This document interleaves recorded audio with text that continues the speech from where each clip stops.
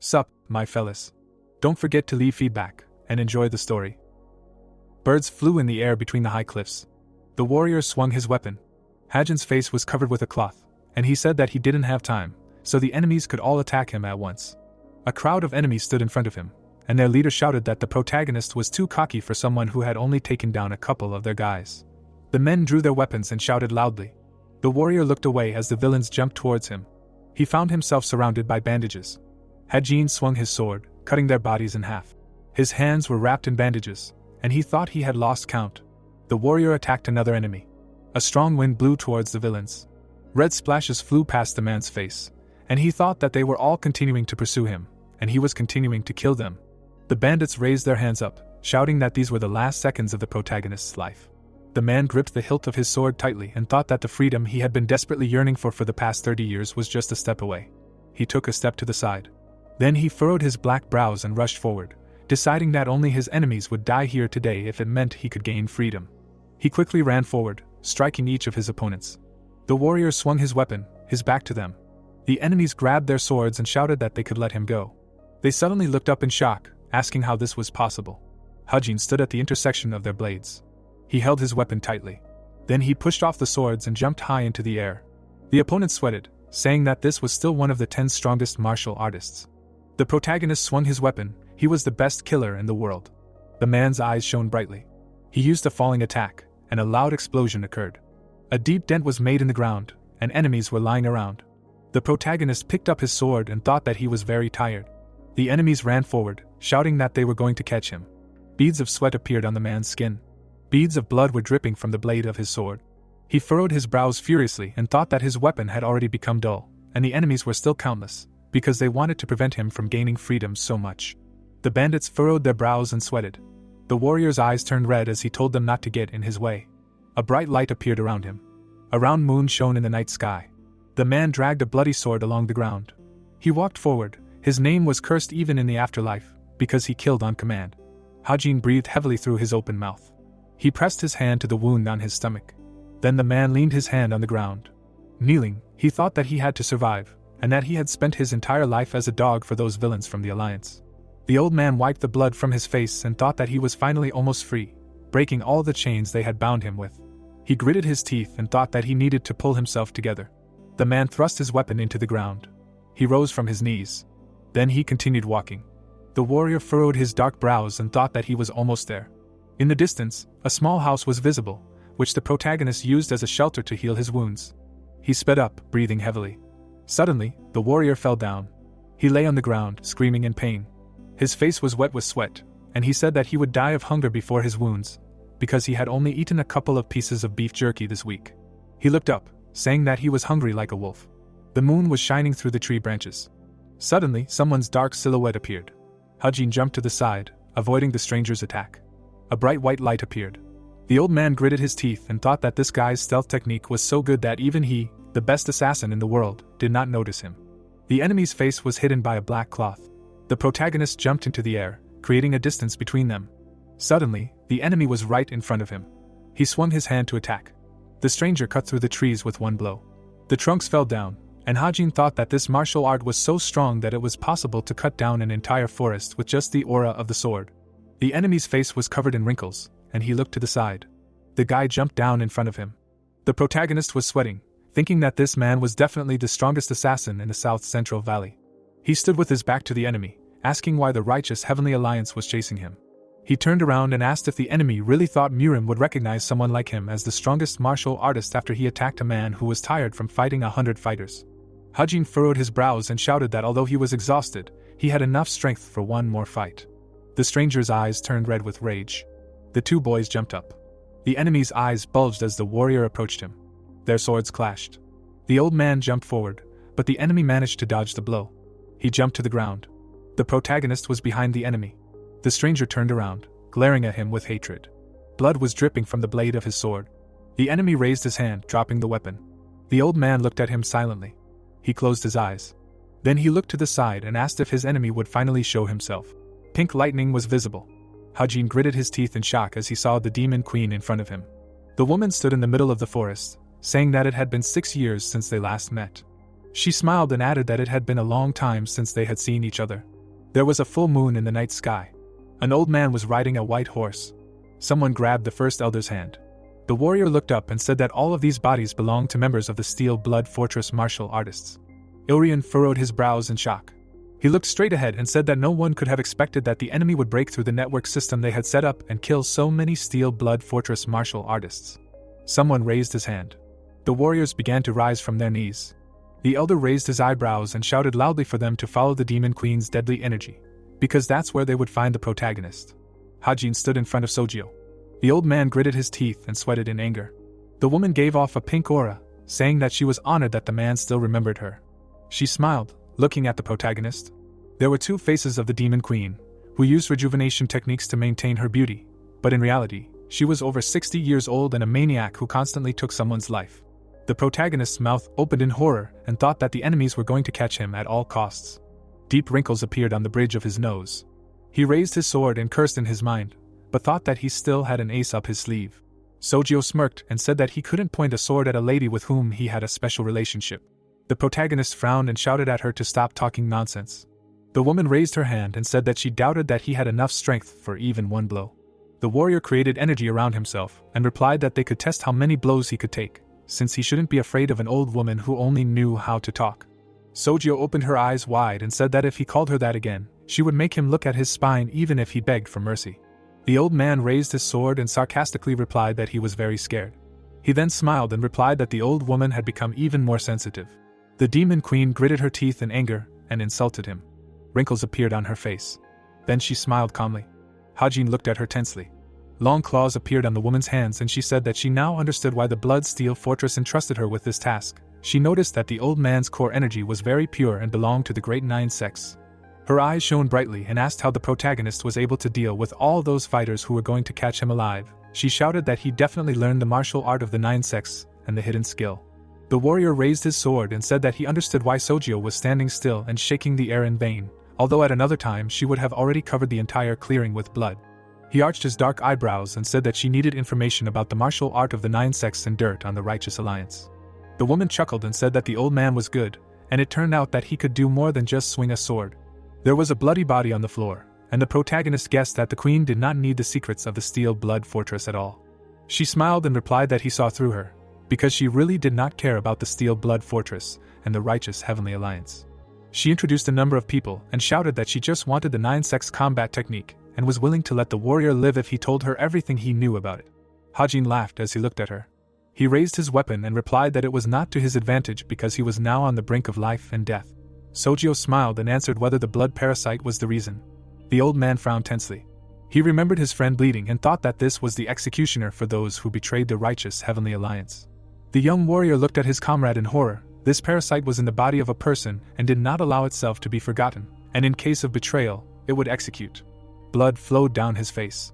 He imagined many insects. The words that he could never betray the Righteous Heavenly Alliance popped into his head. The old man sweated in fear when Sojio said that once she got rid of the parasite, all the bridges that connected him to the Alliance would collapse and all he had to do was reveal the technique to her. She raised her hand and said that she had studied the demonic arts of the god of death, so she understood poisons and toxins, and so she could get rid of the parasite in his body with her demonic power. Hajin hung his head down and remained silent. His arms weakened and dropped as well. The Demon Queen approached him and said that she could give him his freedom. She smiled and added that he only needed to teach her the art of the Nine Sects. She furrowed her brows tensely when she heard the chuckle. The protagonist smiled and asked if the woman thought the Alliance was only after him because he had escaped. She sweated, looking at him indignantly. The old man's eyes turned red and he said that he had learned how to get rid of the parasite a few years ago, but he needed to become strong enough to be able to break the network system. There was a pool of blood on the ground. The warrior introduced the man in black and said that it had taken him a long time, and he thought he had almost achieved his goal. He looked down and asked if the demoness would let him live if he taught her the secret technique. The woman glared at him. Hajin's eyes widened and he screamed that he was not going to believe this nonsense. A pink glow appeared around Sojio as the protagonist screamed that he had wasted 30 years on these scoundrels and he would not let anyone fool him again. The warrior's face twisted in anger, and he screamed at her to leave. His body was radiating powerful energy, and he said that if she turned around and left right now, she could continue her miserable life. The woman frowned and asked how he could say such a thing when he himself could barely stand. She held out her hand and said that she would never let anyone humiliate her. She smiled and added that she had already realized that the old man could not teach her anything. The man raised his sword and shouted loudly that she was not going to let him live. The demon queen's face became frightening, and she shouted that he must die. Hajin shouted in rage that this only concerned her. A bright light flashed from their clash. An explosion was visible from afar. A whirlwind swirled high into the air. The wind shook the trees. Pieces of stone flew through the air. The wind blew up the dust. The old man stood in front of Sojio. He held the sword above her head. The demonist's claws pierced his hand through. He clenched his teeth and let out a painful groan. Suddenly, the elder rushed forward. The protagonist looked away, not understanding how Ilrion got there. The old man's eyes were shining brightly. He struck the protagonist's legs. The demon queen swung her hand, and blood gushed into the air. The warrior opened his mouth and screamed in pain. She struck him in the chest, piercing him with her sharp claws. The man's face distorted in pain. He fell to his knees. A clot of blood flew out of his mouth. The red liquid began to pour onto the ground. Hajin opened his eyes wide and screamed loudly. The woman smiled slyly and said that he looked cuter without limbs. The old man's eyes turned bloodshot when she said that his head was superfluous. The demoness bared her teeth, screaming that not a single word would leave his lips now. She grabbed the man's head and tore it off. The woman smiled happily, wishing him a safe journey to hell. Black silhouettes were visible in the fog. The yellow moon shone in the sky, and the protagonist thought that he just wanted to live an ordinary life. He wanted to have a second chance. The main shrine of the heavenly demon divine cult was visible. A young man was lying in bed. His arm was pale and skinny. He was naked, his hair framed his face. His eyes were tightly closed. Suddenly, he opened his eyes wide. Tall red and black buildings stood among the trees. A man in white opened the door. Gray smoke was coming out of the pipe. The servant was kneeling, greeting the fourth young master of the divine cult. The man held the pipe between his fingers. The subordinate held his hands in a polite gesture, saying that the third young master had a pulse. He smiled and said that Seorian would die tonight. The youth smiled contentedly. Smoke accumulated in the room, and he thought that this was going even better than he expected. There were bloody bodies lying on the ground. In the distance, two young warriors were sitting, taking a rest. Young Hajin raised his hand when his friend raised his hand with something in it. He smiled and asked if the protagonist wanted to see it. It was a wooden bird figurine. The protagonist looked away when his comrade asked if he was tired of living as a killer. His friend looked straight ahead and said that he was going to get out of here, no matter what it took, and spend the rest of his life free, like a bird. He put his hand on his sword and added that he would find some quiet village where it would always smell like fresh grass, not rotting blood. Hajin turned to the young man and shouted that he wanted to go there too. There was blood on the blonde's face, his mouth wide open in shock. On the ground lay his partner, whose body was covered in red liquid. The boy looked away in shock when someone said that he saved his life, and he renounced this mercy. The man approached the protagonist, and said that this was the end of all those who dared to betray the righteous heavenly alliance. Insects were seen that would judge the betrayal. Sojio smiled widely and said that the old man had an extra head. She placed her hands on his temples and he screamed loudly. Then the demon queen tore his head off. The young man jumped up on the bed, screaming loudly. He placed his hand on his neck and thought that it was all a dream, although he had just been beheaded by that woman. The sun was shining in the room. There were flowers on the table, and the boy realized that he did not know what kind of place this was. He sat up on the bed and thought that this room was luxuriously decorated. The protagonist looked away when he heard someone coming towards him. Manhwa entered the room with a tray in her hands. She looked at the empty bed in surprise. Suddenly, the boy pressed a sharp stick to her neck. He stood behind her, telling her that he would kill her if she made a sound. He looked at her and asked if she was sent from the Blood-Steel Fortress. The girl sweated in fear and replied that she was his maid. She closed her eyes and gritted her teeth when the boy did not believe it and asked who brought him here. The tray in her hands was shaking, and Manhwa replied that the young master had been lying here for a long time. The bed was against the wall, and she added that he had been unconscious for about half a year due to a chi blockage, but had only woken up a few nights ago. The blonde frowned, not understanding what was happening. After all, he was dead. He continued to press the stick to the maid's neck, demanding the truth. Suddenly, he noticed his reflection in the mirror. The boy's mouth opened wide in shock, seeing his new body. He remembered how the elder chopped off his legs, and realized that it was not a dream. Hajin stepped back and assumed that this was a reincarnation or his previous life. He remembered his fight with Sojio. Manhwa looked to the side and called out to the protagonist. He froze in shock, not understanding where he was.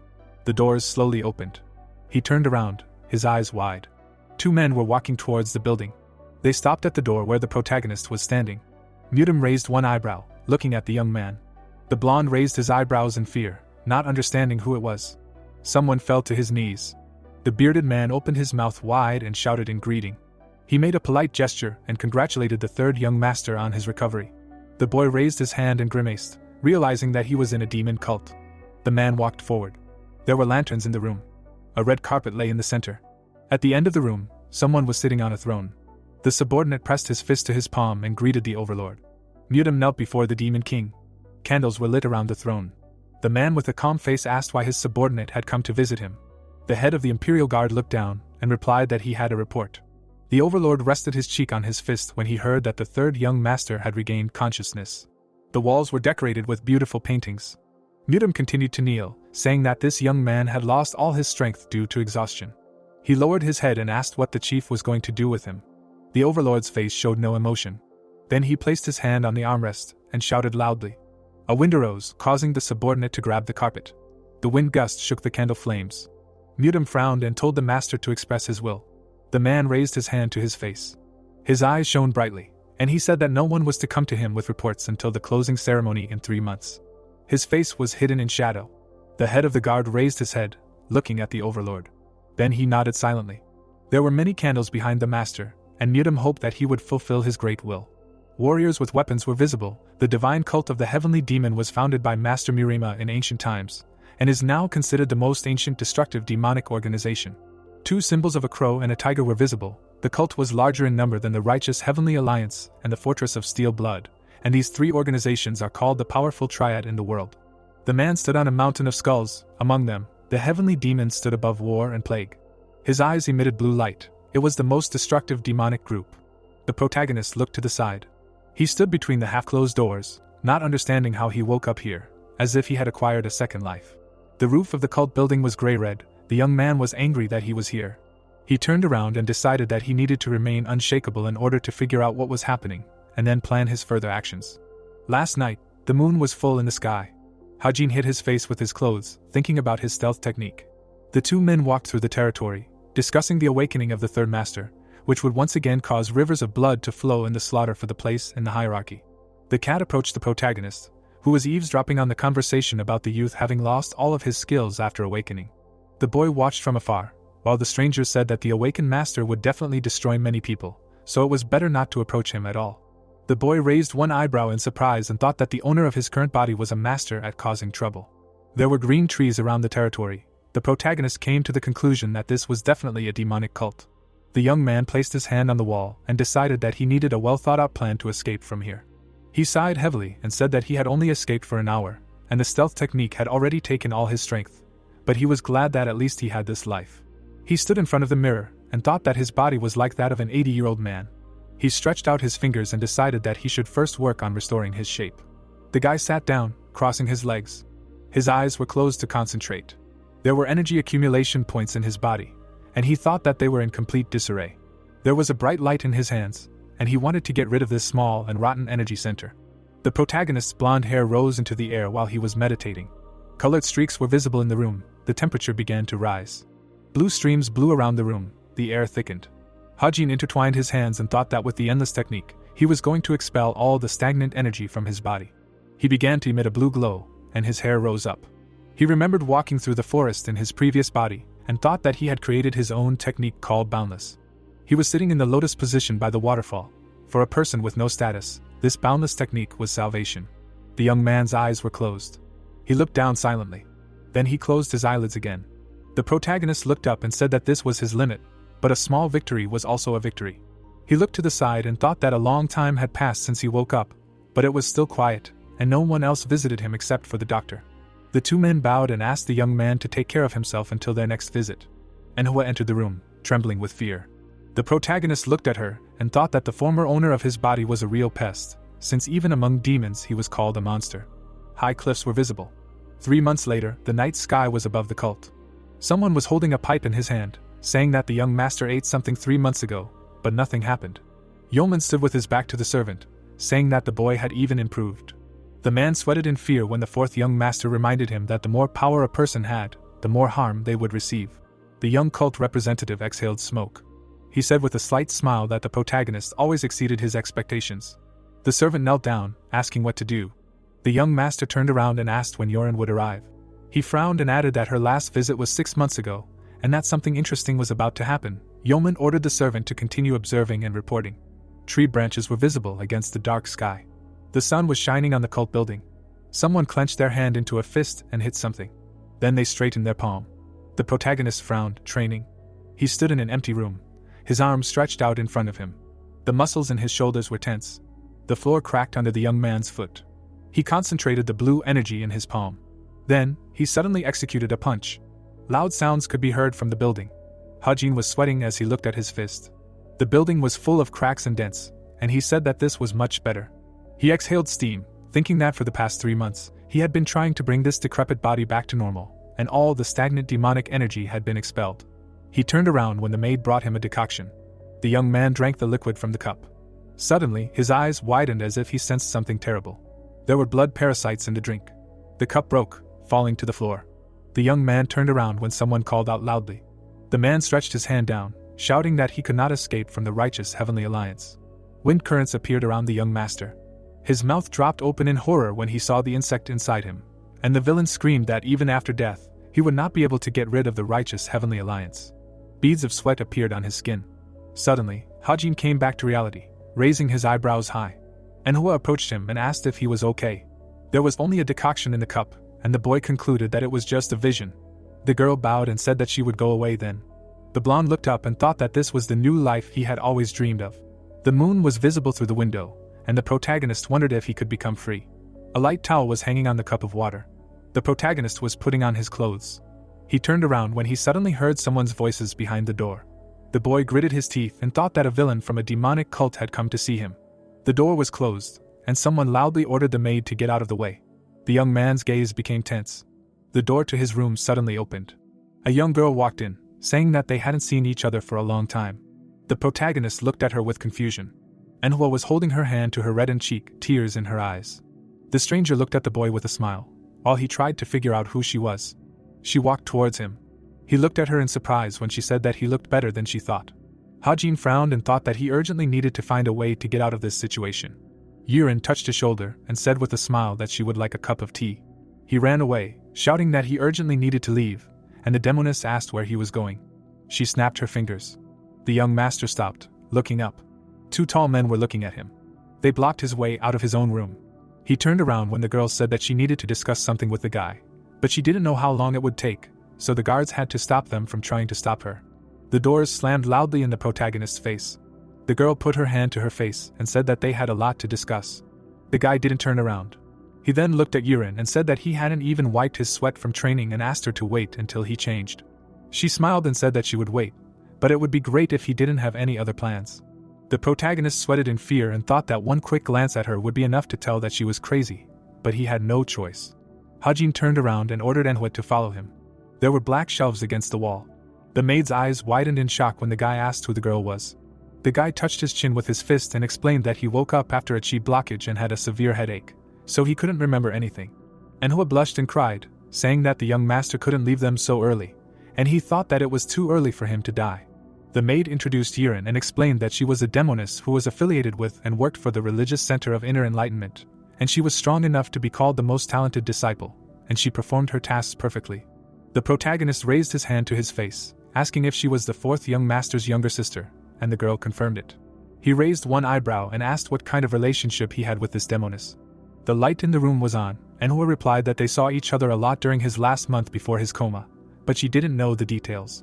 The protagonist crossed his arms and realized that it meant that their relationship was complicated. They stood in front of each other and Hajin asked about the maid's face. He looked down and ordered her to go rest because it must have hurt. Manhwa's eyes widened in shock and she touched her reddened cheek. She opened her mouth in surprise, remembering how rude her master had been before his coma. The young man returned to his room and explained that he had been so rude because the guest had caught him off guard. He looked at the girl and asked what brought her to him. The demoness looked at him in confusion. She remembered the boy's furious face in the past, and thought that he really had lost his fighting skills after the chi block. Yurin placed her hand on her chest and said that it was better for them not to hide anything from each other, so she would get straight to the point. She showed 2 pieces of paper and explained that it was a contract with their seals. She then threw the documents on the table and added that if either of them violated the terms of the contract, or a situation arose where they were forced to do so, then retribution would be meted out. The young man looked down, dumbfounded. He then turned around when the girl said that the total amount of money she had invested in his medicine was about 1,000 yang, and on top of that, there were other expenses of over 2,000 yang. The protagonist reached out his hand for the paper. He unfolded the document, not understanding why the fourth young master's younger sister was sponsoring him with money. The demoness raised one hand and demanded that the boy pay her all of this money right away or draw up a contract stating exactly when he could repay her. He frowned, looking down, thinking that she had made herself out to be a victim, had cancelled the contract, and now wanted her money back. His gaze turned stern when he realized that he was going to gain reputation and become rich, and this girl was ignoring the fact that he was better than. Yoren smiled, and the protagonist thought that she was meddling where she didn't belong. She raised her eyebrows in surprise when he said that he could spend that amount of money.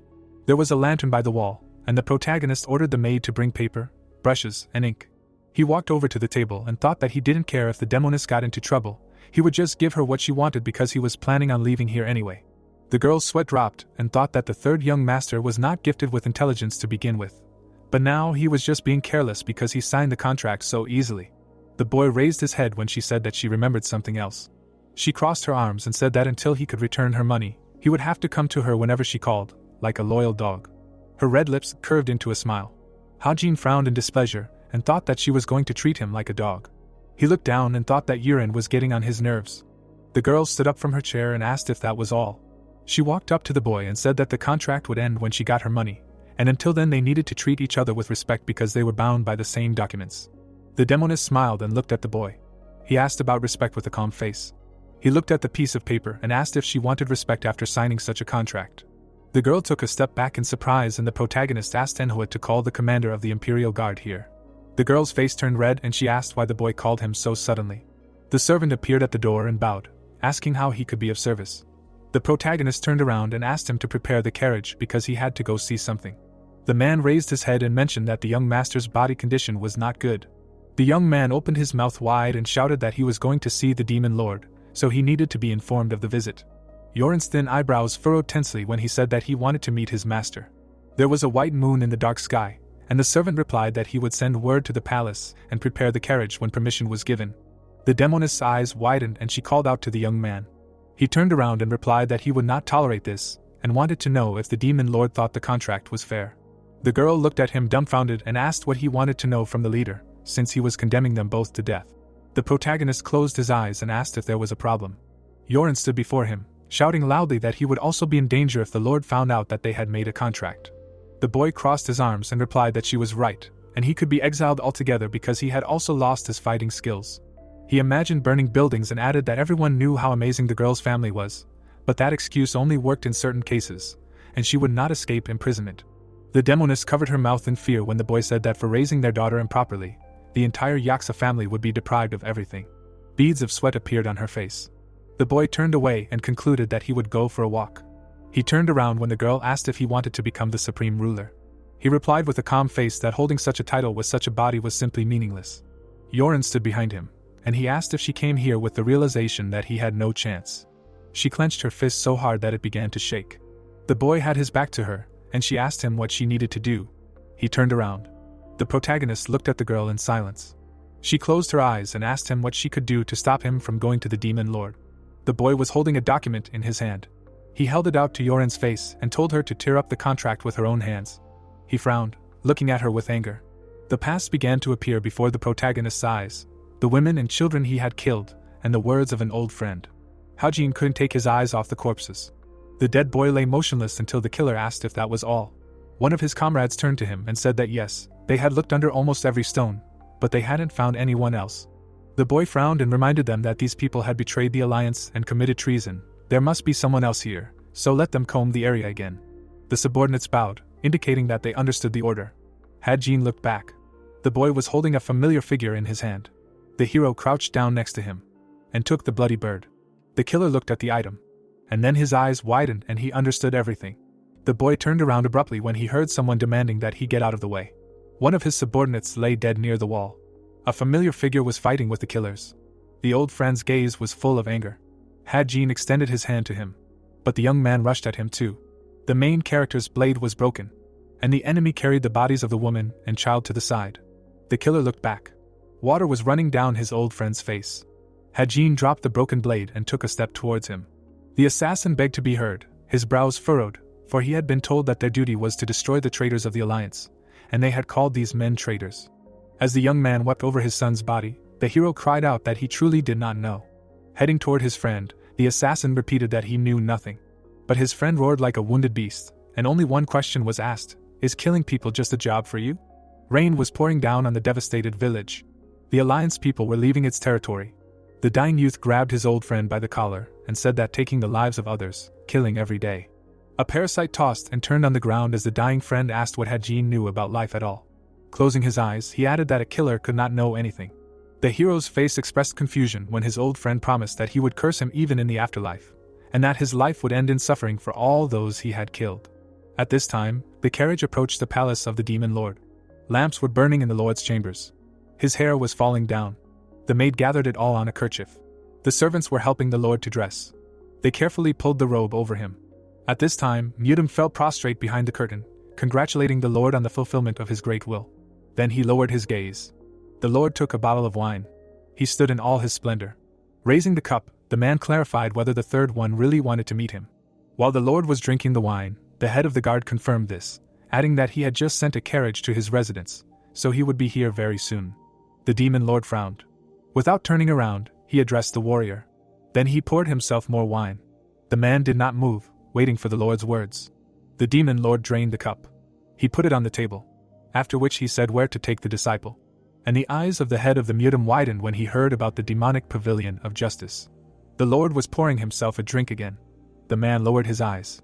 Bowing respectfully, he said that it would be done, and walked away. The lord closed his eyes. Relaxingly stretching, he muttered, "Has winter really begun?"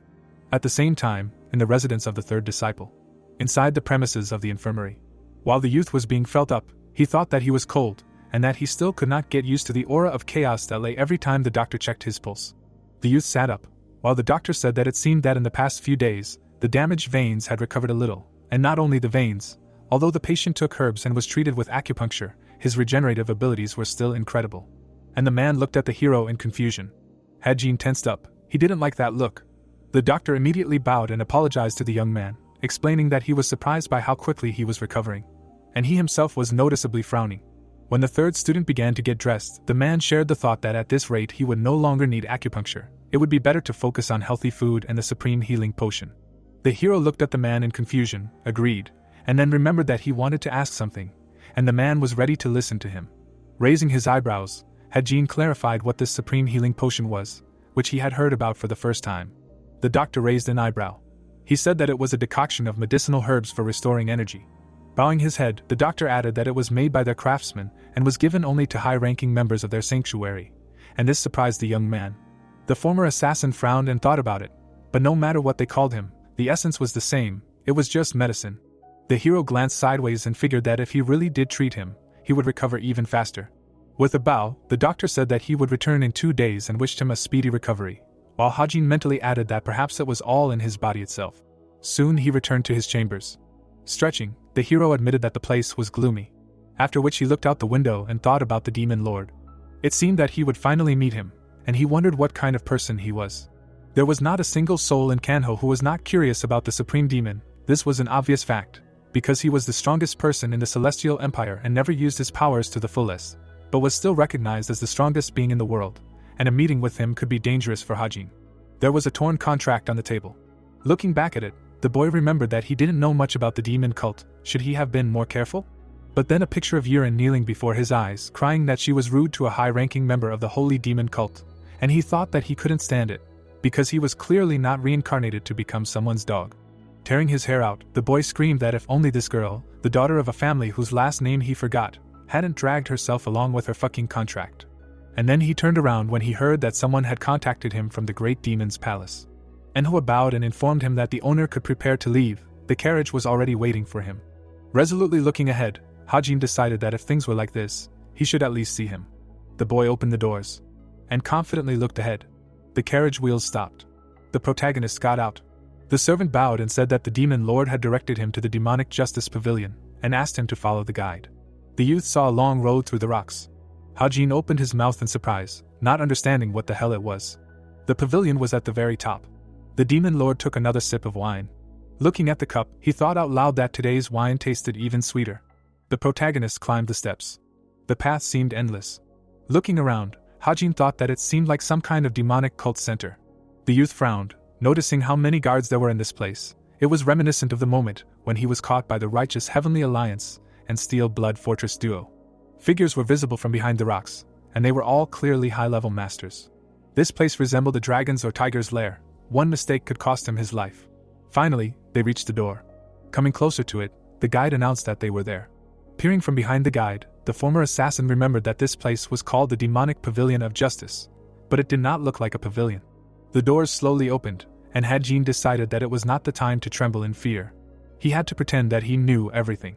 As the man opened the door, the hero reminded himself that his survival in the demonic cult depended on every little move. He went inside when he was invited. Walking forward, the young man persuaded himself to get ready, because now he was going to meet the demon lord. Then his mouth fell open in surprise. The former assassin found himself in a blooming garden. With wide eyes, he muttered in surprise that he thought it was winter now. A deer was drinking water by the river, and it was clear that it was spring here. Birds were chirping on the branch, and the boy thought he was sleeping. Rubbing his eyes, Hajin decided that this couldn't be true, which meant there was only one thing left. Raising an eyebrow, the boy suggested that it was an illusion. Walking through this paradise garden, the hero added that there was no other way to explain it. It really was winter outside. With a happy smile, the former killer remembered that he wanted to leave Kanho and live somewhere in a green village. Reaching out his hand to the cherry branch, the boy noticed how realistic the illusion technique was. But as soon as he touched the flowers, he was called. Hajin turned around abruptly, exclaiming that he was scared, and finally saw the pavilion. Looking at the figure standing inside the gazebo, the boy realized that the pavilion was not there just a second ago. His eyes widened. Looking at the man, he realized that there was someone there. The wind lifted the cherry petals. The hero headed towards the gazebo. He raised his leg for another step. The grass under his boot rose, and flowers bloomed under his feet. But when the former killer raised his leg, the flowers immediately withered, and he thought that his legs moved on their own. The hero's face expressed surprise. Raising his eyebrows, he tried to understand this feeling. At this time, the demon lord poured himself some wine. Leaving behind traces of withered grass, Hajin felt as if he was bewitched. Sipping the wine, the lord mentally reasoned that with the first step there is life, and with the second, death. Without turning to the student, the man thought that this was interesting. Was this really how the third imagined the demonic pavilion of justice? At this time, the young man stopped on the withered grass. Looking at the building, the hero thought about what his killer instincts were telling him. Looking tensely at the demon lord, the former killer felt danger. But he clenched his fist. Frowning, the boy reminded himself that he couldn't back out. Heading straight for the entrance, Hajin thought that if he wanted to escape the demon cult and start a new life, he had to meet the lord. He gradually approached, not even believing that he would finally meet him. And at this time, the third disciple was expected. Continuing to rise, the young man thought that he was about to appear before the ninth person, called the heavenly demon. His figure inspired awe. The protagonist stopped. His expression was tense, because he saw the lord of the demons, Jong-san. The man looked at the cup of wine. Then he looked gloomily at the disciple. At this time, a question was heard from behind the door whether the third master had entered. Mutum looked at the stone gate when the subordinate confirmed it. Noticing the frowning face of the commander, the boy clarified what was bothering him. He did not answer right away, continuing to look at the door. The conductor bowed and apologized for having gone too far. But suddenly the head of the guard began to explain that during the reign of the demon lord, there had only been 2 occasions when an outsider had entered the demon pavilion of justice. Without changing his expression, the man continued, the first time was more than 25 years ago, when the lord accepted his first disciple. His companion's eyebrows rose, and he clarified the commander's words. Leaning forward, the boy asked if he was talking about the first young master, but Mutum objected that the first young master had become the lord's disciple exactly 20 years ago. The youth looked at him in surprise and wondered if there was another disciple before the first master. The man agreed, and explained that the unknown disciple, sneaking in the shadows, had died in the demon pavilion of justice. The guide's face expressed horror when he heard that the first disciple had been torn to pieces as if he had been tormented by wild animals, and he assumed that the lord had done it. But the commander frowned and reminded him that if the lord wanted to kill him, he would not have invited him to this place. Looking at the door, the boy asked who the second person to enter was. Without turning his head, Mutum replied that it was the chief strategist. An incredibly authoritative person, he took care of both small and large matters, the only man who achieved greatness using his mind rather than martial arts. He was the second person to enter the demonic pavilion of justice. The subordinate raised his eyebrows, inquiring about the fate of this man. The head of the guard turned and said that he left with his head held high. After which the man looked at the door again sullenly. He added that today the demonic pavilion of justice opened its doors for the third time, and expressed interest in whether the third master would be able to leave alive. At this time, Hajin bowed to the demon lord. He looked at the disciple over the bottle of wine. His gaze was incredibly attentive. The pavilion resounded. The divine teachings are indisputable. All demons will fall down before you. With these words, the young man greeted the Lord. And he raised his eyes when he was told to rise. Chong-san did not take his eyes off the student, while the latter was surprised that he was so majestic. He immediately showed a bird of high flight. Looking intently at the man, the hero remembered that he was called the Great Lord of Demons and the ruler of all things. There was no chi in him, which only proved the falsity of this illusory place. But a very tangible aura of power emanated from him. Such a person was not at all burdened by the title of one of the 10 strongest martial artists. He was the strongest god of martial arts in the world. The former assassin's gaze became frightened for a moment, because he remembered that the man sitting in front of him was so strong that he was considered half immortal, that he lived in a completely different dimension, and did not understand why he did not become a tyrant. Mentally slapping himself on the cheeks, he was frightened by the aura of his future interlocutor alone, but he needed to pull himself together and remember his pride as one of the 10 strongest martial artists. Wine poured out of the jug. The guy looked at the Lord with bewilderment. The latter handed him a bowl and offered to treat himself. With a bow, Hajin accepted the offer, thanking him for it. Looking inside with surprise, the young man felt how aromatic the drink was, and how long it had been since he had such a great drink.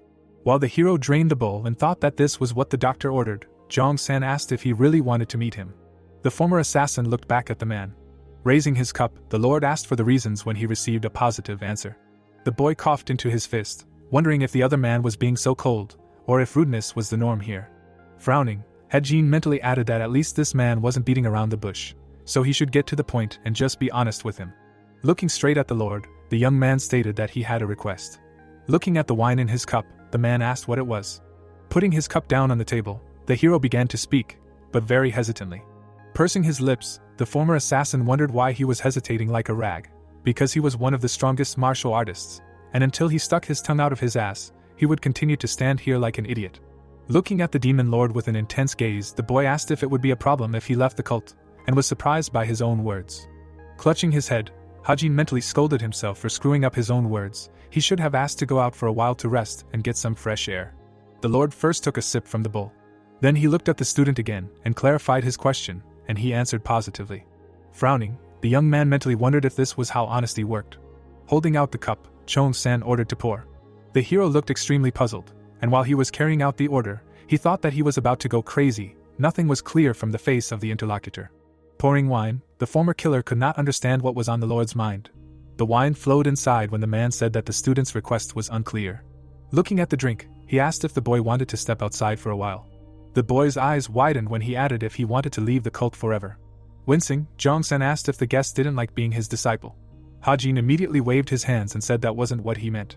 The cup stopped in front of the Lord's lips, and he asked if maybe the boy had given up because his body was completely exhausted. The hero looked at the demon lord in confusion when he asked if this was the limit of his abilities, while the demon lord mentally begged him to let him get a word in. The Lord's face showed sadness, and he admitted that it was disappointment.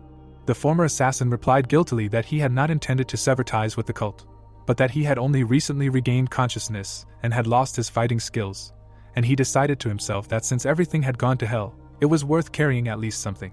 The Lord did not look at the student while he explained that he really wanted to return to his former state, but it was not as easy as he thought, so he thought that he might feel better if he changed his surroundings for a while and got some fresh air. The man did not answer right away.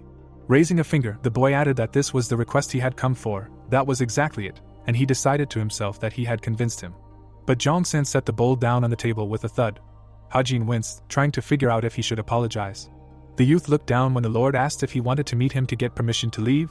While the Lord poured himself more wine, the hero's thoughts revolved around the fact that he was too careless. This was some kind of nonsense. The reason he wanted to meet the Lord of all things, the ruler of the heavenly demons of the divine cult, was a simple request to let him go for a walk. The former assassin flinched when the man hurried him with an answer.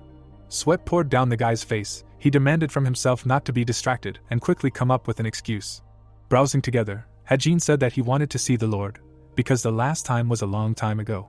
The Lord frowned. Raising his eyebrows, the young man thought with hope that it did not seem like a negative reaction. Putting his hand to his chest, the hero continued that even though his body was in such a state, there were duties that he, as a disciple, had to fulfill. He could not pay him even for 1/100th of all the good that the Lord did for him, But he could not even thank him either, and silently added that he just needed to press on his emotions and try to touch the demon lord. The lord picked up the bowl, and it simply crumbled to dust in his hands. The former killer stared at this in shock. Chong-san looked at him with a gloomy look, repeating the words of the disciple. Opening his mouth, the guy asked for forgiveness. Then the demon lord stood up. With wide eyes, Hajin noted how healthy he was. For a while, they simply looked at each other. The lord's eyes lit up faintly, and he said that if the disciple knew his duties, he would not have appeared before him with such a body. Squinting, the man asked if he had overestimated the interlocutor. The boy's eyes widened again. The words about the body made him suspect that the lord realized that there was another person in this body. His gaze seemed to look into his soul. Raising an eyebrow, the hero tried to think of what to do. But suddenly, Chong-san turned away, and the former assassin wondered if he had escaped. The corner of his mouth twitched, thinking that a student who had survived a blockage of chi came to the teacher immediately after waking up to show respect, and the teacher said that he did not know his duties. Or was he himself strange and did not understand something? The lord, meanwhile, looked down at the rocks in the palace. Black smoke rose from his hand. Without looking at the student, the demon lord said that he would send someone to him within 3 days. Hajin's jaw dropped. Was that all? What about his request? He wanted to get out of here and didn't understand if it was even possible now or not, or if he could do whatever he wanted. This silence was infuriating. The man continued to look at the scenery around him. With his hands folded behind his back, Chong-san said that it had been a long time since he had contemplated the demonic pavilion under the clear sky and overlooking the green fields. Night had fallen on the palace. Wine was pouring into the bowl. With a calm look, the lord said that this was a reward for hard work. Confused, Mutum muttered that it was an honor for him. The head of the guard drained the cup. And when he knelt down on one knee and bowed, the lord asked what was happening to the third. Chong-san looked inside the cage when the commander replied that he was recovering in his home. Without looking at him, the man asked if that was all, and heard a positive answer. Drawing the head of the horned snake onto his palm, the lord noted that it looked good. He had picked it up 10 years ago, mistaking it for an emugi, and what a disappointment it was to find that it was just a poisonous snake. But seeing it today, the lord noticed that there was a magic pearl on its lips. Moving further and further away from evil, the disciple still comes to understand death. Mutum looked at the lord in surprise. The demonic pavilion of justice was a place where evil was judged. The offender was invited here by the lord of demons, and he and the formation judged him. This place reflected the heart of the one who entered, as well as both the conscious and unconscious state. And if the defendant was not to the lord's liking, the formation would attack this person at his command, and as soon as the defendant had the desire to kill, he was destroyed in the most brutal way. The formation technique was capable of revealing the true intentions of the person entering. It was of the highest level, and only the demon lord himself could break through it. Still standing with his back to the commander, the lord asked if the bamboo grove was well taken care of, and in response he heard that yes, the employees from the elders' court were ordered to monitor it daily. Bowing his head, Mutum added that on average, there were about 5 accidents per month, but fortunately, no one had died in the past 4 months. Opening the box, Jongsen asked to order the elders' court to recall its employees for now. Taking out a rat by the tail, the lord added that he would send the third one there. The head of the guard was shocked. Inside the cage was a frightened rat. The snake pounced on its prey.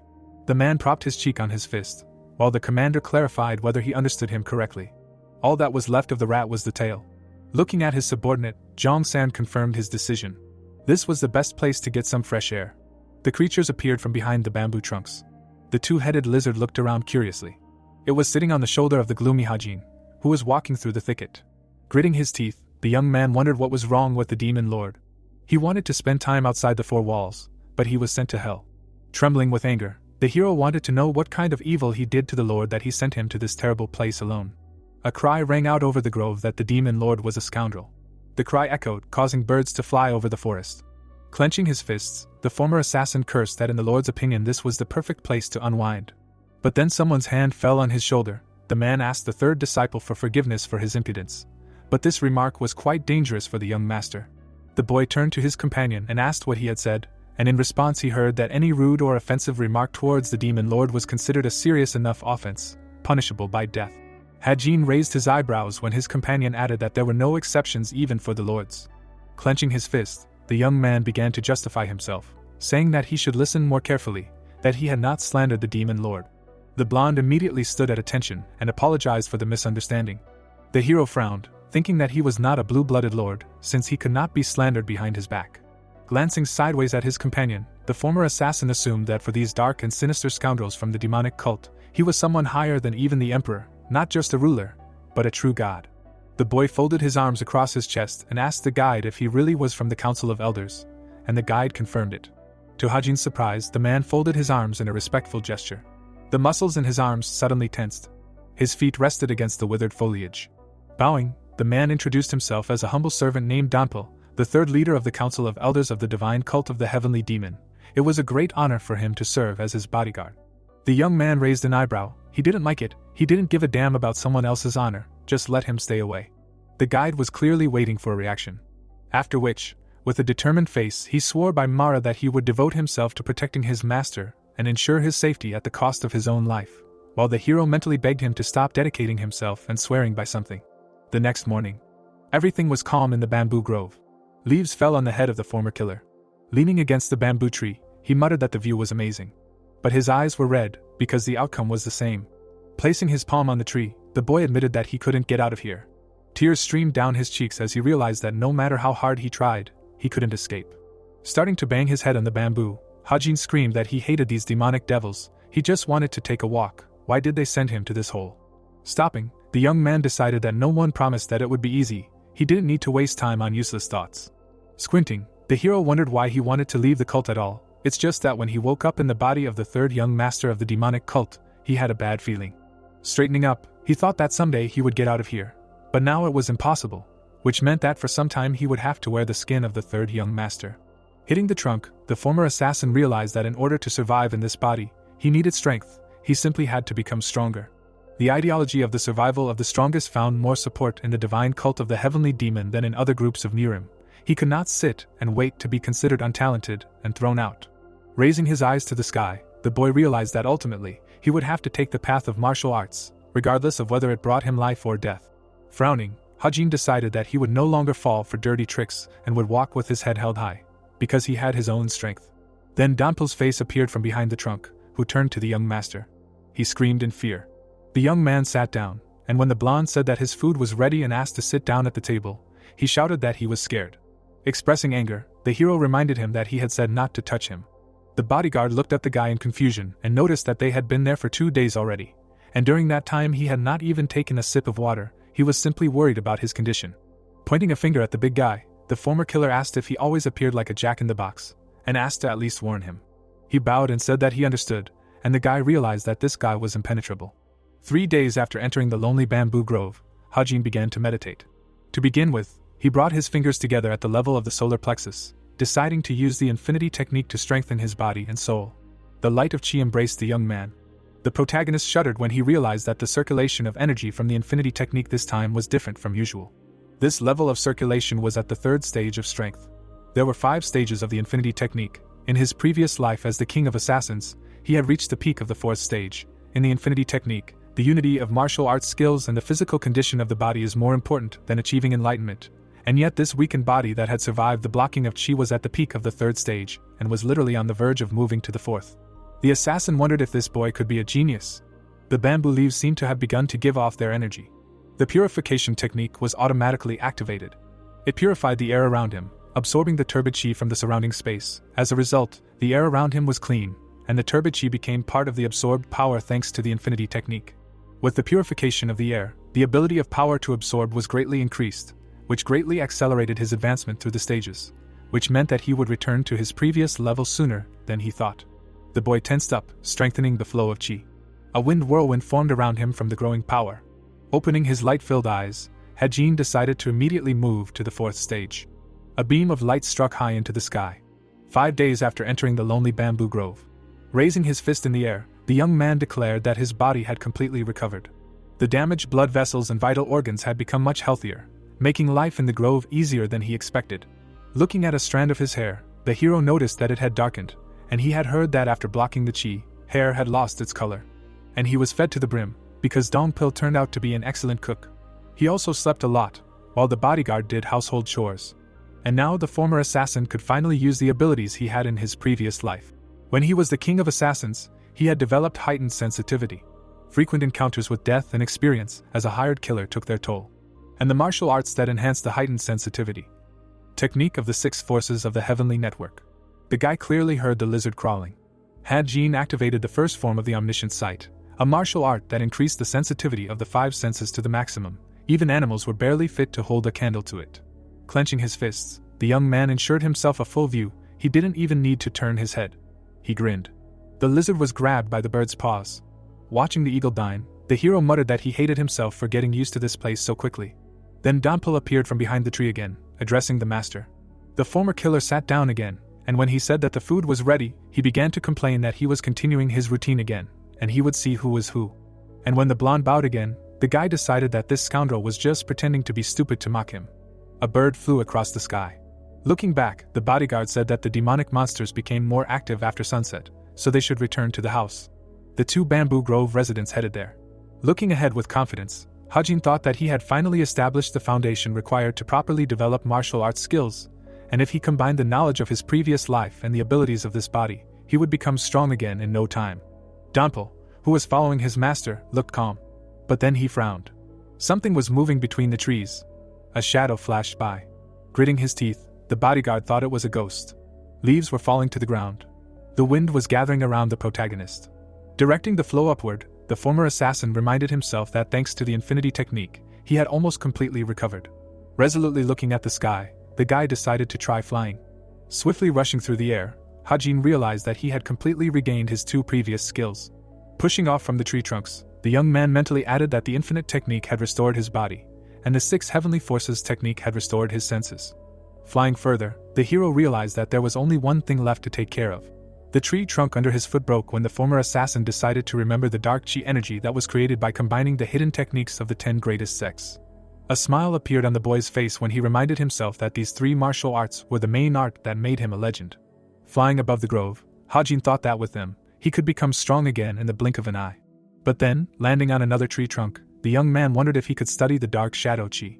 His eyes were wide open when the hero realized that he was now a member of the divine cult of the heavenly demon, and he was the third young master Seorian, not Hajin, which meant that there was some art of the heavenly demon cult that he originally practiced.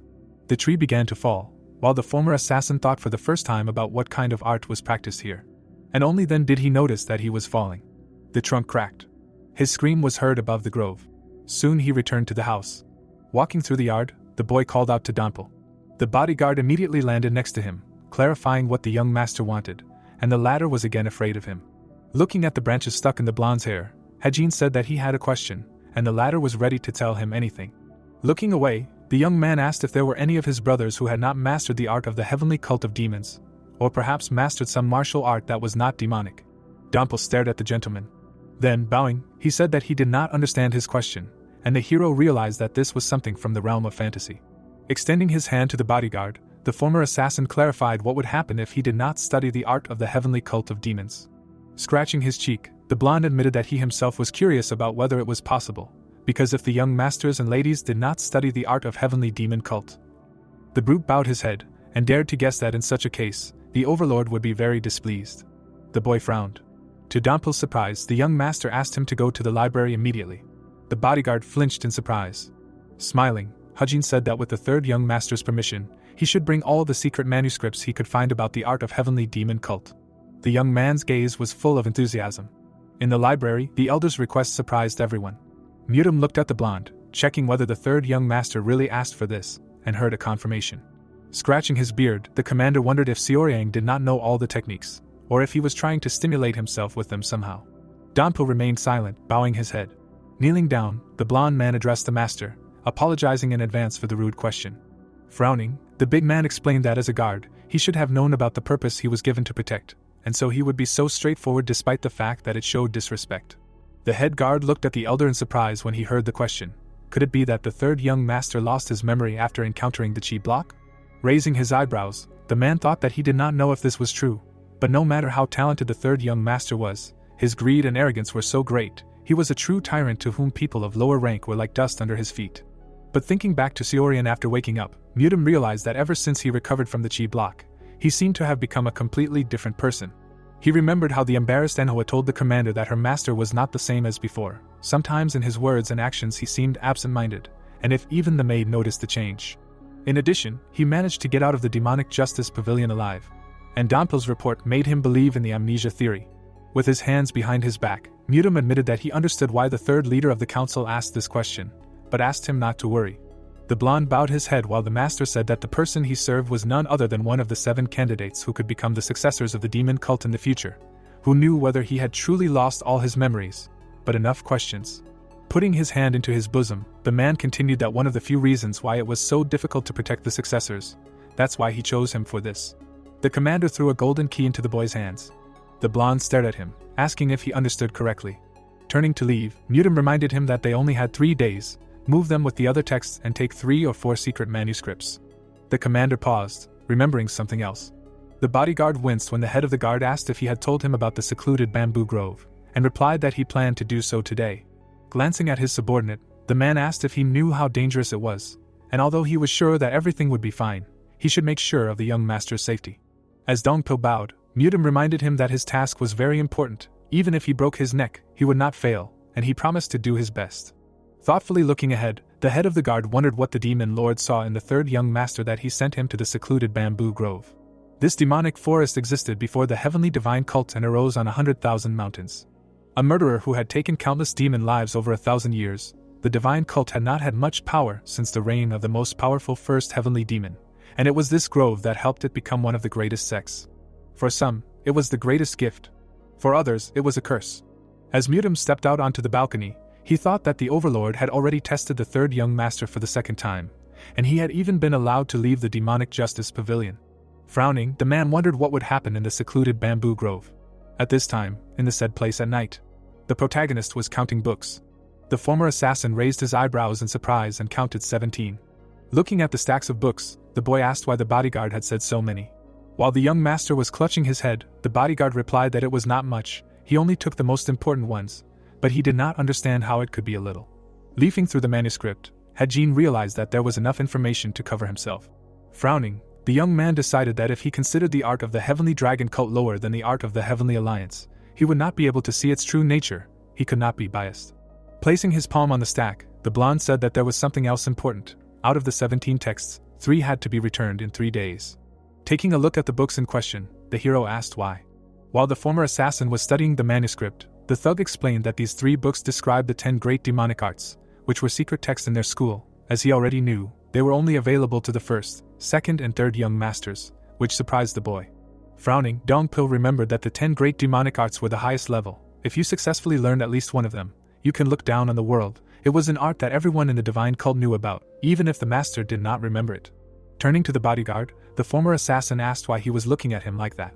The bodyguard immediately bowed and apologized, because he showed disrespect by daring to stare at the master. Pursing his lips, the blonde clarified whether the master's disciple really did not remember any of these secret techniques. Hajin did not answer right away. He slapped his palm on the nearest book. Sinking down on a chair, the young man explained that he had completely lost his fighting skills after the chi was blocked. Clutching his head, the hero confessed that his mind and heart were no longer the same as before, and that was why they had been exiled to a secluded bamboo grove. Looking ahead with despair, the young master said that he had to do something, otherwise it would seem that he was hopeless. He needed to relearn the demonic arts that he had forgotten, and asked for help. Letting go of his head, the boy added that Dongpil was his only hope now, since he needed to train. Could he please bring the cult weapon tomorrow at dawn? Pressing his fist to his heart, the 3rd elder could not understand why he was crying. Burning with enthusiasm, the blonde promised to lay down his life to serve the young master, but the young master considered this too much. Soon, deep night fell. Small creatures ran between the fortifications. The bodyguard approached the fence. Pressing his palm against the crack, the blonde reminded himself that these animals would become active in 10 days. There were no dangerous movements in sight. The barricade was up, so he was confident that everything would go smoothly. Dampa was confident that he had secured the safest area in the bamboo grove. The big man looked back at the window. He saw Seo Ryan reading the manuscripts. Looking at this, the 3rd leader of the council realized that the young master was focused on studying the secret texts, and he himself needed to make sure that nothing would disturb his concentration. Clutching the blade, the big man decided that he must bring the weapon that the master requested as soon as possible. Walking along the barricades, Dampo realized that he should not relax at all. The small animal licked its paw. Its eyes opened wide. At this time, the protagonist fell asleep right at the table. Hajin's dark shadow may not have been widely known, but it was one of the greatest techniques in Mirim, and many masters trained it. Although it was not as strong as the secret techniques of the 10 great sects, the depth and purity of the dark shadow chi was on par with the best of the best, having once aided assassins and murderers. The demonic arts were completely different. They put destruction before purity. Jianson's eyes sparkled. He was one of those who had mastered the demonic arts. The arts focused on immediate results rather than stability, so most books showed fighting stances. The protagonist took a stance, demonstrating an art based on attack rather than defense, on true power rather than flexibility. Hajin released the chi from his body. The demonic arts were very similar to the methods of assassins. The boy rubbed his chin, thinking. He interlaced his fingers and said that the 10 great demonic arts were incredible martial arts. But he couldn't master them all at once because he wasn't in the best shape right now.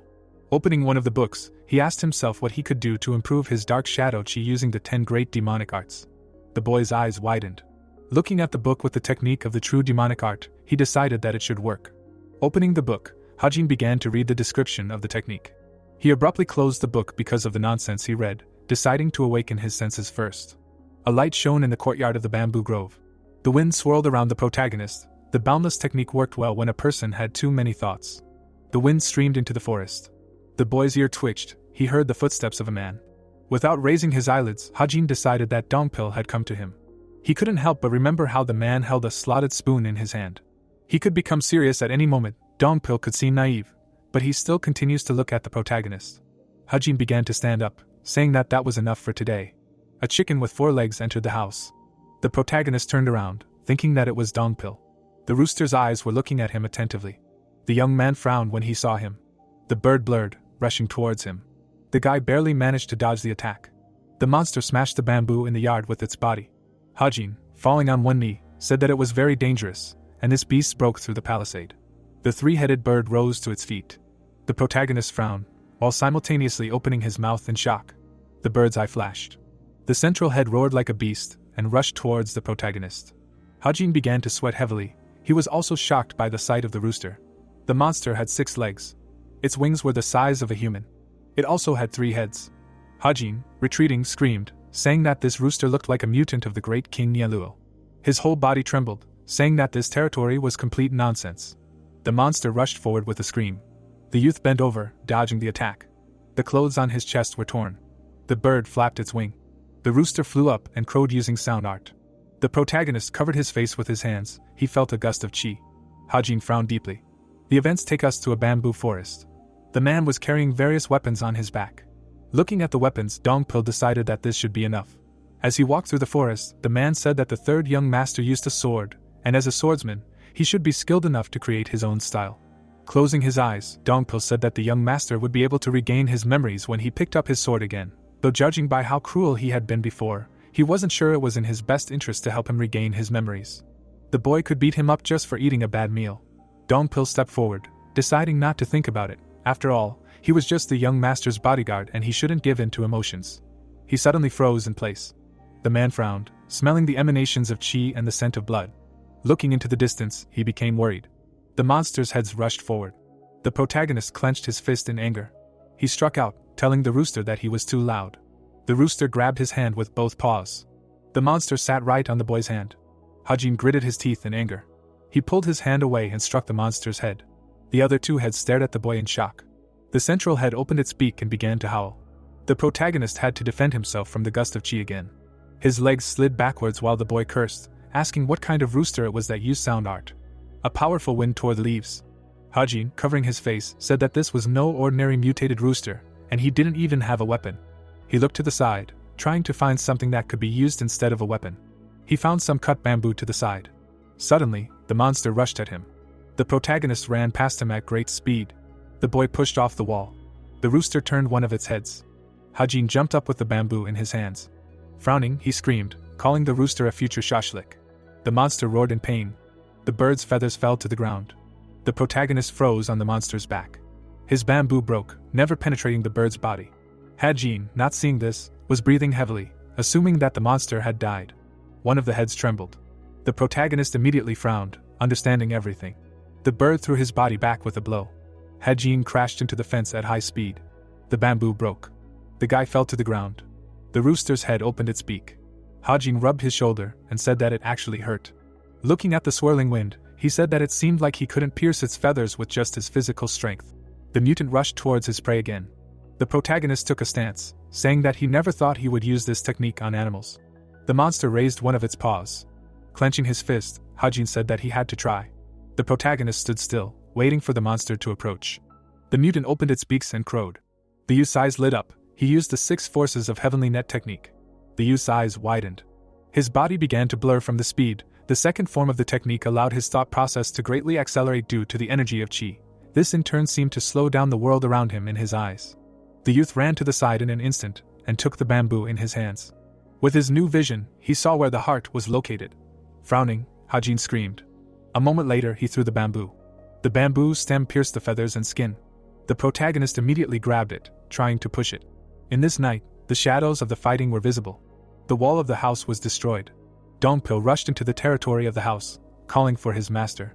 He took the sword in his hand. Soon, he ran into the courtyard, hearing the voice of the master. Hajin, sitting on the cobblestone, asked Dongpil if he had finally returned. The man involuntarily raised his hand, asking the master if he was okay. The guy, wiping the blood from his face, said not to fuss so much. Dongpil screamed, seeing the corpse of the sky lotus. The protagonist, looking at the corpse of the monster, asked if this bird really had a nickname. Dongpil answered, saying that it did, but now it was more important to treat his wounds. Crumpling up his clothes, he said that the blood on him did not belong to him.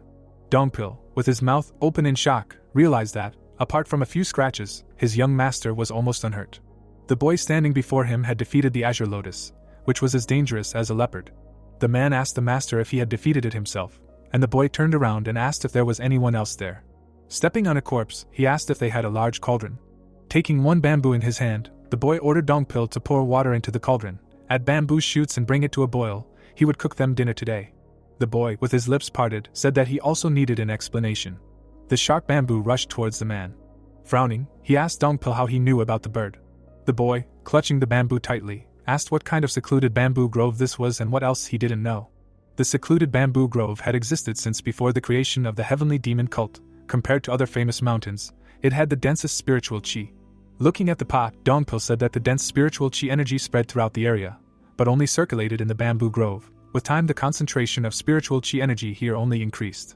Kneeling down and adjusting the firewood, he said that the chi saturates the trees and soil, making them especially strong and thick. The protagonist, stirring, said that they seemed to have a short lifespan. Standing up, the blonde said that the bamboo shoots grow much faster than nature intended, but this helps to preserve the grove. Looking at the bamboo to the side, he said that, in addition to some plants being thicker and stronger, some of them have strange characteristics. The man sweated and said that these plants could either become poison or elixir, as the spiritual chi inside them was very dense, so the herbs had to go through dozens of cycles for their beneficial properties to be absorbed. More than half of the demonic elixirs created by the cult were made from bamboo harvested here. The protagonist looked at the man in surprise and asked if this meant that they could mass-produce elixirs. Dongpil countered, saying that was impossible. Looking at the contents of the pot, he said that most of the bamboo with medicinal value grew deep in the thicket. The problem was the spiritual beasts that lived there. The protagonist pointed to the chicken meat and asked if the monsters there were like him.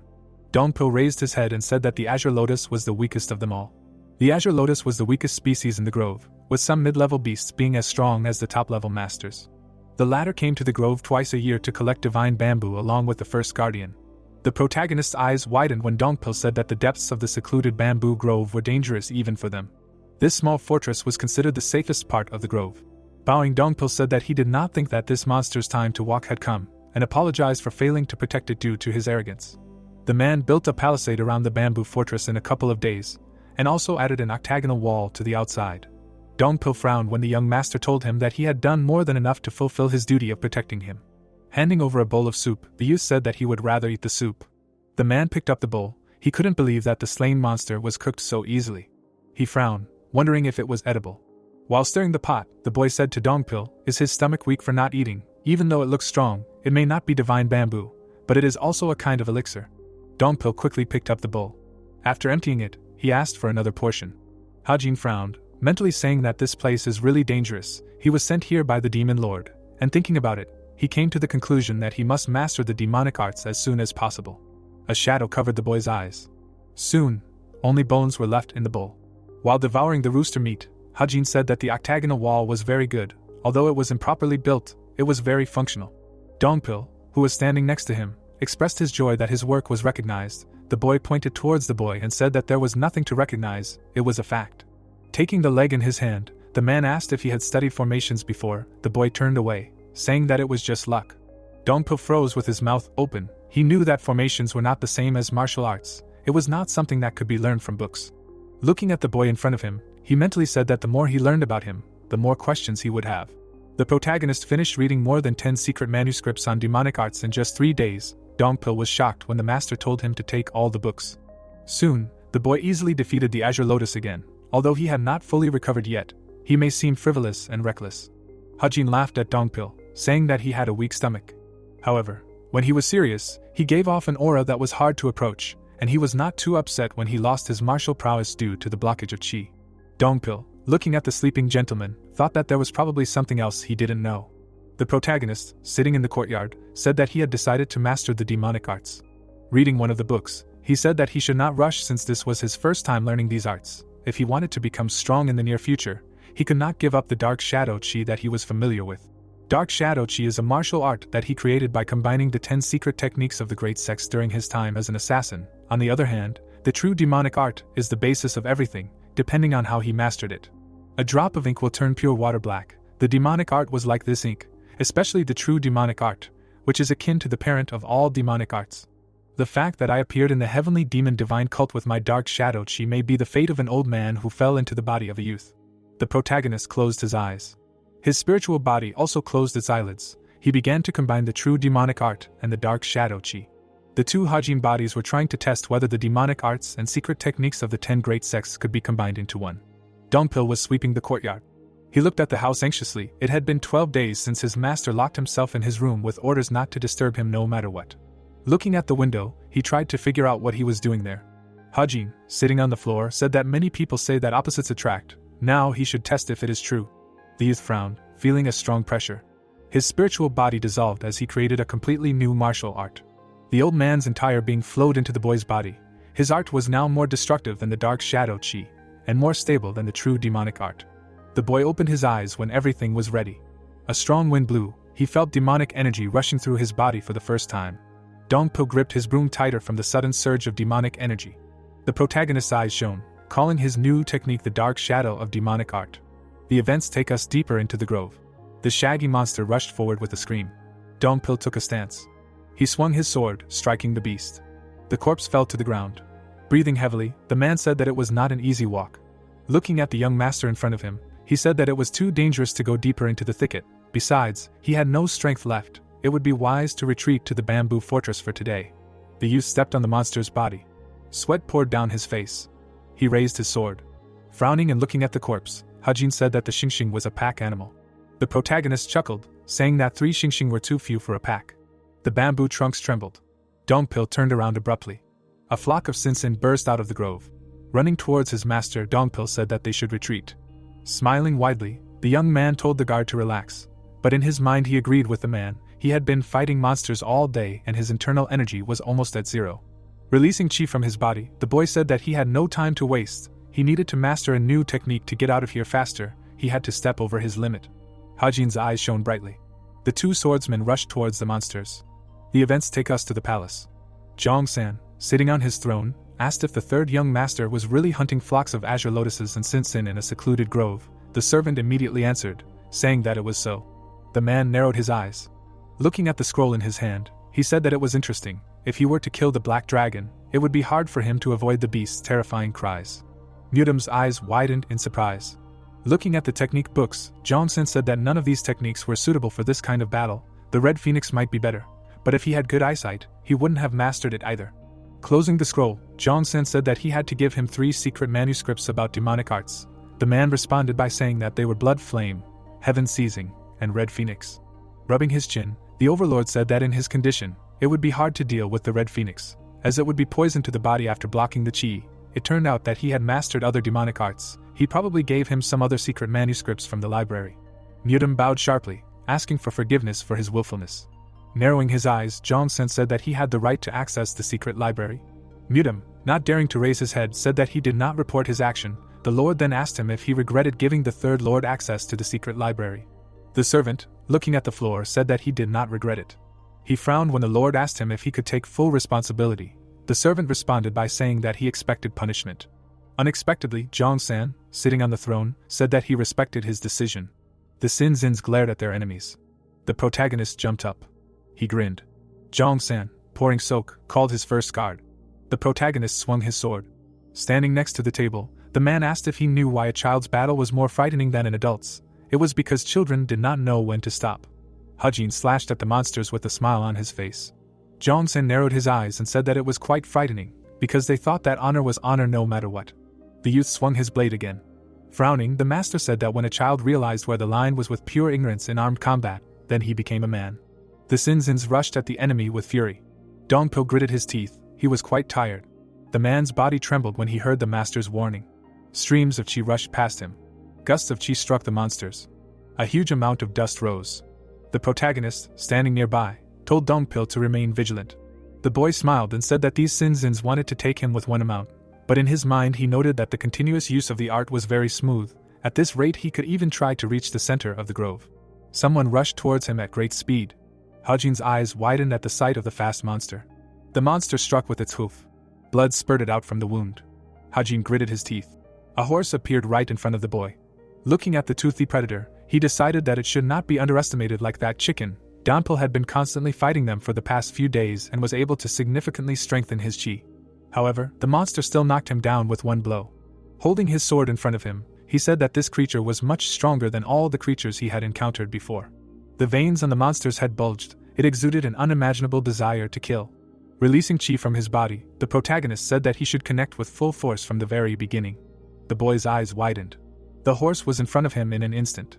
The guy's body was thrown back into the forest. The sword flew to the side. It sank into the ground. Hajin, barely opening his eyes, said that this speed was not maximum. Lucier struck the ground with his hoof. Hajin frowned, saying that he could not be fooled twice. The guy turned his head, not understanding why his body did not obey. It turned out that his arm was broken. Lucier galloped at him. The beast raised its front hooves, and the protagonist cursed, saying that if this continued, he would not be able to strike a single blow.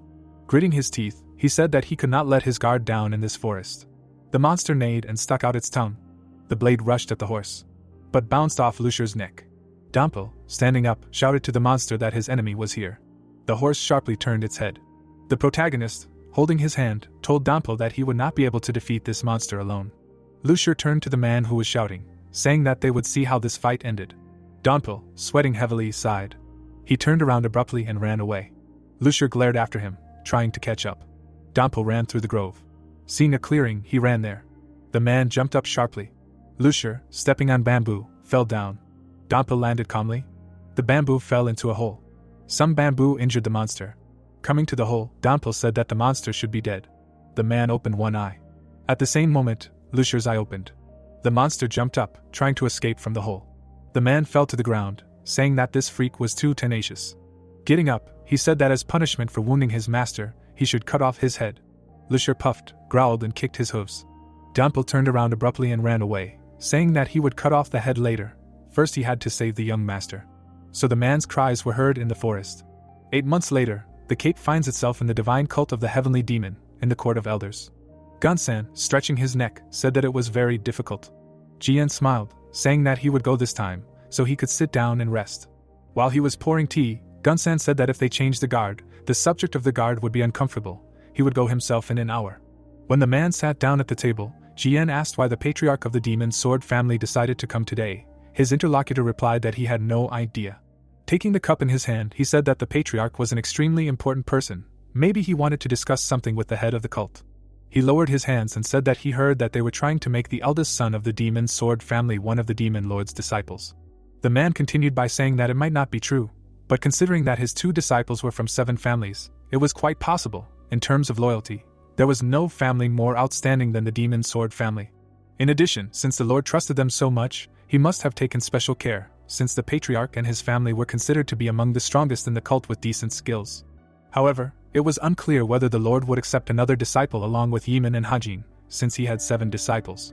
While drinking tea, Gunsan said that it all depended on the Lord's decision. Jian, rubbing his chin, said that there would most likely be the same number. Gunsan looked at his comrade in surprise when he said that he was thinking about the 3rd young master.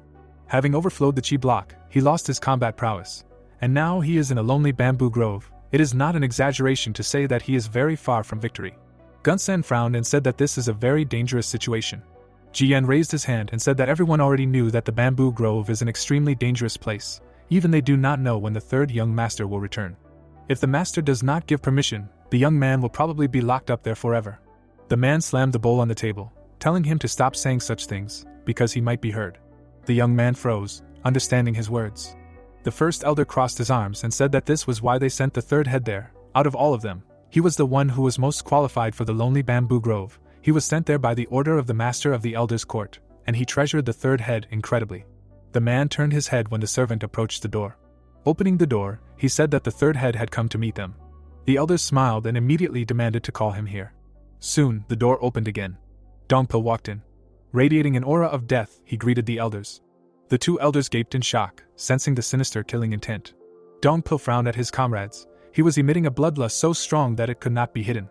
The man's eyes were shining, and a dark aura surrounded him all the time. The events in the elders' hall continued.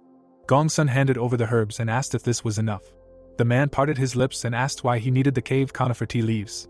Dongpil, putting the bag in his bag, said that he was simply following the young master's order. He told him to bring them. The first elder praised him for his diligence. The blonde smiled, saying that the harder he worked, the better it would be for the young master. The elders offered their comrade to sit and drink. He, smiling nervously, apologized and refused. Smiling broadly, Dunsan said that it couldn't be helped since he was busy. Jian, standing next to him, said that it was probably hard for him, but he was doing well, so he should take care of himself. Dongpil bowed and told the elders to take care of themselves. Then he turned around and walked away. The men immediately frowned, saying that no matter how much they thought about it, the bloodlust coming from him was not normal. Jian looked at Gunsan in surprise when he said that it only meant that he was living in an extreme environment. It was a pity, but at least he looked healthy. Looking at the third elder's back, he said that if this was the third head he knew, he would come back much stronger. Soon, the man arrived at the entrance to the grove. He was running in a bamboo forest. Dongpil, moving at top speed, felt light. He was much better than he was 8 months ago. Running past the lone bamboo, he said that the grueling experience in the grove had raised his skills to the next level. The man shuddered, sensing something. He immediately stopped. Dongpil began to look around, saying that something had just moved. Looking at the forest in front of him, he decided that it was a beast. Frowning, the man said that its steps were heavy and measured. It was definitely not a xingxing. The blonde grabbed the hilt of his sword. He stood up, waiting for the monster to come out. His eyes flickered. The protagonist emerged from the forest, dragging a corpse behind him.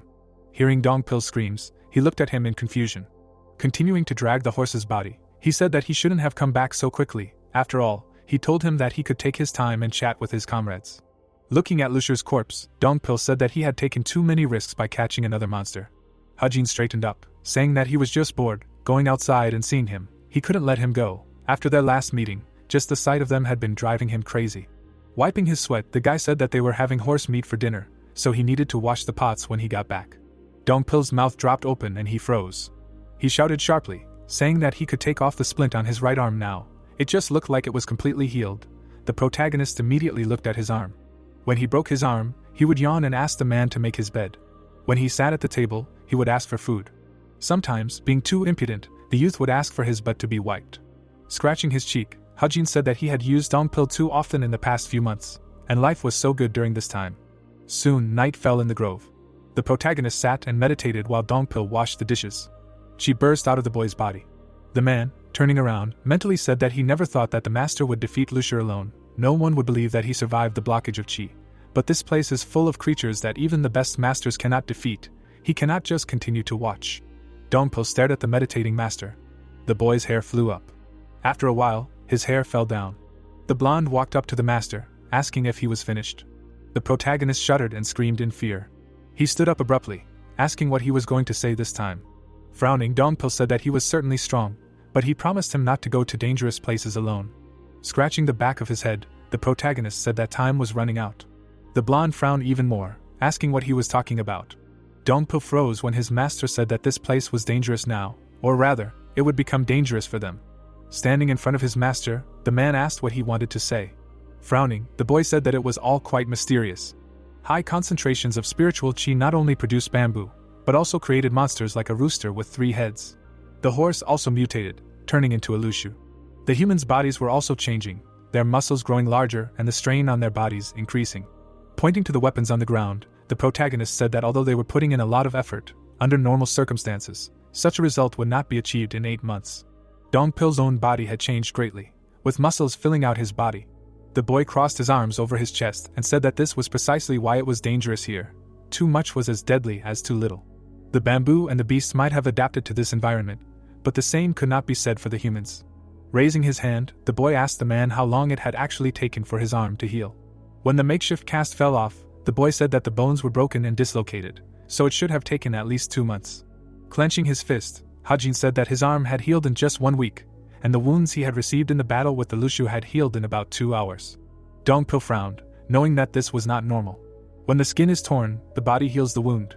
However, if this process is greatly accelerated, the tissues will squirm before your eyes. But if the body continues to heal even after the wound has healed, at first the arm will grow larger along with the veins. The protagonist opened his fist, saying that in this case, an explosion will occur. Raising his hand, he said that the body will simply explode. Dongpil swallowed. Pointing at the bamboo, the boy said that this was the environment in the lonely bamboo grove. It was good to a certain extent, but the human body could not withstand it. Frowning, Biu said that the spiritual chi would become so powerful in about 2 or 3 months that they would not be able to bear it. They should leave here before then if they did not want to die. The blonde man frowned and said that they could not return home without the master's permission. The protagonist chuckled. Smiling, he said that the demon lord only told him to go to the bamboo grove. He did not say when he would return and stay here. Smiling widely, the boy asked Dongpil if he really thought that they would be stuck here for 8 months just because of the demon lord. Looking at his homemade plaster cast, Hajin said that the demon lord had granted his request first. Putting his hand on his hip, he said that this place was perfect for getting some fresh air. Extending 2 fingers, he said that if they knocked down about 2 more creatures, they would reach the heart of the bamboo grove, where they had never been before. There was a spirit bamboo growing there, and Hajin wanted to get it. The man's mouth fell open. Clenching his fist, the protagonist said that he wanted to do it in the next 3 months. The spirit bamboo was emitting chi. Being in the very center of the grove, it released a huge amount of chi. The moon illuminated the protagonist's house. Steam filled the room. Yeman was taking a bath. A maid was combing his hair. A second girl was drying his hand. The guy himself was holding a pipe. While smoking his pipe, Yeman said that Hajin was still alive, and the master told him about it. Frowning slightly, he tried to understand why the master told him about it. Zhong-san, parting his lips, said that if they did not reach the pinnacle of the demonic arts, they would not last there for even 3 months. Sitting on his throne, he said that this was exactly what the lonely bamboo grove was. Yeman narrowed his eyes. He did not know what Zhong-san was trying to tell him after such a sudden challenge. Standing up, the Lord said that he remembered that he wanted to test the younger one. Yeman frowned and sweated. The Lord frowned, saying that he understood him. Looking at his disciple, he felt nothing. He was a heavenly demon living in the heavens. He didn't care if his disciples were at each other's throats. Yeman froze, frowning, as if his master wanted to convey to them that in order to become his successor, they had to overcome this. Looking at his master, the boy said that if he could see what he saw, he would be standing on top. Zhong-san walked up to the wall. With his back to the student, he said that the third one was doing very well. Yeman frowned even more after hearing his brother's name. The rat was eating the snake while he thought about how the boy barely survived the chi blockage. Even the medicine did not work on him. And now he was strong enough to survive in a lonely bamboo grove. Blood was pouring out of the snake's mouth. The rat, full of scars, greedily ate it. Zhong-san, without moving, said that he planned to call him soon. The boy's eyes widened in shock. He abruptly jumped up from his seat. Standing in the middle of the bath, he decided that everything he had to go through to get rid of Hajin was now in vain. Gritting his teeth, he said that this time when he came back, he would kill him. The supplies were placed on the table. Hajin smiled widely, saying that he surprisingly managed to get 5 bags of herbs to eliminate the haze. He even brought pine tea. He only found out this when he came here, but it seemed that the aroma of this tea can repel monsters. The guy took the tea in his hand, saying that it was quite unpleasant for him to constantly encounter Azure Lotus and Xingxing, so he thought it would be better to avoid them. The man asked him why he needed the herbs to eliminate the haze. Hajin, smiling contentedly, said that everything has its use. Opening the lid, he asked if they could bring more next time. Dongpil, tilting his head, said that he could not give a clear answer. He frowned and said that this month, the Overlord's Palace Pharmacy was researching the ratio of the supreme medicinal decoction of these herbs. This was the main ingredient, so it would take at least 2 months to get more. Hajin bowed his head and said to wait. He frowned and asked if the herbs for eliminating turbidity would be used to make the supreme medicinal decoction. The protagonist thought about it. The doctor made him drink this decoction for 3 months straight after he woke up. The herbs for eliminating turbidity were able to cure the body of any turbidity. Their name spoke for itself, but they gave it to a patient who almost died from the symptoms of chi blockage. The guy crossed his arms. Recalling how he lay on the bed, he said that these herbs were too strong and attacked even demonic energy. They could only be prescribed to a healthy person, but for a sick person, their effect could be fatal. Frowning, Hajin said that anyone with even the slightest bit of medical knowledge would not prescribe such a decoction. Turning his head, he asked Dongpil if he had heard of the silk clarifying needle. The man parted his lips and said that it was a type of acupuncture that was used to tense the muscles to make the body feel balanced when the muscles were too weak. He had done this a couple of times before going on some missions after warming up his body with circulating arts. Dongpil shuddered. The protagonist frowned, realizing that they had given him a supreme medicinal decoction containing herbs to eliminate haze on a body that was at its most exhausted, and they had also used the silk clarifying needle on a body that was already tense. Imagining a healer, he said that there should at least be a high-ranking official or one of the disciples behind him. The boy's eyes widened, realizing that it could very well be the disciple. Yeren was a demon who worked at the Religious Inner Enlightenment Center, and was also a member of the Doxa family, one of the 7 families of the demon cult, and the 4th young master's younger sister. The maid confirmed everything nervously. Now that Hajin remembered it, it was the 4th young master who had arranged everything. The servant poured tea. The doctor bowed and said that he had prepared pine tea. He should drink it before it got cold. The man opened his eyes. Yeoman narrowed his eyes and asked if he knew what the hardest way to get into the cult was. Shinhui frowned and asked if he meant the lonely bamboo grove.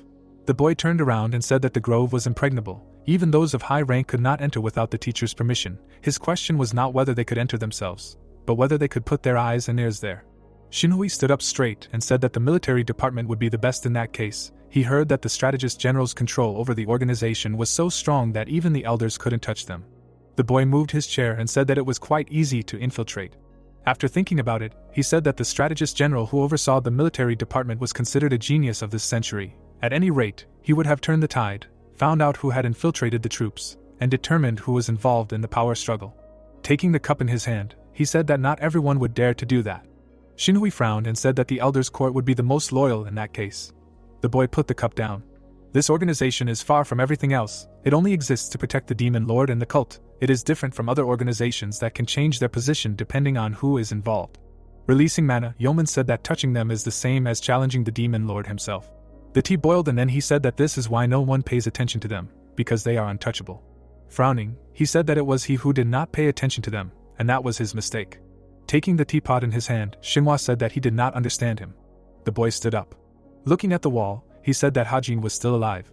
The doctor shuddered with his whole body, saying that this boy was sent to the grove 8 months ago. Imagining Dongpil, Yeoman said that he heard that they sent someone experienced and talented to accompany Hajin. If he encountered them first, he would definitely be able to kill the brat.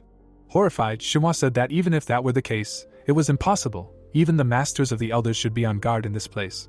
Yeoman put his hands behind his back, saying that before Hajin went to the lonely bamboo grove, his body was in good shape, but it was still like that of a civilian who had not mastered martial arts. But the boy was able to use sorcery to survive with such a body for 8 months in the grove. Frowning, the boy ordered to gather people and prepare enough weapons.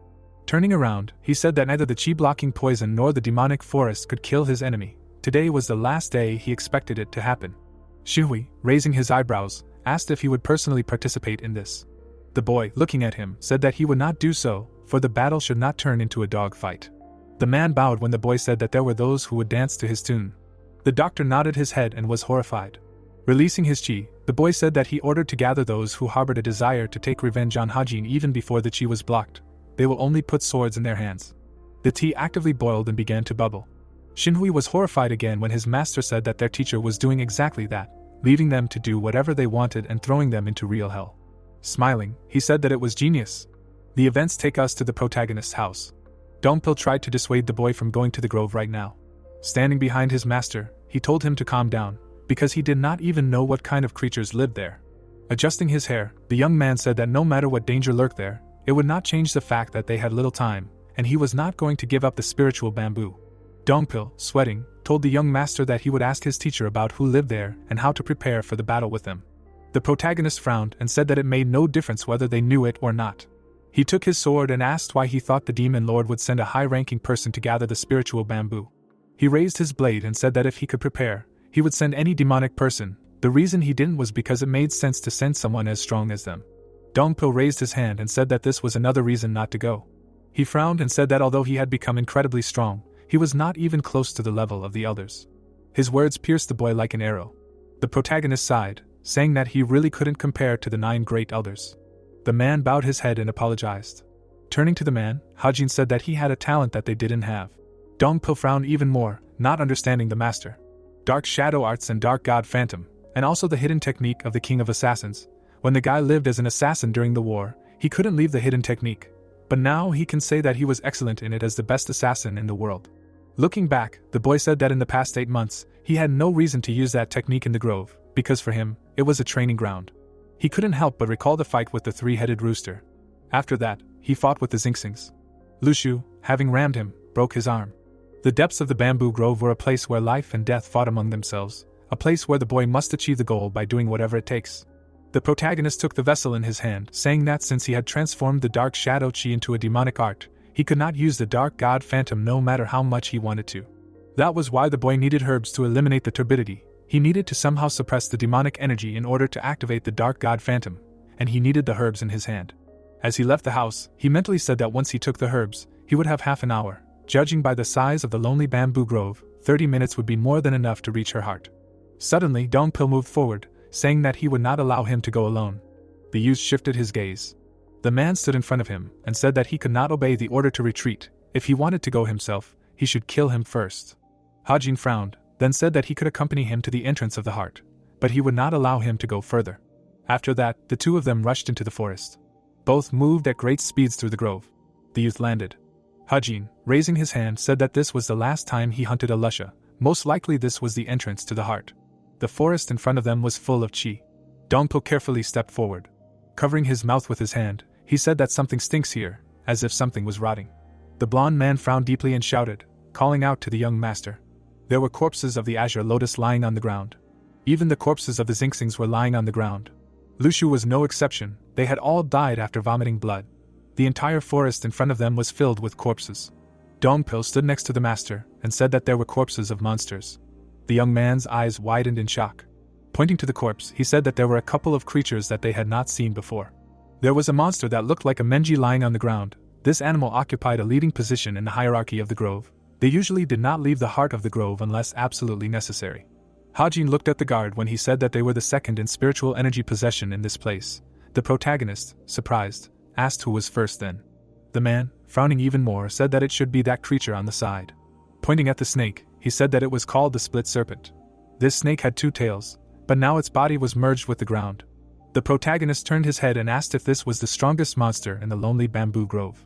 Stepping forward, he said that this monster didn't look that strong, it didn't even seem to be poisonous, and even though that snake was the strongest, it would just end up as another corpse. Dongpo gaped as his master said that the condition of these monsters was too bad. Walking up to the corpse, he said that from the piles of monster corpses, it looked like something had hit them, but there were no wounds on the carcasses. The spiritual bamboo growing near the heart of the grove should have been blooming and thicker, but it was all dried up and withered. Hajin frowned and thought. Standing in front of the corpse, he said that it was as if the life had been sucked out of the beasts. A fresh wind blew towards him. Suddenly, the wind became stronger. Hajin raised his hand. Dongpo frowned, he did not understand what his master was doing. The protagonist stepped towards the source of the wind. The boy frowned, looking into the heart of the lonely bamboo grove. The wind became slightly stronger. The blonde immediately responded when the master called him. The boy, standing with his back to him, said that from now on he would go alone. He should wait here and not follow him no matter what happened. The man sweated and froze in shock. The protagonist simply raised his hand and stepped forward. Hajin did not close his eyes, looking into the distance. Incense burned, filling the room with sweet smoke. The maid was massaging her master. Her friends helped her serve her lord. Zhongsen closed his eyes, asking why he came to him. Just recently a jackal, the master of the grove, came to him. Then Zhongsen frowned. It seemed to him that they had no more reason to meet. However, the jackal became angry and roared. A strong wind struck the man. All the maids near him flew away. Standing up, Zhongsen ordered the first guard to be called. The girl was lying unconscious on the floor. The curtain swayed weakly. Mutant knelt down, announcing his arrival. Zhongsen, sitting on the sofa, called him. Frowning, he asked if there were guards who went to the heart of the lonely bamboo grove while he was training in seclusion. Mutant, bowing his head, said that there were none. If such a loud incident had occurred, he would have reported to him at once. The lord narrowed his eyes. Taking the vase, he told Mutant that he had told him that the third had gone with the third leader. Raising his hand, he said that he had heard that he was a very good child. The man frowned and said that this guy was young, but he was already one of the 10 strongest masters in the Council of Elders. He had talent, experience, and he was also very simple. Chong-san picked up the bowl. While sipping sake, he said that even if the third head could achieve the opportunity, there was still a limit to his growth. Looking at the lanterns and candles, he asked what day it was. Mutum answered by saying that today was one day until the full moon. The man narrowed his eyes. He smiled slightly. The girl opened her eyes. The maids, starting to get up, asked the master for forgiveness. Chong-san, looking into the distance, asked Hajin, "Is he so blinded by his greed that he will go straight to his death?" The girl began to massage her master again. Closing his eyes, the master himself asked himself if he would descend the mountainside thanks to incredible luck. The maids began to massage each of their master's limbs. The protagonist released his chi. Hajin walked forward, not understanding what was going on there. The wind was filled with a terrifying chi. With each step closer to his heart, it became stronger. Gritting his teeth, the guy said that at this rate, it would be hard for him to even just walk straight. He had never felt such chi before. Looking at the epicenter of the chi, the guy said that not long ago he felt something like this. He involuntarily remembered the clearing with the gazebo in the center. The guy felt such chi when he first met Chong-san. Now he walked despite this wind of chi. Chong-san's aura was so amazing that at that moment it resembled death. The wind that had no purpose and the power contained in it made it difficult for the protagonist, and yet there was someone equal to Chong-san ahead. The wind intensified again. Hajin coughed up blood. Although he surrounded himself with demonic energy, he still received internal damage. The boy held his hand out in front of him, knowing that he couldn't hold out for long. Taking the vessel of herbs in his hand, he said that there was nothing else he could do. The boy drank the brew. The effect of the herbs spread throughout his body. The demonic energy that surrounded him just a second ago dissipated. It became much easier for Hajin to stand. The wind passed through his body. The boy who used the phantom of the dark god walked forward. The stealth technique that the best king of assassins in the world used at the peak of his glory helped him walk without hindrance. Soon, the wind weakened. Dongpil became worried as he saw the wind and demonic energy weaken. He frowned. The man stepped forward, seeing that the master had disappeared. Hajin's hand passed through the bamboo. A leaf appeared near his face. A moment later, the leaves passed through his body. The protagonist stepped into a clearing. If he continued like this, he would reach the heart of the grove before the effect of the herbs wore off. His feet passed through the stones. The boy frowned and said, "Show him what was hiding in the heart of the grove." The boy moved carefully. Suddenly, he tripped over the carcass of a beast. The boy began to fall. The sound of falling was heard in the grove. The boy began to get up, saying that this should not have happened. It was impossible for him to trip over a stone using the phantom of the dark god. The evil Hajin turned around, saying that this demonic forest was too annoying. The fox's ear twitched. The tail rose up. The protagonist's eyes widened in shock.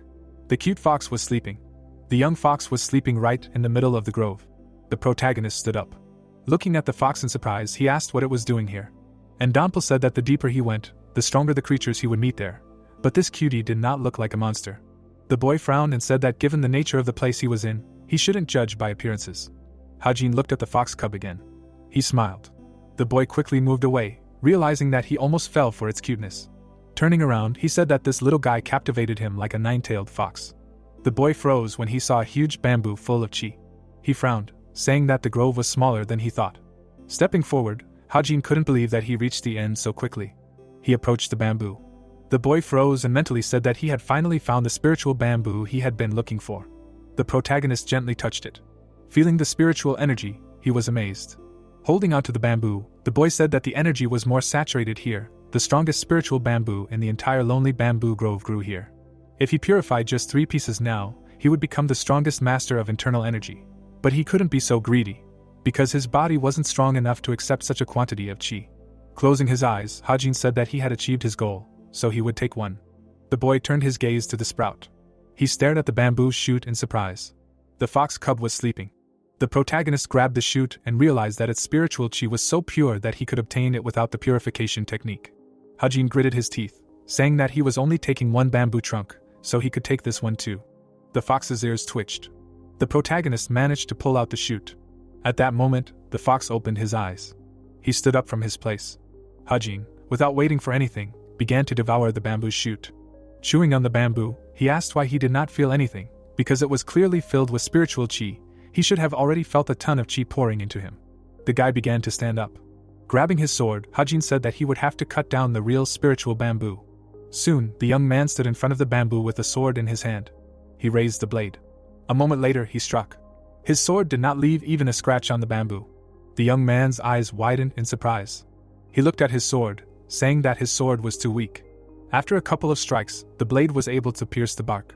Swinging to strike, Hajin said that the spiritual bamboo here was much stronger. Another strike caused the sword to penetrate only a couple of millimeters. The young man became furious and screamed in anger. He poured chi into the sword, saying that he would cut it down no matter what it took. Taking a stance, the young man said that he would let the blade follow the will of the mind, and his aura move like a body. The young man's pupil shrank. Red chi passed through the bamboo. A moment later, the cut-down plant began to fall. Hajin calmly watched the falling bamboo. A huge bamboo trunk fell to the ground. Knocking on the bamboo, the young man said that it was strong enough to use as a weapon. Crouching down, the young man asked how much spiritual chi was in such bamboo that it became as hard as steel. The fox cub approached the young man. The man and the fox exchanged glances. The beast wagged its tail. The protagonist jumped away from him with a cry. The fox slightly tilted its head, confused. The protagonist, sitting on the ground, asked when he had managed to wake up.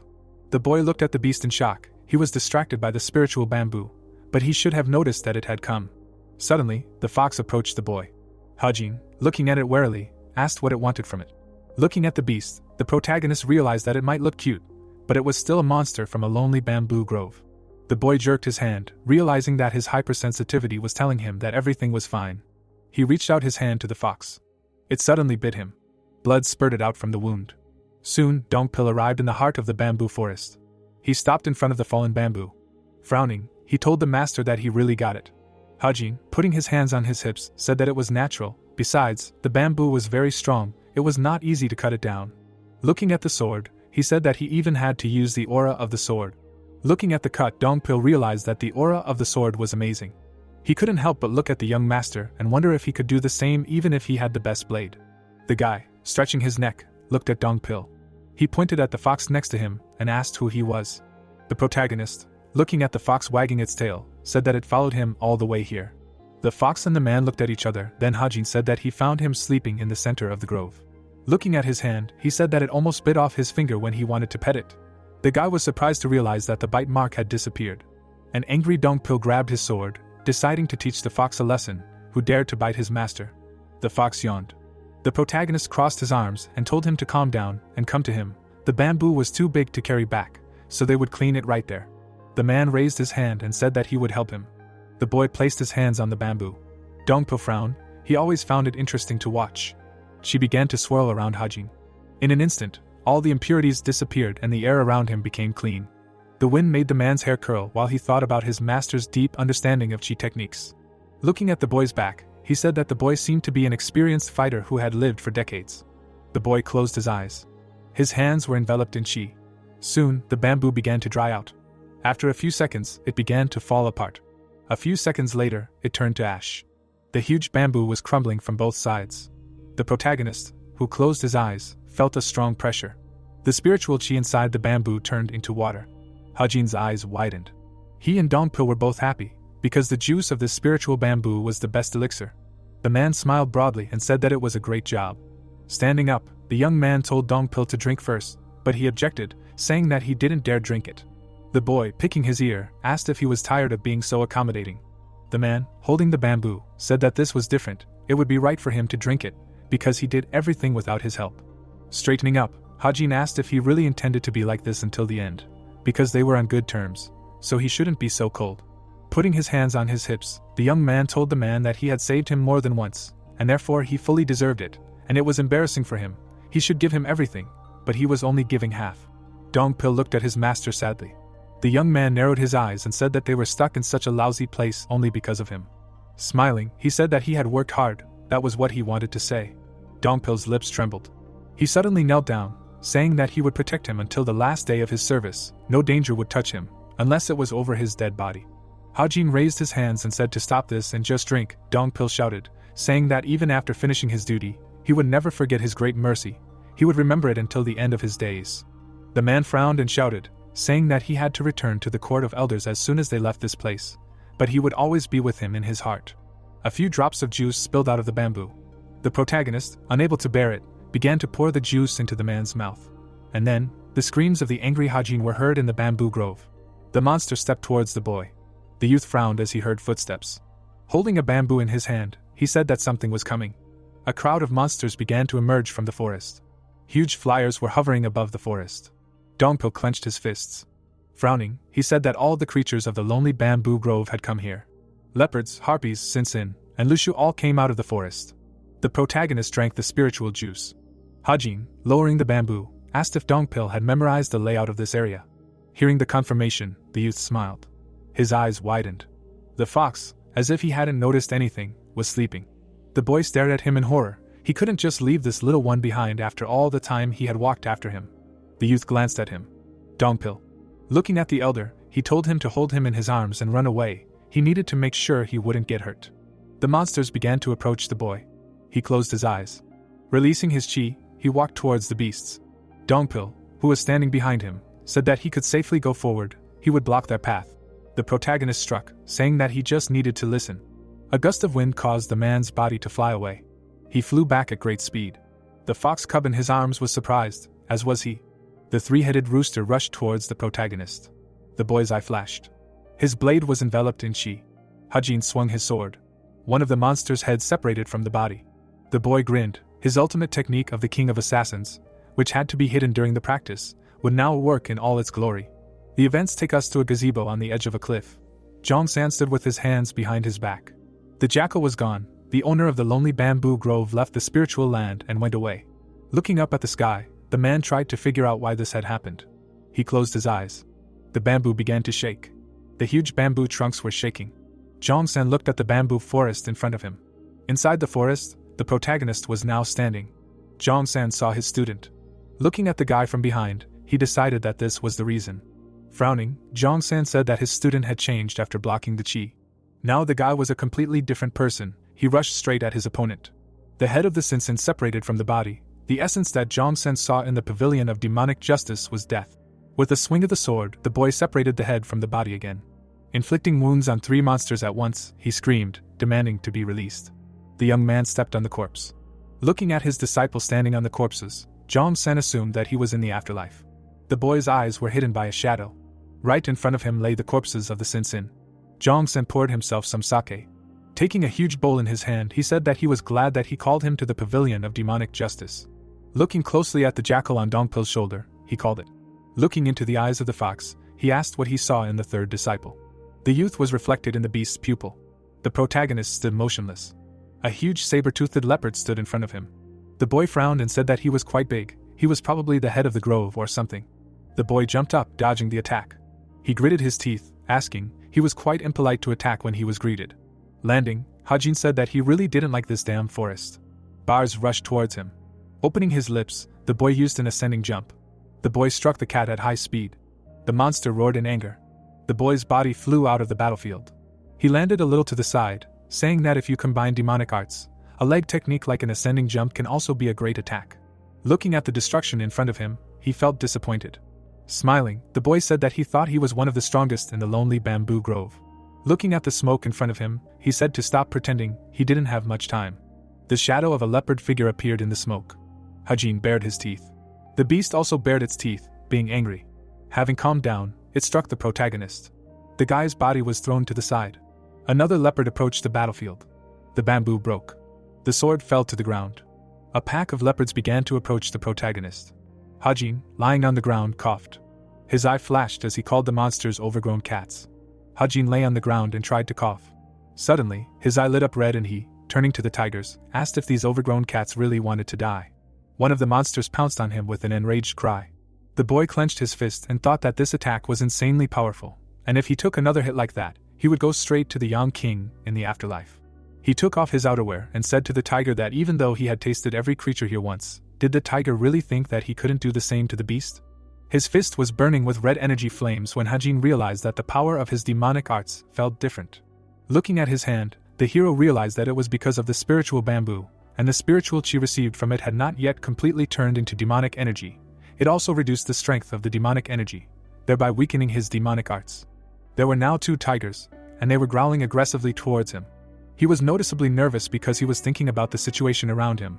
The monsters continued to advance, and he no longer had any herbs to eliminate the clouding, so he would not be able to use a hidden technique. The creatures rushed towards him. He managed to dodge as the tiger lunged at the boy from behind. Hajin's face twisted in pain and he realized that they were attacking instinctively, without any reason, and they were not as strong as the High Masters. His back was bleeding from 3 large scratches and he thought that if he delayed now, he would eventually die. Suddenly, one of the tigers almost grazed the boy's stomach with its paw, but he managed to turn away, realizing that they did not even give him time to think. He punched the monster in the face, screaming for it to back off. A moment later, the boy looked back, anticipating the attack. The second punch landed on another monster, and Hajin declared that he would not be caught twice. The tiger flew onto its back with a painful growl. The boy looked around himself and said that he could not continue to hit these creatures until they passed out. He looked around, thinking that if he just kept beating them one by one, it would take forever. The monsters started to surround him, and there were more of them. Looking into the eyes of one of them, Hajin realized that he had no choice. His aura glowed red, and he, looking ahead, thought that it was useless to fight them one by one, and he had to take them all down at once to get out of here, and if the demonic arts weakened, all he had to do was increase his demonic energy. He stood in a combat position, saying that he would kill all these cats. The guy slammed his fist on the ground, shouting about an explosive rock strike. The ground around him and the tigers shook. A powerful stream of force and wind gushed onto the faces of the monsters. It pushed them back. A cloud of red energy spread across the ground and the cracks that appeared. Donpil stood at the threshold of the forest, trying to catch his breath. Holding the little fox in his hand, he said that he had finally gotten out. The boy turned around at the noise behind him. He watched as the bamboo stalks shook. Turning to face the entrance of the grove, the boy noticed that it had just been shaking. Dongpil put the little fox down on the ground. The two of them looked at the forest, and he asked if it was possible that it was the young master. He was wet, still trying to catch his breath, and wondered what was going on out there. The little fox looked at him silently. Her gaze was piercing, and her eyes were wide open. Under the moonlight, Hajin tried to find a way out of the bamboo grove. He dragged his sword behind him, saying that he was definitely going in the direction he had come from, and it was probably because he was moving too slowly. Wiping the sweat and dirt from his chin, he continued to say that after using such a strong demonic art, his legs felt like they were a ton heavier.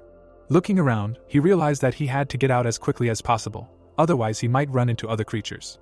The guy touched one of the bamboos. It crumbled slightly under his hand, which made Hajin look at it in surprise and notice that there was no moisture in it at all. Suddenly, he realized, looking at the many trees in front of him, that all the plants here were like this. He looked with a surprised face and thought that it was exactly the same at the entrance to the depths of the lonely bamboo grove. There were a bunch of monster corpses lying there. While he was trying to understand whether he had come from somewhere else, a snake with red scales was approaching him from behind. Hearing a rustle, the guy turned around. The reptile opened its mouth in an attack.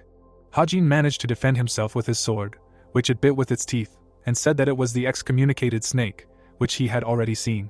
The snake twisted both of the guy's hands, not letting go of the sword from its mouth. It squeezed his hands with its tails. The hero looked angrily at the enemy and said that he would break his arms. He noticed that the sword began to rust under the bite of the reptile. Suddenly, the weapon fell right above his head, while he looked on in surprise.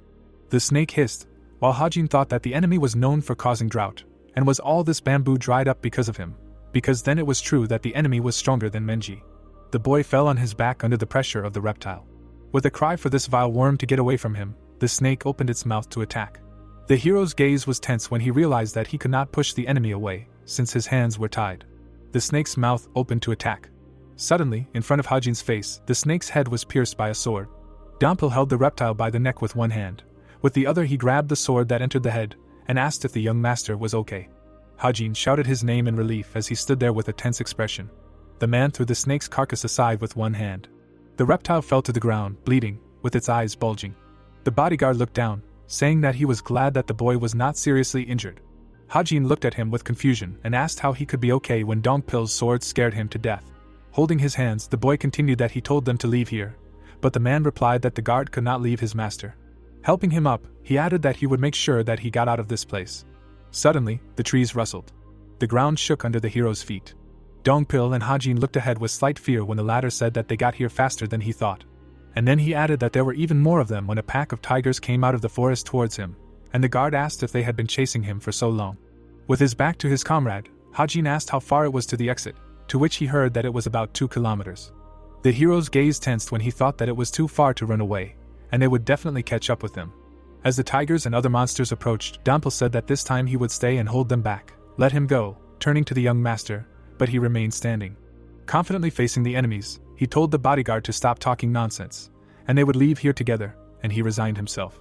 The hero's gaze was tense, and he added that even if one of them stayed to buy time, there were too many of them to get rid of the tail. The tigers roared furiously. With a red light in his eyes, Hajin rushed forward and shouted that they would kill everyone here or die. He punched one of the monsters in the face. Suddenly, he remembered his last words. His dying comrade asked if Hajin knew what life was, to which the tense boy replied that he did not. While smashing the attacking enemies with his blows, he thought that he had always existed as someone's tool. His gaze became angry, and he realized why he wanted to live so much. After punching the Sinsin in the stomach, he thought that he would become so strong that no one would dare touch him. While Dongpil swung his knife, Hajin punched the monsters and thought that this time he was going to live freely. Suddenly, he looked back as something was approaching him from behind. The tiger attacked him from behind and Hajin cried out in pain. The hero flew to the ground. He fell on his back. A monster with long claws was approaching him. Getting up, the guy asked if the monster was going to scratch him in the same place as last time. Red demonic energy gathered in his hand and he asked rhetorically if the enemy needed another blow to come to his senses. The red light around him grew brighter. He raised his fist and thought that he would not die. The tiger had already swung its paw above his head. A moment later, Hajin used an explosive rock strike and directed all the energy at the monster. The air flow blew away the monster while the hero stood motionless in a stance. The tiger was split by the energy flow. The guy's gaze was full of confidence. A crack formed in the ground and smoke rose. The grove was all in a fog, small red lights were flying in the air. When Dampil approached to ask if the young master was okay, he was standing motionless with his hand down in front of a dent in the ground that led to a pile of monster corpses. The boy was out of breath and soft, and then told the guard standing next to him that he couldn't even stand normally anymore and asked to be carried on his back. Dampil looked at his comrade and said that it would be difficult. The hero looked at him with incomprehension. The skull of one of the Sinsin looked at them. Suddenly, a stream of energy burst out of it. Holding the wounded gentleman, the guard said that this time he would definitely be bait, and the wounded man needed to get out quickly, while they were surrounded by tigers and other monsters. One of the felines opened a third eye.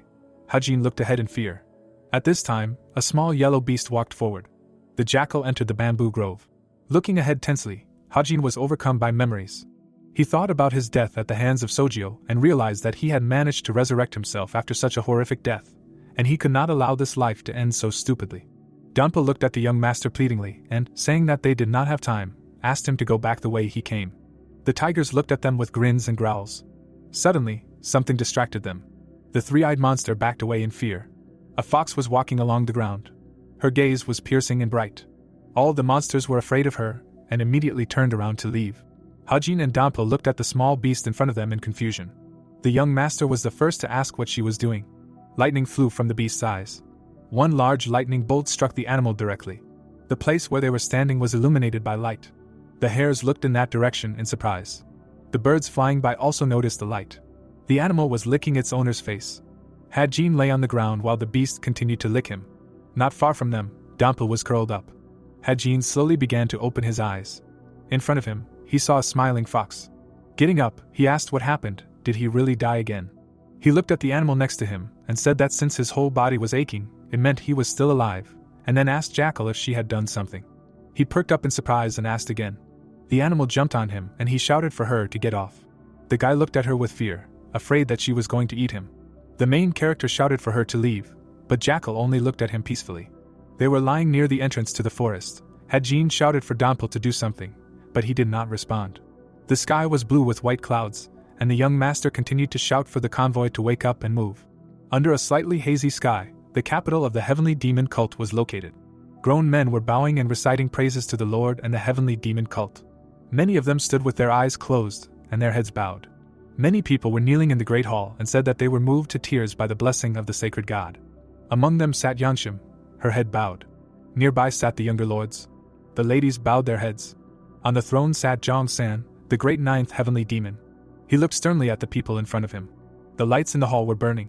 While liquid was being poured into a bowl, a question was asked about the expected expenses for the Mara festival. Mutam answered that it was about 57,000 niang. While the heavenly demon held the bowl, the head of the guard continued that it was a full 12,000 niang more than last year. The demon had already started drinking, and someone was saying that the special military forces were on duty, so there should be much less participants. The leader said indignantly that he still didn't understand why the expenses had increased. Standing next to the demon, he demanded an explanation from the master of the internal enlightenment organ. Yonshim stepped forward and said that she would explain. She stood between the men and said that it was confirmed that 4 of the 7 cult families would be attending the festival, with the demon sword family taking the main place, and the 7 most famous families of the demon cult had been protecting it for hundreds of years. She looked ahead confidently and emotionlessly, continuing to say that she thought it was right for them to show dignity and generosity by rewarding them. Mutam, without leaving Chongsan, replied that the dignity of the cult was proven by history. They had been victorious so far and would continue to be victorious for thousands of years, and if the heads of families took part in the ancestral rite, they would be honored to taste the drink of the 6 heavenly spirits, which the Lord himself prepared. His gaze was stern, and he continued that the dignity and generosity of the cult was expressed through the Lord, not through money. Looking at Yanshim, who was turned sideways to him, he said that he was ordering a reduction in expenses. The girl bowed and replied that she understood and did not think of it that way, and also apologized for her incompetence. She would submit a new proposal to them by noon tomorrow. The girl returned to the line. Mutum turned to the Lord and said that this was all regarding the reports on the work done by the inner and outer demon heads, to which he replied that this was excellent. After drinking from the cup, he added that he assumed that the first one was still training. The head of the guard bowed and said that he had not yet left the third hall of the demon guards. The Lord pushed the bowl aside and simply said briefly that it was clear to him. Without moving his gaze, he asked about the second. Peon came out of the line. He raised his head, saying that he was listening. The boy turned to the Lord when the Lord asked if he planned to return to training. Peon replied that martial arts had become a part of his daily life. He looked confidently at the leader and continued that he considered it pointless to undergo training behind closed doors until changes came. The men nearby began to think that he was speaking so confidently about his martial skills in front of the Lord boldly. Jong-sung looked at the second young lord emotionlessly.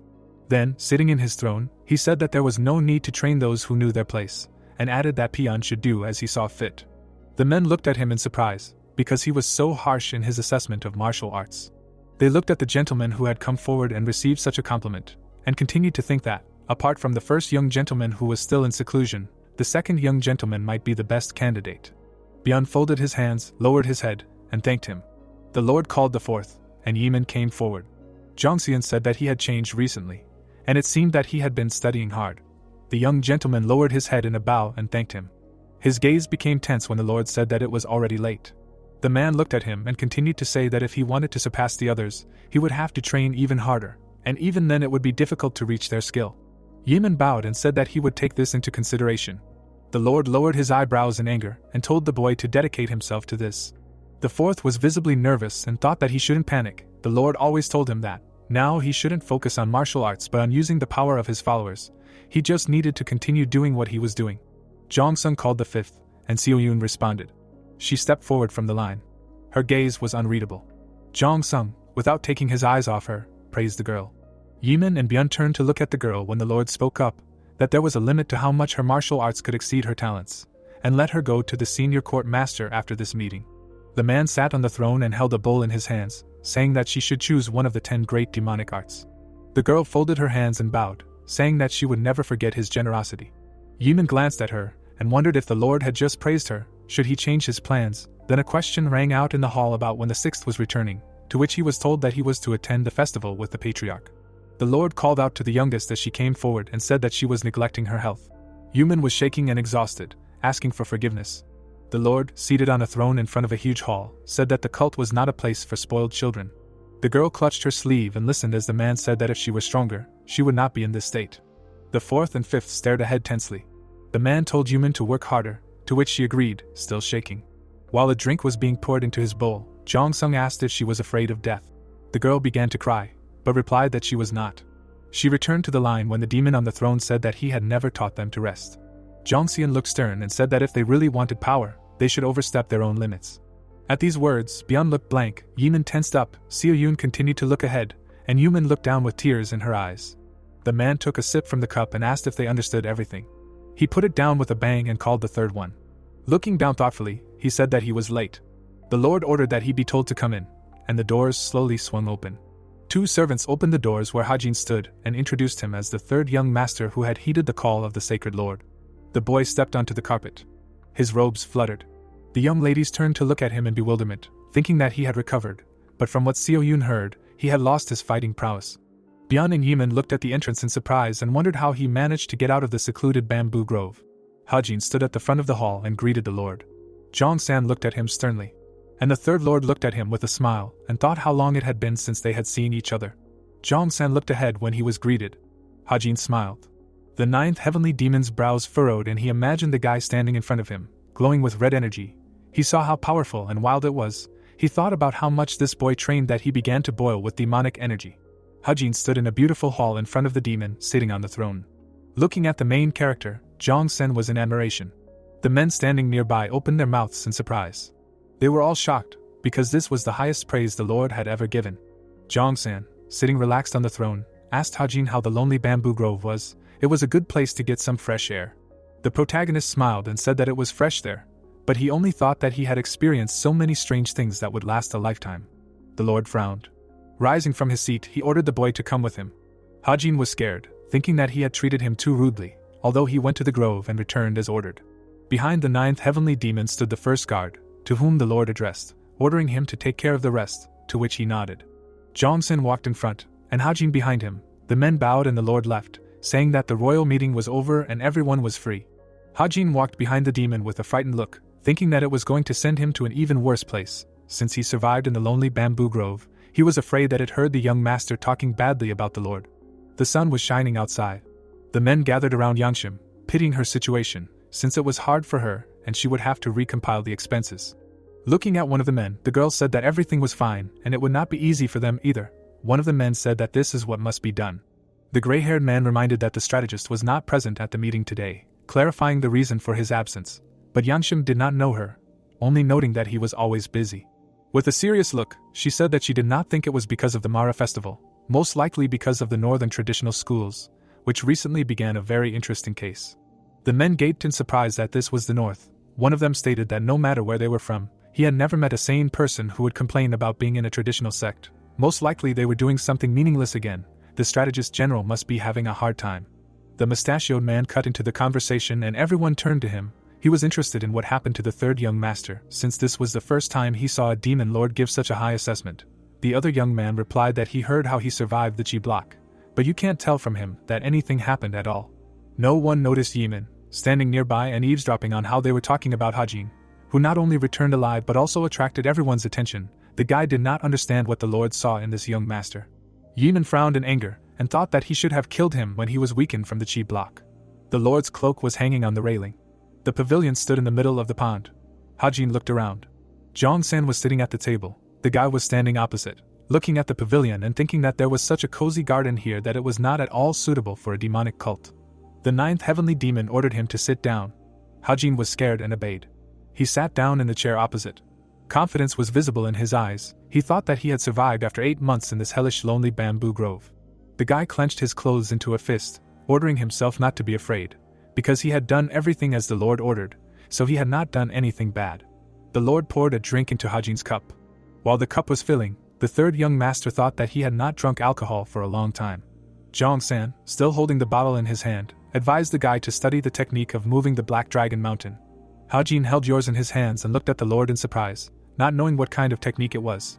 Jong-san poured a drink for himself as well, and the boy thought that in such a situation he couldn't even ask anything. Still holding the cup in front of him, the young master wondered what the Lord was talking about. The boy couldn't even drink, it was too inconvenient. The drink filled one of the cups and the Lord asked what the third young master had added to his true demonic arts. Hajin froze, thinking that Jong-san had seen through his martial skills. The Lord closed his eyes and brought the cup to his mouth, saying that it was more like a martial art from the Buddhist school. The protagonist was still in shock, thinking that he could tell all this just by looking at him. He looked at Jong-san, who was closing his eyes, knowing that he was strong, but could he really see through martial arts? Sweat was pouring down Hajin's face. His eyes widened in surprise. He thought that maybe the overlord was evil, because he changed the true demonic art without asking. I don't know what to do now, because he will be sent instead of something much more terrible. Putting the cup on the table, Jong-san praised the work of the third young master. The overlord looked him in the eyes, saying that it was not easy to create a martial arts technique higher in level than the 10 greatest demonic arts, and Hajin thought that it was difficult. The boy looked away, embarrassed by such unexpected praise and agreeing that he had to think a lot. Jong-san frowned and asked how he came to the art of Buddhism. The overlord continued to drink, listening to the boy say that he tried many things, but found that it was the most suitable for becoming stronger, and the results were quite good. Jong-san remembered that the young master did not think ahead before. Hajin was scared, thinking about what would happen to him now. The Lord took the bottle of alcohol again and agreed, adding that the demonic art may lack power and influence, but as a basis it is the best technique of their cult.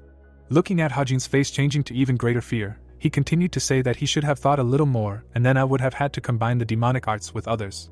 The third young master looked at his reflection in the bowl, and the 9th heavenly demon finished his speech, saying that he put a flower bed where a tree should have grown. Hajin clenched his hands into a fist, ordering himself to pull himself together, and thinking that wasn't the man in front of him just praising him. Why was he scolding him now? Looking at the guy in front of him, Jong-san concluded that overall, everything was fine, he had achieved great results. Jong-san ordered him to go, but Hajin did not move. Looking at the water lilies on the lake, the young master thought about why they poured him alcohol and asked him to leave, why they called him here at all. He frowned, thinking that the Lord was talking about his martial arts, although he could have just sent a letter. But if Hajin stayed, then Jongsen might start asking about all sorts of things and it would be better to leave.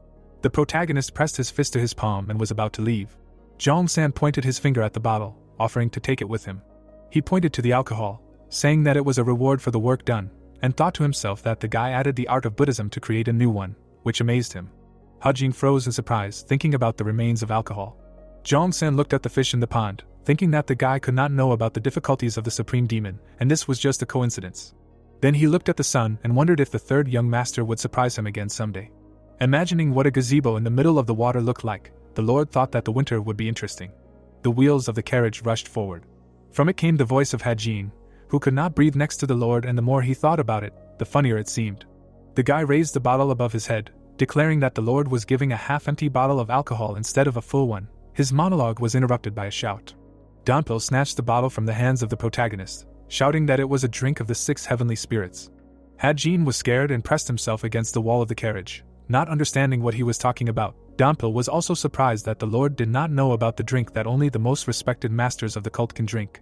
With the sweetest look, the bodyguard clarified that the Lord personally handed over this drink, and Hajin confirmed his answer, not understanding what was wrong with that. Dongpil carefully held the bottle in his hands and said that the drink of the 6 heavenly spirits is a high-class alcohol of the cult. All the lords enjoyed and enjoy it. It is a special drink that is granted to people who have done great deeds. Just the chance to drink it is already the highest honor and glory. Hajin watched Dongpil, who held the drink up like a trophy and practically cried, saying that the drink is made by the demon lord himself. You can't buy something like this for any money. The young master thought that in front of him was a real fan, and all the guys from the demon cult are very strange. Hajin threw his hands back and leaned against the wall, offering to drink the drink together when they returned. Dongpil frowned and refused, saying that once he escorted the master to the residence, his service would be over. The protagonist stared in surprise at the bodyguard, who continued to say that he needed to return to the court of elders and it was an honor for him to work for the third young master. The servant bowed. Hajin started waving a bottle of alcohol in front of the guy, asking if he really didn't want to try it. The carriage was already approaching the residence, and the protagonist said that he would just drink the drink himself, to which Donpil shouted to wait, let him think. A pink sunset was visible in the mountains. Hajin was approaching the residence. He stopped at the door, happy to be back after so long. Looking to the side, the guy was surprised. In front of him sat a small fox and the protagonist did not understand how it ended up here. Hajin smiled and remembered that he was the one who brought the animal out of the forest, so he would take care of the pet. The fox cub happily gave a voice. The door of the residence opened and Hajin said that this was their home now. They needed to clean up and rest in a warm bed. He took the fox in his arms and walked straight ahead, saying that he hadn't seen Manhwa for a long time, who could also have met the pet. Suddenly, the guy stopped, sensing danger. Pressing the animal to himself, he turned around abruptly. The fox cub whined in his arms. The guy frowned. Black smoke was gathering around him and he didn't understand what kind of ominous aura it was. Hajin looked around, realizing that someone was here. The guy walked on, sniffed, because judging by the smell, they had left recently.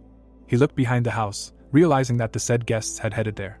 The protagonist frowned, and the fox cub looked at him. The guy was indignant that someone dared to hide in his residence. Who were these people anyway? Looking around, the protagonist did not notice how the door opened and a girl looked out from there. Manhwa opened her mouth in surprise, calling out to the master who had just returned. Hajin turned to her and smiled. The maid began to bow, rejoicing that the divine teachings were indisputable. All the demons fell at Hajin's feet and greeted the young master, who embarrassedly asked her to stand up. The girl's eyes filled with tears. She heard that something bad had happened to her master in the lonely bamboo grove. Hajin looked at her in surprise, thinking that she had been waiting for him, and he hadn't even mentioned her, but he had said out loud that she was fine, and that the girl seemed to have lost weight. The maid pressed her hands to her chest, saying that she was fine. She was just glad to see her master safe and sound. The girl stood up, and the young master noted that he had been gone for 8 months, and that it was also clean, to which Manhwa replied that she had been coming in every day to clean, so that he could come back any day and feel comfortable. Hajin turned around with a frown, thinking that since Manhwa was fine, it meant that they were just watching. The protagonist turned to the girl who called out to him, saying that she needed to heat up some more water, because she had just found out about his return. She assured him that it would take a little time and suggested that they have dinner first. Hajin smiled and the first thing he wanted to do was wash himself, namely, wash off all the dirt from the lonely bamboo grove. It was deep night outside when the maid replied that she would let him know when everything was ready. Steam was coming out of the window. Hajin enjoyed the warm water and all his tension went away. He lay in the water with his eyes closed, but he could not ignore someone's presence. Opening his eyes, the guy thought it was him. He remembered how Eamon walked in front of him, who did not take his eyes off him during the meeting. This was the person who caused the blockage of his chi. He remembered what the fourth young master Eamon looked like. Hajin punched the water thinking how dare this man be here and that when he caught the master he would kill him. Water poured out of the bathtub, and the protagonist thought that he would be busy again. He looked at the water thinking that he first needed to figure out how the divine cult of the heavenly demon worked. Now he only knew that the leader was the demon lord. Water flowed down the protagonist's face, and he thought that with this much information he had no control.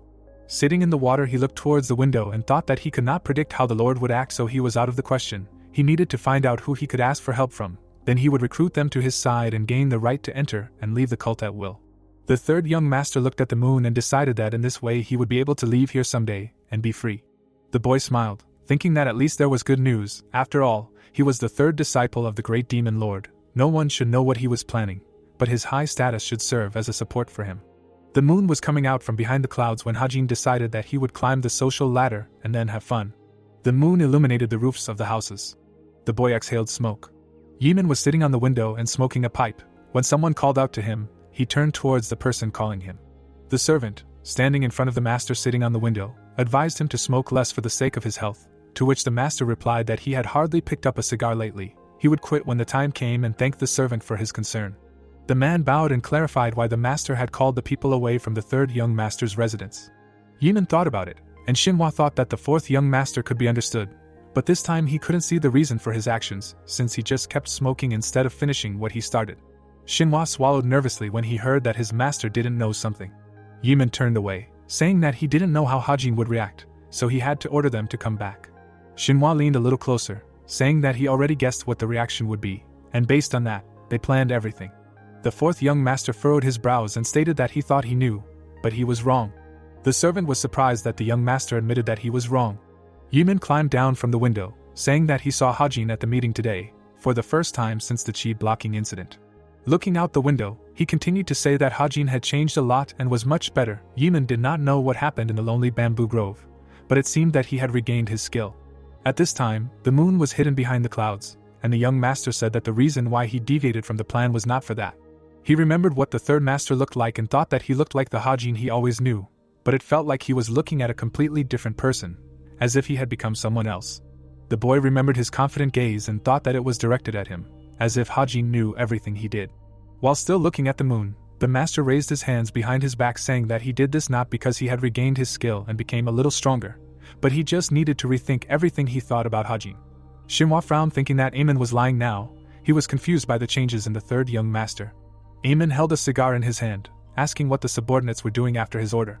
Shinhwa, standing behind him, replied that they were complaining about the deviation from the plans, not understanding what he should do now. The fourth young master, still looking out the window and holding a cigarette, said that it was necessary to give them some coins. After all, they were obsessed with money, just like Hajin, so everything will be fine as long as they get it. Eamon frowned, thinking that it was not the best idea to attack Hajin now. He was thinking about what he should do. The Hajin residence was lit from the inside. There was a hot dinner on the table, and the young master was yelling at Dongpil, who came very late and apologized. Hajin and Enhwa were already sitting at the table, and Dongpil was looking at the dinner, wondering what all this was about. The protagonist said that Enhwa had prepared it and ordered them to sit down, pointing to the place with his finger. The girl felt uncomfortable and asked if she could sit here with them. She was shaking with fear. She stuttered that she should eat after the master, and he, in turn, did not understand what was wrong with her. Taking his chopsticks in his hand, he shouted at her to stop talking nonsense and just enjoy the delicious food. Dongpil and Enhwa froze in shock when Hajin shouted that they would all eat together. They clinked their glasses at the master's order. Hajin drank the drink in one gulp. Enhwa glanced at him, and Dongpil began to gobble up the treats. Hanjin poured drink from 2 bottles into Dongpil's mouth, and Enhwa asked him to stop. The fox cub finished the rest. The moon was still shining over the residence. All the food had been eaten and only the empty dishes were left. Hajin poured the last drops of alcohol, surprised that it was gone. He looked at Dongpil, who was hugging the bottle with the drink of the 6 heavenly spirits, and the gentleman suggested that they stop because he was already slightly drunk. Dongpil shouted that he was completely sober, and the protagonist asked him not to force himself. Hajin asked Enhwa to bring more drinks and the girl ran to get them. The young gentleman put the empty bottle on the table and turned to Dongpil to ask something before the drinks were brought. The drunk bodyguard smiled and agreed. They sat across the table from each other, and Hajin said that he wanted to meet someone who knew everything about the work and connections in the organization, specifying who came to the guy's mind. Dongpil thought for a moment, and replied that there were a couple. They were quite knowledgeable about the organization's affairs, but not so much about the attitude of the people. He had heard a lot of information about it from the chief strategist general in the military department, but it would be difficult to meet him. Hajin was surprised and asked who else he could talk to. Dongpil said that he could talk to the Master of Religious Inner Enlightenment Yangshim. Yiman had just ordered a letter to be sent to the Master of Religious Inner Enlightenment Yangshim. Looking at his servant, he said that he was inviting her to dinner tomorrow, to talk. The fourth young master continued to look out the window and smoke, and the servant said that it might be dangerous to contact her spontaneously like that, because knowing her character, one could assume that she would try to avoid interfering in the conflict between the students. Xinhui bowed and continued to talk about how Eamon might anger her if he hurriedly asked for her cooperation, and if he made an enemy of the Master of Religious Inner Enlightenment, he would greatly harm himself. Eamon frowned in agreement, but he had to take a risk. Sweat appeared on Xinhui's face and he turned to the master. Eamon looked at the cigar and said that the lynx had turned into a snake, and that they needed to change weapons. He frowned. The broom was collecting dust in the house. Manhwa was cleaning. She was watching Hajin's training, thinking how much he drank yesterday. She remembered how the master and Dongpil drank the bottles to the bottom, and Manhwa asked him to stop. Now she thought that it was a very unusual night. Hajin continued training. He jumped, practicing his kicks, and Manhwa watched. The girl looked at the guy with bated breath and thought that he was incredible. Hajin finished training, glowing red, and concluded that, as he expected, not everyone can be the disciple of the Demon Lord. The protagonist sighed, remembering yesterday. He remembered how he sat across from a drunk Dongpil, who said that in personal relationships the general strategist is an expert, because he is the head of the army, the strongest group of the cult. Hajin frowned, listening to how it is difficult to arrange a meeting with him if you are not the Lord, especially lately, since he is very busy now and it is very difficult to meet him.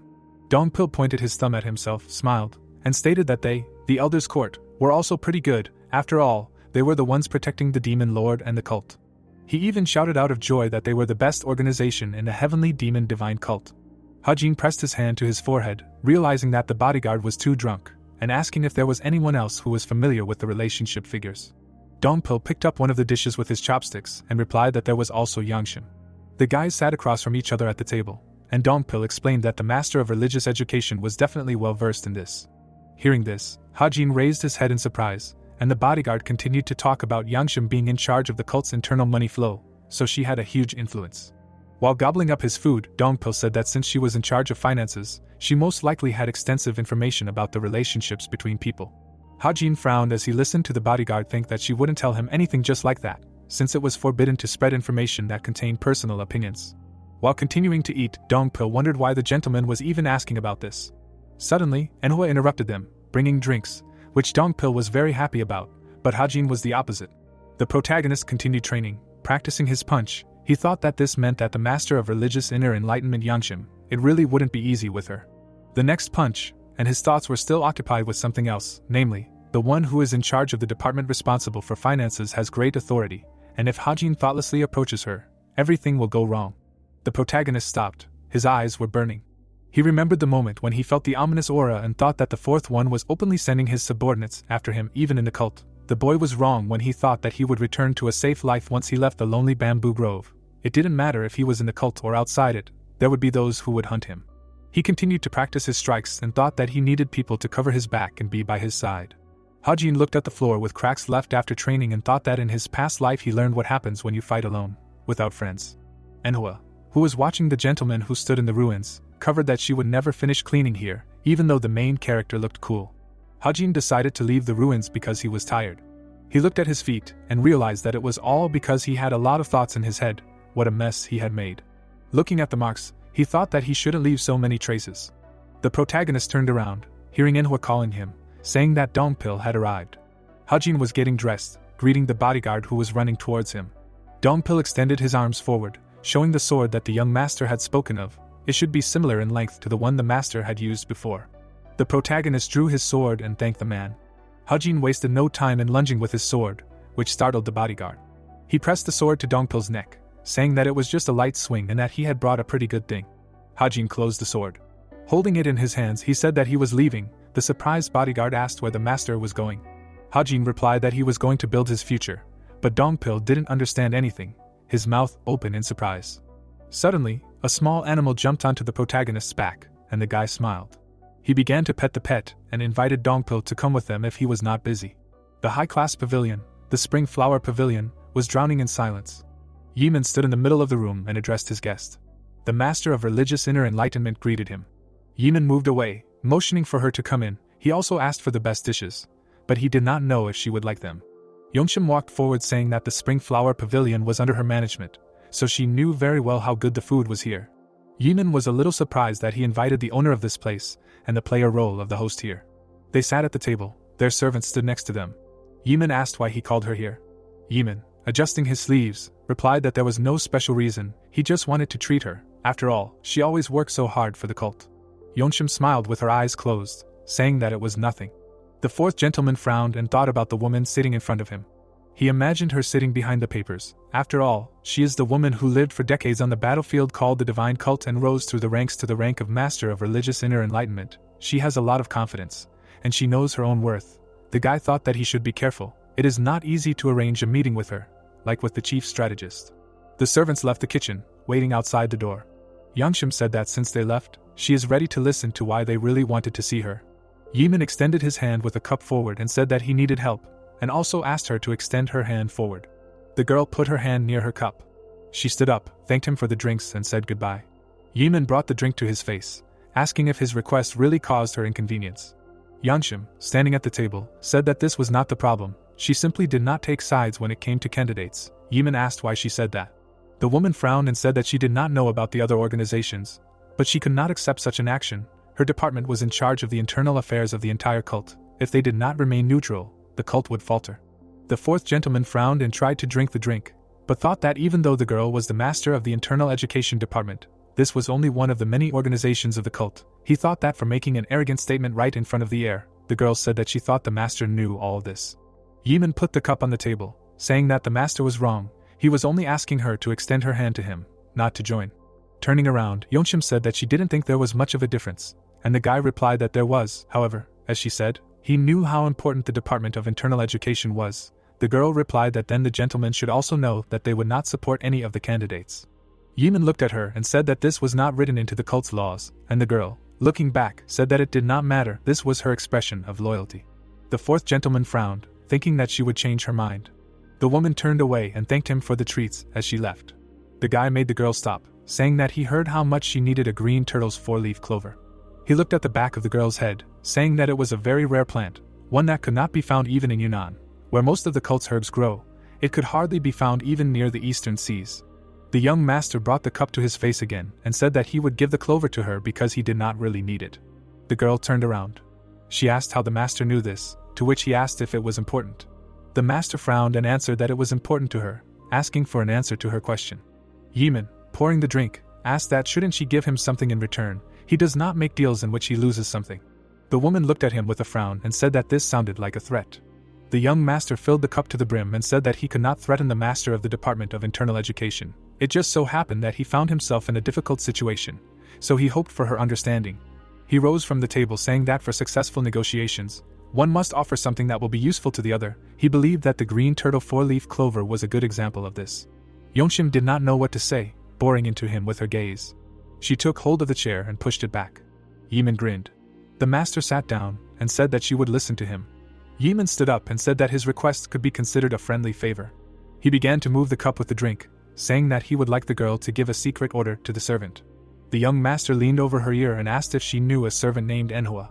Cold sweat appeared on the master's face and the guy said that the girl worked in the residence of the third young master, asked the master to order her to report on the actions of the third for 3 months, every day. Yimin turned around, moving to his place, and the master asked what he was going to do with the third, but the master said that he thought the master did not ask questions that could not be answered. The girl reminded that he was the first to ask for a difficult favor. Yimin, grinning, asked if it was too difficult. Yeonshim got angry and replied that yes, if the servant was caught slandering his daily affairs, something terrible would happen to Yeonshim. The fourth gentleman drank the drink and said that all she had to do was not get caught. The girl, looking at the gentleman, said that it was risky. The young gentleman said that it was not that dangerous, she just had to do everything as usual. Yeonshim frowned when he heard that Manhwa would have to send a short letter at the end of the day. It only sounded easy. She looked at the gentleman, who was standing with his back to her, who said that even if a problem arose, the solution would be simple. Yimin put the bowl on the table. He frowned, and the girl was surprised when the guy said that the truth was as empty as tobacco smoke, so she should get rid of the pipe and no one would ever know who bought it. Manhwa, meanwhile, stopped cleaning, wondering why her ear was itching so much. The sun was setting. The boy's hair flew up from his fast walk. He thought that this was too much. The fourth young master of the cult stood at the table, demanding that he stop lying. Yeonshim glared at the master and explained that she was not lying, since she did not even know what kind of person Manhwa was, so she could not force her to spy. The man looked tiredly in front of him, saying that then he would have to force someone else, someone he could trust. The woman looked stern as she tried to explain the situation. Yimin took the bottle and said that there was no need to tell him that it was impossible to do, since he knew that his interlocutor could do anything if she wanted. Yeonshim's lips began to tremble when she heard that she would not be asked twice, after which she was asked if she would do it. The man removed the bottle from the table and said that the woman's silence would be taken as consent. A drop of sweat rolled down the woman's cheek when she heard that in that case the deal was done. The guard and the man's advisor were startled by the unexpected sound. Shinhui's mouth dropped open in surprise. The protagonist came from the door and began to ask how long the people there were going to sit over those old cups. Yeonshim and Yimin were startled and turned around because of the sound. The door opened and the protagonist said that his patience had run out. The guy entered the room and said that he only had cheap wine, but his cup was empty. Yeonshim looked at the unexpected guest in fear. Yimin clenched his teeth in anger, thinking about what Hajin was doing here. He held out the cup with a smile and asked if they would continue drinking from those old dirty cups or join him. The man trembled with rage, thinking about how his unexpected guest dared to do such a thing. Hajin looked at the men with a smile and said that he had to sweat to find them and he kept wondering where they could be. But they were here all this time, in such a picturesque place. Yeonshin bowed to the boy and said that the divine teachings were indisputable and all the demons fell at his feet, after which she greeted the third young master. The protagonist smiled and asked to leave the formalities. And suddenly the fourth young master looked at the men entering and asked what they were all doing, since he was receiving an important guest, and said that no one should be allowed in. The protagonist looked at him with a smirk and explained that he came to see the Master of Enlightenment, so why doesn't his interlocutor calm down? The man waved his hand and angrily asked what the third brother was doing, since the Master of Enlightenment was talking to him, and did he think it was too rude to interrupt them so suddenly? Hajin turned to Yeonshim and asked if the Enlightenment Master would like to join him for a second round as his brother thought angrily about being ignored just now. The young master extended his hand towards the third brother, drawing his attention to himself. Yeonshim bowed again and apologized to the third young master. She looked down, indicating that she had already accepted Yimin's invitation. The protagonist pointed his finger towards the exit and explained that this was why he asked if the girl would like to join him for a second round after this meeting. Yeonshim was tensely silent, as she did not understand what the boy was planning. The protagonist stood in front of the woman as she asked if he came here for the green turtle's four-leaf clover. She stared at the other party tensely, listened to what he said. There are usually two reasons why someone would look for such a clover. One is to quickly reduce their yin energy due to excessive depletion of yang energy, and the other is due to a malfunction of the 9 yin meridians. She thought of the clover when she heard that both of these situations could only be resolved with the green turtle four-leaf clover. Yimin tensed up when she heard that there was no way a person like Yeonshim wouldn't know this, and that meant that when there was no substitute for this clover, did anyone she knew get a chi blockage after trying to learn yin cultivation? The protagonist rubbed his neck tiredly. Yeonshim looked down in fear and asked how he knew about it. Hajin lowered her pet's hands and said that he did not know the patient's condition, but as long as he was not on the verge of death, he did not need the green turtle's four-leaf clover, and moreover, it could be dangerous to take it. The protagonist grabbed his chopsticks and said that the clover could interfere with yang energy, instead of suppressing it. He put the machi in his mouth and said that he knew that his interlocutor was worried about the patient, but she should not bend over for these herbs. Yeonshin opened her mouth in surprise, not understanding why the guy was so kind to her, since she did not understand whether the young master sitting in front of her was someone she knew. Yimin took a step forward, drawing the attention of the third brother, asking if he was eavesdropping, since he had developed a very indecent hobby at that time. Hajin took the food again and asked if his brother was angry, since he was just standing at the door and heard something about the green turtle's four-leaf clover. The man grimaced angrily and asked if his interlocutor really thought that such behavior was appropriate for the third young master of the divine cult. The protagonist put down his chopsticks with a slam and asked if his brother dared to tell him about this.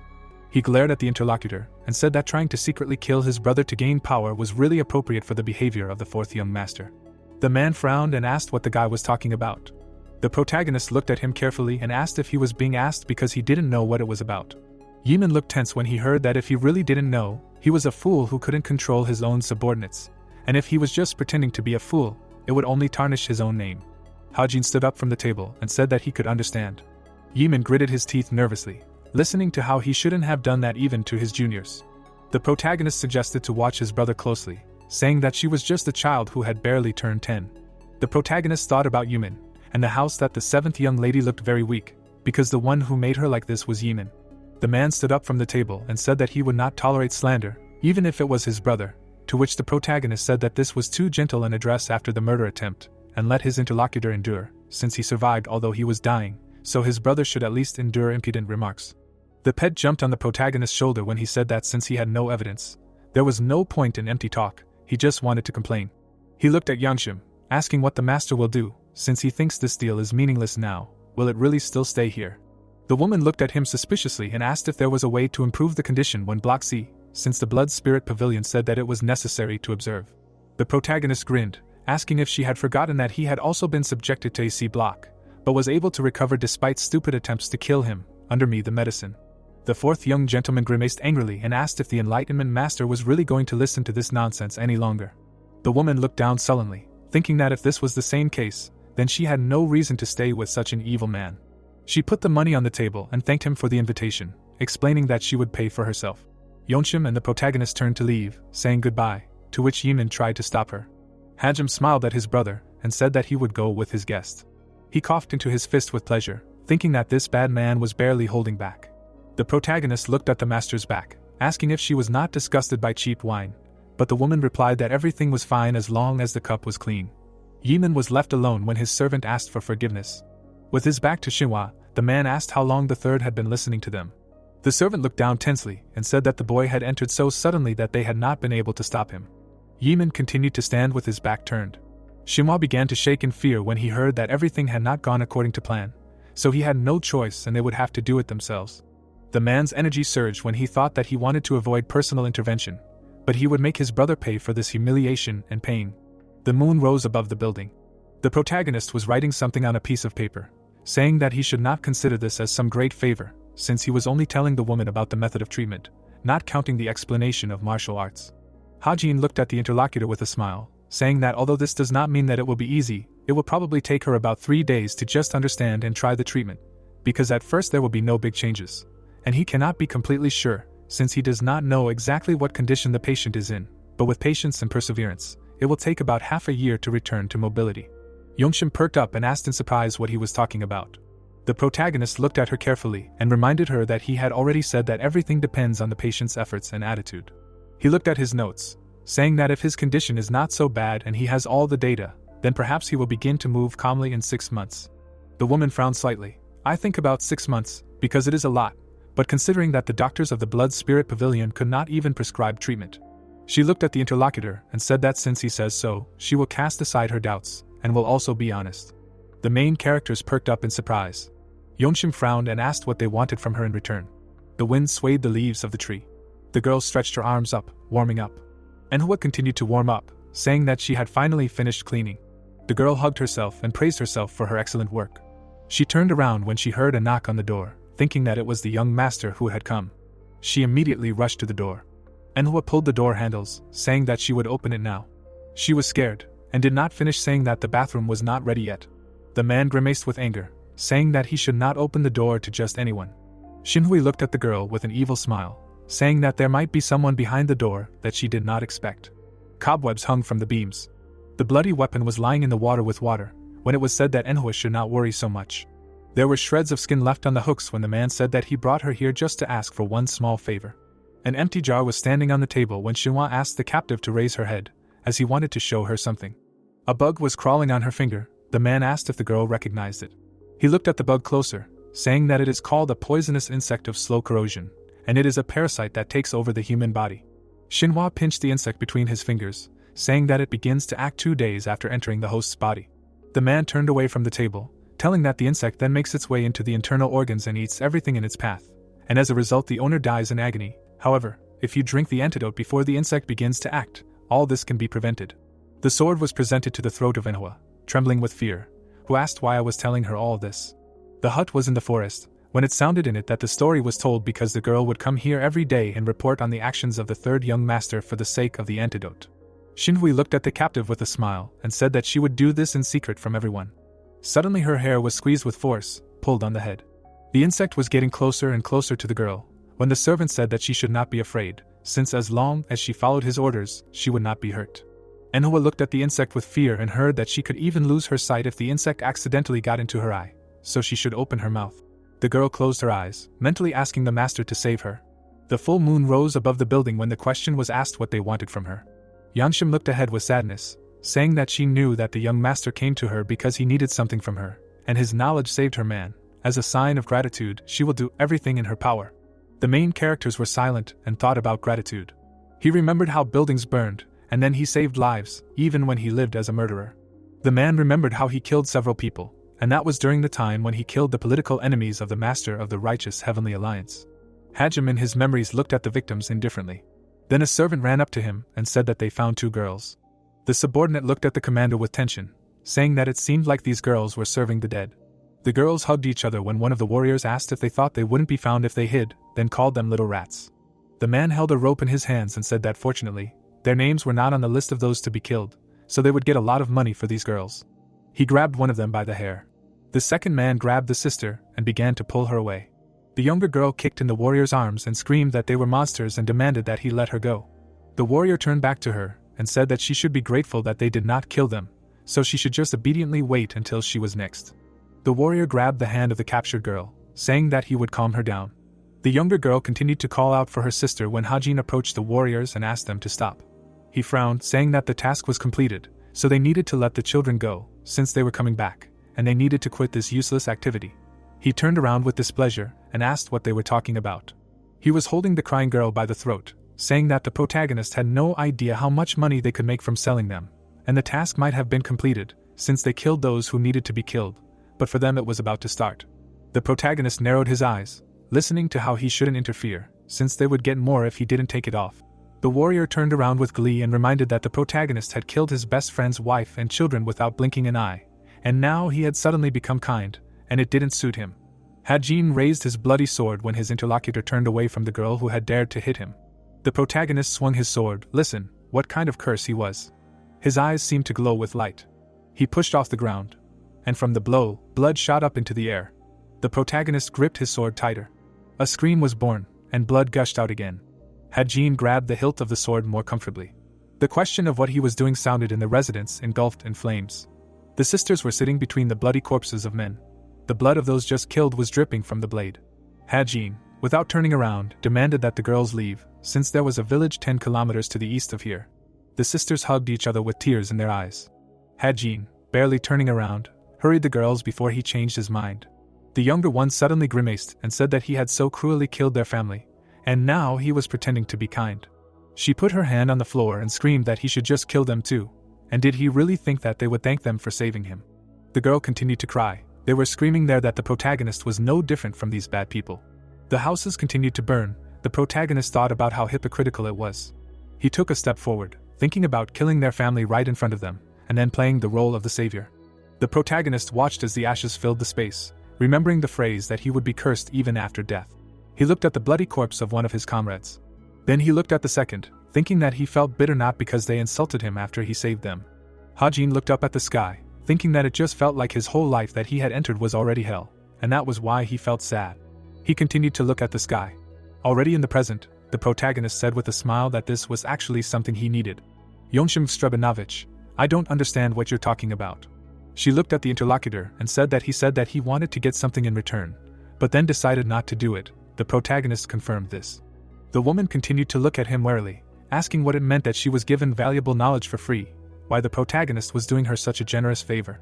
Hajin awkwardly scratched the back of his head, saying that it was difficult to explain, but the one who was currently under the chi block must be very dear to the woman, since she was looking for the green turtle's 4-leaf clover. The guy looked down. He looked at the table, saying that if it was his enemy or just a scoundrel, he would ask for payment. But if that someone is so important to the master, he does not think that he or she is a bad person, to which the woman asked again what they were talking about. Hajin looked sadly in front of him, saying that knowing this, he does not want to shout a deal by trading someone else's life, and if he can save a life for free, wouldn't it be too cruel of him to ask for payment? Sweat flowed down Yangshim's cheek when she heard that the protagonist hoped that the patient would recover quickly, and she thought that wasn't the third young master the biggest spur in the world, and it felt like she was talking to a soft-hearted stranger merchant, and not the cruel third young master of the divine cult. The girl folded her hands on her lap, talking about whether the young master was serious, since she did not quite understand why he was so unkind. Besides, he had not even seen this person. The protagonist continued to silently look at the table. He grabbed the bottle. The guy looked at the interlocutor with a smile and said that in this world, people can kill those whom they have never met, so why not save a stranger? He began to pour himself a cup and talk about drinking with a woman. He felt better, and you asked him again what he meant. Hajin grabbed the glass and said that he did not think that the woman would meet the fourth young master, and it was quite sobering to get the one who sharpened knives behind his back. Yangshim looked down in shock. Think about the fact that it is obvious that the heirs will fight and betray each other. But even if someone has such thoughts, no one will say it openly. She looked at the cheerful protagonist and wondered if there was anything else he wanted. Otherwise, he was revealing all his weak points to her. Yangshim thought of the protagonist as a cold, cruel, ruthless person, because the third young master is one of those who will only be satisfied with first place, no less, so what changed him so much? She remembered his emaciated body when blocking Qi. Then she remembered his determination in the lonely bamboo grove, and whatever it was, she was not familiar with the new third young master. Hajim waved his hand and said that if the woman really wanted to give something in return, then let them serve light meals in the restaurant more often, since the developed center of inner enlightenment does not respond. The guy smiled and said that the food is delicious, but there is too much spice, so you need to think about people with other preferences. Yangshim put down her glass, turning to the young master. He perked up. The woman looked at the interlocutor carefully and asked if he wanted to know about other young gentlemen and ladies. The guy pulled the glass towards himself, thinking that it was good, as expected from a master of inner enlightenment. He put the drink down, saying that it was not so. Yangshim continued to watch the protagonist carefully. The protagonist squeezed the glass and said that he wanted to know about something else. He smiled and said that he needed to know about all the relationships in the cult. The moon illuminated the flowers on the tree. The man took a book out of the drawer. He sat down next to the package, while the protagonist said that thanks to the guest he had a great time today, to which she said that he helped her a lot. The protagonist smiled and wished good night. He and the servant turned around and walked towards the gate. The masked man standing behind his mistress said that if the information she gave to the protagonist were to get to someone else, they could be in danger. Yangshim, without turning her head, asked her subordinate not to worry, as she knew this, and she had received something much more valuable from the guy, so she had to risk at least that. Hajim put his hand on his subordinate's shoulder, and asked what Dongpil thought about a third round with just the two of them, but then reminded him that it was already late. However, the protagonist asked him not to be like that, as he saw that his subordinate wanted to drink. The woman sternly looked after them, as she thought that she knew everything there was to know about the important people of the cult. But she had just met someone who had destroyed that confidence. The protagonist walked with a smile. The woman put her hand on her chest, thinking about what the third little lord would do next, and asked the servant out loud to report if there was news about the third brother. The wind rustled over the roof of the house when it sounded, when the man will read all this. The guy looked at the documents from Yonshim, which contained details about the main figures of the cult and their secrets. The young man leafed through the notes and thought that of course, he perceives everything with distrust, because this is the subjective opinion of one person. He looked closely at what was written and muttered that this is really interesting, even if only half of it turns out to be true.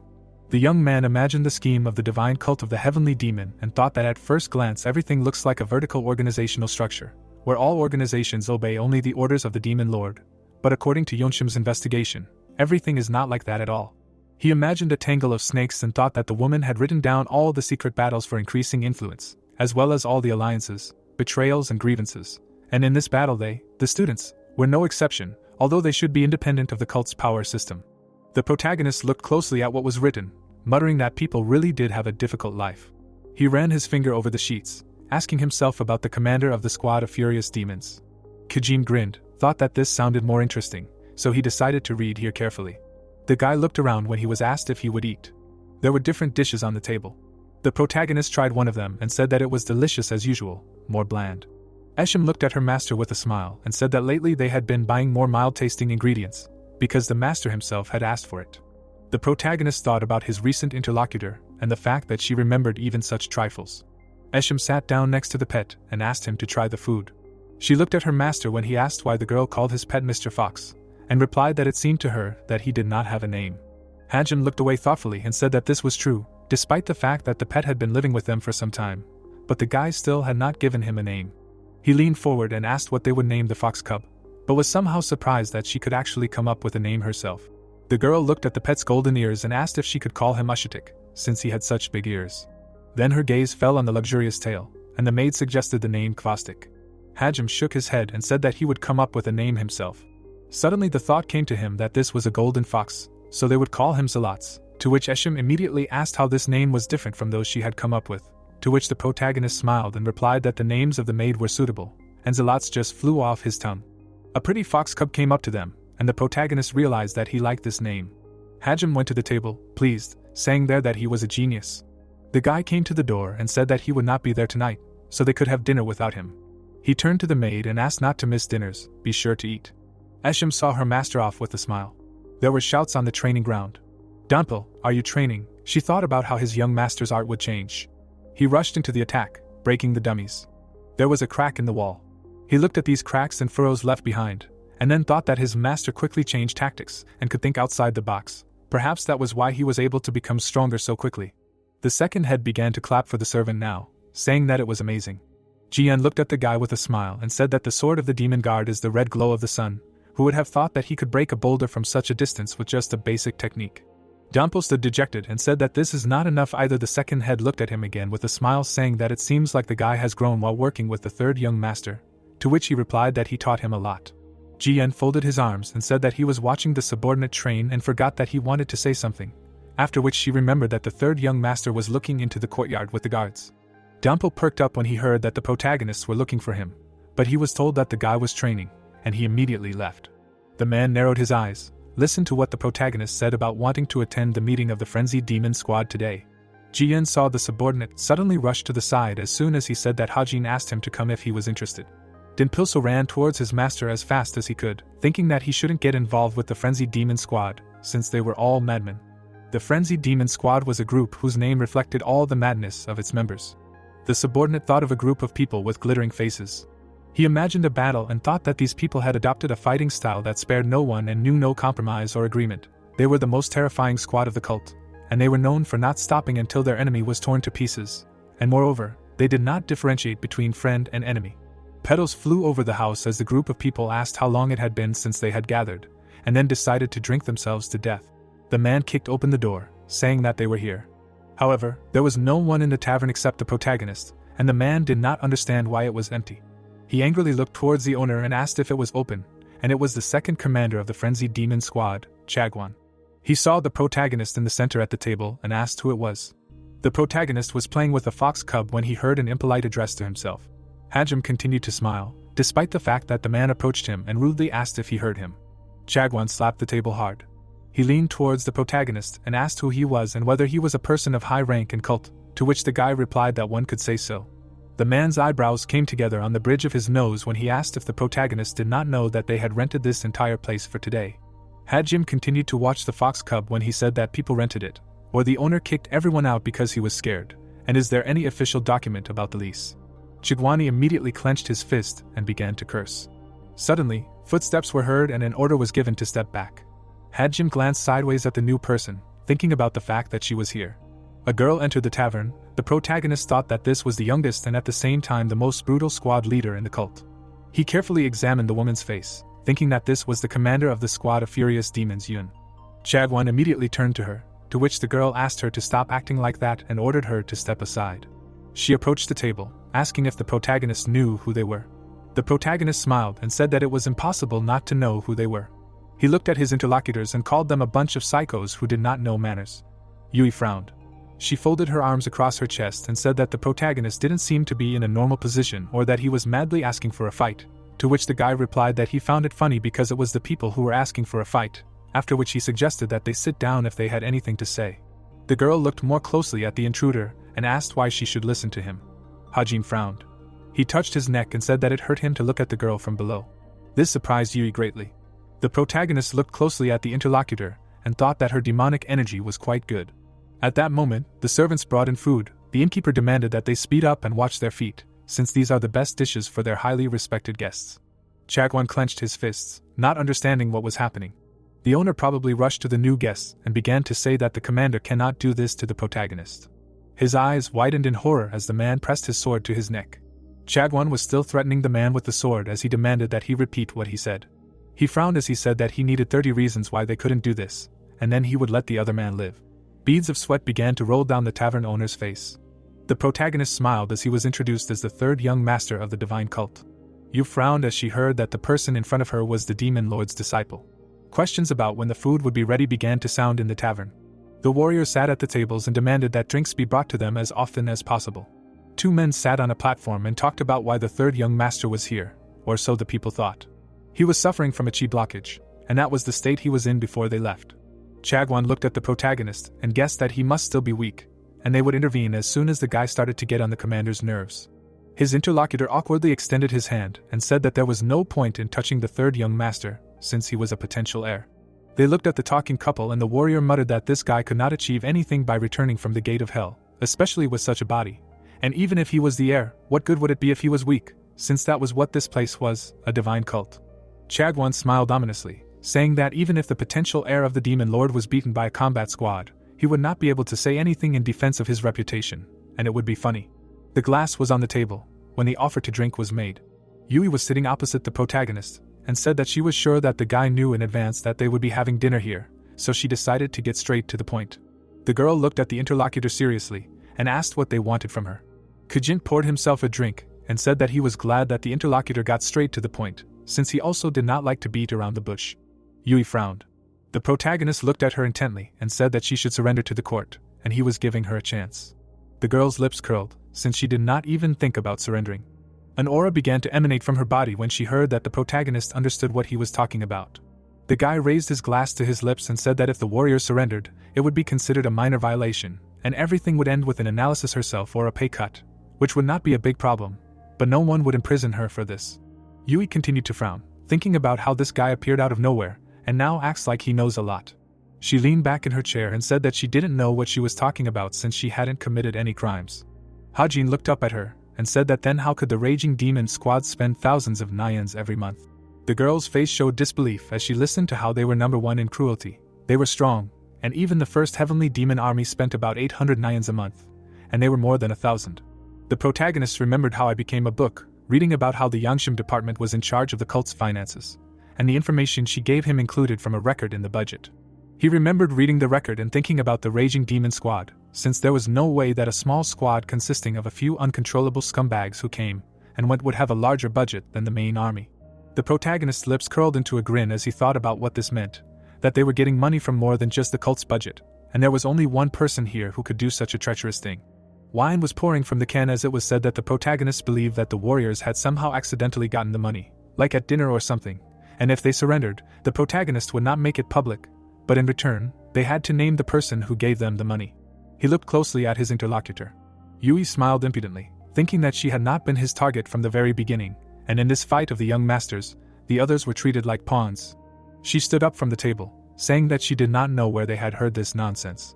Her face expressed rage as the girl said that her interlocutor had no proof, and if he had come to convict her of something, he should have at least presented evidence.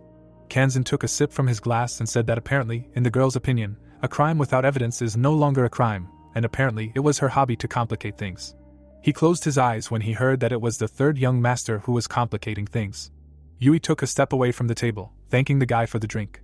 She had to stop when she heard that the warriors had given away all the money they had received from the fourth young master to a member of her squad. The protagonist looked at his interlocutor drunkenly, and said that thanks to this, her expenses had become quite significant. The girl listened to the fact that everyone knew that they were not allocated so much state funds that they could spend so much, and wouldn't their subordinates be arrested for accepting a bribe from her identified person if they started an investigation? You were in the hall noisy when it was said that if this happened, the squad would either be disbanded or organized. Without turning around, Yui asked if the protagonists really wanted to see this matter through to the end. Hajin looked at the girl with interest and was surprised by her tone, after which he reminded her that he said that everything would be fine if she surrendered voluntarily, after which he asked if she was going to draw her sword. The girl clenched her fist and explained that she couldn't hurt someone as important as him. Hajin made a surprised expression and asked if it was okay to leave bruises in that case. One of the warriors turned around in fear when something flew towards him. The protagonist watched the warrior's actions carefully. Chagwon attacked the protagonist, shouting that he would be the first to receive nicks. The protagonist stopped the attack with his palm. He extended his palm forward, from which a pulse of force immediately broke off. This threw the man against the wall. Hajin grabbed his hand with his fingers and asked if he had hit too hard or not. An aura began to emanate from Yui's body when she said that she didn't want to resort to violence today, because their squad hadn't had friendly get-togethers for a long time. She went on the attack, shouting and then that the third gentleman was crossing the line. Well, the protagonist closed himself in a defensive gesture, but the force still knocked the chair out from under him. The guy braked with his feet, destroying the floor, thinking that his opponent was fast and sharp. Having driven back a few meters, he said that the girl was pretty good, to which he heard that this was the first and joint dinner of the warriors in a year, and the woman would not forgive anyone who ruined this beautiful day, even if that person was a disciple of the demon lord. Hajin crossed his palms, telling Yui to watch her words since he did not interfere with their rest. He looked at Chagwon lying in the rubble of the wall, saying that it was her stupid subordinate. Yui frowned, angrily listening to the fact that she was also to blame, whose pride prevented her from admitting her own crime. At this moment, the warriors began to gather around them, asking what happened and why everything happened so quickly, in addition, why the third young master and the commander were fighting. Yui again rushed to the attack, asking if the guy could still talk. Hajin rushed in response to the attack, listened to how he should have just stayed home and rested if he was recovering from the chi block. She opened her mouth to shout angrily. Why was the guy ruining everything? Her fist passed a millimeter from the protagonist's chest, who asked about the chi block, and also if she knew how long ago it was. He put his hand on her head and said that the girls should keep an eye on what was happening in the cult. The protagonist attacked his opponent. Yes, destroys the tree flew back. Hajin raised his fist up, shouting for a counterattack. Yui leaned on her hand and said that she did not care that there was a third young master in front of her. She raised her furious gaze and promised to kill her opponent. He only smirked and offered to begin. The starry night fell over the tavern when it sounded. Did anyone hear the young master's voice? Yeeman was standing by the window, saying that he already knew everything, when the servant explained that the situation did not look good. The man frowned in displeasure and said that he was probably the one the guy wanted, and he was sure that his brother wanted to stand between him and the commander of the frenzied demon squad. Shinhui bowed his head and asked if he needed to do anything about it.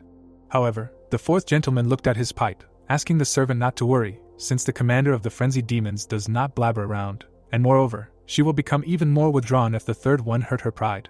He smirked, saying that the battle was even for the best. The man thought of Yui and Hanjin fighting, and there, no one would emerge victorious from the battle. A light of man appeared on his hand, when the protagonist thought that this was the demonic art of green jade, which the commander of the squad possesses. The girl threw her hand forward, suggesting that the enemy try this spell too. Hanjin tried to dodge, not understanding what she was doing since they were indoors. The wall exploded from the furious blow. The protagonist dodged, saying that he heard that when a girl is angry, she goes blind from rage, and it turned out that the rumors were true. Flaming with power, Yui heard from home that her opponent was not against fighting and all that, but there was no need to destroy other people's property. The owner fainted when he saw what had happened to his restaurant. The protagonist exhaled with a smile and said that he thought the girl could just use the fourth young master's money and make up for everything. One Nit, continuing to attack, demanded that she shut up. She used force again, asking if this situation was funny. Hajin, covering himself with his hands from the blow, muttered that it was a strong blow. He barely dodged the next, also quite powerful attack. And then the guy barely managed to take a step back, avoiding the opponent's fist. The woman jumped. She attacked the opponent with her foot. The protagonist flew into the wall due to the strong blow. He pressed his cheek to his palm. They say that it was painful. Yui rose into the air to attack again. The protagonist returned from this attack, thinking that his opponent had become even stronger. Glancing back, he rushed at the iron, thinking that the girl was strong enough for him to only defend himself without attacking. Yui turned around and used mana again to attack. Finally, the opponents stood opposite each other. The protagonist frowned and thought that it became clear to him why the fourth one gave her money, since her skills are worth it. However, it does not seem that she can be bribed with money. Yui stood in a defensive stance, saying that she has not had such a lively fight for a long time, and the guy thought to himself that he did not understand why she accepted his brother's handouts. The people watched their commander and whispered that it was a cool fight. But how can they fight like this? He is the disciple of the demon lord. Nothing bad should happen to the commander. The warriors leaned over the balconies when they heard that the frenzied demon squad should listen. Hajin swallowed nervously when he heard that their long-awaited dinner was ruined because of her personal troubles. Yui raised her finger and said that she would take care of everything even if she was punished for it afterwards, so the rest should enjoy the rest of the dinner, and that is in order. The warriors stood there with surprised expressions. Fists immediately raised up and a joyful cry sounded. The protagonist looked at the people with a smile, listening to the warriors cheering for their commander, and then said that the squad really lives up to its name. The protagonist smirked, saying that as expected of the heavenly demon divine cult, it is full of interesting people. The opponents stood opposite each other, when the guy said that this organization is sentimental. He looked closely at the opponent, thinking that he might be too naive, and did not think that someone so talented would agree to the dubious benefits of the four young master, so he cannot forget that he manipulated her. Maybe he should just beat her so that she starts listening to him. At this moment, Goldie ran up to him. Hajin looked at the pet in fear and asked what he was doing here. He told him to stay outside. At this moment, energy began to emanate from Yui when she asked why the opponent was distracted when she was standing right in front of him.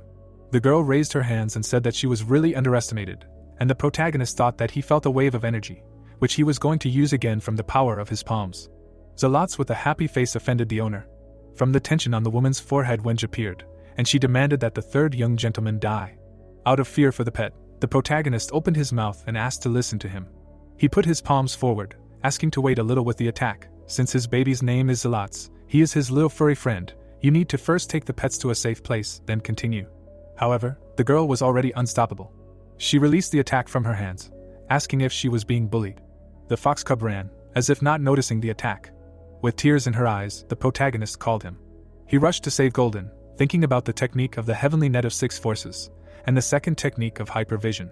The guy grabbed his fox cub, then turned over, since he did not have time to dodge. He covered the pet with his body. All the windows of the tavern lowered unnatural magical light from the inside. Yui took a step forward so the wall of smoke. She laughed madly, asked if her warriors saw this, since this is the power of the commander of the squad of furious demons.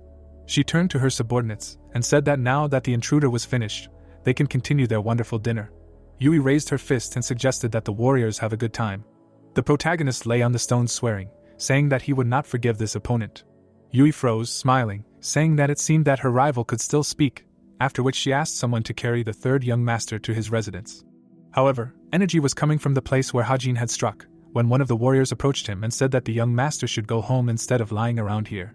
He turned to his brothers and asked if his commander had been too cruel. Suddenly, someone grabbed his face. Hajin attacked a random warrior, and then rushed to attack. The room exploded from a strong blow. Yui flew back to the wall, coughing. The protagonist gritted his teeth and asked how she dared to touch his pet. At that moment, he was also holding Goldie in his arms. Furious energy was coming from the protagonist. Dampo ran as fast as he could towards the tavern. He closed his eyes from the tension. Running to the destroyed tavern, he thought about getting the young master out of there before it got worse. One of the warriors was slammed into the wall. Yui frowned, not understanding how this happened.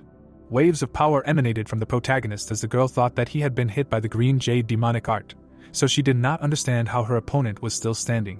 The commander's eyes were filled with horror, because she did not hold back at all when using this technique. Dampo rushed into the tavern and asked if his master was safe, since he needed to leave here quickly. A furious fire sparkled in the protagonist's eyes as the boy demanded that he not be installed, since he would not leave here until he destroyed them. However, his subordinates stood between him and the opponents and asked the young master to stop. He turned to Yui and asked if she did not know who was in front of her. But when the girl replied that she did not care, the boy then explained that she was the third young master of the divine cult. Yui frowned and looked away and demanded that Dampo leave, since it was none of his business. At that moment, Hajin attacked the girl. She broke through the wall with her body. Coughing, she fell to the floor. The protagonist came out through the hole she made. Yui raised herself up on her elbows and thought that she couldn't see the enemy's movement. She had more than 20 years of experience in battles where she had to fight for her life. She still couldn't react. The protagonist looked at the girl furiously and said, did she really think that she could leave here alive after she raised her hand to Goldie? The girl stood up, calling on Mana, saying that she was lenient to the third young master, but the appearance that his life was not important. Dampo was tired, grimaced, and asked to stop. However, the commander had already called on all her power, and the guy thought that she was using the divine fist of the furious demon, since this crazy woman really intended to kill the young master. She rushed to attack, warning that her opponent was already a corpse. Yui dealt many blows, but the protagonist did not move from the spot. The girl continued to attack, demanding that her opponent die. Suddenly, her fist stopped. It turned out that this time she did not hit her opponent, and Hajin asked if she was finished. At that moment, he hit her in the back, and the girl fell forward. By inertia, she rolled a few more meters along the ground. The protagonist turned to her and said that she was moving too slowly. Yui squatted down and called the guy a small rat. The protagonist's expression immediately became angry. He hit the floor, split the ground, asked who she called a rat. Yui immediately jumped up, dodging the attack. Hajin followed her. They decided to attack each other again. Hajin dodged another attack. Listen to who else, besides him, can be called a rat. Dodging several blows, the protagonist heard that the girl could easily defeat someone like him with the divine fist of a furious demon. Swinging her sword, she hit the guy in the neck. However, it turned out that the commander did not cause any harm to her opponent. Her face was surprised. The girl thought that her divine fist could not break through his demonic energy. At this moment, Hajin himself attacked her with a foot. Blood spurted from Yui's mouth, and she thought that her opponent was strong. Are all the demon lord's disciples like this? At this moment, the protagonist jumped from above, and the commander thought that she had never met someone so strong. Yui barely dodged another blow, thinking that this had never happened in any of her battles. Finally, she missed the blow, thinking that everything would end like this for her.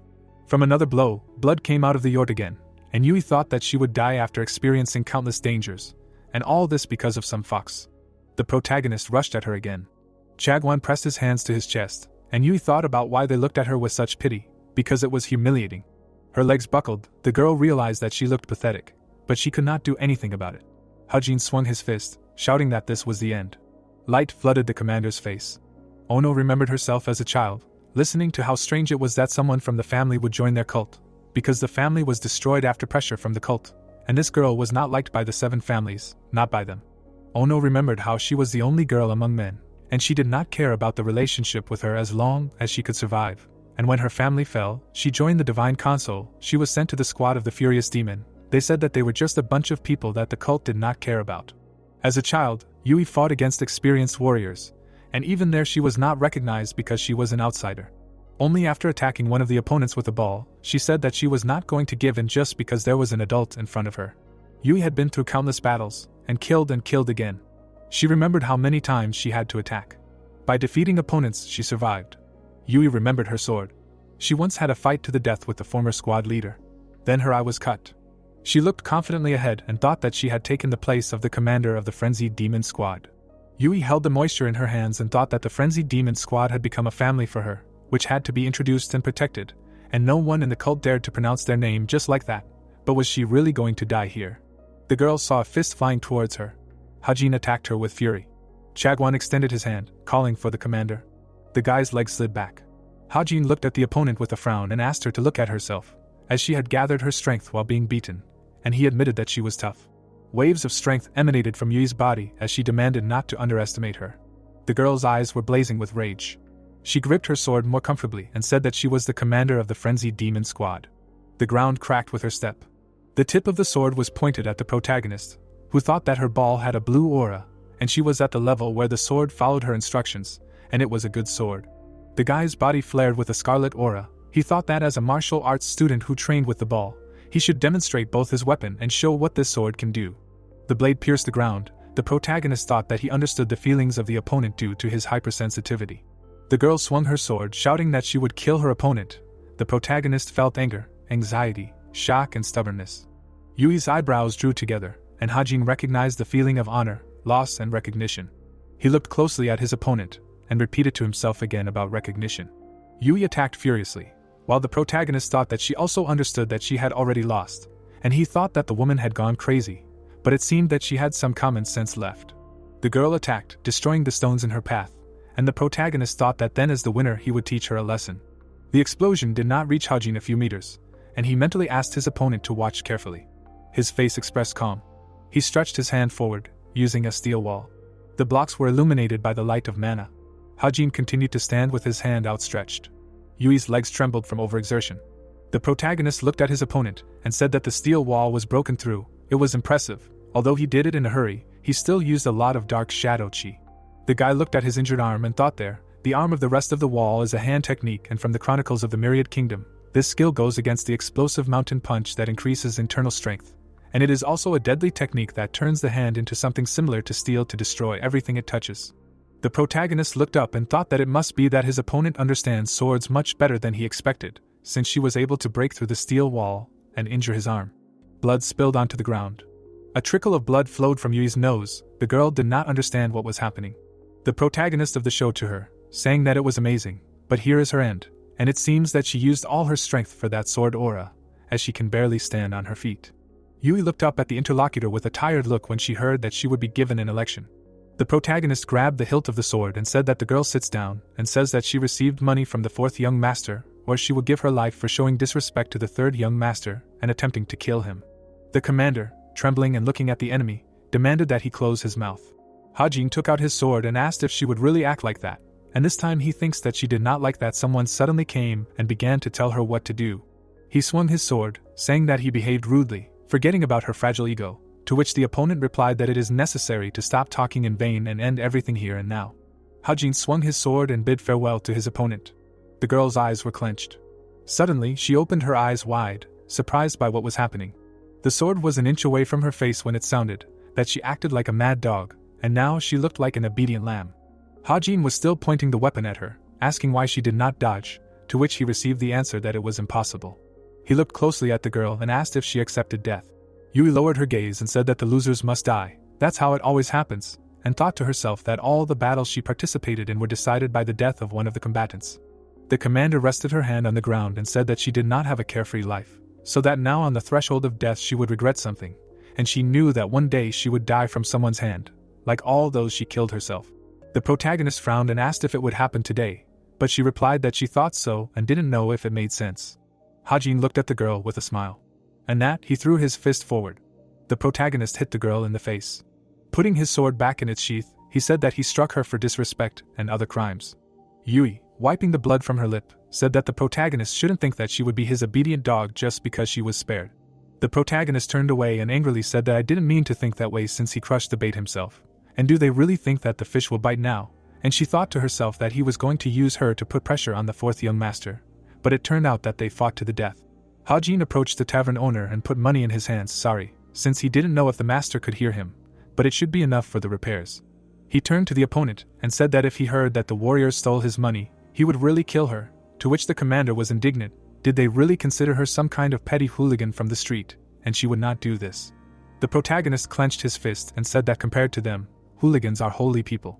He headed for the exit and called Dongpil to follow him. Chagwon immediately approached the commander and asked if she was okay. Yui looked down, saying that she needed to clean up a bit and order drinks, since she needed to finish dinner. She looked at the eye patch on her hand, since she thought that all young masters were vile deceivers. The girl was tensely silent, thinking that the third master was not like that. She watched the gentleman leave, who apologized to his servant for causing interest in nonsense, since he thought that the heat would be stronger, to which he replied that if the heat was stronger, his heart would jump out of his chest. Yui wiped the blood from her chin and muttered, who else did he call a fool, since he himself is an idiot who only has brute force. At night she launched herself over the houses. Incense sticks were burned in a stand. Pod flowed down the man's cheek. The man sat surrounded by incense burners. He frowned and did not understand how Hajin found out about everything, since he was convinced that the transfer of money to the commander of the squad of furious demons remained a secret. Eamon remembered how he handed the box to Yui. I thought about what they say, everything secret becomes clear, but this secret should not have been revealed so quickly. He remembered Yangshim and thought that the only one who could know about this was the Master of Enlightenment. He looked at the incense sticks, thought that the woman said that she would not interfere in the heir's squabbles, but could he make her change her mind? He exhaled heavily. The sticks had been burning for a long time, when the man decided that it no longer mattered, since very soon no one would see him. Yuman's eyes flared with power. He thought that his incense was filled with concentrated deadly poison, let the smoke into his lungs, which would paralyze his body, and he would die in the carriage. Power gushed through the man's body. The incense was also in the other room, when it sounded that the seventh young lady was no better. The girl was lying on the bed and sweating, when it sounded that today she had not even eaten properly. The baby's hands were folded on her stomach when someone said that it was really bad, since she couldn't even sleep without this incense now. The rest of the sticks were put in a box when a voice demanded that this one be lit near the third young master's bed when he would sleep. Esham looked at the person showing her with fear. She looked at the box and asked what it was, to which Shinhui asked not to ask unnecessary questions. The girl was trembling with fear and she said how she could put something near the young master's bed if she didn't even know what it did, and she couldn't do it. The servant turned to the girl with a frown and reminded her that in 2 days the parasite in her body would start to act. If she didn't take the antidote in time, it would lead to unbearable suffering. Esham looked at her interlocutor with tears. Listen, that it is not about whether she can or not, but about whether she wants to live. The girl was startled when she realized that she had already been called several times. She ran up to her master, having listened to the question of whether she could bring some food for Zalots. Manhwa nodded, looking at the fox. The girl bowed and immediately rushed to fulfill the order. Hajin looked after her in surprise, noticing that lately his servant looked kind of tired. He scratched his pet behind the ear. The guy tilted his head and noticed that the fox was strange. He looked closely at the pet. I don't understand why he was so upset then. He remembered his furious state and thought about how he had become so attached to the fox without even realizing it, and he also felt the chi that seemed to connect them. Hajin shook his head and said that it was all nonsense, since there was no separation of chi with a beast. The owner and the pet exchanged glances. The protagonist saw his reflection in the fox's pupil and thought that it was an unusual animal. The protagonist turned around when he heard someone demanding to open the door. Dongpil ran into the room and shouted that the criminal court was looking for the young master. The man frowned since it seemed that the commander of the frenzied demon squad had surrendered. Hajin jumped up from his chair in surprise when he heard her confess to humiliating the third young master and attempting to kill him. The sun was setting over the building. Yui was chained by the neck when she heard the question of what they had done. Hajin looked ahead angrily and asked if he hadn't said that he had forgiven the woman for all her crimes for that blow. She turned away and confirmed that such a conversation had taken place. The protagonist folded his arms and asked why she was making all this noise and annoying him. Was it really her choice? The commander flexed her fingers and said that's probably why she was sitting here. The protagonist looked at her worriedly and said that he didn't understand, since there was no forgiveness for trying to kill a young master or mistress, and once she admitted that she did it, she would be in trouble, and if she didn't want to live anymore, then why didn't she tell him? Then he could have killed her back then. Yui turned away from him, saying that she could do it right now if she really wanted to. Hajin looked surprised. I understand that the woman may really be out of her mind, after which he demanded that she pull herself together. He twirled his finger at his temple and said that he was absolutely sure that he did not hit her on the head. Something began to shout that Billa did so, and very loudly. But the main character leaned towards his interlocutor and said that she needed to stop talking nonsense, then demanded that she say what she really intended, why she did it. To something she answered that she had no reason to tell. Hajin thoughtfully looked away. The girl clenched her hands when she heard that it was really all about the fourth young master. She narrowed her blind eye, listened to the question that this was in order to keep the promise she made to him. But if she wanted to keep her mouth shut, she had to go all the way. And why did she have to confess and make him come all the way here? Suddenly the guy had an idea about why she confessed to harming him. He smiled and said that the commander was good. The girl barely exhaled. It went away so that it was not for nothing that she was the commander of the squad of furious demons, after which he asked the guard to come here. The warrior entered the cell, asked, his name was. Hajin turned to the guard and asked to release the commander of the squad of furious demons. The protagonist looked seriously at the interlocutor and said that he only taught her a lesson because he liked her. The commander clenched his hands. Listen, what is her face like? So the guy could not hold back his strength. Even if she is crazy, she is still a follower of the cult. And does anyone really think that she would try to kill the disciple of the demon lord, since there is no point in this? The guard spread his hands and confirmed that there really is no point in this, but it is necessary to take into account the witnesses and the situation. The protagonist turned angrily to the man and said that the person involved in what happened says that it is not true, so what else does he need? To which he replied that he will immediately free the commander of the squad of furious demons. Hajin looked at Yui, asking about Tom. Does she like to drink? The girl sat silently on the box. The protagonist turned to the bars and said that the time was somewhere for a positive answer, after which he offered to come in when there is time, and they will drink. The commander looked in front of her, listen in there, that in this case she should bring her snacks, so as not to burden his servant work. In the courtyard of the house, a question was heard, why the commander of the squad of furious demons did this. Hajin sat at the table and said that it was done in order to survive, and he found out that the girl accepted money from the fourth young master. Dongpil leaned slightly towards the table and said that she did it in order to survive, to which the gentleman replied that the commander could not say that she took money from his brother for making promises to him, nor could she allow herself to involve her squad members in this. He looked ahead, saying that knowing her character, she would rather kill herself than allow her subordinates to be punished. Dongpil's eyebrows rose in surprise when he said that the protagonist left immediately after the battle, so she could have simply not confessed and pretended that nothing happened. The guy remembered the crying staff at the tavern and said that there were too many witnesses, plus the restaurant was destroyed, and someone had to take responsibility and go to the courtroom, otherwise things would have gotten much worse. The protagonist remembered the fourth gentleman and said that besides that, Yui had other things to worry about besides him and the witnesses. Hajin thought there that his brother was standing behind the girl and said that she fought with him, and if it was just hushed up like that, the fourth one would think that she took his side, and if he spread rumors that the commander of the frenzied demon squad accepted a bribe, then both she and her squad would suffer. The protagonist thought about the commander who was chained up, said that that was why it was best for the girl to surrender to the court, that way the fourth young master would not be suspected, and the other witnesses would think that this case would be taken care of, and since she took all the blame on herself, her subordinates would be safe. Dongpil waved his hand and said that the accusation was talking about disrespect and trying to kill the protagonist, so he only needs to say a few words and she would be dead, so why would she risk her life if she didn't know what he was going to do, and why would she act so recklessly? The protagonist stood at the table and said that he had also thought about it. But she glanced at him, saying that it was a possibility. The girl had lived all the time thinking that every day could be her last. Already leaving the building, Dongpil said that it was still risky, and she was counting only on luck, to which he was told that the commander got what she wanted. Hajin turned to the servant, saying that she had protected her subordinates. The protagonist closed his eyes, saying that Yui was an eccentric, but she was one of those who took good care of her charges, and she was really quite crazy. Danpo frowned, thinking that it was incredible that his master understood all this, and where did he get such insight at such a young age? Sometimes it seemed to him that the young master was much older and wiser than him. Suddenly there was a knock at the gate. Hajin shouted with a smile for the guests to be more careful. Since he could break the door, he could just enter, since it was open. The gate opened. Yui entered the courtyard, shouting for them to bring the promised drink.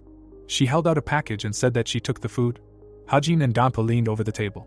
Delicious-smelling dishes stood on the table. The main characters stopped at the dish and asked if the guests really made it all themselves. His servant said that it looked delicious. Yui looked at the guy with displeasure and asked why they did this, since she was good at cooking, and they could not eat if they did not want to. Hajin whispered to Danpo that he thought this woman was the craziest in the entire cult. Maybe she was also the best cook, to which the servant replied that he also did not know that she could cook. The drink lasted in a bowl. The main character asked the interlocutor in surprise if she would have 5 snakes, to which she replied that if she drank from a small glass, she did not feel the taste. The girl turned the bowl over, saying that the drink was good. She looked at the protagonist with a start. The protagonist looked towards his servant when he heard the question of why he was just standing there. The boy turned to Dongpil and asked if he was not going to join them, then he could go and rest instead of standing there, but he couldn't do that. The servant frowned and explained that there was no need to worry about the commander of the frenzied demon squad suddenly going crazy. He would definitely stop her this time. Yui rudely pointed her finger at the boy and said that he was more loyal than Guan Yu himself. She smiled and asked if the servant thought he could stop her since he should know his place. Dongpil frowned again when he heard the question of why he didn't want to answer. Hajin awkwardly waved his hand, saying that considering the commander's condition he thought his bodyguard could easily win, but he heard that it was nonsense. The boy picked up a glass and asked why the girl came to him after being freed instead of going back to rest. He squeezed his hand and said that she didn't think the commander would come so openly. Wouldn't it be bad if the 4th young master knew that she was here? You looked at the other person and said that now was not the time to worry about her. The protagonist folded his arms after hearing that he might be in great danger. He perked up in surprise, listened to what he knew. The 4th young master was good at dirty tricks. Yui frowned, telling him that as far as she knew, there were many more people under his control, and they were the type who would do anything as long as they were paid. The sun was about to set when a question sounded in the courtyard, contacting Aliyah, speaking with the true commander of the demon squad. The 4th gentleman stood near the table and said that it was not worth doing. If the commander of the frenzied demon squad could not defeat the protagonist, then he would not be able to either, so calling him was a bad idea. To which the servant replied that it was not because of the 3rd young master, since the commanders of the frenzied demon squad were released because of him. Yiman looked down, saying that he was studying the possibility of her betrayal, but now he did not need to worry about it, after which she asked what was with the poisonous incense. He took out a beetle, listened to what the maid had not reported to him for the past 2 days, to which the man chuckled, since his brother had one faithful servant. Yiman crushed the beetle with a crack, saying that he would then bring him another gift.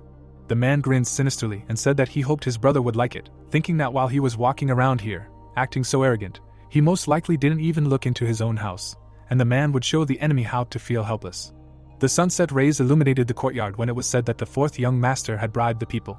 Hajin, with his arms folded, said that now some of them wanted to kill him.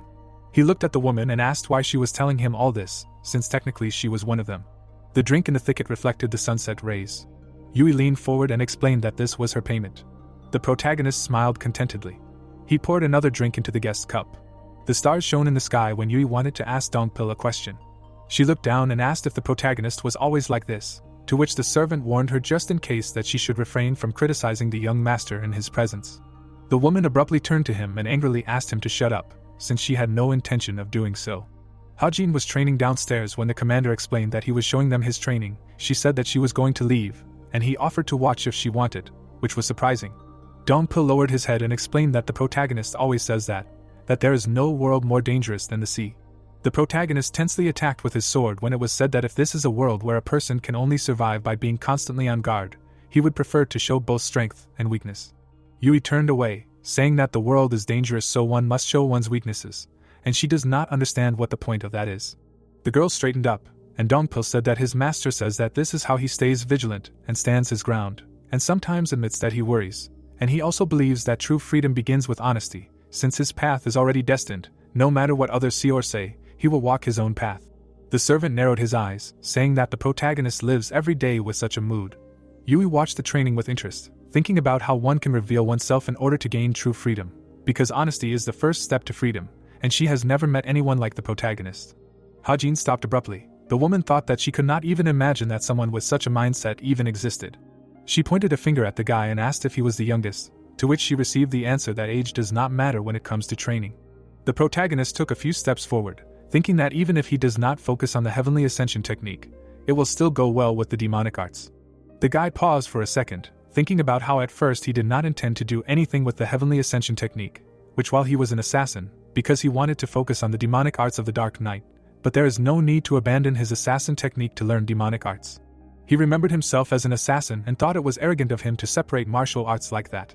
The protagonist grabbed the sword and thought that if he wanted to kill, he would use an assassin technique, otherwise he would use a suppressive technique, and it all depended on who he was dealing with, since he thought he had to take that into account too. But now it all made sense when he learned demonic arts, and by learning other martial arts, his horizons became broader and there were more ways to use them. Someone clapped their hands, saying that it was amazing. Yui and Dongpil approached Hajin, who was surprised that they were here, then asked if they wanted more drinks, to which the girl asked how about a drink for a hangover. The protagonist sat down on her in surprise and asked if she wanted to drink again, to which she replied that a hangover should be treated with alcohol. The stars were shining above the house when it was said that Enhwa's hangover soup was the most effective, and he wondered if she was already asleep. The whole group burst into the room when Yui said that it was better to drink, to which the protagonist replied that in that case she could go home and drink as much as she wanted. Suddenly, the protagonist's eyes widened in alarming surprise. Enhwa was lying on the ground unconscious. Hajin immediately picked her up in his arms and asked her to wake up, because the girl only muttered that her stomach was in great pain. The protagonist decided to feel her pulse and realized that she had internal injuries, as something was eating her from the inside. Tears appeared in the maid's eyes. She muttered that she could not do what they asked. Hajin frowned and asked what happened. He carried the unconscious girl in his arms, thinking that her condition was rapidly deteriorating. He should be the first to save her. Night fell over the city and someone said that all the preparations for the Mara festival were finished, and even if there was a need to make small changes, they would be able to take care of it right away without any problems. Jong-san raised his hand, noting that his subordinate had done an excellent job and offered him a drink. The man bowed his head and said that he would consider it an honor. The overlord raised one finger. The saucer with the liquid rose into the air. It flew straight into the hands of the head of the guard, while his leader said that this was a very high-quality Fingio. Bringing the saucer to his mouth, the man also heard his interlocutor ask how the third number was doing. Still sitting in front of him, Mutum said that he had not heard anything about him since the incident with the commander of the Frenzied Demon Squad, and Jom-san explained that he was not interested in what he was doing. Opening his mouth, the man asked again. Frowning, the overlord said that he was interested in the changes this guy had made. Bowing his head, the head of the guard explained that there was nothing worth mentioning about the third young master at the moment. Jong-san also took the saucer in his hand. Squinting, he remembered that the jackal had chosen this particular person. Sitting on his throne, the boy tried to understand if this was somehow connected with his fate. An image of a monster with huge fangs appeared in his mind, which was called a jackal. Suddenly, he imagined a small animal, which, unlike other creatures that appeared from the imagination of the creator of the Lonely Bamboo Grove, this mystical creature repeats the cycle of life and death. He also imagined an adult and a small animal, which meant that it leaves its adult body and returns as a cub.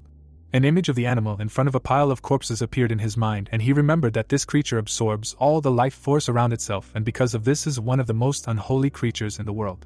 He also remembered the war and realized that it was vicious because whenever it appeared, a war would start. The image of that beast appeared in his head again, which was considered the most terrible disaster on Earth due to the legend that it absorbed life force and caused wars. The creature's eyes were shining brightly. It was looking somewhere, its eyes wide open. The jackal watched as the hero treated the girl. The guy, touching her hand, realized that it was poisonous energy that appeared because of some poisonous insect and realized that her internal organs were not in such a bad condition to be life-threatening. The girl coughed up blood, while the boy thought that such a young servant without any combat skills would not be able to last long with poisonous energy inside her. Frowning, the protagonist realized that he needed to extract that insect from her, but first he would have to use the purification of the limitless technique to increase the healing power of her body. Closing his eyes, he imagined the girl in her last days and realized that she had been troubled by something all this time, and remembered that poisonous insects made a person lose their mind. Blood flowed from the girl's mouth as the hero tried to understand who could do such a cruel and mean thing to a simple young servant. Suddenly, her eyes widened. Blood sprayed into the air. The youth, picking it up, realized that the insect had finally come out. Looking at it, he realized that it was the same slow corrosion creature that was not just trying to harm her, because such creatures are used to enslave a person and threaten their life, and it is also somewhat similar to a blood parasite. Frowning, The youth knew that whoever did this must have wanted to force Manhwa to harm him, and realized that there was only one person who could sneak up on him in such a vile way. There was a box of incense on the table when someone called out the name of the fourth young master. Dongpil, looking at the girl, did not understand what the girl was talking about and asked if she wanted to say that the maid was a spy raised by Yemin. Taking the incense in her hand, she explained that she had seen exactly the same thing in the residence of the fourth young master, so the fact that such a thing was found on the maid must mean something. Closing his eyes, the guy listened to his ally's words that since she was suffering from a poisonous insect, she was most likely simply being threatened. The wall of the house appeared, and from behind it someone's words were heard that she probably knew that her life was in danger, but still disobeyed the order, and therefore it can be concluded that the third young master has an incredibly loyal servant. Then a question was heard about why the fourth would do such a thing. Looking at the incense, the girl said that there was only one reason. Opening his mouth, the guy asked about such a reason. Looking at him, Yui explained that this is all a struggle for succession, because if all the other heirs disappear, then the only one remaining will naturally become the new demon lord. A certain room was visible. The guy, standing with his back, called out to his assistant. The old man, looking at him, listened to the question of whether the servant was worried about the reaction of the third master. The same one answered affirmatively. Without turning around, Eamon asked him not to worry, because he always has to prepare for the worst. Shinhui bowed his head and said that he didn't know what the worst-case scenario the master had in mind, but if it happened, it would be the assistant's responsibility. Smiling, the young man asked him to stop wasting his nerves in vain, since he already had plans for every possible move the hero could make. Looking at the assistant, the boy also added that no matter what, it was only a matter of time before he did something, and the old man explained that he had already stationed people around the third young master's residence. Suddenly, a bright flash illuminated the houses around them. They both turned around, their eyes wide open. The gate was smoking. Someone was walking along the broken road. The fighters fell to the ground, shouting that the gate was destroyed. The hero, with his mouth wide open, shouted for Eamon to come out to him. As the fourth lord approached him, he noted that the intruder's behavior was extremely rude, since as a young lord of the divine, he should behave with respect and grace. The young man asked again with his mouth slightly open. Pointing his finger at him, the lord asked what brought the protagonist here, with such a funny expression on his face. The hero's fist took on a red glow. Yeeman's eyes widened. The young man attacked him right in the face, shouting for respect. The opponent jumped back. Wiping the blood from his face, he laughed. The stones began to rise at his feet as he spoke about how he was a little nervous, since he heard that the intruder became a different person after waking up from the chi block. But most likely these were just rumors, since he was still the same bully who would jump into a fight without thinking.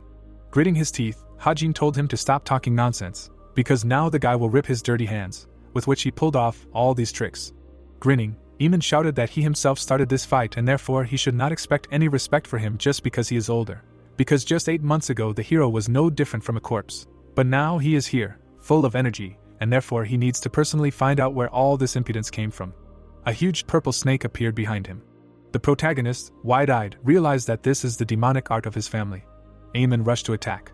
Dodging the blow, the guy remembered that the advantage of this art is its speed and agility, but its strength is not great at all. Gritting his teeth, the opponent continued to attack. The young man blocked the kick and realized that his footwork was extremely good. Eamon jumped for another attack as the hero thought that his skill was the reason why he became the demon lord's disciple. Looking at him, the boy also realized that this man was no match for him. Preparing his hand for an attack, the opponent shouted that the boy used a rather unusual foot technique. The protagonist grabbed his hand, thinking that the opponent's movements were more predictable than ever. Suddenly, Eamon stabbed something into the hero's body. His eyes widened as he realized that the enemy was attacking him with his nails. The boy jumped back after taking a hit. Frowning, the opponent said that this was the end. Looking at him, the boy realized that there was poison under his nails. The enemy made another attack with his hand. The hero flew back. Raising his hand, the fourth gentleman explained that he injected the poison directly into his body and if he used demonic art to burn it, he would simply burn his organs. Without moving, he also added that it would be so painful that he himself would want to die. But even so, it was the only thing he could do if he wanted to live, because in any case, he would only become a cripple like before and live as a dead man once more. The hero was lying under a pile of garbage. With his eyes wide open, the opponent did not understand why he was not moving. Having cut through all the garbage, the protagonist shouted a question about whether the opponent really thought that he would be able to win thanks to such poison. With his mouth wide open, Eamon could not believe that the young man was able to neutralize the poison of the snake of the demonic art of the king of snakes. With his eyes wide open, the guy thought about the fact that in his past life he completed missions even with broken limbs and holes in his stomach, and therefore such an insignificant amount of poison can be easily endured. Someone near the enemy began to cough up blood. His mouth wide open in surprise, he understood that this wave of chi was not just a powerful demonic energy, because he had such a feeling of alienation and horror that he would have experienced when he saw the 9 great elders. The hero was already running to attack, while Yimin realized that the hero most likely managed to reach the highest stage of the demon. Suddenly, a certain blade swept in front of them and a scream was heard. The black guards of the Hall of Justice fell to the ground. The assistant, looking at this, exhaled. The eyes of the 4th Overlord were wide open in fear. The hero continued to look at him. One of the guards, stepping forward, explained that he was the commander of the 7th Squad and added that the young man would have to go with them to the Hall of Justice. Standing in front of the protagonist, he also added that he received a certain message, because of which he would have to go with them. The guy, with his mouth slightly open, tried to understand how they got here so quickly, because it looks like someone knew that this would happen. The assistant stood behind him as the guard added that Yimin should also follow them. Suddenly Shinua's eyes widened as the hero thought of him, for he was the man who knew that the situation would not be in the 4th young master's favor, and so he decided to prepare in advance. Taking something out of his bosom, the young man asked the guard to wait a little. The boy grabbed the old man by the face. Taking the beetle in his hand, he explained that it was the poisonous insect that he had fed to his maid and that was why it was here now, since he really wanted to return it. The hero, opening his eyes wide, noted that the old man should not worry about not swallowing it, since the insect would end up deeper in his throat. Yimin, with his mouth wide open, shouted for the 3rd master to stop. Squinting, the assistant shouted for his master to help him. Holding the bug in his hand, the hero noted that the 4th young master, whom the old man served, was knowledgeable about poisons, so he would definitely have some kind of antidote, and the assistant would be cured in a couple of days and bring another dirty trick. Removing it from the old man's mouth, the boy explained that in this case, he would not do such useless things. Suddenly, he pushed the bug right into the assistant's ear. Blood spurted out. Yimin, with his mouth wide open, watched what was happening. The old man's body collapsed to the ground. Wiping his hands, the young man said that he was done with this and asked if they were going to the Hall of Justice. Night had already fallen over this place, when the boy's request was heard that they hold off on the ropes because of his sensitive skin. The Hall of Justice of the divine cult of the heavenly demon appeared. A lantern was burning inside, when someone's words were heard for the young master to follow this man. Walking down the corridor, the boy did not understand where they were going, because the interrogation was already over and this was not the prison side. Clutching his side, the young man realized that the poison that he had managed to suppress with demonic energy had begun to spread. He remembered how his opponent had attacked him with his nails and realized that he had used a martial art with poison and the incense that the opponent had used was definitely with some kind of hallucinogenic poison and assumed that he had most likely honed his martial arts by fighting imaginary opponents that came when this poison was active. Squinting one eye, the young man realized that this was probably how this family trained, because he had heard rumors that there were a lot of unusual techniques in demonic arts. But even this approach was extremely strange and therefore he would need time to comprehend everything. The guard, pointing to the door, explained that they were already there and the gentleman could pass. Opening his eyes wide, the hero realized that there were 2 people behind the door, one of whom was definitely Eamon. As he approached the doors, the young man realized that the aura of the second person was extremely blurred. Opening the doors, the young man decided to look at the faces of these people and understand what kind of energy it was. The old man, with his back turned, asked if the 3rd young gentleman had come to them. Yimin looked at the boy with a frown. The young man, opening his mouth, asked if this old man was the master of the Hall of Justice. Turning around, he answered affirmatively and also introduced himself. Looking at him, the protagonist understood that this man at first glance seemed completely ordinary, but even these thoughts were deceptive, because there was nothing in his energy that could attract attention. The hero, opening his eyes wider, thought that he was now absolutely sure that this was not an ordinary person. Standing in front of him, Goga noted that he had come a long way here and therefore he should sit down. Then the young man said that he could not sit here. Looking at him, the old man asked about the reason, and the young man explained that there must be something why they were both here. Looking at the head, he also added that he did not know such a reason, but he had no desire to talk to someone who hid his true identity. Raising his hand to his face, the young man explained that this was a special mask that all black guards wore, but the old man's was clearly different. Raising his hand to his beard, Goga asked how his mask was different from the others. Standing in front of him, the hero said that the old man's current face was real, but he wore a mask that was hundreds of times thicker than those worn by the black guards. Yimin, looking at them, did not understand what they were even talking about. Opening his mouth, Goga noted that the guy's observation was amazing. Suddenly, his face began to change. It began to twist. The hero, frowning, understood that this was the mystical art of bone compression. Opening his mouth wide, Yimin did not understand how his face was changing at all. The man opened his mouth a little. With his hands behind his back, he noted that the protagonist was the third to notice his transformation. Looking at the leader's face, the boy could not believe that this man was the true master of the Hall of Justice. Looking at the hero, Gogyu explained that he was curious about how he survived 8 months in a lonely bamboo grove, because apparently his incomparable intuition played a big role in this. But the boy said that it was nonsense. Looking to the side, the young man asked the leader to get down to business. Yimin, looking at the hero, did not understand how he was able to see the true face of the master of the Hall of Justice. Standing in front of them, the man explained that he invited them both here because of their conflict. Raising the cup to his face, the protagonist noted that the interrogation was over and what happened was already taken care of, and the leader answered affirmatively. Opening his mouth, he asked them both to promise that from now on there would be no more conflicts between them. Pointing his finger at the owner, Eamon said that no one wanted them and added that even if they did, the man was not the one who could tell him what to do, and also thought that he was a disciple of the demon lord and had no reason to obey the orders of anyone except the lord himself.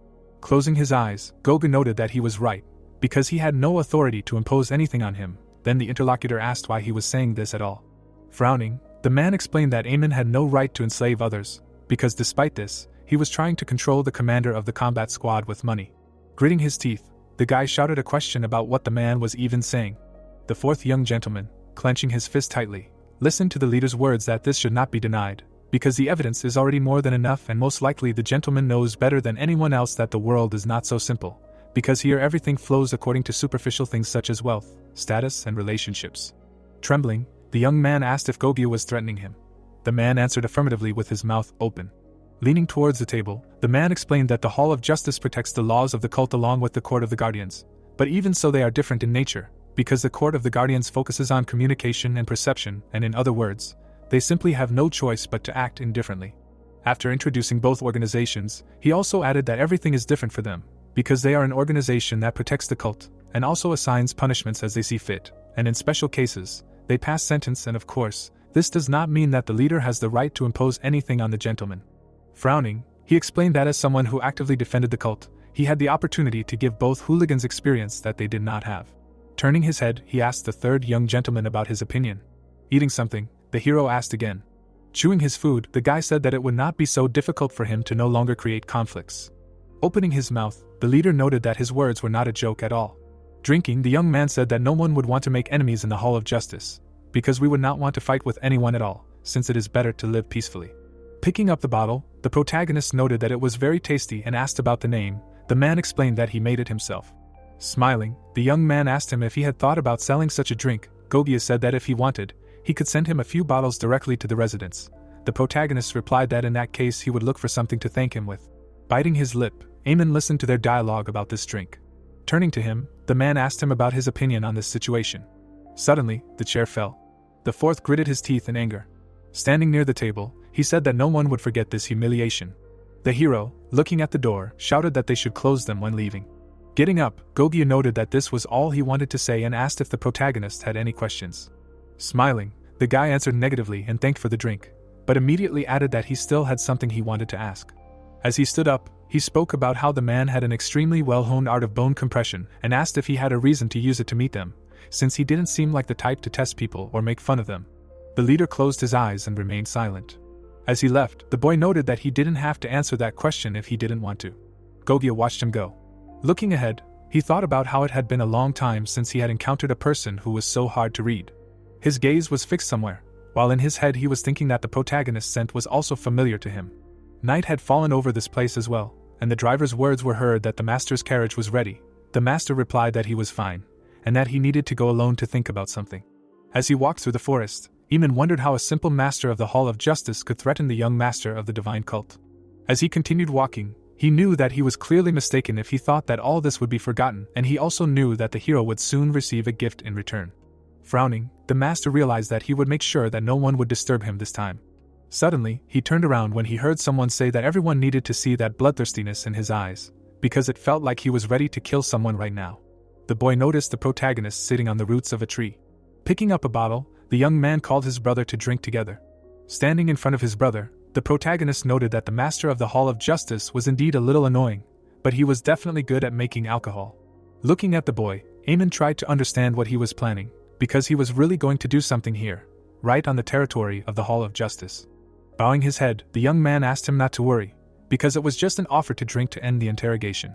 Sitting down on the ground, Eamon realized that when it started, he only got angry from the hero's voice, and most likely it happened because of that evening when he ruined the meeting with the Master of Inner Enlightenment, because that was when his plans went awry, and now he just needs to calm down, because the hero is still one of his victims. Taking the bottle, the fourth gentleman asked about what the young man wanted to talk about. Also taking the bottle in his hand, he explained that there was nothing special in this conversation, because in fact, they had never really had a heart-to-heart talk. Opening his mouth, Eamon noted that they talked a lot when they were children. Looking at him, Hajin said that there was a feeling as if they had not communicated since they grew up.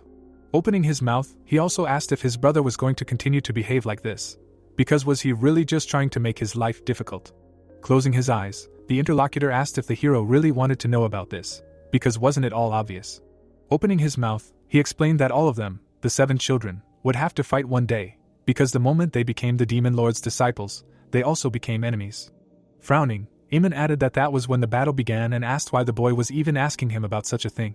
Sitting in front of him, the hero said that he knew that they would have to fight, but asked if there would be any need to kill each other. Then the interlocutor asked if the hero stopped him just for such a conversation. Looking at him, the protagonist answered negatively and added that he just wanted to hear what his brother thought about it.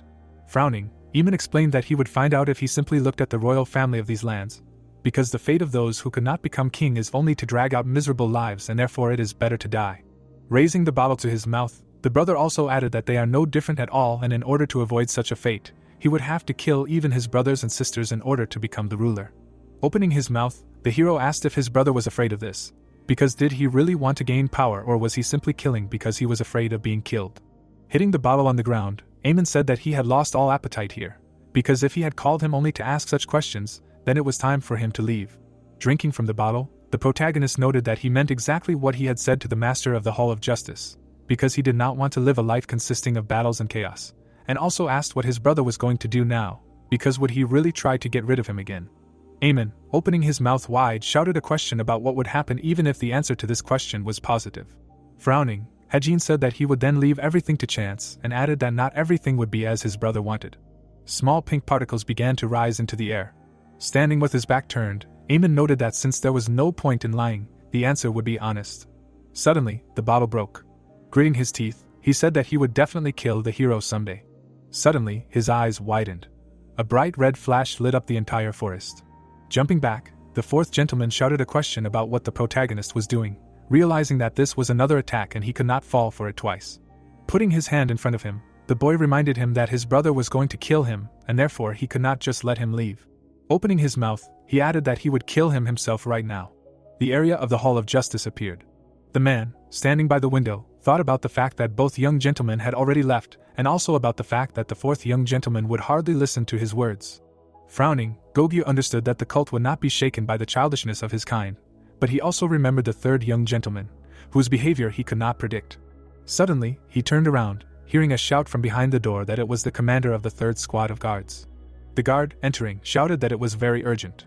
The leader's mouth fell open in surprise when his subordinate shouted that the third and fourth had entered the fight again. The hero, standing in front of his brother, explained that since he attacked first, he would allow his opponent to strike next and beckoned him to come closer. Releasing his nails, the enemy asked how the protagonist even dared to say such a thing. Frowning, he asked if he was underestimating him.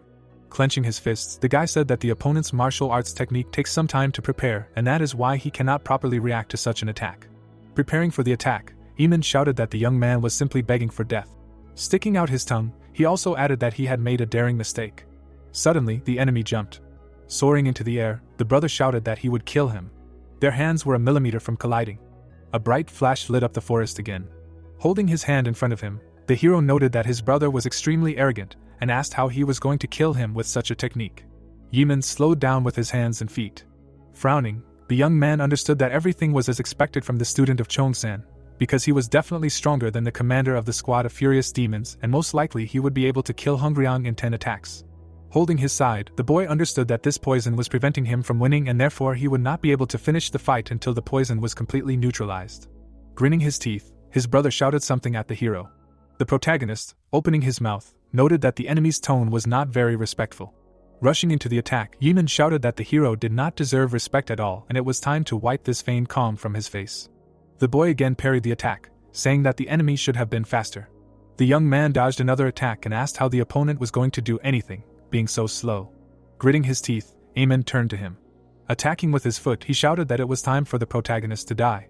His foot was right in front of the guy's face. Suddenly, he lowered it. Standing on one leg, the brother did not understand where his opponent had disappeared to. The hero, standing further away, said that he was now here.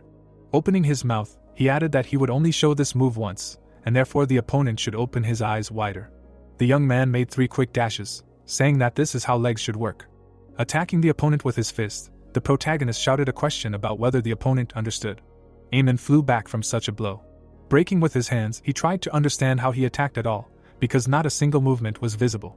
Looking down, the boy said that it was enough, because the energy between the divine compression of the 9 heavenly steps, the heavenly ascension technique and the dark shadow demonic art was quite good, and also added that he had not had a chance to test this technique in a real situation before.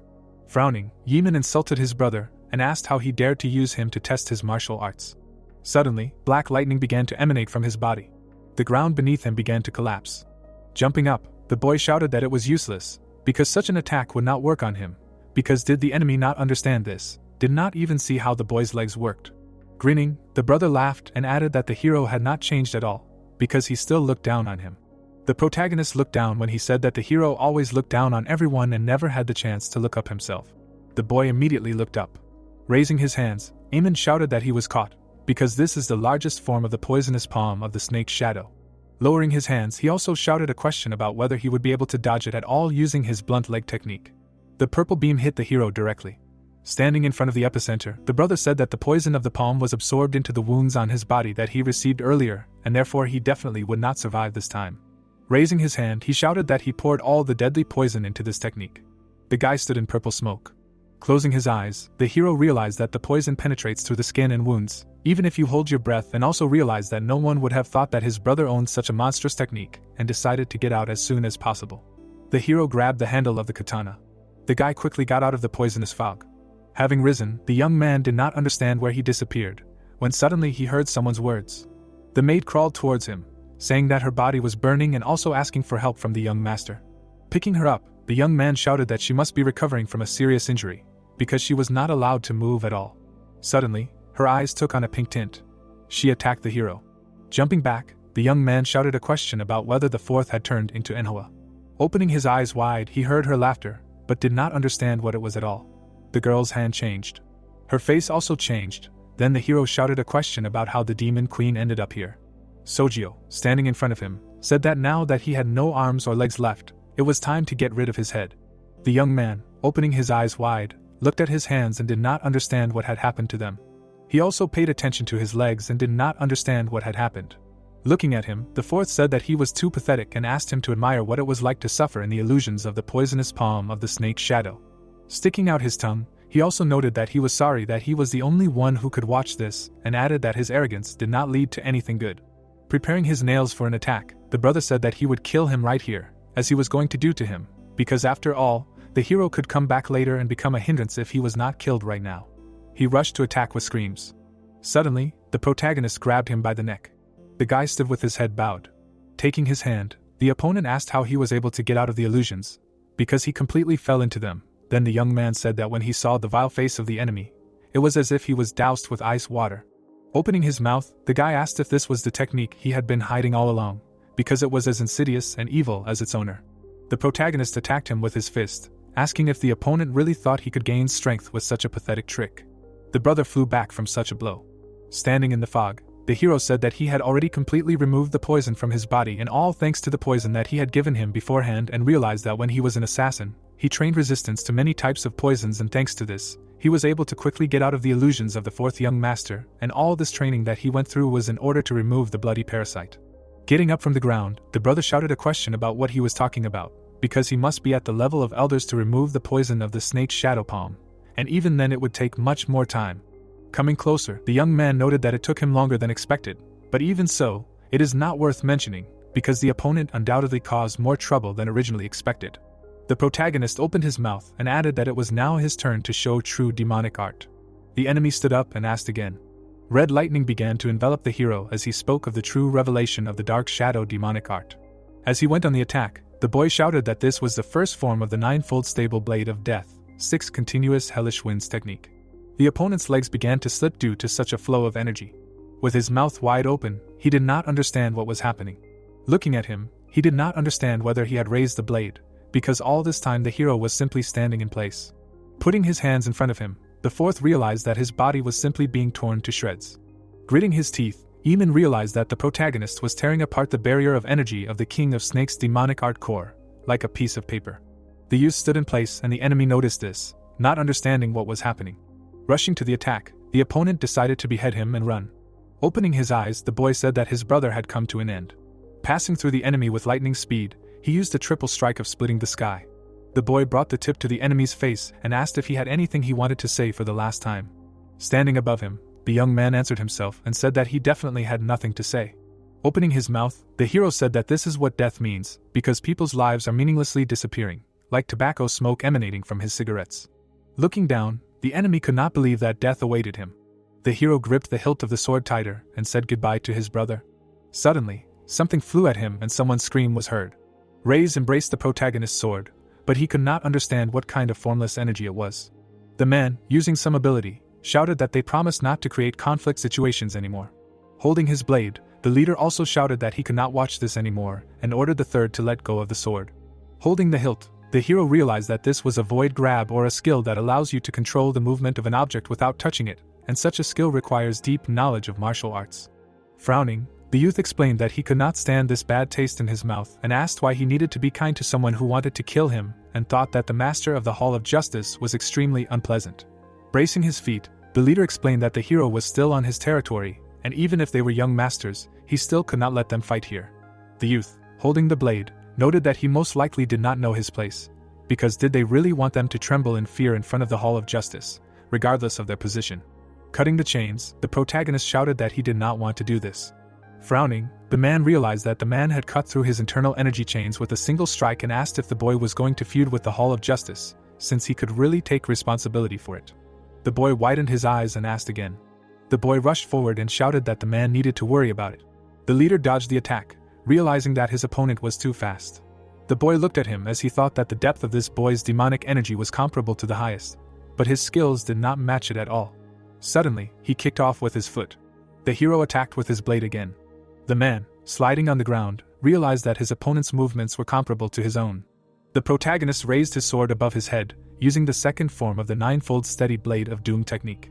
Numerous lightning bolts burst out from his sword after using the limit of the infinite path. Reflecting the attack, the leader could not believe that this was a sword technique. Holding his hands in front of him, he couldn't understand what kind of merciless energy the blade was emitting. Gritting his teeth, Gogi realized that he was starting to feel the heat. Another explosion lit up the entire area once again. A crater appeared in front of the leader's feet. Standing in front of the long pit, he knew that if he had reacted any slower, he would have been burned alive, and he also realized that he had used up too much internal energy, and if his enemy used a stronger demonic art, the leader would not survive. Looking at the dissipating smoke, the man also couldn't understand why another attack hadn't followed. Behind him, the hero had already attacked his previous opponent, while Gogia thought that someone so skilled would definitely not miss such a chance. Yeman raised his head, preparing to receive a blow, while the leader realized that he was not the man's target in the first place. Opening his mouth wide, he called out to the third young master. The blade pierced his brother's body, while the man screamed. Blood flowed out of the enemy's mouth. The hero looked at him with a frown. Standing over him, he said that he had decided that his brother should also lose everything he had. The opponent's eyes widened. Opening his eyes wider, the youth said that it would be a chi block for a chi block.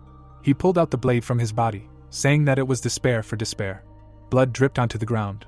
Imagining the structure of his brother's body, the protagonist explained that he had destroyed the poison core that was higher than his energy core, and that was why his muscles had become small and weak. Yeman's eyes almost closed when the hero said that this was all because he had maintained his muscles with mystic arts instead of training his body, and this was a limitation for the fact that he had raised his fighting prowess using only illusions. Putting the blade back in its sheath, he also added that he would not die immediately, but would be bedridden for the last years. Standing over his brother's body, the protagonist noted that even if he managed to recover, he would have to start martial arts training all over again from the beginning. Looking at him, the guy added that he would send him medicine and acupuncture needles. Suddenly, warriors appeared behind him, asking the chief if he was okay. Raising his hands, the young man said that they could arrest him now. The cage of the Hall of Justice appeared. The hero, sitting on a chair, asked if the man would say anything. Opening his mouth, he also asked if the chief could take all of this off before talking, since his wrists did not feel so good in them, and also added that in any case, he was not going to run away. Frowning, the chief explained that he was currently in prison, which meant that he had the status of a criminal, albeit temporarily. But even so, he did not have the right to fulfill this request. Looking at the guy, Gogo also noted that the words about how everything would be difficult after such an attack were not a lie at all. The young man then said that the leader was extremely narrow-minded. Looking at his hands, he explained that whether it was as a master of the criminal law hall or as a private individual, the man clearly did not want conflicts within the cult, and that was why he decided to become a mediator. Then an affirmative answer was heard from the leader. Looking down, the guy noted that now there would be no more conflicts. The man opened his mouth in surprise due to the hero's words that several people are needed for a conflict to arise. But Eamon is currently incapacitated, and therefore it can be concluded that the leader's proposal is no longer valid. Breaking the chains on his hands, the young man also added that in any case, the current situation is what he wanted to see. Removing the chain from his neck, the young man asked why Goga said that the current situation was more complicated. The man's eyes widened as he tried to understand how the man had broken the Forbidden Sea iron so easily. Standing up, the boy noted that if he hadn't respected the man, he would have run away before they had even put those handcuffs on him, adding that he had done his best to be patient, considering his status as the third young master. The leader's mouth dropped open as he asked what the prisoner would do if he wasn't released now. Looking at him, the protagonist noted that he had never thought that the interlocutor liked to drag out conversations with meaningless theoretical situations and asked if he could leave. The guy passed him by when he said that he would keep an eye on him. Closing his eyes, the hero said that there was no problem with this and asked the man not to get in his way, because he did not want to feud with the criminal law hall. Looking to the side, the man noted that the prisoner was really confident in himself, even though he had not yet been named as a successor and therefore was only one of many candidates. Without turning around, he heard a certain question from the guy. Still standing in the cell, the leader realized that this person was extremely complex, and also dangerous. The man remembered how he repelled that attack and realized that the martial arts of the third young lord were more powerful and cruel than the martial arts of the demon cult. Frowning, he also thought that this sword technique definitely belonged to the orthodox faction and did not understand how the third lord could have such abilities and suddenly assumed that they were similar. A certain building appeared from which the hero's cries came that he needed more food. There were several empty plates on the table. The protagonist, eating noodles, said that he had not eaten properly for a long time. The assistant, looking at him, asked him not to rush, because no one would steal his food and asked if he was fed in the criminal justice hall. Looking at her, the young man explained that they only served stale rice and wild vegetables there, and he would not be able to eat it. Dongpil, looking at him, asked if it was all over, to which the hero answered positively. Then the fighter asked another question about whether there would be retribution from the fourth young lord or the high officials. Putting the bottle on the table, the boy explained that Eamon had become crippled and would not be able to move. Looking down, he also added that the higher-ups turned away when it came to the fight between the candidates, so it was unlikely that anything would happen at all. Getting up from his chair, the boy said that it was definitely over now. Looking at his assistants, he added that now that everything was more or less settled, they should return to their own organizations. Looking at the man, the young man said that he had been with him for too long and that he was not just an ordinary member of the Guardian Court, but still the third leader, and it was better for him to return to work. Pointing at the girl, the hero noted that she also needed to return to her duties as a squad leader. Opening her mouth, she said that this was exactly what she was doing and the young man did not need to tell her about it. Looking at them, the protagonist explained that then they just needed to continue doing everything they had been doing before. Leaving, he said goodbye to them. The girl, picking up the plate, noted that the third one was extremely heartless, because did he really have to leave so indifferently? Looking at her ally, she asked if he was upset, and he immediately answered negatively. Opening her mouth, she asked what was wrong with his expression. Closing his eyes, he explained that it looked like something. Looking after him, Dongpil said that most likely the young master was saying goodbye to them for the last time. The gate opened. The maid turned around when the hero called out to her. Crying, she looked at him. Smiling, the young man said that he had finally returned. The girl fell to her knees in front of him, thanking him for saving her, while the young man asked if it was okay that she was already moving. Looking at her, the guy noted that he was happy to see that the assistant was doing well. Crying, she said that she was very glad that the master had returned safe and sound. Leaning over her, the boy noted that he was also happy about it. A certain plant appeared and a question was heard about how the fourth was doing. Mutum, bowing his head, said that this man was in very bad shape, because his energy core was destroyed and the poison was taking over his body and Yemen was holding on due to his physical strength. But even if he was lucky, he would hardly avoid becoming a cripple. Opening his mouth, Chom-sen said that he had managed to survive after all and asked about the likelihood of his recovery. Looking down, the assistant explained that the doctors of the Blood Spirit Pavilion had come to the conclusion that this was basically impossible, because even if they managed to heal the poison and internal damage, the energy core would still be too badly damaged for him to return to his previous state. Standing forward, the Lord said that the assistant could be free with this. Raising his hand to the plant, the leader realized that he had been counting on the hero to kill him and did not understand why he had left him alive in the first place. Looking down, he tried to understand why the third had changed his mind at such a moment, because did he really want the fourth to suffer the same fate? Frowning, Jong-sin thought about how the third had created more chaos in the past few days than was possible for one person, because he had personally met with the master of the Inner Enlightenment Center, fought with the commander of the Berserker Demon Squad, and now he had started a fight in the Criminal Justice Hall. With his hands behind his back, Jong-sin also realized that the only thing that mattered was that the other had managed to achieve all of his goals in all of this chaos, and said that it was extremely interesting to watch how one side of the struggle for the succession to the throne collapsed. He remembered Aemon as a child and realized that he was the son of a patriarch of one of the families, who had the same talent as any other child and did not understand when it began that intelligence became a vice, and a bright personality was just a mask. Remembering him in the present time, the ruler also realized that he had become cunning like a poisonous viper, like all those who inherited the true blood of his family. But even this was fine, because it does not matter what a person's personality is as long as his talents flourish, but still the problem was that the fourth did not pay due attention to his talents. A bird flew from one of these plants, while the ruler was thinking about how this heir did the bare minimum and was strong for his age, but nothing more, which was the main reason for his defeat. Squinting, he also realized that the third one was completely different, because there was even a time when the hero was similar to the fourth one. But after awakening from the chi block, he began to strive to do more, not less. In his hand lay several berries. Standing in the middle of the field, the Lord understood that this was a small but significant difference, which ultimately decided the outcome of their duel. Night was falling. The hero's courtyard appeared and suddenly the cry of the assistant was heard that guests had arrived. Smiling, the girl noted that a lot of time had passed and asked how the third young lord was doing. The hero, wide-eyed, asked what brought the master of the Inner Enlightenment Center here, but he understood that there was nothing more unresolved between them. Looking at him, Yeonshim said that she wanted to ask the young man for a favor and asked if he could come to her house if he had free time. Opening his mouth, the young man asked what she meant at all. Looking at the protagonist, she explained that it was about the martial arts method that he taught her and added that it had only been a short time, but there was already a difference, because it was a very mystical martial art. Sitting in front of her, the guy asked about the difference again and added that it was not easy for most people and also noted that the guest was very talented, and the girl agreed with him. Sitting in front of him, she explained that she had chosen this child as her successor, and the hero asked if it was okay for her to tell him such a thing. The woman held out a glass, saying that this was not something she should tell anyone and also added that the hero would not care anyway. He answered affirmatively and asked if she trusted him too much. Bowing her head, she explained that she did not trust people, but trusted situations, and judging by the situation then and now, she did not think that they could ever become enemies.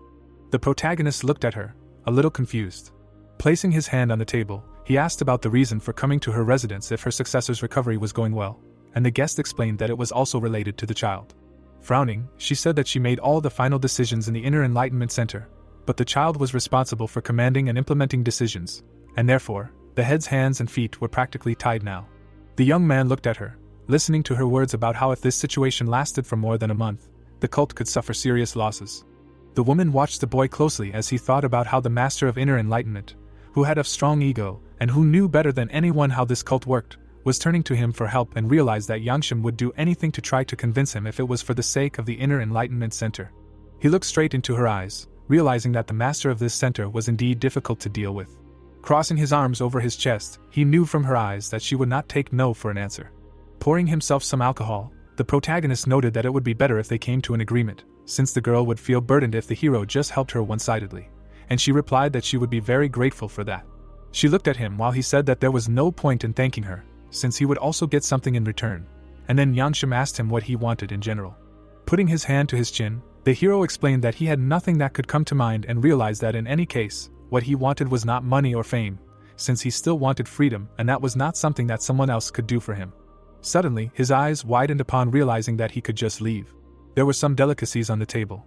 While the hero asked if the Inner Enlightenment Center manages the livelihood of the cult, then she answered in the affirmative. The guy asked another question about whether all the goods that are distributed in the cult come from outside, to which there was also a positive answer. The young man also asked if all these goods are simply delivered here, because do they not want to buy them somewhere else?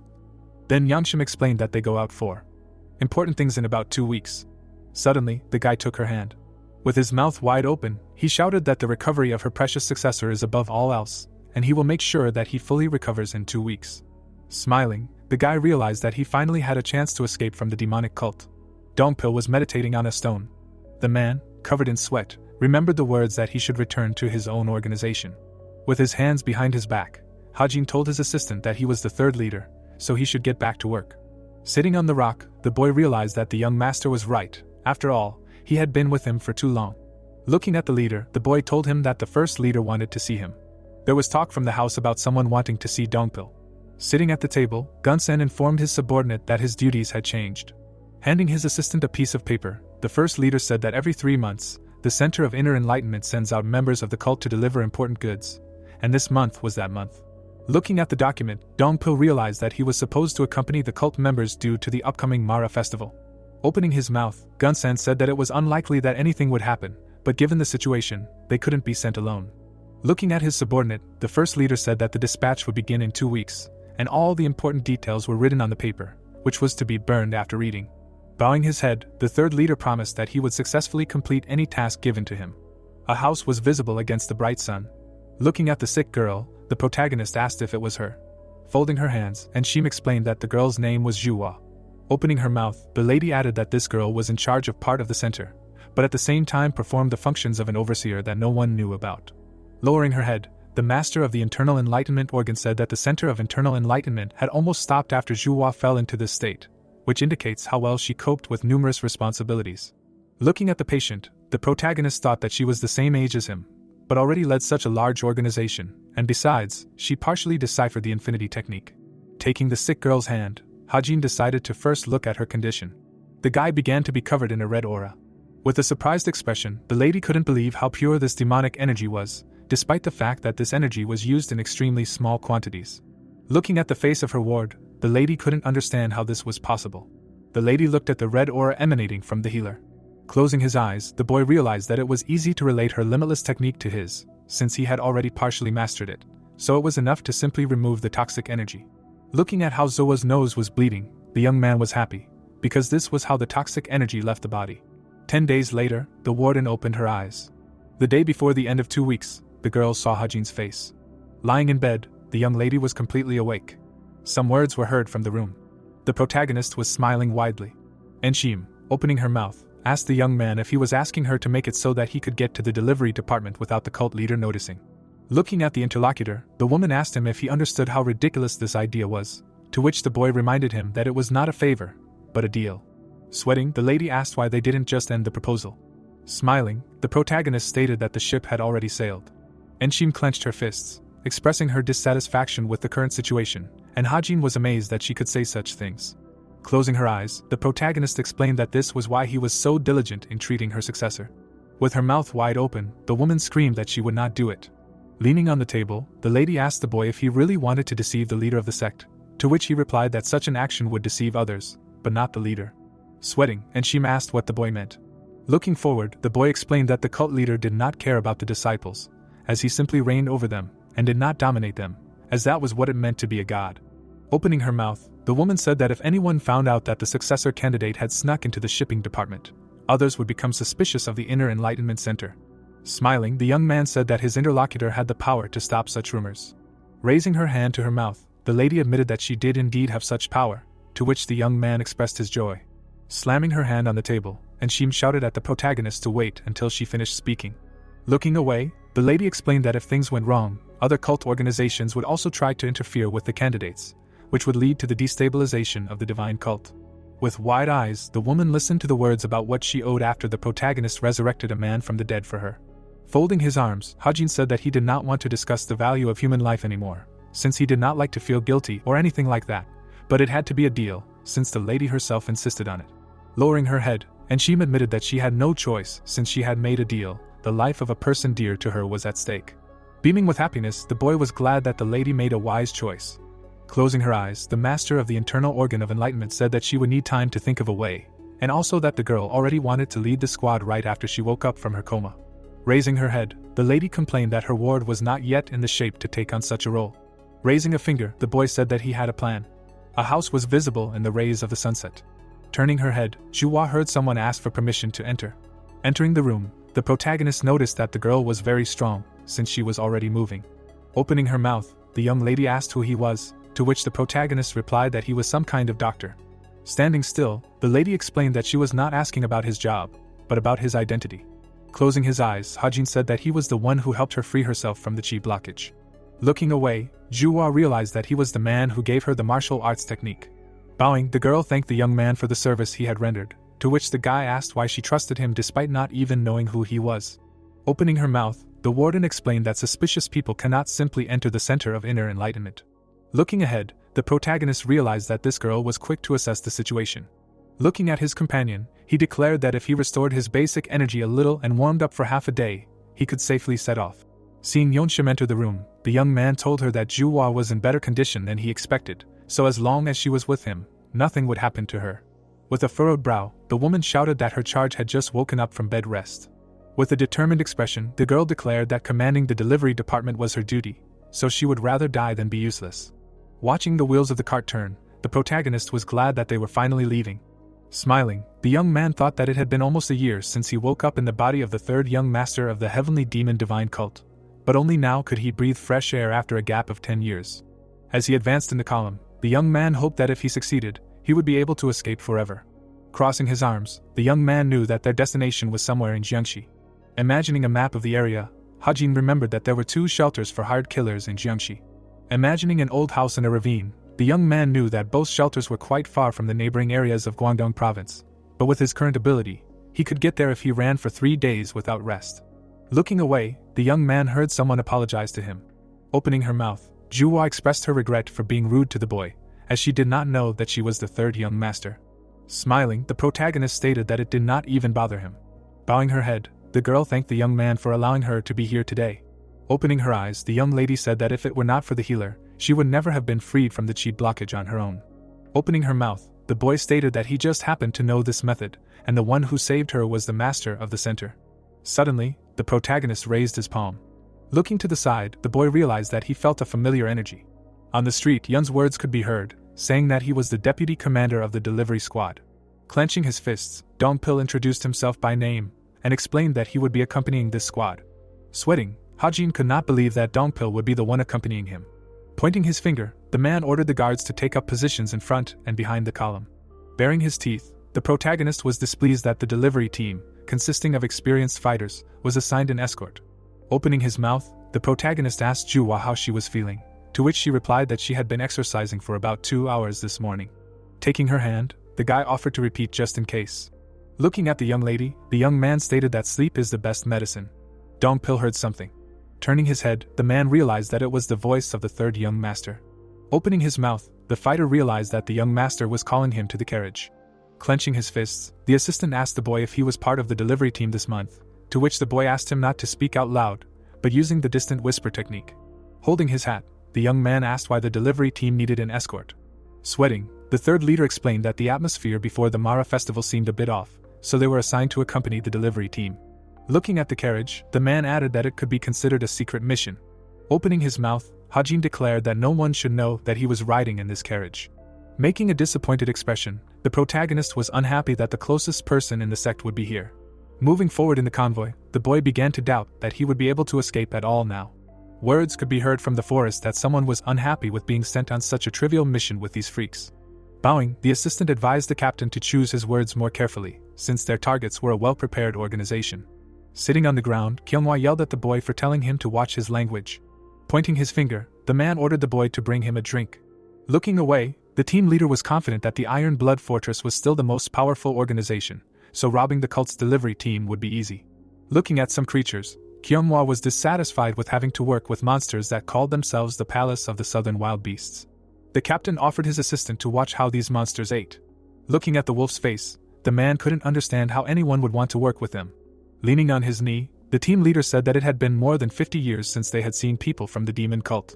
Opening his mouth, the bastard hoped that this would be fun. The treetops could be seen. Opening her eyes, Juhua heard someone asking if she had slept well. With her mouth wide open, the young lady turned to the young master, who responded by telling her to be careful, otherwise he would get a reprimand from master so if she pulled a muscle in her back. Looking away, the young lady was surprised to find that she had slept for half a day. With her arms folded, the protagonist said that she had slept for a day and a half, which was a good sign, since her body was exhausted after all the activity right after releasing the chi blockage. Looking forward, the lady listened to the healer's words, saying that even if she had prepared well for the absorption and circulation of chi, she was still a human, so until the girl reached the highest level, she should rest as needed. Looking at the floor, the young man stated that after such a rest, everything should be fine. Throwing a bundle at the girl, the young man said that she needed to eat.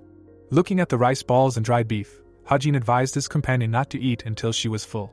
Holding the food in her hands, the young lady thanked her savior for the food, to which he replied that it was thanks to her that he was here. Peeking out from under the seat, the protagonist called out to his pet. With her mouth wide open, Juhua screamed in fear. Placing his hand on the seat, the protagonist invited Goldie to eat with him. With wide eyes, the girl asked if the animal was a fox, to which she received a positive answer. Looking at the animal, the guy explained that he had met it by chance. Sweating, the young lady was surprised that a fox could be a pet. Words came from the carriage that the young man wanted to get some fresh air. Looking from under his brows, the young master asked if Dongpil had called him.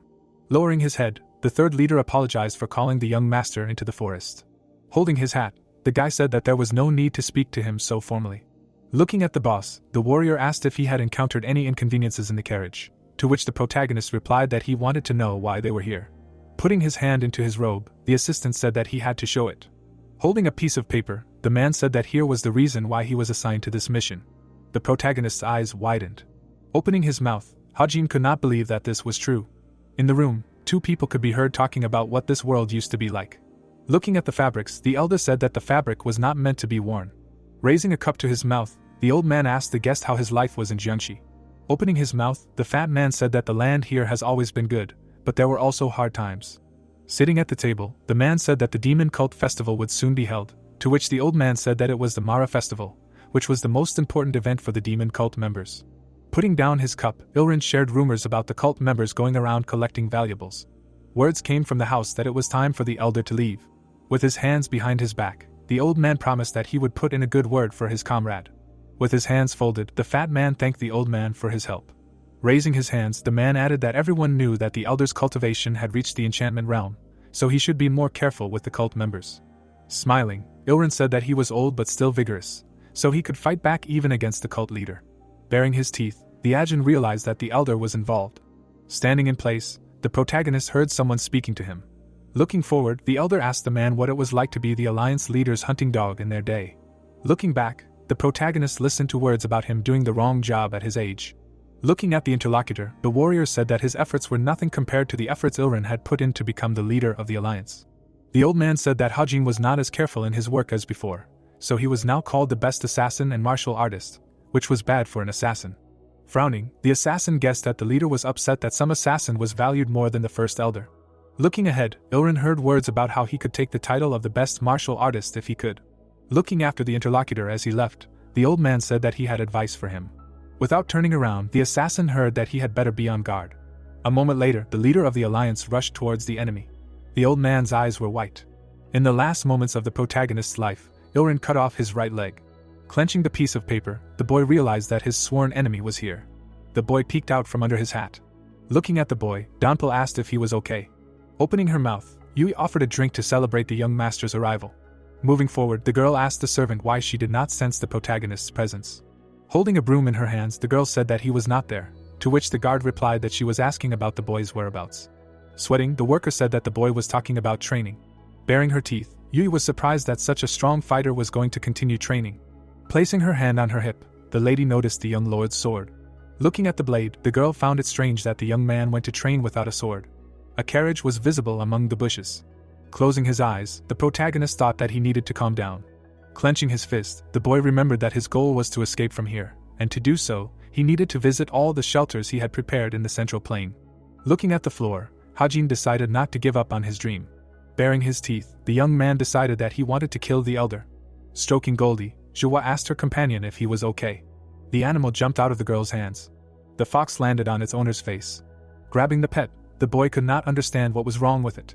Standing next to the carts, Yun was glad that there was not much that could be returned, to which Dongpil replied that this meant that the things they were carrying were truly valuable. Opening his mouth, the third leader said that they should not let their guard down until they were done. Turning his head, the guard noticed that the patrol group was late, to which Dongpil replied that the terrain was slowing them down. Running towards the camp, the patrolman called for the captain. Clenching his fists, Yun asked what happened and why only half of the team was there. Opening his mouth, the fighter replied that there was a battle going on at the transfer point. Raising his hand, Dongpil asked who attacked them.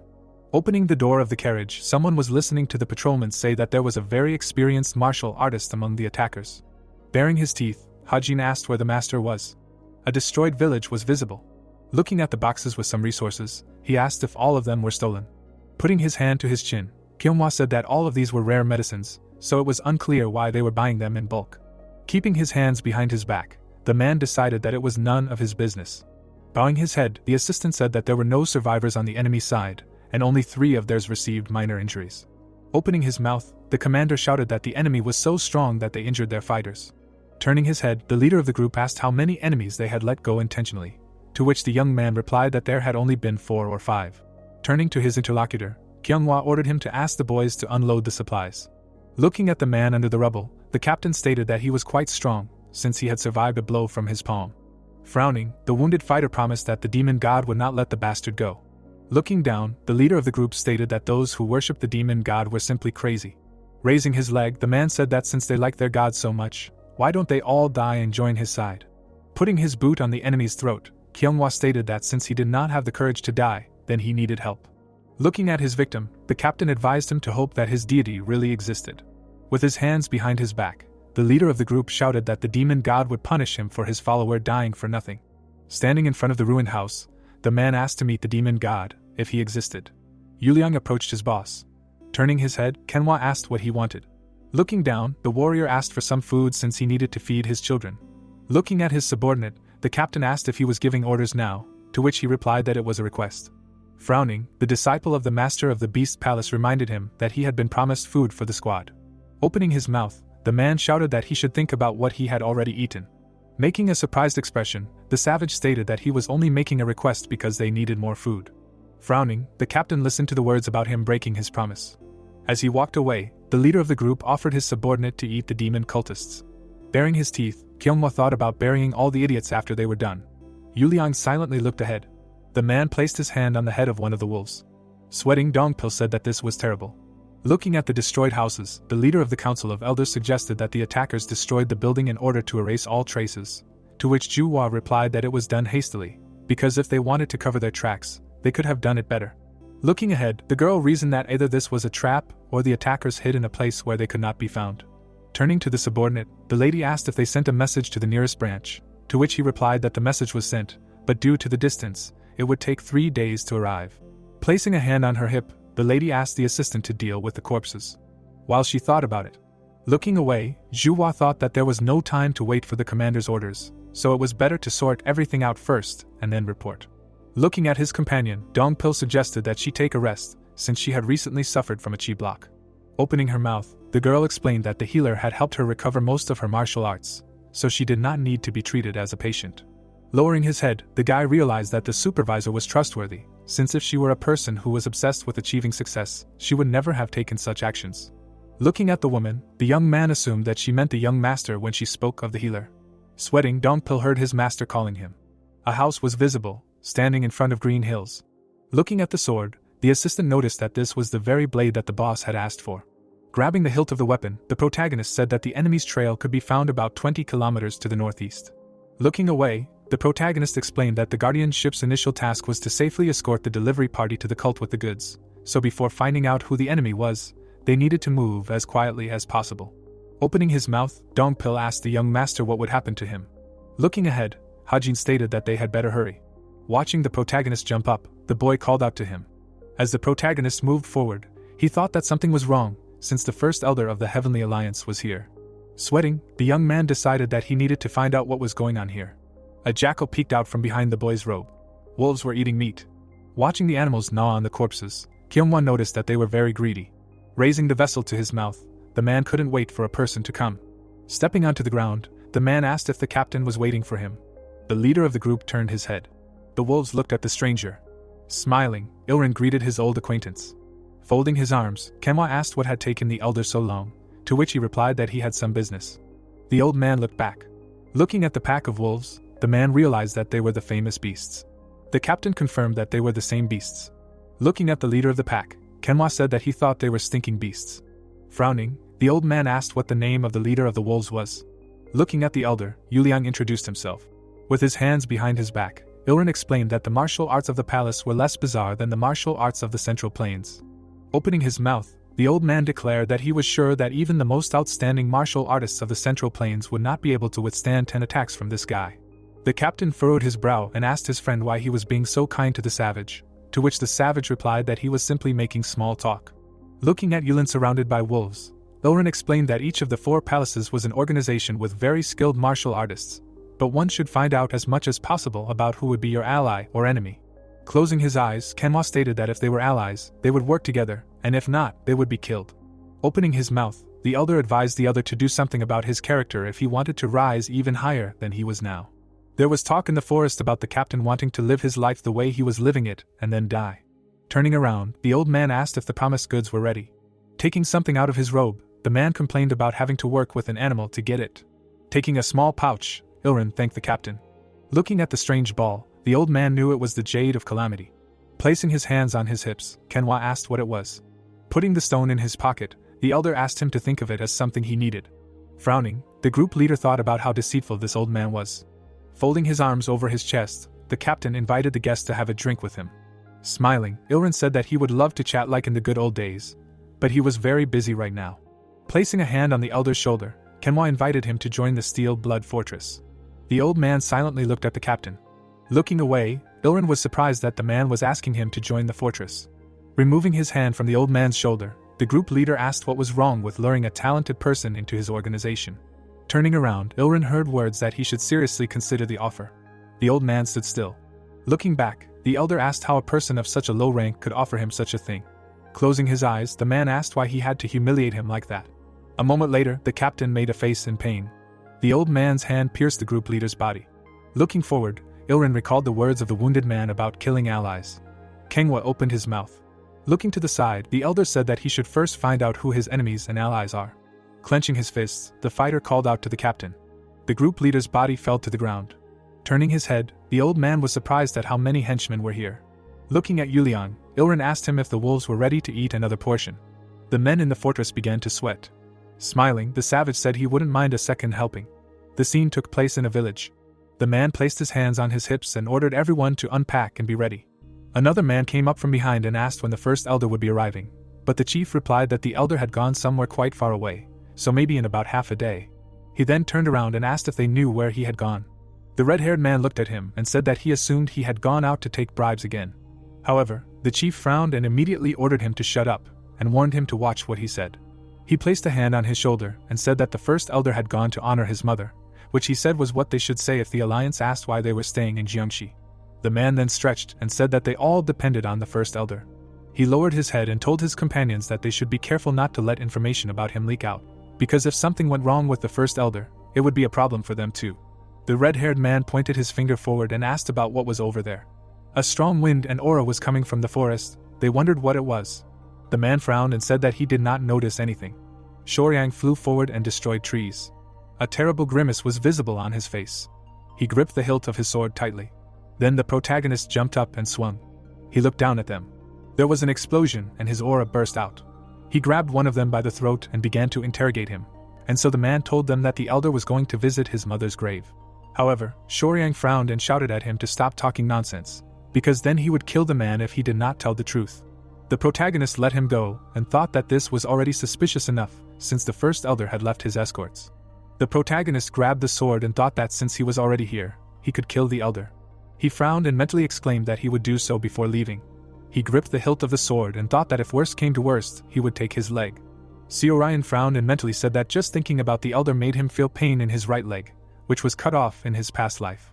The protagonist jumped off the cliff and exclaimed that he was going to kill the first elder. There were many corpses lying on the ground, and a man was saying that he was glad that they had come to an agreement. There were many wolves on the battlefield. An unknown man was saying that anyone would prefer to ally with the side that treats them better. Ilryong and Yulian stood on the cliff, and Yulian said that the medicine they brought them had some effect, and so the palace master would soon be back on his feet. Yulian looked ahead and asked what kind of thing Ilryong had received from the palace master, but the old man immediately replied that it was a Jade of Calamity. The elder looked ahead and said that he did not need to know, and so all he needed to know was that it was a treasure that would be useful in his work. Yulian opened his mouth and asked if he was really going to use it on the leader of the righteous Heavenly Alliance. Ilryong put his finger to his mouth and motioned for the man to be quiet. They then looked at the battlefield, and the elder said that these wolves had a great appetite, and that these beasts were also capable of defeating swordsmen. The elder looked down and said that he saw all sorts of occult research that he had never heard of. Yuliang also looked down and said that the Great Beast King's technique was not some kind of occult research. He raised 2 fingers and said that it taught the beasts to learn the internal perception of power, just like humans do. There were many wolves on the battlefield. Ilryong asked if the wolves could understand his orders just from his hand movements, and Yuliang replied that it was indeed so, because they and the Blood Wolf squad were connected through their souls and upper energy cores, so they could understand even the most detailed orders. Ilryong looked at them and said that he wondered if this was possible when he learned that they worked with beasts, so he was very surprised now. The old man opened his mouth and thought that if he used these guys for his own interests, he could take the place of the leader of the righteous Heavenly Alliance. One of the wolves raised its head and began to howl. Ilryon put his hands behind his back and asked what happened, and Yulian said that the leader of the Blood Wolf squad had smelled the demon cultists. The man frowned and said that he didn't know the exact number, but it seemed to be about 100. Ilryon looked at him and asked if the wolves had tasted the demon cultists' blood yet.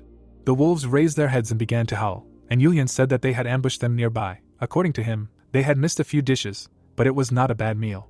Ilryon looked at him carefully and mentally said that he knew they would be away due to the upcoming Mara festival.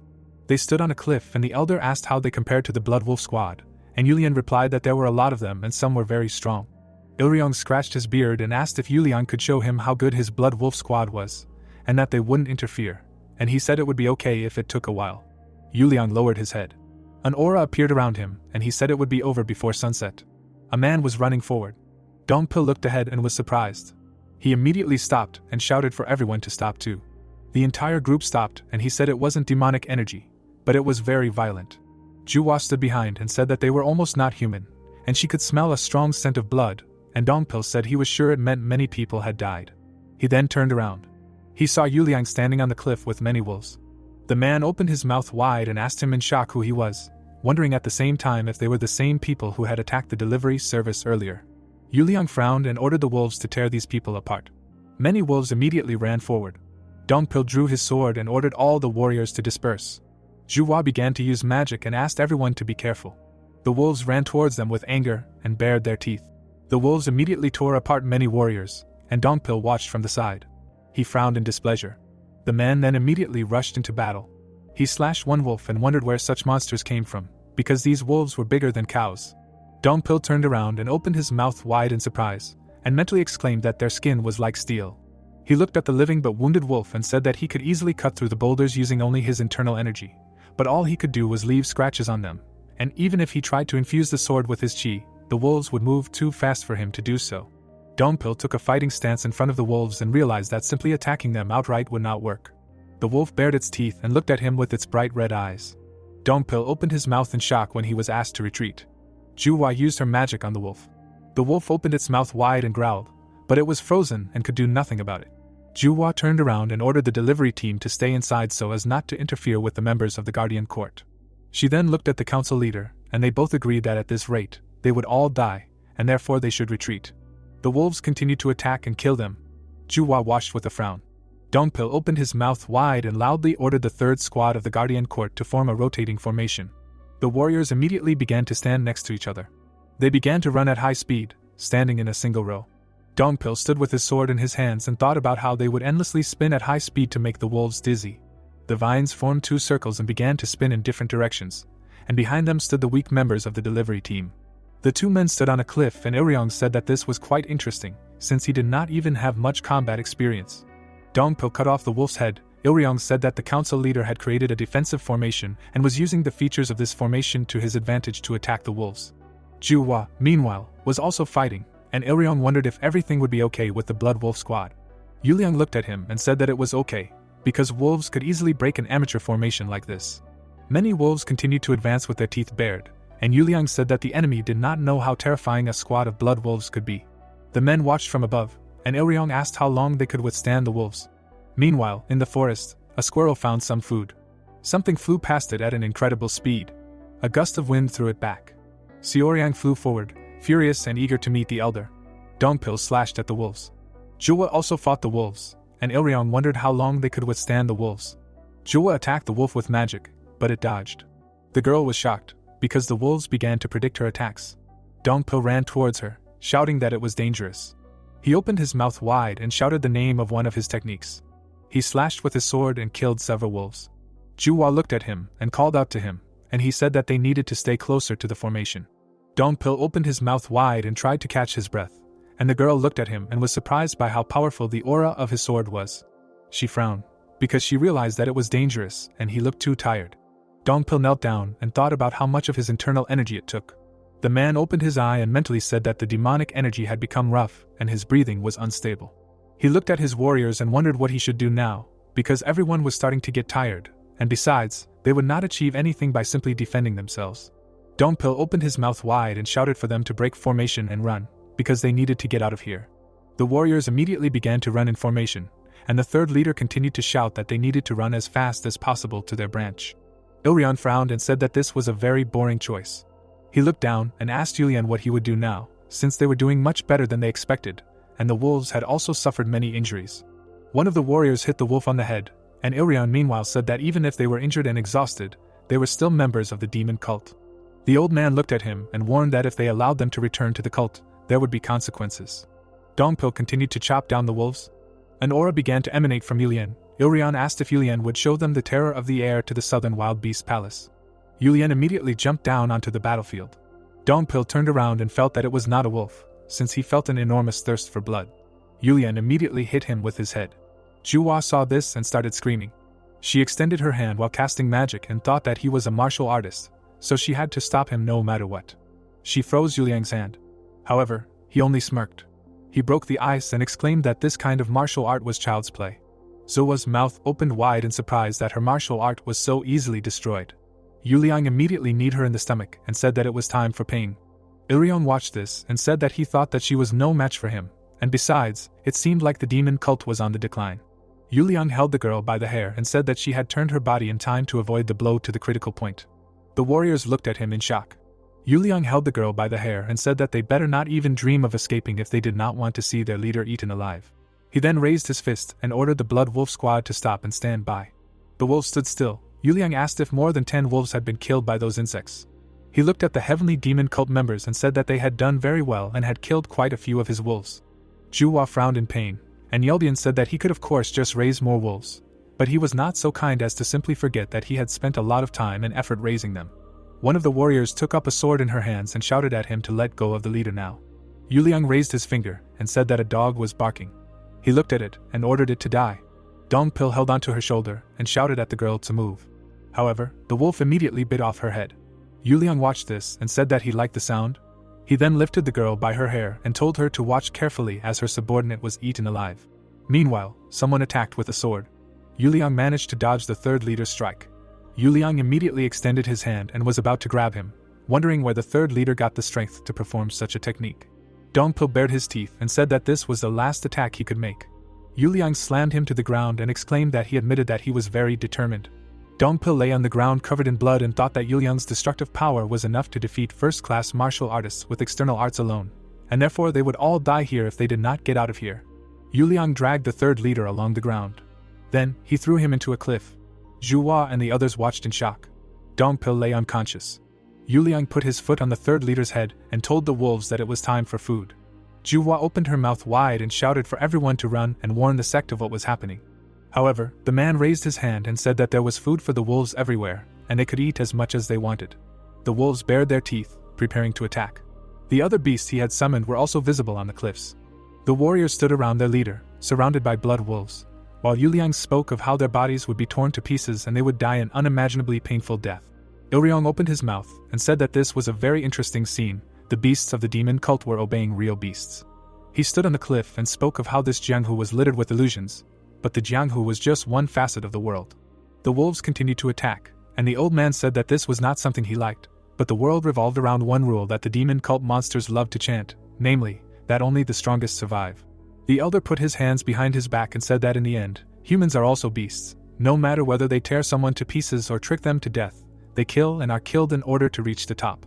He opened his eyes and wondered if that was not why they existed in this world, to fight to reach the top. Dongpil stood up a little and called his opponent a name, and the opponent only advised him not to exert himself so much. Then Yuliang turned around and said that he would die just like them anyway. Dongpil narrowed his eyes and mentally addressed the young master. He looked at the battlefield and wondered how he could save the party members in this hell and fulfill his duties. Juhua looked to the side and wondered what she should do and how to find a way to get out of here. A wolf was already running at the girl from behind. She realized that she needed to think faster. The wolf opened its mouth and was about to bite her. However, someone suddenly cut off the wolf's head. The protagonist's sword was spinning in the air. He jumped off the cliff. Then Xiorian grabbed his sword and landed on top. Juhua was shocked. Ilrian also opened his eyes wide. Dongpil was lying on the ground without strength. The protagonist swung his sword and killed many wolves at once, shouting at the same time that it was nerve-wracking because there were too many animals. There was a loud explosion that could be seen from afar. The protagonist jumped on a bunch of wolves and shouted that it would be even better if they all pounced on him like this. He made a horizontal slash. Yuliang bared his teeth in anger and wondered who this was. The protagonist landed on the ground. He had a red aura coming from him and was talking about how he only came here to kill one guy, but there was a whole mountain of trash that he needed to get rid of. Juhua was kneeling and talking to the young master. Dongpil was lying on the ground, half-conscious. Yuliang's eyes widened in fear, because the protagonist started talking about how he really didn't have time for this today. Xioriang looked at him and said that he would kill him. Then the protagonist looked to the side. He saw an elder. Ilrian was also looking down at him.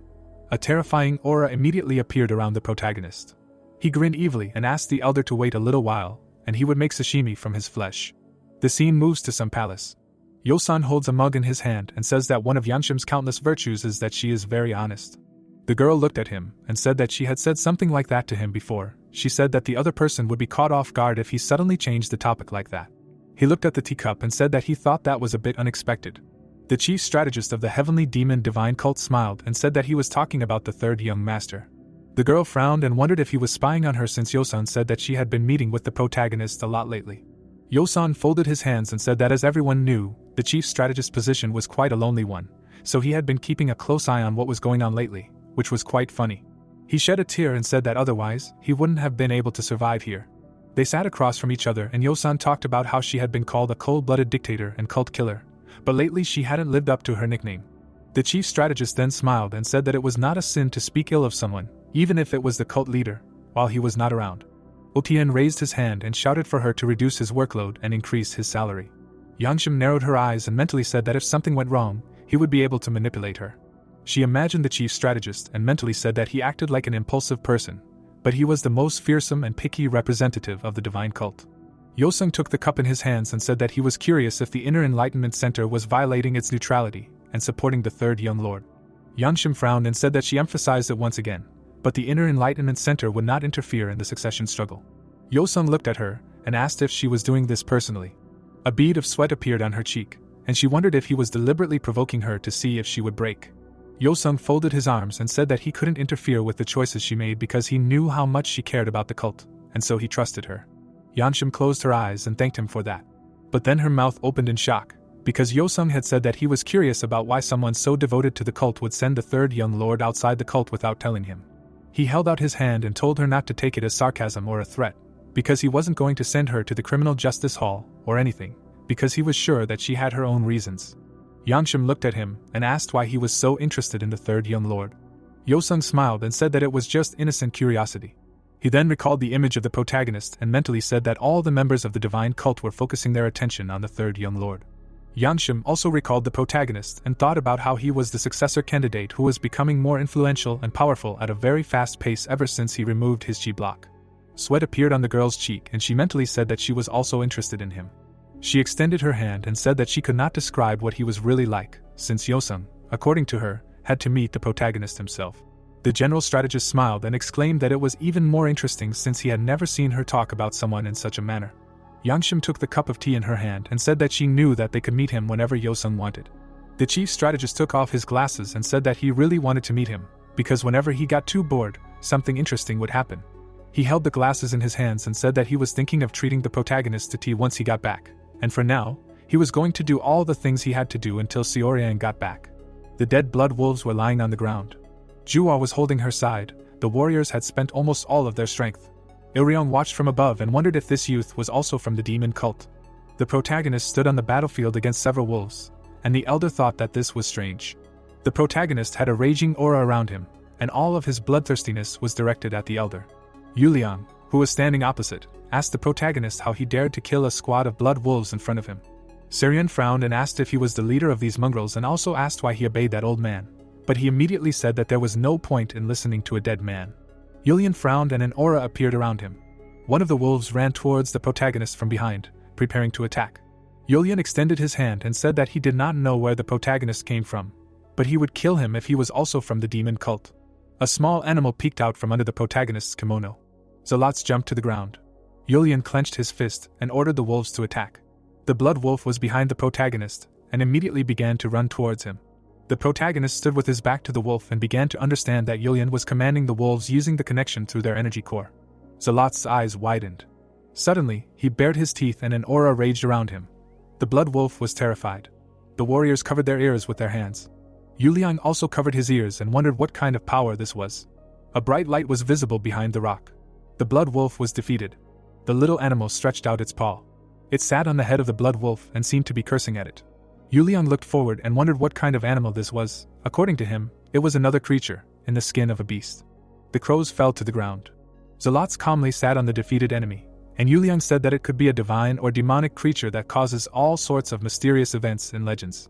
Yuliang began to tremble and realized that this beast was not comparable to any beast from the palace of the southern wild beasts. Even the king of tigers looked pitiful in comparison, and so he was stunned that such a creature even existed. The protagonist turned around and smiled and said that Zealots, it turns out, was not an ordinary fox. Sirian took the sword in his hand, and Yulian looked at him and wondered how he was not hurt by that scream, because that scream was supposed to strike fear into the minds of all living beings that heard it. The protagonist looked at the opponent when he asked him about who he was. Yulian clenched his fists and asked about who he was and why he was walking around with such a monster, and the protagonist replied that there was no point in explaining it to a dead man. A blue aura appeared around him, and he shouted that he would rip the protagonist's mouth apart. He immediately rushed to attack. The protagonist opened his eyes wide. He also punched. Everything around was enveloped in the protagonist's red aura. Yulian opened his mouth wide and realized that his bones were crushing and his muscles were twisting, because his fist was losing to the protagonist's fist. An explosion occurred. The beast master's hand was in critical condition. Yulian looked at his hand and realized that the bones in his left hand were completely shattered. Sirian was still surrounded by an aura, and the beast master knew that it was not a matter of internal energy or skill, because Sirian was simply much stronger than him. Suddenly, the protagonist dashed to the side, and Yulian sat there and thought that the protagonist had disappeared. Sirian immediately punched him in the stomach, while he was wondering how he could lose to a mere member of a demonic cult. Yulian hit a rock. Sirian frowned and said that he remembered a sect that was as strong as the great sects of the Central Plain, the southern palace of wild beasts, one of the strongest forces in the outer wall area. Yulian widened his eyes because Sirian said that it had nothing to do with him. He swung his sword and said that this meant that he could kill the beast master. At that moment, the protagonist struck his neck. With this strike, he cut off the enemy's head, as well as the pillar behind him. Ilrion's eyes widened in surprise. He watched this from above, wondering if the heir to the southern palace of wild beasts was killed by this young member of the demon cult. The protagonist turned around. He immediately began to climb up, thinking that Ilrion had been waiting for this for a long time. Sirian bared his teeth and mentally exclaimed that the elder would die. He jumped above the elder, thinking that he could have just passed by. Ilrion raised his head and grabbed his sword, and the protagonist continued to think that this was something that happened in his past life, and he could just start a new life now. But his leg continued to hurt, and he could not forget about it. The protagonist opened his mouth and began to scream, thinking that he could not forget the very leg that Ilrion cut off that day. The protagonist struck out, shouting for Ilrion to give him his leg back. The elder was stunned, and Shoryang was furious. The old man frowned and wondered where a demon like Shoryang came from. The ground in front of him was left with a large crack from the blow. The protagonist landed on the ground behind him. The elder turned around and said that the ones who attacked his people were that group of beasts, and that they had nothing to do with him. The protagonist had his back to him, while he said that Shoryang had dealt with those wolves, so this fight was pointless now, and besides, although a powerful triad might be at odds with each other, this was political territory to a certain extent. He looked at the protagonist and asked if there was any need to fight to the death without having to, since he could stop here and put away his sword. The protagonist smiled and said that people really don't change. The ground beneath the protagonist's feet began to crack, and he asked the old man why he was afraid to fight for the first time in a long time. The old man frowned and said that he was sure that they had never met before, so he asked if they were acquainted. The red aura around the protagonist increased. He looked at the elder with his blood-red eyes and said that they did not just know each other. Then he immediately moved and seemed to disappear, so Ilrion wondered if it was a movement. The old man closed his eyes and said that the speed of the trace's dispersion was too fast to say that it was.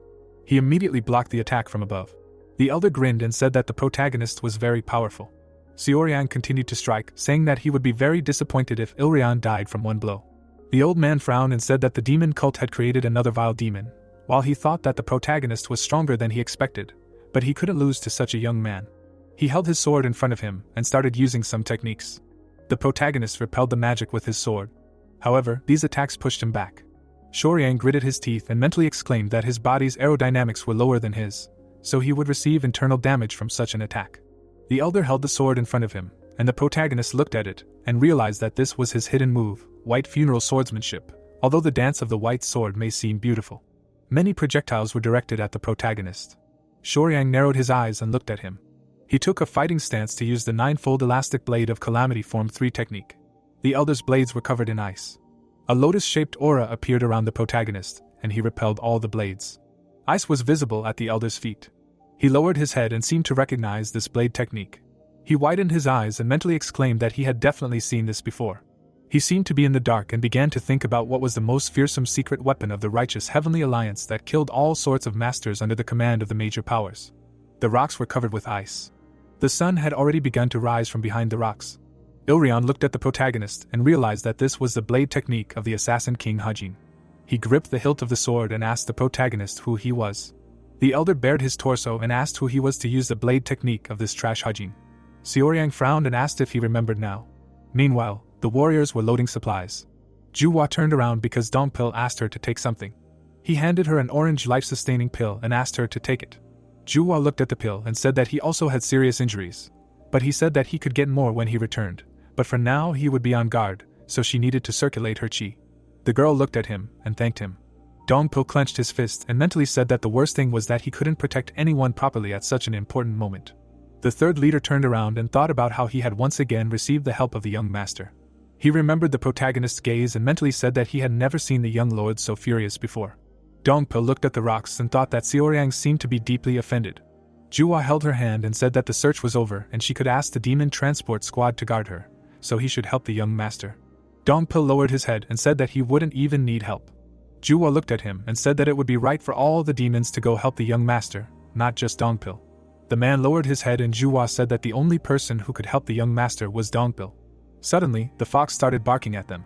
Golden frowned in displeasure. The man lowered his head and asked him what was wrong with him. However, the fox started running away.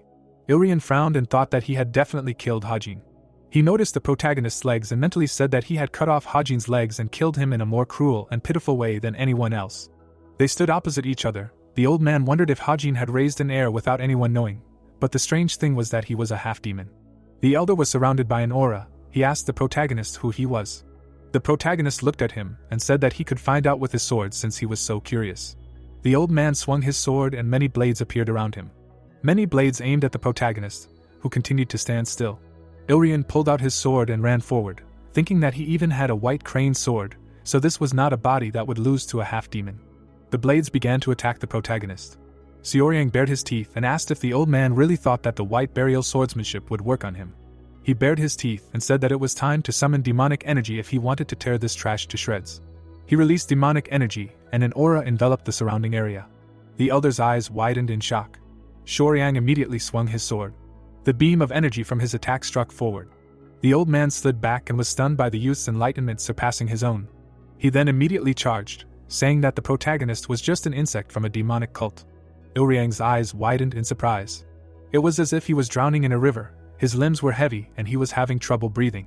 He sat in this water and thought that his senses were fine, but his body was slow. The whole world seemed to be in slow motion. The protagonist stood on the water with his sword extended forward. The protagonist's face was clear. There was no sign of bloodlust. Xiaoryang immediately released another burst of energy. The old man lowered his head and mentally exclaimed that this was impossible, and therefore it was simply his energy surge that was so great that he disappointedly believed that the world had slowed down. A powerful explosion occurred. The old man was pushed back. He frowned angrily and began to shout that he was the first elder of the righteous Heavenly Alliance. Seryong swung his sword in the air and said that he did not care. Ilryong blocked the attack, but the ground beneath him cracked. Cracks appeared on his sword as well. He jumped back and realized that the protagonist's huge blade was wrapped in monstrous demonic energy, allowing it to fall with a force that could cut through a mountain. He continued to back away, thinking that the protagonist should be barely over 20, so the old man did not understand how he could be so superhumanly strong.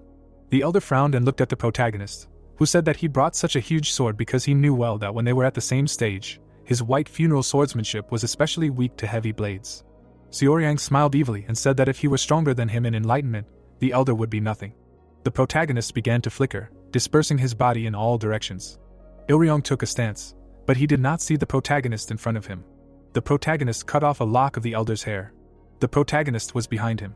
With his back to the enemy, Xiaoyang said that after he changed his line of work from martial arts to politics and had not fought for so long, he had become rusty, because a year ago he used the inevitable net formation as an ambush and there was no battle. The protagonist turned to face him and asked if he could, with such a level of talent, push aside the ladies of Seon and take the role of the leader of the righteous Heavenly Alliance. The old man was horrified and asked if it was really Hajin. Xiaoyang looked at him and said that he did not know who he was looking for from the beginning. He then instantly cut off the old man's leg. A huge explosion sounded on the cliff. The old man was thrown far back and fell down, screaming loudly in pain. The protagonist held the sword in his hand, while Ilryong thought about his misjudgment.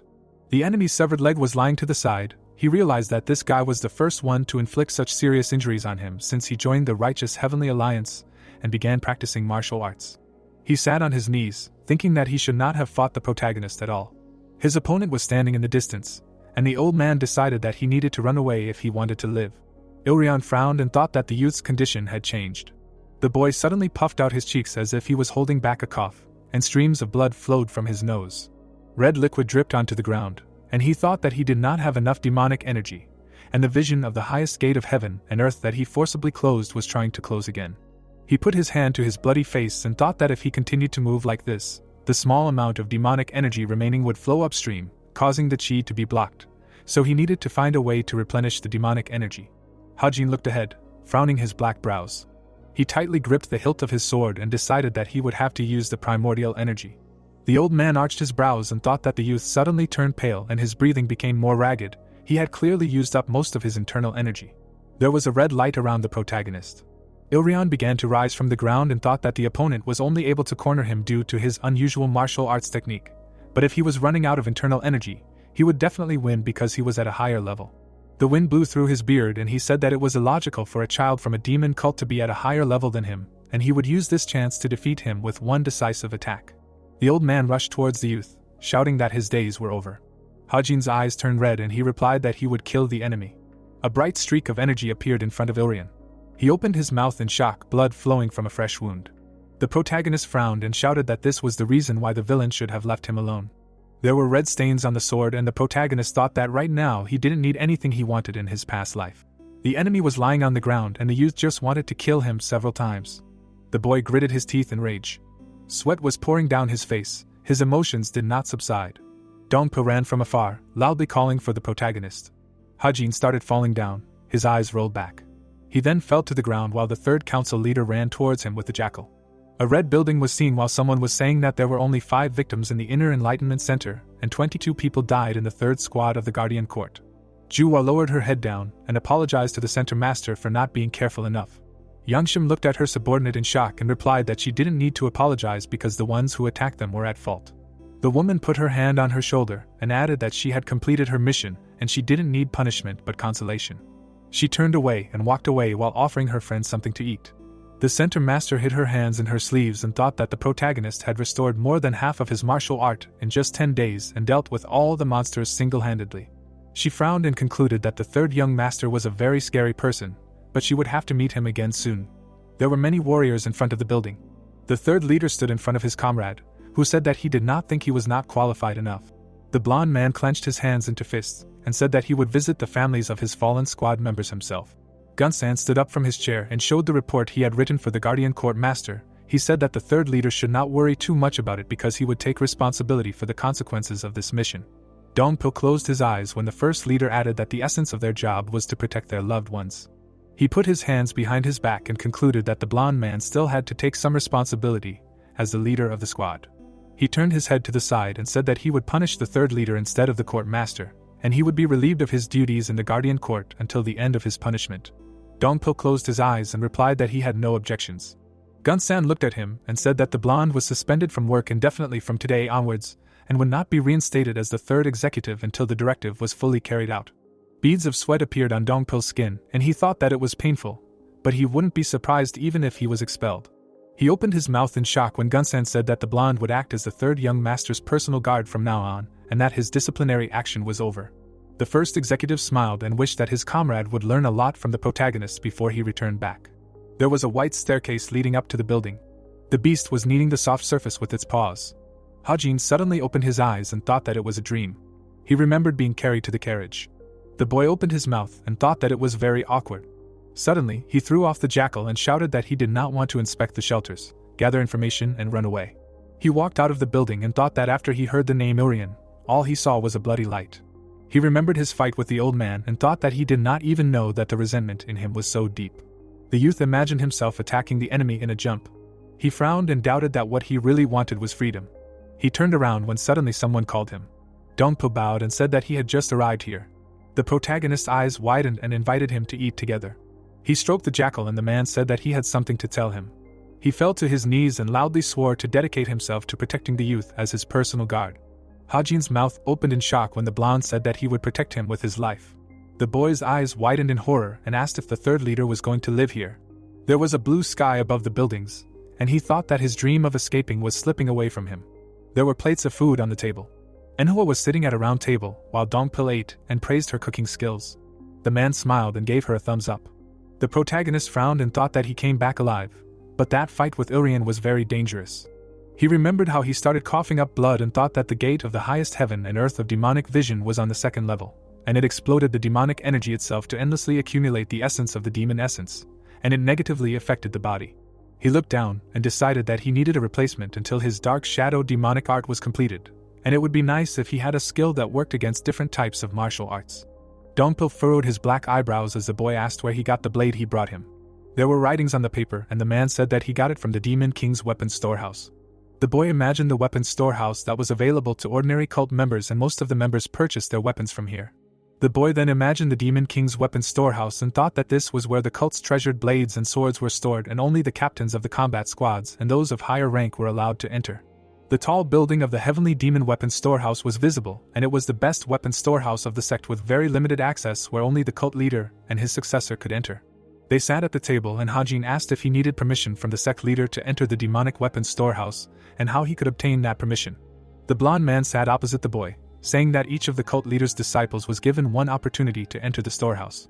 The protagonist's sweat dropped and thought that in that case, if he had already gone there at a time he couldn't remember, he couldn't go there anymore. He crossed his arms and thought that the previous owner of his body had probably already been there. Suddenly, the boy suddenly turned around when someone called him. Yui picked up the bag of food and offered them a drink. She walked out of the building and explained that she had put off work to come here. The protagonist closed his eyes and told her to come back later because he had somewhere to go. Dongpil blocked the woman's path with his hand when she asked where he was going. They all turned around when they heard someone mention the weapons storage. Someone was coming out from behind the half-closed doors, saying that they could go to the Heavenly Demon's weapons storage instead. Someone smiled and said that it had been 7 years. The man narrowed his eyes and said that it had actually been 8. Yosan walked ahead, saying that he would not be staying here for long. Yosan walked into the courtyard and asked if they were going to the weapons storage. He smiled and suggested that they have a cup of tea together before they left. Xiaoyang's eyes widened in surprise and said that he did not know who the man was, but he had come to the wrong place, and besides, it was easy to get lost in this place. The protagonist turned around because Dongpil called out to him to tell him that the man was the chief strategist. The protagonist's eyes widened in surprise. Yosan smiled and said that he was actually offended that Xiaoyang didn't recognize him, and the protagonist was thinking that this meant that this man was the second in command in the divine cult. Yosan put his hands behind his back and asked them why they were going to the Demon King's weapon warehouse instead of the Heavenly Demon's weapon warehouse. The protagonist looked at him and said that that was why he was going to the Demon King's weapon warehouse, but the chief strategist said that the sword the protagonist had obtained last time didn't seem to be serving him anymore. Yosan opened his mouth wide and said that he had heard that Xiaoyang usually uses a rather bizarre sword technique, and so he wondered if he was changing his main weapon. The protagonist frowned and wondered why Yosan was suddenly having a conversation with him. Suddenly, Yosan smiled slyly. He adjusted his glasses and asked if they really wanted him to help them get into the Heavenly Demon's weapon warehouse. The protagonist's eyebrows rose in surprise. Yui and Dongpil were also surprised. The protagonist stood in front of the chief strategist and asked if that was possible, and even if it was, Yosan probably wanted something in return. Yosan looked at him and said that life is an exchange, and it seemed like the protagonist had similar experiences. The protagonist lowered his head and asked about the price. The chief strategist smiled and said that he wanted to talk with him for the whole day today. He then approached the protagonist and said that he just wanted to talk and have a drink tonight and nothing more. Xiaoyang bit his lip and mentally said that the chief strategist really did have some kind of plan. The sun shone on the roof of the temple, and the protagonist left, asking the chief strategist to wait while he changed his clothes. After a while, the protagonist changed his clothes and ordered Dongpil to go to the master of the Inner Enlightenment Center and ask her if she had met with the chief strategist while he was away. The protagonist then looked at the third leader and said that if they had met, he wanted to know what they had talked about and if she had said anything about him. Xiaoyang lowered his head and thought about how chief strategist Yosan was different from everyone he had met in the divine cult, as his words seemed frivolous, but they all had meaning. Xiaoyang frowned and remembered all the strange phrases the chief strategist had said, and the protagonist also remembered that Yosan had appeared as soon as he had regained consciousness after returning to the divine cult. The protagonist walked out of the room and saw Yui and the chief strategist. Yosan lowered his head and looked at the food Yui was holding in her hands, and Xiaoyang looked at him and thought about how he just wanted to avoid the chief strategist now. Yosan stretched out his arms and started whining, which scared Yui, and the protagonist continued to think that the reason he wanted to avoid the chief strategist was because as soon as Serian saw his face, his instincts told him to avoid him. Yosan immediately looked at the protagonist and asked if he was ready. The chief strategist smiled and said that it was time to go. The sun was already setting below the horizon, and Yosan meanwhile told a story about how on his first vacation he went to enjoy nature, but instead he was robbed by bandits. The chief strategist raised his head and laughed, but Serian knew that his words were wavering between a lie and the truth. The protagonist looked at him carefully and thought that he was very good at hiding his true nature. They continued walking forward and Serian said that Yosan was brave, but the protagonist replied that Serian was the only one here who was truly brave. Yosan smiled and explained that he had earned a leave of absence to get out of here, but the protagonist sneaked out. The protagonist looked at him suspiciously and realized that he knew about it. The protagonist lowered his head and asked him not to run to the demon lord about it, but Yosan was surprised that the protagonist immediately admitted it. Serian closed his eyes and asked about the real reason why the chief strategist came to him. Yosan smiled and said that it was probably just curiosity, since he simply couldn't help himself when it came to his curiosity. The protagonist took a step back. Yosan turned around and said that they still had a long way to go to the heavenly demon weapon storage, but the protagonist replied that he had no choice but to stop. Serian opened his mouth and said that it was probably true that Yosan had set out on this journey alone, since he couldn't sense the presence of any escort warriors. The protagonist immediately put his sword to the chief strategist's neck. They were standing on the bridge. The protagonist noted that the atmosphere was simply too tense. He frowned at the strategist and asked if he was prepared to have his head chopped off. Yosan looked at him calmly and said that he did not expect such a turn of events. The protagonist looked at his opponent and said that a predictable plot is not interesting. They were still standing on the bridge. Yosan asked about the reason why Xiaoyang is doing this, but the protagonist also asked the same question. He kept his hand outstretched and said that he did not know the real reason, but Yosan was not here out of curiosity or goodwill. Yosan lowered his head and asked if Xiaoyang did not know what was going on, but he felt that something was wrong, and that is why he was threatening to make Yosan try to find out. The protagonist frowned and said that it was not just a threat, because he was ready to kill him. The chief strategist looked at him calmly and asked if he was really going to kill the chief strategist of the cult, since he wouldn't be able to escape the consequences even if he became the third young lord. Meanwhile, Goldie was washing his face, and Yosan tried to convince the protagonist to put the sword back, since it could be considered a betrayal, and according to him, it doesn't matter whether he dies now or later, from old age or some other way, since everyone dies sooner or later anyway. The chief strategist frowned and said that he would count to 3, but at the same time, he felt the protagonist's determination and understood that he could really die.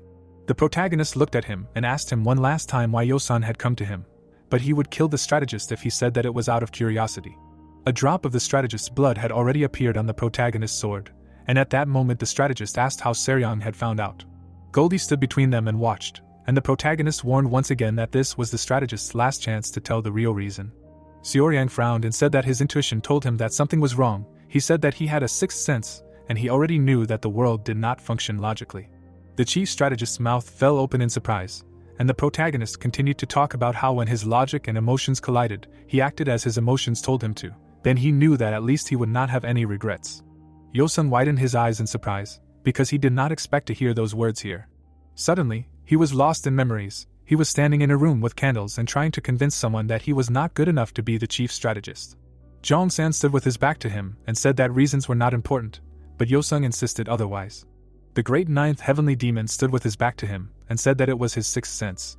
Yosun's eyes widened in surprise.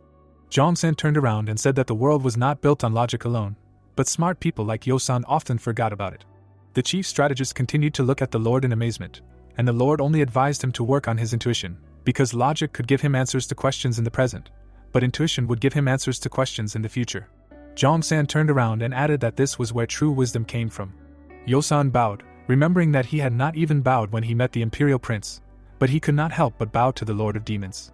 The Lord's gaze was serious. Yosun looked at him and thought that Zhong-san had taught him a lesson, unlike the prince who only gave orders. The protagonist frowned at the chief strategist while he was talking about how when he didn't know the answer to some questions, he should ask someone else, because maybe they knew the answer. The protagonist held his hand out and asked him what he meant, and he clarified that he wanted to see how Xiaoyang would react if the strategist put him in an awkward situation. Yosun smiled and said that he would, for example, make the protagonist enter the weapons storage, and then tell him that he actually had no right to send anyone there. The protagonist loosened his grip and said that if that happened, even the Demon Lord's disciples would not be able to avoid disciplinary action. He looked at the strategist and said that entering a restricted area like this was a serious crime. He then looked at the water lily floating on the water. Their silhouettes were reflected in the water. The protagonist called the general strategist a very angry person. Yosun scratched his temple and said that he often hears that he is also called a psycho. Xiaoyang sheathed his sword and suggested that they just go their separate ways, but Yosun started talking about the weapon storage and having tea with him. The protagonist turned his back and said that he was not going to drink with someone who was going to send him to prison just to satisfy his own curiosity. Besides, he did not need to go to the heavenly demon weapon storage anyway. The protagonist looked into the distance and wondered if there was a reason to worry about this. The protagonist's mouth dropped open in surprise when Yosun said that he knew that Xiaoyang had sent an escort warrior to the master of the Inner Enlightenment Center to warn her and to keep her from telling anything about the protagonist. The protagonist turned around and thought that if the chief strategist knew this, then he was more than just a nuisance. Yosun lowered his head and said that the master of the Inner Enlightenment Center no longer trusted him, and that he was upset that they had ruined the only relationship he had in the divine cult, and that he had no other friends here. The sun had already disappeared behind the rocks. The protagonist still decided to have a drink with the strategist, but first they decided to look at the weapons warehouse. Yosun's mouth dropped open in shock. The protagonist came out of the warehouse with many swords. The strategist extended his hand and hesitantly asked if Xiaoyang only intended to take one sword, to which Xiaoyang replied that the condition stated that he would only go in once, not to take just one thing. A drop of sweat appeared on the chief strategist's cheek. The protagonist caught him out. Yosun suddenly looked at the protagonist calmly and thought that the master of the Inner Enlightenment Center was right about him, as if an old martial artist who had been through hell and back had entered the protagonist's body. The protagonist smiled and asked if Yosun was coming. The chief strategist smiled calmly and thought that Xiaoyang was not someone who could harm the divine cult, and that was probably why the demon lord left him alone. But there was no way to know for sure what kind of changes he would bring with him, and besides, the strategist would have to meet the demon lord tomorrow. A day passed. The protagonist stood in the courtyard with a new sword and turned around to see the third leader. Dongpo walked up to him and noticed that the protagonist had taken more than just a pair. He frowned in surprise. He noticed the protagonist had the Seven Knights blade, officially called the Dark Demon's Blazing Night Blade. This blade is known for its rather simple appearance, but carries a subtle bloodthirsty energy. It was once the favorite weapon of the seventh heavenly demon. He also noticed the twin blades, as their uniqueness is that they are not demonic weapons, so even the martial artists of the orthodox faction covet them. The protagonist lowered his head and said that he liked these blades, but he will not keep them if they are not suitable for combat. Dongpo frowned and thought about how the protagonist cares more about whether the sword suits him than its history or fame. Then Xiaoyang showed a large sword and asked if Dongpo knew what it was, and Dongpo replied that he had never seen it before, and then the protagonist asked if the third leader wanted to try holding it. Dongpo picked up the sword and was immediately shocked at how heavy the sword was. It weighed 30 or 40 kilograms. The protagonist remembered how the sword was lying against the wall and said that it was not something he would use for long battles, but something about it appealed to him. Unlike the other weapons on the shelves, this one was lying in the corner, so the protagonist didn't even know its name but still decided to call it a dragon scale blade because of its hilt. Then suddenly Xiaoyang widened his eyes and said that it was really not bad. However, Dongpo thought that the young master really had a bad taste in names. The protagonist stood with the sword in his hands, and Dongpo thought about how astonished he was when he saw the young master in the secluded bamboo grove, because he handled all the weapons effortlessly. Suddenly, Dongpo caught the sword that the protagonist threw at him. Xiaoyang pointed at him and said that the third leader can keep this sword. According to him, he trusts his opinion, but he cannot be sure that the third leader will like it. The protagonist smiled and added that this sword suits the heavy and serious style of martial arts that Dongpil practices, so he chose it. Dongpil took the sword out of its sheath and it seemed to shine. The man looked at his reflection in the blade of the sword and realized that this is one of the 5 great demonic swords of the divine cult and one of the 10 great demonic swords of the Jianhu. A bright aura appeared around the sword. Dongpil said that this was the sword of the Silent King, also known as the Sword of Silence, which does not reveal its full demonic power until it finds a worthy owner, but once it finds a worthy owner, it releases incredible power. Dongpil frowned as he looked at the sword, which was shrouded in aura. He immediately returned the sword to its sheath, thinking that this sword was personally selected for him by the young master from the storage of heavenly demon weapons, and therefore he cannot express his gratitude to him, but excessive gratitude can weaken the favor of the protagonist. The protagonist frowned at the third leader, whose expression seemed strange to him. Suddenly, Dongpil hit his fist on his palm. He opened his mouth wide and shouted that he swears to be the best member of the demonic cult. Xiaoryang only smiled silently. The cries of a messenger who wanted to convey a message from the palace of the demon god were heard from behind the wall. Dongpil turned around and Xiaoryang opened his mouth in shock. He then closed his eyes and thought that this was terrible. The scene shifts to a wooded area. Zhongsang sat in front of the protagonist and offered him a drink. He poured the protagonist a drink, and the protagonist hoped that the demon lord would not ask him about his secret escape. Zhongsang placed his hand on the table and said that he saw that the protagonist had been training hard. Suddenly, the protagonist choked and spat out what he had been drinking because of the question about the 4th young master of the cult. Xiaoryang opened his mouth in surprise and said that this really happened. The lord remembered the image of Yeoman and his technique, and then said that the demon art of the 4th Snake King is a newly revised version of the martial arts of the Jiaxa family. They both sat at the table. Zhongsin said that Yeoman was stubborn and experienced. At his age, few would think of inventing a new martial art. According to him, it all started badly, but over the course of 3 years, it gradually improved. In the end, the demonic art became quite formidable. The protagonist silently looked at him and thought that the lord was talking a lot today, but Xiaoryang did not know what idea the heavenly demon was trying to convey. Zhongsen closed his eyes and said that it ended there.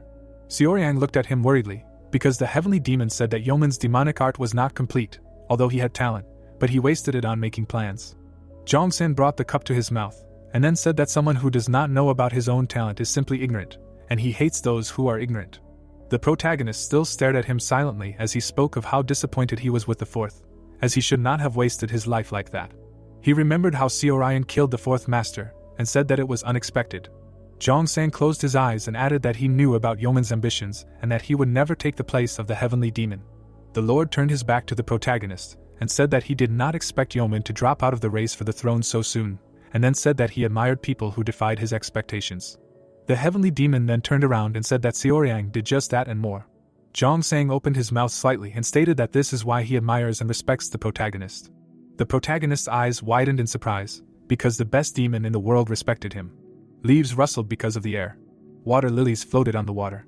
The protagonist looked at the back of the heavenly demon and thought that admiration and respect are difficult to achieve, but a great person like Zhongsang tells the protagonist that he admires and respects him, and therefore this excitement caused pride. The protagonist bit his lower lip. However, he then remembered being kept in a cage. He remembered being raised as the righteous Heavenly Alliance's secret weapon and living as the loyal dog of the Alliance leader. Having experienced countless horrors, he could hardly call his life miserable, and now he was recognized by the demon lord of the heavenly demon divine cult. The protagonist remembered eating slop while thinking about how he hated himself for enjoying this recognition so much. He remembered killing an opponent once, and then wondered when he would ever break free, since at this rate he would get nowhere, since the recognition alone made him feel so proud of himself. Then, Seryang smiled and thought that being recognized by a person of the heavenly demon level was something any martial artist would be proud of, so maybe he shouldn't be so hard on himself for feeling this way. Zhongsan had his back to him, and Xiaoryang drank what was poured and thought that there was no need to worry or blame himself for emotions, because they were natural, and after all, even these unwanted emotions were a part of him. The lord turned around and then said that the protagonist had done something against his expectations again. Xiaoryang looked at him in surprise, and Zhongsen said that he seemed to dislike that he was flustered, but immediately after that he accepted it as a part of himself. He grows and changes every moment, which is why, according to the heavenly demon, he is magnificent. The protagonist looked down and mentally said that this made him smile, and then said out loud that he did not expect the demon lord to say that. Xiaoryang then smiled and said that he was simply unique. The wind blew the leaves in the field. The demon lord told him that the chief strategist came to him last night and said that the protagonist had entered the heavenly demon weapons storage. They stood on the lawn and the demon lord said that Xiaoryang probably had not tried out the swords he liked yet. A dark aura began to emanate from the demon lord's hand. He said that he would be disappointed if the protagonist chose a relic without thinking that it suited him. Several swords appeared in the air. Then the swords fell to the ground in front of the protagonist's feet.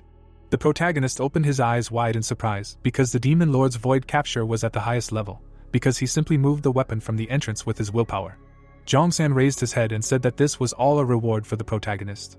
The demon lord frowned and told Seoryang to choose the sword he liked. The protagonist was still looking at him with his eyes wide open, thinking that the heavenly demon's gaze seemed to be both asking and offering. Jong-san was indeed looking at him sternly, but also hopefully. He then extended his hand and said that he would teach the protagonist this one day. The leaves were hitting the protagonist's face as he thought that awareness became understanding, because once he grasped the lord's intent, his instinct to attack increased. Seoryang grabbed his sword, thinking that once the demon lord finished speaking, this would be the only chance to defeat him. The protagonist swung his sword and launched an attack. The area was enveloped in a red aura, and an explosion occurred. The protagonist stood in a stance, lowering his head, and wondered if he had succeeded. However, Jong-sen was still standing there, unscathed. The protagonist frowned in shock and began to think that considering the marks on the ground, this last attack was perfect, meaning that Jong-sang did not block or dodge the attack, but was still fine. The overlord extended his palm and said that this attack was impressive. The mist around the sky demon cleared, reminding him that he said that he would teach the protagonist something, not that he was telling them to attack him. Jong-sang narrowed his eyes at the protagonist and realized that Seoryang had accurately determined the moment when he would be vulnerable, so he wondered if Seoryang was born with such insight or if it was intuition. The protagonist's face was tense. Jong-sang looked at him and mentally said that it was not something as worthless as intuition. Behind the demon lord, there was a deep mark on the ground from the attack. Jong-sang mentally said that it was an instinct to die, like a beast. The corners of the heavenly demon's lips lifted and his mouth parted as if he was smiling. He put his hands behind his back and said that he had a question. Jong-sang looked at the protagonist and said that he was about to perform a melee attack after his finishing blow, but for some reason he stopped. A bead of sweat appeared on the protagonist's cheek. He wondered if Jong-sang had noticed his intentions in that split second. He looked up and mentally said that there was no specific reason to stop, he just had to. Jong-sang frowned and mentally said that Seoryang didn't stop because he knew about it, because if he had rushed forward, he would have been hit by his barrier. The protagonist stood up as the demon lord warned him to prepare for the next round. The demon lord continued to stand still, saying that he still had something to teach the protagonist. Jong-sen lowered one hand and said that this time, the protagonist should attack him with the intent to kill. Seoryang frowned and thought that he could do that too, open the gates of hell of the dark shadow demon art. Suddenly, the protagonist began to rise above the ground, because he used the 9 heavens contraction divine steps technique. He immediately appeared in front of the demon lord, swinging his sword. The protagonist swung his sword. The surrounding area was covered in dust and fog. However, Jong-san still stood still. Seoryang continued to run forward. He made a series of sword attacks. The scene shifts to the palace. Yui is looking for the protagonist. She ran inside and asked the maid where Seoryang was, and the maid replied that he was currently in the demon god's palace. Yui crossed her arms and asked in surprise how he could be busier than her if he was unemployed. The maid closed her eyes and started yelling that Yui was disrespecting the young master. The warrior lowered her eyebrows and asked if the maid wasn't afraid to say such things to her. Yui came close to her and glared angrily, saying that she couldn't even hit her because the maid was too small, so she had to hold back. Dongpil came up to them and explained to the warrior that they didn't know when the young master would return, so if Yui was here to drink, she should go back. Yui suddenly opened her mouth wide and screamed. She saw the third leader holding a sword and asked where he got it from, and Dongpil replied that it was a gift from the young master. The female warrior pointed her finger at him and asked in confusion if Serian had given him this treasure and if he had given it only to him. Dongpil silently frowned, which only angered her further. The maid excitedly asked Yui to leave, while Dongpil was thinking about how Serian should come back quickly since he couldn't handle this woman. The demon lord's black hair was fluttering in the wind. He stood there calmly, looking into the distance and ordering the protagonist to stand up. The protagonist's hand was on the ground. Serian looked at the sky while lying on the ground, thinking about how he couldn't move, and it was hard for him to even breathe. His sword was lying on the ground next to him, while he was thinking about how even the inevitable network formation of the righteous heavenly alliance wasn't that bad. The leaves were blown into the air by the wind, and the protagonist thought about how he was still only half as strong as he was in his previous life, but he had given it his all every time, but Jong-san was still fine.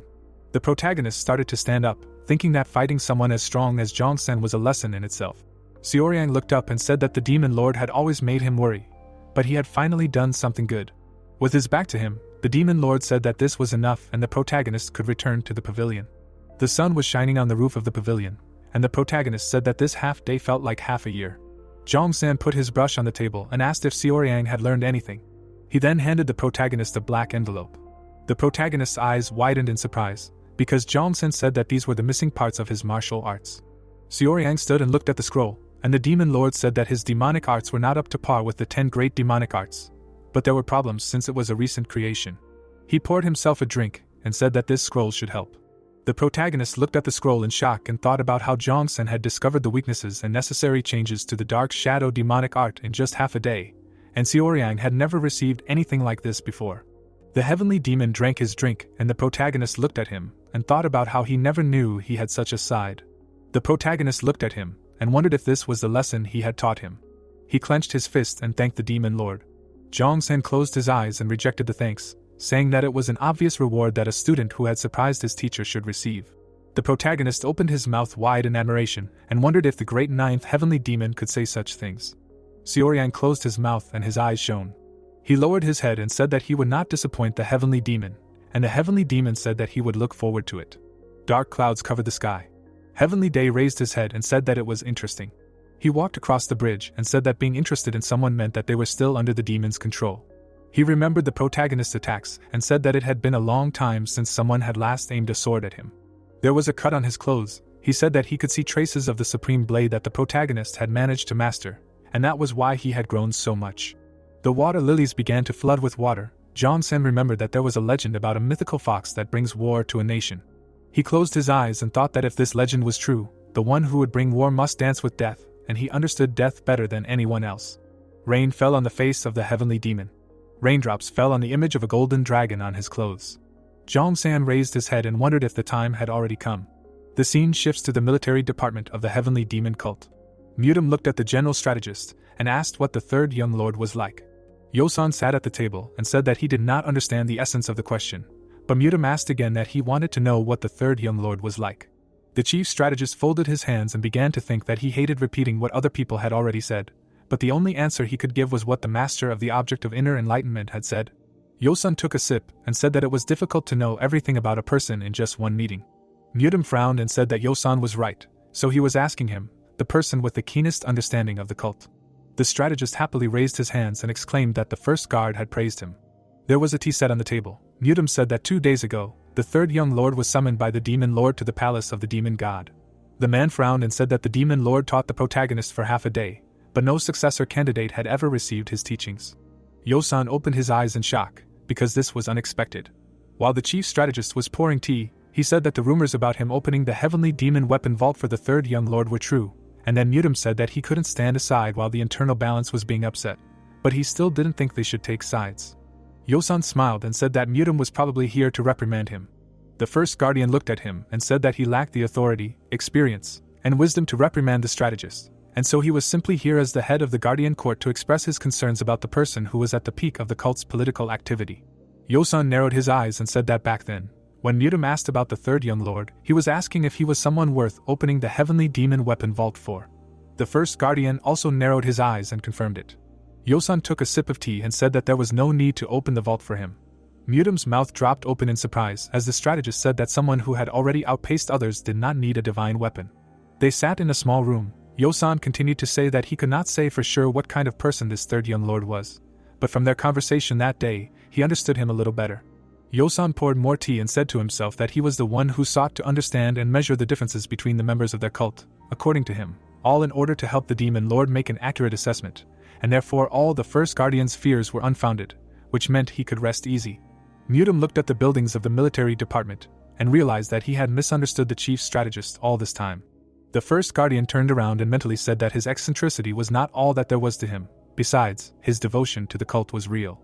Yosan looked down and said that he had discussed the future of the divine cult with the first guardian, with whom he had only spoken a few times. The strategist smiled and said that life in the divine cult had become really interesting lately.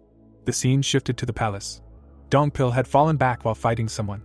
Xiaoyang raised his sword and said that the third council leader was suppressing his killer instinct too much.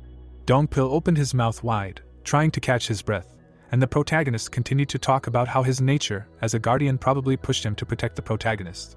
The protagonist lowered his sword and said that positively speaking, it was responsibility, but negatively speaking, it was inflexibility, as it prevented him from realizing his true potential. Xiaoyang closed his eyes and said that he was quite strong, but still not good enough to protect him, and Xiaoyang did not want Dongpil to die before him because he wanted to protect him. The third council leader lowered his head and wondered if he was holding back. The protagonist returned his sword to its sheath and said that it was time to eat, and Dongpil thanked him for his good work. Suddenly, the protagonist looked away, feeling a powerful energy behind the gate, which meant that there was an interesting guest here. They poured tea. Gogu, the master of the criminal law hall, sat in front of them. Siryen scratched his ear and asked what brought him here, because as far as he remembered, they were not close enough for casual meetings. They sat at the table. Gogu said that he was sure that the protagonist knew that the Mara festival was coming up. Gogu put his hand on the table and said that he remembered that the protagonist preferred directness rather than chattering around and around. The protagonist looked at him in surprise, because Gogu suddenly asked for help. The protagonist made a displeased face and asked why he should help a person who did not even like him. Gogu removed his hand from the table and said that his beliefs had not changed and he still considered the protagonist a dangerous person, but he thought that if they had a common enemy, Siryen could help him. Gogu frowned and said that the other candidates for the successor position were the protagonist's enemies, and at the Mara festival, Gogu planned to arrest and imprison one of the disciples. The protagonist widened his eyes in surprise and wondered if there was another disciple. The Mara festival was an ancient ritual dedicated to the sole god of the divine heavenly demon cult and the ruler of the sixth heaven of the desire realm, Mara. In the past, they even offered human sacrifices to Mara, and that was when the divine heavenly demon cult began to gain a bad reputation as a demon cult. The current Mara festival was different because, despite their doctrines and scriptures, the divine heavenly demon cult was involved in worldly affairs. Today's Mara festival was simply an ancient rite, no different from the Murim festival held by the demon cult in the city. Hajin rubbed his chin and thought. The protagonist looked at Goga and asked what the connection was between asking for help and the Mara festival. The man frowned and said that during the Mara festival this year, they would imprison one of the heirs in the criminal court. Of course they would not touch the 6, unless they committed a serious crime. The boy gaped in shock and asked if there were any other heirs besides the remaining 6. Goga placed his hand on the table and said that to be precise, there was someone who had been nominated as the successor, and he would arrive on time for the Mara festival. The man furrowed his brows and said that it was the eldest son of the Demon Sword family. The Demon Sword family were the representatives of the 7 families of the demon cult, and were considered the greatest when it came to wielding the sword. Frowning, the boy couldn't believe that the eldest son of the Demon Sword family had become the successor candidate. Parting his lips, the youth asked why they wanted to put him in jail. Had he done anything wrong? The vein in Goga's neck bulged as he said that this guy had robbed and killed 7 cult followers and framed an innocent half-demon for the crime.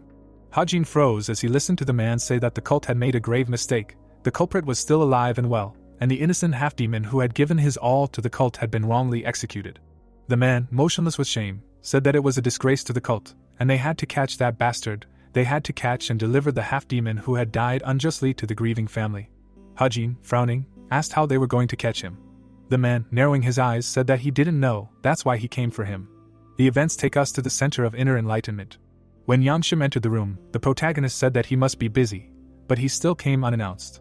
When cups of tea were placed on the table, the boy said that the reason he came was because of the unjust execution.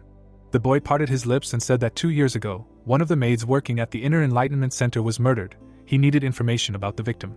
Yanshim frowned and asked if that was why he was here. Putting his hand on the table, the boy said that she knew that the real culprit was someone else. The girl, surprised, asked how he knew that. A bead of sweat ran down her face when she asked if the Criminal Justice Hall had asked him for help. Closing his eyes, the boy said that they understood everything quickly. The girl's eyes sparkled, then she asked if they had managed to identify the culprit. The cup cracked. Hajin, opening his eyes, mentally said that the pressure of demonic energy emanating from her was very strong. It happened several years ago, but her rage did not subside. Putting 5 scrolls on the table, she said that all the information about the victim was here. Hajin walked away after receiving the evidence. The girl watching him go said in her mind that the third young master didn't mention the Mara festival today. He probably thinks that she can reveal the identity of the real culprit. Taking a closer look at the boy, she said that if the criminal law department could solve it with their investigation skills, they would have done it themselves. However, they asked one of the heirs for help. The girl frowned and said that even the criminal law hall staff couldn't easily touch the true culprit.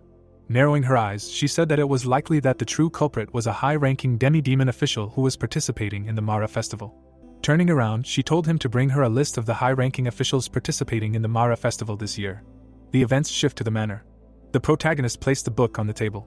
Picking up the book, he said that he wanted to read something about the law since it was related to catching the criminal. He finally read it all. Why is this law book so thick?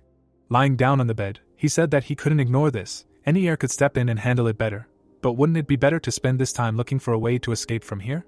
Looking at the ceiling, he said that it was more practical to fulfill his dream of getting out of here quickly. But knowing and ignoring it would be wrong, although it was funny that a former assassin was talking about what was right. Golden walked up to the guy. The fox's eyes shone.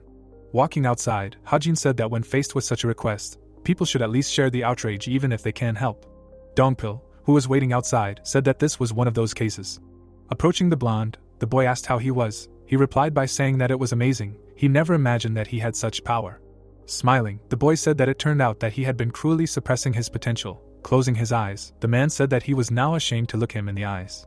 Dongpil flinched, surprised when the boy said that he should be ashamed of the way of thinking that was holding him captive. Because what was the point of a strong will if his way of thinking was not flexible? Patting his friend on the shoulder, he said that it was just a joke. Smiling, Hajin said that they could slowly walk and look at the face of the criminal. Soon they found themselves in the city square. Lanterns were placed all over the city. A dish was placed on the table.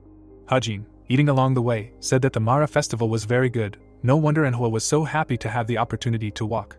The protagonist smiled widely and said that this kebab was delicious. Dongpil was puzzled and said in his mind that he never thought that the young master would be so happy. A traveling theater could be seen in the square. Hajin turned his head and said that this plot was obvious, but cliched stories were usually enjoyable. The protagonist waved his hand and called Yui. He extended his hand towards her and said that if someone called her, she should answer. Was she still upset that he had rejected her invitation to drink several times? Suddenly, a tear rolled down Yui's face. Hajin startled the girl, smiling widely. He asked if she was crying because of the play. The girl turned away from him, feeling ashamed. Soon, poles with the crests of the demon sword family could be seen in the square. The boy frowned. Looking at the clan patriarch, Hajin said that this was the grand entrance of the family that the criminal belonged to. Manhwa frowned as he listened to the people talking about his family. This time, on behalf of his family, the elite squad of the demonic sword family, the Honorable Sword Squad, arrived, with the patriarch at the head. Dongpil, who was standing in the crowd, tensed up. He saw how the leader exuded the stern aura of a master who had reached the pinnacle, and he held himself with unwavering dignity. The blonde frowned. He quickly turned his head and fidgeted, not seeing the young master next to him. Manhwa raised one eyebrow and asked who he was. Hajin, standing in the man's way, asked if he was the lord of the demonic sword family. The youth smiled and said that he had suffered a serious injury some time ago, and had lost his memory. Perhaps he had met him before, but he had no memories. Manhwa frowned even more, saying that he didn't know him, but he thought he was well aware of the disrespect he was showing right now. Opening his mouth, Hajin asked what he had done to disrespect him. The man on the horse said that he was a rather foul-mouthed young man. The boy, upon hearing him, said that he had asked for the reason, but he had just called him a foul-mouthed man. This was the attitude that arrogant old men often showed him. Manhwa flinched. The man froze. The swordsmen he commanded were now radiating great energy. The protagonist narrowed his eyes. He knew that a tiger would not be intimidated by wolves. On the other hand, the lord of the demonic sword family remained calm despite the provocation. Manhwa, having stopped frowning, said that he didn't know why he was being so disrespectful, but he would magnanimously let it go for now. Hajin, with his hands behind his back, interrupted him, asking how, as a father, if he witnessed his child commit a heinous crime, what would he do? Manhwa's sons, who were standing behind him, were in thought. The man, letting go of the reins, said that his policy was to avoid pointless discussions. He filled his palm with chi, saying that it was the first day of the Mara festival.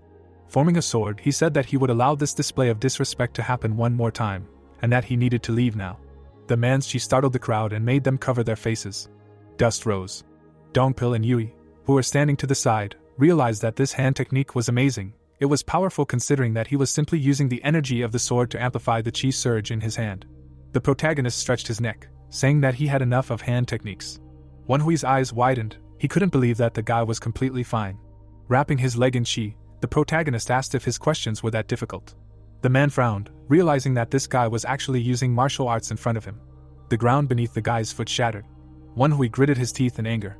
Looking at the guy's face, he said that he had incredible strength. Suddenly, the man rose into the air.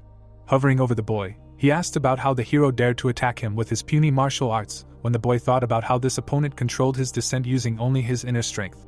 With his hands behind his back, the young man asked about what kind of attack they were talking about, because if we talk about who attacked first, then it was definitely the opponent. Closing his eyes, the protagonist explained that he was just returning the favor, because he controlled his strength, since the enemy did not even manage to touch him. Suddenly, the man turned around. Looking at the split right near the horse's legs, Manhwa could not understand how this was possible, because the cracks stopped right in front of the horse's hooves.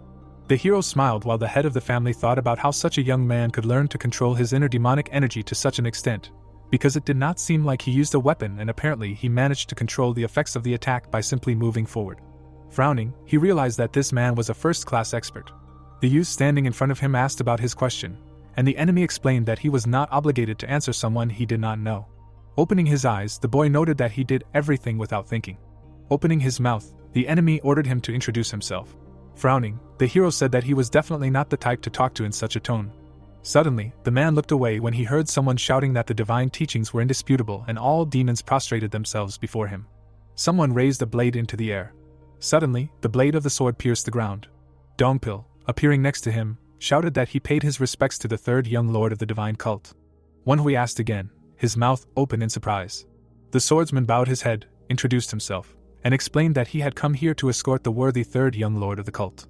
Smiling, the hero said that he was right.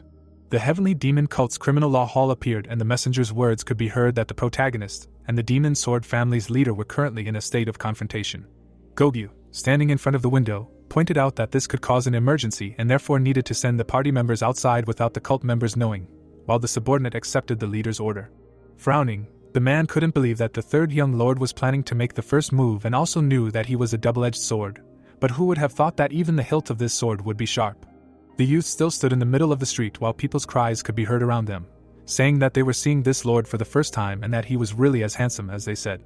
Manhwa's sons looked at him and tried to figure out if he was really the third young lord. The head of the family, looking away, realized that now that he thought about it, this man seemed familiar to him, because it must have been right after he started growing facial hair, because it was around that time that he was named the third young lord, but the difference between the Seorian of that time and the current one is extremely huge, because who would have thought that the third young lord could change so much? Smiling, the boy asked if there was anything on his face and also reminded him of the greeting. Putting his hands out in front of him, Manhwa introduced himself and said that they were greeting the young lord. Looking at them, the youth realized that these were quick and precise greetings that did not belittle the other person, but they were also subtle greetings that did not show much respect. The man standing in front of him explained that he did not even know that he was the young lord, and even if he did not know him, it was still impolite of him, which made Manhwa admit his mistake. The head of the family, with his mouth slightly open, noted that the protagonist, as a candidate for successor to the divine cult, had also demonstrated words and actions that deviated from etiquette, and so asked the young man how he felt about acting as if nothing had happened. Closing his eyes, the boy replied that it was fine with him, since his visit here did not consist of fighting, and also noted that he still had not answered his question. Raising his hand, the man said that he would appreciate it if he repeated his question.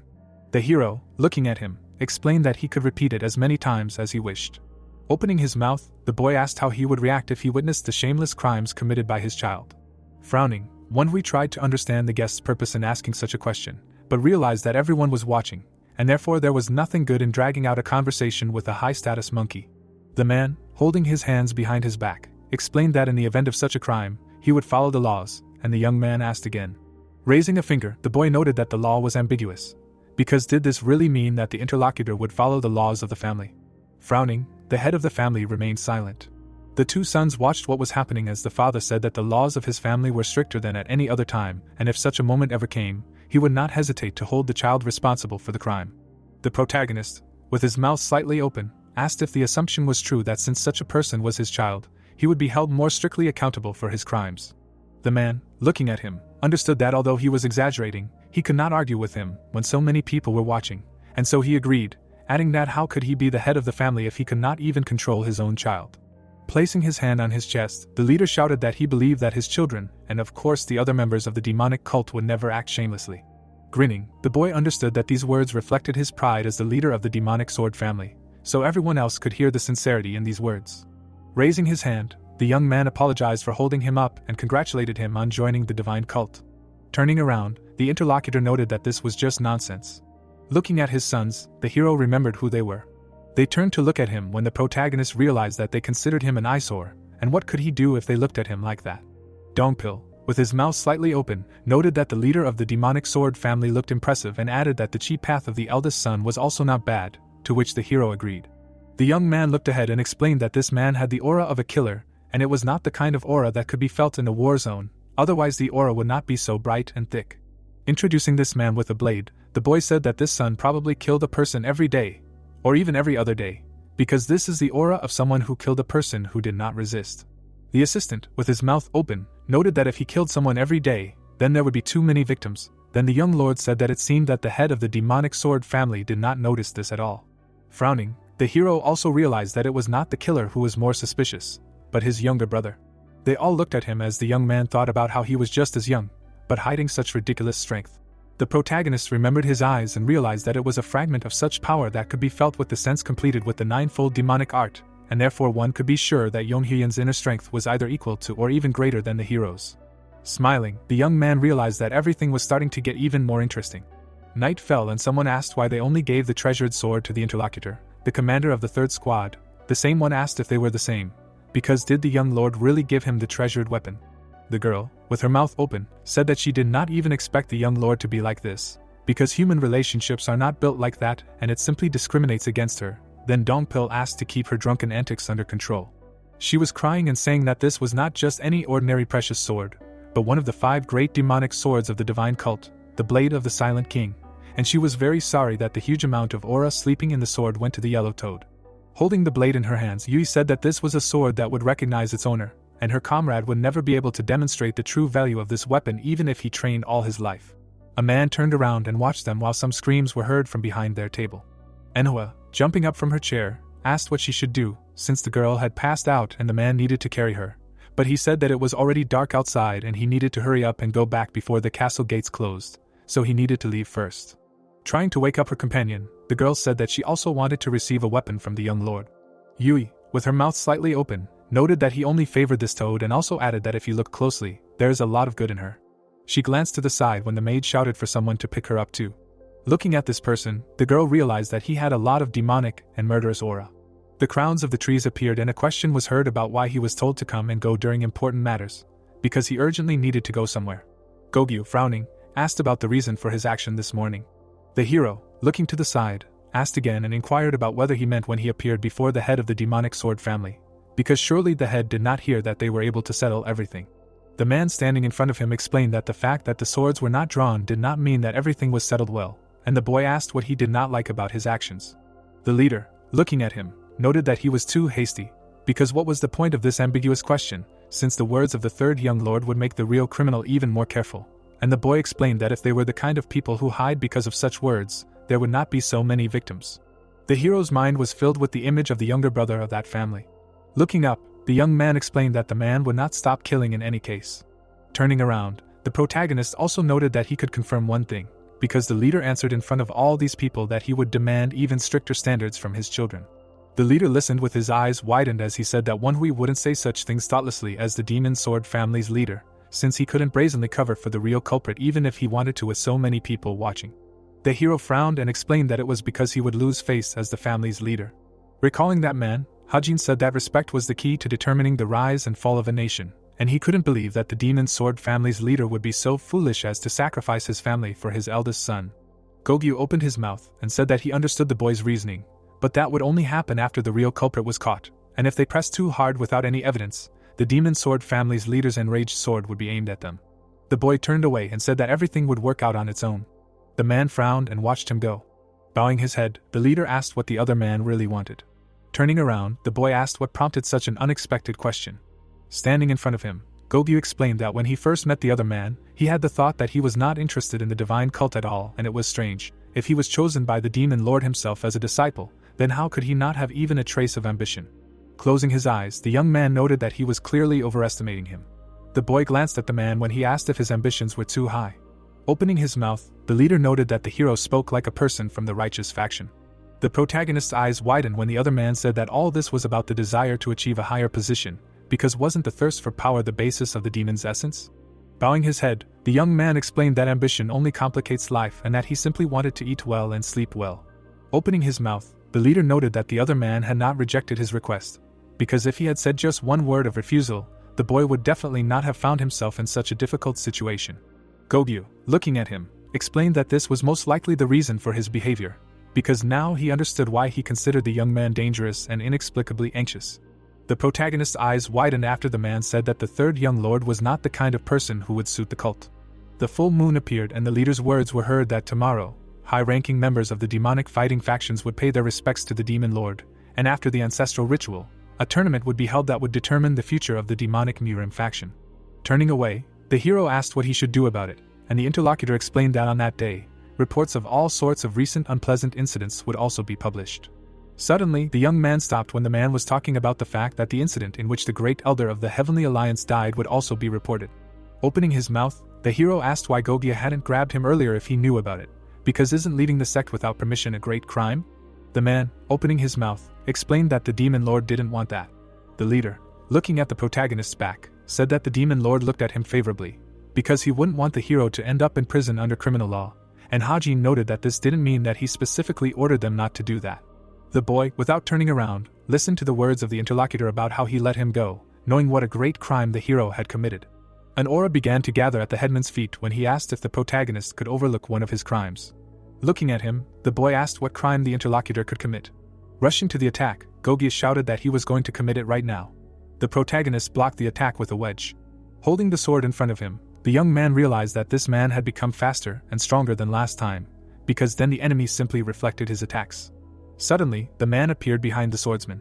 The hero also blocked this attack, realizing that the opponent was really giving it his all. Suddenly, the enemy grabbed the handle of the weapon. Gogia took the blade from his bosom. He brought his other hand to it. Suddenly, they began to exchange many lightning-fast attacks. The hero, opening his mouth, noted that he was hiding such a beautiful sword.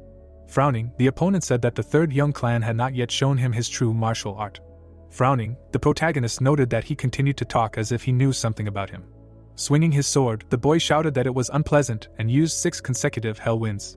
A bright explosion appeared. A large amount of dust rose from it.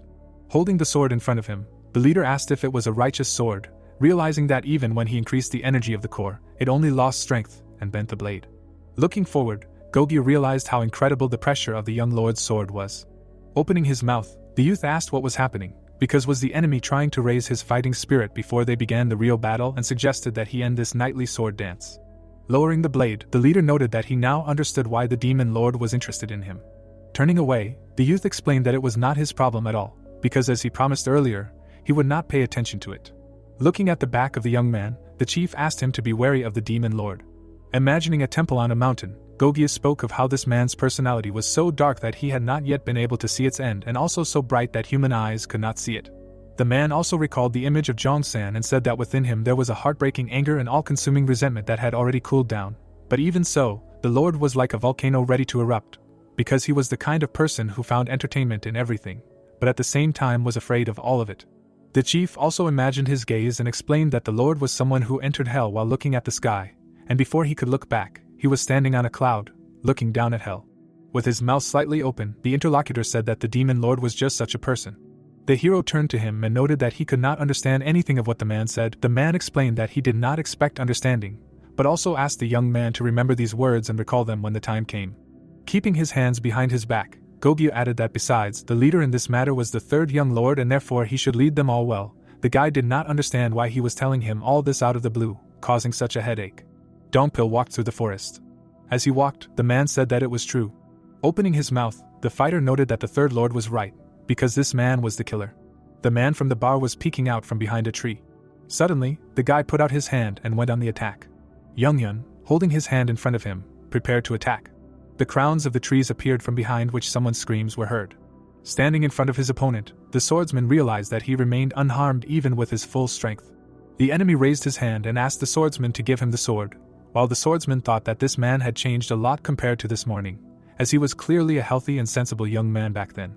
With his mouth wide open, Dongpil also realized that his opponent was now like a demonic beast that had gone mad to the core. With his mouth wide open, the monster screamed for the swordsman to give him the blade. The swordsman blocked the enemy's attacks, thinking that he had incredible mystical arts. Looking at his hand, he also realized that this was not a simple sword technique, as his entire hand was as hard as a precious weapon, while his martial arts were nothing special at all. As he continued to block the attacks, the swordsman realized that the opponent's internal energy was extraordinary in both quality and quantity. Looking at him, the boy realized that it looked like he had only extracted demonic energy and internal energy, and had absorbed more than he could. The swordsman stood motionless with his mouth open, when suddenly a scream was heard. Yui attacked the enemy using the Berserker Demon Divine Fist. Younghyun was thrown back by the blow. With her fist outstretched, the girl said that she did not like to team up against one person. Throwing the blade over her shoulder, she also noted that she would make an exception for her comrade and asked if he was okay. With her mouth slightly open, the commander noted that they would soon be pissing blood together, because she understood everything after one blow. The opponent began to remove his hood when the girl said that this man's body was like cold iron aged for 10,000 years. Suddenly, the enemy rushed to attack, shouting that they should give him this sword. With her mouth wide open, the girl screamed that this man was attacking. Suddenly, clouds of dust rose from his blow. Someone grabbed the blade of the sword. The opponent blocked the blow with the blade, grabbing it. Holding it in his hand, Yonghyun was shouting that the taste of demonic energy was the best for him, when the swordsman realized that the enemy had begun to absorb demonic energy from the Silent King's blade. Throwing his head back, the boy asked how the enemy dared to do this to the sword given to him by the third young lord. The youth attacked his enemy with his forehead. Yui also flew at him to attack. The enemy blocked the sword with his wrist. Waving his hand, the enemy shouted for the girl to get out of his way. While blocking the attacks, she tried to understand what kind of monster this was. While the enemy rained down multiple attacks on the girl, she realized that this power was beyond enlightenment, because even if he was an expert a couple of levels higher, it would be very dangerous. Suddenly, a certain sphere appeared in the enemy's hand. It was launched straight at Yui. The girl flew back. Dongpil, looking at her, asked if she was okay, and the ally asked if this enemy had unlimited energy. Yonghyun was already preparing another attack. His eyes suddenly opened wide. The hero was already flying at him, waving his blade. The enemy blocked these attacks. The protagonist, landing on the ground, asked his companions if they were tired of being protected by the one they were supposed to protect. The young man's second blade stuck into the ground. Opening his mouth, the guy apologized for being late and explained that he was delayed by an annoying person. On his body, Yonghyun was already attacking. The hero dodged it, not understanding how his strength could be so great, because his martial arts skills were like a child waving a wooden sword. Opening his mouth, the enemy screamed that he needed more demonic energy. While dodging multiple attacks, the protagonist realized that the energy that was overflowing the enemy was maximizing his defense and reaction speed. The opponent continued to make countless attacks, while the boy was thinking about whether he had enough demonic energy to fight using it as a chi sword. Hajin approached him, preparing his fist. From such an attack, the enemy flew straight into the sword standing in the ground. Grinning, the youth said that he would hit him until he ran out of energy. Blood spurted upward.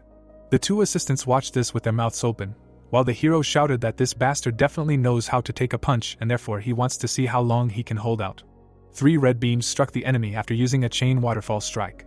Smiling madly, the boy did not understand who he was at all, because had he really had such a boring life all this time before, because now he felt a sense of liberation or satisfaction. With his mouth open, Donpil called out to the young lord. The hero shouted that it was very exciting while attacking the enemy. Blood sprayed into the air as the swordsman shouted that the enemy was already unconscious and that it was time for the young lord to stop. Younghyun's entire face was swollen with multiple bruises. The protagonist, crossing his arms over his chest, asked why everyone was looking at him like that. The man frowned as the young man asked what he had done wrong, was it because he was too rude to the man or because he was laughing while beating him? With his hands behind his back, the leader asked the young man to look at the prisoner's face, and the young man noted that it didn't look that bad, because it was still recognizable. Gogyu opened his mouth and noted that the prime suspect was the first young lord and asked why the young man did that to his brother, and the young man said that they would find out now. Raising his eyebrows, the man asked what that meant. Closing his eyes, the hero said that he should also know that the difficulty in this case arises from the fact that the suspect did not leave any concrete evidence, because he acted cleanly, leaving no traces, and was careful enough not to be discovered by his stern father, known as the King of Swords, and asked about the fact that the interlocutor really thought that this man acted alone. The man listened to his words with his mouth open in surprise that the hero had a hypothesis that the criminal had an accomplice, and by observing them, one could say this for sure.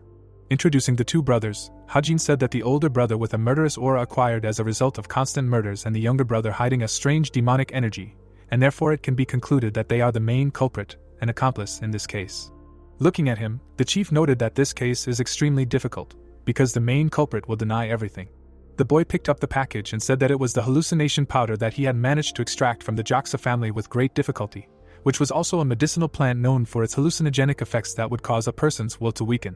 The two assistants listened with their mouths wide open in surprise as the boy explained that by using the hallucination powder, they could extract a confession from him that would incriminate his older brother, as well as make him confess about his strange demonic energy. The prisoner was unconscious while the boy was talking about how the demonic energy in his body came from the people he had killed, and the hero was even more convinced of this when he saw him attack him with wild force, driven by the demonic energy emanating from the Silent King's sword. The leader, his eyes widening, continued to listen to the hero explain that even if the two confessed and were sent to the criminal justice hall, it would all be in vain if this one person did not agree. Frowning, the protagonist explained that he now needed to visit the last person who could solve this problem. A building was visible and words could be heard about how the tea they drank in the divine cult was really different from others. Holding it in his hand, the man tried to figure out if it was because of his first day or because his son would become a disciple of the demon lord tomorrow. Bringing the cup to his mouth, Wan Hui realized that he couldn't calm his heart even with the pleasant breeze and aromatic tea. Suddenly, the man turned around, sensing something. The hero was walking towards him, telling him that he led a healthy lifestyle, since he drank tea instead of alcohol. Standing in front of him, the guy asked if nothing would happen if he interrupted the head of the family's rest. Looking at him, the young man explained that he knew that the man did not like burdensome affairs, so he should immediately move on to why he came here. The young man opened his mouth and said that his third son, Yonghyun, had been arrested. The man opened his mouth and asked what that meant. Picking up the scroll, the young man explained that he was already thinking about doing the same to his first son and asked the man what he thought about it. The full moon was visible. The young man laid the scroll out on the table and said that it contained a list of the cult members killed by the two brothers, as well as the confession of the younger one. Looking at it, the man asked if it was really their doing. Opening his mouth, the hero said that it was all true, because if he didn't believe it, then the criminal law court could be called here, and then the leader noted that he refused to believe it. Frowning, Wan Hui asked about what if the guy was doing this in order to eliminate competitors. Opening his mouth, the young man noted that he had already dealt with the fourth young lord, who was currently at home receiving treatment, in a state between life and death, and therefore it could be concluded that the fight for the inheritance had long since begun and, as the leader saw, the hero could easily eliminate someone like him. Looking at him, the protagonist also added that he should not dwell on useless things, because the guy did not understand what prompted his father to make them disciples of the demon lord and asked what would happen if his son became a disciple and began killing cult members again. The man's hand was covered in a purple aura when the young man asked if he wanted to disgrace his family name because of this. The leader frowned as he listened to him say that he should think about it carefully. The protagonist reminded him of his words spoken in public with his mouth open. The man jumped up and shouted that he was being impudent. A statue appeared and someone shouted that the holy god had passed away and everyone should pay their respects. The capital city appeared. The leader of the family was also standing in the crowd of people. Suddenly, he looked up. The hero was standing on the roof of the building. Wan Hui frowned as he looked at him. The building of his residence appeared. The man frowned as he listened to the boy say that he should calm down because he was not here to fight the demon sword family. Hajin, standing in front of him, explained that he knew that the leader could easily cover up his son's sin with his influence, and also added that he knew that the other person was not like that at all. The young man opened his mouth and suggested that the leader report Kanghyun's sins directly to the demon lord during the Mara festival tomorrow, as such a confession would preserve the honor of the demon sword family in front of everyone present. Gritting his teeth, the man listened to his words about what he should choose, as the fate of the ages depended on his conscience. People trumpeted. Others carried a building on their shoulders. Inside it was the leader. The square appeared and a cry was heard that their demon lord and the heavenly demon cult were alive. All the people fell to their knees, bowing. The man's fist trembled. The leader looked at them as he thought about how he longed to see his son worshipped as a god in a place where he himself had not been able to reach. Suddenly, Wan Hui looked at his son. Looking at him, the man did not understand how he could commit such atrocities. The protagonist, looking at him, tried to understand if the leader of the demon sword family was wavering. Suddenly the pet jumped onto the roof.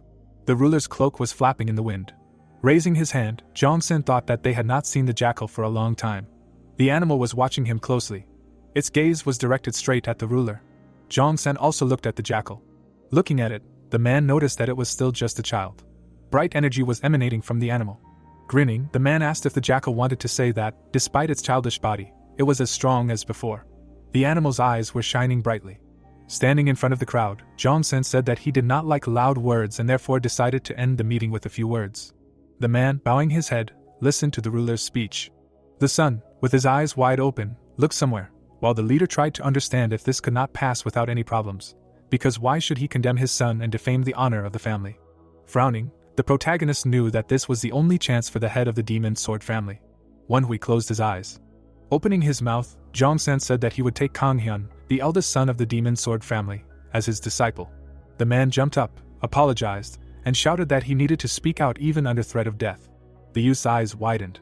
Lowering his gaze, the head of the family explained that he was forced to report that his son had committed a grave crime. Looking at him, the ruler ordered him to be silent. The man, struck by such an aura, continued to stand on his feet. Opening his mouth, he listened to Jiangxin's words about having to come to the Demon Lord's palace. The building with the ruler inside began to move away. The protagonist, open-mouthed in surprise, could not believe that the ruler was actually planning to take this man as a disciple. The Jiangxin building appeared and words were heard that the third young lord could enter. Bowing his head, the hero greeted the demon lord. The man also bowed his head. Sitting on the throne, he asked him to sit down. With his hand on the stand, Jiangxin asked if the young man would like a glass, and he refused. The head of the family, looking at the boy, did not understand how he dared to refuse the demon lord alcohol and also listened to the ruler's words that the hero was most likely not in the mood. Bowing his head, the ruler noted that Manhwa had shown courage. Looking at him, he said that it must have been difficult to do such a thing in front of so many people, and the latter thanked him for the praise. Suddenly, the head's eyes widened as the ruler addressed him. Opening his mouth, Jiangxin asked what he was going to do. Bowing his head, Manhwa explained that now that his son was the ruler's disciple, it was no longer in his power. Opening his mouth, the ruler called out to the man. Gritting his teeth, he listened to the question of whether the leader should wake up, because did the question really need to be repeated twice? The hero looked at him with a frown. Without turning his head, Manhwa apologized, then Jiangxin asked again about how he wanted to resolve all this. The man lowered his head, trying to understand what the demon lord could be thinking and realized that guessing about his intentions was useless. Opening his mouth, he said that he acknowledged the grave sin of his son and added that he was still his child, and parents were the only ones who could forgive their child. The youth watched him intently. Jiangxin, squinting, listened to the head of the family shout that the ruler should be more strict with him. With his mouth open, the man also shouted that he wanted to assign his son a punishment that fits his crime. Sitting on the throne, the ruler asked him if he really thought so, to which he answered in the affirmative. Manhwa closed his eyes, waiting for the next step. Raising the saucer to his mouth, the ruler noted that as he said, the child was now his disciple and was out of his father's reach, but he did not want to ignore the man's words, so Jiangxin would carefully deal with his son himself. There was a bottle on the table and the ruler asked the head of the family to take it, to which he thanked him for his mercy. Bowing, the man said that he must now leave when the lord asked the third young lord to follow him. Looking at him, Jiangxin asked if the young man had found the head of the demonic sword family himself. The protagonist, looking at him, remained silent. The interlocutor, with his mouth slightly open, asked about the reason for his participation in that matter. Walking in front of him, the ruler noted that the young man had no reason to get involved in this. The hero, with his mouth slightly open, explained that he had to solve this problem. Without turning around, Jiangxin asked about the reason. Looking away, the boy explained that there was no reason, it was just a feeling that he needed to do it, and added that he was simply driven by instinct. Still without turning around, the ruler noted that he liked that answer. The youth's eyes widened after the interlocutor said that he would be disappointed if the hero gave him a whole string of excuses. Walking behind, the boy asked for permission to ask, then Jiangxin asked if it was related to the source of the information. The protagonist answered in the negative and explained that he wanted to understand why the ruler allowed him to continue despite the fact that he knew about his actions. The full moon appeared and the words of the protagonist were heard about a member of a demonic cult dying for a sin he did not commit, and praying for the ruler until his last breath. Stopping, Jiangxin repeated the question about why he did not intervene, knowing who the real culprit was. Standing before the young man, he said that the answer to this question was hidden in what the young man had just told him. Opening his mouth, the young man asked again, realizing that he was only guided by instinct. Then the interlocutor asked if the hero did not like this reason. Looking forward, he also added that it did not matter, because he did not need to seek approval from others. Opening his mouth, the ruler noted that the same applies to this member of the demonic cult. Imagining the execution of this man, Jiangxin asked if the man expected anything in return when he prayed for him, because did he really have hope of acquittal? Turning around, the king explained that he was simply thinking of him, and all he wanted was for the god he had served his entire life to remember him, and so there was no ulterior motive. Imagining the man's face, he also added that expecting something in return for loyalty and devotion was extremely unfair, as he did not care that he was being set up, as his thoughts, driven by pure devotion, were only about him. Opening his mouth, the man also noted that anger directed at the man would only mean tarnishing his faith. Standing next to the hero, he said that this was why he was considered a god. The young man looked at him as he spoke about how a god did not decide trivial matters, as awareness and understanding were enough for him. Looking forward, Jiangxin noted that he was a man who was still called a god and therefore he should try to act like one. Opening his mouth in surprise, the boy did not understand what kind of effort he was talking about, because it was not at all like the interlocutor, and it seemed as if he was born like this. The full moon appeared again and the hero's words were heard that he understood why he refrained from action. Following the ruler, the protagonist also asked why he accepted the first son of the demonic sword family as a student, because just as he did not see the need to turn to the frame, there was no need to accept him as a student. Then Jiangxin answered that this judgment was wrong, because he had many reasons to take this man to himself. The boy opened his eyes wide, listening to the words of the interlocutor about the man being a necessary ingredient for the cult, and not understanding what ingredients he was talking about at all. The man's hand was covered in a black aura after his words that he would explain this since the hero was also participating in this. Suddenly, some boxes appeared in front of the young man. They were revealed when Jong-san asked if Hajin would recognize them, as he should since he was there too, and the boy realized that the boxes contained the things that Ilryong had confiscated from them during the delivery squad's mission. His eyes widened as he realized that the ruler had known about his departure from the cult and his activities all along, when he said that these herbs were not collected to create a miracle cure. Looking into one of the boxes, Jong-sen explained that these things were meant to destroy, capture, and exterminate. With his hand behind his back, he added that he was going to test these herbs on that person. The hero's mouth dropped open in surprise as he heard the other man say that he wanted to test the strength of his core energy, the clarity of his consciousness, and the extent of his greed, and then destroy all of his humanity, and then if the experiment was unsuccessful, that person would be rejected. The demon god's palace appeared and the boy's question was heard about whether the ruler had agreed to take that disciple for this purpose from the very beginning. The man explained that this was the wish of the patriarch of the demon sword family. Chong-san, with his mouth slightly open, also added that if he had not asked, the ruler would have conducted the experiments on himself, but using a criminal burdened with grave sins as a test subject would not be a bad choice. With his mouth slightly open, the boy asked about what he would do after the experiment was completed. The man said that he would decide after it. Looking ahead, he also noted that there was doubt that the fish, once cooked, would be able to swim in the sea again. The hero, with his eyes wide open, understood that such retribution could be fair for those deeds, but the end of the criminal seemed terrible, because this is not what a person should do, since it is too inhumane. Jong-san looked away after the boy said that he hoped that the experiment would fail. The boy's eyes were burning as he thought about how this man was guilty of violence, and the murder of 7 members of the divine cult and probably many civilians. And so neither execution nor a cruel experiment seemed like a sufficient punishment for his crimes. Opening his mouth, the boy said that he hoped that his only hope was death, right after thinking that it would probably be better if the experiment failed and the culprit was left to suffer endlessly in a ruined body and mind. Looking at the boy, Jong-sen knew that he was getting closer. Remembering him before, he knew that when they first encountered the third one in the pavilion of the demonic court, then only death was felt from him, because the hero instinctively understood the concept of death and the ruler, after many years of studying the concept of the demon and finally liberating himself from it, could not imagine that he would meet such a person in reality. A crimson aura spread around the youth as Jong-sang thought that this man was now approaching the concept of a demon, since he was previously only an embodiment of death, and even the reason for his current anger did not matter, since it was all his increasing cruelty and violence. Imagining his fight with the youngest son of the head of the demon sword family, the man also realized that if the protagonist continued to advance towards the concept of a demon in this way, his motives would become irrelevant, and he would become hot-tempered, cruel, and vicious without any justification. Looking at the boy, Jong-sang realized that if this man failed to reach the supreme demon realm before this happened, he would simply be a strong but ordinary member of the demon cult. Looking to the side, the demon lord realized that if this happened before he managed to reach the supreme demon realm, he would simply be a strong but ordinary member of the cult. Looking at his lord, Hajin suggested that he had gotten involved in this matter in vain, to which Jong-san replied that it was not so, because thanks to his intervention, the legacy of the demon sword family could be preserved. Closing his eyes, the demon lord said that he would soon send an order that would allow the recipient to take a breath of fresh air. Covering his mouth with his hand, the young man was glad that the man was not paying attention to him. Keeping his hands behind his back, Jong-san allowed the young lord to walk. Words were heard on the street that this was rather careless, but that was how it was decided. Keeping his hands behind his back, Gogu stated that a real criminal would receive a better fate than imprisonment, since he would be in a state between life and death. Turning around, Hajin asked the man to take care of Yonhyun himself, since it was better for him to step away from this matter now. Opening his mouth, the master of the Hall of Justice promised that he would not remain in debt. As he walked away, the protagonist said that everything was fine. The man silently looked forward. Candles were burning in the hall. Holding the Calamity Jade in his hands, Gogu was surprised that such a thing existed in the Jianghu. The old man looked at the stone. Imagining the jade, the man knew that this item absorbed a person's life force even more than Kang-hyun and Young-hyun could. Imagining the two brothers, the master of the Hall of Justice realized that Kang-hyun forced his brother to study demonic arts that could absorb essence due to the artifact's effect being fatal. Imagining Young-hyun's distraught face, Gogu guessed that the plan was to force him to absorb demonic energy.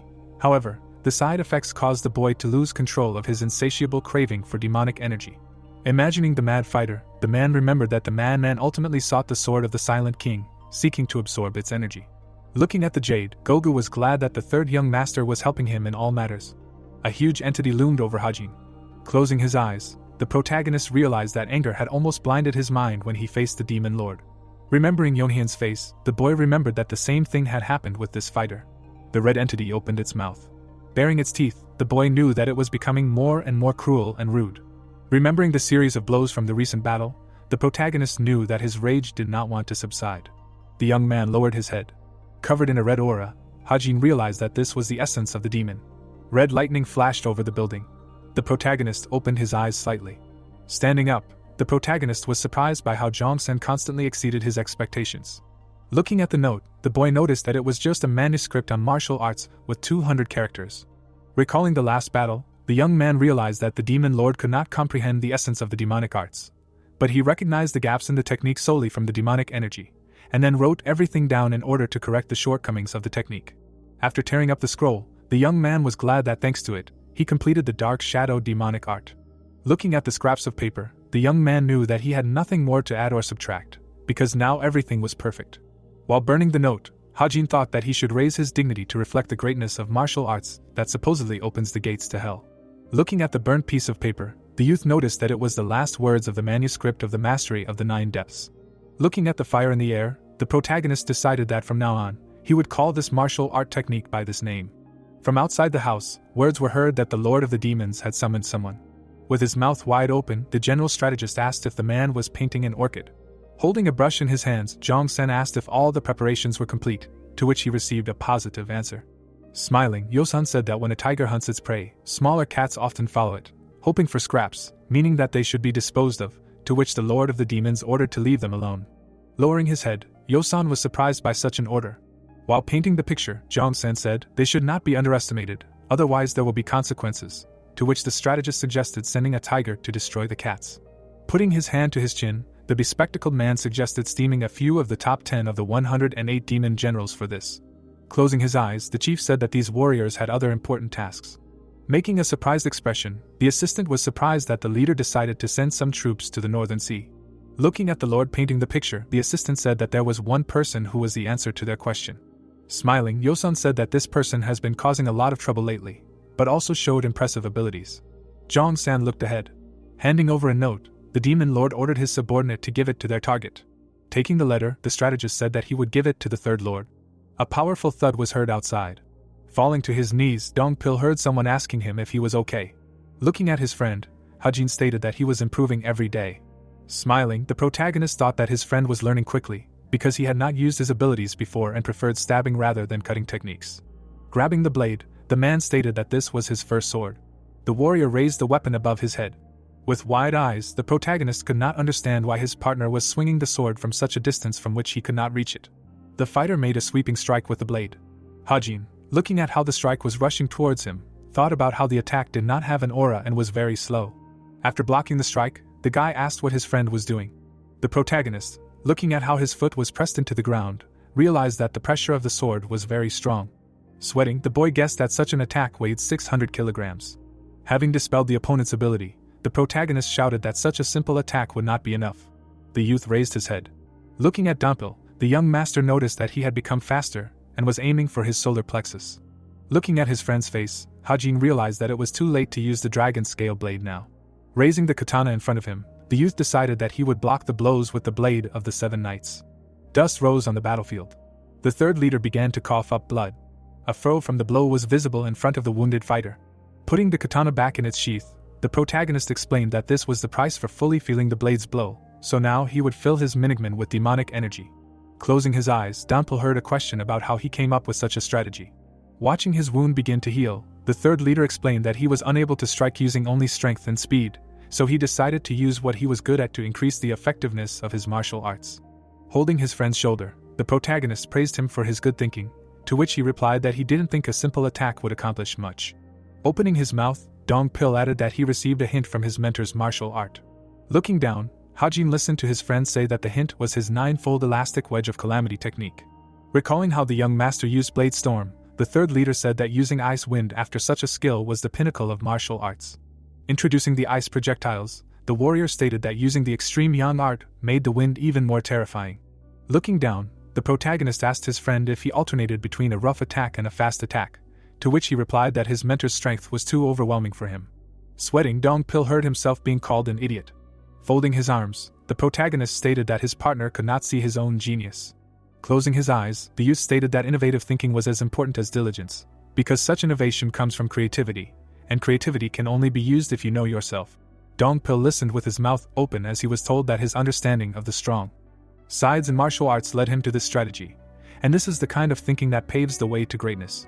Standing in front of his comrade, the protagonist asked him if he knew what they called it.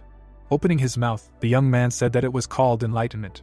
Introducing the third leader with a sword in his hands, the protagonist spoke about how consistent effort and tireless practice lead to enlightenment. Lowering his head, Hajin admitted that he was sincerely touched, but his assistant's body was not yet ready to carry out such tactics. Looking at his friend, the young master said that all this time Dong-pil had been training incorrectly, since his limitations lay in the martial arts he studied. The warrior opened his mouth. Words were heard on the street about how the protagonist suggested his friend to meditate. Holding a book in his hands, the young man was glad that he found the demonic arts of Yiksha. Opening the textbook, the guy was sure that this would be perfect for Dong-pil.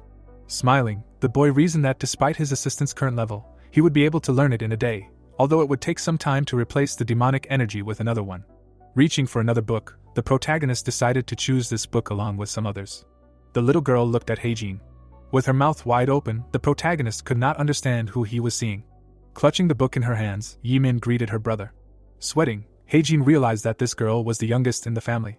Remembering the young lady, the boy thought about how the weakest and most fragile child had completely recovered. Looking at his sister's face, the young master did not understand why Jong-san took a child like her. Raising her head, the girl asked if she could come to the boy's house. A large house was visible. Sitting at the table, the protagonist asked the young lady if it was true that she was learning the 10 great demonic arts, to which she replied that the demon lord allowed her to do so. Looking at Yemin, the boy couldn't understand how she could do such complicated things at such a young age. Crossing his arms, the young man realized that he almost never interacted with children. Looking at the food, the girl thanked her brother, to which he invited her to snack at any time. Hearing the words of gratitude for Hajin killing Yuemin, the young man spat out his drink. Opening her mouth, the little girl declared that this scoundrel poisoned her. With wide eyes, the boy said that there was no need to thank him, to which Yemin replied that she owed him her life. Looking away, the protagonist realized that a carriage from the palace of the demon god was approaching. Turning his head, the girl also felt the carriage approaching. Looking at his sister, the protagonist was surprised that she also sensed the carriage from such a distance. On the street, Yosan's words were heard that he brought a message from the demon lord. Opening the document, Hajin realized that he had been appointed as the deputy chief of the Special Assignments External Supervision Department. Raising a finger, the chief strategist explained that the shorter title for the position was Special Inspector General. Holding the letter in his hands, the boy remembered that successor candidates did not take on such roles, to which the man replied that he would be the deputy, so such a temporary position was acceptable. Opening his mouth, the young gentleman suggested that any role would be problematic, as it could affect the succession competition. Looking at the painting, Yosan countered that anyone with power would have detractors, to which the protagonist explained that the problem was his class. Smiling, the chief strategist stated that they should not let their worries get in the way. Frowning, the protagonist noticed that his interlocutor was extremely pleased with this conversation. Placing his hand on his hip, the boy suggested that the job would be quite troublesome. The young man raised his eyebrows and added that judging by Yosan's satisfied expression, they were trying to trick him. Smiling, the strategist was surprised at how quickly the boy was catching on.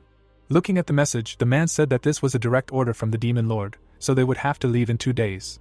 Hajin remembered Jong-san saying that he would soon pass on the order because the protagonist left the sect without writing a single report in order to get some fresh air. Opening his mouth, the boy repeated the demon lord's words in his head. Clenching his fists, the young man asked if his job required him to leave the cult, to which the man replied that external supervision required being outside the cult. Beaming with happiness, the boy hoped that they would simply allow him to leave.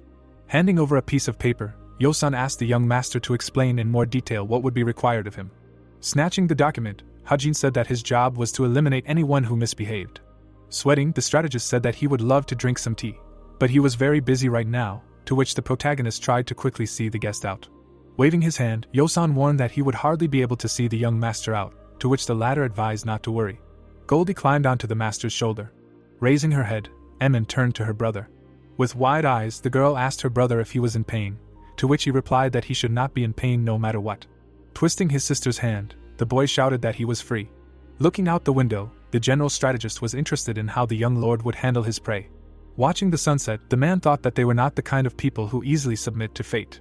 While imagining the family tree, Yosan knew that the balance between the divine cult and the 7 families had been unstable lately, as some were beginning to resist the cult's authority. While imagining the representatives of the 2 families, the strategist knew that the Chaksa and Kyogian families had offered their children as disciples to the demon lord, but in reality, they were simply seeking to destroy him. Taking off his glasses, the man was certain that the Demon Sword family and the 1,000 Treasures family were pure. Looking at the documents, Yosan decided that it was time to detain them. While imagining the protagonist with a sword in hand, the man thought that the 3rd young lord was perfect to eliminate the threat. Hajin, spinning with his sister, shouted that he felt great. The maid opened her mouth and asked the boy to be gentle with the young mistress. In an instant, the 4 people were spinning in a whirlwind. Smiling, the protagonist was confident that he would be able to escape this time. Looking at Yemin's face, the boy decided that he would leave here on his own 2 feet with a sense of dignity. Donpo was spinning around silently. Looking at his friend, Hajin regretted that once he left, the 2 of them would not see each other again. Looking at the night sky, the boy could not understand what kind of feeling he was experiencing. Donpo manifested a projection of Vajra Yiksha, and at that moment, he understood what it meant to use his power to the fullest. His eyes shone, and then he said that this was a completely different level compared to the sword aura he used before. The man dispersed his chi when the protagonist congratulated him on completely mastering the demonic arts. As he approached, the boy told him to put it to good use, although he was sure he would do so even if he did not tell him. Returning the sword to its sheath, Dampel said that he was only going to use this power to protect him. The boy stopped and said that this power belonged only to him and his life should be the priority. The blonde bowed and apologized for not being able to do so. Frowning, he said that he was his escort warrior, and any blade that reached him would have to pass through his corpse first. Hajin frowned. Looking at the books on the table, he said that Dongpil had saved his life too many times. Sitting up, the boy said that even in his past life, no one cared about him as much as Dongpil. Narrowing his eyes, the boy said that he hoped that this elder would never stop him from leaving. The protagonist imagined himself tightly clutching the blade. He could not believe that he could kill Dongpil to escape from this place. Turning around, he said that he could not become a warrior if his heart was burdened with too much responsibility for others. He must sacrifice a lot for what he truly desired. Looking at the maid outside, Hajin wondered when he became so sentimental. He had planned to teach Manhwa martial arts. Goldie approached Hajin when he said that it seemed unreal to think that he was actually leaving. The fox jumped into Hajin's arms. He smiled and petted the fox, saying that at least he wouldn't have to leave everyone he had grown attached to. He could always come back here if he changed his mind. Life here would be boring without him. Goldie rubbed against his finger.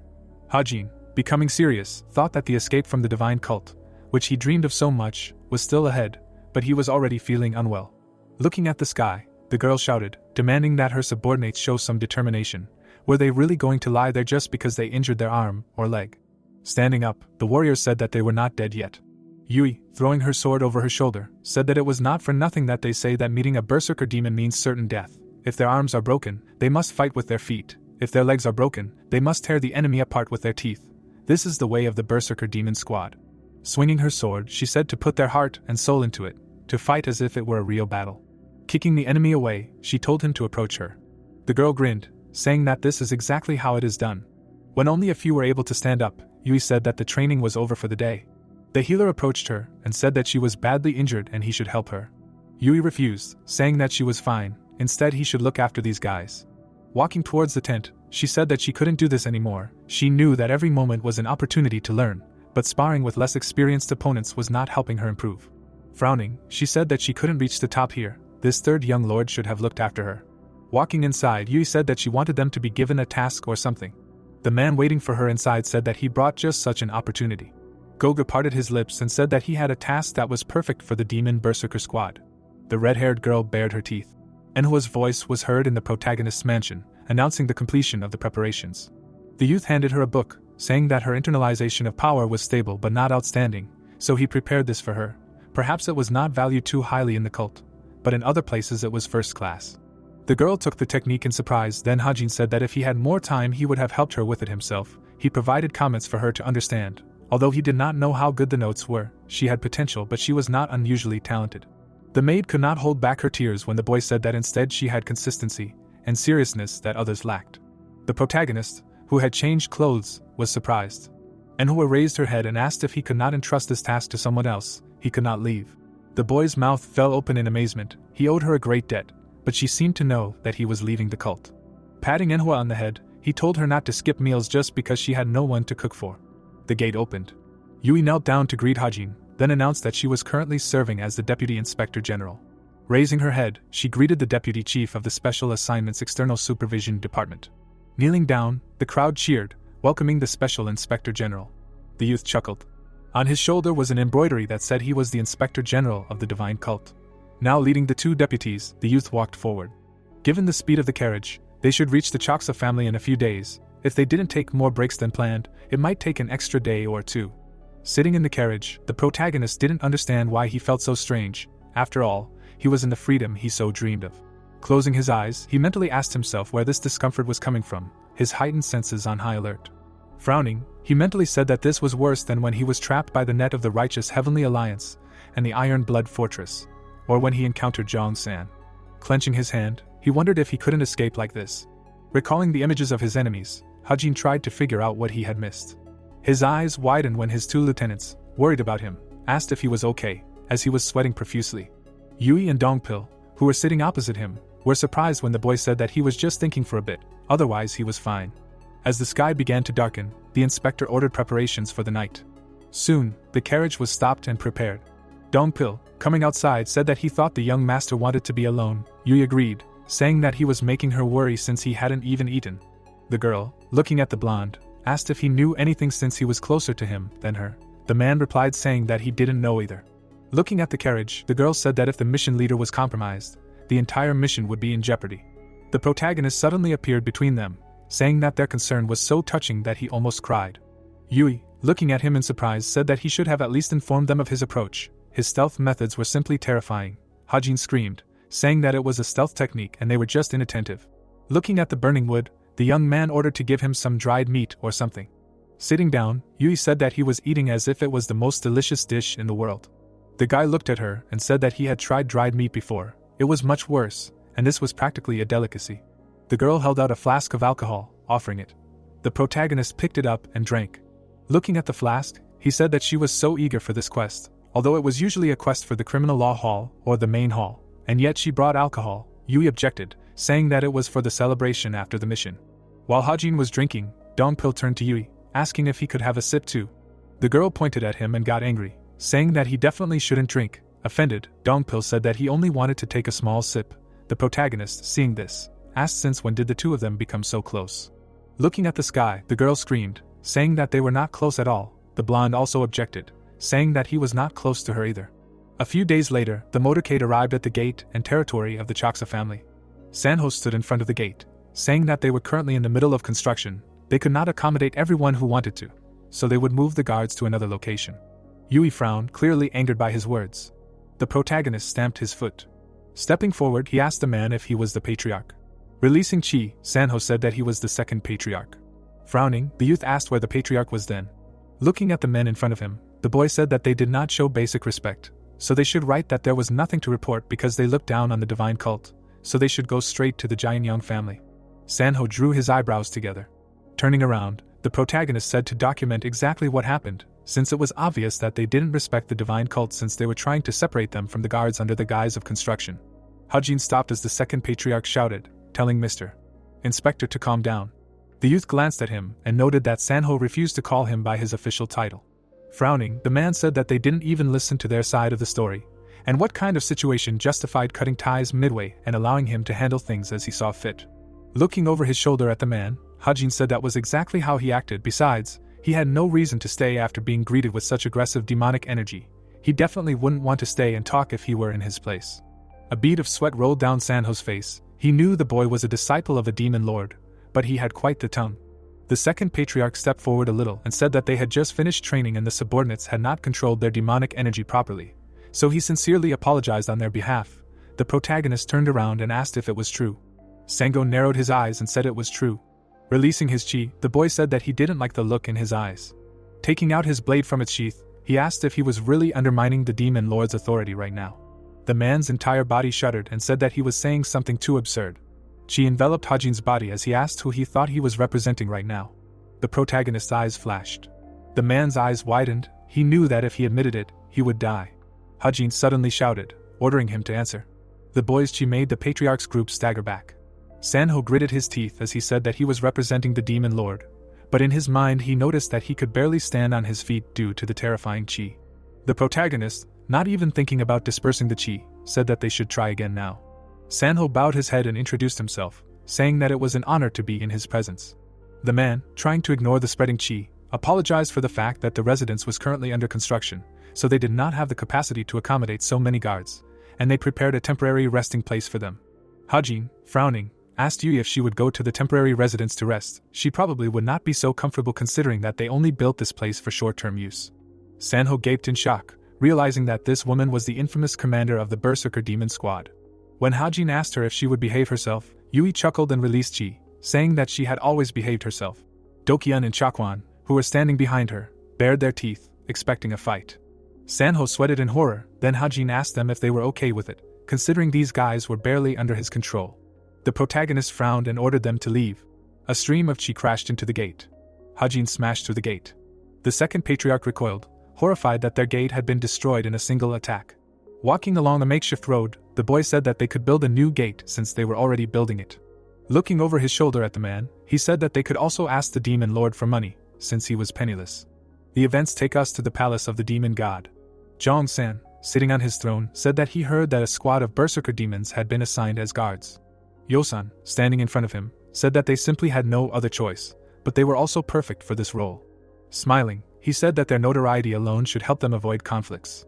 Zhong-san, raising his cup, said that there might be a situation where the party would have to stop the third one instead, as the Jiaksa family would not be kind. Parting his lips, Yosan asked what he would do if the third young lord lost to them. Pouring sake, the lord said that by arranging for the assassination of the cult leader's disciple, it would be easier to deal with them, but Hajin would not lose to them. Zhong-san narrowed his eyes. Looking at the strategist opposite him, he said that he was not so foolish as to trust someone he could not see through, and the third one left for the criminal justice hall. Stroking his cheek, Zhong-san said that they had managed to learn a lot about Hajin, but not everything. Yosan's mouth dropped open in amazement, realizing that the lord could not see through his third disciple. Recalling the meeting in the clearing, Zhong-san said that it was not that the boy was trying to hide it, although it was impossible. Even if he tried, there was still something he did not know about him, and that mission should help him figure out what it was. Yosan imagined the back of the third disciple. He narrowed his eyes and asked the lord if he trusted him. Zhong-san looked at him but did not answer. Bringing the sake cup to himself, he said that he trusted him. The events take us to the Chaksa family. The patriarch, lying down, asked where they took the people from the divine cult. The servant answered, saying that they took them to the pavilion of contemplating the dragon. Quan frowned, asking how he could just barge into the residence past the deputy head of the family. Pouring himself a drink, he said that this guy could be quite a difficult opponent. The servant standing before him said that this guy was a disciple personally selected by the demon lord, and he may be young, but that does not make him an easy opponent. Raising the bowl, the old man said that he did not underestimate him, he just did not seem like someone he needed to worry about. The man frowned despite the patriarch's words.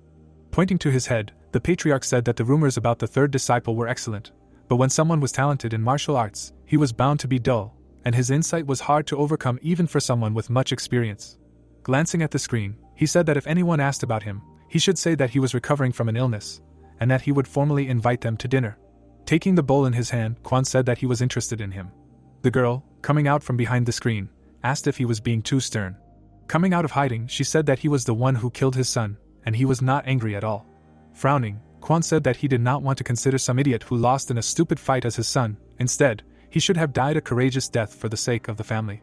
Closing his eyes, the patriarch said that the blood of a snake is cold. He does not want to take care of someone useless, even if he can be his son.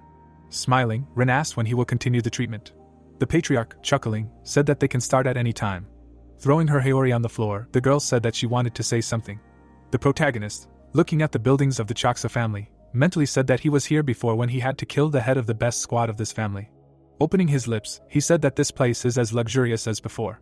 Seeing Golden in front of him, he asked where he had been all this time, and what he was doing here. The fox stood up and began to look around. Hajin became worried, asking what had happened to him. He was even eating less than usual. The guy turned around, feeling the presence of a stranger. Someone was walking towards him. The girl stood in front of the guy. Yoren, parting her lips, suggested that they talk in private. Soon, both sat down at the same table. The girl asked what kind of fox it was. The guy, raising his cup, said that it was his friend. Yoren, sitting opposite, was surprised and said that it was interesting to know that the third young lord kept a fox as a friend. The protagonist interrupted her, asking for what reason she wanted to see him. Yoren frowned, mentally noting that the guy had definitely changed. It wasn't a mistake last time. He seemed annoyed at the moment, But it wasn't because he was arrogant, he was just unperturbed. Looking at Hajin drinking tea, she mentally said that he was a completely different person compared to his past self, as if he had gone through a transformation. Frowning even more, she said that everyone in the family, including her father, underestimated this man too much, and she couldn't say what would happen to her family under this situation, so she needed to find out why he was here. The protagonist placed the cup on the table, saying that he would leave if she had nothing to say. The fox jumped onto the guy's shoulder. Hajin stopped when Yoren congratulated him on how he had shown excellent results after returning from the secluded bamboo grove. Not only did he receive the special attention of the overlord, but he was also given the title of Inspector General. Looking at her, the young man asked what she wanted to say. Did she want to spit in the face of the guy who beat up her brother? Smiling, Yoren said that on the contrary, she wanted to thank him for it. The girl shuddered when the guy said that she was still young. Turning halfway, he said that he did not know why she hated her brother, but he was her brother. In front of her was the same person who almost killed her relative.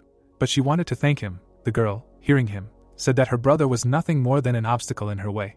Hajin with Goldie on his shoulder said that he was more like a huge wall that she could not climb over. The girl's eyes widened when Hajin said that her brother was trash. But he did not hesitate when he wielded a sword. He did not lose his qualities as a martial artist. The same cannot be said about her. Yoren blushed and bit her lip when the protagonist said that her brother was better than someone like her who sucked up to others instead of fighting out of fear despite having dreams. Iron wasn't such an idiot that he deserved to be ridiculed by someone like her. As he turned around, the girl said that no matter if he wanted to find corruption or something else by taking that job, he should know how to bow to a person if they wanted something. Hajin, without even turning around, said that he decides who he should bow to and who he shouldn't. After all, he's quite sociable, but they aren't worth it. It was even funny that she was the last sane person in this family.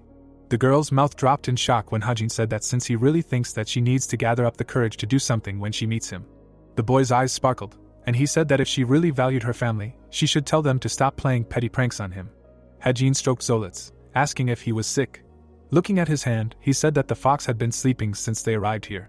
The fox cub wrapped itself in its tail and slept soundly. Dongpil, entering the room, said that all the preparations were complete. The patriarch and the high officials would be attending the banquet tonight. The man looked at his master and said that since they were here under the direct orders of the cult, it would be easy for them to control the mood. The protagonist crossed his arms and said that he didn't think so, since they were trying to separate him from the berserker demon squad at the very beginning. Frowning, the blonde man asked if he meant that they could do something unexpected. Taking his sword in his hand, he said that there was no point in worrying about what they could do. Yui agreed and asked if they were allowed to attend the banquet. The protagonist responded by saying that it was a mission.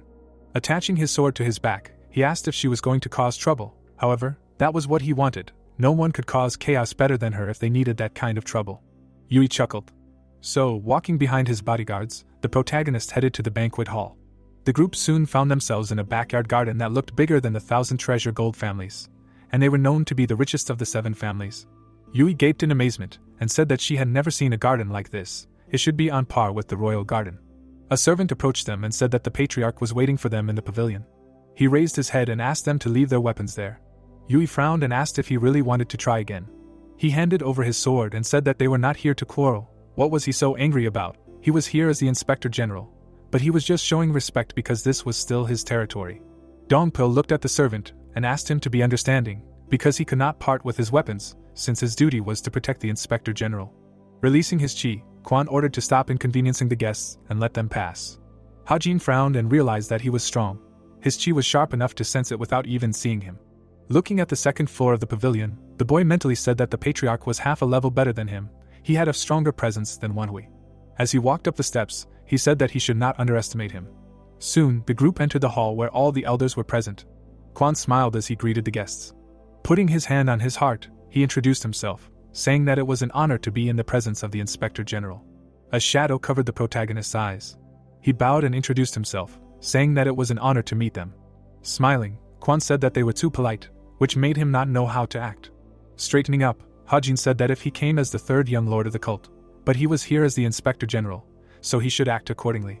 Quan smiled widely, understanding that they wanted to tell him that the 3rd young lord had a higher status than the Inspector General, and he would not normally act like this. Out loud he said that the rumors that his courage and martial arts made them the best prodigy of the divine cult were not false. Looking away, Hajin said that he would sit here, so they should prepare a seat. Quan, who had been watching everything, asked why he was sitting there and not next to him. The protagonist, sitting down, said that this meeting was purely business. Placing his hands on his knees, he said that he would sit next to him when all business was finished.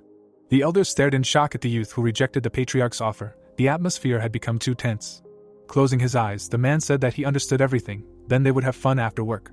Hajin frowned as he realized that he was being looked down upon.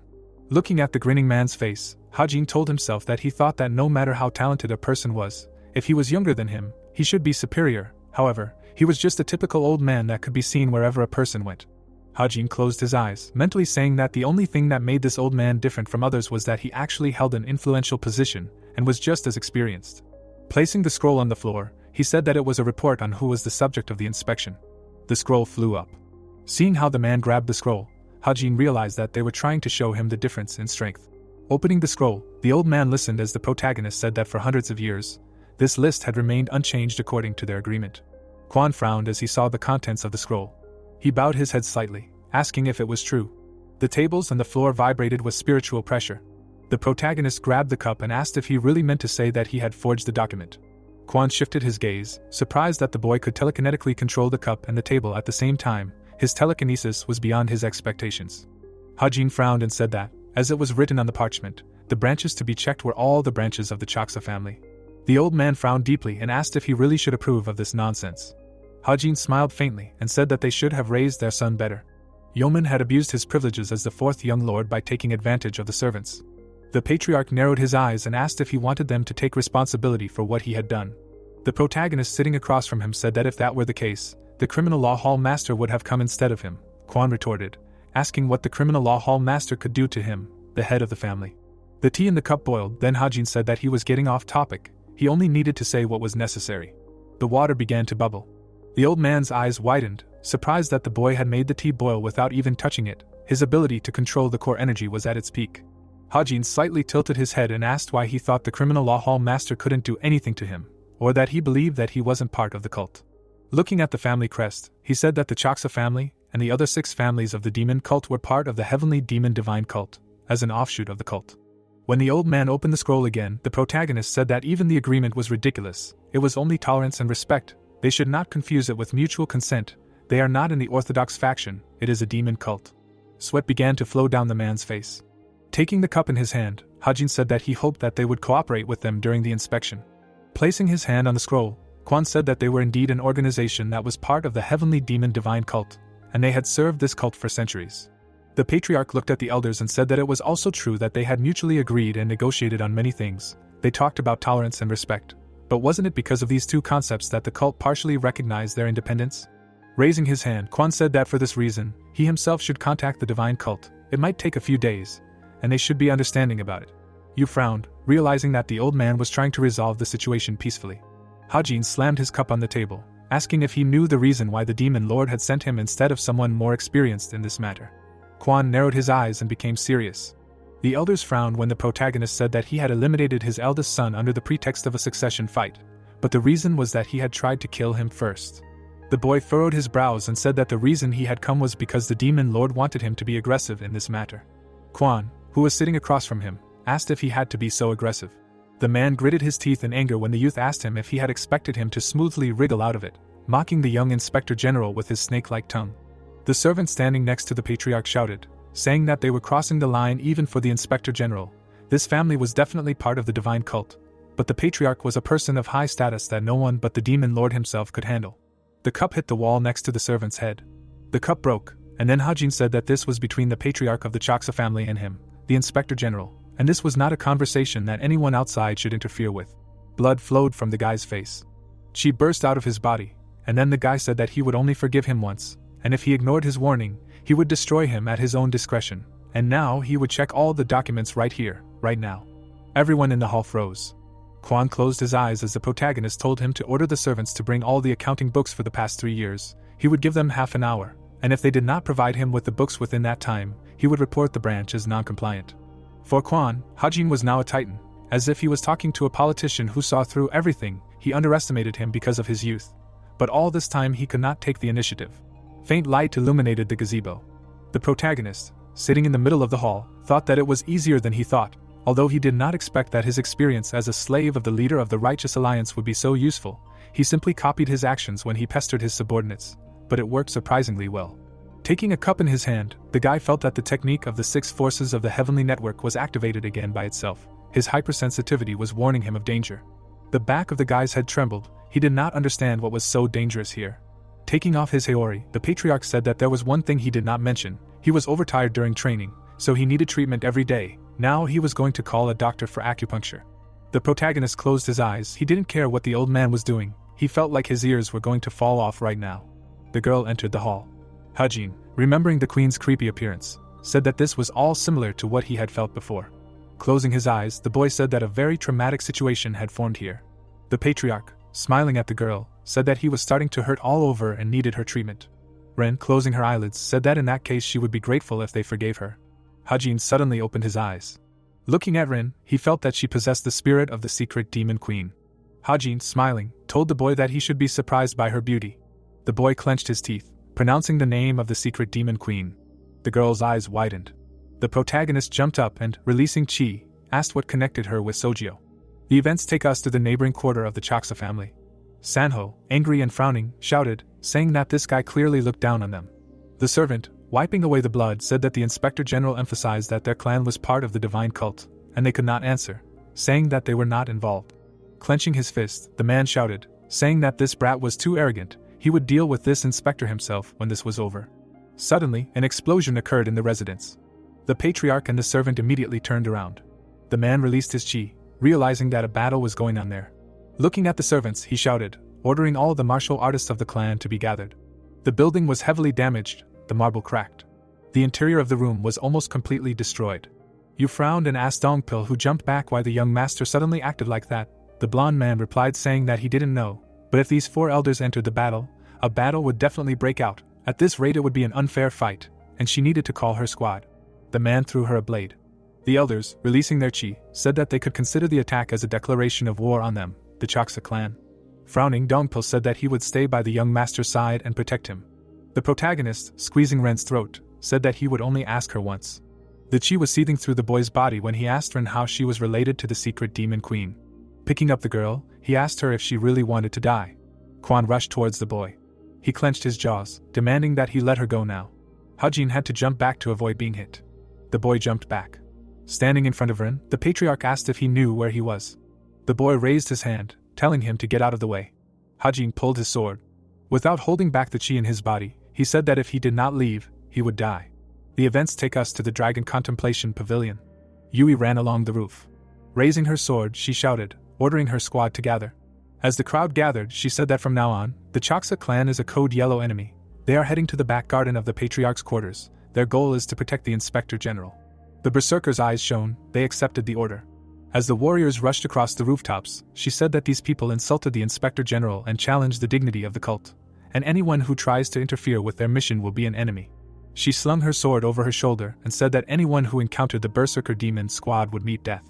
She chuckled and said to show these people from the Chaksa clan why the Berserker Demon Squad was the most brutal in the cult. Dongpil swung his sword. A wave of chi stopped the elders. The man stood in the way of the elders and said that they would not approach the young master. The elder clenched his jaw and mentally said that a young martial artist like him was on par with them, the 4 elders. Dongpil breathed heavily, knowing that they were close to the true supreme peak. He would be dead if he showed the slightest weakness. Tightly gripping the hilt of his sword, he mentally said that he was not afraid of dying, but that would put the young master in greater danger. He had to stop them even if it cost him his life. Chi swirled around him. He was going to protect Haji no matter what. The protagonist swung his blade a couple of times. Ren, who was standing behind Quan, was horrified, saying that this Inspector General was a disciple of the cult leader and the same person who beat up the son of the head of this clan. However, being only a disciple, he fought the patriarch on equal terms.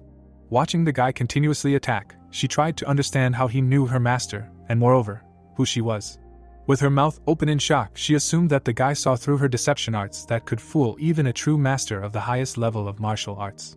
She turned around and ran, wanting to run away. Hajin, gritting his teeth, asked where she was running. The guy's chi beam passed by her head. The beam, having hit the pond, exploded it. In the center of the pond, there was only a sword and dead fish. Hajin, looking at the destruction, said that he wanted to capture her alive, but if necessary, he would kill her, so she should not make rash moves. The protagonist, shrouded in chi, said that the Chaksa clan will now bear the mark of traitors. Turning his head, he said that he can even tell the reason why. The whole thing is that the secret queen of the demons previously trained in the fortress of Steel Blood. His chi began to turn into lightning while he told Quan that his clan sheltered someone in the clan who is connected to the Fortress of Steel Blood, and they have shaken their trust so much that they can only check all their accounting. Dongpil crossed blades with the enemy, who will soon be expelled from the demonic Mirim along with the clan. Quan frowned, wondering how the boy knew that Ren was the Demon Queen's apprentice, and he had never heard that the queen herself was related to the Blood Steel Fortress. Sending out a stream of poisonous chi, the old man told him not to make him laugh with his nonsense. Hajin jumped to the side. He quickly looked behind him. Quan, taking advantage of the moment, attacked him, revealing his demonic art to the fullest. The inspector dodged another attack, realizing that the opponent's martial art was poisonous. Gritting his teeth, he mentally said that the man released poison with his palm techniques. All he had to do was concentrate the poison in one part of his body to expel it. Dongpil was breathing heavily. Yui kicked the old man away with 2 kicks, saying that it was unfair for 4 to fight 1. Landing, the girl incredulously asked if he was really losing with such a magnificent sword like this. Suddenly, she threw her sword. The protagonist jumped, dodging the enemy's attack. He caught the sword in midair. Quan released a stream of poisonous chi, saying that he could not escape. Hajin cut the stream of chi. The old man frowned, amazed that his poisonous chi was destroyed in one blow. Hajin's pupils flashed, and he said not to make him repeat himself, or he would die if he got in the way. The ground beneath the patriarch's feet crumbled due to the pressure. The poison he had prepared was enough to cover the entire area. Yu and Dongpil turned around as their master screamed, demanding that they retreat. Streams of poisonous chi rushed towards the protagonist. Hajin covered his nose and mouth, but even now he searched for Rin. He soon found her standing behind Quan, the poison clearly unaffected. Seeing her dark eyes, he realized that she was saturating the area with dark chi. Had Jin enveloped the sword in chi, now, looking at the girl, he understood what his heightened sensitivity warned him about. The protagonist swung his sword, cutting the streams of poison. The patriarch instantly appeared in front of him, in front of the guy who understood one truth. Quan struck the body. Smiling, he said that now his end had come. The guy immediately answered him, saying that if he had said earlier that since he so desperately wanted to die, he would have helped him. The protagonist frowned. His dream, the freedom he so desired, was hidden behind unresolved revenge. Suddenly, he grabbed his enemy. Remembering the faces of the people who killed him, he knew that he would not rest until he could take revenge on them. Clenching his hand, the boy said that this was their first meeting up close, and it would have been much easier for him to kill him and Rin, purifying this clan. The old man's eyes widened in shock. Hajin screamed, saying that it was nice to meet a poisonous snake. The projection of chi from the boy's fist passed through the patriarch. A powerful explosion thundered throughout the clan's territory. Blood burst out of the patriarch's mouth. The old man fell to the ground. Pressing the old man's acupuncture points, Hajin ordered Dongpil to grab Ren. The girl raised her hands, releasing chi. Dongpil chopped off her fingers with one swing of his sword. Then he hit her in the body and jumped over. Ren, starting to cough up blood, tried to understand why her technique did not work on this guy. Suddenly, the second patriarch arrived and immediately started shouting, asking how they dared to attack the patriarch on their own territory. Did they really think that they would be spared just because they were the master's disciples? Hajin turned his frowning gaze to him. The man, angry, started shouting, but a slash of chi that passed by made him freeze. Yui, pointing her sword at him, said that he was currently talking to the third lord and the chief inspector. This would be the only warning. If they ignored it, their squad would transfer them to the category of Code Red enemies. The man trembled with anger. Frowning, the girl said that they would die in the process, but they should be prepared to lose at least an arm. The cult, of course, would also be informed. Pouring chi into the sword, she said that the end of their family was inevitable. The protagonist, passing by Yui, said that he did not need the patriarch at all. He only needed that woman. One of the servants frowned and said that he understood him perfectly, but their hands were tied as well. He knitted his brows together and said that there was no point in arguing about who struck first. They just wanted to settle this peacefully.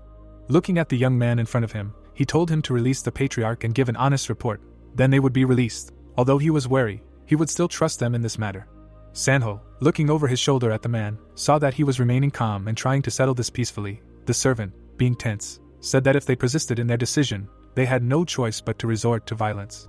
Hajin closed his eyes. This guy was clearly different from the fickle second patriarch, but his tone irritated him, so the protagonist, slightly angry, asked if he represented the patriarch. The inspector looked at the man in front of him and said that as far as he knew, the second patriarch was in charge of the clan in the absence of the patriarch. The protagonist frowned sharply, saying that they should stop being arrogant and back off. Hajin stepped forward and said that he was not going to talk to some idiot without authority. Sanho abruptly interrupted his subordinate, saying that he would be the one talking to him. Looking over his shoulder at the subordinate, he said that further interference was unacceptable. The subordinate responded by saying that the patriarch's safety was the most important thing. He should try not to provoke them, because one wrong move could lead to death. Sanho gritted his teeth and ordered him to shut up and leave. If he crossed the line again, he would face his punishment. The man stared at the second patriarch in shock, realizing that he was a selfish idiot. Hajin couldn't help but open his mouth in exhaustion. Sanho, approaching him, said that he did not just have internal injuries, he was affected by poison. Such was the fate of those who were struck by the power of the black-boned snake shadow palm. Presumably its enormous energy was supporting him, but at this rate, he would not live more than 3 days. Drawing his eyebrows together, he said that he would give him an antidote. In exchange, he would hand over the patriarch to him. When blood flowed from the guy's nose, he ordered them to stop talking and step back. Stepping forward, Sanho said that he was in terrible condition, and was seriously injured and poisoned. Standing at striking distance, the man said that he was standing too close to him. The protagonist, surprised, asked if he planned to attack him and take him prisoner. Suddenly, the man transformed and attacked. Yui and Dongpil opened their mouths in shock. The protagonist's pupils flashed. The eye of his spiritual body shone. The world in Sanho's eyes turned upside down. His head was in the mouth. The jackal looked menacingly at the people. The transformed jackal held the head of the second patriarch in his mouth. The clan members were horrified and staggered. Standing next to the protagonist, the beast spat out the man's head. Dongpil narrowed his eyes, not understanding when Zolots had managed to grow so much. Stroking the beast, Hajin said that he was worried because it had been acting strange for the past 2 days. But it seemed like it was all for the sake of a surprise. Even his voice deepened. Touching the wound, the guy noticed that the poison began to mix with the blood. Zolot's spiritual power was healing him. The protagonist closed his eyes. Despite the sudden change in him, he felt comfortable. The patriarch's guard was horrified when Hajin asked him what he promised to do with them. Did they still want an honest report, or had their position changed? The boy straightened up and said that they still thought they were above them, but they were in no position to make conditions. Perhaps they could ask for mercy or a favor, but there was no talk of negotiating. Looking at the guard in front of him, he asked why he was not making a decision now that he was in charge. Frowning, the boy said that if his arrogance continued, then he would truly put an end to his family. The events shifted to another part of the Chaksa family. After examining all the books on the table, Hajin said that most of the branches were not tainted by corruption, and from the looks of it, Yeoman did seem like someone was embezzling funds given the flow of funds. Reaching out for the dove, he said that further investigation was difficult due to the current circumstances. Sitting at the table, Hajin said not to try to hide what happened here. His report would be as transparent as possible. Frowning again, the youth said that he was also the leader. He was simply reporting what he had seen, so they should not harbor any unnecessary personal grudges. Pointing to the battered patriarch, the youth said to take him away. Without immediate treatment, the demonic energy he had inflicted would reach his core. The man's eyes widened as Hajin said that they did not have time to chase after them. They needed to prioritize treating the patriarch. Soon, the pigeon flew into the sky. The events shifted to the forest. Hajin was meditating in the forest, restoring his body. Wrapping his hands in chi, he said that he now understood why the mythical creature could communicate with him using formless chi. It was all because of the spiritual bamboo. Recalling that sapling, he said that this bamboo was the core of a secluded bamboo grove, and he had absorbed it. The golden one sitting next to him was attracted to the bamboo core, not him. The jackal's eyes were shining. The protagonist didn't know when it would happen, but if he found a way, he would return this energy to him. The jackal rubbed against him. Yui stood behind them, watching everything. Dongpil held out a canteen, offering some water. Taking the canteen, the girl asked how his wounds were. He had received serious internal injuries. The man answered by saying that everything was fine. While Yui drank the water, Dongpil said that he didn't fight that hard.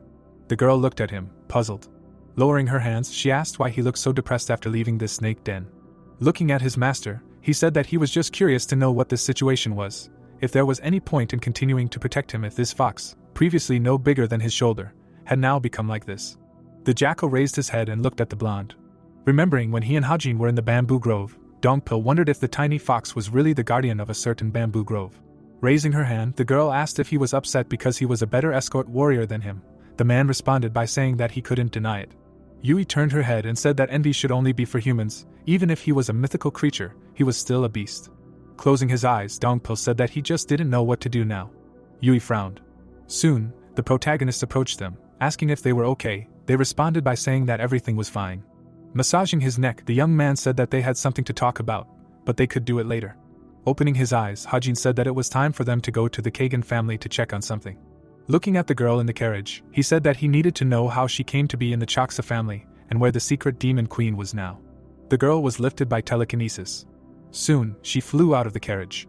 The sword was pierced near her head. Hajin, holding the hilt of the sword, said that they were in no hurry. But he did not like to waste time, so she needed to answer his questions in as much detail as possible. The guy clenched his jaw and asked what her connection was with the secret demon queen. Ren's hands were tied and the seal was not removed, and she had previously thought that it was impossible to seal the energy core of someone who had mastered the demonic arts. Frowning, she mentally wondered if there was a way to use pressure points to seal. She lay in the carriage, wondering about the origin of the sealing technique. Suddenly, she was lifted up. She flew out with a painful cry. A sword was stabbed near her head. The protagonist, pointing his sword at her, said that they were in no hurry, so she could answer each of his questions in detail. Ren's eyes widened at the next question. The blade was near her ear. Hajin swung the blade, cutting off her ear.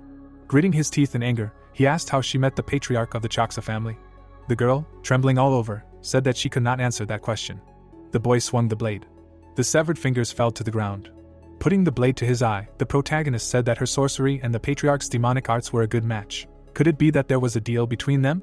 The carriage wheel spun as Rin said that she only met with the Chaksa patriarch under the master's orders. Dongpil closed his eyes, not listening to the screams. The girl's legs trembled in pain. The protagonist, standing in front of her, told her to pull herself together before answering him again. Blood covered the angry girl's entire face. The sword passed through her shoulder. Hajin, looking down at the girl, said that he would spare her tongue since he needed her answers, but she would still pay for her insolence. He chuckled and said that he seemed to be beginning to understand his situation. Screams continued to resound in the forest for a long time. The protagonist, wiping the blood from his hand, ordered her to be tied up and loaded into the carriage. Yui, sitting down next to Rin, asked if there was any point in taking her. Wouldn't it be easier to just kill her? Hajin responded by saying that he would think about it. The girl, looking after the master, asked when they should go to the Kagan family. He responded by saying that she should rest for now. He would tell her everything else later. Dongpil, looking at the master's back, asked if he was okay. The guy, bowing his head, said that all his internal injuries had healed, so he was sure that the rest of his injuries would heal quickly as well. The blonde, hearing him, said that that was not what he asked about. Frowning, the man told the guy that he looked completely different from usual, so he was worried. The protagonist straightened up when Dongpil said that he had changed a lot after the appearance of this woman. He seemed unstable. He would not dare to ask about his thoughts and concerns. Dongpil bowed his head sharply, apologizing for his rudeness, then explained himself, saying that he only mentioned it because he was worried about him. If he felt that he had overstepped his bounds, he would accept any punishment. Looking up at the sky, the protagonist said that he couldn't explain it now, but he had chosen his path in life. Closing his eyes, the youth said that this path would be very different from what he had before. It would be dangerous. There would come a time when he would have to use him as a pawn. Dongpil, straightening up, said that even in that case, he would gladly follow his orders. Hajin looked at the blonde as he said that his loyalty was not due to his status in the cult or because he was an outstanding martial artist. He would follow him no matter what path he chose. Looking at the man in front of him, Hajin mentally said that he knew that he would follow any order he gave him, but he still wanted to give him a choice. The boy, looking at his subordinate, mentally said that his loyalty was almost disappointing. Perhaps it was he who had freed him from his prejudice against the divine cult. Passing Dongpil, Hajin said to tell the squad leader that they were leaving in half a day. They were not going to the Kagan family. Stroking Golden, he said that they were going to the treasure vault that he had not visited for many years, the closest of those scattered across the Central Plains. As he left, the boy said to inform the squad leader of their new route and to tell the patriarch of the Kagan family to meet them in the Valley of the Plains village with all the necessary documents. The events take us to the Kagan family estate, the man shouted, saying that they could not accept this. The head of the family, reading a scroll, asked what their message should say. His brother answered, saying that they would convey exactly what the Inspector General told them to do. Risen frowned and said that the Inspector General was appointed by the immediate Lord. Complaining about him was like asking questions to the Demon Lord himself. Rick Han raised his hand and asked if they should obey. But how would the other families view them if they did? Risen replied by saying that he never cared about the opinions of the other families. His brother countered by saying that they couldn't allow them to look down on them. The man frowned even more, asking what he had just said. Rick Han bowed slightly and said that he was sorry. He shouldn't have said that, but his position remained unchanged. Standing up, the head of the family said that no matter how reasonable their answer was, if the divine cult disagreed, their word was final. They were in a position where they had to follow their orders no matter how unfair they were. Introducing Chong-san, he said that everything was happening according to the will of the demon god. That was the essence of the relationship between the 7 families and the divine cult. Richian, turning his head, said that he was trying to free them from these ridiculous obligations. He was now trying to cut the cult off from them in order to ensure the autonomy of the 7 families. He was not at all like Chox, who only acted in his own interests. Risen, looking at his brother, told him to refrain from making dangerous statements. Looking out the window, Richian said that if he did as the inspector ordered, he would not be able to carry out his plan. Looking at the letter, the man said that it was strange that they asked them to bring the account books. Putting his hands behind his back, he said that if they did not bring them, they would be marked as losers. This was quite an irregular procedure, and he could have changed the records. Frowning, Reason said that this inspector did not send this message because he sincerely wanted to evaluate them. He simply left him no choice but to go. When the servant entered, the patriarch of the family said that they would be leaving for Mount Hen this evening with the Sea King's guards. Looking at the servant, he ordered all the ledgers for the journey to be collected. The events took us to the mountain where the convoy was currently traveling.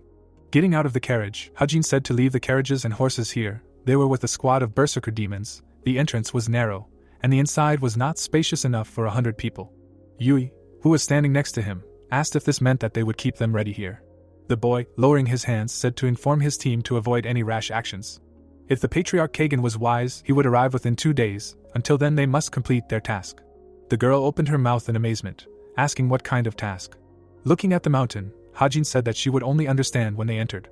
Soon he started to climb up, mentally saying that he thought that he would feel excited upon arrival. He believed that this place marked the beginning of his second life. Yui and Danpo followed behind the protagonist. The protagonist grabbed the rock tightly, saying that he was still calm. Was it because he now had a clear goal? Soon the three found themselves in front of a narrow passage. Entering inside and plunging into the darkness, Yui began to complain. Danpo complained, saying that she was too careless for the leader of the demon berserker squad. The girl responded by saying that it was not as easy as it seemed. She was more of the destroy and kill type rather than the precise and careful type. Hajin, closing his eyes, said that this was a poor excuse for not being prepared. Staring at Danpo, Yui screamed, saying that it was the same with him. He even stepped on her foot. The protagonist glanced over his shoulder at them. He should have expected this. To see in this place, not only internal energy was needed, the array of dark smells that formed at the entrance greatly impaired perception. Hajin walked forward unwaveringly. Without his supersensitivity, they would have been lost here forever. Soon, the group found themselves at a dead end. Pushing the stone aside, the guy said that it was not that far. They walked less than 5 minutes. A bright light made Danpo and Yui close their eyes. The protagonist did not even close his eyes, looking at his best shelter in Hunan, created during the time when he was an assassin. The ceiling and walls of the cave were filled with spiritual stones, illuminating the room. Hajin looked around. He did not need anything here. Looking at the huge clay barrels, Dongpil said that these were big pills. They could live on them for at least 5 years. Yui, looking at the walls, said that all these phosphorescent pearls were very expensive. One was worth at least 2,000. The protagonist, looking at the couple, said that they were just touching everything without permission. Yui, touching a book, asked Hajin how he knew about this place. The guy shuddered when the girl said that even assassins did not arrange their hideouts so extravagantly. Looking around, she said that if all these books were secret techniques and not medical texts, this place would be a real treasure trove. Sitting down on the cobblestone, Hajin called out to Yui. Raising his head, the guy said that he would be brief. The girl opened her mouth in amazement when the guy offered to work under him. Looking around, Yui wondered what kind of cautious person had created this place. If all these books were secret martial arts techniques instead of medical texts, this would be a real treasure. The protagonist looked at the girl and thought that this looked more like a hideout than a treasure trove. Thinking back to his past life, Hajin thought that the hideout of the best assassin in the world, the king of assassins, he had prepared it more carefully than any other assassin would have. But in the end, he lived his entire life as someone else's sword. He was like a turtle, so slow to realize what he really wanted that he only realized it after he died one day. The protagonist's own face flashed before his mind's eye as he recalled that he was called the king of assassins and one of the strongest martial artists. But what did those titles mean when he lived as someone else's tool? He was nothing more than a child with an old soul who never lived his own life. Back then, the killer had never risked his life to take control of his destiny. After all, it seemed like that was the case. And now he wondered if he was really willing to give up everything for his freedom. The moment when his head separated from his shoulders flashed before his eyes again. He looked ahead gloomily, and thought that if he had aimed for success from the start, perhaps he would not have died. Bracing his feet against the stone floor, he decided that in this life, he would truly live. Sitting down on the stone, the inspector turned to Yui, and she responded.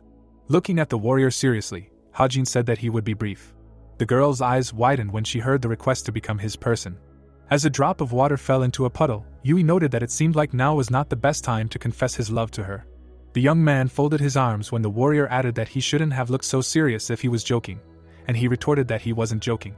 Looking around the hideout, the girl reminded him that she didn't know much about the young master, but he did. Looking straight at the inspector, Yui stated that he didn't know much about her either, and he agreed with that as well. Clenching her fists, the girl asked why Seryang would want someone he barely knew to work for him, and he replied that as she had noticed, he didn't know much about her, but he did know one thing. The warrior looked at the young man in surprise when he added that she was useful, and cursed silently. Clenching her fists, the girl thought that she didn't like feeling judged, but at the same time, hearing the hero say it made her happy.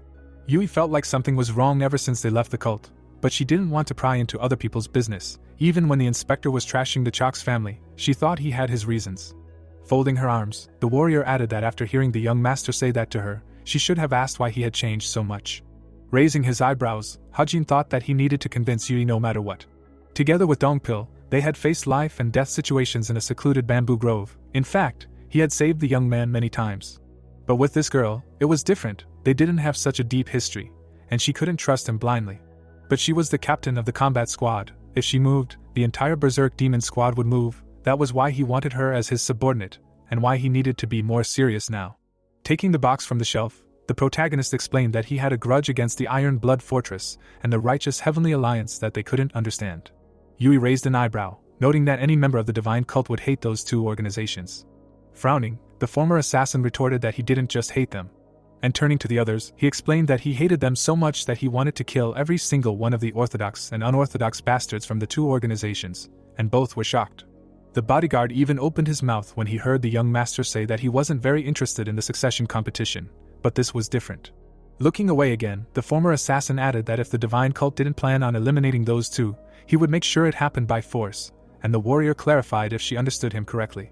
The boy looked straight at her with burning eyes and confirmed that he was going to become the successor of the Demon Lord, which shocked both of them. The girl even blushed when Hajin explained that this was exactly why he wanted her.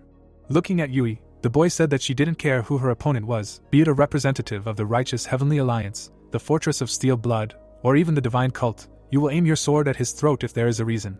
Coming closer to the warrior, the hero promised to give free rein. If she takes his side, she will experience real adrenaline, at the very least. Grinning, the warrior asked if the boy could become the successor. Hajin seriously answered that he would have to risk his life. Stretching her neck, the girl noted that he did not need to go to such extremes, but it was gratifying to see his determination. But then she had to catch the throne box, and the boy asked her to take it and make a decision. Yui found the medicine in the box, while the protagonist explained that it was not as powerful as the heavenly demon divine orb but was still a top-tier miracle cure. She could consider it both a bribe and an offer, and she realized that this was the real thing. Brushing her bangs away from her face, the warrior reluctantly agreed to whatever it was. The former assassin looked at the girl in surprise when she said that there was something else. The guy threatened Yui with his fist when she said that she also wanted a new sword, and he clarified that she was a thief. Did she at least know how valuable the medicine was that he gave her? Hajin pointed his finger at the girl, and when she remembered that he himself said that the medicine was not as good as the heavenly demon divine orb, he said that she was overestimating her worth. Dongpil watched in confusion as the warrior said that it would be better for him if she became stronger, and the young master, although he admitted that it was true, objected that she was doing too much. Taking a look at the boxes, the hero figured that this should be enough. In Yui's hands appeared a blade, which the former assassin described as a tiger cannon sword. As the warrior looked at the weapon in surprise, the boy explained that it was a divine weapon, once known as the White Tiger Sword, and that it suited her perfectly. Now it was one of the 4 legendary divine weapons, and asked if she liked it. Looking at the blade with admiration, the girl admitted that it was not bad. Looking at the gift with admiration, Yui noticed how shiny it was, and Hajin decided that she was crazy. The eye patch was on the floor when the young man asked the warrior to sit down in front of him if she was done with her miracle cure. They didn't have much time, and she clarified what he meant. The girl looked back at the hero when he said that they were going to concentrate all the chi in her energy core in just one day, so she had to be careful or all the precious chi would be wasted, and she admitted that she was now a little scared at how much he was going to command her, that he even helped her with the circulation of chi. Placing his palm on Yui's back, the former assassin reminded her that she herself said that it would also benefit him if she became stronger. Lowering his eyebrows, the guy added that he was not sure that Yui would live for a year even with all this investment. With a sad smile, the warrior wondered if she would be alive in a year. Starting the process, Hajin asked the girl to concentrate. At this time, a cry was heard between the rocks that someone from the Kyogian family had come, and they had come on the orders of the Inspector General. 2 detachments met between the mountains. Risen stepped forward and demanded to be taken to the inspector. Dokiun bowed, introduced himself, and greeted the patriarch. Lowering his head, the captain asked to wait a little while, and he would report their arrival. The man frowned and asked if the inspector was not here, and heard a confirmation. Visibly irritated, Risen said that this was unpleasant. He should at least follow the rules of etiquette expected when calling the patriarch here, and asked where the young master was now. Looking at the other man from under his brows, Dokiun noticed that his chi waves were disturbing the flow of the atmosphere around them. they walked along the narrow path behind them. Out loud, the captain said that they were ordered to stand guard. Risen clenched his fists and grumbled that he was first called and now he was being made to wait, and asked what that meant. Frowning, the patriarch demanded that the inspector be told that he would be patient just this once. However, if he did not show up in an hour. Someone stepped onto the cliff and mockingly remarked that the old man was so scary, and how should he act like an inspector general in front of such a scary person? The man turned around and asked who it was. Standing proudly on the cliff, Yui asked what they should do then. Maybe they should ignore Risen's shitty attitude this time too. The warrior looked at the patriarch with confidence. After which, she jumped off the cliff, and the berserker demon squad greeted their commander. The old man shuddered when he realized that this woman was the commander of this squad, and noticed that the demonic energy exceeded all his expectations.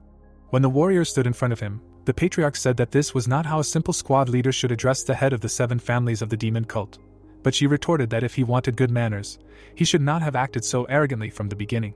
Frowning, Rizum reminded him that he could have killed her with one word. But Yui calmly retorted that if she were afraid of death, she would not be the commander of the berserker demon squad. Becoming furious, the patriarch decided that this insolent woman really wanted to die, to which Yui suggested giving it a try. But then Hajin appeared, demanding that they stop. He sent the warrior to greet the guest, and she was already about to start a fight. The young man looked at the patriarch and clarified his name and status. Having given the girl a slap on the back of the head, the hero demanded that she calm down. There was no point in fighting the demonic energy from the miracle medicine and the circulation of chi. After which, the inspector turned to the patriarch and apologized for his subordinate's rudeness, asking him not to hold a grudge. The old man's anger changed to mercy when he realized that the young master greeted him first, and was surprised that he showed such courtesy after calling him here, and responded to the greeting out loud. Extending his hand, the boy suggested that they skip everything unnecessary, since it looked like Risen was busy anyway. It was worth getting it over with. The patriarch provided all the accounting books for the past 3 years. Dongpil turned around when Yui asked if he was sure that the young master was okay, since he didn't look like a man who had just fainted after the full effects of the miracle medicine had entered her body. As Hajin was checking the documents, the warrior added that stabilizing the internal energy of someone who had mastered a completely different form of demonic arts was no small feat, and the bodyguard asked them not to worry. The young master was much more powerful than they could imagine, but she denied being worried. Suddenly, the account books burst into flames, and panic ensued, as the inspector general had set them on fire. But he calmly reported that the account books seemed real, and he had finished his work, to which the patriarch demanded an explanation. Holding the palm of the flame, the youth promised to give the family a fair assessment in the report, and offered to talk. Turning to the old man, the hero said that he only needed their cooperation for the good of the cult, and the old man clarified what he meant.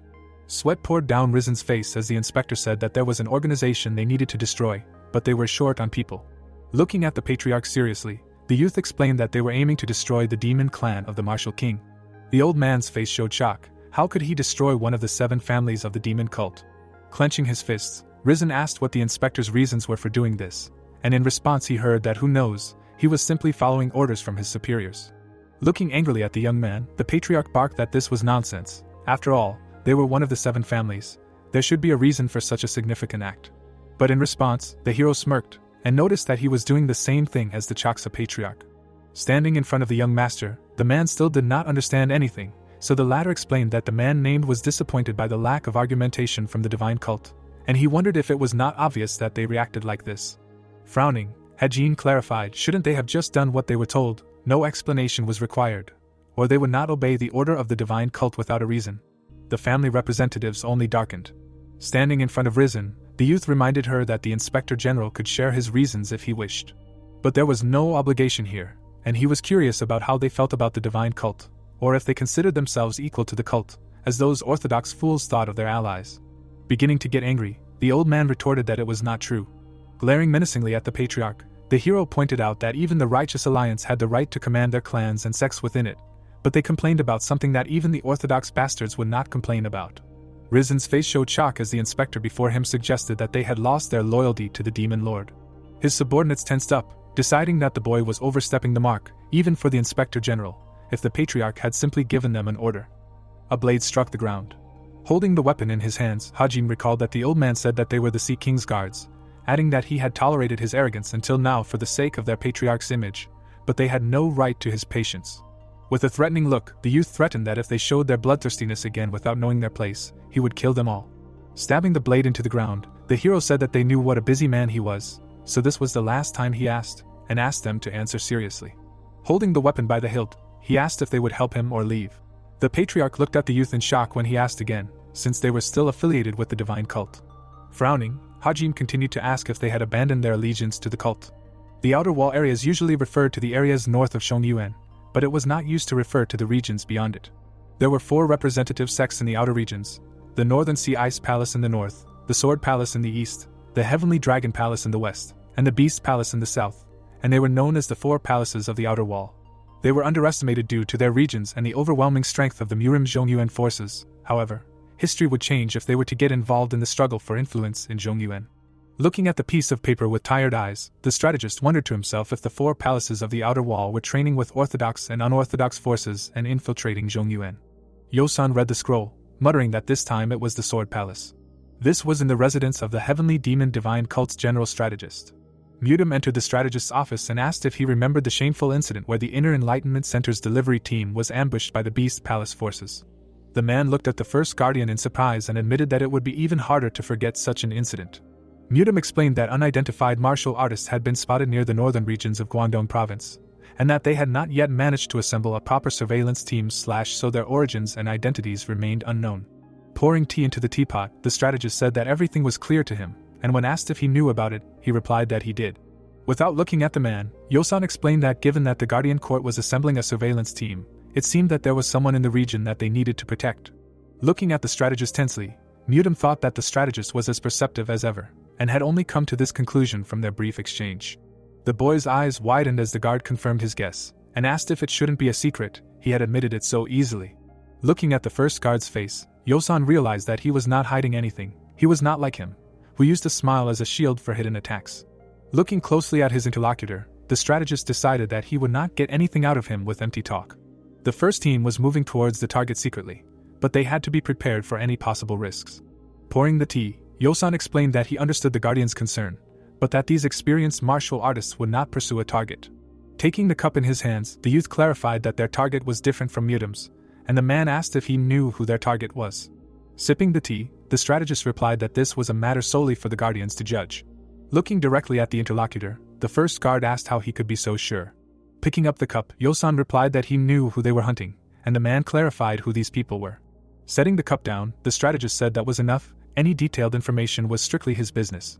Looking at the interlocutor, the boy explained that he would have told him earlier if he needed to know, but if he insisted, he could reveal their identities and goals, and clarified whether he wanted to know. Looking at the strategist, the man figured that he worked differently from himself, but was completely loyal to the cult, and if he thought he didn't need to know, then it was in the cult's interests. Picking up his cup, the keeper admitted that Yosan was right. He was just worried and apologized for it. He had never been like this before, and guessed that he was getting old and continued to worry about Zhongyuan politics. Raising his cup to his lips, the youth countered that it was not that Mutim was getting old.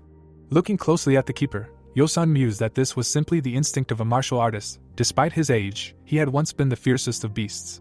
The strategist concluded that the man sitting in front of him instinctively sensed the invisible signs of an approaching storm. Perhaps his subconscious already knew who was driving the storm clouds and who was the focus of the invisible tornado. At this time, Patriarch Kyogen wondered if the inspector was trying to threaten him with such nonsense. Looking at the man darkly, Hajin replied that it was up to him to decide whether it was nonsense or not. All he had to do was answer his question. Lighting up with a demonic aura, the youth said that this was the last time he would ask if they had lost their loyalty to the cult.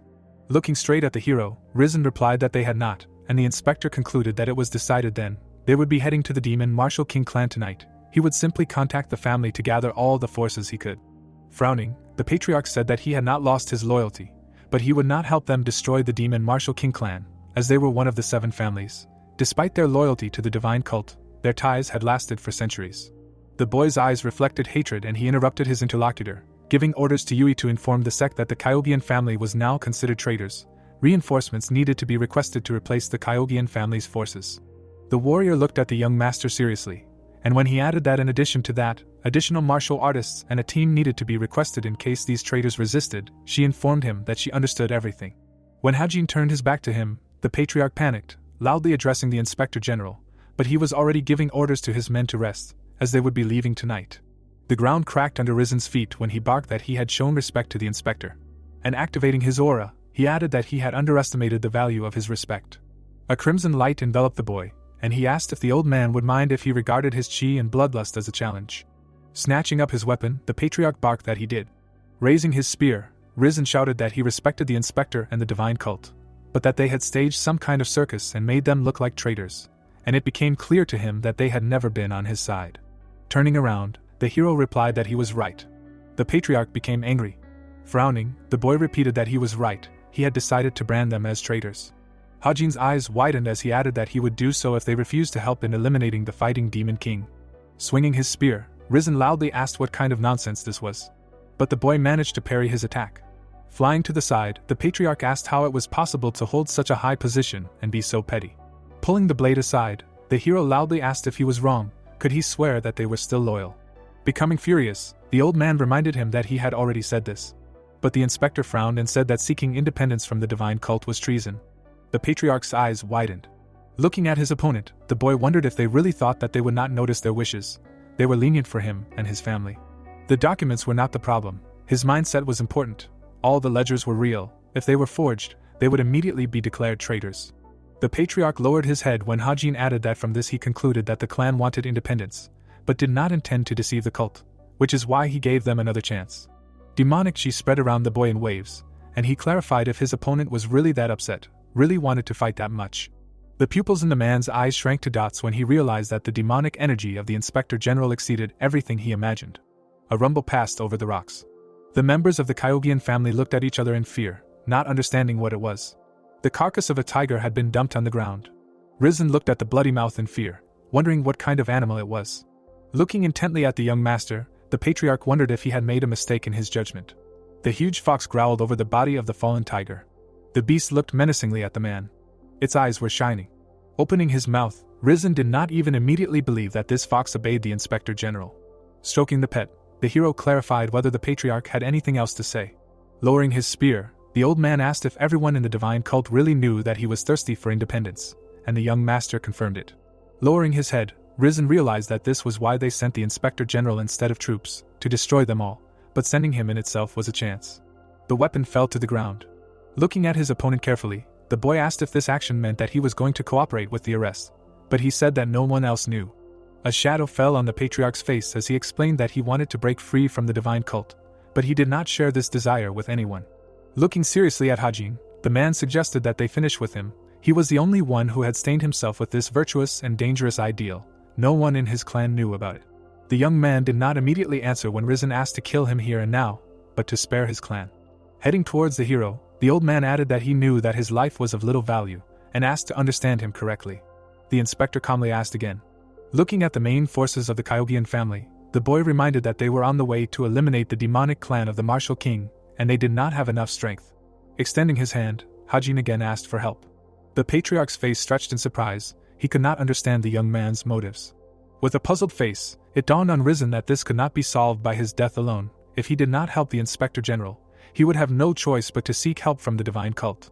Lowering his head, the old man continued in his mind that then the inspector would have to provide a reason, and the divine cult would not forgive them. Looking at the outstretched hand, Risen decided that there was only one way to save his clan. Shaking hands with the protagonist, the patriarch agreed to help and prove his loyalty to the divine cult, and he promised that the kindness he showed would not be forgotten.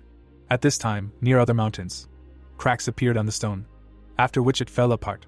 Seo Yoon turned around when she heard the strategist's admiration behind her, saying that he might not have any knowledge of martial arts, but it seemed like she had pioneered a new style, which was very impressive for someone her age. Raising her eyebrows, the young mistress asked what brought him here. Yosung handed her an envelope, and told her that it was a message for her, since the Iron Horse Hall had been interfering in their affairs lately. The girl opened the letter, and the strategist explained that he usually delegated this to the relevant unit, but they had received information that the enemy was being protected by a certain force, and when asked who, he answered that he thought it might be the Sword Palace. Looking down, Seo Yoon asked if they couldn't send someone else, since she barely had time to train, to which the man replied that he was just a messenger. He didn't have the authority to make such changes. Scratching his chin, Yosan thought that the fifth young mistress was the most talented of all the students, but was still very young, and said out loud that while his knowledge of martial arts might be limited, he was well versed in worldly affairs, so he had something to say to her. The strategist put his hands behind his back and remarked that if she did not want to gain anything from this solitary training, she should not have obsessed over the term training, and when asked what he meant, he explained that obsession only created distance. The young mistress looked at the man in confusion when he added that the third young lord was truly impressive in this regard. The strategist explained that Seryang never missed his daily training, but he also carried out the tasks assigned to him with full dedication. Even during periods when he could not devote time to training, he was not disappointed. The third young lord's disciple developed all the strategies for his missions and enthusiastically confronted his opponents. And when martial arts were required, he was fearless. When strategy was required, he refrained from violence. With a smile, Yosan explained that he believed that such experiences contributed to true learning. The girl could seclude herself in the library and read thousands of books, but this would only increase her knowledge, not wisdom. Seoyun didn't seem to be impressed by the man's words at all, even when he added that he thought this was how the young third lord had become so strong. The strategist covered his mouth when the girl asked if she could continue training in response to his speech if he had finished speaking, and realized that he had wasted her time. Turning back to the carriage, Yosung admitted that his advice might not be very helpful and asked her not to take it too seriously, but the young lady couldn't understand why he had praised her senior and then left. The girl returned to training, and the strategist silently hoped that this would motivate her. As the man continued walking towards the carriage, he mused out loud that he was curious about how their inspector general was doing anyway. Stopping, Yosung silently expressed his confidence that Seoryang would be wise in handling the dangers of the Jiaksa family, as well as leading the Kaigyang family, though whether it would be easier or harder depended on how one viewed it. Squinting, the strategist thought about the Martial King clan. The order wasn't to check on them, the order was to shut them down. The disciple who was recently the most admired, though not completely trusted, perhaps the demon lord wanted to test the loyalty of the third young lord more than to strengthen the cult. Or perhaps it was just a misunderstanding from Yosan himself. That same night, the protagonist and patriarch Kyogian appeared on the cliff next to the martial king of the demon clan, and the latter asked, since they had entered their territory, what was their next move, and was told that they would go inside. Hajin glanced at the man, and when asked when, he replied that the festival was most fun at night. Turning to his companion, the youth suggested that they begin. Watching the third young lord pet his fox, Rizm concluded that he was difficult to predict. Looking at the hero carefully, the patriarch added in his mind that the aura of chi he displayed in the Valley of the Plain village was amazing, but the ideas he shared on the way here were at the level of a cult leader. Recalling how the inspector showed the map, the old man admitted that he accurately predicted how the Kyogian troops would move, considering the influence of the martial demon king clan and the troop deployment. His martial arts and tactical skills were exceptional, but his ability to set up ambushes was unmatched. However, he was surprisingly ignorant in other areas. When asked about business, the guy widened his eyes, and could not even answer anything about the trade of the 7 families, from which Rizm concluded that he could become the face of the organization in combat skills, but not in leadership. Looking at Seoryang's back, the patriarch thought that he was a very strange person, and was not sure if he could really be trusted. Outside the martial king's residence, a young man's indignant cry was heard, saying that he wasn't going to wait for the patriarch to finish his training. While the clan leader was warming up, the hero was indignant. What the hell? Chokwon was focused on striking an invisible enemy. Yui folded her arms and was indignant. The inspector general of the divine cult is here. Shouldn't he be rushing to greet him, regardless of whether you're eating or lying in bed with a woman? The servant frowned, and stated that no one interrupts the patriarch's training. Even if the demon lord himself was here, the patriarch would continue training, to which the girl exclaimed that he was completely, damn it, crazy. Hajin frowned. Clenching his fists, Rizm reminded that it would make sense if it was just me here, since he was also the head of one of the 7 families. But he had an inspector general with him, sent by the demon lord himself. But the servant still replied that it was none of his concern. All he knew was that his patriarch would not stop training for any reason. Frowning, the old man noted that he knew what kind of person the martial king was, but he shouldn't do this. It was disrespectful to the inspector general. But the boy only raised an eyebrow, and said that they were simply following the patriarch's orders. Raising his blade, the protagonist said that it was fine, Patriarch Kyogyo didn't need to do anything. Walking forward, the youth stated that it was even better this way, he wanted to get straight to the point. Approaching the servant, the inspector asked his name, he said Choan, and the servant clarified how hard he was working. The boy shuddered and asked what the guest was doing, and he felt an incredible demonic energy. Hajin jumped high into the air. Then he landed right on the training ground. The patriarch's fist stopped in front of his face, and he admitted that it was bold, intruding into the training hall where the patriarch of the demon clan of the martial king was training. Standing in a stance, Chokwon added that if he had not restrained himself, the guest would already be dead, and the boy guessed that he knew about their presence. With a menacing smile, the hero clarified how long he intended to remain in this state. Frowning, the martial king replied that until he was satisfied, so let him wait until he was done. A chuckle appeared on the inspector's face. Straightening up, Chokwon asked why he had just laughed, and the boy replied that the idea of using training as an excuse to refuse an inspection was laughable. Looking straight at the patriarch, Hajin remarked that he had heard that the martial king demon clan had the best blood chi, but it seemed that people mistook pure recklessness for blood chi, and he was indignant that this was just a child who had gotten into his head with the title of Inspector General. His arrogance was astounding. The hero's eyes flashed dangerously, and he said that he now understood why the higher-ups had ordered him to close this clan. The man's eyes widened, and he demanded to know what he meant. Raising his sword, the inspector said that he would have clarified his doubts if he had just talked to him, but alas, Chakwang also demanded to know right now. Swinging his weapon, the boy exclaimed that there was no need for further discussion, and the inspection was complete. The martial king jumped back from the attack. Landing on the floor, the patriarch demanded to be silent and answer who dared to close his clan. Yui's face showed delight when she heard the order to immediately gather their forces and attack without hesitation. With a smile, Hajin added that they could kill anyone who resisted. The patriarch's face showed shock. With a dangerous smile, the youth said that since the opponent was training and all that nonsense, he was probably eager to fight, and offered to show them what a real fight was like. The inspector's hair flew up in the air from the activation of the 9 depths of demonic arts, and he offered to see where the martial king's arrogance came from. The order was given for the second team to attack. The servant, defending himself with his blade, demanded to know what they were doing. While throwing the enemies around, Yui shouted that it was a well-known fact that physical punishment works better on idiots. Donpil used heartbreaking heavenly return in a jump. Patriarch Kyogian gripped his spear, and stabbing its shaft into the ground, Rizm ordered everyone to retreat. Rocks flew in all directions, causing the enemy fighters to scatter. With a frown, the old man ordered the Sea King to pass on the order to the third group. As Hajin raised his leg to strike, his opponent realized that he could not keep up with his speed, and could not believe that the young Inspector General had a higher chi level than him. So it was true that the Chaksa Patriarch was defeated by him. He managed to block the first blow with his fists, but despite Cho Kwan concentrating all his internal energy on defense, his bones broke. The martial king tried to avoid the blade strikes with his own speed. Dodging the downward attacks, the frightened patriarch realized that all the heads of the 7 families were at the highest peak stage. His opponent was much higher than that. Looking at the attacker, Cho Kwan could not understand how he managed to change the trajectory of the sword that he swung so decisively in such a short moment. He is relentless. When the next blow of the sword reached him, it dawned on the martial king that martial arts of such a level were only possible for those who had high mastery of heavy weapons. The patriarch began to fall, and the hero delivered the final blow. Approaching the fallen enemy, the young man decided to repeat the truisms. Lowering the blade to the patriarch's neck, the inspector reminded that the fact of refusing an inspection is reported to the demon lord.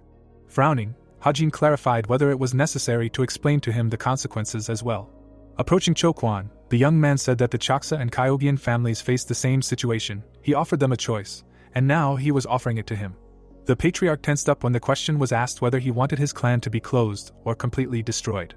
The hero's eyes flashed crimson as he demanded that he make his choice right then and there. At dawn, the palace completed the inspection report of all 7 families. The demon lord looked at the strategist thoughtfully and asked what he thought of the third's handling of the situation. Yosan smiled and replied that he had handled it well. Standing in front of the lord, the man explained that the third's approach was quite aggressive, but the result was beyond his expectations. His martial arts skills were impressive, but he could not have achieved such results with brute force alone. It was amazing that he was able to stop the demon martial king clan with the Kaigyang family's forces. As Jongsen drank his wine, the strategist continued that the Kaigyang patriarch was not easy to deal with. He was not someone who could be easily coerced into submission by force or persuasion. Raising his eyebrows, the man added that convincing such a person to overthrow the demon martial king clan was commendable to the third. The drink poured into the cup as Yosan concluded that, thus, Xiaoryang's martial prowess was combined with his wisdom, and he knew that he was intelligent, but he had never thought that he was such a genius. Holding the cup in his hands, the lord noted that it seemed that the strategist thought of him as something more than just that. With a serious face, the strategist admitted that this was true. Looking away, Jomsan asked if his student was dangerous. The lord closed his eyes when the interlocutor said that he was very dangerous, and asked for a reason. Folding his hands on his stomach, Yosan explained that he could not understand what his goal was. Jomsan did not look at the strategist as he explained that there were many types of cult members, some who were solely focused on fulfilling their mission, some who resented the tasks they were given, some who put survival above the goals of the mission, and others who sought personal gain from completing the tasks. Looking up at his interlocutor, the demon lord asked if he meant that the third man did not fit into any of those categories, and the strategist agreed. Frowning, Yosan admitted that he could not understand him at all. The lord suggested that the strategist take a walk. As they walked down the street, Jongsan said that if the man could not understand him at all, it simply meant that he had overestimated him. With his hands behind his back, the lord suggested that his disciple had finally made a decision, otherwise he would not have completed his mission the way he did, and the strategist asked what he meant. Looking down, the lord replied that he did not know, but assumed that he was finally ready to admit his affiliation with this cult. Yosan's eyebrows rose, realizing that despite the words about an assumption, the Lord was confident in his conclusion. As the demon lord continued on, he asked if his disciple had said when he would return, and the strategist replied that he would be heading back once the inspection was complete. However, the report did not mention when he would return. Looking straight ahead, the demon lord asked about the people from the Sword Palace. Yosan peered over the demon lord's shoulder and said that they were in the southwest region of Hunan, but had not done anything for the past 10 days, and the demon lord expressed the opinion that things would soon change. Glancing at Zhang-san, the strategist added that it was fortunate that the third young lord had not encountered them during his journey, otherwise he was very worried, thinking that it might be dangerous even for him if Xiaoriang ran into those guys. Suddenly, the strategist froze after not finishing his sentence about the third young lord's return. The demon lord remained silent. The shocked man asked the demon lord if such a thing could happen. Coming closer in a panic, Yosan stated that he would inform them to return immediately.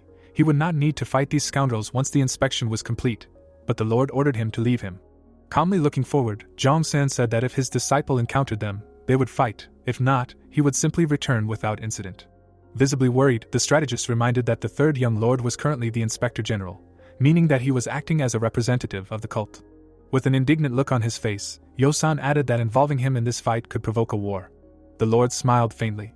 The strategist stared at the Lord in shock, realizing that this was exactly what the Lord wanted. Turning to his companion, Zhang-san replied that it was not necessary. He just did not intend to avoid it if that was fate. Yosan narrowed his eyes, thinking about it. When the overlord turned away, the interlocutor said that he would issue permission to the master of the criminal law hall to leave the cult. The strategist bowed when the overlord gave him permission to do whatever he wanted, then apologized and prepared to leave, and thought to himself that his master was a terrible person. He did not care at all about the fact that allowing the master of the criminal law hall to leave the cult was contrary to what he called fate. Zhang-san watched his subordinate leave. Watching him leave, the overlord thought that he was still lacking something, but that was why he trusted him. With a smile, the demon lord advised the general strategist not to be afraid of the results. At this time, far from the castle, the inspector general and his team discussed that the demon sword family was pure, as they expected. With her hands on her hips, Yui praised the young master for his excellent work, and he remarked that he did not expect her to be so kind to him, and decided that the medicine really did its job. The girl frowned and said that she was being sincere, and Hajin said that he knew it, and that the boys were doing well too. Looking thoughtfully at Yui, the boy reminded himself that the inspection was over, but it was only the beginning. The girl looked at the carriage and asked what the hero would do with the hostage from the Chaksa family. Her condition would get worse in a few days due to the high temperature if they did not do anything, and he replied that they would stop by the branch and consult with the doctor, and after she recovered, return to the divine cult. When the inspector called her, the warrior turned around. Putting his hand on Yui's shoulder, the boy thanked her for accepting his offer, and added that she would have to wait until he returned to have fun, and she clarified that he really would not return with them. Removing the stripes from his shoulders, Hajin said that he and Dongpil needed to drop by somewhere, and the girl wanted to know where. Throwing the stripes on the ground, the young man thought that his goal was now clear. He had to become the successor of the divine cult at any cost. It was not about claiming the title of the leader of the cult. That role did not really suit a person like him. Turning to the Reese, the hero said that there would be another matter that required his help and asked him to go with them, and silently continued that becoming the successor would give him considerable influence. He would even be able to command the forces of the divine cult. The patriarch raised his eyebrows and asked where they were going. Looking at his interlocutor seriously, the inspector said that he was going to the Chaks family. Late at night, the curator of the Chaksa family was turning himself inside out on the street, while his thoughts wandered around the fact that his clan did not belong to the orthodox faction, but he thought that his life would improve after he obtained a high position in a respected family. But it fell apart because of one monstrous scoundrel, and it seemed that he was unlucky in all areas of life. Rubbing his chin, Avi decided that this was life. Then he turned to the passers-by and barked at these fools to get away from him. Holding himself with his palm against the wall, the man wondered what he was doing. He needed to at least pull himself together. Breathing heavily, the curator reminded himself that now was not the time for such behavior. He needed to pull himself together at least for his own sake. The man who came out of the shadows clarified whether it was really the curator of the Chaksa family in front of him. Looking at the stranger with a puzzled look, Avi asked who he was, and he pointed the blade at him. A wave of chi tore the poor guy to pieces before he could think of anything. The deputy master of the sword palace calmly watched the blood settle on the pavement. Putting away his sword, he asked about the others. One of his subordinates, coming closer, replied that they were standing by about 20 kilometers away from the Chaksa family, and given that security was weakened, approaching should not be a problem, and there were no reinforcements sent to the 7 families, indicating that the news had not yet spread. Ganon turned around and asked about the guys from the demon cult, and was told that it was unknown. but the fighter was sure that they would have intervened by now if they were informed. Raising his eyebrows, the man said that it did not matter. Extending his hand, the deputy master announced that they would seize power over the Chaksa family before sunset tomorrow. Hajin informed his bodyguard that they would be staying in the forest for the night, and the guard promised to prepare food. Looking at the burning fire, Dongpil thought that he had become a guard commander at a young age and was now in charge of the third young lord's safety. Any ordinary member of the divine cult would envy his success, but he had also gone through many dangerous missions. Standing next to the fire, the blonde added in his mind that he must have lived an absolutely extraordinary life. But of course, the life of a martial artist was constantly under threat. The flames rushed upward, and Dongpil thought about his future life. He would probably face even greater dangers. The man continued to stare at the fire as he reminded himself that the young master wanted to destroy the righteous Heavenly Alliance and the Blood Steel Fortress in Jianghu, and since he was in charge of his safety, the threats he would face would be beyond anything he had encountered before. The blonde turned around when he heard the Lord ask what he was thinking so deeply about, and replied that it was nothing special. Seeing the deer on the young man's shoulders, Dongpil was surprised that he managed to catch the deer while he was making a fire, and heard in response that they had not eaten venison for a long time, and this was their dinner. The hero stuck his sword into the carcass. Watching what was happening, the bodyguard clarified that he was not accidentally going to skin the prey with the red blade of the twin meteor blades, but the inspector replied that this was the sharpest blade he had, and its length was quite suitable for this task. The blonde was shocked when he saw the use of the triple strike that cuts the sky, which the gentleman demonstrated in a secluded bamboo grove. That is, he not only used the precious weapon for cutting meat, but also applied combat techniques. Looking at the concentrated guy, Dongpil thought that only at first glance it might seem stupid, but this was not a reason to laugh. The young master used every opportunity to train. Seryeon put all his strength into Qinggong when carrying objects on missions, and his movements were fast and precise even when cleaning the room. With his brows furrowed, the bodyguard reminded himself that his lord treated every moment as an opportunity to train, to improve, martial arts integrated into every aspect of his life. And the young man cut up the deer carcass with precise movements. When the meat was ready, Dongpil remarked that the young lord was delicious, but he asked him to stop talking nonsense and to eat while it was ready. As he began to eat, the bodyguard asked the hero why they were returning to the Chok's family, since they had finished the inspection, and they were the most resilient of all the families. Chewing his food, the boy explained that this time he was not going there for an inspection. That was why he removed his mark, and Dongpil wondered why then. As he bit into a piece of meat, Hajin explained that he was going to make the Chok's family his subordinates. The bodyguard's mouth dropped open in surprise.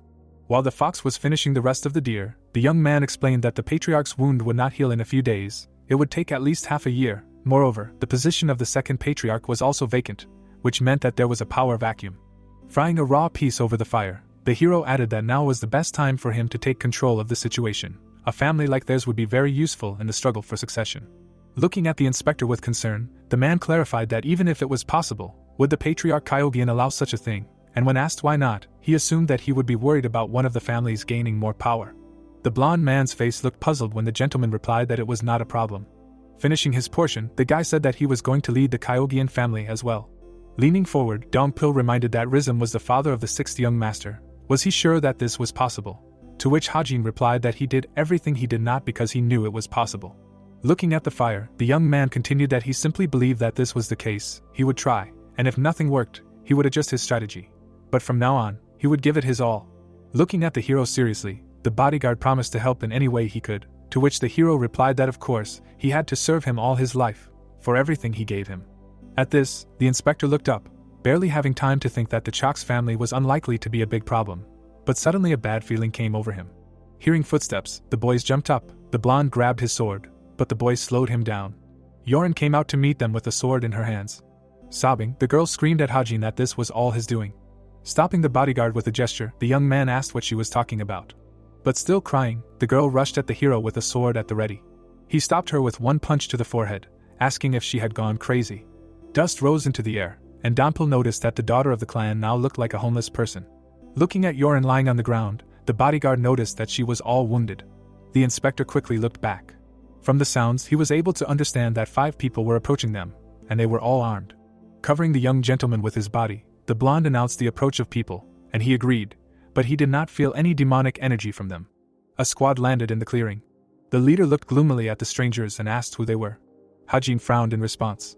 Taking out his sword, the man realized that they did not want to answer, but he still had to kill them anyway, since they had already seen this woman, and there was no point in being offended by his misfortune. The next moment, A wave of chi flew through the air and simply cut off the scoundrel's legs. He staggered, not immediately realizing what was happening. After which he fell to the ground with a loud cry. Pointing the burning blade at the enemies, the guy turned to Donpil. Menacingly looking at the enemy, Hajin gave the order to destroy everyone who was here. The enemies also prepared for battle. The bodyguard pulled out his blade and opened the demonic arts of Vajra Yiksha. The opponents appreciated the strength of the blonde when he flew between them. One of the men tried to defend himself from the blows in horror, but felt enormous power in each blow. The man, furious in battle, was an experienced master of martial arts, close to the highest peak. 2 more received fatal wounds from Donpil's sword. During the battle, the bodyguard was completely calm. Standing next to the enemy leader, the hero praised his subordinate for his excellent work, but he objected that he had stayed longer than he should have. Standing up, the legless boy asked who they were. Heading towards him, the inspector returned the question to him, and also where he got this sword, because he had good skills, but there was no way he could infiltrate the righteous Heavenly Alliance and steal it. Clutching his weapon, the boy noticed that, judging by their chi, they were not from the righteous Heavenly Alliance. But then how could they have one of the 28 righteous heavenly blades? Pointing the blade of his sword, Hajin demanded to know where they were from. Gritting his teeth, the wounded man asked how this youth recognized this blade if he was connected to the demon cult. Blood splashed again when the hero reminded him that he asked his question first. Taking the sword, the inspector asked why they had to die just because they saw that woman, and it seemed like he would have to take that back.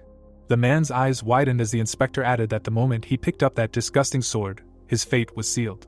Looking at the enemy with disgust, the boy concluded that he hated the righteous Heavenly Alliance. Soon, the legless man was hanging tied up on a tree branch. Hajin clarified if he understood correctly that those guys had ambushed the Chalk's family last night and destroyed the house. Folding his arms over his chest, the boy remarked that the Chalk's family was not so weak that they were captured in just one night. How many of them were there? Looking at the flames with a frown, the hero thought that the 7 families of the demonic cult were as powerful as the 5 great clans of the Orthodox Mirim. It was difficult to find a power that surpassed that of the 7 families of the demonic cult in Zhongyuan. And judging by the look of Yoren's trembling, she had lost her mind from the shock, and the inspector didn't think he could get anything more out of her.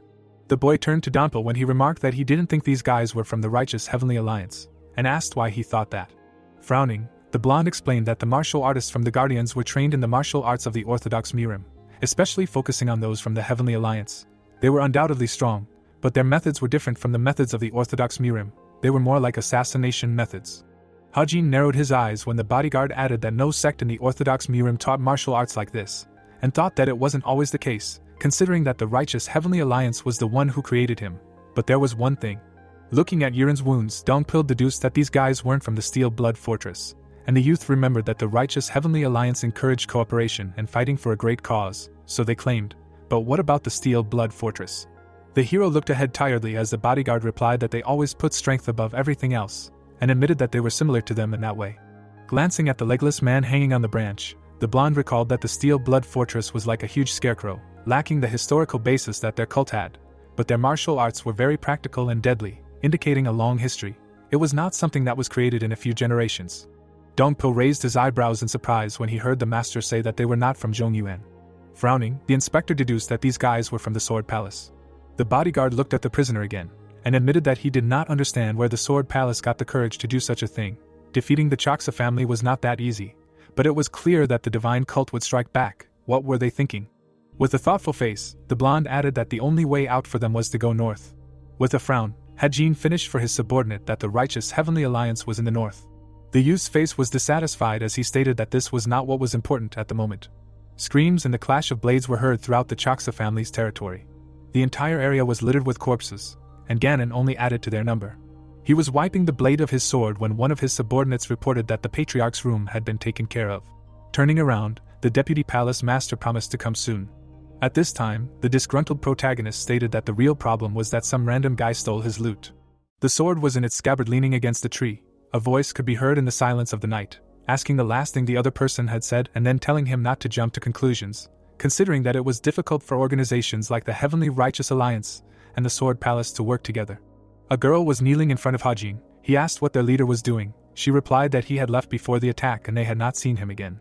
The warriors stared ahead intently, assuming that the man was already dead and cursing to himself that this was ruining his plans, since he had planned to leave the Chalk's family in his hands. One of his subordinates approached him and addressed him as a young master, offering to contact the cult, but he refused, explaining that there was no need. His hand clenched his weapon. The warrior said that someone had arrived just in time. Risen approached them, greeting the Inspector General. Hajin confirmed his presence with words while his subordinates stood in confusion. The warriors stood in a circle discussing what had happened. The new arrival did not believe that the Chaksa family had been captured. Not understanding who dared to do such a thing, Hajin stated that they needed to destroy the enemies and then asked for a messenger to be sent to warn the cult. The young master looked ahead with concentration, thinking that his first steps to succession were interrupted by people he did not even know, and concluded that they had messed with the wrong person. The wind blew the hem of his red robe. His gaze was determined to kill all his enemies. Ganon looked ahead. An unconscious man lay on the bed and a man in a cloak stood over him, saying with regret that he expected a real fight, adding that he heard that the opponent had rare talents, thinking that the Chaksa Patriarch would be useful in his attempt to break into the realm of creation and transformation. The man's face was gray, as if he was dying. The cloaked boy, still standing above him, continued that the wall leading to the realm of creation and transformation was right in front of him, but to overcome it, he needed to do much more than he had done so far. The master, with his back to the servant and without turning around, asked him what about the group that was chasing that girl, and they told him that they had no contact with their subordinates. The master, frowning, ordered so to be sent, but the servant boldly objected that then the young master would be furious. He, slightly turning his head, glared at the servant, forcing him to apologize and pass on the order. The three were still in the same room. A hand was pouring a drink into a cup. Ganon was sitting at the table, arguing out loud that the righteous leader of the Heavenly Alliance was definitely an unusual person. An image of the battle appeared in his mind. He was already silently reasoning that the plan to seize power over the Chaksa family and then use the Tang clan's potent poisons to wipe out all the demonic cult members who rushed here after hearing the news was not that surprising. But what surprised him was that they, the Sword Palace, carried out this mission instead of his own forces. And decided that once they had wiped out the demonic cult members, he proposed to include the swordsmen in the alliance so that they would no longer be seen as enemies, rewarding them with rare swords and secret techniques. This would increase the strength of the righteous Heavenly Alliance, giving them an advantage over the unorthodox Mirumo. He brought the cup to his lips, reasoning that there was no reason to refuse such an offer, with the goal of increasing his influence in Zhongyuan. Ganon imagined Son's image and concluded that he was skilled in politics and knew how to manipulate others, and for the sake of the palace he had to agree to his proposal, but it turned out that now he had to cooperate with a dangerous person. The deputy master looked ahead with concentration, deciding that he had to be constantly on guard. A ninja bowed before him. He grimaced and reported that all preparations were complete, and they had received a message from the righteous Heavenly Alliance that they would send a guide in 2 days at midnight. Ganon loudly placed the bowl on the table. And resolutely looking ahead, he ordered the news to be spread throughout the unorthodox Mirim that the Chaksa family had been defeated. Traces were visible on the ground. Sokka watched them from behind a tree, believing that those he was pursuing had come this way. His servants told him that several hours had already passed. He angrily shouted that he knew. And slightly turning his head in their direction, he continued that his stupid subordinates were unable to catch even one girl and that was why he was now stuck looking for them. The silhouette in the trees behind them asked again. They turned around, shouting and asking who was walking there. Hajin came out of the shadows and showed himself to the enemies, saying that it was not bad, although it was a bit harsh, then added that most martial artists would not last even a round with him. Soha got into a fighting stance, holding his sword with both hands, thinking that the martial artist in front of him was of a fairly high rank, since he remained unnoticed by his senses. But then the enemy's servant jumped out from somewhere and stood in front of him, catching him off guard. 2 more with spears were running at them from the side, so he realized that this was not all. After that, the air began to flow from the rapid movements of the opponents. Sohan nervously realized that he was surrounded by at least 100 opponents. Although there were still only 2 standing in front of them, he asked who they were. Hajin drew his sword and cut the air in front of him. The red line of fire caught the opponents by surprise. Everything was illuminated and filled with red light. A moment later, Sokka, the only survivor, was sitting on the ground, with dead servants and cut trees lying around. He stuttered and asked how his opponent had done it. Hajin, standing above him, suggested that he occupied a very influential position and if the enemy wanted a quick outcome, he was obliged to answer all the questions. Sokka looked at his opponent in surprise. The protagonist's eyes filled with red light, and he asked again if the defeated one understood him. There was an explosion. Ganon asked the servant who flew into his chambers what was going on. He answered that some unknown member of the demonic cult blew up the gate. The servant bowed and added that the opponent seemed to be a very experienced martial artist. The vice master stood up to his full height and replied that he would go and see for himself, to which the subordinate replied that they had the young master of the palace as a hostage. Ganon looked closely at the servant, surprised at the news. Hajin stood in the courtyard. There was a long and deep crater in front of him. He called the opponents thieves and shouted to them that the inspector general of the divine cult was here. Dampo closed his eyes, thinking that the master had become stronger during his inspections. He looked closely at his companion, assuming that he was approaching the realm of demonic ascension, and the realm of the supreme peaks goes beyond human capabilities. The bodyguard peered into Hajin's profile, thinking that there was a higher level and that having gone beyond human capabilities, many find themselves trapped. Dampa looked the protagonist up and down, continuing to reason that a wall higher than any fortress and stronger than any steel awaited him. The young master stood before a wall known as the Absolute Demon. The warrior clenched his hand into a fist, thinking that he was almost there, and would soon break through the demonic wall. He looked ahead, deciding that it would be great for him to fight a martial artist strong enough to give him the final push. His gaze stopped. Hajin felt the energy of chi. It rushed in a huge stream from the side of the majestic building they were standing in front of. In its path, the chi swept away everything, without a trace. Dampo, covering himself with his hand from the stream, said, addressing the master that the energy was incredible. The latter mentally agreed that it was impressive. Hajin stood straight, not covering his face. He thought that this chi combined a frighteningly sharp energy and something sinister, as if its owner was trying to say that this place was his kingdom. The rocks were breaking from the flow. It was the chi of an extremely skilled master who had seized power in the Chaksa family.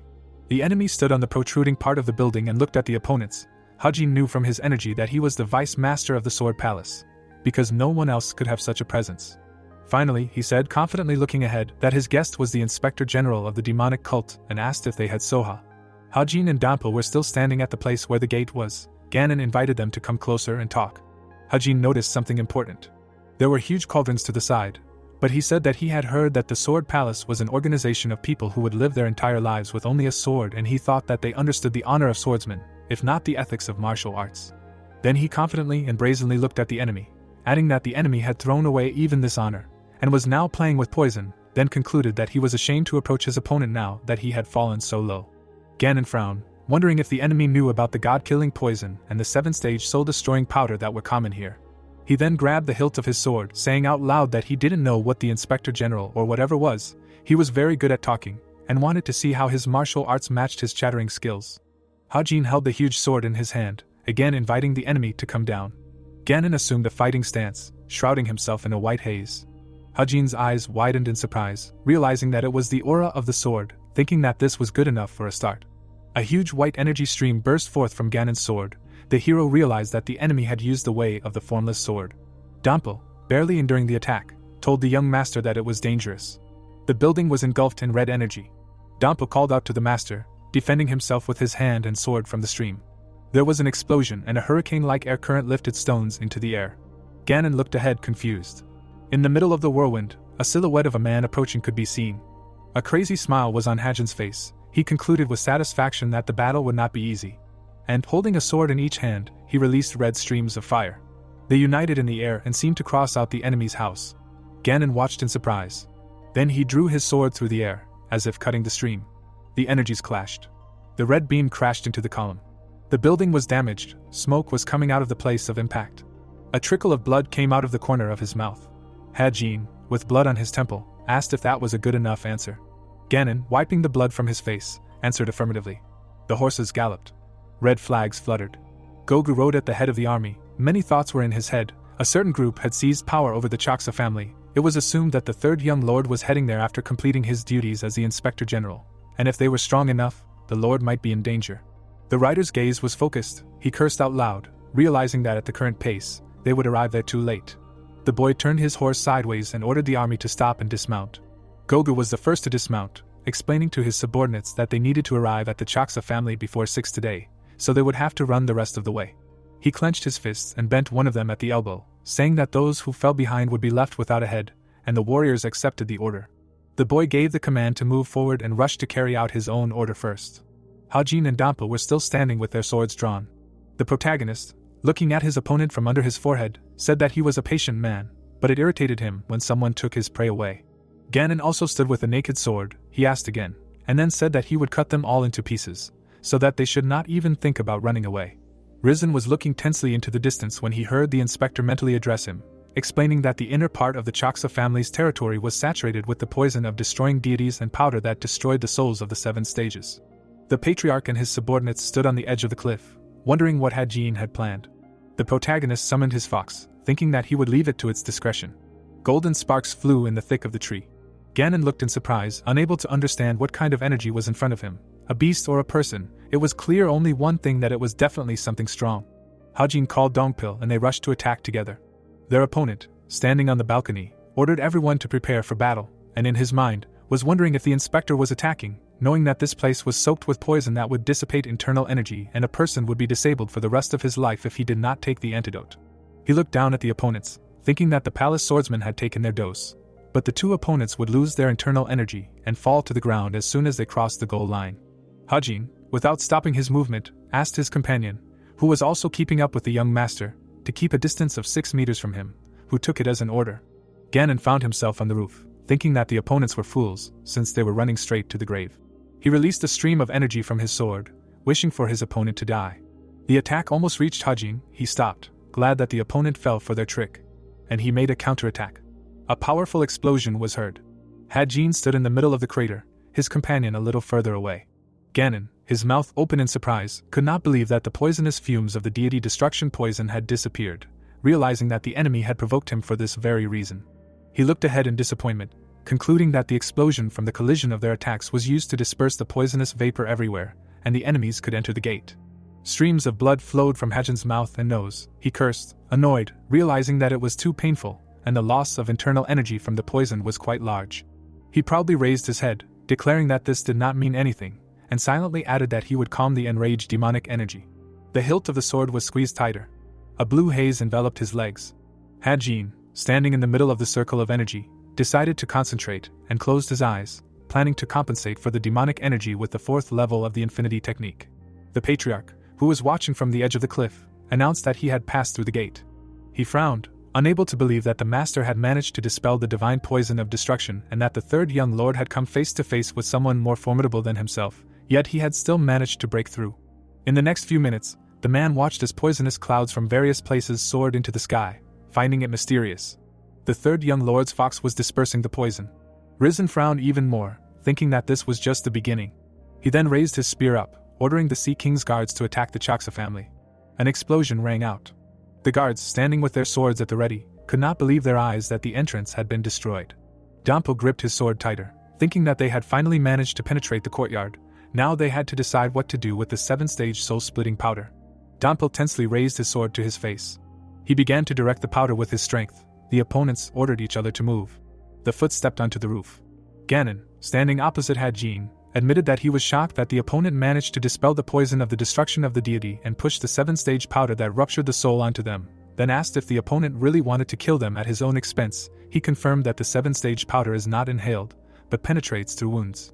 Ganon replied that they will die even if they get a small scratch. Hajin, looking at the opponent, said that it was either all or nothing. Besides, less experienced soldiers would not dare to enter the battle, unless they were suicides. The Patriarch's warriors were ordered to flee to the courtyard. They stood slightly confused. Ganon listened, realizing that the sounds were coming from the north and south, assuming that these were the forces of the demonic cult. The young master, still standing at a distance, said that the battle is more interesting the more unexpected variables in it, and the more unfair it becomes, then asked the opponent's opinion. He, still standing on the edge of the roof, said that the enemy was very smart, and suggested ending it there. Hajin asked again. The opponent specified that he believed that the opponent did not want to die. Then the man put the sword in its sheath, again suggesting to retreat, instead of both dying here. The stone hit the slate. The opponent attacked, refusing his request. Ganon parried the blow, understanding to himself that the opponent was strong, and his strength was not internal, but simply because he was strong by nature.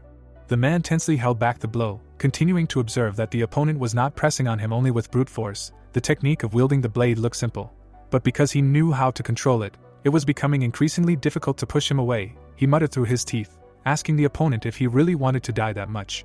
Hajin wielded 2 swords, answering him that he himself told him to come and attack him. Ganon noted that the opponent was thinking of nothing else but killing him. The young master, with veins standing out on his forehead from the strain, confirmed his thoughts. The swords clashed again. Hajin slipped, but stayed on the roof. Several tiles fell down. Ganon swung his sword, saying that he would play along with the enemy. He closed his eyes, saying that the opponent started it all. Suddenly, he opened them and looked at the enemy, adding that victory would be his. The opponents again stood opposite each other. Ganon's sword was enveloped in dark energy. Its owner raised it, calling it the lightsaber of the ghostly eye, the first sword of brilliant enlightenment, and releasing the energy in the form of a stream. Hajin did not expect this and looked at what was happening in shock. Meanwhile, the enemy swung his sword, calling Void Slash. The beam was right next to the eyes of the dumbfounded enemy. A flowering tree was shedding its petals. The warrior took a step forward, thinking out loud and finding it strange that he sometimes came here, but never before had he been so drawn to the pavilion of the demonic court. He stood in front of the carved gazebo, wondering what this place was trying to show him, considering that at the moment there was no one else to show it to. The man looked thoughtfully into the distance. A pink petal fell onto the grass. Jong-sen assumed that this could be a manifestation of his conscience. But as soon as it touched the grass, bloody streams began to creep from it. Soon, painting the entire space with a bloody sea. A dark flower appeared in the middle. It began to bloom and become larger. The guy watched it, wondering what it could be, assuming that this was a sign that evil lived deep in his heart. His eyes were fixed on the flower, and a guess appeared in his head that this was not connected with him. The flower revealed its core. Jong-sen realized that a new demon was blooming and wondered who it was. And before his eyes appeared the image of Hajin, the great ninth heavenly demon. Was surprised at how quickly it happened, that this guy was on the verge of achieving a breakthrough to the highest demon realm at the age of 30. Despite having lost it all in the past due to the blocking of chi, now he made his breakthrough easier by joining the martial arts of the Buddhist clan. But at the same time he continued to improve at an unimaginable speed. The hand spread a red mist. Dark energies swirled around the flower. It grew larger and larger. The ninth demon saw and concluded out loud what kind of monster the guy could become if he decided to support him. A monster's muzzle burst out from the core. The horned beast leaned over Jiangsen's head. He added that he felt like he would never be disappointed in his ward. The ninth demon's gaze was clear. The thoughts continued on their way, that the boy was no longer someone to just watch, since he had grown up enough to work with the 9 great demon elders. His hand dropped. The vision dissipated. Jong-san decided that it was still unknown whether this demon would return alive or die trying. The 9th demon looked ahead and, as if seeing his charge, asked if he could survive. A chi cut passed through the protagonist's body. The buildings in front of and behind him were cut. Ganon frowned, looking at his target. The sword fell on the roof. Dongpil, who was standing below, screamed. The destruction from the cut stretched straight from Ganon's feet. Suddenly, Hajin's body dissolved. He used a shift, one of the most advanced footwork techniques, his body moving fast as lightning. The man turned around abruptly when the boy said that it was very close. Releasing his chi, the youth asked if he was ready to fight right now. Ganon swung his sword, realizing that the bastard had managed to avoid his attack. He didn't expect his footwork to be so poor. Looking at how the boy dodged another attack, he said that it must have taken quite a lot of internal energy, which was a disadvantage. The protagonist bent his knee. A moment later, he kicked a rock sharply, saying that this was his share. The projectile hit the roof. Smoke rose. Ganon defended himself by using a sword made of chi. His eyes widened. Hajin, who had jumped towards him, said that it was his turn now. The boy swung his sword. His chi exploded right on the roof. The swordsmen below were alarmed. The commander, frowning, ordered a retreat and not to try to fight off the poisonous fumes with swords. The poisonous fumes continued to approach the people during the battle, and the moment the soldiers were injured, they would be poisoned and unable to fight. The commander standing in front said not to worry. They may have invaded this place, but it would be difficult for them to start a fight. Besides, if they tried to drive away the fumes, it would end up falling on the deputy palace master. The boy gritted his teeth, saying that they would lose the advantage in this situation if the vice palace master was injured, so this fight would be decided by their duel. Ganon's eyes flashed. With a swing of his sword, he sent streams of chi at the enemy. Hajin swung his sword. Ganon, blocking the boy's attacks, mentally said that he would not counterattack when he attacked him, but as soon as he put away his sword, he would begin to attack him. The swordsman threw the enemy away from himself. Infusing chi into the sword, he said that his opponent knew that the technique he just used required a lot of internal energy. But not only was he well informed, he was also very well versed in combat. Hajin gritted his teeth. As if he were an animal trying to corner a giant bison, he deftly avoided the enemy's dangerous attacks and tried to grab his throat. Ganon had to block the boy's kick. Risen, watching the battle, said to open the escape routes. The servant, surprised, asked why he was giving them such an order, because the inspector general was still fighting. The old man, frowning, said that although he would gladly engage in a life-or-death fight, they had more important things to do than this battle. The events take us to the forest. The protagonist, standing with his back to the old man, said that he did not know how the situation could develop if he lost, so they should not hesitate and lead themselves and their troops away from that place. Hajin frowned and said that the Kagan family was not here on orders from the divine cult but because he personally asked them to. Risen responded by saying that whether it was a task or a favor, he couldn't just give it up while a fellow cultist was being defeated. The old man narrowed his eyes slightly when the young man said that they had to do it or they wouldn't have a chance to get revenge on them, although he certainly wouldn't lose, but he wasn't stupid enough to get into a fight he couldn't win. Risen narrowed his eyes at the young man.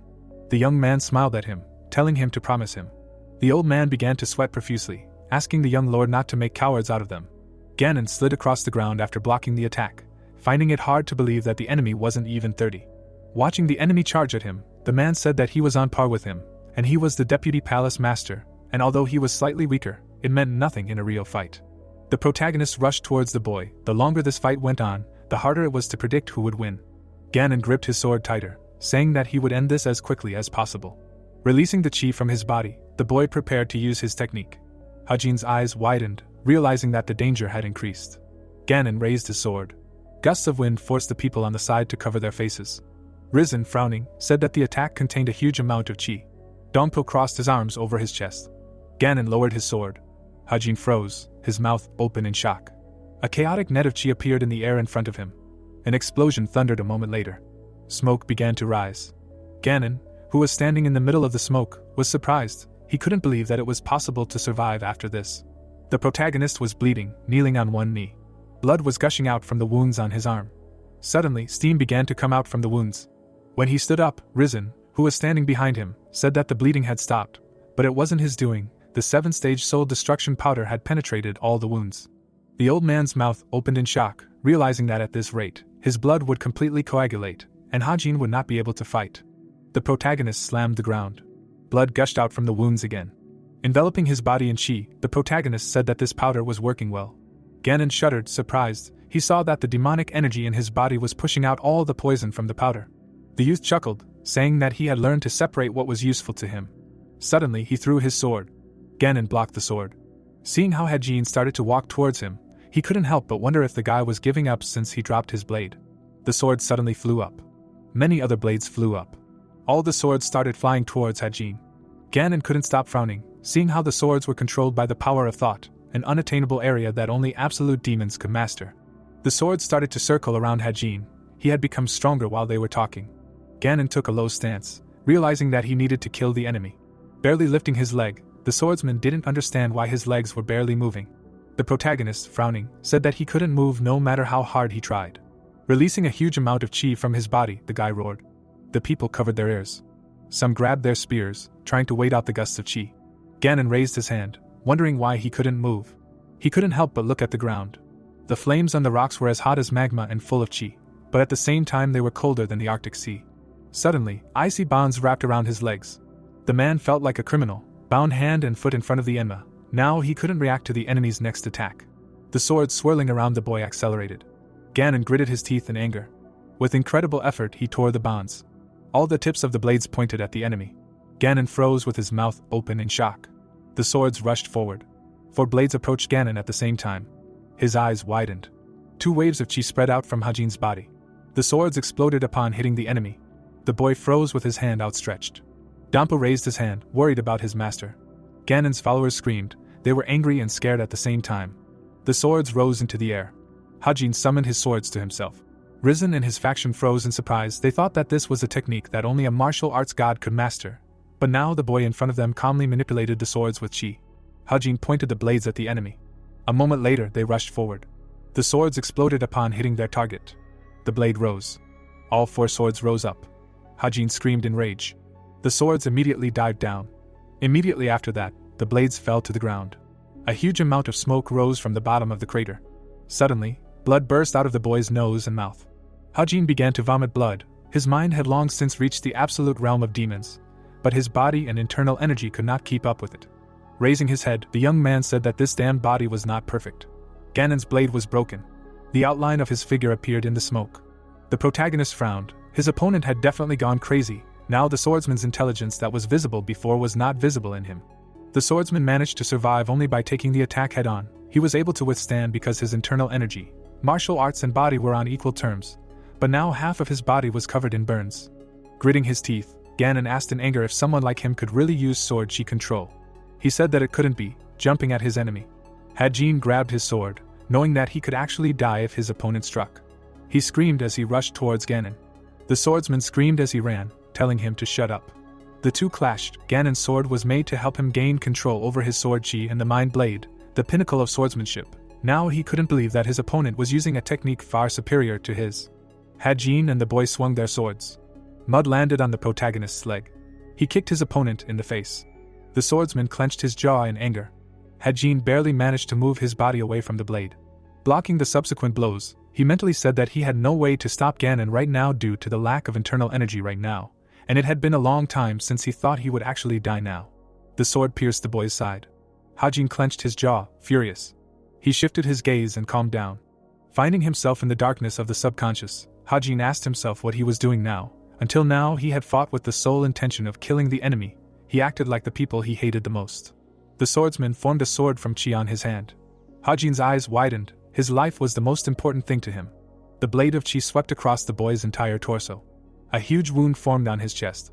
Grinning, Ganon said that he was sure that with such an injury he would not be able to move. The protagonist remembered how he cut down Ilrin. Frowning, he screamed, saying that he should have left him alone. The boy smiled and said that he hated it when someone took his prey away from him. Hajin bowed his head, telling him not to neglect his true self. The protagonist's hair fluttered. At that moment he called out to Zolitz. A moment later he fell to the ground. The fox's eyes sparkled. Gogo had finally arrived in the city. Straightening up, he asked what the light was. The man turned around and ordered the guards to split up and look for the third young lord. The fox's paw grew larger. Its muzzle stretched out, and its fangs grew larger. Zolitz's eyes were shining. A huge fox landed in the path of the swordsman. The swordsman frowned, not understanding what kind of fox it was. Suddenly, Zolitz climbed onto the roof. He abruptly turned his gaze to the people. The eyes of one of the swordsmen were filled with chi. All the people around him froze, being hypnotized. A bright light spread throughout the city. The man clenched his jaw. His comrades also clenched their teeth. Dampil, frowning, did not understand what was happening. Suddenly, rain poured from the sky. The swordsmen began to fight among themselves. Corpses filled the square. Ganon froze, looking at his men. Zolotz approached him from behind. The man turned to him and realized that this was all the work of this beast. Looking at Zolotz's multicolored eyes, he said that this was not a beast at all, but the embodiment of a catastrophe, something that many could read about in legends. Opening his lips, the swordsman asked what he was. He looked sharply at the guy behind him. Hajin, occupating his body with chi, said that Zolotz was a mythical creature guarding a secluded bamboo grove. Ganon retreated a few steps in horror. Cracks spread across the ground. The protagonist, despite his wounds, stood up. He smiled widely, as if in ecstasy. Suddenly, his wounds began to heal. The huge wound on his chest was healing right before his eyes. Ganon's eyes widened in horror, and he immediately decided to leave. Hajin's hair flew up. His eyes turned black, and he roared like a beast. A huge tornado of chi rushed upward from his body. Ganon clenched his jaws, resisting the incredibly strong wave of chi. The protagonist flew up. He grabbed the hilt of one of the swords. Opening his lips, the young lord said that the martial arts he used were disappointing. The stones flew up. Swinging, Hajin said that now he will show him what real art is, a real hellish wind. The boy's pupils flashed. Ganon froze in fear, looking at the enemy. The protagonist swung his sword. A wave of chi rushed straight to the swordsman. Ganon screamed, finding himself surrounded by the enemy's chi. His body began to disintegrate. After the chi dissipated, there was not a single piece left of Ganon's body. Dongpil parted his lips and called out to Hajin. Gogu, who had arrived at the square, froze. The rain was trying to wash away all the blood under the boy's feet. A devil's lotus flower bloomed amidst the bloody water and corpses. Gogu and his men froze, realizing one truth. His mouth dropped open in amazement. The protagonist, who stood in the rain, had become another demon king on this large continent. The man bowed, saying that all demons prostrated themselves before him, and he, Gogu, the master of the criminal law hall, welcomed the third young lord. A moment later, everyone knelt down. The protagonist turned his gaze to them.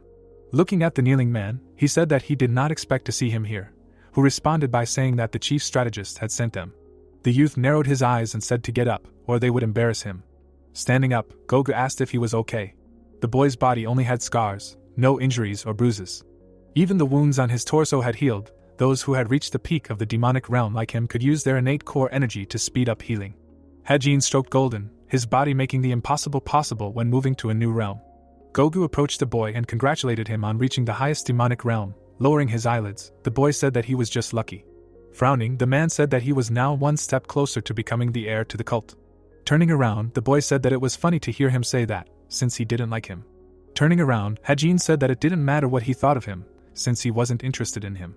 Looking over his shoulder at Gogu, the young man said that the guys who captured the Chaksa family, the henchmen of the Sword Palace, all but one were dead. He left the heir of the Sword Palace alive. He should take him back to the cult. Gogu parted his lips and accepted the order. The protagonist, walking up to Risen, said that he was going to rest for a while at the nearby branch. Would he go with him? The old man frowned, clearly unhappy that they were not returning to the Kyogian residence, said that he would go with him. Gogu, who was standing behind him, mentally said that the third gentleman was an extraordinary genius who had reached the highest demon realm in his early 20s. Looking at the back of the guy who was leaving, he said that Hajin was just starting out, just like him, but right now he was very different from him. Dongpil and Golden followed the protagonist. The events take us to the Yangzhou branch. The protagonist was meditating. When a person entered a new realm, he had to work hard to control the new power, but since the guy had already reached the peak in his previous life, this realm was not too new to him now. She enveloped his body. The old man, with his hands behind his back, asked Dongpil how long he had known the third young lord. He replied by saying that it had only been 2 years. Turning to the man, Risen said that he knew that time did not dictate friendship between people, but he thought that they had known him for at least 10 years. The blonde man, hearing him, said that the Lord had done a lot for him. Looking at Dongpil, Risen mentally said that even then, the two were similar, as if he was looking at two comrades who had survived a war together, and not a young lord and his subordinate. Dongpil was surprised and flinched when the old man suggested that they stretch their legs. Smiling, Risen said that the boy told them to start eating without him, but that would be rude of them. Just waiting was also boring, so they could practice. Dongpil, standing in front of his opponent, thanked him for the opportunity. Looking at the spear in the old man's hand, he said that he always thought that his sea dragon spear was an excellent weapon. The old man responded by saying that it was not as good as his sword. After all, it was one of the 10 great demonic swords. The blonde man closed his eyes and said that he had never been able to unlock the true potential of this sword, so it was nothing more than a sharp and durable sword for now. Risen frowned and said that this was the essence of a weapon. Even if the Silent King's sword was a very superior demonic sword, it was still just a weapon, and the true potential always lay in its form. Looking at the hand holding the hilt, Risen said that all he had to do was swing the sword effectively. He didn't need to think about how to use its hidden capabilities. Dongpil's mouth dropped open in amazement. The old man standing in front of him asked if he remembered Ganon's sword. Dongpil, remembering the boy and his sword, said that the sword was neither a divine nor a famous weapon. It was an ordinary iron sword. Risen interrupted him and said that he was able to fight the third young lord with this sword, which meant that he had a good understanding of the essence of weapons. Pointing the spear at the blonde man, he said that even the greatest martial artist would die if his heart was damaged. Raising the spear, he said that the result was the same whether the wound was inflicted by a divine weapon or a wooden stick.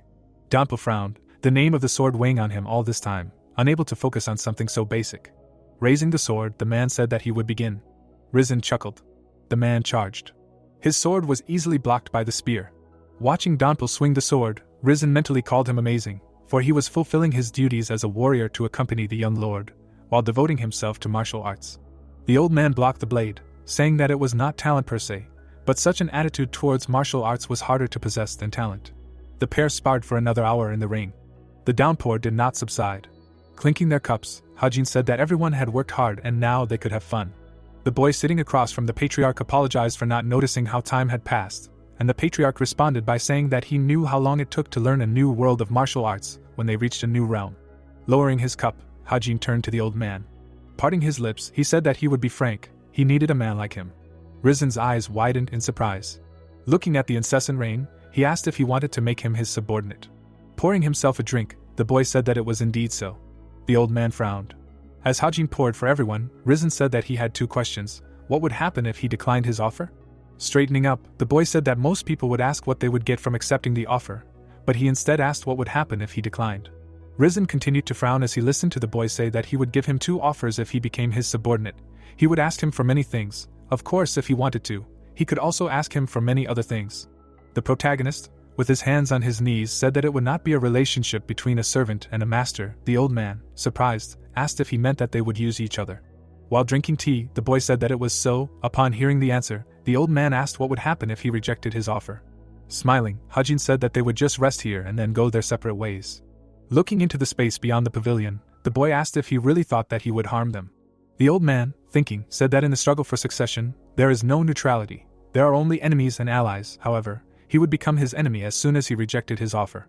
The protagonist, who was sitting across from him, said that even if he rejected his offer, he would still be just a patriarch and not his enemy. The old man asked, what if he were to work with someone else one day and he had to betray him? The youth parted his lips and said that he would then consider him an enemy when that time came. Risen frowned and said that people might say he was tolerant but they would not call him wise. The protagonist agreed and said that they would call him a fool. While pouring himself a drink, The youth said that having the support of the 7 cult families on his side was necessary when it came to attacking the righteous Heavenly Alliance and the Blood-Steel Fortress, but letting one of them go would be foolish. The old man parted his lips and asked if he really intended to start a war. Hajin parted his lips and said that he had not thought that far ahead. Releasing his chi from his anger, he said that he was willing to do even worse if it meant he could eliminate them. Looking up at the sky, the protagonist asked him what his dreams were, what his goals were. Turning his gaze to the old man, he asked if he wanted to expand his influence as a patriarch and live in prosperity, or protect his status quo and live out the rest of his life in peace, and if he would hide if the cult started a war. Risen frowned and said that that was not what he meant. If a war started, his family would be at the front, but if he was determined to start a war, then... The old man's eyes widened as Hajin interrupted him, saying that there was no neutrality in a battle for succession. The boy who sat motionless said that even if he rejected his offer, he would not harm the Kyogian family. If he accepted his offer, he would have to endure all the hardships with him, and if he rejected his offer, he could just rest here for as long as he wanted before returning. The old man froze.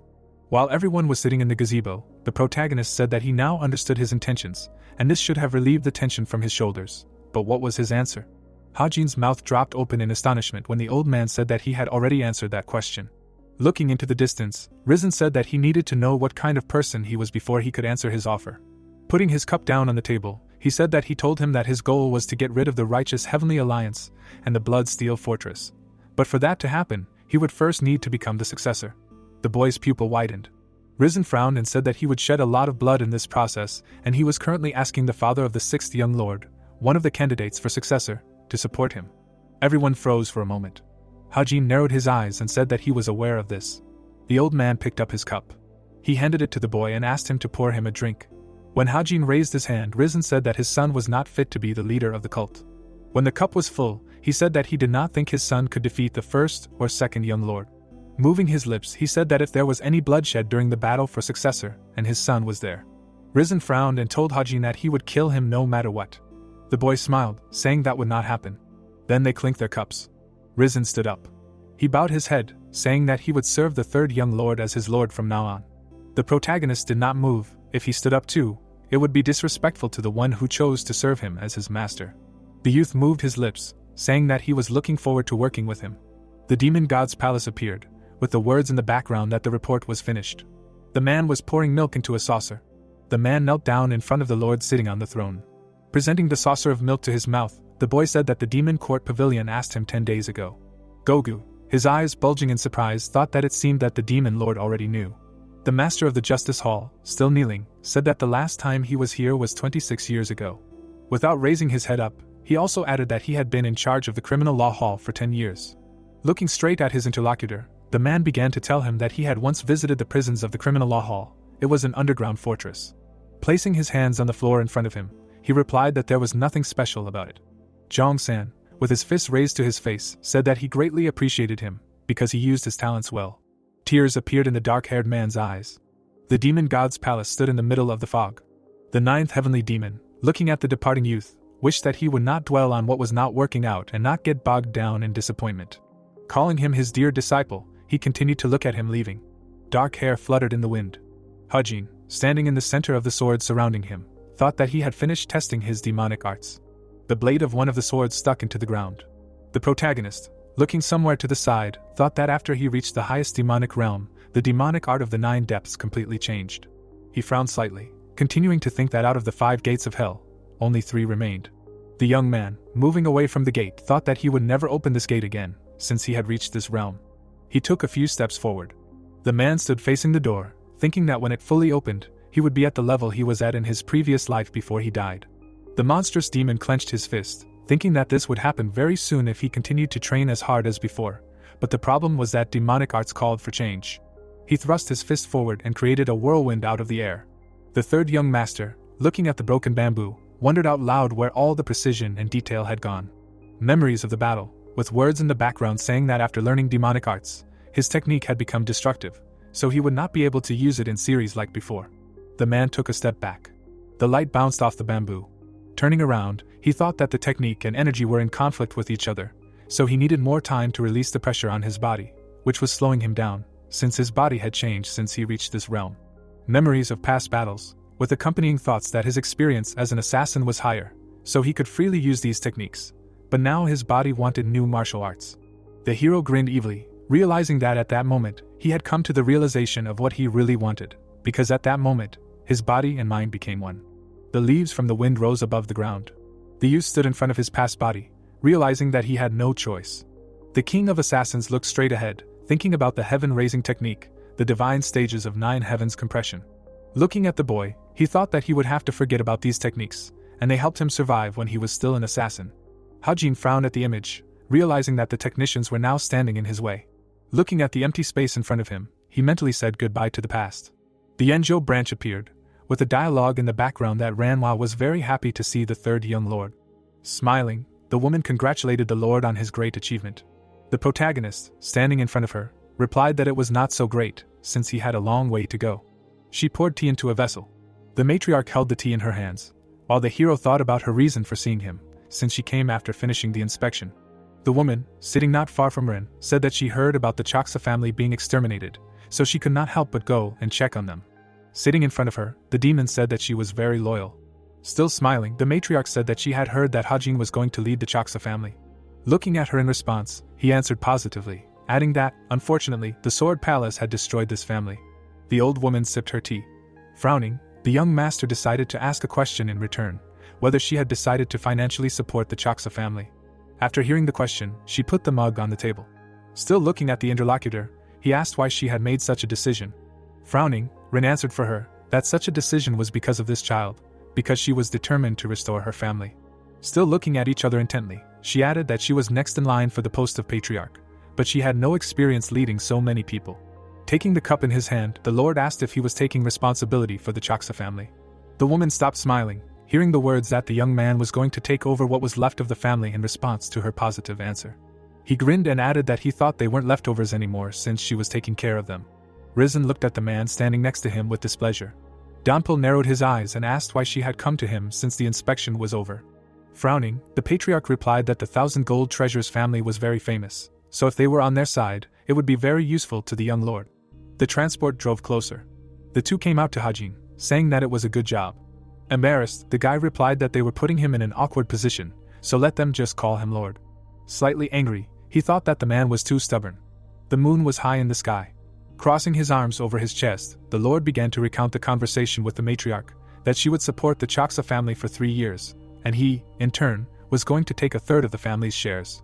Angered by the situation, he continued that he wanted to have it all, but that was all he had managed to get, since it was the Sword Palace's fault. Standing in front of the boy, Risen asked if the cult would allow this to happen. The monstrous demon closed his eyes and replied that they had decided to serve him as their master, and that it was more important to the cult. Bowing his head down, the lord added that the promise of 1,000 gold treasures to the family, and their relationship with the lord would be broken if he did not become the successor. Looking at the man replied that he had not decided to serve him as his master in order to betray him later. He frowned when he heard the phrase that this was just a nice way of saying let's all die together. Making a serious face, Hajin said that he needed to do something in order to get that third.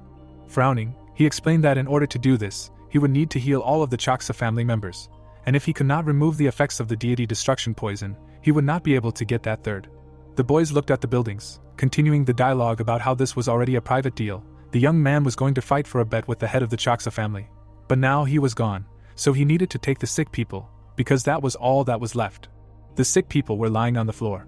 Clenching his hands into a fist, the patriarch asked why he couldn't just give up on the Choksa family, because if he needed more people on his side, he could take another family.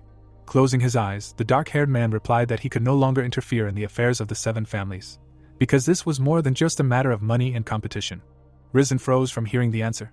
Sharply opening his eyes, the gentleman said that he was going to try something interesting while he was healing the people from Choksa. Standing with his arms crossed on his chest, he added that he believed the Sea King's guards had rested enough. The building stood on large stones. The deputy master of the house sect looked at the piece of paper in surprise and asked out loud if the Dark Trio Squad, the Underworld Society, and the Slaughter Pavilion had really fallen. The people from the Slaughter Pavilion were standing there with masks on their faces. The assassin was standing there with a sword in his hands. Still looking at the paper, the boy asked how the Slaughter Pavilion had been destroyed in just one night. Frowning angrily, Beck wondered if it could be the Beggar Sect. Several people from the Beggar Sect were smiling. Clenching the piece of paper in his fist, the man said that they had spent tens of thousands of niang on the Slaughter Pavilion. He frowned deeply in anger. Leaning his hands on the table, The youth shouted at his assistant to bring a list of the people who had participated in the defeat of the king 2 years ago. Looking at the list that was brought, he said that he knew it. The deputy master held the list of people in both hands and said that all 3 organizations participated in the pursuit of the king. Frowning even more, he thought about the battle during the pursuit of the king. The assassin stood there with a sword in his hands. The memories of the battle, with the words in the background that if the assassin king managed to kill 700 people in 7 days, then he killed 100 people a day, and this incident proved how strong just one experienced martial artist could be. Putting his hands under his chin, he thought about whether the righteous Heavenly Alliance and the Blood-Steel Fortress could be part of this, and why were these witnesses being eliminated now that so much time has passed since then. Beck continued to think with his eyes closed that the demon cult had a strong influence in the south, so it would be too difficult to send troops there, so perhaps the assassin king was resurrected and took revenge. The subordinate, holding the list in his hands, shouted that there was another breaking news. The man stared at the new piece of paper in surprise and asked if it was true. Risen was fighting with people. Frowning, the master asked out loud if it was really the work of a demonic cult. The 2 guys turned around in surprise when the man said it was his work. The hero put his foot on the window frame, saying that he knew it would be the house sect. The protagonist, sitting on the window, added that he thought their headquarters were hidden somewhere in an alley or in the market, because he did not expect the apartment to be in such a valley. Smiling, Hajin said that the guys should work with him on something. Buildings were visible on the mountains, while someone was talking about the guys from the house sect making a lot of noise. Sangbake stopped his comrade with a gesture, who had already grabbed his weapon, and asked if the guest had come to the Great Mountains. The protagonist stood at the door. He replied that the man guessed. He smiled and said the name that belonged to the previous owner of this body. The sect representative's sweat dropped, not remembering someone in the demon cult named Xioriang. He suddenly furrowed his black eyebrows. Hajin crossed his arms as Sangbake fell to his knees and greeted him politely.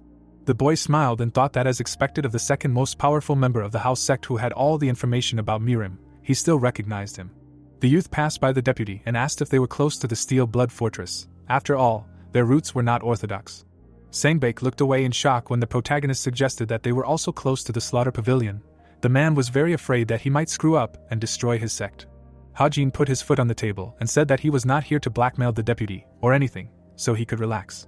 He placed his hands on the back of his head and added that he simply wanted him to find someone who knew the art of poison among the leaders of the Sichuan Tang clan for him.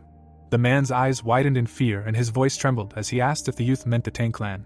The protagonist threw a small bag on the floor and said that it was only an advance payment, and he would reward him handsomely if he completed the task in 5 days. Sitting at the table, he asked if Sangbake doubted himself, and he replied that it was not impossible. He picked up the money bag and added that he could not accept this request. He walked up to the youth and said that there were a few organizations that they did not touch, and the Tang clan was one of them, and for this reason they had never sold information about them until now. Hajin closed his eyes and asked if the deputy would reject such a large sum of money.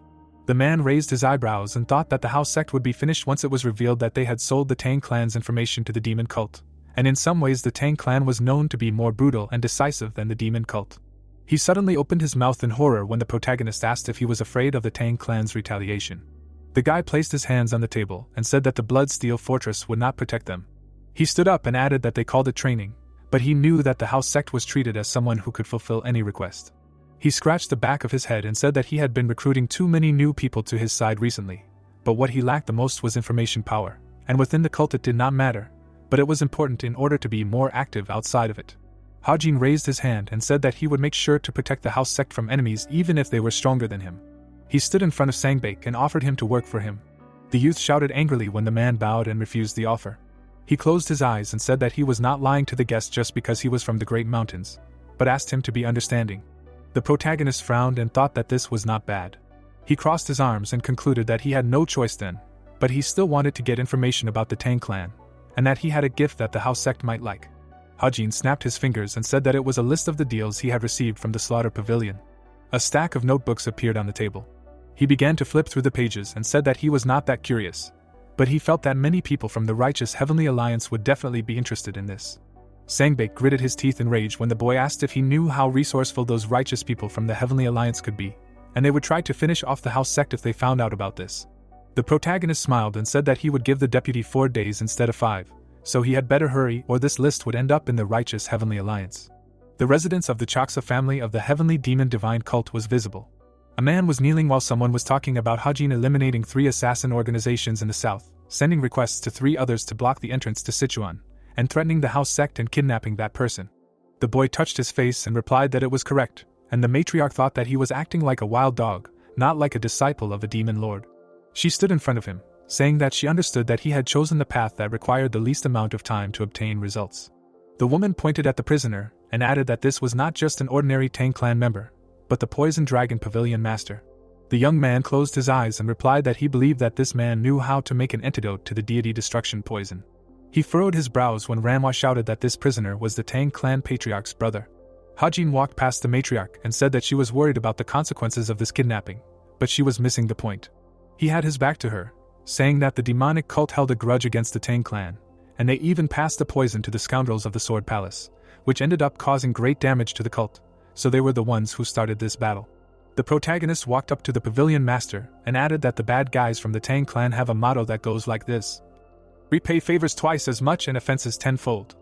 The prisoner looked askance at the boy when he said that he was different and might not repay a favor, but if someone treated him badly, he would pay them twice as much to get over it. Hajin looked down and asked if they would care about the consequences if they cut off their limbs and fed them to the dogs. The woman's sweat dropped and thought that the protagonist was strong, and he was tougher and braver than any cult member she had ever met. The boy kicked the pavilion master in the head, and the matriarch thought that at the same time, his thinking was 100% in line with the cult's ideals, because a cult member could not sit still and not take revenge after being wrong. The protagonist turned to Ranhwa when she apologized for forgetting the ways of the divine cult, and he replied that all that mattered was what they did from now on. He turned away, saying that the prisoner could simply be beaten to make him talk. The woman furrowed her brows and said that the Tang clan had a very strong will, and most forms of torture and threats would not make them open their mouths. The boy smiled and replied that in that case, he would just have to accept extraordinary attempts, and he had never seen anyone withstand his torture methods. The pavilion master furrowed his brows angrily. The sky was darkening above the roof. Hajin handed over a bloody instruction manual on how to make an antidote for the destruction of a deity. He wiped his face with a towel and explained that he kept the prisoner alive just in case, but it had to be legal. Ranhwa's mouth fell open in shock, thinking that she could not predict the boy's actions at all, and that she did not expect such a calm young man, as if he were an old veteran. Dongpo ran towards them, shouting that he had cleaned the rust off the weapons of the Choksa family's martial artists.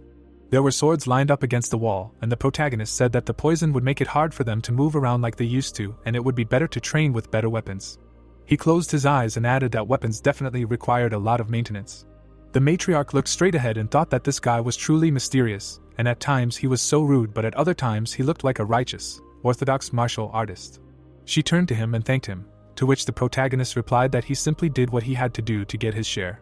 The woman smiled and said that this contradicted what he had said earlier about revenge, and it had been a long time since she had received such a lecturing lecture. The protagonist closed his eyes and explained that he had simply been blabbering. He opened his mouth in shock when Ranhwa asked if he was embarrassed.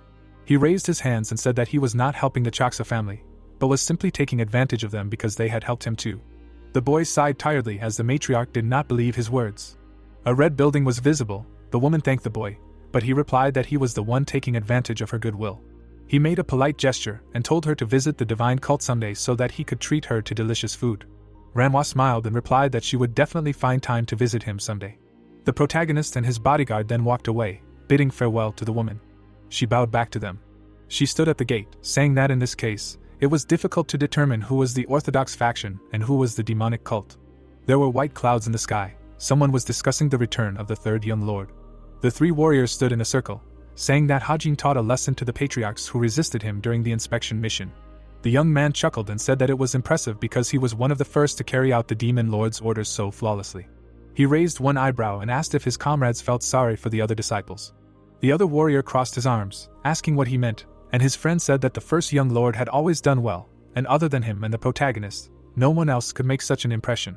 The young man raised his hands and said that they could not say such things, but his companion added with a smile that the second young lord had never even received an order from the demon lord to take any responsibility. They walked around the grounds, deciding that they had better go get something to eat. The man gritted his teeth in anger and grabbed his sword, glaring at the young disciples. He turned around when the second young lord ordered him to stop, and his subordinates said that he had to rip those bastards' mouths out for saying such bad things. Pion asked with a slight smile if there was a need to react to everything that other people said. He went ahead and said that there were people in the sect who would not only speak ill of him, but also of the first young lord and even the demon lord. The boy chuckled and added that people said that it was not a crime to speak ill of the emperor if it was behind his back. He looked down and thought that knowing yourself was as important as knowing your enemy, and for that reason, he came to the demon god's palace for the first time in a year. His long robe touched the ground and he decided to ignore the protagonist. The boy looked at the tall building and thought that although it was the demon god's palace, it was neither bright nor dazzling. He put his hands behind his back and came to the conclusion that this was the perfect place for a god. The blonde smiled and thought that it was amazing no matter how many times she looked at it, and he really liked it here. He walked to the entrance and said that he wanted to see the demon lord. The second young lord furrowed his brows when the guard announced that no visitors were allowed today. Jong-san held a large jug in his hand. Hajin sat opposite him. They were sitting at a table and conversing privately. The blonde furrowed his brows in shock when he learned this. A building with a curved roof could be seen while the guards asked the second young lord to come tomorrow. The blonde's subordinate raised his hand and asked them to at least let the demon lord know that they were here. The warrior standing at the door with a stern expression asked them to leave. The man furrowed his brows and shouted that it was the second young lord. Peon turned around and said that they had to leave. His servant looked at him in shock. The blonde furrowed his brows furiously, thinking about the protagonist. A carriage with horses passed by them. The man turned around and saw the second young lord. The strategist looked away and thought that Byun was not flaunting his authority and was trying to make people see only his good side, but in reality, he was very ambitious and the most power-obsessed of all the disciples. He looked at the boy's back and assumed that a real struggle for succession was beginning. The drink was poured into the mug. The demon lord looked down and praised the protagonist. The boy thanked him with a slight smile. They were sitting in a gazebo on the water, and the boy asked if Jianson's stomach would hurt if he drank something so strong without food, and the man replied that he did not want to interrupt the taste of alcohol. He took the cup and asked if his disciple did not like drinking, and he replied that he had not gotten drunk from it for a long time. The protagonist smiled and explained that for this reason he had not drunk for a long time, and the lord came to the conclusion that it was better than making some mistake while drunk. The boy furrowed his brows and thought that Jong-sen looked more like a normal person today than any other time he had seen him. As the demon drank, the boy thought that he might be revered as a god, but in the end, he was still a human. Jong-san put his cup on the table. They sat across from each other, and he said that he wanted to hear what the vice master of the Sword Palace was like. He closed his eyes and added that he also wanted to know why the protagonist did not return immediately after finishing the viewing. The overlord looked at Hajin and demanded that he explain everything in detail. The protagonist turned away and thought that this man still scared him. There were lotuses floating on the water. There was a bridge leading to the gazebo, and the boy said that he really captured the Jiaksa family, and was late because they were getting rid of villains. The demon threw something into the hands of the boy, who thought that was a terrible explanation. His sweat dropped in fear when the lord said that he wanted to hear the real reason, not just the situation. Jong-san narrowed his eyes, and the protagonist came to the conclusion that his interlocutor saw through him. He stared at the man, thinking that the god was sharing his drinks in a friendly manner, but at the same time looked down on everyone with his demonic eyes, and a lie would not work on him. Hajin said with a serious face that he would tell the truth, since there was no point in hiding anything. He then furrowed his brows and asked that in exchange for this, the lord look at his martial arts. Jong-sen looked down and replied that the boy did not need his help, considering that it had not been long since he reached the highest demon realm. He took the jug when the protagonist explained that he had to give up many of his techniques, and the god replied that he did not understand why he was asking him to do so. The youth furrowed his brows and remained silent. The demon poured alcohol into the cup, and the protagonist said that he had a dream. He looked closely at the disciple, who said that this was only to wipe out the righteous Heavenly Alliance and the Blood Steel Fortress. A small smile appeared on his lips.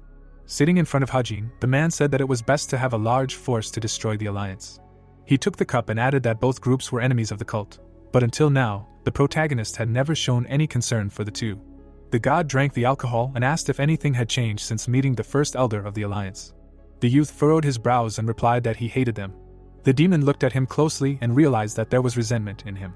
He took a step forward and said that a small fire can burn down an entire mountain, and a small hatred can grow into something as strong as disgust, and sometimes hatred arises without any reason. They walked across the bridge while the demon lord said that he was not going to ask why the young man hated those two organizations. However, he could not say that what he did to the pavilion master was not reckless. The protagonist looked at Jong-san and replied that he did not agree with it because the Tang clan played a big role in the downfall of the Chaksa family. His eyes widened in shock when the man said that he was going to destroy that family. The demon looked straight ahead, saying that Chaksa would cause great trouble for the cult later. There was a snake design on the door, and the god said that the Sword Palace used the poison of the Tang clan and captured the Chaksa family, and he did not care how the Sword Palace planned to deal with them because in the end, the result was important. The foot was on the flag. As a result, the Chaksa family was closed. They walked through the clearing and Hajin asked if Jong-sen was going to use this to put pressure on the Orthodox Mirim, to which the man replied that it was too small a step. The boy sweated in horror as the demon said that he was going to do more than just attack them. The wind blew the long hair of the Lord, who said that he was going to destroy at least 3 of the 10 great sects, or 5 great clans. The boy's eyes widened in fear and asked if this would lead to a war. Jongsen walked forward, saying that the fall of a few sects and clans would not lead to a war, because the point was who was destroyed, not how many there were.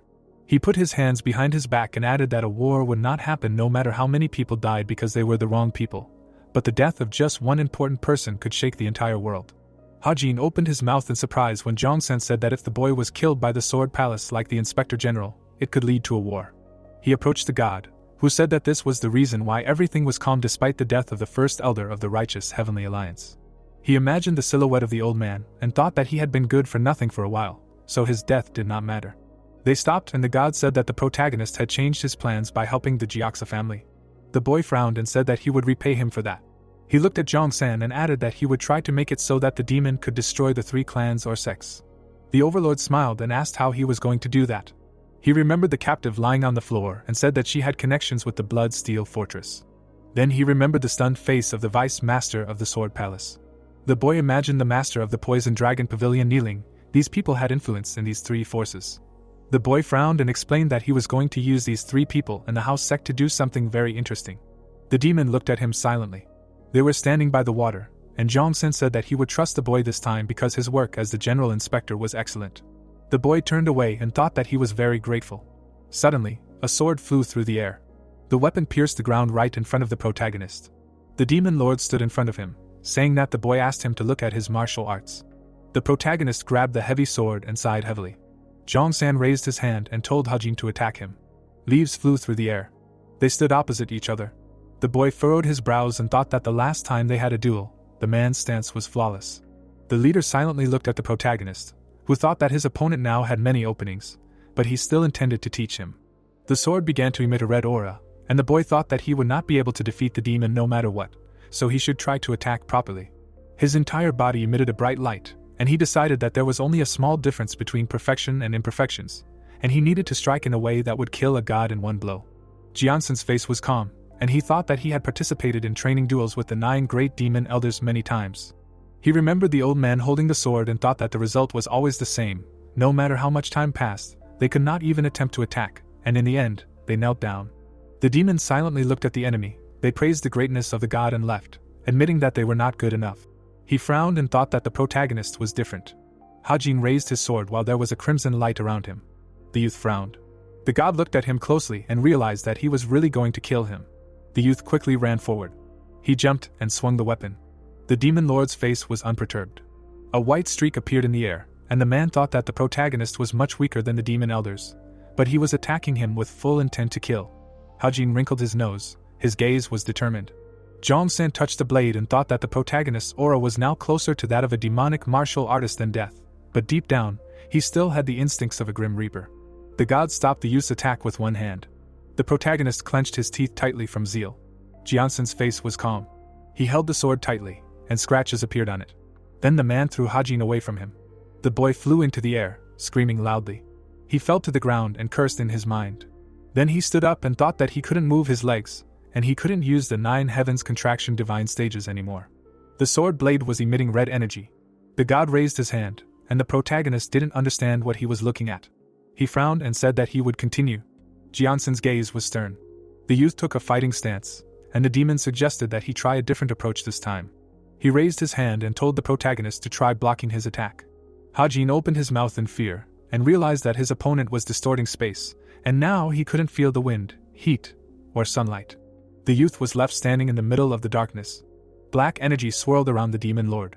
The protagonist gritted his teeth and thought that this was definitely an illusion created by his demonic energy. Jongsan furrowed his brows and explained that this was called the demonic palm of heaven. He raised his hand and dark energy rushed forward. Hajin pulled his sword to the side. The wind blew his hair and he thought that the opponent's strength was terrifying because his muscles seemed to be about to be torn to pieces. He arched his black eyebrows and thought that, unlike some masters who use the chi from their energy core, the demon lord uses not only his energy but also the energy of nature. Black streams rushed towards the youth. Jongsan stood with his hand raised. He looked straight ahead and the protagonist thought that he did not even expect that such a thing was possible. His face twisted in rage and he thought that he was using the demonic arts of the 9 depths as armor around his body, but his skin was still torn. The god said with a calm face that he had heard that the youth called his sword a dragon-scale blade, and the name of the blade depended on its owner. A large sword was visible, and the demon lord said that this weapon was formerly called a dragon-slaying demon blade. He imagined the blade cutting through the body of a monster, and said that the founding demon lord used this weapon to behead the original owner, a dragon, when he founded the Great Mountains as his domain. Hajin held the sword tightly by the hilt, and his opponent said that he needed to understand the very essence of this weapon. The youth gritted his teeth when the opponent said that the name of a martial arts technique was the first step to understanding it, and the same was true for a weapon. The demon looked straight ahead and told the youth to reveal the true face of this sword and feel its madness.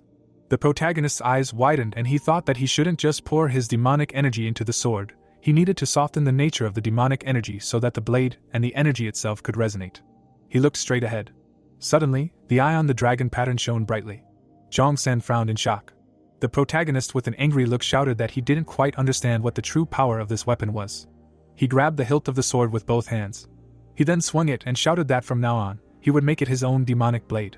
The red energy approached the demon lord. A network of cracks appeared. Then, something snapped abruptly. The wind blew softly through the green leaves while someone was breathing heavily. Lotuses floated on the water, and Jong-san praised the youth for his excellent work. They stood opposite each other and the man thought that Hajin didn't have much time, but he did it. The protagonist was sweating profusely as the god said that an experienced martial artist could block the sword's aura even with a stick, and this was because an expert could use chi on another level. He narrowed his eyes and added that the ways to use chi were endless, and if the protagonist kept this in mind, he would be able to rise higher. The protagonist stood by the lake, and Jong-san concluded that they were done for today. They walked through the clearing. The demon lord said that the boy's muscles had changed. He looked straight ahead, saying that Hajin had good stamina, and he had the perfect physique for continuous series of attacks. The youth looked at the man and said that he now had a physique that was suitable for short but explosive attacks, and he could compensate for his stamina with demonic energy, but he was a little confused at the moment. The demon lord did not turn around, asking why the boy did not continue attacking. Long hair fell down his back, and he explained that the previous protagonist would immediately prepare a new attack after being defeated. The god said with a serious face that the boy's legs did not follow him. The youth furrowed his brows and confirmed it. Their reflection was visible in the water, and the demon praised the art of lightning, and then allowed the protagonist to enter the pavilion of the demon domain. Hajin smiled widely and thought that this man was very generous, as expected of the most powerful man in the world. The youth stood at the pavilion of the demon domain, where only those with the permission of the demon lord can enter. He smiled and said that it was magnificent. There were many bookshelves, and the protagonist thought that this place was full of scriptures and teaching texts for demons. He stopped between the shelves and said that this place was similar in layout to the scripture pavilion. He turned around and said that this place was much bigger, but there might be a connection between the two. The youth frowned and thought that he didn't have time to think about it now, because he only had one day in this place, and he needed to find something useful in that time. The sun was shining brightly behind the building. A long scar was visible on the man's arm.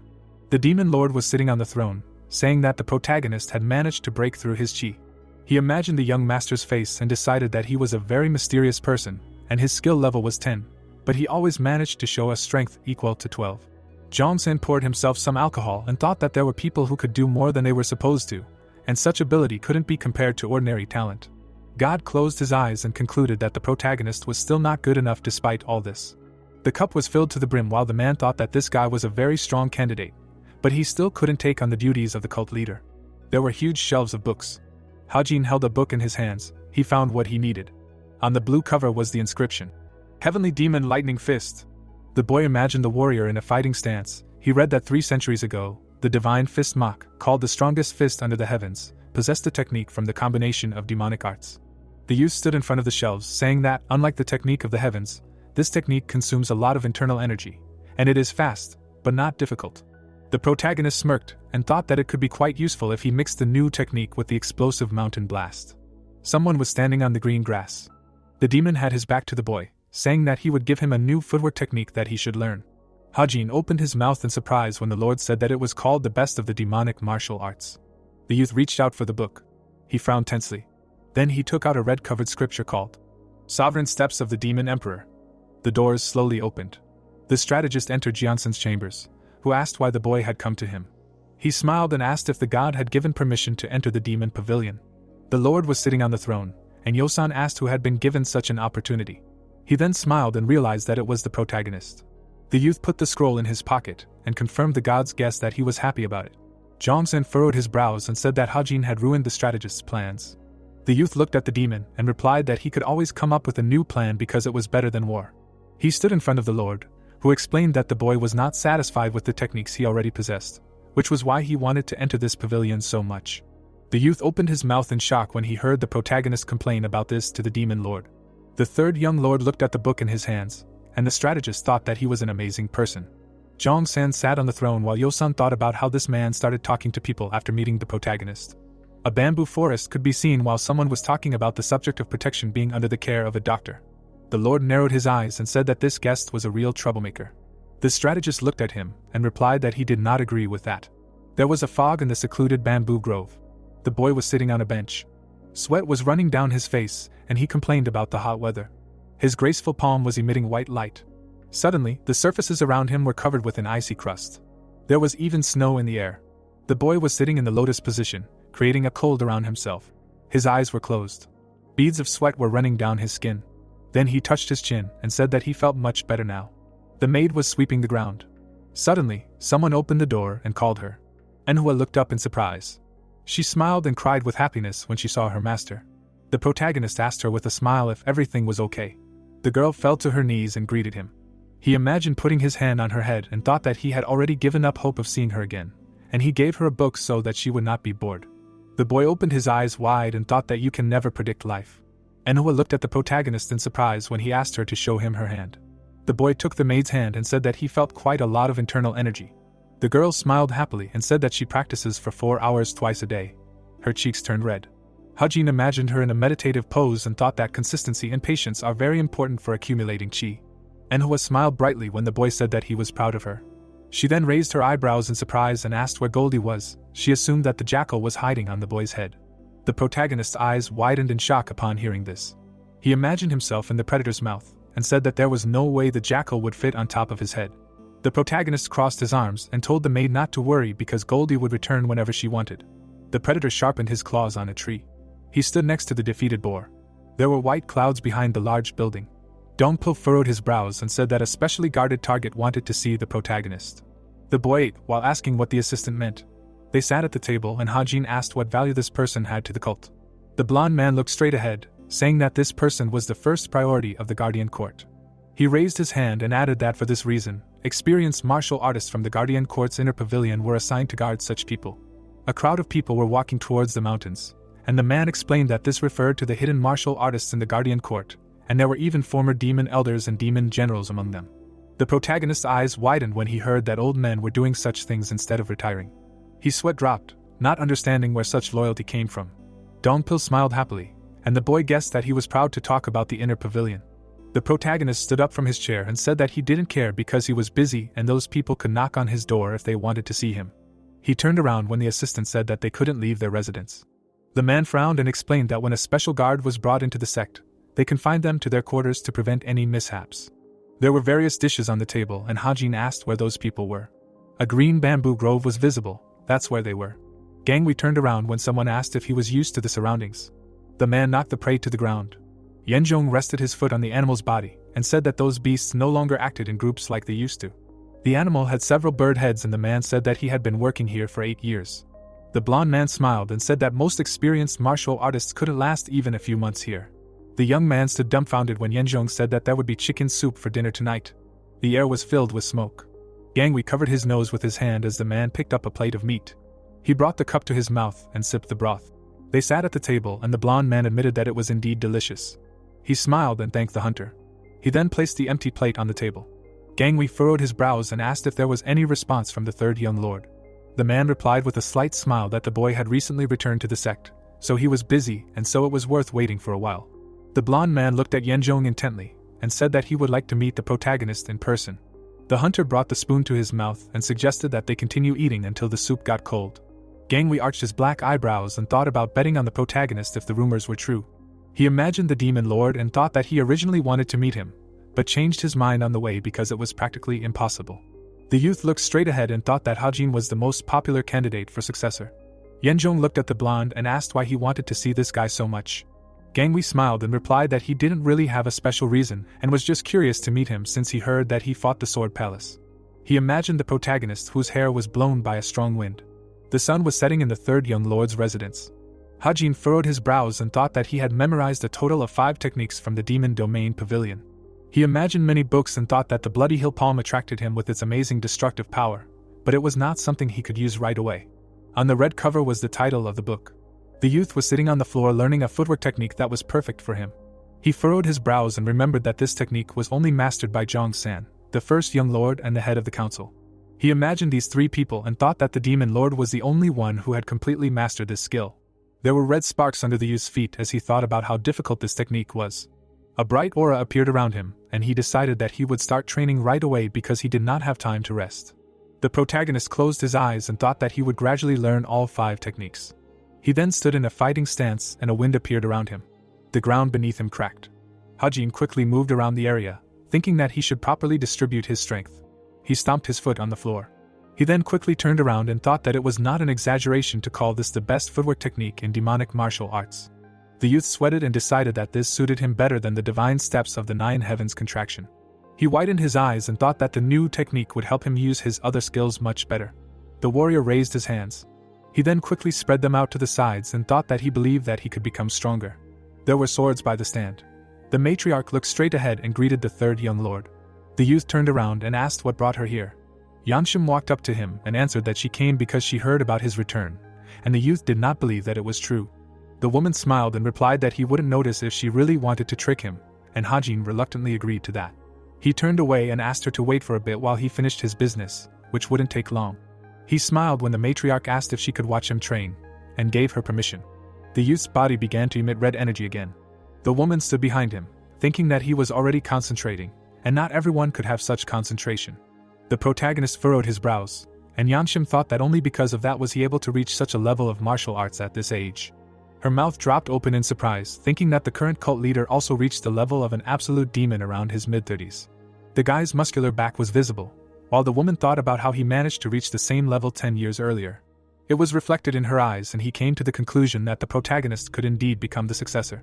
The ground cracked. The boy clenched his hand into a fist. He looked up and said that he got the idea.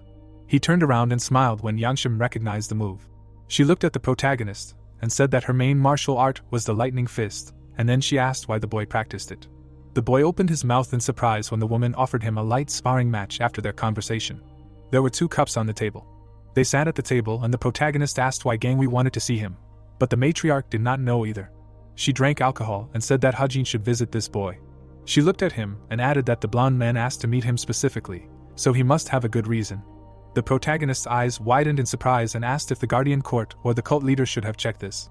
Sitting opposite, Yanshim said that Gangwei wanted to look around the place. She looked at the boy silently. He grimaced, not understanding how Zhong-san let a guest into the divine cult for such a ridiculous reason. The sun's rays illuminated the house. Yang Zhong held a letter in his hands, which said that the third young lord accepted the request. Reading the text with a smile, the former first head of the guardian court said that he would be coming here soon. The successor of the Ice Palace smiled and was happy about this news. Yang Zhong turned around and asked if he should be absent while Hajin was here, and the successor replied that he would be grateful. Yang Zhong looked at the bamboo in the garden and said that Team Z was assigned to protect the successor of the Ice Palace, and the rest were hiding nearby, so they would rest for a while. But they still needed to keep a certain distance. Already leaving, the former head of the guardian court did not think that it was possible to talk about this, but wanted to warn the successor. The guy, hearing the man's words, looked at his back in surprise, and Yan Zhong warned that the young lord had previously been called a tyrant. The former first head of the guardian court turned around, saying that he had not communicated with him himself. But even if the rumors were only half true, it was difficult to deal with him. The successor thanked him for his concern, and Yan Zhong asked if he knew what people were calling him lately. Without turning around, he said that he was the Demon King. At this time, the girls in the demon cult were squeezing golden, and Dong Pil watched from the side. Yan Zhong continued to say that with the advent of the era of peace, the cult members had lost their militancy. They were different from you who retired like him. As he left, he continued to say that the cult members had demon blood, madness lived in them, as strong as the one below, if not more.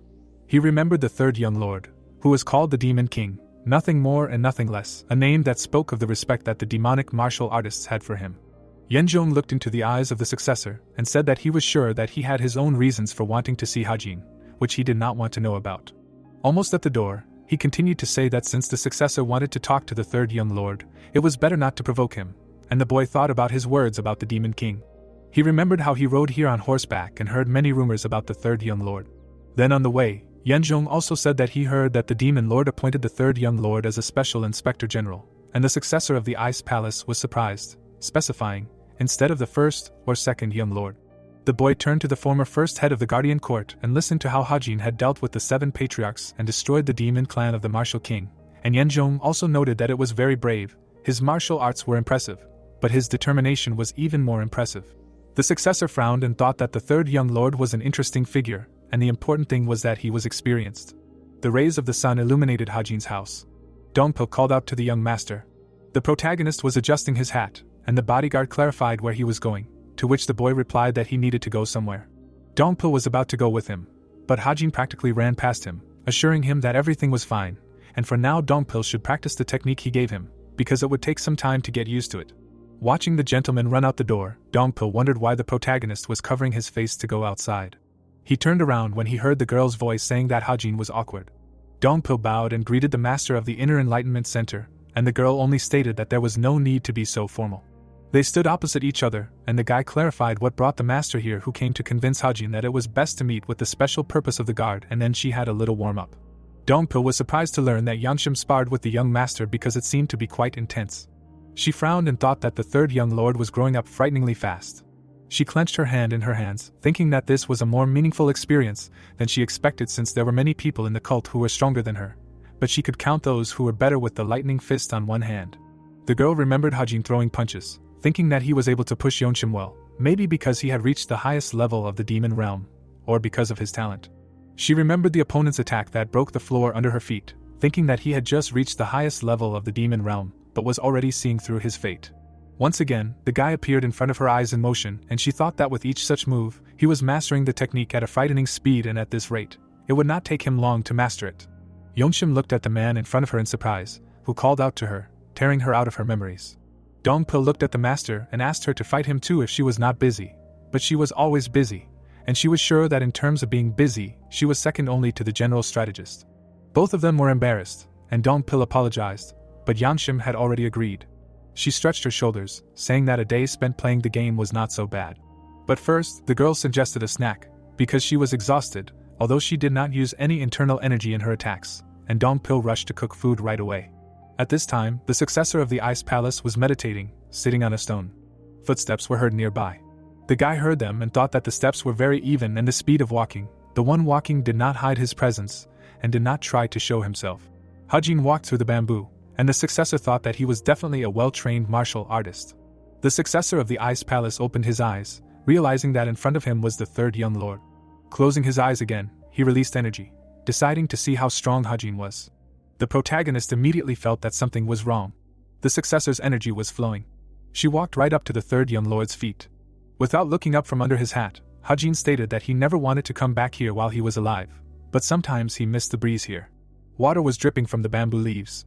The protagonist touched his hat, warning the guy that he was trying to feel the breeze right now, and asked him to stop creating this icy aura, and the successor thought it was amazing. The successor of the Ice Palace turned around to check if it was the third young lord in front of him. He couldn't help but laugh. Hajin touched his bruise. He took off his hat, saying that it would be better if he wasn't invited here for some stupid reason. After a while, the protagonist licked the plate, saying how long it had been since they had seen each other, and how delicious it was, no matter how many times he had eaten it. The boys were sitting across from each other at the table, and the protagonist said that the successor had good taste. The dish looked a bit disgusting, but it tasted amazing. He said that he also ate it quite often while he was here.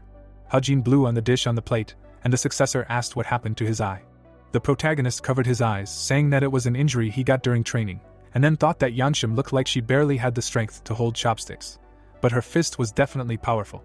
He remembered the girl in a fighting stance and thought that they fought using only the Demon Emperor's sovereign steps and lightning fist, sealing their internal energy. But she is on a different level of understanding, endurance, sensitivity, strength, speed. He had an advantage in all of these, even without internal energy. But all of this was meaningless against someone who had mastered the technique. He remembered how he got hit, thinking that Yeonshim really needed to hit him in the face like that. Hajin frowned, thinking that he could have died if it was a sword and not her fist. It was his fault for letting his guard down. He needed to be on guard. He hadn't reached the level he had in his past life yet. The successor of the Ice Palace froze in shock as the protagonist clenched his fists, and made a face saying that next time he would ask to fight with internal energy. The meal ended and Hajin suggested getting down to business because he wanted to know why they wanted to see him. The boys walked through a bamboo grove and discussed what the swordsmen of the Sword Palace were like. The protagonist walked a little ahead and stated that it was difficult to explain the details of this fight since they were strong. Because of this, he had a hard time. Hajin looked ahead and stated that the vice palace master of the Sword Palace was slightly stronger than the boy behind. The successor scratched his head in embarrassment and said that the protagonist thought too highly of him and called him a rising star. Hajin turned around and interrupted him, saying that if the successor used his hidden power, he would be able to fight back. The successor of the Ice Palace was surprised and did not know what to answer. Hajin put his hands behind his back, saying that he did not know if it was a seal or something like that, but everyone would praise the successor if he used this power. The protagonist turned around again and suggested that there were reasons for this. The successor of the Ice Palace was surprised and asked how he knew, and Hajin simply understood it at first glance. He looked at the interlocutor standing still, appraisingly, and said that his posture, breathing and chi energy are superior to humans, but his strength and internal energy are the power of a top-level martial artist. For Hajin this seemed strange and he looked at the successor more closely. The Ice Palace's successor frowned, thinking that the third young lord had seen through the potential of the great Luli method. Hajin turned away from the guy again, thinking that it was not something that could be seen just because you were skilled in martial arts. He had a very sharp eye. The protagonist, with his hands behind his back, spoke again about how he did not think the successor called him here because he was curious about the skill level of the swordsmen of the Sword Palace. He asked why they wanted to meet him in particular, to which the Ice Palace's successor replied that it was because he thought that he was the most loyal member of the cult. He frowned and said that the protagonist was now the most famous and supported member of the cult. He wanted to ask him to help form an alliance between the cult and the Ice Palace. Hajin turned around in surprise and asked again. He stood there with his mouth open and didn't understand. If the successor came here for this, then shouldn't he have asked to meet the Demon Lord, since the protagonist is just his disciple and has no authority? The successor replied that he was aware of this. The prince took a step forward and explained his position by saying that the Ice Palace was the most powerful force outside the walls. An alliance between them would be of great benefit to the cult. He thought that Hajin was the right person to help in this matter. The protagonist folded his arms and concluded that this was the real reason why the successor came to the bamboo grove, and the latter thought that the protagonist was very confident in himself. Even if the rumors were only half true, the Ice Palace was as strong as the Shaolin Temple. It would be an honor for them to form an alliance with them too. Hajin looked at the frowning successor and clarified what he wanted from them by forming an alliance. He asked to answer truthfully, because if the successor told a lie again, he would leave. The successor of the Ice Palace clenched his fist, from which an icy aura emanated, and asked to save his younger sister. Frowning, the guy said that she was captured in the Palace of Beasts. Hajin immediately imagined Yulian surrounded by red dogs. He opened his mouth in surprise and asked again about the Palace of Beasts, because he remembered the guys with the red dogs. The protagonist clarified that the guy wanted to make an alliance with them for this, and also clarified whether he knew what kind of place it was, and the successor knew. Out of anger, the successor glowed with an icy aura and declared that his father, the Lord of the Ice Palace, wanted the other three palaces to fall. Hajin frowned, thinking about his words. The successor stated that the Ice Palace had never been interested in Zhongyuan and only wanted peace in the Northern Sea, but they were being pressured by the other three palaces. The successor was sure that the protagonist knew, but the Beast Palace was cooperating with the Steel Roof Fortress and the Sword Palace with the Righteous Heavenly Alliance. Hajin pointed out that in the background of all this, the Palace Lord's child was kidnapped, and they were at a great disadvantage. The prince clenched his fist and continued to say that it would be good for the heavenly cult, since he heard that they had already had a conflict with the two palaces. They were like a thorn in their side and the protagonist's cult too. He also suggested that they destroy them together. Hajin bowed his head and said that if they did so, it would definitely benefit the cult, but this was something he should discuss with the Demon Lord. The wind around the guys rose. The successor added that he asked to meet the protagonist because he had heard of his destructive martial arts and bold personality, but if he had known that he would drag his feet like this, he would have gone straight to the Demon Lord instead. Hajin chuckled and offered to meet him right away. The successor struck, saying that he could not pass up such an opportunity. He attacked the protagonist, asking for forgiveness. The protagonist's hair was blown by the wind. The attacker's hand stopped a millimeter away from the calm Hajin. The prince froze in front of the protagonist. The boy asked in surprise why the third young lord did not dodge and thought that he had attacked with enough energy to kill. Hajin looked at the hand of the successor of the Ice Palace and said that he could tell when he had killing intent. The prince took his hand away from the protagonist's face and said that any other martial artist would instinctively block the blow or dodge even if they knew about it. Hajin asked why he attacked if he didn't want to fight. The successor froze, not knowing what to say, and thought that he hadn't even used his martial arts yet. A black ice crystal appeared behind the boy and said that the Ice Soul Heavenly Hand was one of the 5 signature martial arts of their palace. Drops of water appeared above his head, turning into ice, and he continued to say that its destructive power was comparable to the 100 Steps divine fist of the Shaolin Temple. The successor raised his hand and an ice sphere appeared above him. He concluded that the depth corresponded to the true chi of the Wudong Sect's Taiji. Hajin, who was standing in front of him, asked why the boy was talking about all this when she had just asked why he attacked. An ice attack sparkled around the successor's hand and he was about to attack again. The third young lord frowned and agreed, warning that this was the last time. The successor took a fighting stance, thanking him. The two boys clashed with their energies. The successor of the Ice Palace could not resist and stepped back. His sphere cracked. Hajin knocked him away from himself with a punch, stating that this was definitely comparable to the 100 Steps divine fist. The successor's mouth dropped open in surprise, and Hajin stated that his flaw was obvious, namely, the time between preparation and attack was too long. Something cracked in the Ice Palace prince's eyes when he heard the words that this was not a flaw in the technique itself, but in the classification of the user. Hajin was stretching his wrist, and the successor asked what would happen if he mastered this technique. The protagonist looked away and thought. Energy flared up in his hands. He took a fighting stance and ordered everyone to watch closely. The successor watched in fascination, not understanding what the protagonist was doing who moved so slowly. Hajin launched a punch into the ground and formed a crack, and the successor was shocked. The third young lord stated that this technique was the Heavenly Demon Lightning Fist, which he recently began to study. The protagonist clenched his hand into a fist and stated that the punch was weaker than it should be because he hasn't mastered it yet. But doesn't the successor see how strong he can be? The punch movements are simple, but simplicity brings variety. Hajin pulled his hand closer to his body, and the successor watched and listened, that the Eye Soul or any other technique he used was similar, because it was a technique that focuses on destructive power. The prince opened his mouth in surprise when he heard that the lightning fist was aimed at a single opponent, while his ice technique was an area attack. The boy was surprised to think that the third young lord analyzed the techniques in a very short time. Hajin touched the tip of his nose with his finger and stated that this was the result of a fight with a master of the lightning fist, and without any internal energy. The difference between her and Yeonshim was obvious. Even then he lost to her in a fight without internal energy. Hajin clenched his fists and imagined Yeonshim laughing at him, thinking that he would definitely win next time, while the successor looked at him with confusion. The protagonist glanced at the broken bamboo trees and returned to his thought, saying that the successor of the Ice Palace's technique was outstanding. If he mastered it, he would not lose to most people. Hajin put his hands behind his back and turned to the successor, asking why he showed him the technical school, to which the latter replied that he thought he should do it in exchange for seeing the young lord use one of his skills. Hajin's mouth dropped in surprise when he heard that the successor did not think that he would just show off. The protagonist stated that he would not, as he did not like to exert himself unnecessarily. The successor smiled, saying that they should know how sharp each other's blades are in order to help. The protagonist was surprised by such an ominous way of saying it. The heir extended his hand, stating that he wanted to achieve an alliance between the Ice Palace and the Divine Cult, as well as between them, since it would be beneficial for the two successors to join forces. The third gentleman was surprised by this point of view. The successor stated with admiration that the protagonist was amazing, but he had not yet been chosen as the successor, and promised to help in any way he could.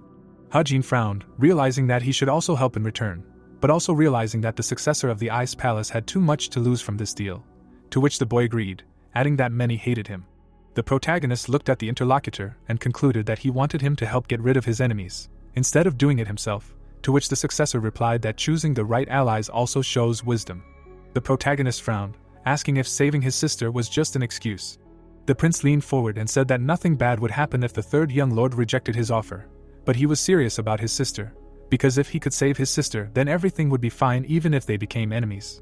Hajin chuckled. Laughing and pointing his finger at the guy, he said that despite his appearance, he had a lot of masculinity. The successor also chuckled, saying that he often hears this. Looking at the sky, Hajin raised his finger up, although he wanted to clarify something, and the successor was surprised. The protagonist folded his arms over his chest and said that he might not trust him yet, but in response, he did not trust the guy opposite either. They called it an alliance, but it could be broken at any time, after which Hajin clarified how to formalize this. The successor chuckled. He put his hand to his chin, saying that a simple way to create alliances between states has long existed, and he thought his sister would be useful in this regard. The prince looked at the bamboo grove when Yanzhong said that an alliance with the third young lord was risky. Clearly displeased, Yanzhong also understood that it was disadvantageous for the successor of the Ice Palace, clarifying that you will be if Hajin simply terminates the alliance on his part. The successor laughed, and Yanzhong cleared his throat. The guy asked that the man was worried about him despite being a member of the Divine Cult, and the former first head of the Guardian Court replied that he had never spoken to the young lord, but they got to know each other well and he was simply worried about the successor, because of his appearance.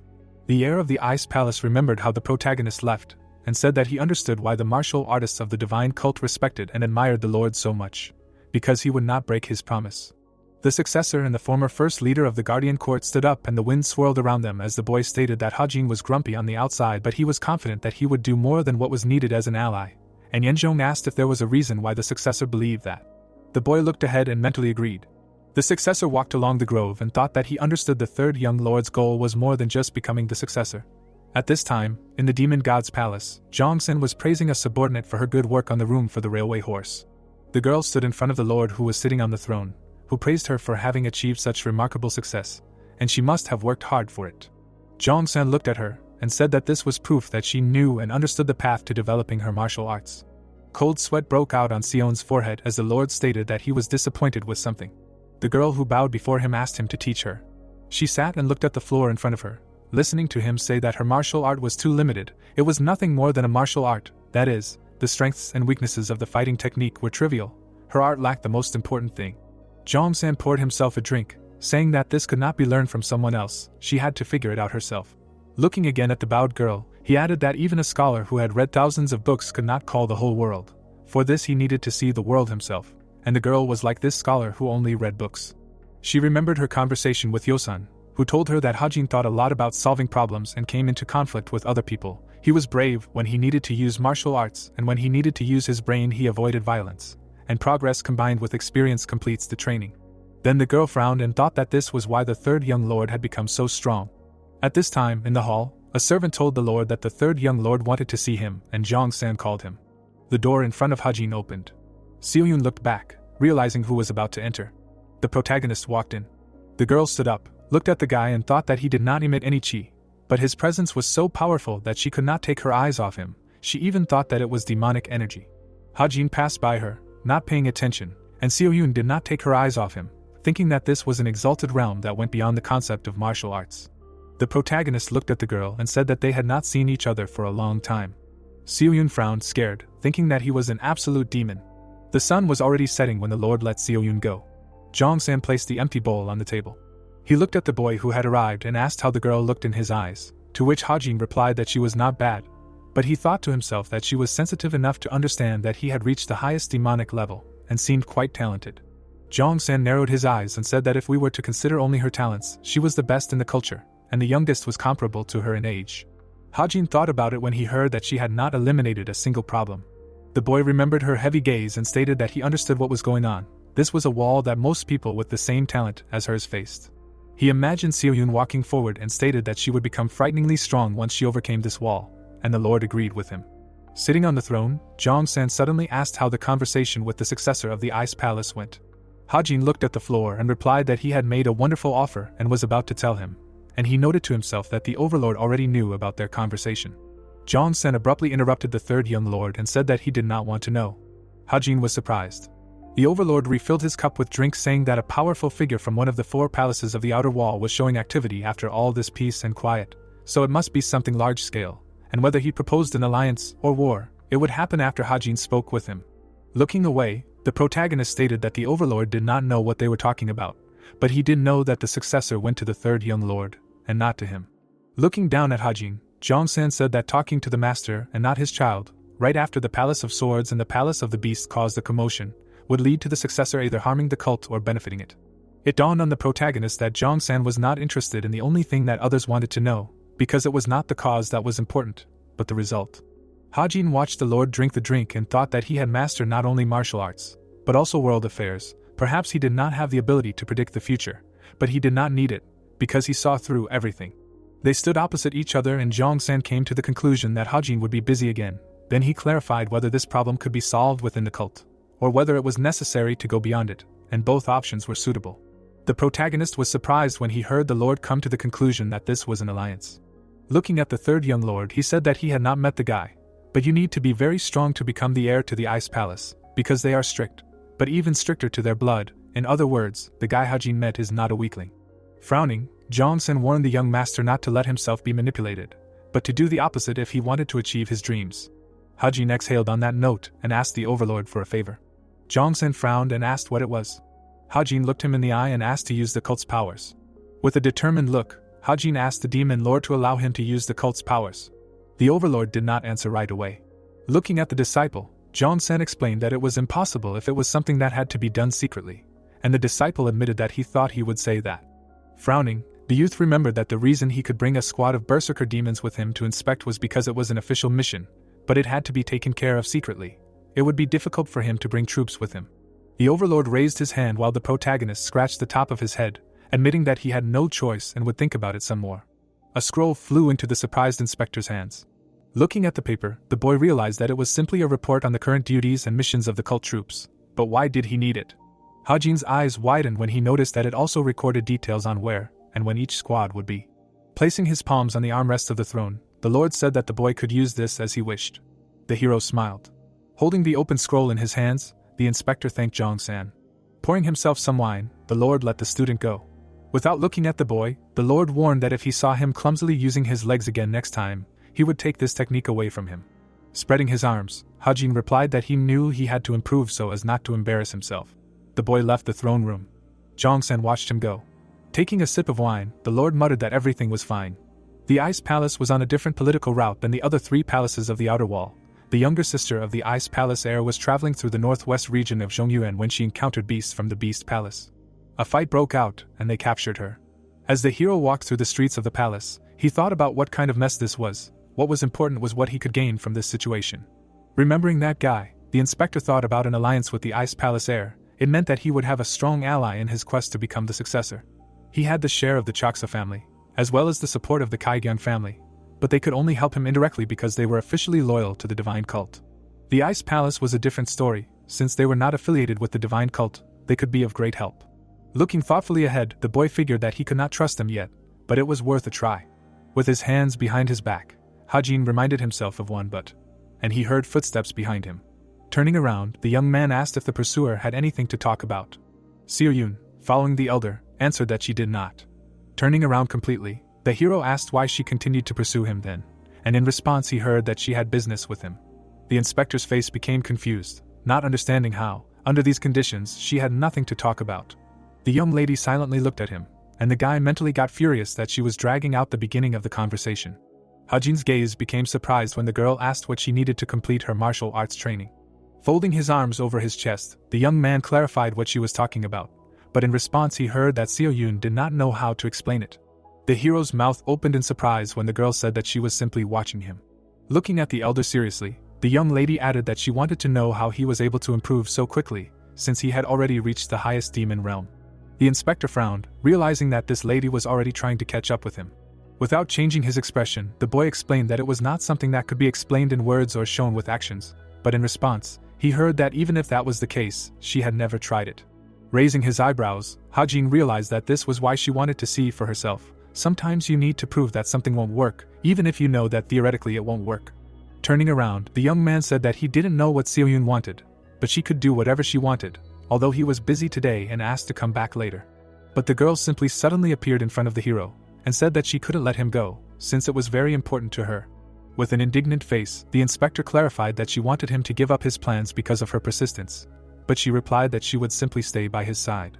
Closing his eyes, the boy expressed the opinion that she was forgetting that they were rivals, but the young lady replied that she was not. Threatening the girl with his fist, Hajin demanded an explanation. Did she not know that he had beaten up the 4th student? But the stubborn girl said that it had nothing to do with her. The young man opened his mouth in surprise and asked why she thought so. As long as Seo-yoon was the Demon Lord's student, she should fight for this position. But to the inspector's shock, the girl replied that this was not about her. Looking seriously at the elder, the young lady said that she did not want to become the successor. The next morning, looking at the sun, Peon noticed that it was already getting hot here. But then the young man noticed that his sister passed by him, noting her face and gait. Raising her eyebrows, the second one asked what Seo-yoon was doing that she hadn't even greeted her brother. The young lady turned around. Turning around, she greeted the boy, who remembered that the last time they had seen each other was during the big conference. Seo-yoon's face remained expressionless when the elder one noted that her chi had improved significantly since then, but she thanked him. Peon smiled when the girl noticed that he had also been training very hard, and was even surprised by the compliment. Lowering her eyebrows, the 5th one remembered Seoryang's figure, and wanted to object. But then she changed her mind, and added that it didn't matter. The boy looked at Seo-yoon with a puzzled expression. Turning around abruptly, the young lady said goodbye. Looking after her, Pian asked where she was going so early in the morning. The fifth one stopped. The boy's eyes moved upward when Seo Yoon addressed him. With the same calm face, the girl reminded him that she did not care about becoming a successor, so he did not need to worry about her. The second one's face showed shock. He tried to explain something to his sister, but she simply left. At that moment, a servant ran up to the young master, about to give a report, but he interrupted him. Continuing to watch the fifth one, Byun ordered Jae-won to keep an eye on her. The man's face reflected surprise. He even clarified if he meant Miss Seo Yoon. With his hands behind his back, the young man agreed and explained that she was a sensitive child, so it was worth keeping a distance. But the other person clarified the reason. Frowning, Byun replied that it was just because. Looking at the retreating figure, the second one expressed hope that she would give him a reason not to keep an eye on her, which is why he ordered not to take his eyes off her. At this time, Hajin returned to his chambers. A beaten bodyguard came out to him, and the surprised young man asked what was wrong with his face. Clenching his fists, the hero remembered Yeonshim's face and added that this fox woman had disgraced both of them. Suddenly, a clap was heard. Dongpil grabbed the sword. Taking a fighting stance, the blonde clarified what it was. Holding his blade in his hands, the third praised the bodyguard that he had already managed to fully understand it. It was quite difficult to do so, because the ninefold demonic sword technique that he was learning was one of the top 10 techniques of the cult. With a smile, the guy added that it was indeed very difficult, but Dongpil managed to do it more effectively, using a very creative method. Squinting, Hajin mentally wondered if he could have thought of this himself. It was worth it to convey this technique to his friend. The blonde looked at the gentleman in surprise when he said that he was going to leave the sect in a few days, and asked where. Looking at the shining figure of the bodyguard, the young man explained that he was thinking of leaving him here, since it would be quite dangerous, and he had only recently mastered the new technique. But after seeing his progress, he thought that he could take him. With such a level of skill, he could take him anywhere. Looking down, Dongpil said thank you, but was clearly not satisfied with the answer. Noticing Seo Yoon, the bodyguard asked why she was standing there. Glancing at the youngest, the hero asked not to pay attention to her. Anyway, she did not know how to communicate, and they should continue training. Manhwa looked worriedly at the fifth, and asked if she had lunch. Leaning forward slightly, the maid offered to bring tea, but there was no answer. Meanwhile, the third also took a fighting stance, and the young student watched the sparring very carefully. The training continued in full force. Sitting on a nearby tree, Jae-won was surprised that the fifth disciple came to the third, found it unexpected, and assumed that they were in love with each other or something. Frowning, the man thought that his master would not like this. While Hajin was practicing his strikes, the fifth continued to watch him. The youth abruptly placed his foot on the tile. Exhaling tiredly, the hero decided that it was time to finish. The observer raised her eyebrows slightly, mentally surprised that the eldest was already finished, although he did not even look that tired, and she thought that the master of the supreme demon must have undergone incredible training, or he was happy with this level of intensity. At this time, the third turned to Manhwa and asked if she was hungry, and she happily agreed. Turning his gaze to his sister, the guy repeated his question, but warned that they were preparing really delicious food. Looking at the boy breathing heavily, Seo Yoon thought this was just routine work with fists. And she didn't understand the elder's fatigue, because he hadn't done anything that could tire him out so much. But then the young mistress's eyes widened. She noticed that there were clear footprints on the tiles, which meant that the elder was practicing his movements, not his fists. Looking at the footprints, the girl thought that she couldn't understand where Seoryang was looking and what he was focusing on, attack, defense, or both. Just think, such a movement technique as this existed. Soon, everyone present gathered at the table right in the courtyard, and Hajin boasted that his maid's food was really the best, perhaps the best in the cult, and Dongpil agreed that it was too delicious, and when the girl's blush was noticed, she asked her not to tease her. Looking at the bodyguard, the young man suggested another round later, and the bodyguard replied that it would be an honor. Continuing to chew, the hero asked Manhwa not to put cooked meat around himself. It would not bring Goldie back, and she asked if something had happened to him. The maid lowered her head when the master asked not to worry. The fox would have fun pretending to be a mythical character. Watching this, Seo Yoon concluded that there was no barrier. The elder treated his guard and servant as friends. Shoving food into her mouth, the inspector asked if she managed to understand anything, since she said that she wanted to watch and learn. Fifth replied that she had not yet, and the boy was expecting this. Stuffing his mouth with rice, Hajin explained that it was only meaningful to understand when you find it yourself, but there was nothing worse than wasting time, so he warned her that this would be the case. The girl asked, casting a serious glance at the older man, if that wasn't the same. Putting the bowl down on the table, the boy explained that it wasn't because of the difference in skills now. It would be hard for her to identify her problem no matter who she was watching, and when asked why, he replied that it was because of her stubbornness, and she asked if he meant her desire for martial arts. Frowning, the hero countered that he meant believing that only her own methods would help her improve the fastest, and the stubbornness behind that belief. He didn't advise her to give it up, but they weren't always suitable for everyone. Seon's face showed shock as she considered what was said, but she didn't believe that it was possible. She trained until she was tired and rested enough to recover. What was wrong with that? Standing up, the third one asked if there was anyone she could talk to about martial arts, and expressed doubt that there was. While the others were finishing their lunch, the boy added that every martial artist had their own method, and if she didn't accept that it worked, she should think about why, otherwise she would never make progress. Turning to his sister, Hajin explained that he meant that he didn't need to tell the younger one about it, since he bet that no more than 5% of young talents had reached her level of understanding.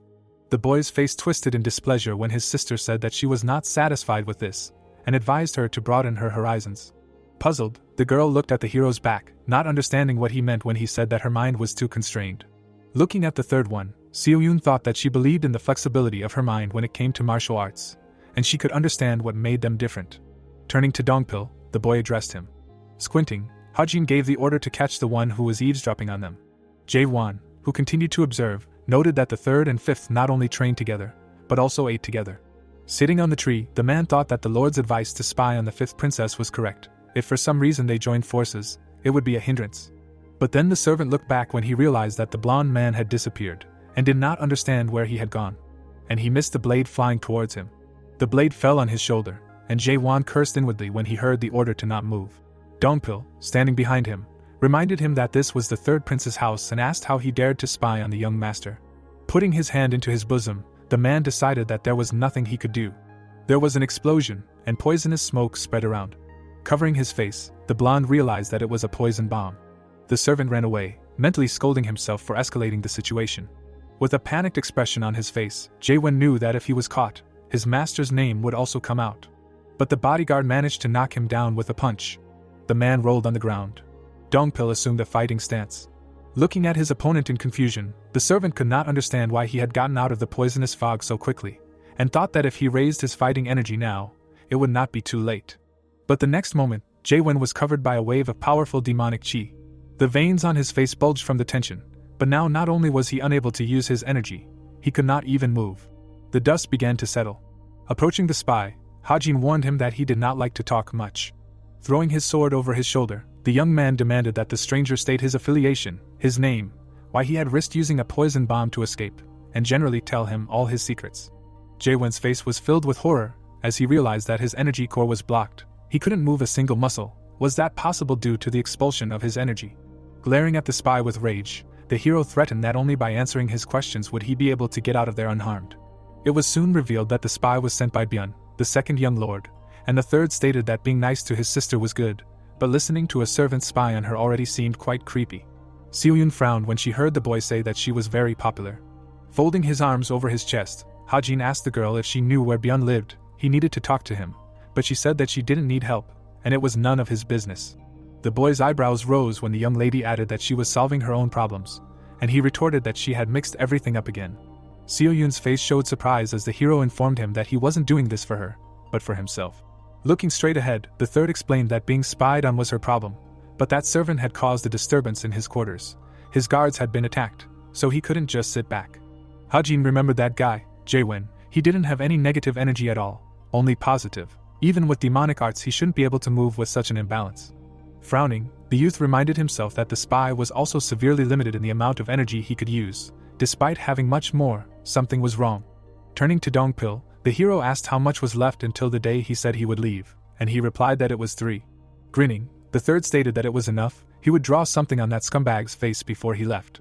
That day, in the second young lord's quarters, Jae-won was kneeling, begging to be killed, but his master called it a relief.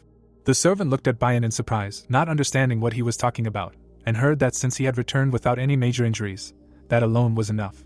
Turning to the other man, the second asked him not to worry. No matter whether he downplayed or redirected the accusations, he was one of his men. Since he had not drawn his sword, it should not be a big problem, and he promised to do everything in his power to ensure that it did not happen again.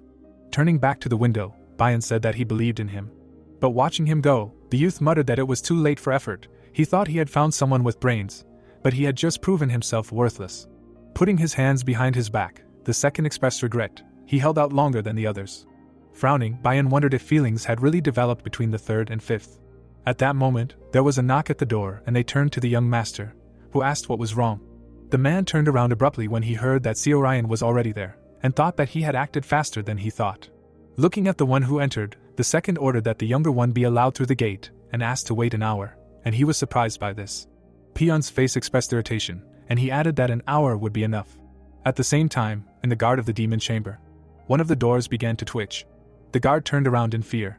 He asked his partner if he felt it, and heard in response that yes, a strong demonic impulse from the third chamber of the demon guards. The lock fell apart with a crack. The guards looked at this in horror. One of them exclaimed that it was a sealed lock filled with fighting energy. A shadow covered the broken piece of iron. A man in shabby clothes was coming out of the chamber. Looking up at him, the former prisoner noted that it was already summer. The former prisoner twitched his fingers, and the guards began to discuss among themselves that if it was the third one guarding the demon's cell, then the person who came out was the closest to becoming the next ruler. The overgrown man noticed the pleasant air. Brushing his hair away from his face, Guanan, the great young lord of the divine cult, said that 3 years had already passed. Hajin was waiting in their residence for the second young lord. The youth recalled his bodyguard's words about the second one being known for his straightforwardness. The blonde man also added that Byun was also known for being very generous to his people, be it their support or their families. Sitting in the reception hall, the hero reasoned that judging by the elder's place of residence, he did not seem greedy, and according to Dongpil's words, he was not a bad person, but at the same time he sent someone to spy on Seoyun. Looking around the room, the third one mentally added that this did not correspond to what he had heard about Peon, but generosity did not stop him from striving for power. Estimating the plan of the palace, the guy noticed something strange. Just now the presence of the second one was clear, but suddenly disappeared, the one who entered a closed space or something like that. No matter with what senses or chi, to detect someone's presence, you need a flow of air. If Peon was in a completely hermetic space, then even possessing the highest demonic level will not help. Squinting, Hajin felt that the elder one had returned. Now his presence was felt closer, and found his movement technique outstanding. The door to the room opened. Peon entered inside and remembered that the last time they met was at the great conference. Sitting down on a chair, the second one noticed that the youth did not really like tea, and clarified whether he should ask for wine instead, but he immediately said that he had a question. The elder looked questioningly at the hero when he asked what happened. Raising an eyebrow, the inspector explained that when he first entered this building, Byung's chi aura was that of a top martial artist, but in the last hour, his chi had doubled, and it wasn't done hastily. The other narrowed his eyes when the other asked if he had eaten any superfoods in the last hour or something. Raising his hand, Byung admitted that it was impressive. However, there were many martial arts techniques that the younger didn't know about, both in the world and within the divine cult, and expressed his confidence that he would understand it later, to which the younger mentally resented that he knew thousands of martial arts techniques, from the orthodox to the unorthodox and demonic. Straightening up, Hajin said that it didn't matter, and suggested that the other knew why he had come, to which the other replied that it was probably because his subordinate had made a mistake, and the youth thought it would be quick. The hero frowned when the elder stated that he had come to the wrong place. With a displeased face, Byun stated that if the fifth one had come to him, he would have understood, but not Seoriang, since he was not his target. Looking at the steam rising from the cup, the third one explained that the elder's subordinate had made a mess and detonated a poison bomb, and his personal guard had almost been hurt, and he thought that was enough of a reason to be here. The boy's face was not pleased when the other one apologized for this. He thought that an apology was not something a member of a demonic cult could do, and he would be able to find out if he was sincere if he continued in this manner. Byun at this time began to pour tea, and asked him to repeat that Seoriang was not the one he needed, so there was no need to be so hostile and it would be better to drink tea. While the other was taking a sip from his cup, the young man concluded that he was seeking power, first targeting the fifth, then that she was much younger, although he admitted that he could have been mistaken. The elder frowned when the other suggested that he had fallen in love. Putting the cup down on the table, Byun stated that he had tried to be patient, but the guest would not allow it. He was not going to tell him how to behave, but should he really make both of them uncomfortable? But the other noted that this was not what he wanted to hear from him, and clarified what was wrong with causing discomfort. Angrily activating his aura, Hajin stated that he might have been targeting the elder, just as the other had targeted the fifth, had he not thought about it. Byun did not remain in debt, and asked why his opponent thought he could handle him. The young man chuckled. Slamming his cup down on the table, the hero said he didn't know what he did to double his chi so quickly, but his martial arts couldn't keep up with the increase in chi, which was why the elder couldn't properly assess his opponents. A wave of demonic power washed over Peon.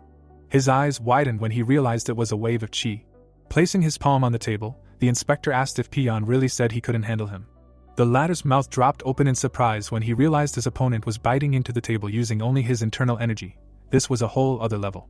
Looking at the elder threateningly, the boy wondered if he should have shown what his true strength looked like right now. Now that he thought about it, He remembered another idiot who tried to suppress him because he had become too arrogant.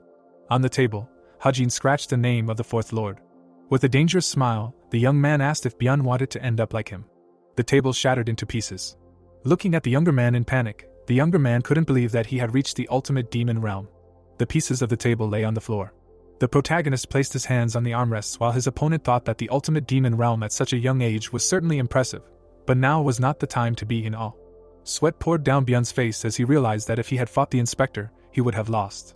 As the dust settled on the floor, the younger man admitted that he didn't think that Seoryang had already reached the ultimate demon realm, and Seoryang said that he was lucky. Looking at the younger man intensely, the young man noted that luck wasn't his whole life, and expressed his confidence that he had worked hard when others weren't looking, which was surprising.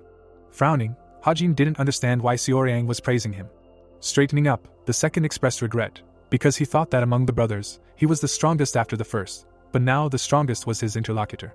The youth did not take his eyes off Byun while he expressed regret for what happened to his personal guard, and he understood that he was uneasy. He reminded him that he would definitely make it up to them. Looking directly at the elder, the hero concluded that he no longer wanted to fight, and heard the admission that he could not fight someone who was much higher than his skill level. Trying to maintain an expression of good nature, the second added that such a gap could not be overcome with experience or cunning. The inspector narrowed his eyes, estimating that his opponent was confident but not arrogant, quickly admitting that he was weaker and knew when to retreat. His martial arts were good enough to be a disciple of the demon lord, but he was also a mature man. Looking at the older man's calm face, Hajin wondered if he was wrong when he thought that he had become stronger by absorbing the inner energy and life essence of his subordinate Jae-won. Raising his eyebrows, the youth admitted that when he had spoken to him just now, the other man did not seem like the type to do such a thing. Standing up, the hero asked if the other man was only going to apologize in words, and the other man asked what he wanted. Closing his eyes, the third man said that he was a very greedy person, so he would take everything, but he would be less greedy today, and Byun repeated his question. Pointing at the other man, the youth replied that he wanted an apology from the person responsible for the incident. The elder man's expression darkened.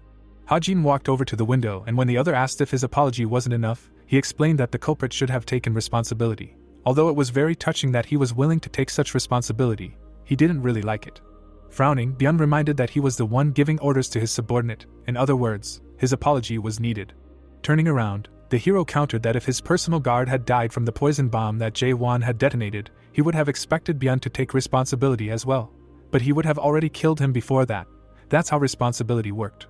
Starting to get angry, the other asked if it was really supposed to be like that, and the inspector said that they had nothing more to discuss, to bring the servant here so that he could apologize to him and his guards later. Gritting his teeth, the elder thought that he didn't expect him to be so uncompromising, and there was clearly a reason for his behavior. A crease formed between Byun's brows as he reminded himself that his opponent had to justify his actions. The second remembered how during that meeting, the demon lord had said that the only thing more terrifying than heavenly wisdom was martial prowess without a worthy opponent. According to the lord, supreme martial prowess surpassed financial strength, tactics, and the situation. Since they had no enemies, or could not and should not be ruled, they were simply a walking disaster. With his mouth slightly open, Byun realized that the teacher's last words were a perfect description of the younger one. The second mentally repeated that the third was more terrifying than any wisdom, and in his current state, he had neither the strength nor the reason to reject his bold behavior. Byun agreed to call his servant here. Hajin looked back at the elder in surprise, and the elder expressed his hope that they would not meet like this again after he received the apology he wanted. Looking at the elder in surprise, the youth clarified if the elder meant that the servant was fine. The second one raised an eyebrow and asked the hero what he meant. Putting his hands behind his back, the inspector admitted that he didn't want Jae-won to apologize, he just wanted to know if he was okay. But Byun was really going to invite him here, and the inspector thought he was being bullied. Glancing at the broken table, the boy replied that he was just trying to gently push him out of the competition since they were rivals. Hajin moved closer to the second one's ear and said that that was why he was assessing what kind of person he was. He wanted to know if he would be the one to try to stab him in the back like the fourth one did. With a smile, the young man added that if the eldest one was willing to give up where it was necessary, without offense, then he no longer had a reason to be here. The broken pieces flew into the air. Activating his aura again, Byun asked what if he didn't want to back down. With a smirk, the hero replied that then he would have to do something about it. The second one prepared to attack, shouting that the inspector might have reached the highest level in the demon world, but his patience was running out. At that moment, the door slammed and someone barked that it was enough. Both opponents turned around. 3 people entered the room, and the one in front asked if the Marshall brothers and sisters had gathered together after so many years. So what kind of behavior was this? The 5th, 6th, and 7th looked scared. And Byun, surprised, recognized the eldest brother. Looking at the newcomer with suspicion, Hajin realized that he had not noticed the first one until he came here. His martial arts were amazing. Frowning, the great young lord asked if the younger brothers were going to continue to act like this when they had not seen him for 3 years. That same day in the palace of the demon god. Holding a scroll in his hands, the lord said that it was like this morning too. Looking over the lines, Jong-sen checked to see if the power that stirred his heart really belonged to the first one. Squinting, the man thought that 2 of the disciples he had trained had reached the highest demon realm, and that was a rare occurrence. The scroll began to burn in the demon lord's hands. Mutum congratulated his lord with a serious face. Scattering the ashes, the lord admitted that he needed to think about whether this was really worth celebrating, but it was amazing anyway. The first one was very different from the one who was considered a failure. His soul was not as refined as the third one, and he was not as naturally gifted as the fifth one. Jong-sen took him as a disciple because he reminded him of himself the most. Putting his hands behind his back, the man admitted that Gwanin had done something he had not expected, and the guardian clarified what he had meant. With a smile, the Lord explained that it was about his eldest disciple being able to isolate himself in training for 3 years, much less reach the highest demonic realm. He even led the other disciples to the residence of the second. While the 2 main contenders looked at each other, Mutum wondered if there was a third one, and the Lord expressed interest in whether there would be an all-out war or just between these 2. The first asked if he would continue to stand there since his older brother was here. Looking closely at the stranger, Hajin recalled what this body had known in its past life. Squinting, he realized that this guy was Gwanin, and his demonic energy rivaled his. Looking sternly at the younger brothers, the first remarked that it was impressive. He thought that it was hard work, but Seo Ryan had already reached the highest demonic realm, and wondered what he had gone through, and in response he heard that it just happened somehow. Raising his eyebrows, the man admitted that he knew that words could not fully describe this realm, but he was still surprised, and in any case, suggested that they stop arguing and have tea together. With a displeased face, the inspector said that he did not know what he was trying to do, but demanded that he stop. Now was not the time for him to interfere. A shadow fell on Gwanin's face as he noticed that the third had changed, since before he could not even look him in the eye. However, it made sense, considering that he had reached the highest level of demon at such a young age. He expected him to be confident, if not arrogant. Turning to Peon, the youth offered to continue, and asked what he was planning to do, and in response, there was an indignant sound that he was being threatened in order to give up the succession. Activating his aura, the second stated that there was only one way to make him give up this: he would have to kill him. Burning with anger, the blonde declared that even if he lost his limbs and could not use martial arts, he would still fight for the position of successor until his last breath. Such is the fate of battle brothers and sisters, including both of them. Smiling, Hajin declared that he liked the change in attitude, and inwardly noted that the energy emanating from the elder had become more dangerous, suggesting that this was his true self. Spreading his arms, Peon added that if the third wanted to fight to the death, then he would make sure to cut off one of his limbs, to which the third promised that if he could even touch him, he would be so kind as to shed at least a tear at his funeral.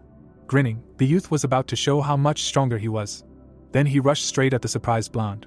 But the third's hand was intercepted. Dispelling the demonic chi, Gwanin roared that it was enough. Glancing sideways at the first one, the hero asked why he was interfering again. Frowning, the man reminded them that children were watching, so no killing. The tray with the jug wobbled. Hajin tried to suppress his opponent with his energy. Seoyun was forced to cover little Yumin with her body. Peon opened his mouth when he realized that he himself could not react to the attack. Was this the difference between him and the one who had reached the highest demon realm? He was not even fit to hold a candle to him. The first one narrowed his eyes and asked if the younger one really wanted to fight here. He looked back carefully. After which he pulled his hand away and admitted that Gwanin was right. He should not have continued with the children watching. Turning around, the protagonist said that it was a bit chaotic, and the second one could consider himself lucky. The fifth looked at the young man in surprise when he added that he was going to kill Peon. But apparently that would not happen today. After patting the youngest sister on the head, the inspector apologized for not visiting her much earlier, promised to visit soon, and wished to have fun here. Looking up at Rain, the third remembered that his father was the patriarch of Kyogyo, and noticed that he was as big as his parent. The second opened his mouth when Hajin spoke to him. Turning around, he stated that he was telling him this for the sake of the demonic martial arts that would die because of him, and not for his own good. The blonde's face turned confused when he heard that he would not become stronger if he continued to use this method. Looking sternly at the eldest, the third added that he had better stop this. After which the boy went to his room. Squeezing his wrist, Hajin realized that it hurt. Looking at his swollen hand, the youth admitted that the first one was indeed strong, although he also thought that he had become stronger. As the hero walked through the courtyard, he mused that Gwanin could indeed be the strongest martial artist in the world, and that was no exaggeration. He himself had experience from his past life, but he had already reached the highest demonic realm at the age of 30, and he added out loud that it would not be easy to try to defeat him. At this time, the first one told his younger brother that he saw that he had given the demonic art of blood flame a dual form, and in response he heard surprise that he noticed this. Picking up a cup of tea, Guanan reminded him that this technique was his own creation, but it was not complete, and Pian must have completed it, and he heard confirmation in response. Frowning, the man noted that this technique had a flaw, and a very serious one at that, and the blonde retorted that he had tried his best to compensate for it. The second one sipped his tea, and when the elder asked how, he clarified that he really thought he would tell him this. Putting the cup on the table, Pian asked him to tell how the other man had reached the highest demon realm. And when the older man replied that it was not something that could be explained with words, he retorted that the same was true for the demonic dual form. The first man asked to try it. Grinning, the blonde man asked why he should do that. Gritting his teeth, the second man said that if Guanan really wanted to know, then let him help him reach the highest demon realm, then he would think about it. Pointing at the younger man with the cup, the first man noticed that he was throwing a tantrum right now, but the younger man exclaimed that he had betrayed him. The vessel in Guanan's hands began to crumble as the blonde man screamed that he had taken everything from him and then ran away to isolated training, and asked if it was nice to reach the highest demon realm like that. Looking sternly at the younger man, the first man concluded that he had become quite rude. Jumping to his feet, Byun barked that he didn't care what his older brother thought of him. He had no desire to kiss his feet. Glaring at his opponent, the blonde explained that Xiaoryang had lost all of his fighting skills due to a chi blockage. It was only 2 years ago, but now, he had reached the highest demon realm without anyone's help.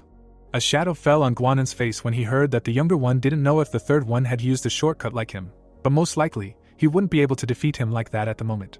The former closed his eyes when Byun declared that he wouldn't give up and would become his successor no matter what. The youth's eyes widened when Guanan suddenly promised to tell him how to reach the highest demon realm. Frowning, the former warned that the blonde would lose a lot by doing so. At this time, in the bamboo grove, Hajin asked why his new friend hadn't trained since it felt like a whole month had passed. The boy walked towards Gangwei, and when he replied that he always trained, but couldn't really concentrate due to worry, he said that he just needed to try harder. Glancing at the blushing Dongpil, the heir asked who it was, and the hero named his personal guard and friend. The bodyguard immediately bowed, and objected that the young master thought too highly of him, and the third added that he wasn't that funny, to which Gangwei noted that the bodyguard looked like a funny hooligan. The inspector called him smart, and Dongpil became even more embarrassed. Looking at his friend with concern, the white-haired one asked, since the day they promised to save his little sister was near, what was his plan? Rubbing his wrist, the protagonist admitted that it was nothing special, since his plan was to just go and fight. In fact, he didn't like to plan. Raising his eyebrows, the receiver asked if he was just going to knock on the front door of the Beast Palace. Taking out his blade, the third one confirmed this, and the white-haired one asked if it was too reckless, and in response he heard that it was more reckless to try to kidnap a girl without fighting anyone. Hajin explained that the Beast Palace was known to be the most brutal of the 4 palaces beyond the outer wall, but the third young lord from the divine cult of heavenly demons would be knocking on their door. They would not act rashly. Clenching his fists, Ganhui clarified what if they came up with something. His new friend was certainly strong, but would he be able to handle the entire Beast Palace? To which the young man replied that even a dog turned into a beast when it defended its home. Looking at the inspector with fear, the white-haired one noted that this was exactly why he said it would be dangerous. But in response he heard that he meant himself. The Ice Palace heir shuddered when asked why he didn't consider Yunnan Province, where the Demon Palace was, as a divine cult area. It wasn't under strict control, but it was still their property. Several sects and clans tried to seize power, but they never dared to call this land their own. Smirking, Hajin added that this would also be a good chance to remind them who the real owner of this territory was. At the same time, in the Demon Lord Palace. Reading the letter, the Demon Lord admitted that it was fast. The strategist smiled and said that the Choksa family had miraculously recovered, even with the 1,000 treasure gold family helping them. It seemed that they were determined to come back stronger. Placing the scroll on his lap, Zhang San suggested that they might have fallen into a rut but were still masters of demonic martial arts. He expressed his belief that they were upset that they had been defeated in their own home. And Yongsun believed this as well. The Lord asked if the position of Patriarch was still vacant. The strategist nodded and reported that Yiren, the daughter of the former Patriarch, was currently the most likely candidate, but she had been trained by the matriarch of the 1,000 gold treasures family, and he assumed that the discussion about the position would take place once she had finished with that. While sipping his wine, the Lord mused that a rusty blade should be destroyed, not sharpened, a motto he had held until now and would continue to hold in the future. However, the blade he intended to destroy was currently being sharpened. Squinting, Zhang Sen reminded himself that this resurrection was caused by the third one. Of course he didn't think he had seen that far ahead. Folding his hands on his stomach, Johnson reminded himself of the Yunnan affair, Wasn't the Beast Palace too dangerous, even for someone who had reached the highest demon realm? The strategist's eyes widened in surprise when the Lord stated that he didn't know his disciple was going to the Beast Palace. Looking at his subordinate, the Lord asked why he was so shocked, to which he heard that disciples needed his permission to leave the sect.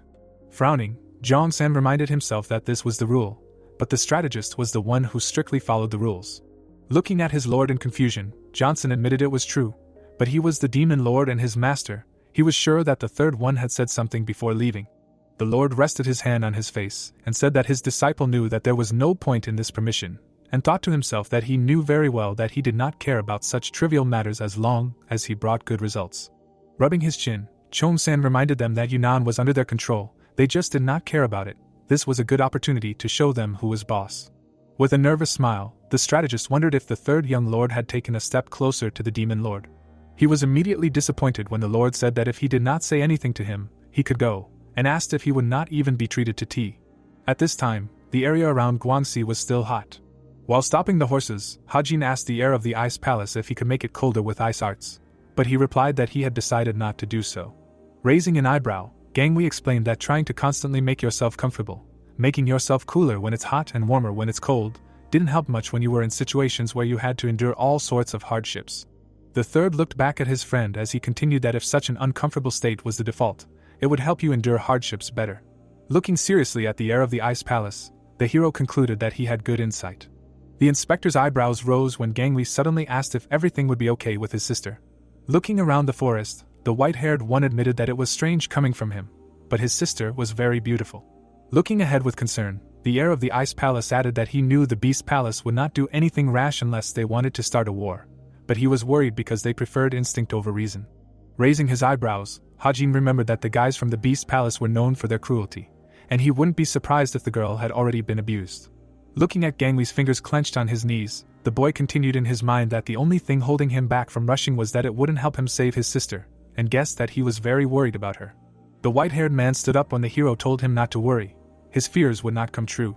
The heir of the ice palace looked at the inspector in surprise when he reminded them that they weren't alone. 3 palaces were trying to get into Zhongyuan. With a serious face, the boy added that if they did something stupid, their alliance with the other palaces would be unsafe. Folding his arms, Haji noted that they would eventually attract Zhongyuan's attention as well, and his friend clarified what he meant. Jianghu may seem very open, but in fact, he was extremely conservative. Even if the palaces managed to infiltrate Zhongyuan, if others realized that the organization was so immoral as to rape a woman. At this point, the young man actually concluded that they would be finished. On top of that, they were cooperating with the righteous Heavenly Alliance. The scoundrels would not dare to do something like that, because their righteous leader was oblivious to his own wickedness, but was strict when it came to others' ethics and morals. Suddenly, something caught the protagonist's attention. Dongpo grabbed his sword, asking who was walking there. A messenger jumped into the clearing, and said that he was from the house sect, and he had a message for the third young lord of the divine cult. Opening the letter, Hajin admitted that it took some time. Seeing the contents, the young man was shocked. He asked the messenger if it was true, but the messenger replied that he was only delivering messages and was not informed of their contents. Frowning, the hero asked if they had branches in Guangxi and Yunnan, and asked him to tell the vice leader that he would pay for it later and would receive information about everything that was in the vicinity of the Ileo Mountains. The messenger narrowed his eyes when the third one said that they would travel in a carriage and asked if they would be able to find them themselves. Disappearing, the guy promised to return in 5 days. Noticing his friend's smile, Gangwei asked what was wrong, and he replied that it would be easier for them now. Grinning, Hajin explained that he was going to play on persuasion in the Beast Palace to return the hostage, but did not think it would be necessary. At this time in the Beast Palace, the heavenly tiger sitting on the throne asked if it was true that the heir to the Ice Palace had disappeared. Straightening up, the old man was surprised that he had reached Hunan so quickly and then suddenly disappeared, and the reporter noted that the strangest thing was that he had left the guards from the Ice Palace and disappeared himself. Yegek, the leader of the Lightning Hawks, looked tense, and when asked about the veracity of the information, he replied that they had asked the house sect about it, so yes. The man bowed to the ruler, and when asked where the youth could have disappeared to, he admitted that the informants did not know that much. Tiger's eyes bloodshot when he decided that the interlocutor was joking. The beast behind him growled when the old man deduced that the heir to the Ice Palace had some kind of plan in mind if he had escaped without guards. Trembling at the sight of the monster that belonged to the master of the palace, the leader replied that he did. Frowning, Tiger stated that the reporter should have found out then, and the reporter promised to check again. The old man rested his hands on the armrests, and remembered hearing that the Yegek troop often got into conflicts with the main bears. He wondered how he was going to do anything if he couldn't solve this problem. The chieftain's face tightened, and when he heard that he shouldn't have thought that the king would help him just because he was the father of the student he admired the most, he asked for another chance, promising not to disappoint him. Tiger reminded him that he had sent his students to the Ileo Mountains and asked Yegek to find out before they returned, and Yegek thanked him. Looking at his beast's face, the master of the beast's palace remarked that it was always funny to watch them compete, at least if one disappeared. Tiger figured that the boy was going to save his sister, maybe to find a guide or something. Either way, he would end up here. Looking ahead with a frown, the master of the beast's palace greeted the son of the North King.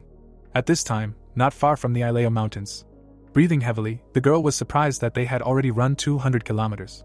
Her fellow sufferer, sitting on the ground, asked what she meant by already, if they needed to go at least 400 kilometers, to which she cursed that it was far. Scarred asked the long-haired man why they were going around, and he retorted that he didn't need to talk about it. Wusan frowned and assumed that his opponent didn't know this, but that would be great. Guyang turned to him and said that he didn't care what was pleasant and what wasn't. Without changing his expression, the big man said that he should have learned from Yulan. He was aggressive and arrogant, but at least he knew how to communicate.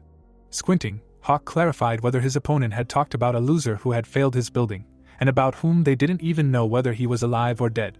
Turning around completely, the young man asked if the big man was so smart, why didn't he try to take his place?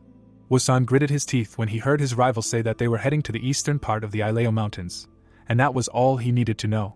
Sitting down on a tree stump, Guyang activated his aura. The others were discussing how this scoundrel only thought he was like this because the palace lord admired him, and that he was actually making a mountain out of a molehill. Squinting, the top disciple decided that these idiots could say whatever they wanted, since they didn't even understand the importance of their mission. And Guyang knew that the people of the demonic cult had hunted them down, but these mountains used to be their domain. Looking ahead with anger, the young man reminded himself that they were taking this chance to take everything back, and he would be the one to start this mission of taking it all back. Standing up, the best student asked the others where the two who went to get food were, and the guy with the tail asked how they would know. Folding his arms over his chest, the blonde said that they were doing things their own way, since he himself was doing things his own way. Putting his fingers in his mouth, Guyang whistled, thinking that he was being followed by useless bastards, and transformed into the divine celestial form of a hawk. Through the eyes of a bird, he saw those who had left in their fighting stances. Looking up, the long-haired man did not understand what these idiots were doing. But suddenly, the ground beneath the beast squad shook. Guyang rushed forward, the others followed him, as it became clear that their comrades were in danger. The eyes of the top disciple widened. He abruptly stopped. The protagonist stood in the middle of the crater, counting everyone who had come, noting 6 in total, and concluded that the house sect could be relied upon. Guyang stared at the stranger and demanded to know who he was. But in the next moment, his comrades were blown away by a wave of demonic chi. The long-haired man's face showed fear as the youth's voice came from behind him. Hugging the Beast Palace's top disciple by the shoulder, Hajin replied that he was a very valuable person who had come all this way to kidnap these guys. The hostage's hands were tied and a question was heard about whether this was the information that the interlocutor had received from the house sect.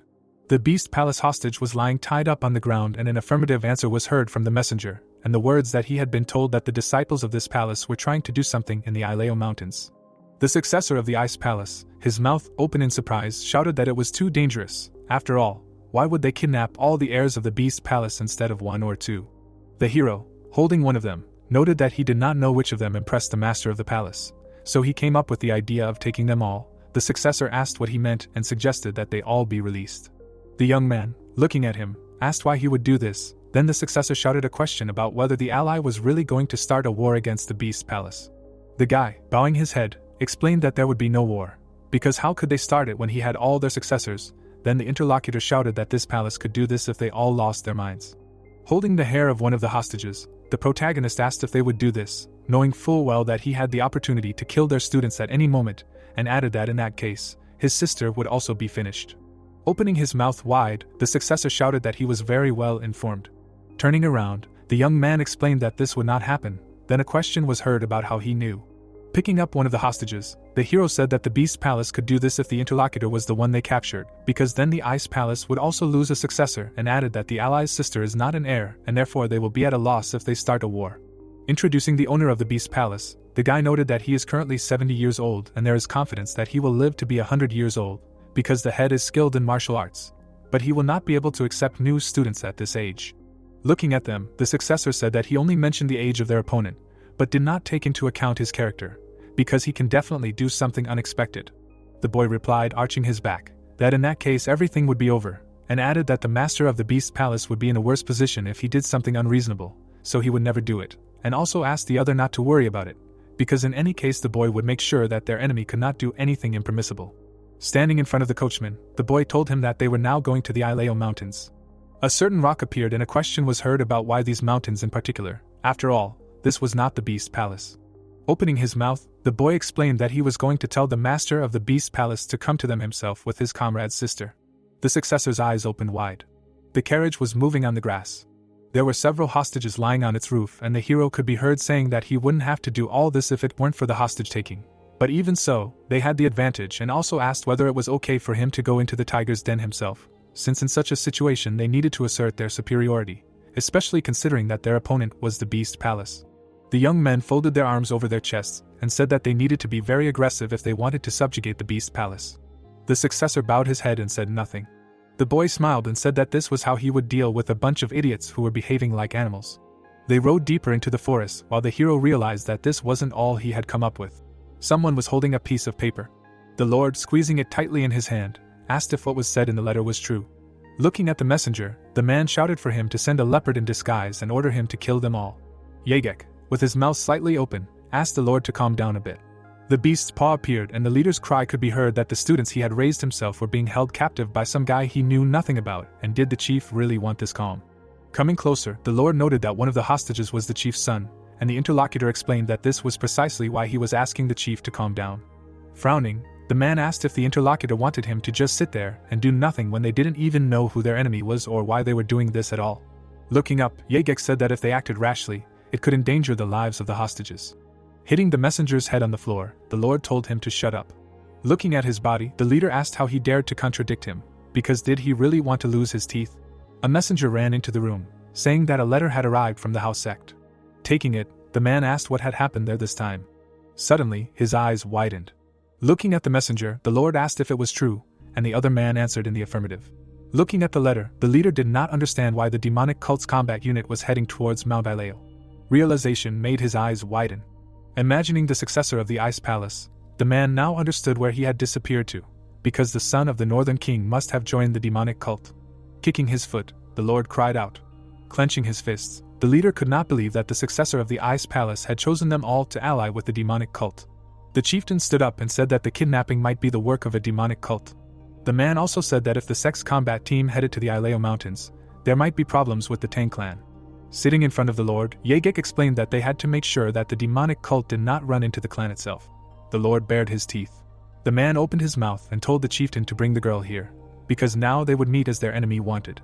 The outskirts of Yunnan, which was the Tang clan's camp, appeared and shouts could be heard that he was just a messenger and did not know anything about the affairs of the higher-ups. Zhong, sitting on a chair, explained that the demonic cult that kidnapped the master of the Poison Dragon Pavilion from the Tang clan was currently in the Ileo Mountains, and also asked why the house sect was telling him about this. The messenger, with his mouth wide open, said that he knew nothing about it. The boy fell to the ground, saying that he knew nothing.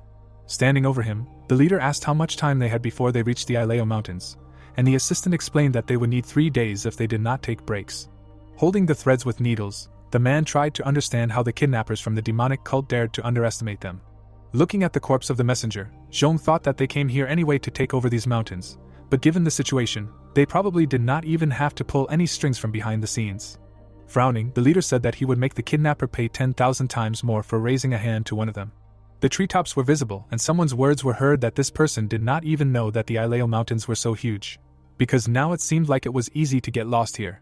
The hero, standing in front of his comrades, asked if this meant that the cult's combat unit was on standby nearby. Dong Pil answered in the affirmative and added that they were in the very center of the mountains, which he called the Valley of 1,000 Beasts.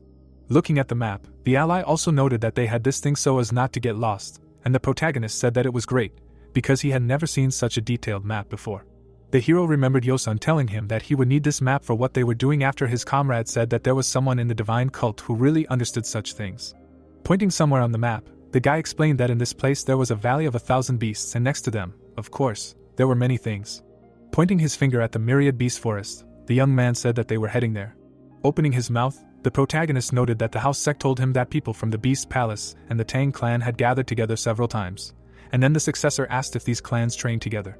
Presenting a certain plant, the guy explained that the Ileo Mountains were dangerous, But they were even more dangerous because of the poisonous plants that grew there, and therefore for the Tang clan there was no more attractive place than this, and, in addition, the divine cult took these mountains from the beast's palace.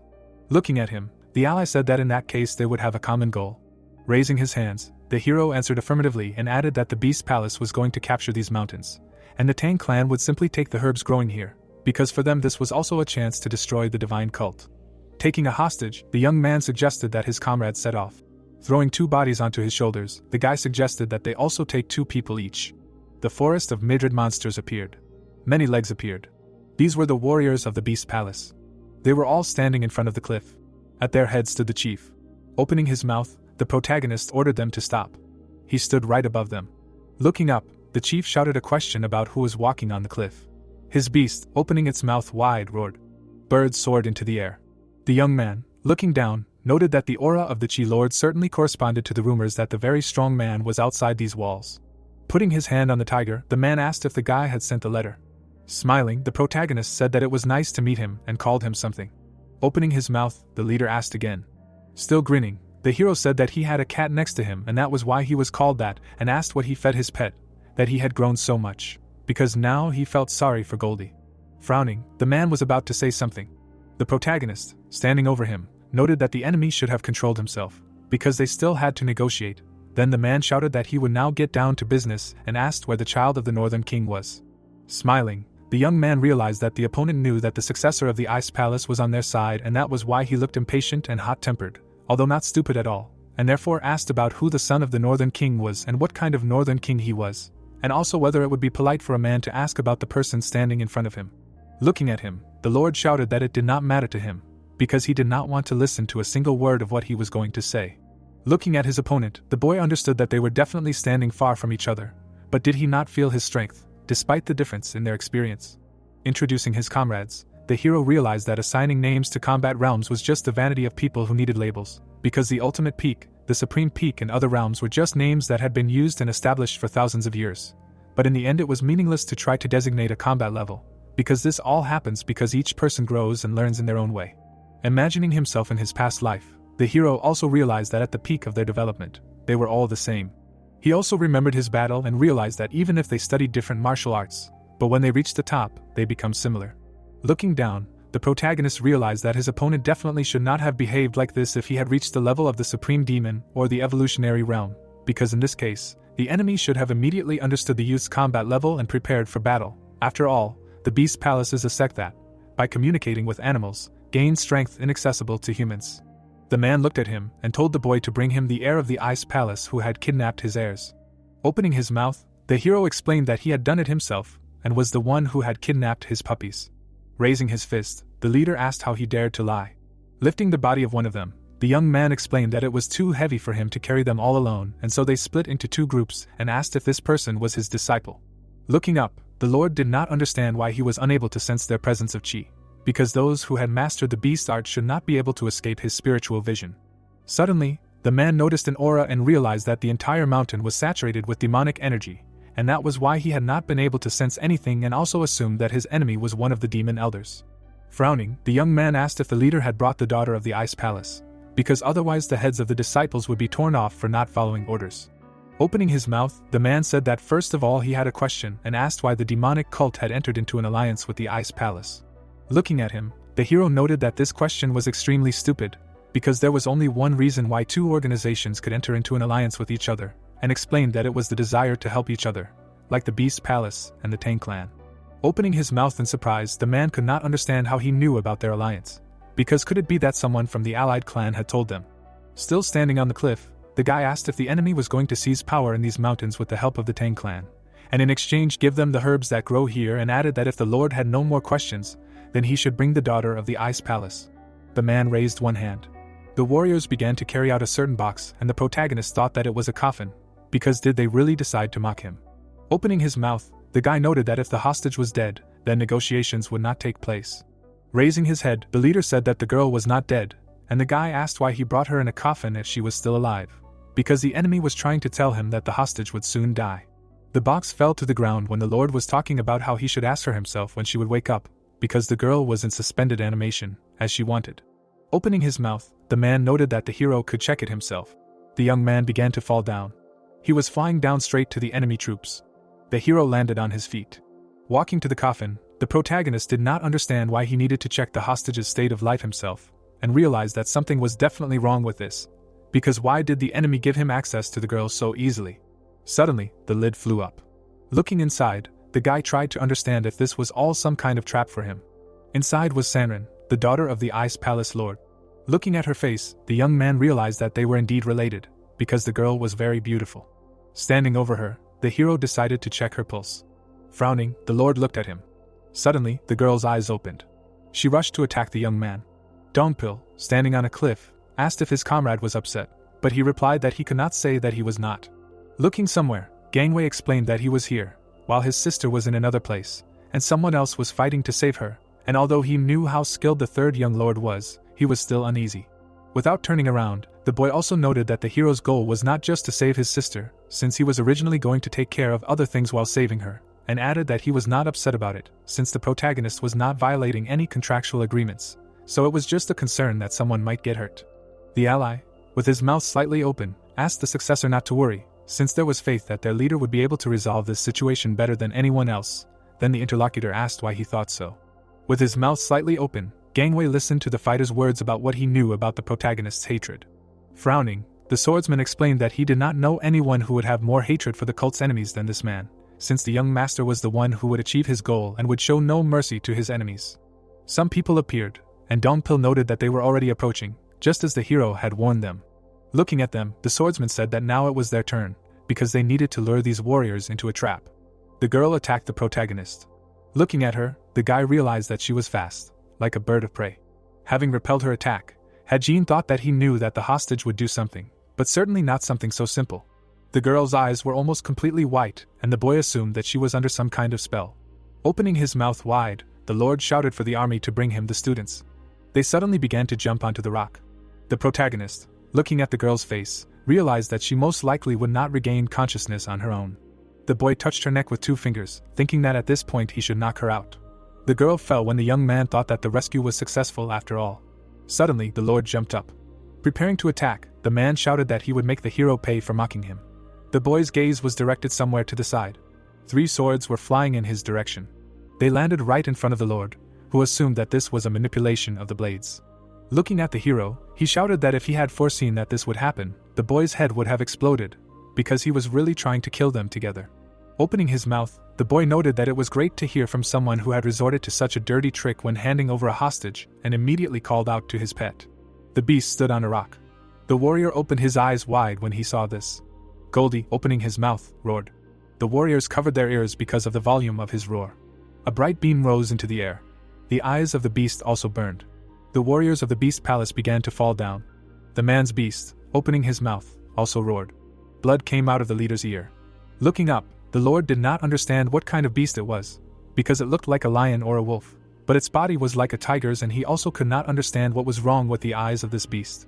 Smiling, the boy said that it was his friend, because did the enemy really think that the young man would fall for his petty tricks so easily? Goldie looked down right at them. Suddenly, someone quickly rushed through the forest. The ground shook under the warrior's feet.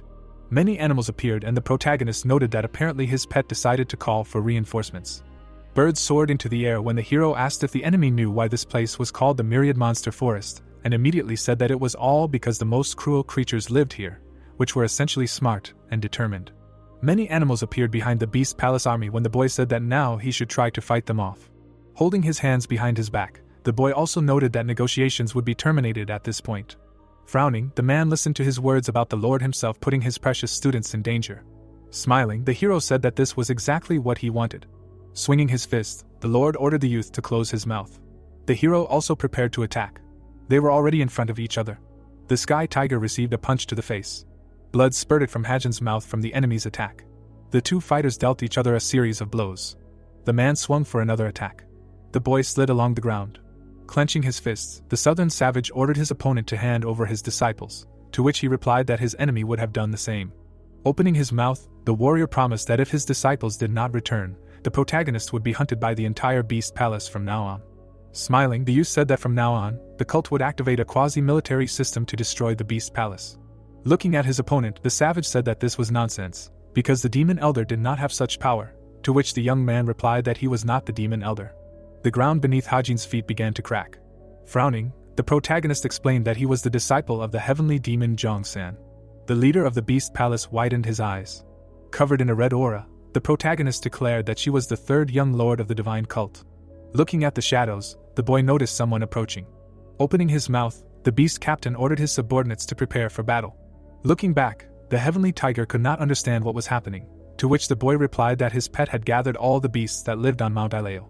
Shifting his gaze, the warrior realized that there was no time to save strength now, because the war with the demonic cult had begun. The old man raised his hand up. Pointing his finger, the members of the Beast Palace understood that this was a signal to join the palace master. Moving forward, the fighters shouted that they must get to the place as quickly as possible. Opening his mouth, Juno was not surprised that his opponent had an ace up his sleeve. Placing his hand on his hip, the boy declared that his enemy was a coward. The wolves began to gnaw at the savages. Opening his mouth wide, the man shouted that this was the king of tigers. The huge tiger began to tear apart its enemies. The big cat opened its mouth. Many animals came closer. The animals surrounded the tiger. Frowning, Hajin felt that the aura of this tiger was so strong that it was able to intimidate the animals with just a roar. Goldie stood on the cliff. The animals began to growl. A moment later, the people began to fight with the animals. Clenching his fists, the southern savage asked his opponent if he really thought he could defeat them with just a herd of animals. The protagonist dodged the attack. Raising his hands above his head, the man shouted that they were nothing to him. With a surprised expression, the protagonist asked the enemy if he was trying to destroy this entire region. The sky tiger bared its teeth. The warrior's strike shook the ground. A powerful thud rang out in the forest. As they advanced, the group of fighters shouted that they had to reach the palace master within half an hour. Looking ahead, the men heard someone ordering them to stop. Opening her mouth, Yui ordered the beasts to stand still. As she walked forward, the girl stated that the young master needed to be told to come to this annoyingly hot place. Throwing her sword over her shoulder, the lady said that she was in a bad mood, having arrived here after 2 missions. Sweating, the lady thought that there were more of them than she expected. Looking at her subordinates, Yui was confident that the Berserker Demon squad could withstand any test, but the fight would definitely not be easy. Jumping onto the cliff, Jang said that his partner was still in the right mood. Looking askance, the girl couldn't understand what the demon general was doing there. Looking down, the general asked the same question. Lowering his head, the man explained that he had been summoned by the third young lord, apparently for the same reason as her. Grabbing her weapon, the lady suggested that they begin the battle. Making a sweeping blow with her sword, the lady declared that all enemies would die. Animal corpses were visible. Goldie stood on the cliff. Holding onto a ledge in the cliff, Hajin was glad that things hadn't turned out much worse. Looking at the sky tiger, the protagonist was shocked that this man had killed his own subordinates. Climbing onto the ledge, the protagonist believed that this warrior was the lord of the Beast Palace, because his strength was impressive. Moving towards the passage, the boy decided to first send the princess to a safe place. The savage frowned, realizing that he had expended a lot of internal energy in this attack. Looking at the high mountain, the man knew that his disciples were still up there. Remembering his tied legs, the savage was certain that he had to save Gaian. The warrior introduced his tied-up disciples. The heavenly tiger jumped up. Raising his hands above his head, the old man was about to attack the boy. After striking, the strong man shouted at his opponent to die. Looking at his sword, the boy used the 7 Knights blade technique. In an instant, the weapon was in the hands of the bearer. Swinging the blade, the young lord used the Wild King Claw technique. The savage covered his face from the blows. The warrior opened his eyes wide. Taking a fighting stance, the protagonist used the Heavenly Demon Lightning Fist skill. The old man slid along the ground after the blow. Extending his fist, the boy declared that this was only the 3rd level of mastery. Opening his mouth, the head of the Beast Palace shouted to his disciples that he had come to save them. Clenching his fist, the youth declared that they would not rise. The protagonist looked back. Looking at the prisoners, Hajin could not understand how they could move. Looking at Gaian, the young man realized that he had perfectly sealed their central cores as well as their acupuncture points. Yegek clung to the ledge. Looking at the prisoners, the man called out to them. The sky tiger rushed forward. The young lord dodged the attack. Opening his mouth, the boy said that if the enemy valued his disciples, then they should be dealt with first. Creating a red whirlwind, the boy used the ultimate endless path form 2nd form 9-fold elastic blade of calamity technique. Opening his mouth, the old man asked not to do this. A moment later, a powerful explosion thundered. The youth landed. The man fell to his knees. With a surprised expression, the protagonist could not believe that this man had protected the disciples with his body. The swordsman stood in front of his opponent. Opening his mouth, Yegek asked the palace lord if he was okay. The sky tiger grabbed Gaian by the neck. The old man began to suck the energy out of the disciple. the young man dried up. Raising his head, the madman screamed. 2 people ran through the forest. Zhong extended his hand. Numerous arrows flew forward. Dongpil blocked the projectiles flying towards him.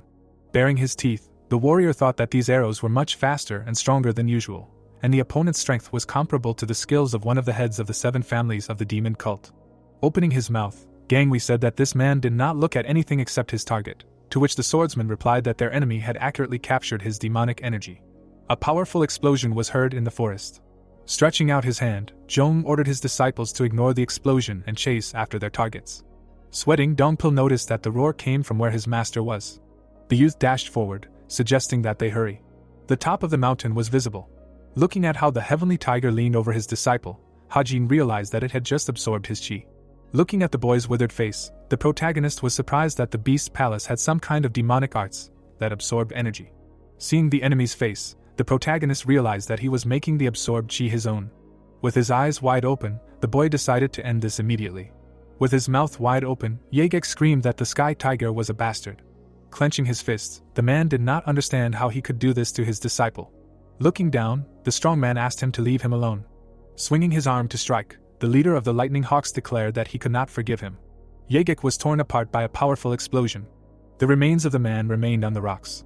Looking from under his brows, the savage ordered those who remained alive to protect him. Climbing the cliff, the fighters listened to the shouts that this was an order. Looking back, Hajin was surprised that there were so many of them left. Sweating, the young lord realized that there was only a little time left before Dongpil and his allied clan arrived. Opening his mouth, the young man decided that he needed to deal with this situation before his comrades got here. Goldie repelled the tiger's attack. The animals stood opposite each other. The tiger opened its mouth. Looking ahead, the protagonist was confident that his pet could defeat the enemy alone. The animals began to strike each other. Looking away, the protagonist remembered that they still had one problem. Looking at the head of the beast palace, Hajin was afraid that he would soon devour his disciple. The young man grabbed his sword. Putting the weapon forward, the young man decided that he could not allow this to happen. Receiving numerous blows, the savages shouted that they needed to protect the lord. Opening his mouth, the boy was surprised that the fighters were willing to sacrifice their lives to protect their master. Taking a fighting stance, the warriors shouted that they needed to work together. Breaking through the rocks beneath him, the young lord realized that these guys wanted to stop him no matter what. Shaking the ground beneath him, the protagonist used the Sky Demon Lightning Fist technique. Looking back, the protagonist noticed something. Looking deep into the forest, the boy felt that Dongpil and the Tang clan were almost there. Dashing forward, Hajin decided that he should send the hostage first. Swinging his blade, the swordsman shouted at the enemies to get out of the way. The rocks began to rise into the air. The young man's hand emitted light. Sanran hovered among the rocks. The protagonist grabbed the daughter of the Lord of the Ice Palace. Opening his mouth, the protagonist called out to his pet. The fox hit the opponent in the face. A moment later, Goldie stood next to his master. Handing the girl to the beast, the boy ordered him to take her and disappear from here. Looking at his pet, the young man shouted that he believed in him. The savages continued to climb the mountain. The sky tiger opened its eyes wide. Holding the sword in his hands, the boy asked his opponent if he was awake. Climbing the ledge, the fighter shouted that their lord had awakened. Covered in a golden aura, the savage remembered his enemy's words that he was the third young lord of the demonic cult. Looking ahead, the young man thought that the lord of the beast palace was standing in front of him, and his elite squad was behind him. Without turning around, the strong man declared that he would tear his opponent to pieces. Thrusting his sword into the ground, Hajin knew that the only way out of this situation was to treat human lives like tokens and force them to gamble. Looking at the base of his blade, the young lord asked the enemy if he was going to kill him. The man made a surprised expression. Smiling, the boy said that it was too late for that. Cutting the ground around him, the protagonist said that this place would disappear now. In an instant, the entire mountain began to crumble into pieces. The sky tiger flew back. The protagonist was thrown back by his own blow. Dust rose around the destroyed rock. Moving forward, Dongpil called out to his master. Opening his mouth, the warrior noticed something. Goldie was rushing forward. Looking at the beast, the swordsman was surprised to meet a pet without a master. Looking at the girl, Gangwei called out to his sister. Holding the young lady in his arms, the boy asked if she was okay. Frowning, Dongpil asked where the young master was. Looking at the pile of stones, the successor of the Ice Palace guessed that the one they were looking for was under the rubble. Covered in a golden aura, the swordsman was sure that he could not lose his master like this.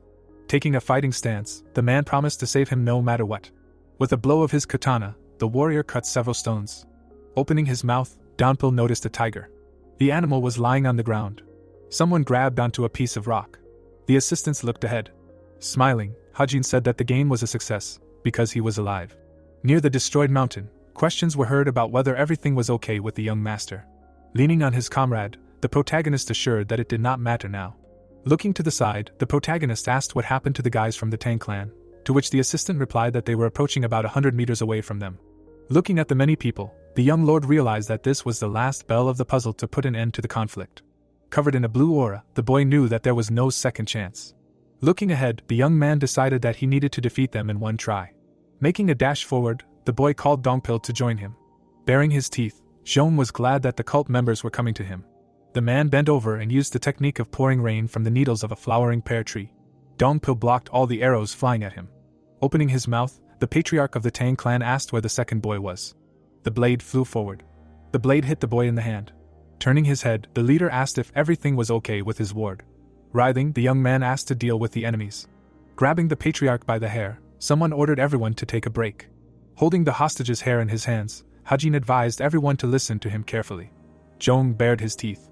Putting a knife to the victim's throat, the protagonist promised that if anyone dared to do anything, he would tear out the captive's eyes and eat them. Looking at the clan leader's assistant, the protagonist reminded him that he had ordered no one to come near. The man was missing one eye. Looking at the eyeball, the boy admitted that he didn't really want to eat it. Holding his shoulder, the assistant asked what was required of them, to which Hajin asked if there was only one squad of the Green King here. Sweating, the fighter couldn't understand how the strangers knew about their squad. Holding an object in his hands, the warrior decided that it was some kind of trap, so he had to use this chance to save the patriarch.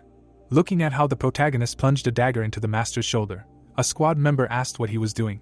Looking at the surprised guys, the protagonist explained that they were trying to use poison.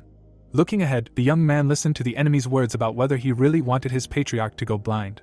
Opening his mouth, the guy asked again if they were the only ones from their clan here. The young man bared his teeth, knowing that the patriarch could die if he lied. There were rumors in the mountains that the Dark King's squad was stationed north of Mount Ileo. Frowning, Hajin ordered the squads to unite and ambush the beast palace. With his mouth wide open, the boy shouted for the proposal to be reasonable. Holding a dagger in his hand, the protagonist asked if his interlocutor's words were related to the fact that he was afraid of losing, to which he replied that their clan would never lose to the beast palace.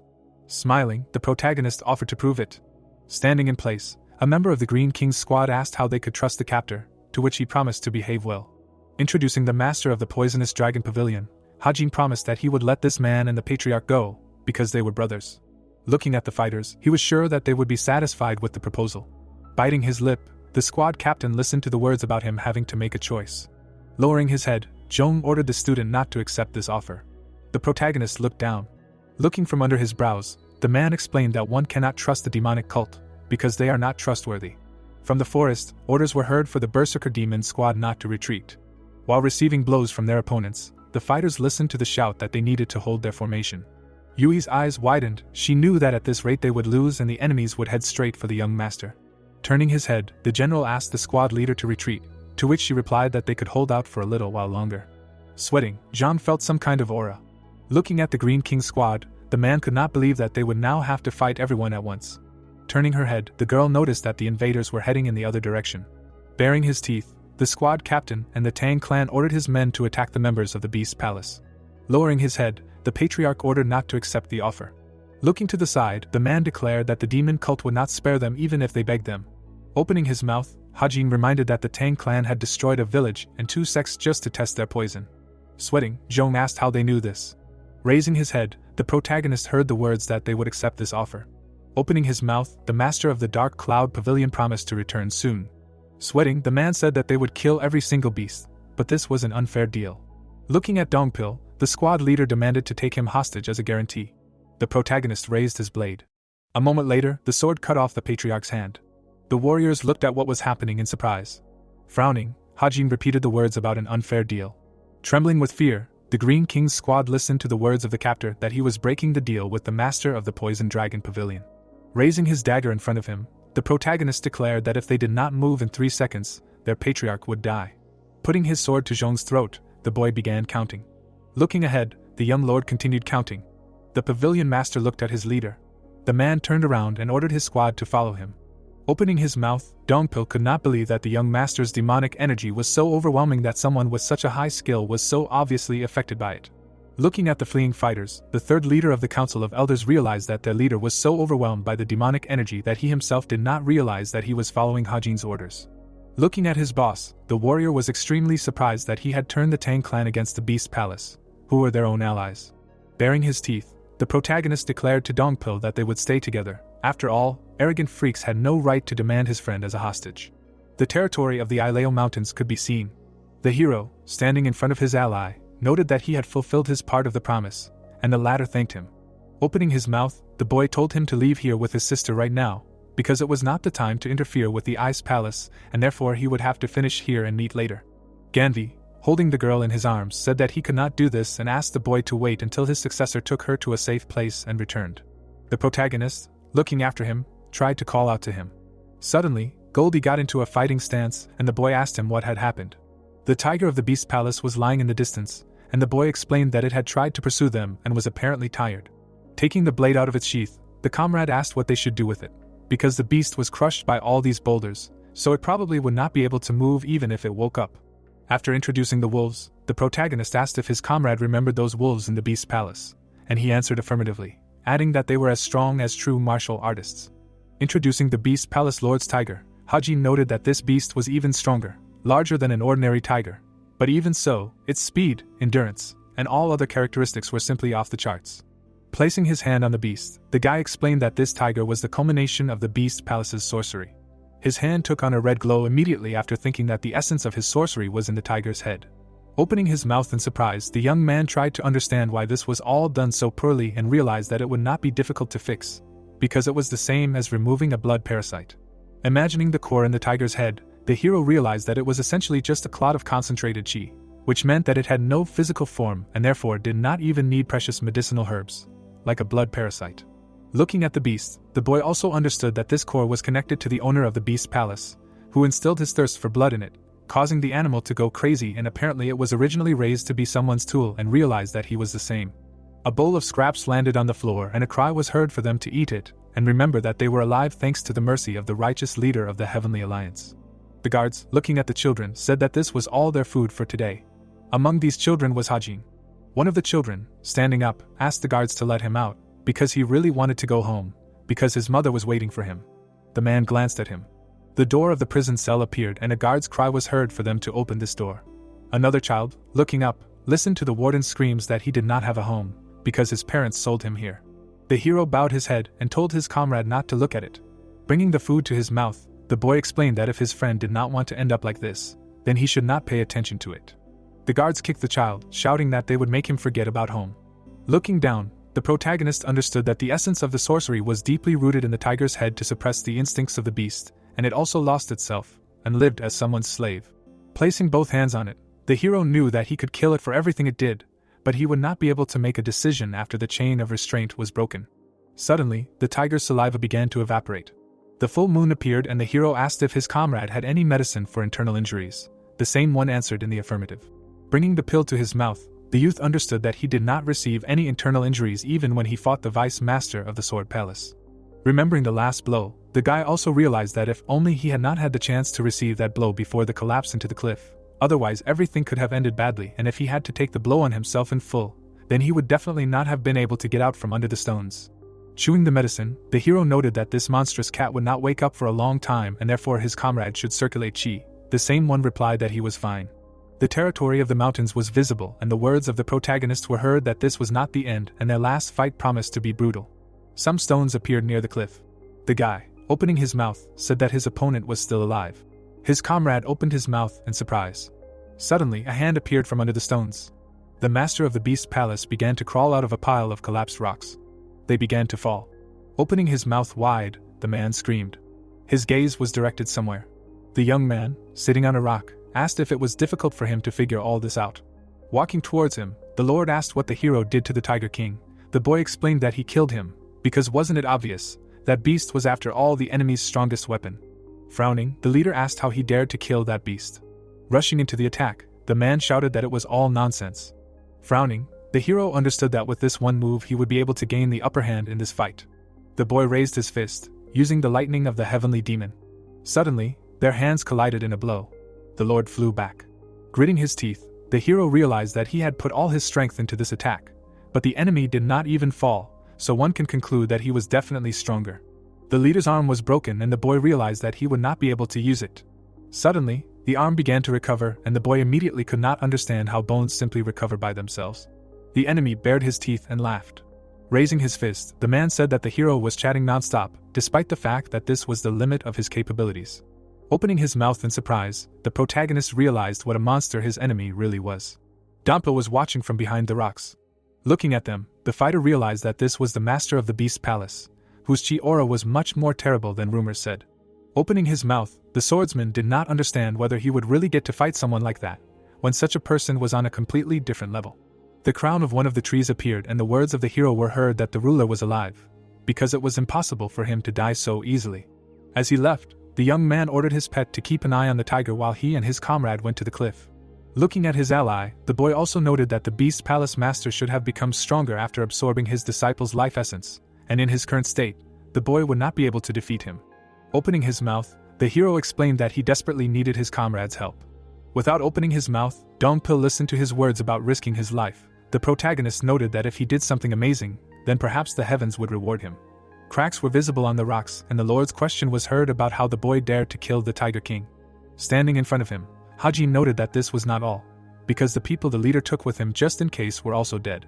Smiling, the boy said that these people were currently fighting the Tang clan, and those warriors were truly passionate about the battle. Frowning, the leader listened to his words about whether to believe him or not was his decision alone. Grinning, the hero also asked why the enemy didn't pay attention to what was behind him before thinking about all this. Suddenly, his eyes widened. The swordsman attacked from the air. Covering his face with his hand, the lord shouted that he was a rat. The youth attacked him, asking where he was looking. Flying back, the man called them names. Suddenly, Dampa lunged forward again to attack. The comrade struck the enemy's legs. The hero was also about to attack the enemy. The lord was thrown far back by the kick. His body punched a hole in the rock. The comrade, holding the blade, said that it worked, but the protagonist replied in the negative.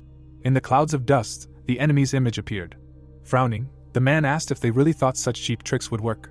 Raising the rock above his head, the lord said that he was the strongest martial artist in the south. Smiling, the hero noted that he really was a monster, who was practically invulnerable. Suddenly, the opponent threw a rock at them. They both jumped away from it. Sliding along the ground, the guy shouted a question about whether his comrade was okay, to which an affirmative answer followed. Suddenly, the leader appeared behind Dampil. The man attacked him right in the back. The fighter flew into the rock. Lying in a pile of stones, the swordsman coughed. The lord's eyes were closed. Opening his mouth, the man laughed and said that he knew it would be like this. Opening his eyes wide, he shouted that the Tiger King was still alive. The animal suddenly opened its eyes. It stood up. Goldie looked straight at him. Opening his mouth, the tiger growled. Standing in front of the boy, the man said that he felt the beast somewhere nearby, and this is understandable, because such a person as the young man would never be able to kill the Tiger King, and added that when the beast arrives, fighting him with his little rat will not bring any benefit. Grabbing the blade, the hero noted that he did not intend to drag out the fight for so long and suggested that his opponent finish it quickly, but he realized that the fight in any case lasted longer than expected, which is why he had almost no internal energy left. Looking at the enemy, the guy understood that everything could turn out really badly. The enemy's body began to emit a bright aura when he said that perhaps the question could arise as to why the Tiger King became so big, and he himself answered that it was because the beast's favorite food was human flesh. Frowning, the lord said that he would make sure that the Tiger King feasted on the hero's corpse for mocking the leader. The young man rushed to attack, shouting that this would not happen. Also preparing for the attack, the man shouted that his beast would not leave even a bone behind. Swinging the blade, the protagonist realized that there would simply be no second chance, and therefore he needed to give it everything he had right now. Opening his mouth, the lord understood that if he managed to reflect this blow, the guy would definitely run out of internal energy. The young man, swinging his sword at lightning speed, used the first form of the tenfold blade technique of elastic calamity of 6 consecutive hellish winds. A bright flash emanated from the ground. Suddenly, the explosion lit up the entire forest around. Making a dash to attack, the man shouted that if this was all he could do, then it was time to die. Suddenly, the guy's mouth opened wide. Monstrous energy emanated from the lord's fist. The young man flew back after such a blow. Looking in that direction, the man said that everything was fine now and the victim could only lie there and wait for the Tiger King. Lying in a pile of stones, the hero noted that the enemy was damn strong. Raising his hand, the protagonist explained that now it would be all or nothing. Blades appeared in the air.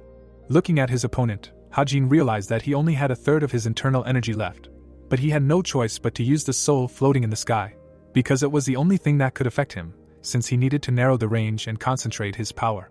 Holding the blades in front of him, the hero realized that simply swinging the sword was not true control of the sword chi, because the quality of the energy mattered more than the quantity. With his mouth open, the Lord shouted that the hero would really be able to do something with the control of the sword chi when he was in a dying state. Suddenly, something pierced him. Dongpil pierced his shoulder with his sword. The leader pushed him away with a blow. Suddenly, the man looked away. A tiger had appeared next to him.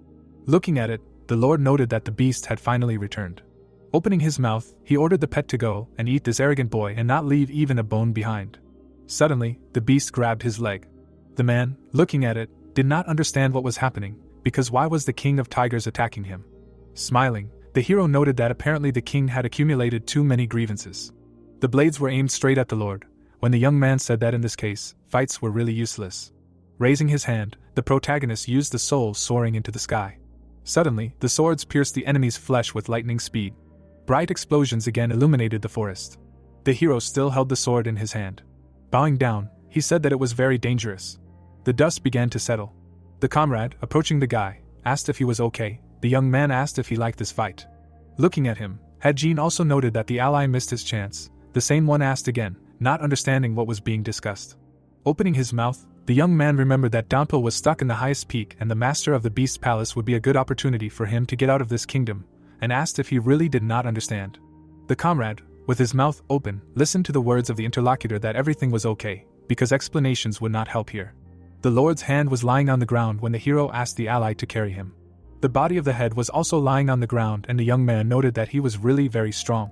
Looking at him, the protagonist said that he was also okay after all.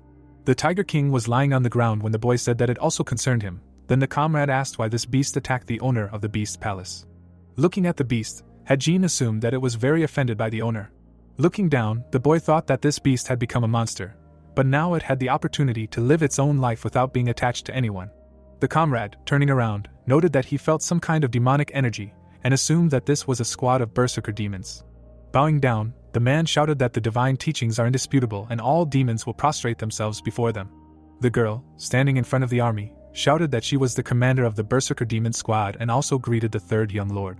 Yui, with her mouth open, said that they had destroyed the Tang clan squad, as well as the forces of the Beast Palace, and the general and the second team of the berserker demon squad were finishing up the work at the place where the battle had taken place. Looking at her, the young man noted that she had done a good job. Smiling, the boy realized that some time ago he had felt uncomfortable because of the demonic energy, but now it even comforted him. With his mouth slightly open, the hero asked why the girl looked so dissatisfied. Crossing her arms over her chest, she suggested that it was because she was depressed, and the interlocutor asked what was suppressing her, and added that he would hit her if she continued to talk nonsense. Suddenly, the boy's legs began to bow when the girl said that when they last saw each other, he was as strong as the heads of the 7 families, but now the interlocutor was a real monster. The hero fell on her when she was saying that it was already hard for her to catch up with him until he became even stronger. Looking at him, the commander asked if he was okay. Opening his mouth, the young man asked the girl to try harder. As he left, the hero also noted that the commander was the leader of the entire squad and she could not lag behind. Suddenly, the girl looked away, as she felt a certain ominous aura when the protagonist said that he was already at the limit, and he could not even keep his eyes open. The man, opening one eye, looked at them. An ominous aura emanated from his body. Suddenly, he disappeared from sight.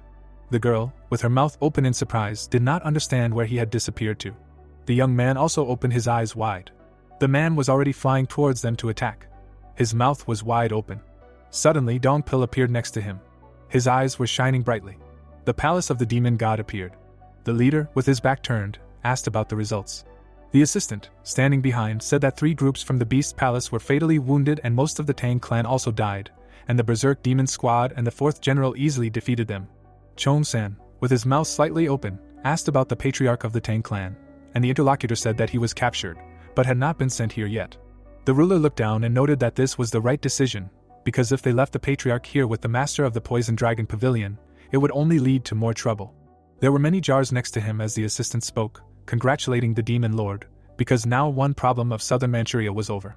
With his hands behind his back, the leader also noted that this was still a powerful organization that had existed for hundreds of years outside of its walls, and they would not fall just because their leader and several hundred elites were destroyed. With his mouth slightly open, the ruler thought that even so, this was an extremely impressive feat. Looking somewhere, the man realized that everything would have been understandable if the third young lord had made an agreement there, but what he had done was incredibly difficult, especially considering that the heir of the Ice Palace was involved. But even so, he managed to kill the head of the Beast Palace and humiliate the Tang clan. Buildings were visible in the distance when Zhang Sen realized how interesting the hero was. The messenger clasped his hands in front of him and shouted that he had important news for the alliance leader. With his hands behind his back, the man asked him to wait a little. The man bowed his head and said that this would not do at all. Holding up a flower, he said that this was the third 10-colored flower, which inspired him very much, and also asked the messenger to send this letter to the abbot, because there were rumors that he was struggling with his illness and needed to be encouraged. The messenger bowed when the interlocutor said that he had become too old, because it was difficult for him to even take care of the garden, and also asked if it was time for him to leave.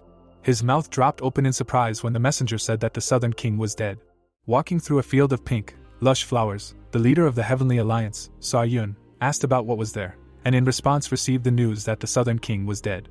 The man bowed and said that the king died 2 weeks ago on Mount Ileo, and it was suspected that someone from the demonic cult was behind his death. Turning away, Sa Yun repeated that this was not good, because the king died at the wrong time. Bowing his head, the servant continued that the elite squad that the Beast Palace brought to Mount Ileo had engaged in battle with the Tang clan. Looking at the speaker, Sa Yun asked incredulously that it was really the Tang clan. The leader of the Heavenly Alliance, standing in the flower field, wondered if these two could possibly fight, and he knew that they had allied with each other behind his back, but the man did not understand what could have broken this alliance. The speaker, still bowing, said that they didn't know the details yet. After all, they only found traces of the powder called 7 steps separating souls, the torrential rain of pear blossom needles of the Tang clan, and their needles. Thoughtfully, Sa Yun said that these were items that couldn't be used without the permission of the Tang clan patriarch, and it seemed that the demonic cult knew about the meeting of the two forces at Mount Ileo, and that was why they were attacked. After all, Mount Ileo was also important to the demonic cult, and Sa Yun wanted to know why the Beast Palace and the Tang clan were fighting. While stretching his back and complaining about the pain, the leader of the Heavenly Alliance concluded that it was none of his business and none of this was important. The sun leaned over the house. The flower was standing in a fragile vase when the question about the Tang clan patriarch was asked. The speaker stood before the master and said that they had tried their best to limit the leakage of information, but there were a few people who said that they had seen the patriarch near Yunman, and he did not tell Sa Yun about it because he was not sure of the veracity, to which Sa Yun repeated that he was clear. While pouring tea into a mug, the leader of the Heavenly Alliance said that the patriarch's martial arts were certainly rare and unique, but he was behind the other patriarchs, and the reason he became the patriarch was because of his legitimacy and intelligence, and therefore there were many people in the clan who were against him. Sa Yun, with the cup to his mouth, continued to say that the patriarch did not have enough power to destroy those who were against him, and the man was certain that the poisonous herbs found on Mount Ileo were very tempting to someone like him. He turned to the servant and told the reporter that Mount Ileo was attractive from both sides, and it was very likely that he had gone there himself. While drinking his tea, Sa Yun said that if the Tang clan was hiding information, it was very likely that he had either died or gone missing. Putting his cup down on the table, the leader of the Heavenly Alliance concluded that the Tang clan must have been in crisis. Standing up from his seat, the man asked who was leading the patriarch's group, to which he received the name Tang Yanhua. The man asked to be contacted to arrange a meeting. Sa Yun, looking sternly at the servant, said that now was the time to rein in these troublemakers. As he left the building, the reporter wanted to know about the demonic cult, to which he received the answer that they were to be left alone. Turning away from the speaker, Seong said that it was not difficult to start a war if they wanted, but they would not be safe if a war did start, and he did not want to take any chances when they had not even properly dealt with those who had been invited from beyond the walls. Leaving the servant behind, the leader of the Heavenly Alliance concluded that the people of the demon cult were a natural disaster. Looking up at the sky, Seong said that they could not think of them as enemies that needed to be defeated in battle, but that was for now.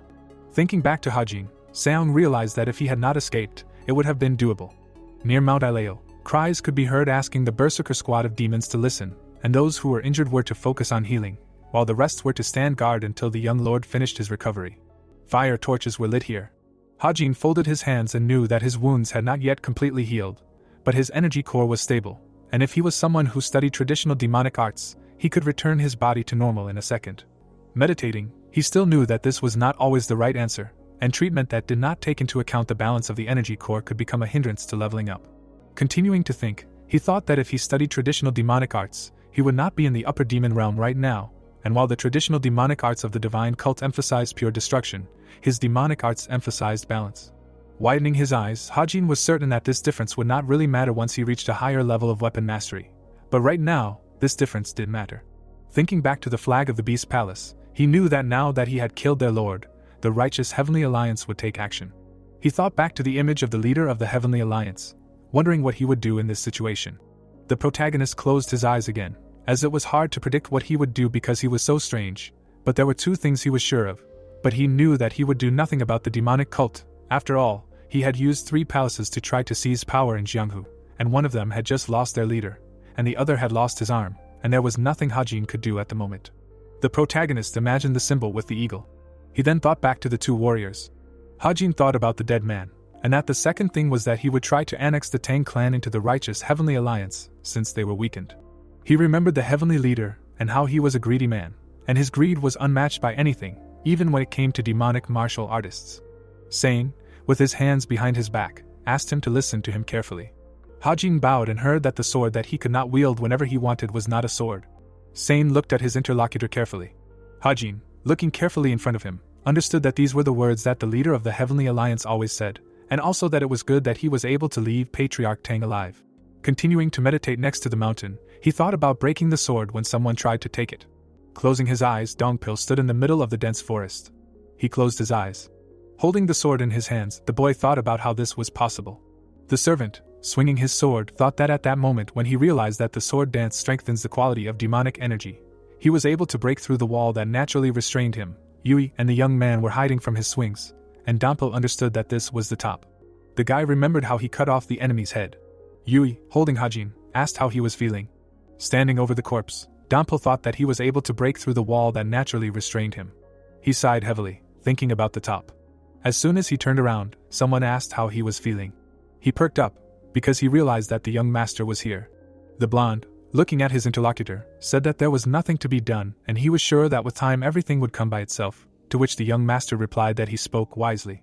Hajin, taking a step towards the servant, continued to repeat that there was no need to rush, because Dongpil was already talented. It could become an even bigger problem if he tried to adapt, but Dongpil said that it was all thanks to the master. The surprised master asked what was his merit, because it was all thanks to the young man's hard work. Smiling, the protagonist began to thank the boy for saving him. Dongpil, frowning, said that it was his duty to protect the master, and he simply did what he had to. The protagonist looked carefully in front of him, because he understood that Dongpil had already grown up. Remembering their first meeting, he understood that his first impression of him was not the best. But he became his comrade and now his bodyguard. The boy remembered how they fought together, stained with the blood of enemies. Then Dongpil bowed in greeting. Their serious battles where they fought hand in hand flashed through his memories, and if you compare the Dongpil of the past and who he was now, it was like 2 different people. He remembered their battle against the monsters. The meadow stood proudly in front of him, while Hajin thought that the path they had to go through would be even more difficult than this, and there was no need to be satisfied with what was now and try to improve. The forest sounded that Dongpil needed to rest, because he had not slept since the day before, but Dongpil said that he needed to do something with this guy. A huge tiger was looking at the 2 young men, letting out a loud roar. Zalots immediately stood in front of him. Sitting down on the stone next to which Zalot stood, the young master said that the animals were distracting him. He, looking at the animal, asked why the tiger was still here, below. Maybe it wanted revenge, or maybe it was angry at the owner of the animal palace. The main character, looking straight at the tiger, said that the owner of the animal palace was dead, and the tiger saw his body. However, the animal was in no hurry to leave. The guy, leaning forward, continued to say that the tiger was born the king of the mountains, and he had to live with it. The spell that bound him was also broken, and now he could live the way he wanted, and that was all he wanted to say. The disgruntled tiger looked at the man with a wild roar and red eyes. The sound was heard throughout the area. All the people turned to look at it with fear on their faces. Zolots immediately stood in front of the tiger, protecting the master, when Hajin shouted at the beast that all the animals would run away. Grabbing Zolots by the fur, the man asked him to stop and not to stoop to the tiger's level. The tiger opened his mouth wide, and the protagonist said that he was sure that the tiger knew that he could not cope with them alone, and he believed that this was why he was still here. But then again, they were also busy, and his rage was not the master's problem. He looked at the animal carefully, because he understood that the resentment was building up inside the beast, and whether it needed to get rid of it before it could live its life. The rage in the tiger's eyes began to fade. The protagonist, standing in front of him, repeated that there were already many people in his life who irritated him, and now a cat had joined them. The protagonist looked ahead carefully. Jumping on Goldie, he asked how about it. The wind rustled in the trees. The tiger was leaving for the forest when the protagonist complained of fatigue. Dongpil, looking after the animal, asked if the young master could communicate with the Tiger King. The young master, turning around, said that he could not fully communicate, but he easily understood what he wanted to express, because he had lived with Goldie for a long time. He remembered how he treated the tiger, so some of his demonic energy remained when he got rid of the spell that bound him, to which Dongpil asked that his demonic power was still in the Tiger King. Remembering the animal, Hajin replied that it would remain there until he removed it, and that it was not difficult to remove the spell, but too much time had passed since it was cast, and so all of his demonic energy was concentrated where the spell had been. He stroked Goldeneye and said that he was sure that Dongpil would understand this when he entered the higher demonic realm, but his demonic energy would become unearthly when he entered this realm, because if Goldeneye's spiritual power brought them together. The protagonist imagined himself next to the tiger and said that the spiritual chi in his demonic energy allowed him to communicate with the Tiger King, and in reality, it was not that difficult. Anyone could do it if they knew how to handle chi, but most people simply did not know how. Hajin turned around when Dongpil asked what the young master had said that made the tiger leave. The protagonist smiled and said that he told the tiger to have a little chat with Zolots because he couldn't take him with him. The guy was sure that the tiger had a lot to learn from Zolots. Walking past the mountains, Dongpil asked if Zolots would be against it, to which Hajin said that how could he not like it, because now Zolots had a subordinate. The sleeping Zolots opened his eyes from a sharp rustle and looked in the direction of this sound. Suddenly, something woke the beast. The sun was setting. The white-haired girl approached the young master and thanked him for saving her. Hajin looked at her and explained that it was the girl's brother who asked him about this, after which he asked if the guest was healthy enough to start walking. Sunrin smiled and said that it was all thanks to the guy, and she was a little late with the introduction. Not far from Mount Ileo in Yunnan was the House Sex Mansion. It was covered in twilight. The girl looked at the boy and said that it was all thanks to her interlocutor, and noticing that she was late with the introduction, she said her name, Sanrin. She stood next to Ganhui and opposite Hajin, adding that she learned about everything from her brother and did not know how to thank her savior for everything he did for them. The young master replied that it was a deal and there was no need to worry about it. He folded his arms over his chest, adding that in any case, he saw that they were learning a rather unique martial arts technique. An image of a battle appeared in his head. The third heir continued that he could not recognize it earlier, due to all the chaos, which was certainly great, but it did not seem complete. Sanrin was impressed and looked at the interlocutor carefully, thinking that the martial arts she had learned could not be known to others. If they had not learned the martial techniques of the Northern Sea, even if they had reached a higher level, they still should not be able to recognize his features. The guy looked at her with an open gaze and she continued the thought. It turns out that he is not just strong but also deeply insightful. Hajin turned to leave and added in conclusion that she should rest more, because her upper energy core was severely damaged by the members of the Beast Palace, and it is more sensitive than the rest. And closing the doors behind him, he said to rest. Ganhui turned to his sister, said that he believed that their guest was right. She, looking at the doors behind which the young master disappeared, apologized. The brother looked at the sad girl and said that he should be the one apologizing. She, slightly lowering her head, assumed that chaos reigned in the palace. He straightened up and clenched his fists, saying that they were destined to walk a different path than the other palaces anyway. The best they could do was make a deal with the divine heavenly demon cult. Sunrin looked at her brother seriously, asking if he had told the third young lord the truth about Liuli's potential great method. Ganhui looked at her seriously as well and denied it. She sighed and replied that he should. The girl felt that the divine heavenly demon cult was not the best ally given the rumors, but she trusted her brother's judgment, and it would be fair for their guest to know the truth about his ally. The heir of the Ice Palace looked into his sister's eyes and said that he also had a request for her. A voice came from behind the door of one of the buildings. A servant called out to the young master, saying that he had brought the person in charge of the house sect, who gave him permission to enter. The young man looked in front of him and asked if they wanted to see him. Hajin sat cross-legged and told the guest that he had heard that the house sect had a branch in Guangxi, and asked if it was safe, to which the guest replied that it was. The young master looked at the person in charge of the sect and added that he wanted to send someone there and asked if he was okay with it. The person frowned and said yes, but then stated his conditions, which were that he needed to know who they were, their condition and status in Jianghu, how long they would be staying, and that the person in charge would be financially responsible for their stay. Dongpil, who was standing not far from the host, reasoned that he did not like the newcomer, especially the way he spoke, which made him feel uneasy. Hajin sighed and said clearly that his guest was the patriarch of the Tang clan. Dongpil was shocked. The person in charge of the sect did not blink an eye, and the young master continued that the stay would be indefinite. It could be a month, a year, or more. The subordinate stood proudly and replied apologetically that it was a great responsibility to accept such a person. If it was the patriarch of the Tang clan, then the case was special, and if the righteous Heavenly Alliance found out about it, they would face serious consequences. Hajin, after listening to him, wondered if the house sect really couldn't do it. But the servant added that they would have to pay a high price for the guests. The young master was surprised. And not believing his ears, he clarified what it meant that his request could be fulfilled, provided that he paid well, then asked if they were not afraid of the consequences. The servant sighed and calmly replied that they had grown to their current size through deals, and once the contract was concluded, they would do their utmost to fulfill their part. Hajin straightened up, standing to his full height. He noted that it seemed like the person in charge had already made a decision, although he certainly shouldn't have made it alone, and asked who was standing in front of him. The servant, looking confidently ahead, introduced himself as Yachi, then called himself the successor of the house sect and its third leader. Dongpil and Hajin were surprised. The gentleman looked at the servant carefully, asking if there was anyone like him in Yunnan. Yachi, slightly tilting his head, explained that he was usually in Sichuan, but came here 2 weeks ago for work.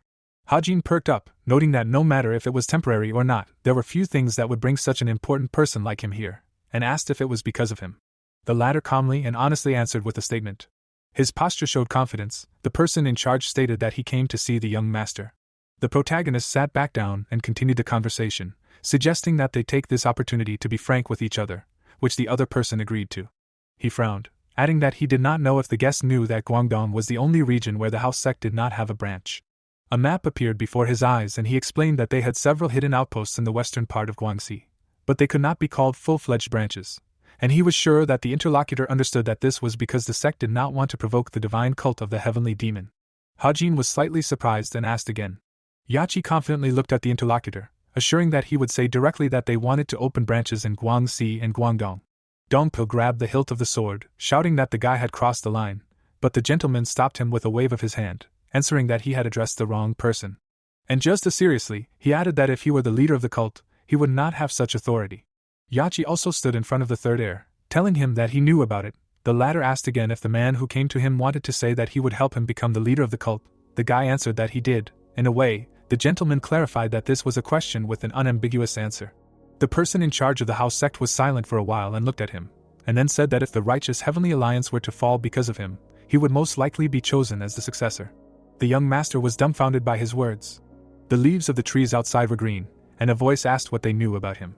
Yachi and Hajin were walking between the trees, along a narrow path. The subordinate told the master that he was offended by the righteous heavenly alliance, and he then asked what made him think that. They walked side by side and did not look at each other. Yachi said that they had control over the information of all of Zhongyuan, but they only had a little information about the heavenly demon divine cult, most of which concerned him. The master walked slightly ahead and paused at these words. Then he walked away again without answering. The servant continued that the other party had been quite active for the past year, and that it was very unexpected since the divine heavenly demon cult had never really interfered in Jianghu's affairs for the past 30 years. A memory of the enemy appeared in his mind as the other party said that he first appeared in Hunan and Jiangxi when he fought with the members of the Beast Palace. Then the image of Ilryong, who was an elder of the righteous heavenly alliance and whom he had also killed, reminded him of this Yachi. Hajin glanced at the other party unnoticed, thinking that his awareness was impressive since he had erased all traces of the battle. But they still knew. The master was once again lost in his memories, as his ally calmly narrated that after returning to the sect, he came to Hunan as a special inspector general, going to inspect the 7 families belonging to the demonic sect, fought with the Sword Palace and again with the Beast Palace, and their sect leader was impressed by those battles. They leveled their shoulders and walked at the same level. Yachi continued that they had little information about the candidates for the succession of the divine cult, but he still said that the young master would play an important role in the succession struggle. The sect leader looked at the other man, adding that he might already know, but the Beast Palace, Sword Palace, and Heavenly Dragon Palace were all related to the righteous heavenly alliance, and he had blocked 2 of their attempts at Zhongyuan expansion. Hajin seemed to ignore these words. He again imagined the images of those Yachi spoke of, who continued that it had a lot to do with the murder of Ilrian, since he was very corrupt and had a secret agreement with the heir of the Beast Palace. The young master remembered that battle, and the servant said that there was no need to kill that man, especially not a good idea knowing the consequences, but he did it anyway. The third heir walked slightly ahead again, and his companion continued, suggesting that it was a coincidence or an order from the cult leader, which he doubted. The interlocutor responded by asking why he thought so. Yachi imagined the image of his companion, saying that martial artists said that he could smell qi. Then he compared him to himself standing with a scroll in his hands, saying that those who deal with intelligence can understand a lot from a single piece of information.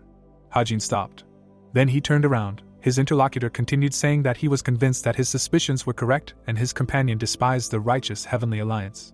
The young master looked at the new acquaintance's face, noting his insight. because he was able to guess his intentions from just a few pieces of information and praised his ability to use his strengths without appearing arrogant, then mentally asked himself that the interlocutor's name was Yachi. He looked at him silently.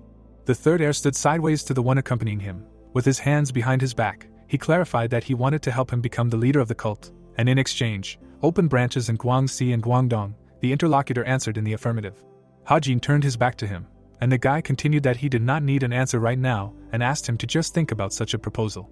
The young master again stood facing him. The interlocutor said that he was ready to accept the patriarch of the Tang clan. He was asked about the price.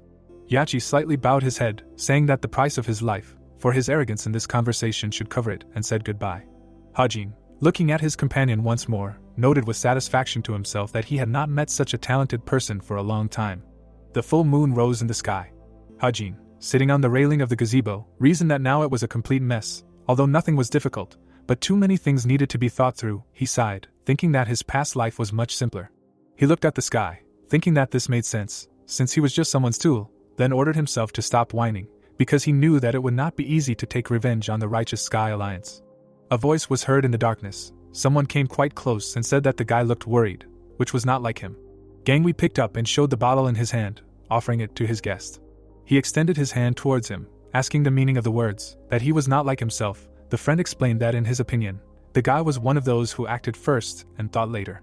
Hajin, holding the bottle to his face, asked if his interlocutor really thought he knew him only because they had once worked together. He confirmed his guess and apologized if he had upset him. They both stood at the fence of the gazebo and looked into the distance. The guest asked if the owner was going to return to the Ice Palace. He answered in the affirmative. Then the young master asked to tell his sister to take care of herself.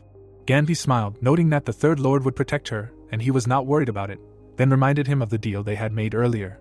Haji was very surprised and asked again if his interlocutor was serious, and really wanted his sister to marry him, and wanted to add something else, but did not have time. Ganvi, folding his arms across his chest, interrupted him by saying that his sister had given her consent, which shocked his interlocutor, who, not believing his ears, asked again, then asked if he was being too cold, and if this meant that the girl would essentially be held hostage. The guy became serious and bowed his head before him, saying that whether his sister would be a hostage or not depended on the young master's decision, and Ganvi, in turn, would do everything possible to support his desire to become his successor. And without raising his head, he thanked his interlocutor, who replied that he hoped that in the future his friend would also do something for which he would be grateful. Ganvi left. Haji said that he had had enough rest. His cheeks turned red from embarrassment, and he tried to knock the blush off with his hands in confusion. Then he decisively said that he was sure that the first and second lords were already tired of waiting for him, and it would be better for him to return and look at their disgusting faces. The building was surrounded by a huge wall. From there a voice could be heard asking the interlocutor what he thought the highest demon realm was like. He answered that he should stop chatting and focus on training to reach the level where the environment ceased to affect him. There were 2 guards at the gate. The first one said that everything was different. This humidity around was simply unbearable. It had been 15 years since he joined the cult, but the weather was still unusual. It only got better with the onset of winter. The second one replied that the guy was definitely from the north and asked if he had reached his peak. He sighed and looked up, saying that he had never even dreamed of becoming like the first young lord, but only aspired to the third. The second guard told him that he was crazy, asking if he really thought it was easy. Then he turned his whole body to his young colleague and said that he was a fool, because the third young lord was a monstrous genius. The latter, without even looking at the interlocutor, tiredly confirmed that he knew it. Then he looked at the second guard and said that he could bet that his martial arts did not compare to the martial arts of the first young lord, asking the interlocutor if he heard that people said that he had reached the highest demonic realm. He looked into the distance, continuing that it was wonderful, and confidently stated that there was no one in the divine cult who had reached the highest demon realm before the age of 40, then asked his colleague to wait, saying that the squad that was on a mission had returned. The leader separated from everyone and approached the gate, calling his people a squad of berserker demons and explaining that they had returned from a mission. The guard asked to show the insignia. The girl took out a medallion. The guard turned to his subordinate, ordering him to report to his superiors, and he accepted the order. Then, the carriage door creaked slightly. The girl clarified that the third young lord and his guests were with them. The warrior asked again. And suddenly a strong gust of wind blew on them. They covered their faces. Haji approached the gate, apologizing for not controlling his aura, because he was tired and hoped for their understanding. Then he looked at the head of the guard and added that he was going to meet the demon lord and asked to convey a message. They agreed. The wheels moved. The guard who had been discussing the third young lord just now stood there, impressed. The senior colleague stood nearby, also holding a spear, unable to bear the silence, and asked his colleague what he was thinking. The carriage left, and the guard, without waiting for an answer, explained himself that the first young lord was not the only one who had reached the highest demon realm. In the divine cult of the heavenly demon, in the palace of the demon god, a reporter arrived and handed over a report summarizing the events of the past 10 days, and he was praised. Zhong-san sat on the throne and asked his subordinate how things were going in the hidden pavilion, who stood in front of him and replied that they were doing well, there was sufficient funding and the newcomers were learning quickly, so things were going well. The great demon closed his eyes in thought, then gave the order to send them on a mission unrelated to the cult. Yo-sun was surprised by the order and thought that sending the Hidden Pavilion Intelligence Organization on a mission meant getting information from external forces like the Righteous Heavenly Alliance, and asked out loud if the Lord wanted to know how things were going in Jianghu. The Lord silently filled the cup. The strategist agreed with his order, but asked if he could find out why. The great demon picked up the cup and put it to his lips, then replied that he thought it was time. Yo-san realized that the Lord had no reason, which meant that he was acting on instinct, although it would be better for them if there was a reason, but this was fine. He looked closely at Zhong-sen through his glasses and reported that he would ask 99% of the Hidden Pavilion members to focus their attention on forces unrelated to the cult, and he thought that if the Lord had such a feeling that this needed to be done, then something great was about to happen. The sky was cloudy, illuminated by the rays of the sun. The strategist added that it was almost autumn and he was sure that everyone would be busy trying to prepare for the half-yearly assessment, and suggested that the candidates for succession would be the most free. The ninth demon, still sitting on the throne, agreed with him. The subordinate asked if the Lord was going to make a scene for them. He answered that everything depended on themselves. Yo-san agreed. Zhong-san looked intently ahead, then said that those who succeeded would succeed, no matter what it cost them. But those who failed, it meant that they lost. The strategist looked at the Lord in surprise, objecting that shouldn't he try to do everything fairly. He was also sitting on the throne with a bowl in his hands and answered that life was unfair. Then he raised his hand from which dark energy appeared. It fell as a bundle of impressive size at the strategist's feet. He asked in surprise what it was. The demon lord said that he had heard that this item was good for overwork. Yo-sun's heart melted and he happily took the gift, thanking the Lord for his concern and claiming that he was the only one who showed concern for him. He then bowed gratefully. But the great demon told him to work harder and the servant was upset, thinking that it seemed that he should not be too happy. The light of the setting sun shone through the windows. The Lord was informed of the arrival of the third Lord. The Lord allowed him to enter. The young Lord entered, introduced himself and bowed, said words of greeting. Then he noticed that he was not alone in the throne room and asked if he should wait outside, but the Lord replied that they had already finished. Yo-san, walking towards the exit, exchanged glances with Hajin. His gaze was meaningful. And the boy, smirking, took this as an invitation for a cup of tea. Then he looked at the great demon and announced that he had returned, who invited him to sit down. Hajin fell to the floor with a thud, exhaling and saying that he really almost died this time. The Lord, still sitting solemnly on the throne, replied that this was the path he had chosen himself, and the third Lord realized that he had nothing to say to that. The ninth demon, looking at the guests, noted that the warrior's internal injuries had not yet healed. He replied that it took longer than he expected. The Lord, looking closely at him, added that this was all because this was not an ordinary injury to the internal organs. Haji grabbed his head, asking if there was anything serious. Chom-san looked at the third Lord again. Then, with his hand, he pushed himself off the handle of the throne and stood up. Then he approached, asking if his guest would like to drink with him. He stood there in confusion. Near the gazebo, on the pond, lotuses bloomed. Someone noted that the weather was cool. The hand filled the cup. Haji brought it to his lips, thanking the Lord, but he warned him that before drinking, he needed to deal with the internal injuries right away. The third Lord immediately pushed it to the table, looking at the ninth demon in confusion. Haji sat with wide eyes and looked at the Lord, who explained that the guy could not drink this precious wine in such a state. Zhong-san, looking sternly at the hero, said that he would immediately throw him out if he could not heal even a simple internal injury. And after these words, the main character was terrified and very tense. The sun, setting, illuminated the roofs of the houses. The blonde girl greeted the three people who met her on the way. Manhwa asked in surprise who she was. Dampel answered for her that this girl was the hostage of the young master, then quickly corrected himself, saying that he meant that she was a guest. Yui cheerfully nudged the maid with her elbow, saying that she would have to prepare another portion of the dish. She asked again with displeasure. Sanran introduced herself. The back of a red fish appeared in the pond. Piles of stones lay in a heap. Haji remembered that when he completely destroyed the rock, he got hit by the palm of the master of the beast palace. This moment appeared in his head. The enemy almost missed, but still an internal injury occurred. The hero sat in the lotus position, stabilizing his third energy core for healing, knowing that if he did not do this, he would ultimately hinder himself from cultivating. Blue energy flowed through his veins. He concluded that this helped keep the vessels in order. His hands were folded in the center of the energy core, which was also in a stable state. The boy sat not far from the table, thinking that the internal injury was still there, It was almost difficult to breathe because of the corrupted chi endlessly flowing out of the wound. It was clear that the demonic arts of the 9 depths did not work, but why the boundless technique did not work was unclear to him. Besides, using this technique even worsened the situation. Haji slightly opened his eyes, continuing to think that even being with Golden did not help either. Aura flowed out of his body. The Dark Lord watched this, reasoning that the Third Lord's ability to concentrate was higher than anyone he knew, and it reminded him of the actions of a hired killer pursuing his goal. Haji tensely looked ahead. Chong-san looked at him, thinking that this very concentration would lead to his death. He put the bottle down on the table with a bang, declaring that the problem was with the Third Lord himself. The Third Lord looked at the Lord in surprise. Chong-san, without taking his hand off the bottle, explained that the demon should be able to easily heal this internal injury. But when he realized that the boy was having difficulties, it was simply ridiculous. The great demon looked at him in disappointment. Haji did not understand what the problem was. He repeated the words of the interlocutor to himself, desperately realizing that he had done everything he could. The Lord suggested that he had forgotten where he started. Thoughts rushed madly in his head. The protagonist concentrated more than before, repeating the last words of the Lord. Suddenly his eyes widened. He understood. The space around was enveloped in a red haze. Beads of sweat appeared on his face from the tension. The young lord realized that he should not reason like the assassin Hajin, but like a master of demonic martial arts. Blood flowed from his nose. He screamed and convinced himself to act like a master of demonic martial arts. Energy rushed upward from his body in a powerful column, and finally he found it. Chong-sen watched him without expressing any emotions. The atmosphere in the gazebo was serene when it was said that apparently the speaker's interlocutor had forgotten how it all started. The man took a step forward and asked how it all started, and who was talking to him. The protagonist stood as if in the middle of a lake when he asked if this place was his central dantian. Chong-san stood in front, his hands behind his back, saying that now the protagonist was like a sword master who had forgotten how to control the blade.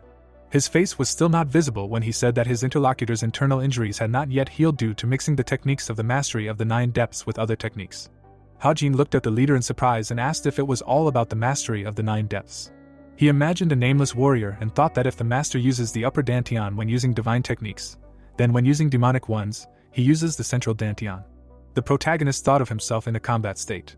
He imagined a ball of emotions and thought that the central dantian, in turn, is controlled by the 5 desires and the family of emotions. The protagonist remembered one of the fights and that a strong emotional experience serves as a catalyst for demonic techniques. Hajin thought about his sword strike. He remembered how energy surrounded him.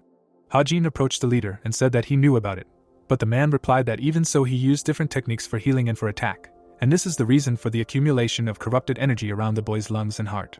The protagonist sat in the lotus position and began to meditate when it was announced that the problem lies in the central dantian, and because of this, when concentrating on the upper and lower dantian, the young man does not succeed. The boy's eyes widened in surprise when he heard that based on all this, Jong Sung could say that his protege was only half a master of the demonic technique. The protagonist wiped the blood that had come out of his nose, listened to the fact that the name itself contains the entire meaning of the demonic art, and this is the basis of the basics, and if the boy wants to succeed and become a master of demonic techniques, he must only use them, and he cannot use the healing technique of the masters of Buddhist martial arts and mix them with the mastery of the 9 depths. Just because he was inspired by one of the third-party techniques. The drink was poured into the cup when the head said that in order to become a god, you first need to be a mere mortal. Both men were sitting in the gazebo opposite each other when it was said that the head did not know whether his son wanted to become a god, but he would not be able to cross the boundary of the mortal world, since he was not even able to fully experience the 5 desires and 7 emotions. Jong Sang put the bottle on the table and said that his interlocutor can be angry, laugh, cry, because only the person who completely surrenders to feelings and emotions is truly beautiful, and before gaining a divine face, you need to live the life of an ordinary person.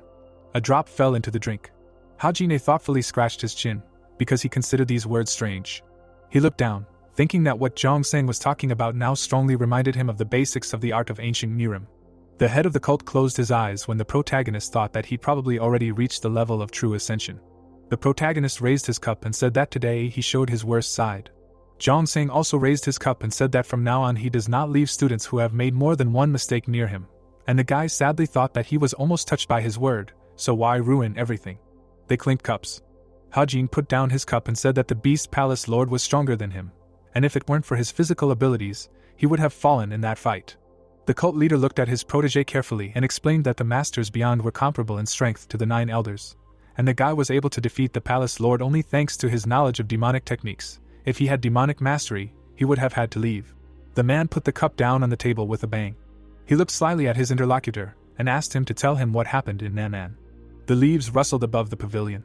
The main character of the show behind the cult's head, I ask if this isn't strange, to which the man asked again what exactly seemed strange to him.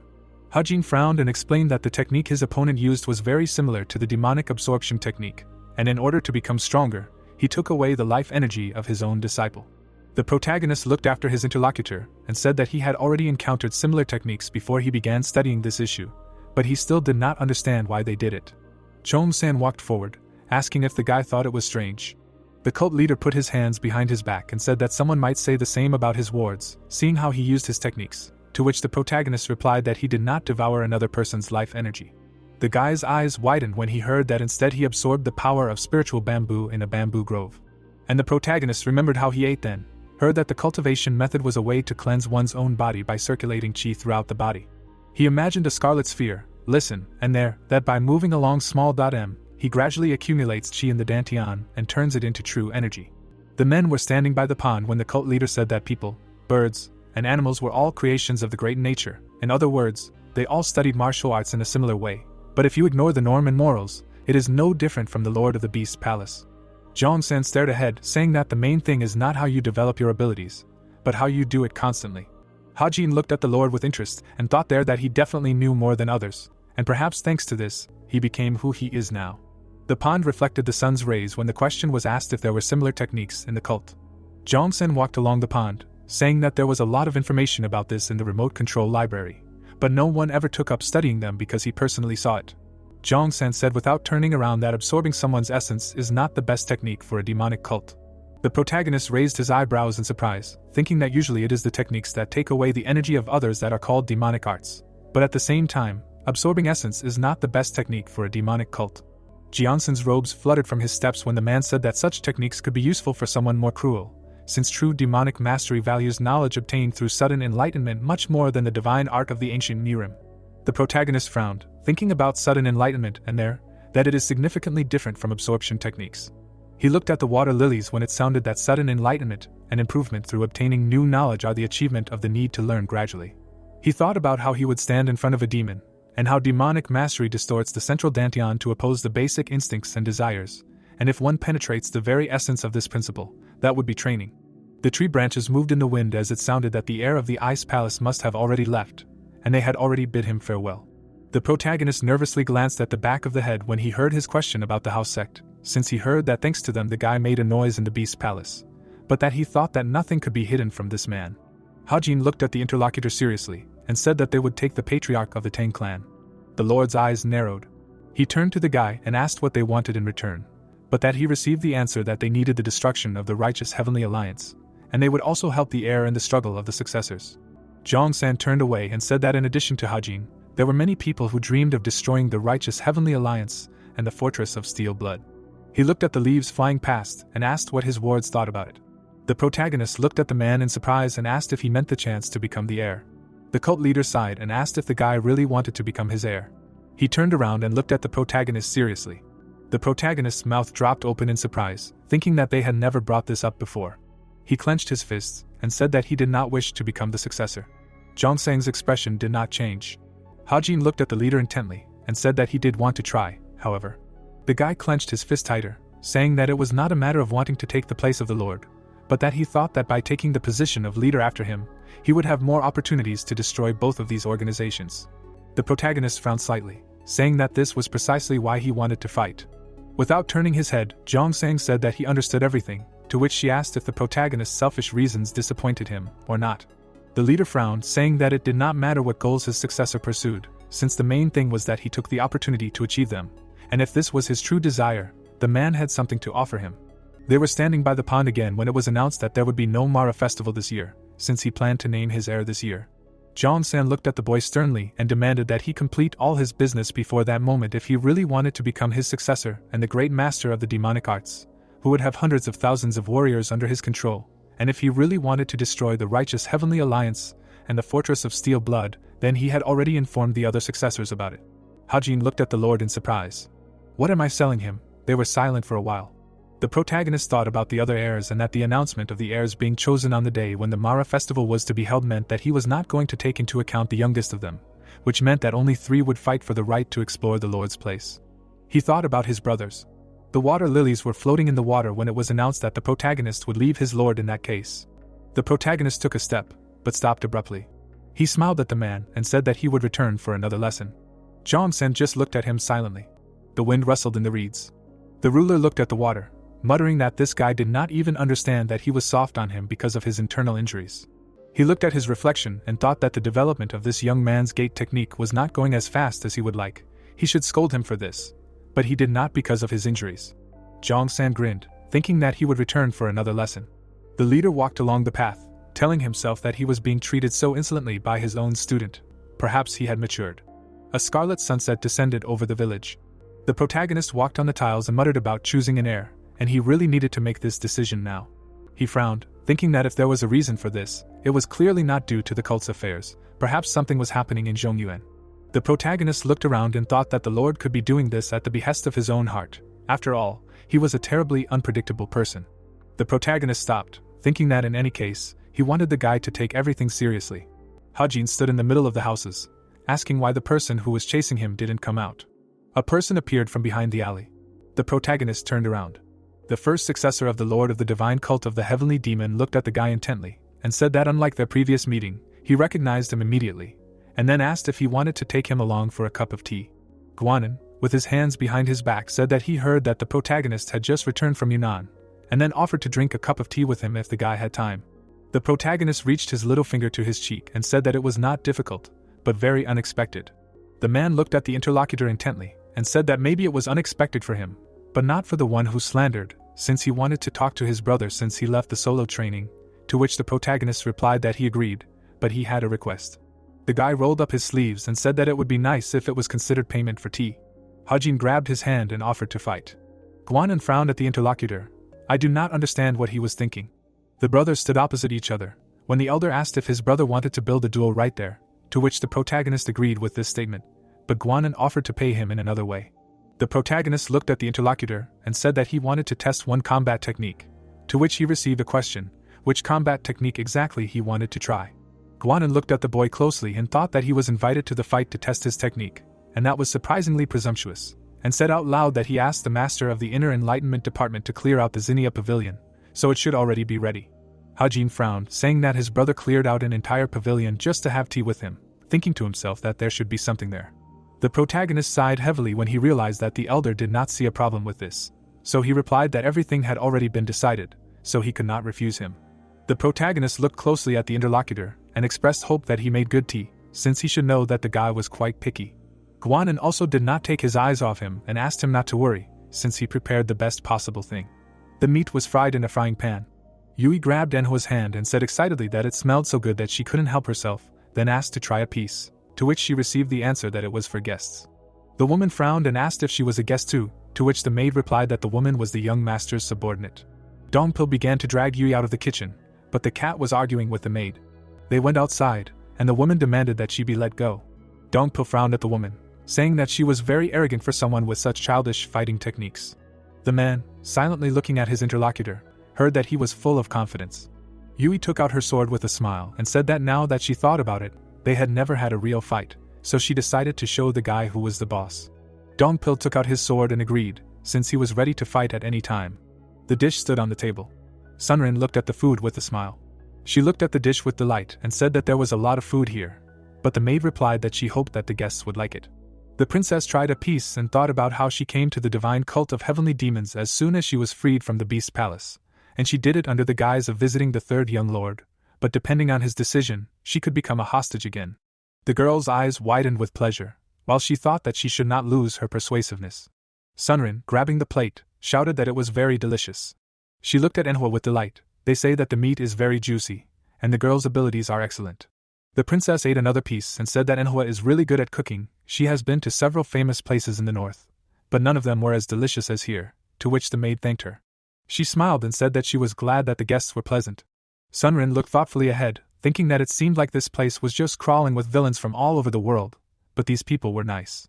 She picked up her plate and asked if she could have more. The sun was almost hidden behind the rooftops.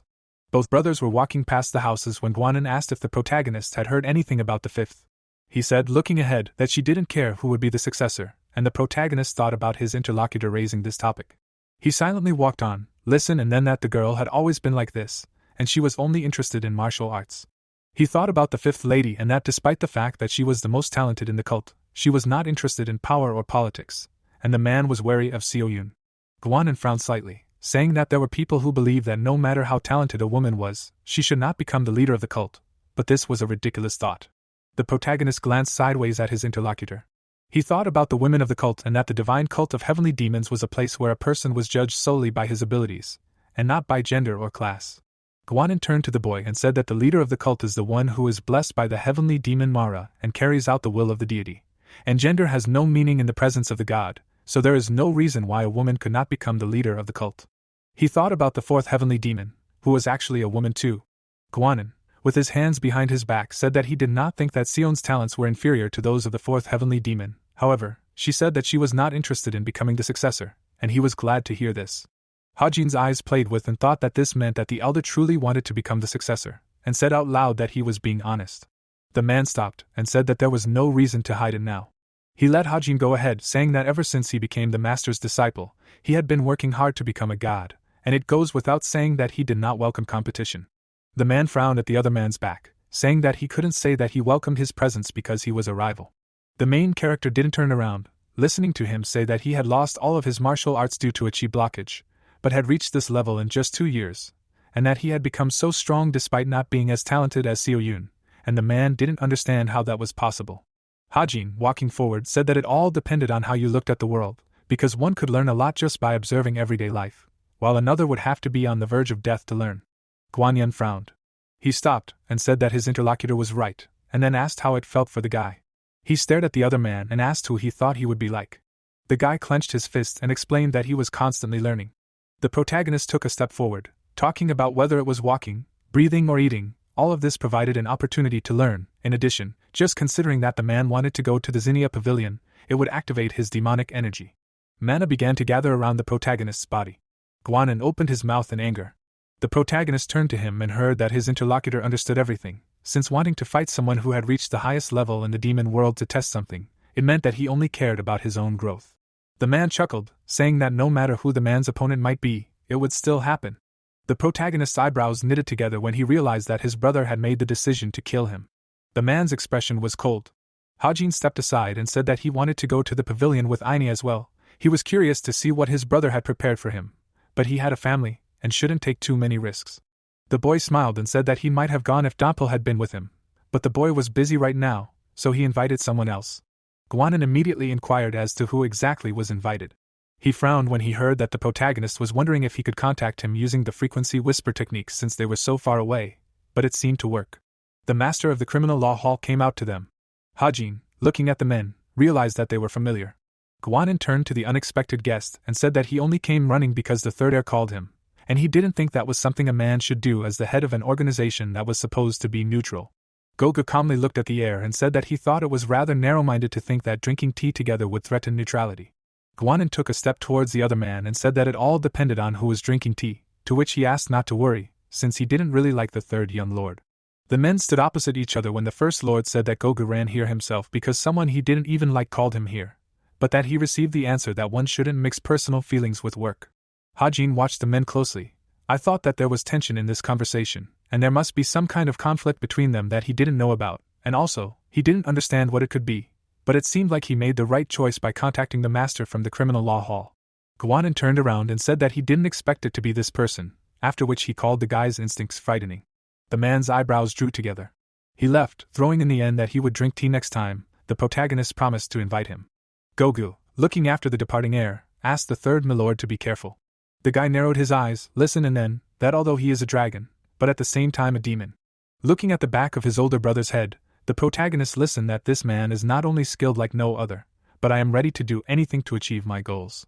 Hajin looked at the man and asked if this is not the case with everyone, to which he agreed, but he thought that in this sense the brothers are similar. The protagonist looked closely at the interlocutor, listened, and there, that if you compare the brothers, then he is not even close to him. Gogu frowned silently.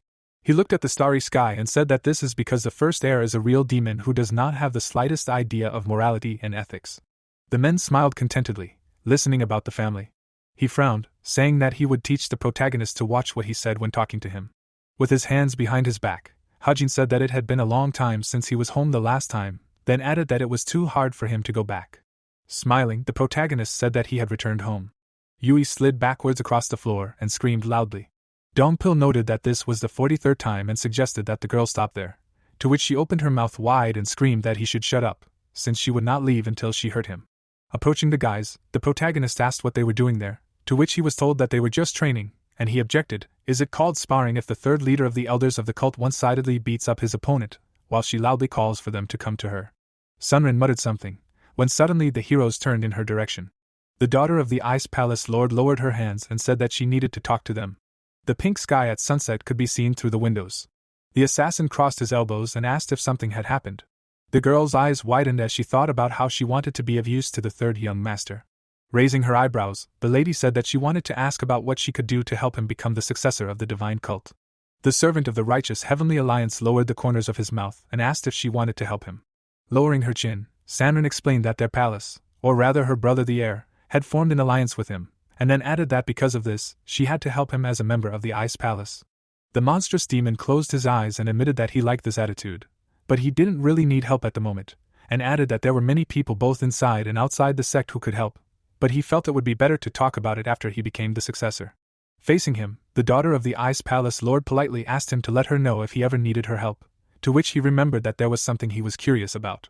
Hajin explained that it was about the Great Lu method, and then added that he felt like her brother wanted to tell him something about it, but kept hesitating, to which the girl's eyes widened in confusion. Frowning, the lady thought that if her brother hadn't told him, then she had no right to tell him anything either, but she should tell him just in case. The protagonist's lips pursed as the other party spoke of how the Great Lu method was created based on the inhuman heretical path that emerged during the great bloodshed in her palace, and then added that it was actually related to both the Beast Palace and the Divine Cult. Frowning, the protagonist began to ponder the connection with the Beast Palace and the Divine Cult, when he suddenly realized that the two organizations had nothing in common other than the fact that they were both large organizations in the southern Yangtze. Opening her mouth, Sunrin asked if there was an art in the Divine Cult that was similar to the demonic essence absorption art. Turning her head to the side, the protagonist replied that it was not the demonic essence absorption art, but that he had seen or rather felt something similar before, to which the other party asked what kind of technique it was. A memory of Peon was shown, and the assassin said that he felt it in the Second Lord, because when he visited him, his internal energy suddenly increased greatly, and then added that it was not only his internal energy, and it seemed that his martial arts had risen a whole level.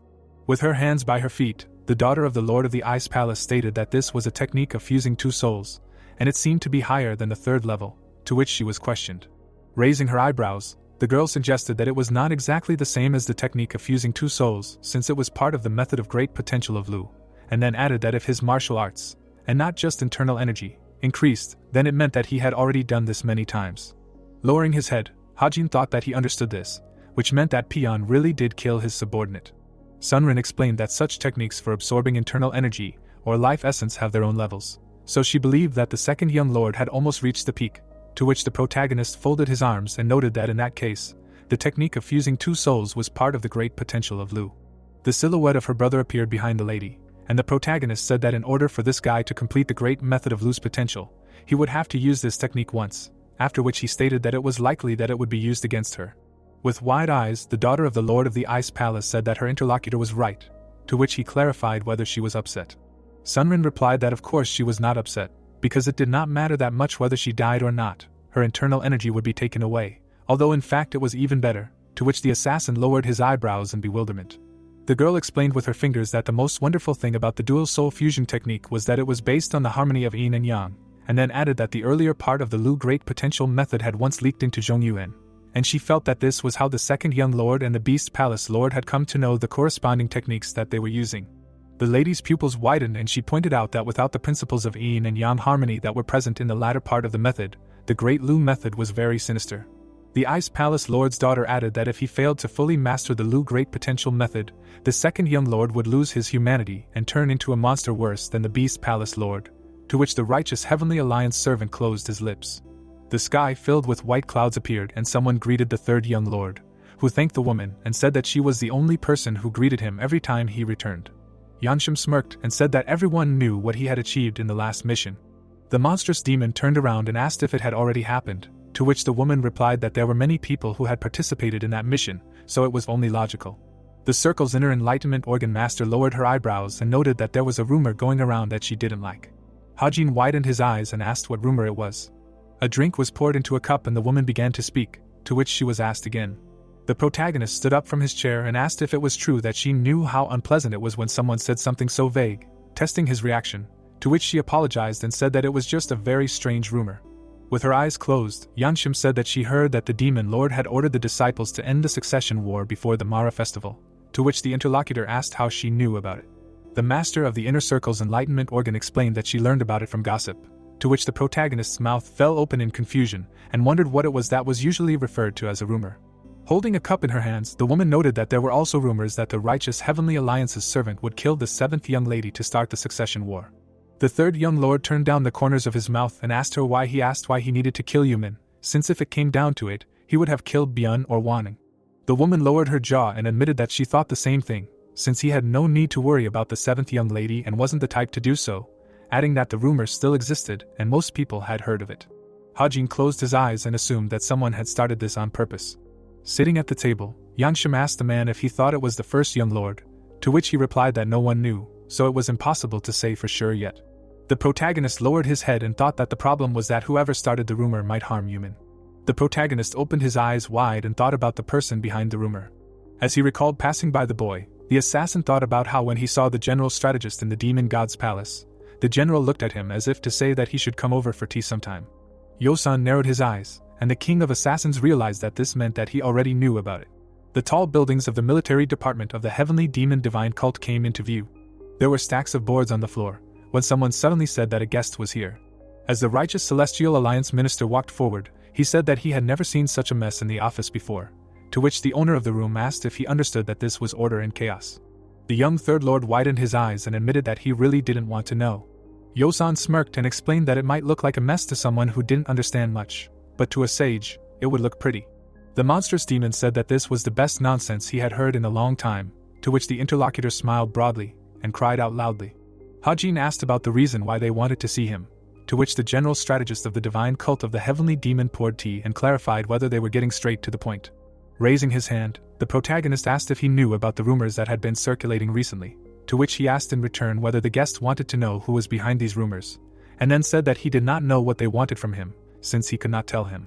The protagonist clarified why this was so, to which Yosan grinned and explained that in the end he had to remain neutral. Lowering the corners of his lips, the killer began to talk about what his interlocutor knew, when suddenly the latter noted that the hidden pavilion was under his command, so it was difficult not to know. Covering the cup with his palm, the servant of the righteous Heavenly Alliance asked if the boy intended to remain neutral, to which he replied in the affirmative. Squinting, the general strategist of the heavenly demon divine cult mused that he thought he knew enough about the monstrous demon, but this man was too unpredictable. The youth did not understand what the young third lord would do, because he looked like a young tiger who would achieve his goals no matter what, while Hajin closed his lips. Leaning his hand on the table, the protagonist began to speak. Rising from his chair, the protagonist thanked the interlocutor for the tea, to which the interlocutor clarified whether his guest was leaving already, and received the answer that he came here because he needed something, but he was not given it. Yosan stated that he had not said anything yet, to which the assassin closed his eyes and explained that he was a busy man. The king of assassins' hair moved from side to side, while the general strategist of the heavenly demon divine cult remarked that if he was planning to cause a commotion in the residence of the first or second young lord, he thought that he had better give up on the idea. Raising his eyebrows, the boy said that he didn't know if his guest had heard that the first young lord was a difficult person, and then added that if he just went ahead like he did with the fourth young lord, he might just die. Turning away from Yosan, Hajin thanked him for the warning, when he suddenly stated that he should continue listening.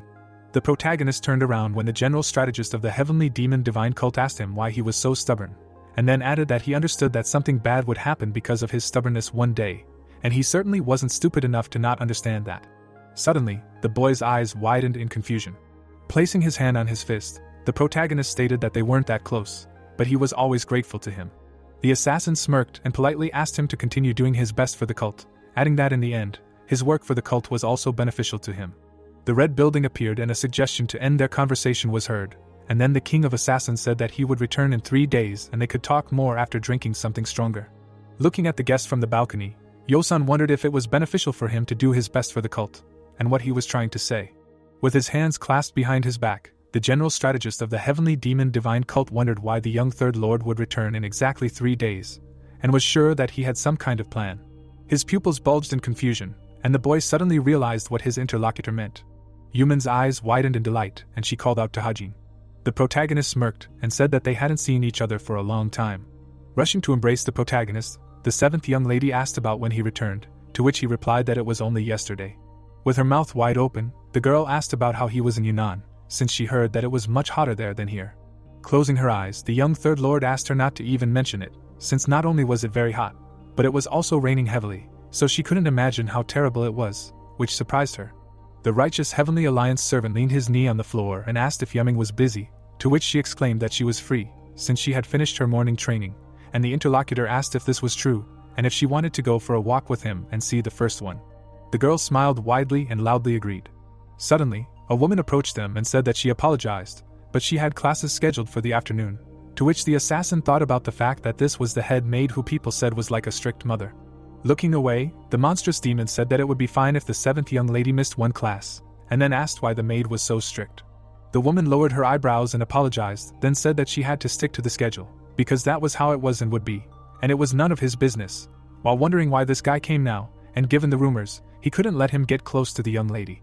Grabbing the girl by the arms, the king of assassins said that she shouldn't study from a book anyway, and then added that if the maid was so worried, she could just come with them and learn how she should teach. With a smirk, Hajin stated that people learn through life experiences. Buildings with black roofs could be seen, and someone loudly asked to leave. The protagonist, with his mouth wide open, exclaimed that he should do so before all the members of the divine cult gathered here. The doors slowly began to open, and the man said that he heard that the protagonist liked to exaggerate everything. Guanan clenched his fist and asked if it was necessary to make such a noise. Frowning, the young third lord explained that he did not consider himself to be someone who planned evil plans without telling anyone, like a certain someone. The great young lord closed his lips. Narrowing his eyes, the first successor of the Lord of the Demon Divine Cult clarified whether he thought it was right to use the juniors to help in the fight for the place of the successor. It seemed like the person was covering his mouth with his hand, and it was said that sometimes rumors sounded much worse than the situation actually was. Hajin held Yuman's clothes, and thought about whether it was worth sacrificing the life of an innocent child to obtain the position of heir, and why would anyone spread such terrible rumors. The protagonist lowered the corners of his lips, thinking that it didn't matter whether the rumors were true or not, because he should never act rashly, and he should act in a way that would not attract public attention and not let people think that the rumors were true. The seventh young lady's eyes widened in delight, and the protagonist realized that if the rumors were ignored, then that was also a problem. A tall building was visible, and people were saying that this was the third young master who had come here with the young lady, and they did not understand whether the rumors were true, and then they added that he had also come to the main entrance of the first one's domain. Walking through the square, the murderer thought that if he walked around the area, the rumor would spread to all corners of the cult, and no matter what anyone said, public opinion was one of the most powerful tools of power, and as a rule, only those who were involved in it suffered from gossip. The bright eyes of the people surrounded the heroes, and the servant of the righteous Heavenly Alliance realized that with the help of slander alone, one can subjugate the fate of a person, and this is the power of human rumor. With his hands behind his back, Guanan said that he was not so petty and stupid, and then asked how he could allow such impudence, to which the interlocutor thought about it. The great young lord frowned and said that he would not listen to this idle chatter. The first successor of the lord explained that he was the first young master of the heavenly demon divine cult, and that he was the closest to the lord who was blinded by the thought of defeating his rivals.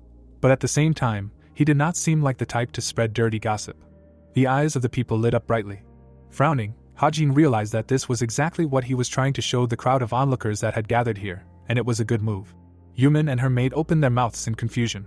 Standing directly in front of Guanan, the protagonist decided that he needed to somehow dispel this blind faith in him first, but he did not understand whether it would be possible to do so with his techniques, although it was worth trying.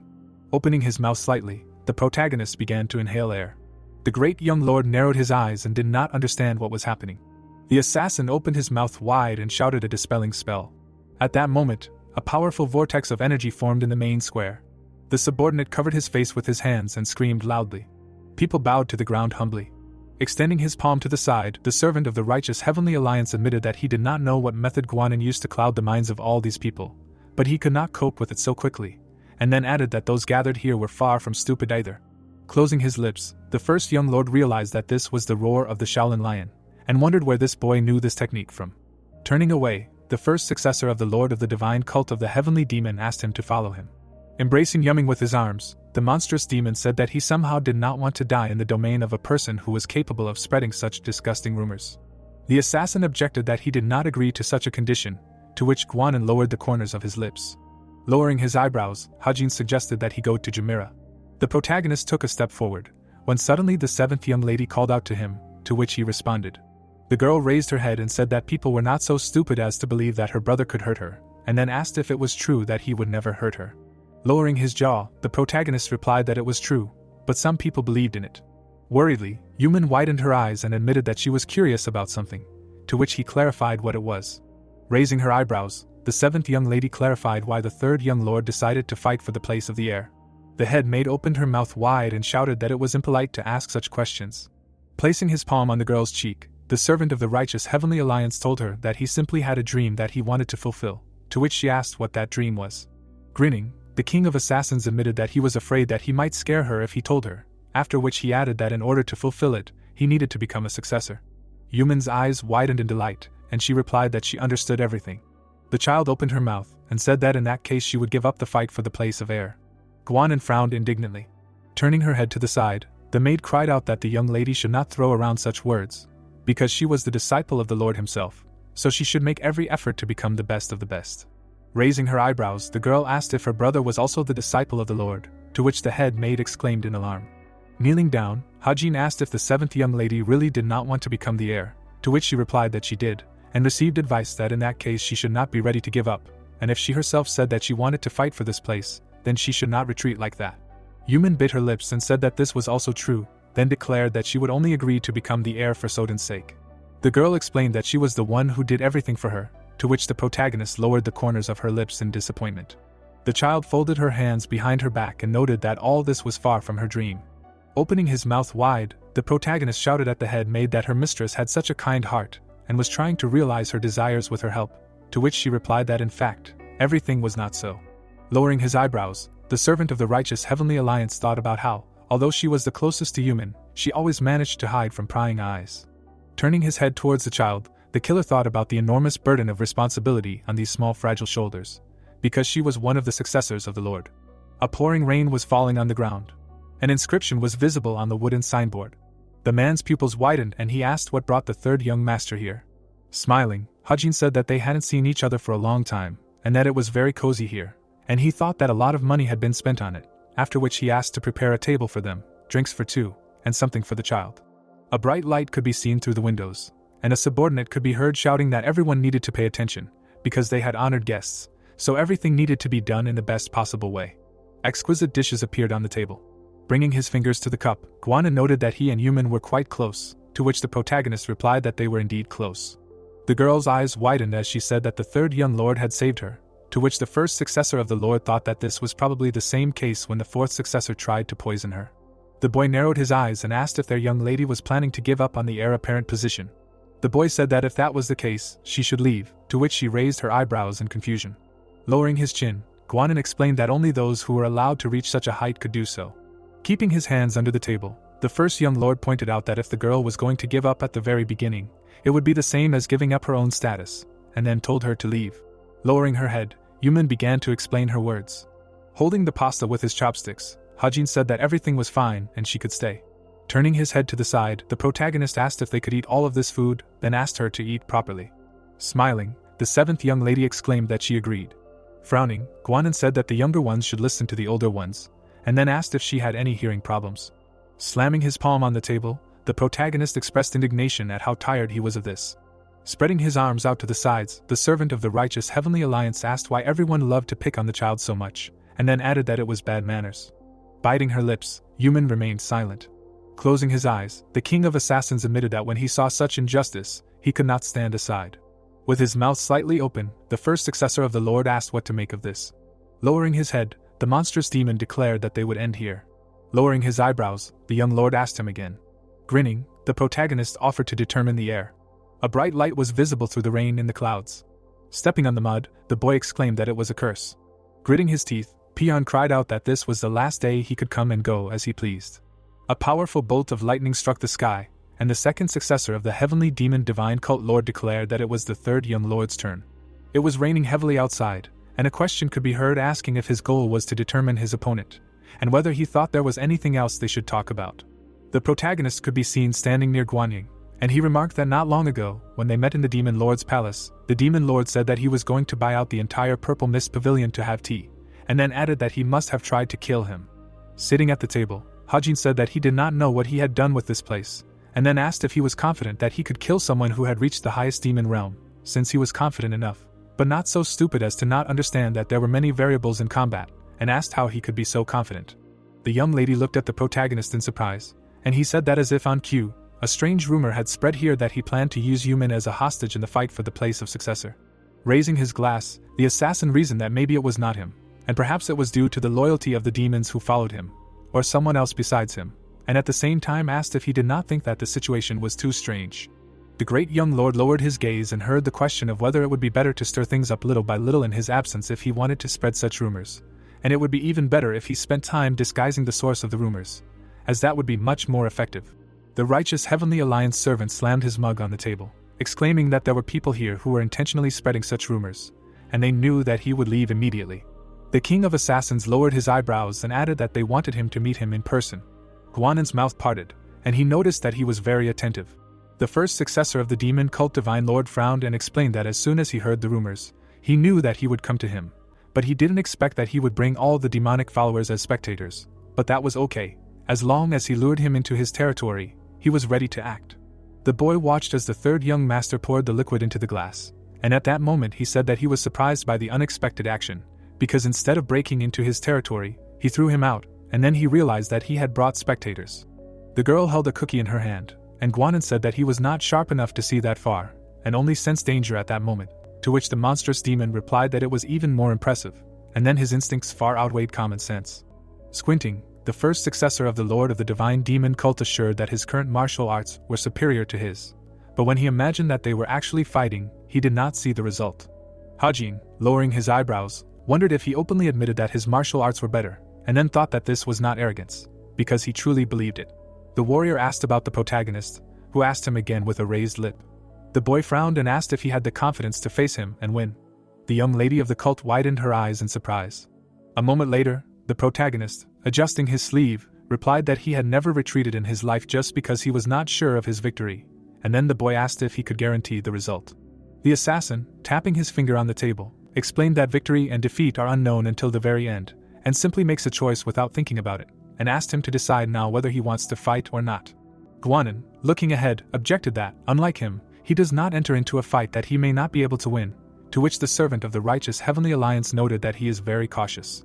The successor of the demon cult's Divine Lord opened his mouth and said that a general who wins first and then fights, and then added that this is the essence of a first-class battle, and a general who first loses in battle and then tries to win, this method will not work against him. Smiling slightly, the King of Assassins said that he talks a lot, but his dramatic style is too superficial. Suddenly, a magical aura appeared. The third young master lowered his eyebrows in confusion, thinking that he had never felt such an aura before, and suddenly the energy became much faster. Turning his head, the monstrous demon noticed that she was suddenly at the door. A moment later, feet appeared, dripping with water. The young lady of the cult, her eyes widened, asking if this was her brother. It was heard that the second disciple had arrived, and at the same time, he raised the corners of his lips, saying that his brother had called him. Hajin, through the sweat on his face, recognized him, and then wondered what was going on, since he was not the Byun he had met before. Guanin, looking at the warrior, said that the third one was proposing to decide on a successor now, and given the third one's actions in the past, it was most likely a fight to the death, and also clarified what he thought. The second young master of the Divine Demon cult, taking off his hat, replied that his brother should just accept it since he wouldn't lose, to which he asked if that was really the case. The protagonist, grinning slyly, asked if that meant he had crawled here on his orders. The youth, frowning, replied that this trick wouldn't work on him, and then the protagonist asked if that meant it wasn't voluntary, and how hard he had beaten him until he submitted to him. A second later, the youth lowered his eyebrows angrily. Byun, raising the corners of his lips, said that he was showing his confidence even though he couldn't protect his people, which was a shame. The assassin could be seen opening his jaw in confusion. Suddenly, Dongpo clenched his jaw in pain. Many warriors appeared from afar, and it was heard that he should now lower his sword. The girl's eyes widened as she listened to him say that if he wanted to keep them both alive, he shouldn't do anything stupid. The young lady turned to the guard through her tears. The righteous Heavenly Alliance servant, sitting at the table, asked if they had kidnapped his men, to which Guanan asked him in return if he had forgotten that a general who wins will win first and then fight, and added that he only fights in battles that he wins. The boy in the past, looking forward, explained that he spares nothing to achieve his goal, and he is a true demon, completely devoid of morality. A moment later, the king assassin bared his teeth viciously. Suddenly, a bright lightning struck, and the great young lord said that he thought it was time to ask him one question. Grinning menacingly, the first successor of the Lord of the Divine Demon cult clarified whether he was going to decide on a successor right now, or resign. The lamp lit the room with a yellow light, and it was heard that he was rigging the rules of the game too much. Pouring a white liquid into a glass, the warrior said that cheating was very naive, because in a fight there are no rules except to use whatever it takes to win, and calling him a coward or a loser is just an excuse for the losing side, and a loser remains a loser. Placing his palms on the table, Guanan remarked that he was no different from the others, then asked if he hadn't cooperated with strangers to secure his position as a successor, to which the third young master replied that it was true. Lowering his eyebrows, the great young lord said that the monstrous demon does not limit itself in fighting, and he does not limit himself to choosing between good and evil, and in the end, they are the same because they just choose different ways to attack. It was visible that Hajin bit his lips in displeasure. The first successor of the Lord of the Divine Cult of Demons, narrowing his eyes, said that he had two options, namely, he would give up his right to claim the position, because if he did so, he would be able to see his people smile again. The protagonist, looking forward, listened to him say that he was sure that he already knew one more thing. The protagonist, sitting at a large table, exclaimed that there was only one thing he wanted to be sure of, to which the warrior explained that if he meant the safety of the hostages, then he should not worry, because he was not so stupid as to destroy the advantage he had. Opening his mouth, the killer thanked him for this, and then asked how his relationship with the head of the criminal department was going. The boy frowned menacingly, and at the same time, the servant of the righteous Heavenly Alliance told him that he knew very little about him because he was a cocky bastard, but he was not the one who showed his fangs to the disciples of the cult leader, but when he faced him, he became a real beast. The great young lord, narrowing his eyes, asked why he wanted to know, to which he received the answer that he was curious, because usually he would not pay attention to it, but this feeling continued to bother him. Peon, baring his teeth angrily, retorted that if he was trying to buy time, then he advised him not to do so. Turning his gaze to the side, the Demon King asked the audience to shut their mouths. The third young master pointed out that his brother said that those who give up their right to take a position have no right to stand on the stage, and those who crawl under their opponent's feet had better shut up and watch from the sidelines, which made the young man angrily bulge his veins and clarify what he said. Guanan looked at his brother and asked him to stop. A moment later, the second young master of the Divine Demon cult closed his eyes. Spreading his fingers, the warrior retorted that the protagonist should not provoke the second brother, to which the latter said that he should forget about him and answer the questions, and then asked why their relationship was so tense. The first successor of the Divine Demon cult lord, squinting in confusion, could not understand why he was now asking about his relationship with Gogu, and whether he had any other motives, and then replied that he had no reason to answer this question, and if he planned to call the head of the legal department again like last time, then it was a waste of time, since he was assigned to the outer region last night. Hajin, raising his glass to his mouth, said that this was very bad, and if he did not want to answer, he would ask him himself, and at the same time, Guanan wondered what kind of energy this was. The great young lord lowered his eyebrows and muttered that it was an uneasy, tense, unnerving feeling that was getting stronger, and wondered if it was an energy wave. Looking down, the warrior decided that it was not human energy, and also noticed that the ground was shaking. The first successor of the Divine Demon cult suddenly asked if this was possible, his eyes widening. It was raining heavily outside, and the boy asked his brother to look at it. Suddenly, Peon pulled open the curtains. Through the sweat on his face, the young man clarified what had happened, and added that they were the most elite warriors in the cult. The sound of hoofbeats could be seen. Suddenly, the troops of the heavenly demon appeared. The protagonist, grinning slyly, said that Guanan does not limit himself between good and bad, and he does not limit himself in battle, and that is right. The assassin added that until the great young lord explained to him, he had not realized what he had been doing all this time, to which the great young lord frowned in confusion and asked what he had done. The righteous Heavenly Alliance servant raised the corners of his lips and explained that he was simply transmitting some information, namely, sending a telepathic message that there were 2 traitors on the top floor of this purple mist pavilion. A moment later, the king of assassins called out the names Bian and Guanan, causing the people's eyes to widen in surprise. The first successor of the Lord of the Divine Demon cult clenched his jaw in confusion. A light was on in the window of the building, and at the same time, the third young lord explained that this was the beauty of their cult, because when a serious incident occurs, they act first, and then ask questions and gather everyone together, and this is not his favorite method, but it is very helpful for him now. The monstrous demon grinned and asked if he liked the scene he had created. With sweat on his face, the warrior called him crazy. Suddenly, the young lady of the cult flew up. The maid caught her abruptly with her hands. Hajin extended his palm and asked the assistant to take Yumin and leave. The dishes on the table began to shake rapidly. The boy's eyes widened in shock when he heard that now that everything was ready, the show was about to begin. A second later, the protagonist grabbed his opponent. The protagonist suddenly broke through the wall in front of him. Many powerful blows were heard in the thick of the forest. Suddenly, the military department of the divine cult of the heavenly demon appeared. The assistant, standing not far from the general strategist, reported that the army of the heavenly demon had arrived at the Purple Fog Pavilion, where traitors had been discovered, and a state of emergency had been declared in the secret pavilion. Yosun bit his lips, thinking that he had accused the first young master of treason, and then wondered if this was the third young master's plan. Raising his head, he thought that if it turned out that they were not traitors, he would suffer very serious consequences. Opening his mouth, the great strategist exclaimed that the only way to deal with this was death. Suddenly, broken trees appeared, and a question was heard asking if he would accuse him and the second brother of treason, and what he was thinking of, giving such a surprise. Guanin, clenching his fist, shouted that if it turned out to be untrue, he would be executed in the most terrible way, and not only he, but his entire family would perish. The murderer, lowering his hands, said that he did not know what he had promised Pion, but that it was a big mistake for him to go over to his side, and as time went by, he seemed to be losing his mind more and more. The servant of the righteous heavenly alliance added that the second young master Pion was indeed going to commit treason, causing the great young lord to lower his eyebrows in bewilderment. Suddenly, a blow was heard towards the warriors in black suits. The youth extended his palm and explained that he was the young leader of this cult, and then asked how bastards like them dared to look at him like that.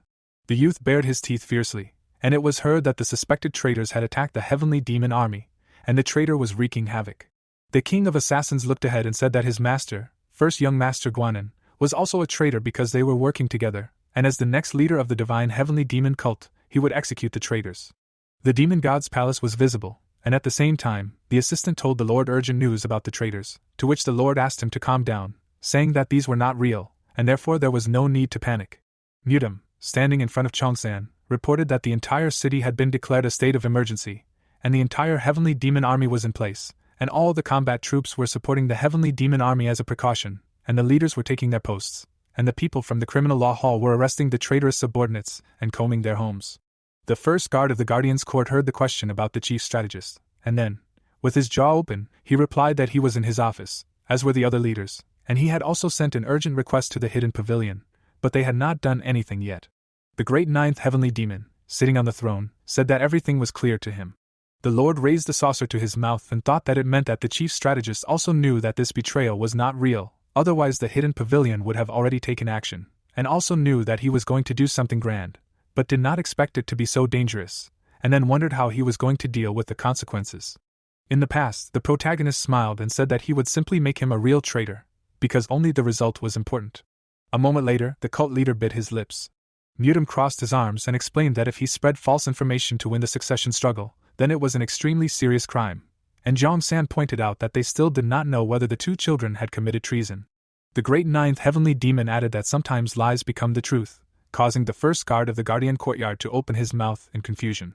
Light was leaking through the bars, and the cult leader asked him to calm down and go and recuperate, to which he received a positive response and an apology.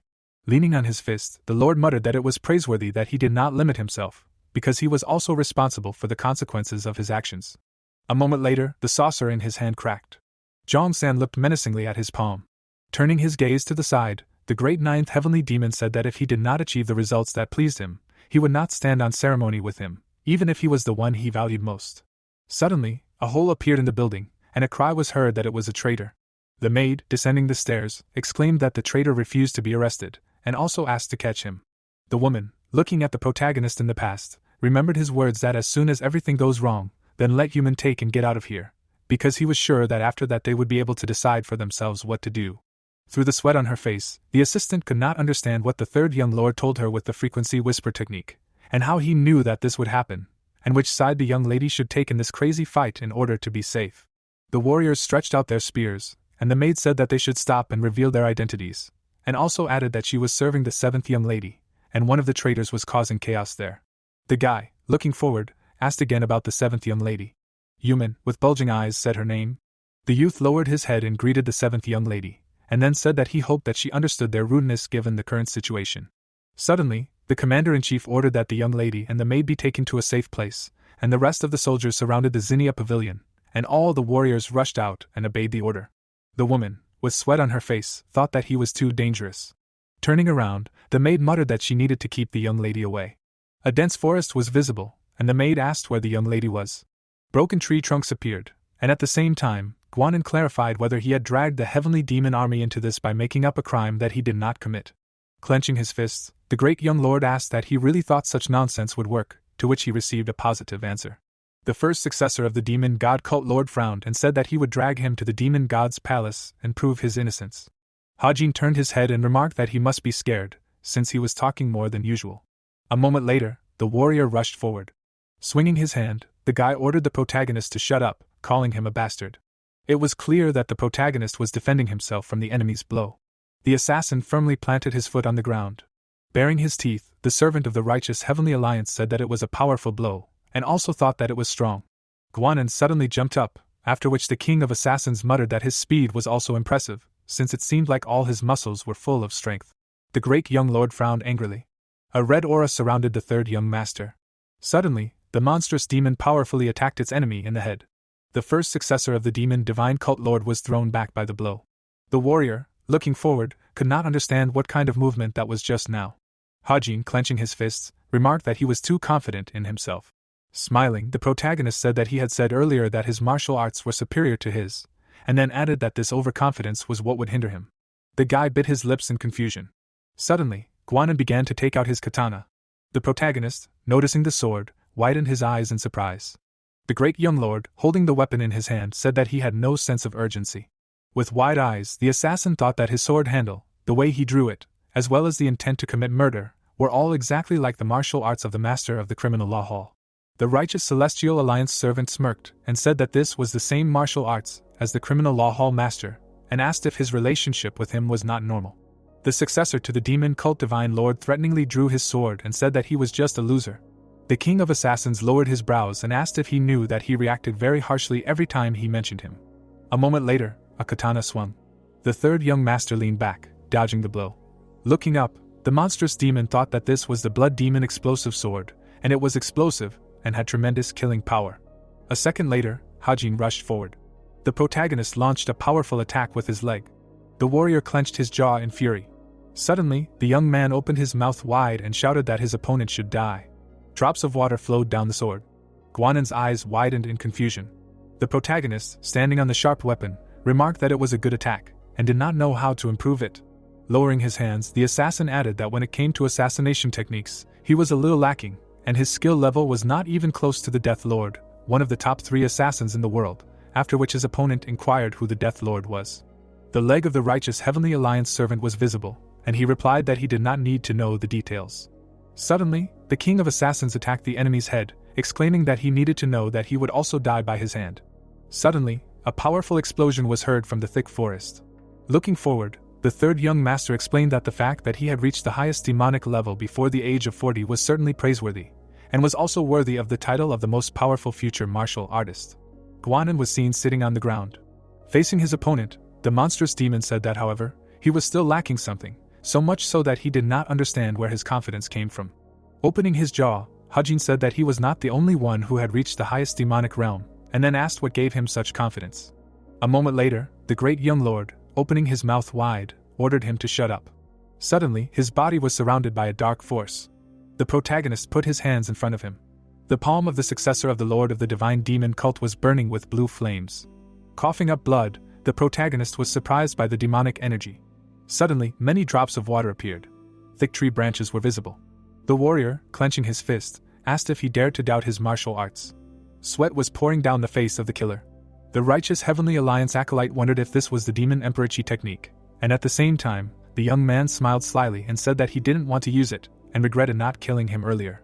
The king of assassins lowered his hands and said that he didn't expect him to hide something like this, and he didn't think he stole it, and asked if he learned it from the demon lord himself, to which he answered in the affirmative. The third young master bit his lips and muttered that this was the ultimate demon art, the demon Emperorchi that all the former divine cult leaders had learned, and then couldn't understand where his self-confidence came from. Frowning, Guanan said that he didn't know what kind of demon art he learned, but it wouldn't work against the demon Emperorchi. The monstrous demon answered with his mouth slightly open that if it were a demon lord, it would be different, but against him, an idiot who simply learns everything that others teach him, it is not so. A powerful energy suddenly swirled around the protagonist, and he decided that he would then show him what he had, namely the ninefold demonic art. The great young lord, squinting, thought that he had never seen this demonic art before, and then wondered if he himself had created it. It was seen that Hajin suddenly waved his palm. The first successor of the lord of the divine demon cult widened his eyes in shock. A moment later, the protagonist rushed towards the enemy. The assassin menacingly lowered his eyebrows. Suddenly, the roof of the building appeared, and a question was heard about whether this was a rebellion, and whether the news from the third young master was true. Yui, with her mouth wide open, turned to Danpo. The girl moved her legs to check if there was anyone there. Looking ahead, the youngest commander of the frenzied demon squad asked what was going on. Turning his head, the warrior asked what it was. Noticing the large weapon, Yui could not understand why the swordsman often left his sword. From afar, many houses were seen burning, and it was also heard that it was necessary to arrest the rebel, and the rebels attacked the army of heavenly demons and disappeared into the forest. The old man, holding an umbrella in his hand, asked if the second young master had crossed the line that he should not have crossed. The member of the heavenly demon cult, turning his head to the side, explained that it was still unclear whether this was truly a rebellion, to which he was told that disturbing the army of heavenly demons was no different from committing a rebellion. The senior member of the heavenly demon cult narrowed his eyes and said that no matter how intense the struggle for the throne was, spreading false accusations of treason was a different matter, and even the third young master could not avoid it. Vikhan looked ahead and asked the senior member if he had not always supported the third young master, and was told that even if he was supported, it was a different matter, and he also had to bear responsibility for his actions. The old man, using an umbrella to protect himself from the rain, remarked that this was right, since he had to take responsibility, but the two of them did not need to get involved in this any further. The divine bloody hand opened his mouth and added that no matter what, the successor would be determined by the cult leader himself. The elders bit their lips and listened attentively, as the cult leader probably thought the same as them, that he should be held accountable, but if the cult leader decided to protect the heir, then they should obey him. The demon elder, standing at the edge of the cliff, said that the heavenly demon divine cult was just a representative of Payson, the leader of all the demons under the divine rule, their destiny. Raising his eyebrows, Vikhan asked about the child, to which he was asked what was wrong. It was seen how the warrior ran quickly, and at the same time the old man replied that he saw the child he had seen before, and then clarified that wasn't this the commander of the Berserker demon squad. Gora turned his head and asked if it was the same one who had fought him so bravely. The girl suddenly rushed forward, and a question was heard about why she carried all these swords with her, and wasn't this the Seven Knights' blade? The elder, holding an umbrella in his hand, said that he heard that the double meteorite blade, the Seven Knights' blade, and the four nameless swords were extremely valuable weapons of the third young master. The old man narrowed his eyes and said that he was still wandering through dangerous places as usual. Suddenly, a blue light appeared from the forest. Two warriors were fighting each other fiercely. Hajin bared his teeth and noticed that his attacks were becoming sharper and sharper.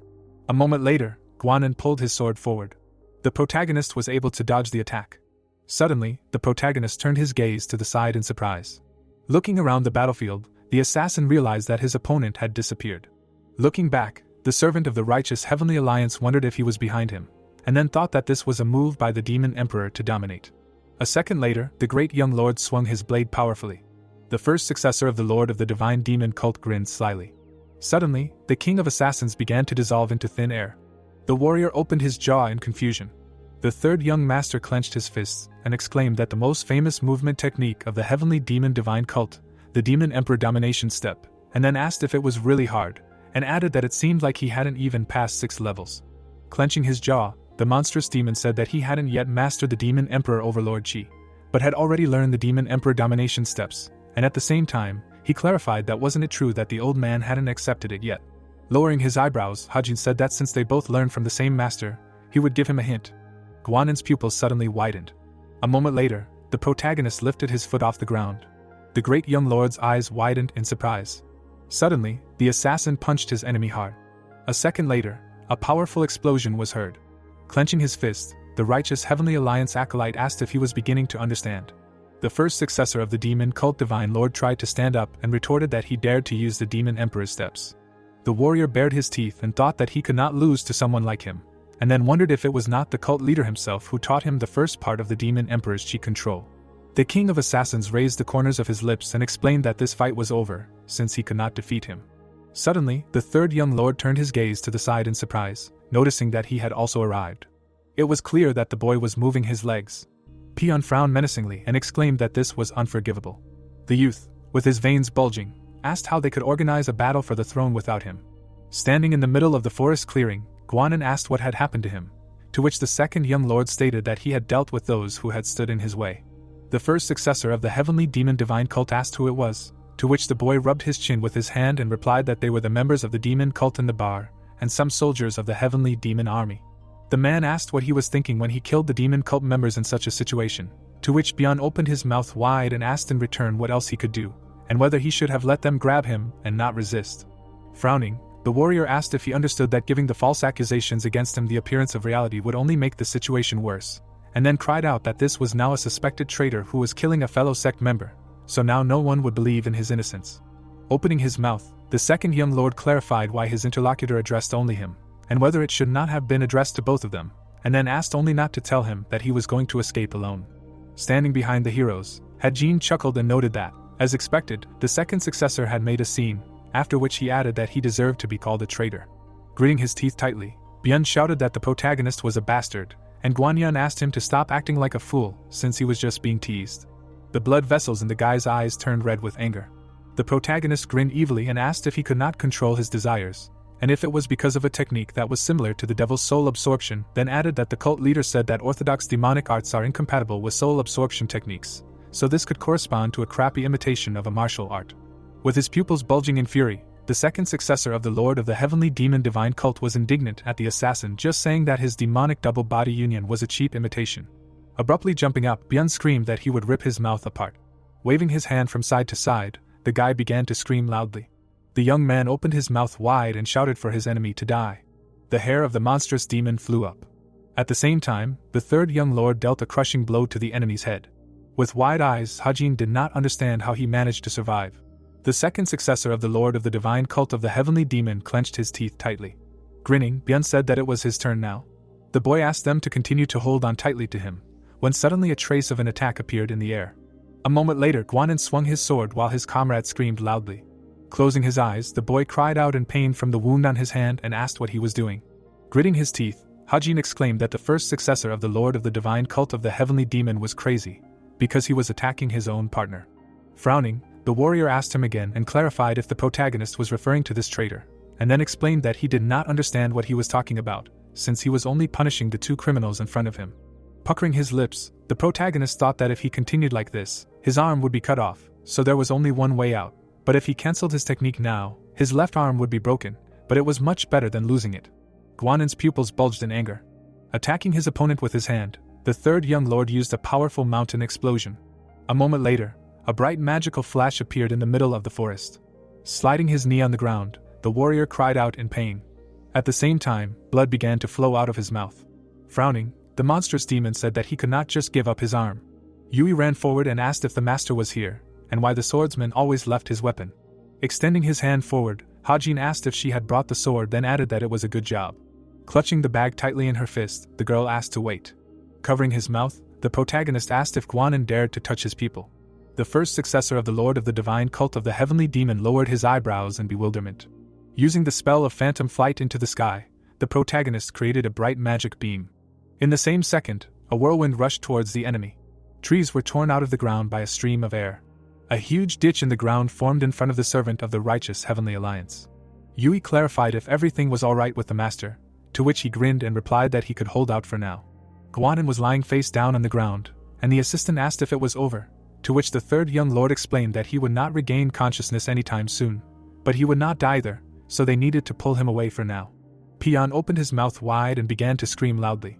Closing his eyes, the first successor of the Lord of the Heavenly Demon Divine Cult exclaimed that his partner was an idiot and he needed to calm down, and then asked to buy him some time until he recovered. The boy lowered the corners of his mouth, saying that there was no need for that.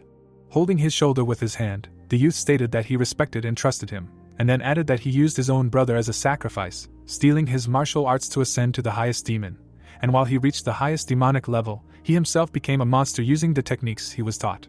Tears appeared in his eyes, and he noticed that his partner said that he would teach him the way to the greater demon, and all of this was his doing. Squinting, Guanin muttered that it was impossible for his comrade to mean that. Piercing his back through, Peon exclaimed that he should not blame him for this. Hajin, with his mouth slightly open, did not understand what was happening. In the boy's hand, the heart of the first successor of the Lord of the Divine Cult of the Heavenly Demon was visible. Putting her fist to her mouth, Yui was interested in what this psycho had done. Drops of rainwater were running down the boy's clothes. Biting his lips, the protagonist remained silent. Grinning evilly, the second young lord said that he would soon absorb his heart as well. The events take us to another part of the forest. The warrior swung her sword. Seo-yun fought, fending off the attacks of the assassins. Yumin threw the enemy away with a blow of her palm. Seo-yun turned around abruptly after hearing the scream. The servant who carried Dongpil away said that he was in a terrible state. The girl looked at the corpses and ordered Sanrin to go to the Blood Spirit Pavilion, while she and Yumin would stay here until the people from the Criminal Justice Hall arrived. The girl grabbed the older girl's hand. Seo-yun turned around. Yumin, looking into the distance, asked if everything would be okay with Heijin.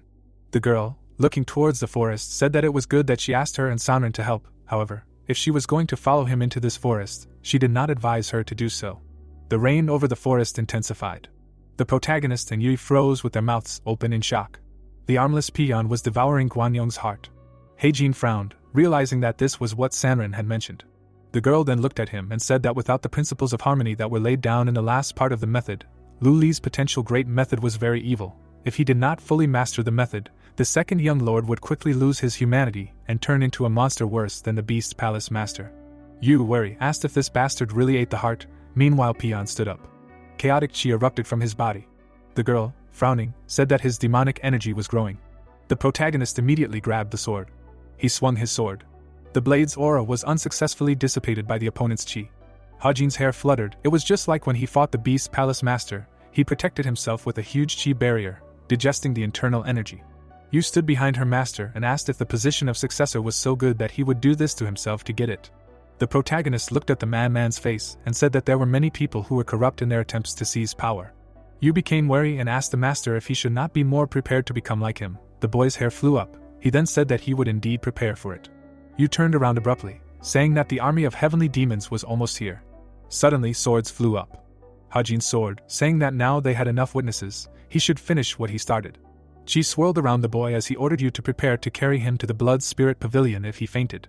The boy frowned and said that he definitely wouldn't die here, but in his mind he called Peon a fool, because if he depended on something like that, he would never become a cult leader, much less reach the highest demonic realm. Peon roared like a beast. The protagonist clenched his jaws and said that this wasn't the true demonic path, so he would end it. The swords rushed towards the enemy. A wave of chi lit up the entire forest. Dongpil stood up abruptly. He stared at Gogu, who was standing nearby. The man turned around and said that he needed to rest for a while, because his internal injuries were quite severe. He would be able to wield a sword again in 2 months or so, because his demonic energy was very strong. Dongpil clutched his side and asked what happened to the others. Gogu walked up to him and said that everyone was fine, including the maid, and it was all thanks to him. The blonde man looked at the head of the criminal court and said that they had encountered murderers and he wanted to know who they were. He replied saying that he would tell him later. What was important now was that he was safe. For now, he should thank the 7th young lady. Dongpil frowned, not understanding why he would do that. Opening his lips, Gogu said that Yumin had convinced Seo-yun and the 6th young lord to find them all. Surprisingly, they found him faster than them and the heavenly demon army. The man closed his eyes and thanked him for the information. Looking out the window, he asked what happened to the young master. Gogu put his hands behind his back, saying that he was currently in the criminal court. The events take us to the Criminal Justice Hall of the Divine Cult.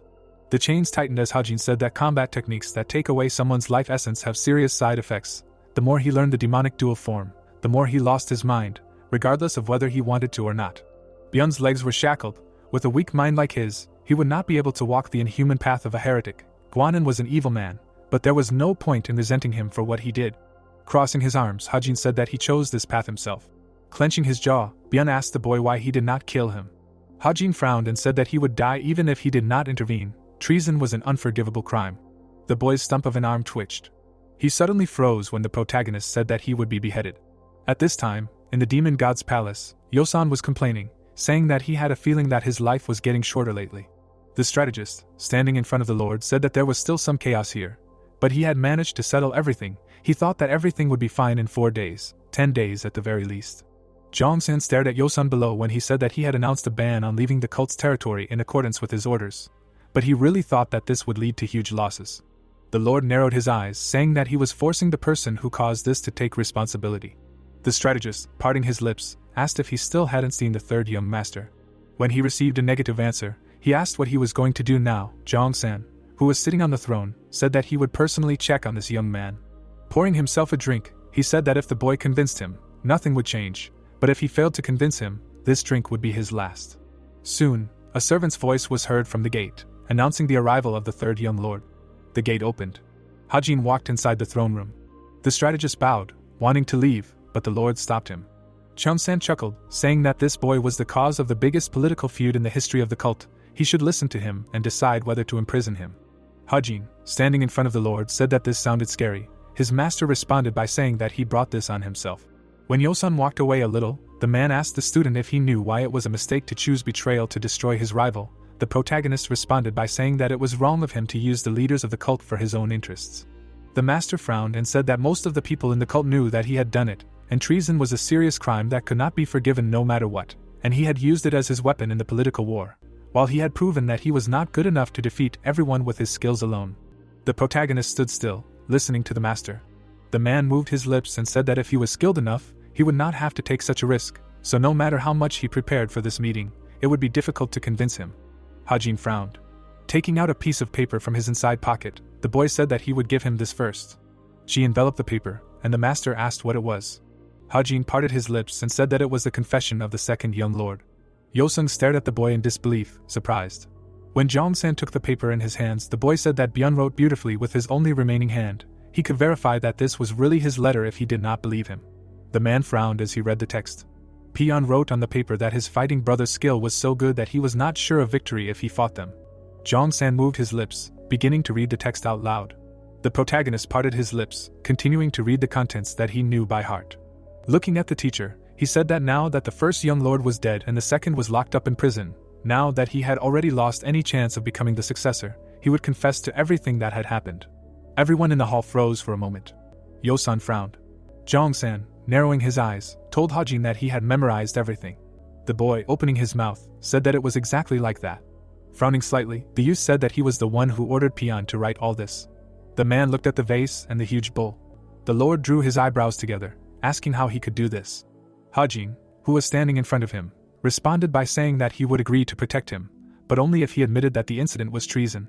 Holding a piece of paper in one hand, Jong-san said that treason was an unforgivable crime.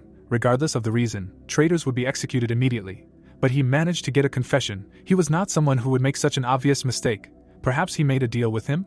Clenching his fists, the youth said that he promised to cure him of his madness and show him the way to the realm of the higher demons. Jong-san, surprised, asked if he was sure about this. The boy, without even moving, said that once he mastered this, he would ensure Byun's promotion. Jong-san narrowed his eyes. The protagonist, parting his lips, said that if he became the leader of the cult, he would be able to promote him. Yonson's eyes widened in shock. The overlord stared at the disciple. Unfolding the paper, he said that he had planted the idea so cleverly. Did he really intend to make the second young master his partner? Hajin responded by saying that he might not be a very delicate person, but he always treasured his promises. Jong-san, lowering the paper, said that the promise would depend on whether the second young master was safe. The protagonist frowned, saying that it was so. A moment later, he fell to his knees, begging for the second young lord to be spared. Jong-san frowned. The clouds were calmly floating across the sky. Yumin, standing in the middle of the square, shouted, saying that she would eat with her brother when he came out, so she would not go anywhere. A maid, approaching her, said that the third young master did not want her to wait. The girl, surprised, asked how she knew about this. Suddenly, Seo-yun approached them, surprising everyone. The girl looked at her younger sister and asked what they were doing here. Seo-dang bowed her head, saying that she just wanted to escort the young lady back to her room. Yumin said that she was waiting for the third brother. She planned to eat with him when he was done. Looking at the palace, Seo-yun said that this meant that the lord was still talking to him. She couldn't help but look away, mentally saying that using such a serious thing as betrayal for personal gain was too dangerous. This time the lord would not ignore it. If he didn't give a convincing explanation, the brother would definitely not come out. The girl approached Yumin and offered to eat with her. The girl, walking with Seo-yun, asked if they could really eat together, and she thought that she didn't like her. Seo-yun smirked, saying that they should go to the Purple Mist Pavilion. The palace lamp was burning brightly. Looking at the paper, Jong-sen said that he did not understand the point of the dispute between the princes. When the prince ascended to the imperial throne, all the remaining brothers would be executed, not only them but also their followers. Hajin, raising his head, said that this was done to eliminate the possibility of a potential rebellion. His teacher agreed and said that this was the nature of power. Rulers are always afraid of hidden threats, and those who want power always plan to overthrow him. However, he decided to spare his rival. Raising his cup, he said that he decided to forgive his brother, after a fierce fight between them. The protagonist, bowing his head, said that he promised this. Jong-san, hearing him, asked if this promise was really so important to him. Looking at the floor, the boy said that promises are extremely important. After all, they are the foundation. No one can discuss important matters if they cannot take responsibility for their own words. While drinking, the man said that it was a reasonable excuse, but knowing him, it seemed like he always manipulated promises to benefit himself. Hajin frowned, saying that he wouldn't deny it. Promises were important, but his benefit came first, but this time was different. Looking up, he said that he wasn't so weak that he would break his promise just because Ganyun was a bad guy or his rival. Jongsang smiled and asked if he really thought he was that strong. The boy straightened up and said that at least he wasn't so weak that he couldn't handle a fool who was susceptible to temptation. Placing his hands on his knees, the young man said that Byun was looking for recognition. Putting the cup away, Jongsang looked puzzled. Then the protagonist said that Byun himself said so. He dreamed of becoming an absolute ruler and spending his old age in comfort, living like a god, the strongest, the one everyone bowed to. While pouring himself a drink, the man said that his aspirations were the same as the cult leaders, but their personalities were very different. Looking at Yosun, Jong-sen asked him what he thought about this. This sly one had turned a fictitious representative office into a real rebellion. Smiling, the strategist said that this was unacceptable. Hajin gritted his teeth when the strategist said that raising a false alarm in the cult was not treason. It was a crime serious enough to lead to death. The most important problem was that the third young master was turning this into a real rebellion, undermining the cult leader's authority. Yosun, who stood in the middle of the master and the disciple, said that from now on, their records of the cult would indicate that a rebellion had occurred under the cult leader's regime, and that the cause of this was not even spies from the orthodox sects, but disciples trained by the cult leader himself. This meant that the cult leader would not be remembered as a flawless god in the minds of future generations of demons. At this point the man narrowed his eyes. The protagonist frowned, realizing that if they said that, then it was obviously a big mistake. Smiling, the strategist said that it was not that the cult leaders cared about such judgments. Worrying about future judgments would only paralyze them. The cup flew under the influence of qi. Jong-san, handing the cup to Hajin, told him to drink until the bottom. The youth picked up the cup. At this point his teacher said that this would not be the last drink in his life. Frowning, Jong-san said that because of his promise, he could not forgive the traitor. Resting his head on his hand, the teacher said that the second would die due to the result of his accusation that he was a traitor. If he wanted to save him, he should declare that this was not a real rebellion. But did he want that? The protagonist, lowering the cup, said that he did not want that. The man narrowed his eyes and said that in that case, the other one should die. The boy put the bowl on the floor. Straightening up, he said that he had to meet with the head of the criminal justice hall. Jong-san, surprised, asked if he planned to put pressure on him so that he would not execute the second one. The protagonist, frowning, said that when he first met him, his face was different. At that moment it dawned on him that there was a technique that could change the structure of bones. Gogu's face at that moment completely distorted. Jong-san, sitting on the throne, asked if he was planning to deceive the cult again by using a substitution. The protagonist, moving his lips, said that he had never deceived him, the leader of the cult. The man narrowed his eyes. Haji, kneeling, said that if only the leader knew about it, then it was not a deception of their cult. The man objected, saying that it was just a play on words. The boy chuckled and said that it was a play on words, but at the same time it was true, and the person who taught him to think like that was none other than himself. Was this rebellion really bothering him? Jong-san frowned. The protagonist, losing his smile, said that he couldn't claim to know the cult leader's soul, but if it really didn't bother him, then why not add another pebble to the boulder? The overlord narrowed his eyes and asked why he had to do what he asked. Hajin frowned. Standing up, he asked if he could speak disrespectfully to him once. He slapped his chest sharply. Raising his hand, Hajin screamed, saying that he was really annoying him. Yosung sweated, terrified. Jong-san frowned. Hajin's scream was heard in the palace. He was screaming, asking why he kept making excuses when he had already made his decision. Was he just curious about his reaction, or was he complaining about his shaky principles? Jong-san lightly squeezed the armrest. The protagonist, waving his hand, said that he was not the leader of the cult. If he wanted something, if his heart was in it, he would always go ahead without a shadow of a doubt. If he was interested in his reaction, he had shown him everything. This was his limit. Clutching his robe, the guy said that if this conversation dragged on, he would see how upset and irritated he was. Jong-san said that if he wanted to do something, just do it, and if not, he just needed to say it. Hajin, who was standing opposite, calmed down and asked if he was always like this. Squinting, the lord said that he was always like this. Opening his lips, he said that he was once like this. A bead of sweat ran down the strategist's face. He had witnessed something very rare today. The cult leader sitting on the throne said that if he was not the same as before, it was because of him, he was different. Smiling, Zhong-san said that he was not like the other people he had seen in the sect. A disciple was greatly influenced by his master's words and actions. Sometimes just a few words from a master could shape a disciple's life. The protagonist moved his lips, saying that he was telling the truth. Frowning, Zhong-san said that he realized that the opposite could also happen. Standing up, the overlord said that he had influenced him. Straightening up, the man told the disciple that his actions, his words and actions, they had caught his attention. Narrowing his eyes, the cult leader said that when he was pressed, he always responded with something new. Even now everything was the same. Perhaps in his uniqueness, he found new comfort in the monotony of mundane life. The youth raised his head. The cup began to dissipate. Zhong-san put his hands behind his back, saying that he, who did not like unclear conversations, did just that. Passing by the student, he said that he was looking for his decree. The first young master and the second young master would be executed as traitors. This order would not change, but the rest depended on him and the head of the criminal law hall. Hajin froze, listening to the teacher. As he left, the man said that if the head of the criminal law hall granted his request, he would not interfere as usual. But if he refused his request, Byun would be executed as planned. Standing at the door, Zhong-san said that there was one more thing. Looking over his shoulder at him, he said that this was the only time he allowed himself to be convinced. The protagonist turned around. Smiling, the boy said that he should not take this for granted, because if necessary, he would also convince him. The cult leader chuckled. Closing the doors behind him, he said that if he thought he could do it, then he had to act. The events take us to a pond. A leaf fell on the surface of the water. Waves spread from the leaf. Chong-san stood in the gazebo, admiring what was happening. His reflection in the water rippled. Chong-san smiled. Soon the guy went outside. Turning around, he said that he managed to convince him and survive, and after all, lately he really had been testing the patience of the ruler.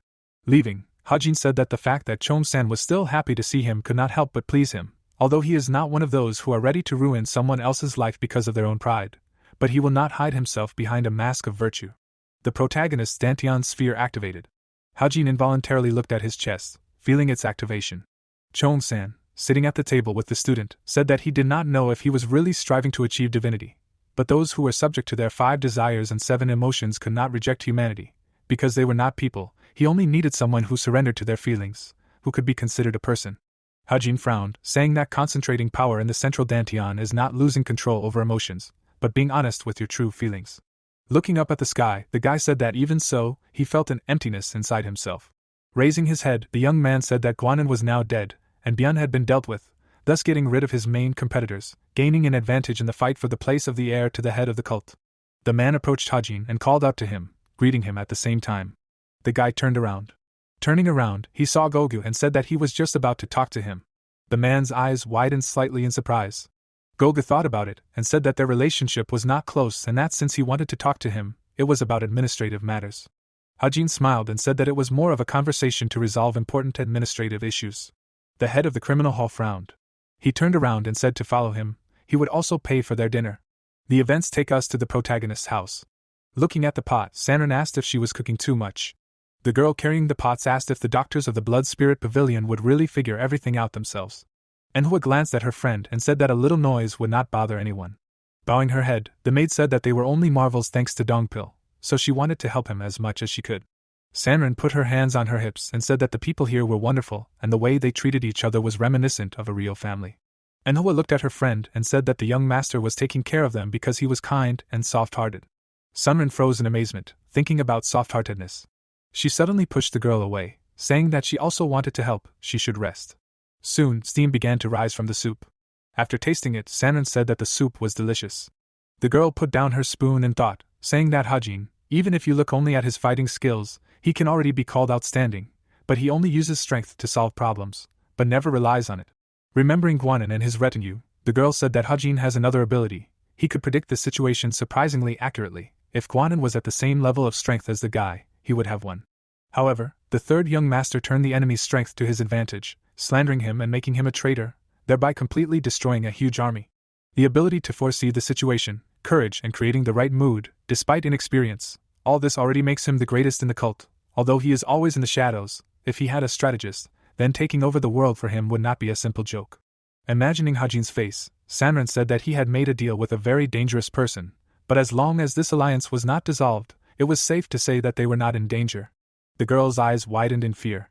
She immediately began to stir the pudding, and what became worried, saying that the rice pudding was a little burnt. The events take us to the tavern. The protagonist, walking next to Gogu, asked if there had always been a tavern to the east of the fortress. The man answered by saying that there were almost no visitors here, and the owner was not a full-time member of the cult and was not attached to any of the pavilions. Looking around, the young man asked what kind of money this tavern existed on. Gogu answered by saying that he personally sponsored this place. The guy's mouth dropped open in shock. Pulling back the screen, the man said that he had certain ties with the owner, which is why he supported his business. The protagonist followed him in and said that he needed to increase the contributions or the place would soon collapse. There was a lonely old man standing behind the counter. He jerked when Gogu called him. He suddenly woke up and screamed in fear due to the release of aura. Angrily, old man pointed at Gogu, asking why he didn't shake his shoulder but yelled like crazy. Hajin was dumbfounded, in shock. Turning around, Gogu said that they would sit inside, and he needed to serve everything as usual. The old man objected, saying that he was fed up with this as usual, and he didn't even have any money. The guy's mouth dropped in shock when the head of the criminal case pointed at him, and said that he would pay for everything. The old man turned to him and asked who this boy was. Gogu said as he was going outside that this was the third young master. The old man Khan was indignant, saying that there were too many young masters in the cult, and he didn't know which one was which. The man replied that this guy was the leader's disciple. Khan screamed, surprised by the youth's identity. Smiling, the old man told Gogu that he had brought a cutie this time, and that it would take some time to prepare, and that they could look around, but they couldn't break anything. Looking at the sky, Khan said that it would be better for the young men to go with the ladies instead of coming here. Sitting down at the table, Hajin asked who this old man was. He didn't seem to study martial arts, but he had a lot of courage. Gogu closed his eyes and said that he had always been like this, and the protagonist looked at him and said that it was surprising that he tolerated his insolence. The man thought for a moment, and said that he himself did not seem surprised. The boy pointed to himself and said that he was very surprised, because it was not often that you met an old drunkard like him in the cult. Frowning, Gogu said that he was saying that he did not seem to mind the company of an old man who threw loud words, even though it was the first time he met him. Smiling, Hajin said that just because he was the third young master did not mean that he had to act according to his status, although it was unpleasant to hear such things. But he was not the type to react to every word. The man narrowed his eyes. While pouring Gogu some, the boy said that it was not only him, apparently he himself had a lot of worries. The man agreed, saying that he already had a lot of work, and the other day someone added to his troubles. The protagonist glared at the man with annoyance, whose mood had clearly changed. Now he was acting arrogant again. Opening his eyes, the head of the hall told Hajin that he envied him. The boy frowned. Taking the cup in his hands, he said that he clearly did not envy his position in the cult. Did he envy his recklessness? Gogu said that he envied that too. Hajin, surprised, said that he was surprisingly talkative today. The head of the hall, sitting opposite, asked if he was against it. Raising the cup, the young man said that he was not against it. It was just not like him at all. Closing his eyes, Gogu said that he was the most ordinary person, but when he saw the disciples of the head of the cult, he involuntarily wanted to take their place. Before, he always worried when the indicators dropped, and on the contrary, he was happy with good results. Bowing his head, the protagonist said that the head of the cult appointed him the head of the criminal hall, seeing talent in him, and his indicators were excellent. Raising his eyelids, the man said that his indicators were no different from those of the others. Hajin frowned when Gogu said that no matter how hard he tried, he could not reach such a high position, so the cult leader turned away from him. The man sitting on the bench thought for a moment, and asked if he knew what position he had previously occupied before becoming the head of the criminal hall. The boy parted his lips and said that he did not even have an idea. Parting his lips, Gogu said that he was the first disciple of the heavenly demon, the disciple of the previous cult leader, a genius who was capable of leading it. The protagonist's eyes widened. He knew that Sungchan had natural combat talent and insight. This determined his place as the next heavenly demon and cult leader.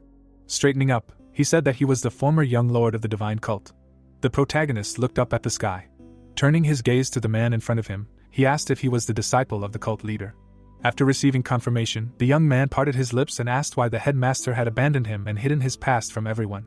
Gogu leaned slightly and said that it was all because of his past, the fact that he was not related to Murim. The young man's eyes widened in shock. Taking out the blade from its sheath, the man said that the name of this sword was Zhong, otherwise known as the Righteous Sword. Raising the sword, he said that the teacher personally handed this blade into his hands, and although he barely remembered his childhood, that moment was still vivid in his memory. The old man stood in front of him. Remembering the teacher's smile, Gogu said that his teacher gave him this sword with a warm smile on his lips. Hajin frowned. He could not imagine Zhong-san with a warm smile. It seemed that he was the one who bestowed his love on the students. The headmaster frowned and said that he also remembered his words. The old man parted his lips and told his disciple to listen to him. Closing his eyes, the old man said that he must plunge this sword into the heart of the heavenly demon and prove that this sword rightfully carries the spirit of righteousness. Hajin stood in shock as Gogu said that these words were buried along with the past of the leader of the alliance, as was the title. The now defunct deputy leader of the righteous alliance, the white sage Kihyun, was his teacher. Beads of sweat flowed down Hajin's face. He was surprised and astonished. Frowning, Gogu said that he was sent here by the righteous alliance to kill the leader of the cult. The protagonist's mouth dropped in shock. He never thought that the leader of the criminal law hall was sent here to kill the leader. Remembering how his teacher handed him the sword, the man said that he only realized later that his master was using him as a pawn. If he truly cared about his disciple, he wouldn't have handed the sword over to him with the intention of killing Jong-san alone. Taking the cup, Gogu said that even his master didn't expect him to become the disciple of the cult leader. Looking at Hajin opposite him, he said that although the old man's words were loud, in reality, he only wanted to join the ranks of the cult followers and pass on information to them. The protagonist thoughtfully asked if he had forgiven his master.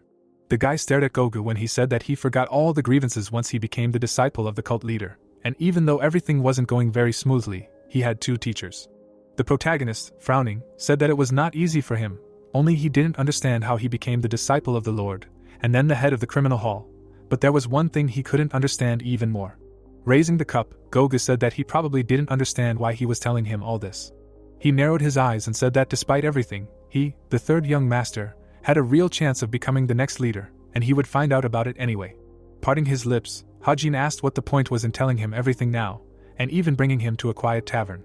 Gogu agreed, saying that he wasn't so close to him that he would bring him to his favorite place and share the affairs of days gone by, but he just wanted to make sure of something. Hajin, who was sitting opposite him, was puzzled. The boy's eyes widened in shock when Gogu said that he found himself thinking that he could have been sent into the cult by the righteous heavenly alliance just like him. Closing his eyes, the man said that he had no proof, and his suspicions were honestly unfounded. He just smelled a very familiar scent coming from him, but it seemed that he was still wrong. Hajin brought the bowl to his lips, mentally telling Gogu that he was too perceptive. Old man Ken, approaching them, said that he had not had visitors for a long time. Putting the dish on the table, he said that he did not guarantee good taste, but they should still eat it, even if it was oversalted. Gogu frowned, asking the old man what he would say. Ken, staring at the boy, said that he was different. Stroking his beard, he said that he did not have the stench of the heretic bastards. This bitter aroma indicated that he had chosen the demonic path, although this bitterness was slightly different. The protagonist gaped in shock, asking what was going on here. Kon, pointing at Gogu, shouted, saying that this boy had dragged him here to find out whether he was an envoy of the Righteous Alliance or not. Raising his hand, the old man asked if he had told him who he was. Gogu, closing his eyes, said that he had not yet. Turning around, Kon said that since nothing was said about him, there was a good reason for that, and since he had not enlightened him, he certainly would not say anything. Hajin, in shock, asked who this old man was. Looking at the cup, he asked if the cult leader knew about him. The man replied by saying that there was nothing in the cult that he didn't know about. While pouring Gogu's drink, Hajin asked if he had brought him here to find out if he was a spy for the Righteous Heavenly Alliance. The man replied by saying that that wasn't the only reason. While the protagonist was pouring him a drink, he said that he himself also wanted to chat with the third young master. The protagonist frowned, saying that he was flattered, but he didn't think that talking to someone like him could lift his spirits. Gogu, narrowing his eyes, said that he now regretted it. Hajin chuckled. They clinked their cups. Looking up at the sky, the man said that he had a request. Hajin lowered his hand, saying to take one of the prisoners in the dungeon and switch him with pen using the shape-shifting technique. The man sitting opposite asked if the cult leader had given permission for this. The boy replied by saying that if he had not received it, he would not have asked for it. Raising his drink, Gogu said that he was the type to act first and think later. Hajin narrowed his eyes, mentally saying that it was difficult to communicate with him. Squinting, the head of the hall said that he had a counter-request. Smiling, the boy asked what his request was. Gogu, parting his lips, said that for the next year he would fight him in a duel as soon as he asked for it. The boy's eyes widened. He was surprised. Thus, 2 people sitting at the same table agreed on their cooperation. Hajin's mouth dropped open in shock when Gogu told him to stand up. Standing up, the head of the hall said that since they had already agreed, they should have a duel right away. Hajin objected, saying that they should eat first, because the food would get cold. The man said nothing, silently looking at him. The protagonist still gave in and stood up, agreeing to the duel. Taking off his robe, the guy mentally said that now he understood why he felt something in common with him. The man, parting his lips, asked if he was ready. Looking up, Hajin said that there was not a cloud in the sky, so they were here. A moment later, he tossed to Haori, saying that after the fight with him, he would drink a refreshing drink and go to bed. The events take us to the protagonist's house. Warming up, Hajin said that the head of the criminal law hall apparently does not know what a measure is. Sanrin, sweeping the yard, said that after talking with the Lord, he returned and slept for 3 days. She had already thought that he had died. While rubbing his shoulder, the boy asked where Manhwa was, why she was sweeping the yard. The girl answered by saying that while was preparing medicine for Mr. Dongpil, he would have to go hungry for a while. The protagonist tilted his head, asking why she called Manhwa that. The girl, parting her lips, said that they decided that they would address each other as sisters. Smiling, Hajin said that they had been through a lot together and had become close. Suddenly, Sunrin began to point towards the boy, saying that she was not some damsel in distress. The events take us to the Blood Spirit Pavilion. Dongpil abruptly stood up from his seat. The protagonist, putting his hands behind his back, said that he tried hard. The blonde, bowing his head, said that it was because of his mistake that they caused them trouble. The boy, looking at his guard, his friend, said that if anyone should ask for forgiveness here, it was him. He had to go through all these difficulties precisely because of him, and he was ashamed to even look him in the eye. The girls standing aside were surprised when the protagonist said that that war should not have affected them. Everything happened because of his recklessness. Hajin, looking down, said that in the future he would do everything so that this would not happen again. Dongpil, looking outside, said that he would like to talk to him face to face. Clenching his fists, the man said that he overheard the conversation of the doctors. Did he really save the life of the second young master? The protagonist's eyes widened. He was surprised when the blonde told him to be careful, because those who attacked them were full of loyalty.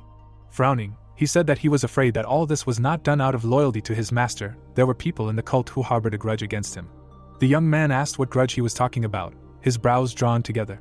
Dongpil, thinking, said that it did not look like they were acting on the orders of the first or second. On the contrary, it seemed as if those people had set them against him. If they did not catch them, they would try to find the second young master.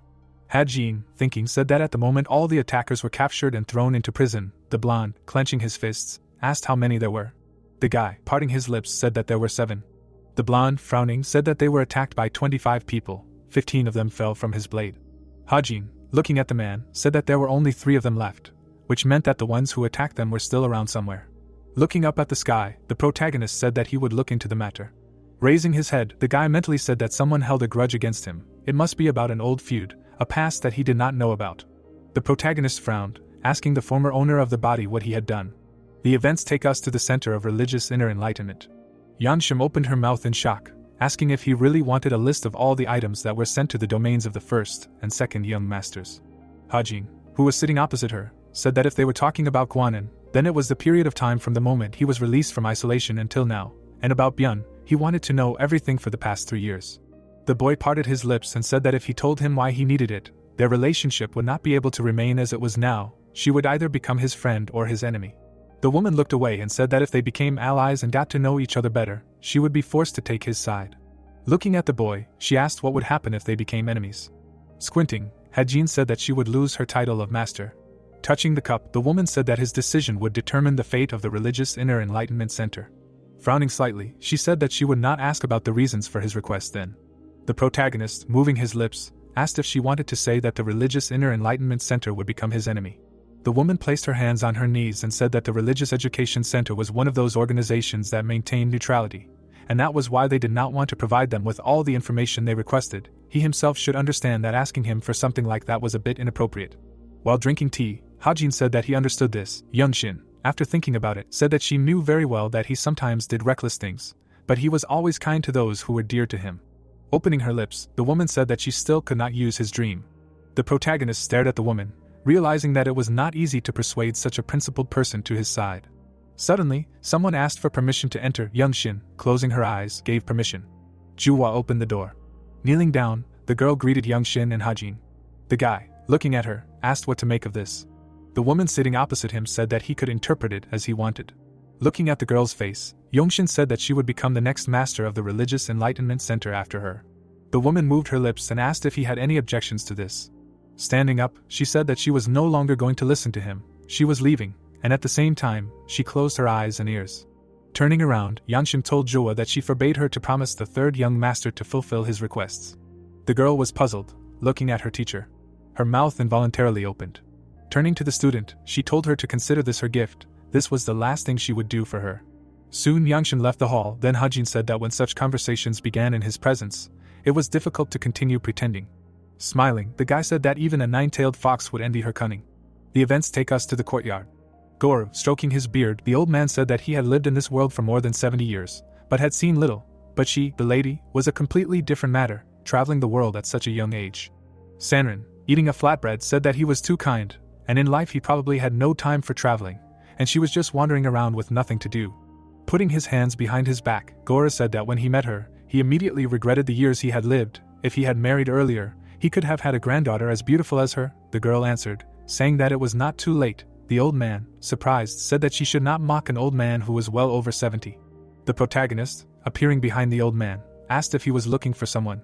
He turned his head sharply and immediately realized that even a simple step of the young man was filled with the energy of martial arts.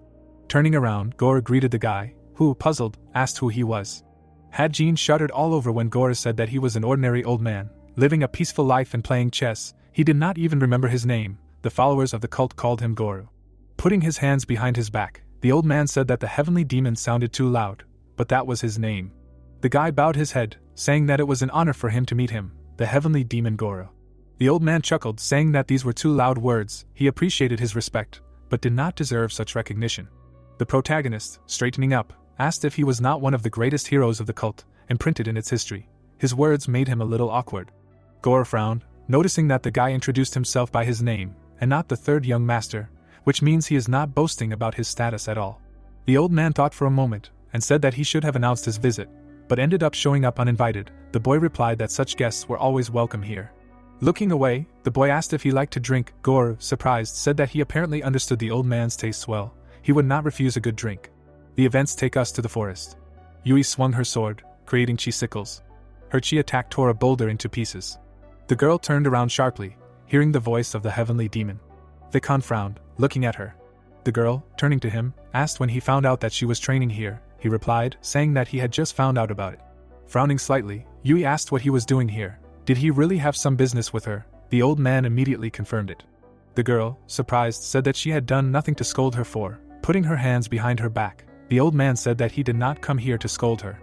Smiling slightly, he said that whether it was the leader of the squad or a simple stable boy, he had no right to interfere with the choice of their life path. But she lived, wasting her life. Yui became wary and stared at the old man. Approaching Yui, Vikhan asked if she remembered their first meeting. 10 years ago, the girl was in the rookie squad. Then Vikhan showed her the flow of her life energy. She had an interesting reaction. All the students were scared. When Yui told Vikhan that instead of criticizing the abilities of others, he should go and polish his sword one more time. Yui looked away, not believing that she said it out loud. The old man, looking at the rocks behind her, said that it wasn't all. She also made a fuss about any injustice during training. Even seniors should treat their subordinates with all due respect, and if he hadn't intervened, she would have been executed long ago for not following the rules of communication with teachers.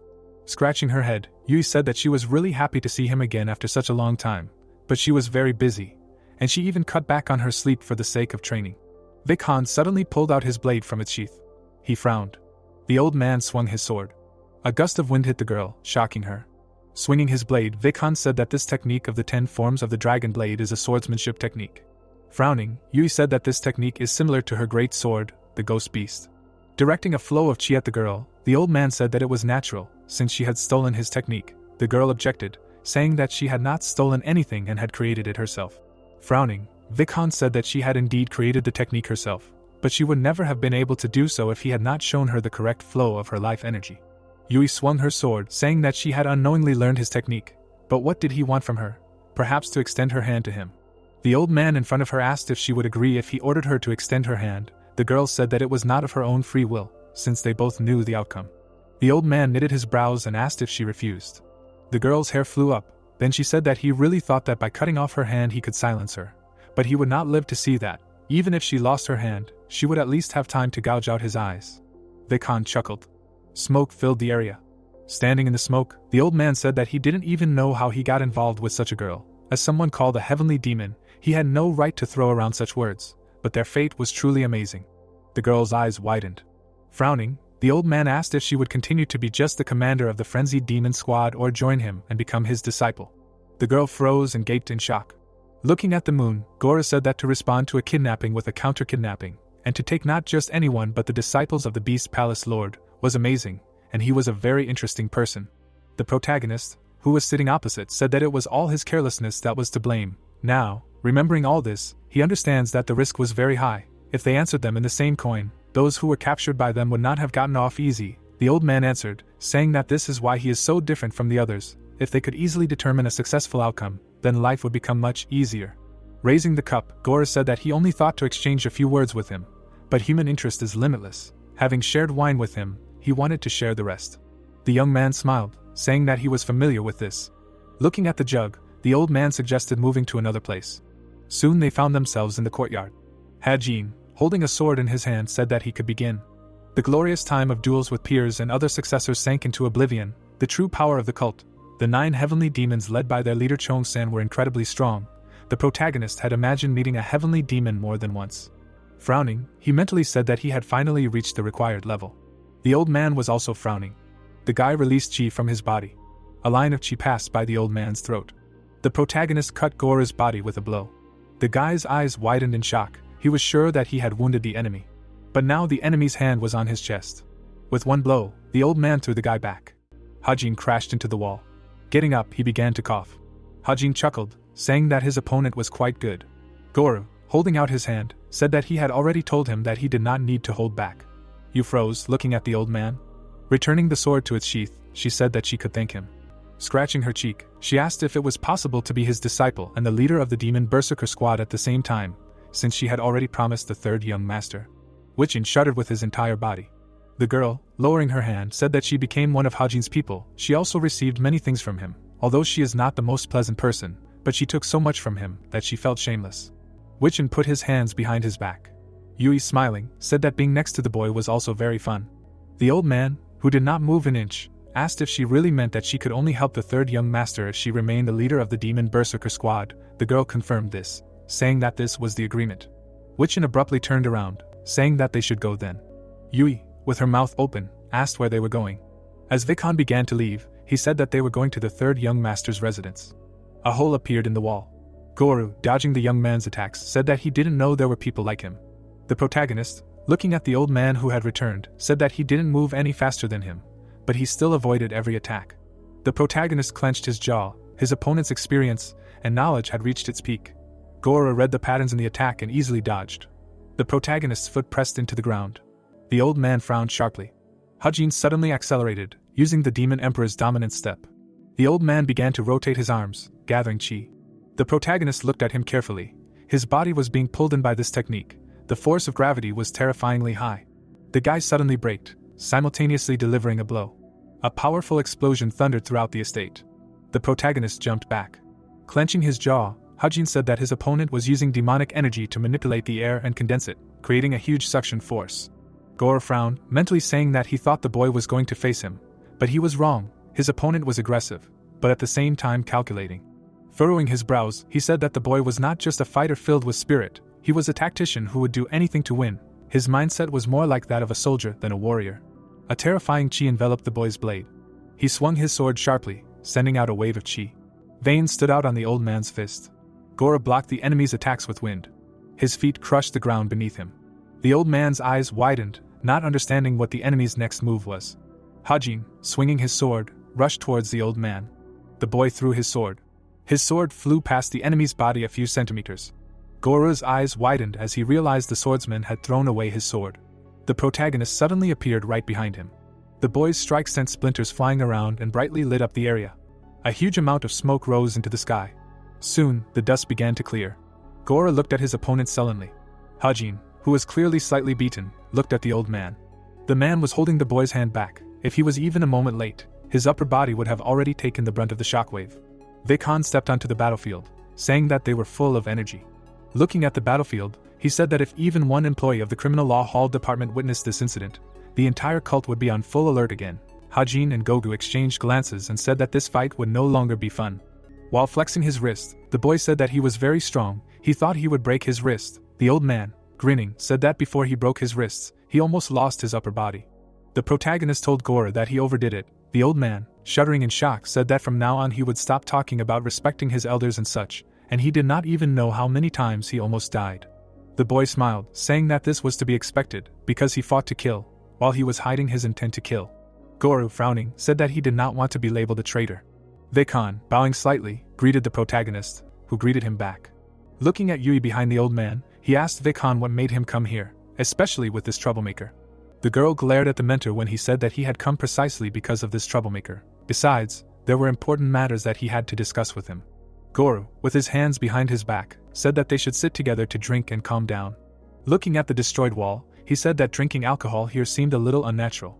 Looking at the moat in the ground, Hajin said that in the depths of the city there was a simple tavern. It served amazing food, they could go there. The girls, going out into the courtyard and seeing the destruction, said that they were clearly not the ones who should clean up here. The events take us to the tavern. Kang, frowning, shouted. Pointing at the young man, he said that he should have warned him that the demon lord would come here. The lantern illuminated the room perfectly. A dish was placed on the table. Wichan, sitting opposite the protagonist, said that he wanted to take this child as an apprentice. Frowning, he said that he heard that the child had sworn allegiance to him. Yui stared at the boy in surprise when he said that it might not be an oath of allegiance, but he had always considered her one of his people. The old man narrowed his eyes and said that he understood that the third young master valued the child, but he did not think that this relationship was based on feelings alone. The boy parted his lips and asked what he wanted to say. Wincing, Wichan asked that if the child did not lead the Berserker Demon Squad, would the third young master still consider him one of his people? Bowing his head, the boy said that he probably would not, but that did not matter now. When the boy raised his head, the old man asked what he meant. The boy replied by saying that he had won the race for the throne. Raising the cup, he said that even if he needed the power of the Demon Berserker Squad, this matter would not matter to him. In the end, the decision rests with the deputy head. Vishan's mouth involuntarily fell open in surprise. Throwing up her hands, Yui said that the master was exactly like that. Hajin said that if she became stronger under the influence of the Iron Sword Demon Lord's teachings, it would be better for him. Taking the cup in his hand, the old man said his name. The guy, realizing this, moved his lips, asking if he was also from the V clan, like the deputy head V. The old man frowned, saying that he and this guy had a lot of complicated relationships. Pouring himself a drink, Hajin asked what he wanted him to call him. The old man replied, saying that calling him Sword Elder V would be enough. The protagonist stared at the old man, his unique behavior completely consistent with the character of a demon doctor from a divine cult. Looking at the cup in his hand, he said that in that case, since it was about pledging allegiance, he thought it was right to visit him. The protagonist also picked up the cup and said that if he thought so, then he should be grateful to him. So he asked him to take care of her. Even though she was a rebel, she was actually a good person. Looking up at the sky, the old man said not to worry. Now that he had accepted her as an apprentice, he did not intend to teach her improper swordsmanship. Suddenly, a servant entered the tavern and immediately apologized, asking if the third young master was here. Kneeling down, the boy greeted everyone. Bowing, the servant said that he was conveying an alarming message from the head of the Inner Enlightenment Center. Handing Hajin a parchment, he said that he was ordered to deliver this letter.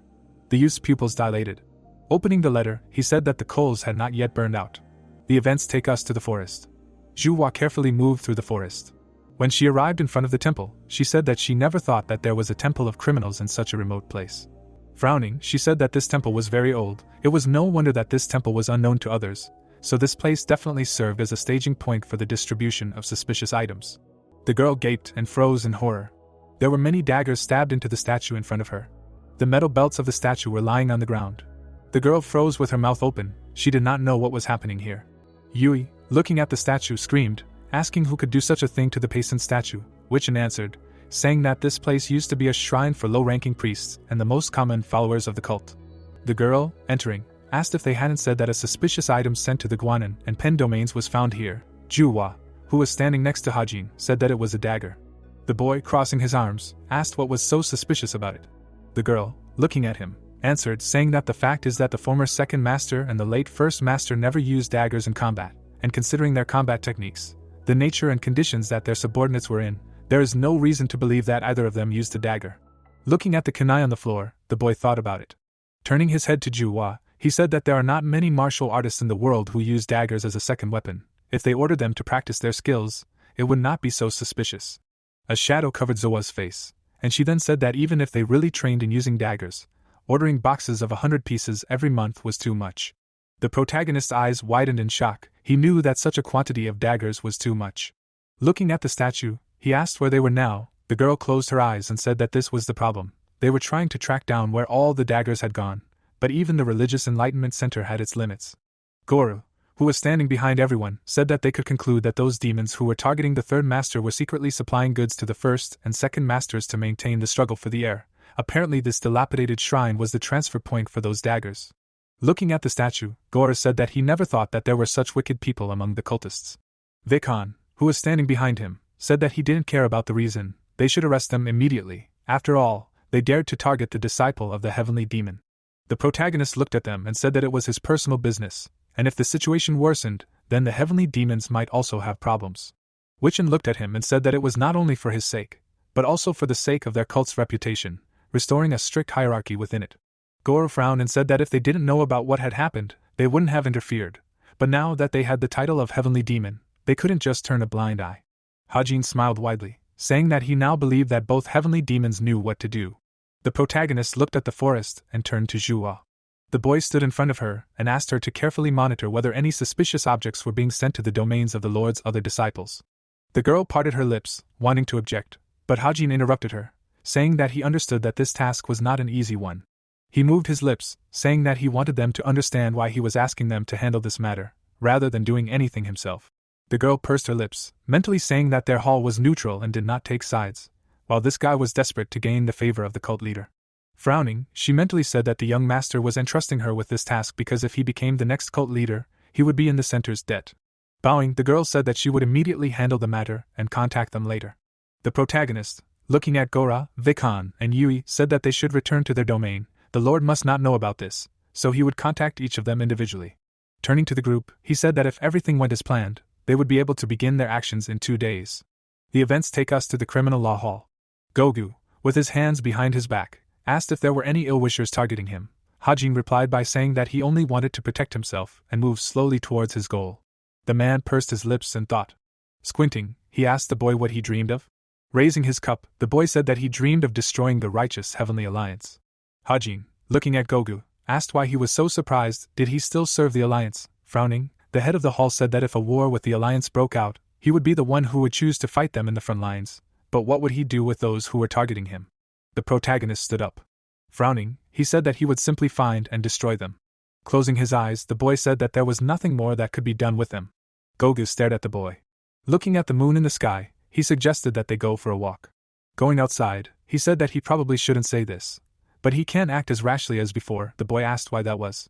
The boy turned his head when the head of the hall said that it was because he was the top candidate to become the new head of the cult. Looking into the distance, Gogu said that he was the one who said that he would crush the righteous Heavenly Alliance if he became the head. This action would involve the entire cult in a war. Turning his gaze to the boy, the man said that his noble death would be his aid in destroying the righteous Heavenly Alliance. The protagonist stopped when Gogu said that if the third master's main goal was to crush the Alliance, and not to become the new head, then he had nothing to say, no matter what the reason. The master's words were an order that could not be contradicted. The man put his hands behind his back and said that if the third gentleman was not alien to the fate and reputation of their cult, then he would advise them to think it over carefully. Everyone puts their interests above all else, but all decisions made by him as the leader of a certain organization must be carefully thought out. The protagonist narrowed his eyes. Looking at Gogu next to him, he understood that it was difficult to disagree with him, but until that moment he had never thought about it. Continuing to walk, the young man said that he would think about it, because he had never considered the problem from that side. Turning his head, the young man said that in other words, there was no need to be an impeccable manager, it was enough to just maintain your dignity. Gogu froze, his mouth open in amazement. He thought that he would start arguing. He did not expect such an answer. The guy, continuing on his way, said that he would contact him later. Looking at Hajin's back, Gogu said that his actions were unpredictable, but he was carefully monitoring the situation. The man parted his lips and said that the third young master had changed noticeably. The events took us to a small temple. The man entered the temple. Taking off his mask, he said that someone had been here. He immediately ordered the subordinate behind him to report everything to the master. The dark heavenly demon Makwu. 2 generations ago, he was the lord of the divine heavenly cult, known as the Dark Heavenly Demon, a great martial artist. Makwu was gloomy, but he was defeated and expelled from the cult. The reason for this was Makwu's desire to become the strongest path to cultivating great martial techniques. In an attempt to achieve this, he resorted to using a forbidden technique, the blood absorption technique. This technique is one of the most dangerous in the demonic arts. In 9 out of 10 cases it causes internal damage to the upper and central dantian. Due to this, the followers began to fear that he would become a mad demon and plunge the cult into chaos. Eventually, Makwa was imprisoned, his powers sealed, and then banished from the cult. So the cult had another problem. The banished Makwa created a clan and had many children, and decades later his heirs became followers of the cult. In his past life, Hajin managed to find out that the members of the Mak clan, who were followers of the cult, were those very heirs. Wanting to get Makwa's technique, Hajin not only persecuted his descendants, but also did not hesitate to subject them to terrible torture. He kidnapped members of their families, demanding that they give him the basics of the technique, and ultimately destroyed their entire family. They all burned in a fire. The protagonist, holding the parchment in his hand, asked if he really did all this. Sitting at the table, the guy said that it turns out that he slaughtered the entire mock clan just to get his technique. Even he would have lost his mind from such a thing. Yosan, who was standing in front of him, asked if he really didn't remember it. Hajin bowed his head and said that it was true, but in his mind he noted that he didn't remember it because he didn't do it. Placing his hand on the parchment, he said that the execution of the second young master was to take place in 3 days. Standing up, he asked if they could move the execution date. After receiving the agreement, he frowned, saying that he had already made arrangements with the head of the criminal law hall. They would replace Bayan with a prisoner sentenced to death using the shape-shifting technique. Yosan parted his lips and said that he was aware of their plan. Haji knitted his eyebrows and said that word would spread throughout the cult that the head of the criminal law hall was the Lord's first disciple. The strategist's eyes widened in shock. Passing by the man, he said that he was asking him to take care of it. Yosan turned around, looking at his back. A bead of sweat trickled down his face. He realized that this guy wanted him to be the one to spread these rumors throughout the cult. Soon the young man found himself in a clearing. He stopped in the middle of the clearing.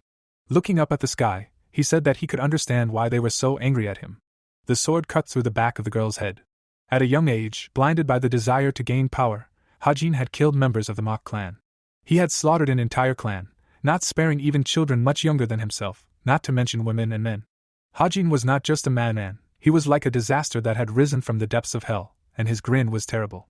Hajin, looking up at the sky, said that since this body was now his, it was up to him to deal with all his sins. He would be lying if he said that it did not affect him at all, but he would not be able to escape responsibility for what he had done. He had to accept it. The protagonist, looking at the starry sky, felt his head splitting. Events take us to a tavern. Various products were laid out on the table.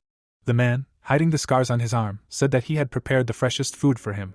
The head of the tavern, standing in front of the table, said that he never thought that they would pay so much attention to the selection of food. Smiling widely, he said that it was wonderful.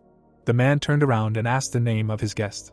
The young man, smiling, introduced himself as the head of the food hall. His lips stretched into a grin. Looking at the sky, the executioner said that the accused Pen, being a disciple of the leader of the cult, practiced the forbidden art of sucking blood and committed a grave crime inciting rebellion. The prisoner's legs were chained. Gogu, standing next to him, read out the sentence. Pen frowned. The head of the hall looked at him. The executioner's sword sank down.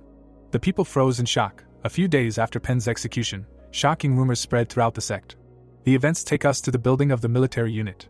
Yosan turned his head when someone said that rumors were spreading quickly that the head of the criminal law hall was actually the cult leader's first disciple and the true main successor.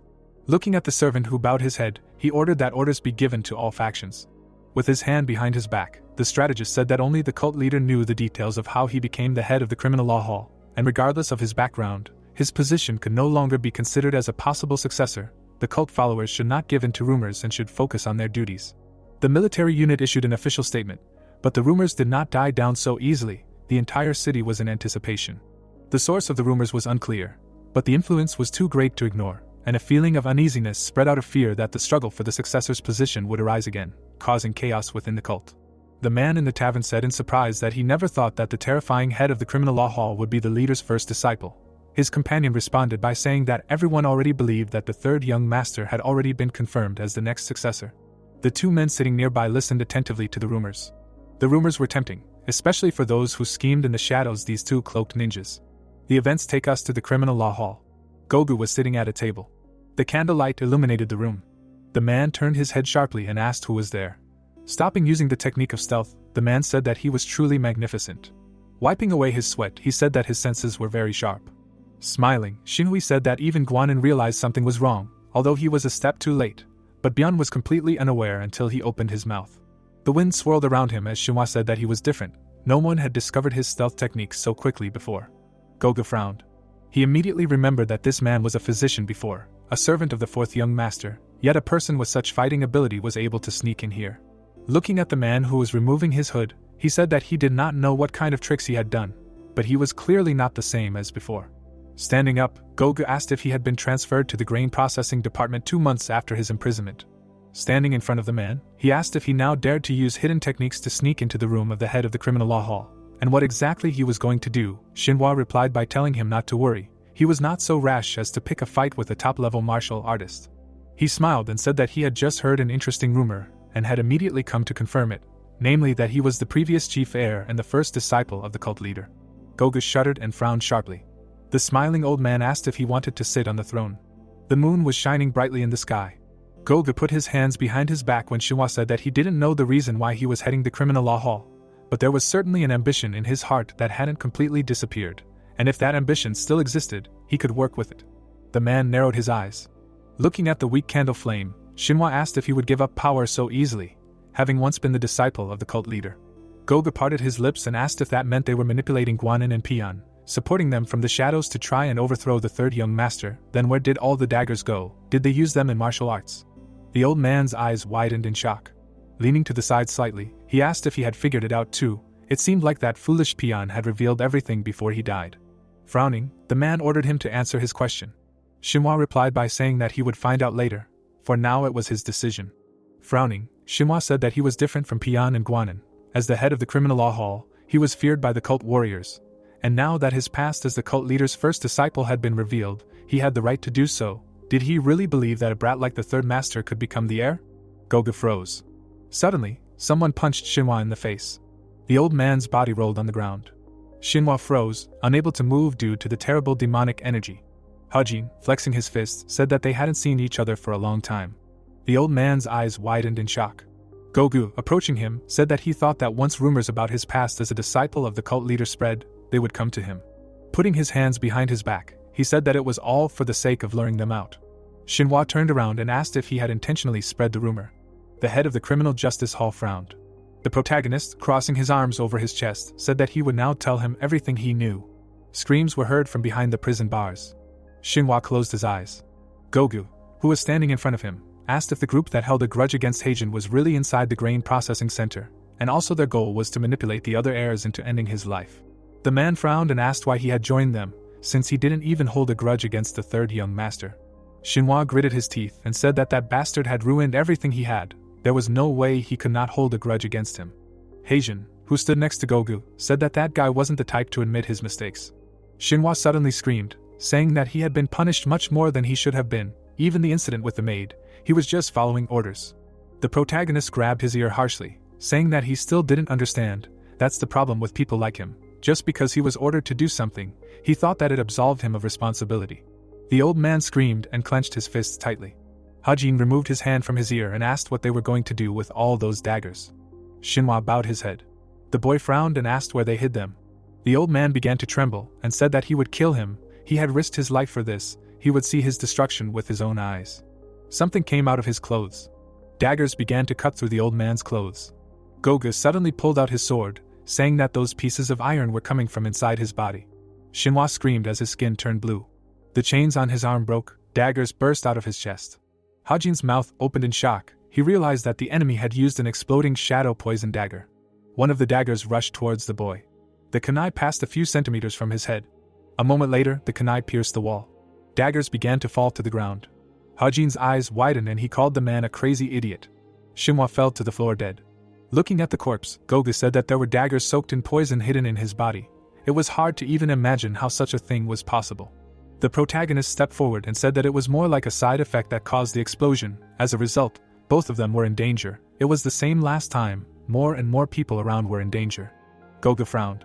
Hajin parted his lips and said that putting daggers inside himself because of hatred was too desperate. Standing still and looking at the corpse again, he said that he needed to meet him. The events take us to the Zhangmiru Inn. The head of the tavern gaped and froze in shock when he saw the third young master. The guy smiled and apologized for last time. The man bowed sharply, greeting his master. When he raised his head, the boy said not to worry, because he was not here to start another fight, and he had not planned to do so last time either. Jamir bowed his head, saying that it was nothing to worry about, and upon hearing the answer, the boy asked if the food pavilion was not supposed to have food delivered today. The boy parted his lips and asked when the head of the food pavilion would arrive. Jamir sweated and said that he had already been here. It was already late, and he decided to treat him. The man stood up and said that the boy had already finished his business regarding the delivery and was currently eating on the second floor. Hajin looked up. He began to climb the steps. Makbi brought his chopsticks to his mouth. When the protagonist entered the second floor, he said that he could clearly feel this entangling dark energy, and since the outgoing energy was unstable, it could only be Shinhui. Putting his chopsticks on the table, Mokbi said that as soon as he learned that Shinhui had died, he immediately thought of him. In fact, it was even for the best, no matter whether the action from the shadow had an effect. But one thing he could say for sure, it did not bring any pleasure, but only caused an extra headache. The guy's face was covered by a shadow. Then he said that since he had not been able to personally approach him before, he had to act in this way. Turning his gaze to Hajin, Mokbi said that they had finally met. The protagonist frowned at him. Looking at the lantern, the boy asked if he was the head of the food pavilion. Sitting at the same table, the boy said that he did not know if he had heard the rumors, but he had lost some of his memories after the temporary refraction. After drinking the wine, Mokbi said that this was a very fortunate coincidence. When he put down the cup, Hajin said that he was not the type to use something like that as an excuse. The boy countered, saying that he was exactly like that. Frowning, Mokbi said that even the most unprincipled villain in the world would not compare to such a despicable and petty piece of trash like him, and he did not care what he said, he would not believe a single word. The protagonist drew his eyebrows together. When Goga entered the second floor, Mokbi was slightly surprised. Looking at the guy across from him, he said that since he already knew that the food pavilion had helped the first and second young masters, it meant that they had discovered the shrine where the daggers were being passed around, and the rumors that the head of the criminal law hall was actually the head's disciple were spread on purpose. The young man grinned and asked if the cult pavilions were already carrying out the orders of the next head, and at this rate, the cult would completely fall apart. The protagonist, without even moving, said that he was risking his own life just to deal with him. Yes, he didn't remember anything and was not going to return to his past life. But he understood his hatred. But now he was asking him to stop. Pouring himself a drink, Mokbi asked why he would listen to him. The guy, looking at the table, asked if he knew why he was doing all this. Hajin, parting his lips, said that his offer was only valid once. Releasing his chi, the guy got angry. The rice wine spilled out of the cup, then Mokbi said that he knew what kind of person he was before. The headman's disciple, looking at the opponent, released chi, said that considering his anger and mistakes, he was giving him another chance to save his life. Frowning, the boy asked what would happen if he refused. The cup shattered into pieces. The table in front of him was broken into pieces. Gogu drew his blade, demanding that he hide his demonic energy. The protagonist jerked sharply, telling the head of the criminal hall to stop. The man's sword stopped right at the boy's throat. Frowning, he asked why he was ordering him to stop. Hajin answered, saying that there were 5 more waiting 40 meters from the tavern. Narrowing his eyes, he said that these people were ready to sacrifice their own lives and die in an explosion at any moment if something went wrong, and they were not Shinhui. These people were great martial artists. Mokbi grinned and said that he expected that. The powers of those who had reached the pinnacle of demonic mastery were on a completely different level. He had thought that no one except the cult leader would be able to sense their presence since they were using the energy concealment technique. Gogu turned his head and said that if they were only 40 meters away, then with their skills they could easily repel the attack. The guy responded by saying that they were not alone here. The tavern leader and the guests below could be in danger. Mokbi narrowed his eyes. Frowning, he said that he had really changed. He almost cried from such sentimentality. No one would have thought that he would worry about others. The protagonist, frowning, ordered them to be taken out of here, not to involve outsiders in their conflict. Mokbi grinned and said that he had sent people to the other successors as well. Once his goals were achieved, they would be finished with. Hajin frowned even more. Looking at the broken table, he said that these guys hadn't done anything yet. 2 of them were still kids. Mokbi's fist trembled with anger. The boy, remembering the massacre, asked him if he didn't remember what he had done to his son. Back then, standing behind the wall, he heard how he had killed his parents, wife and child. Tears rolled down Mokbi's eyes. All the families with the surname Mok had been slaughtered. That day, he pursed his lips and remained silent, tears rolling down his face. Releasing his chi, the man said that all this was because of some technique. Standing up, he said that a 3-year-old child, a beggar from the alley, or a legendary killer, all had the right to mock him and despise him, but not him. Looking at Hajin's face, he screamed, saying that he believed in Panson's power, he believed in the cult leader, he worshipped the gods, followed their will, and then did it all over again. But they were blind to his pleas, they didn't know about his family, his grief, and his anger. Hajin narrowed his eyes when Mokbi said that life is an illusion, so he shouldn't understand the mindless dolls who worship gods who don't care about them. The protagonist had already faced such strong anger in his past life. He was tasked with tracking down the traitor and then killing him and his entire family. Then he frowned and asked his friend how he turned out to be a traitor, because he said that he would leave the alliance and no longer be associated with the assassination squad. The boy's toy was stained with blood. Holding his son close, the man said that it was because he had a family, leaving the Central Plains. It was hard for him to carry his burden. He realized that he couldn't run forever. He was ready for anything, and if he came to kill him, he was ready. Tears burst from the boy's eyes as he asked if he really had to kill an innocent child. The boy looked down. Parting his lips, he said that he was sorry. Mokbe's eyes widened in shock. He gritted his teeth and clenched his fists, mentally saying that someone like him was incapable of asking for forgiveness. He was a demon incarnate who would never admit his own sins. Standing up, Hajin said that he would restore justice to their Mok clan and return it to its former glory. Again, he knitted his eyebrows together and said that if he had committed such a sin, he would not turn a blind eye to it. He would not turn away from his own past, so he should not touch the innocent. He only wanted him. Mokbe, in a rage, shouted, saying not to be so correct. Did he really think he had the right to do that? Moving his lips, the young man said that renouncing God and desperately begging for someone else. Looking at the angry face of the man, he said that if it were not for his desire to take revenge on him, he would never hurt innocent people. Smiling through force, Mokbe said that he spoke as if he knew him well, and he was already sick of him, so he would destroy everything and everyone that was so dear to him. The protagonist, clenching his fists, said that he himself knew very well that after killing innocent people, he would be the same bastard as himself. Mokbe's entire body trembled. Blood filled the man's inner world. He was the victim, and his revenge was righteous, although wrong. Turning around in fear, he said that he was not like him. Imagining the corpses of the killed, he said that he was not the same bastard. Opening his lips, he asked if he was truly sorry. Hajin's eyes widened. He felt how the flow of energy enveloping them suddenly changed dramatically. Mokbe, who was standing in front of him, said that he dedicated his entire life to finding and tearing apart that monster, so that even the gods would not help him. But when he said that he was sorry, he changed his mind. A thin layer of chi covered the man when he said that before his brain was clouded by the thought of forgiveness, he would carry out this revenge. Mokbe raised his hand. Then he stepped forward. The protagonist gritted his teeth, seeing the state of Mokbe. A tear rolled down the man's face. A moment later, the entire tavern exploded. Mokbe had said in the tavern a few seconds earlier that the moment he heard him say sorry, he had already made his decision. Streams of tears rolled down his face. The man's dantian cracked. A moment later, it shattered into pieces. The protagonist standing in front of him said that this bastard had completely lost his mind. He threw a punch, telling him to stop. Mokbe's body slammed into the wall. Standing up, he said that it was too late. The explosion of his chi would be felt by his comrades waiting outside the Purple Mist Pavilion, and in the residences of all the young masters and young ladies. Smiling, he said that the wheel of destruction had already turned. There was nothing he could do now.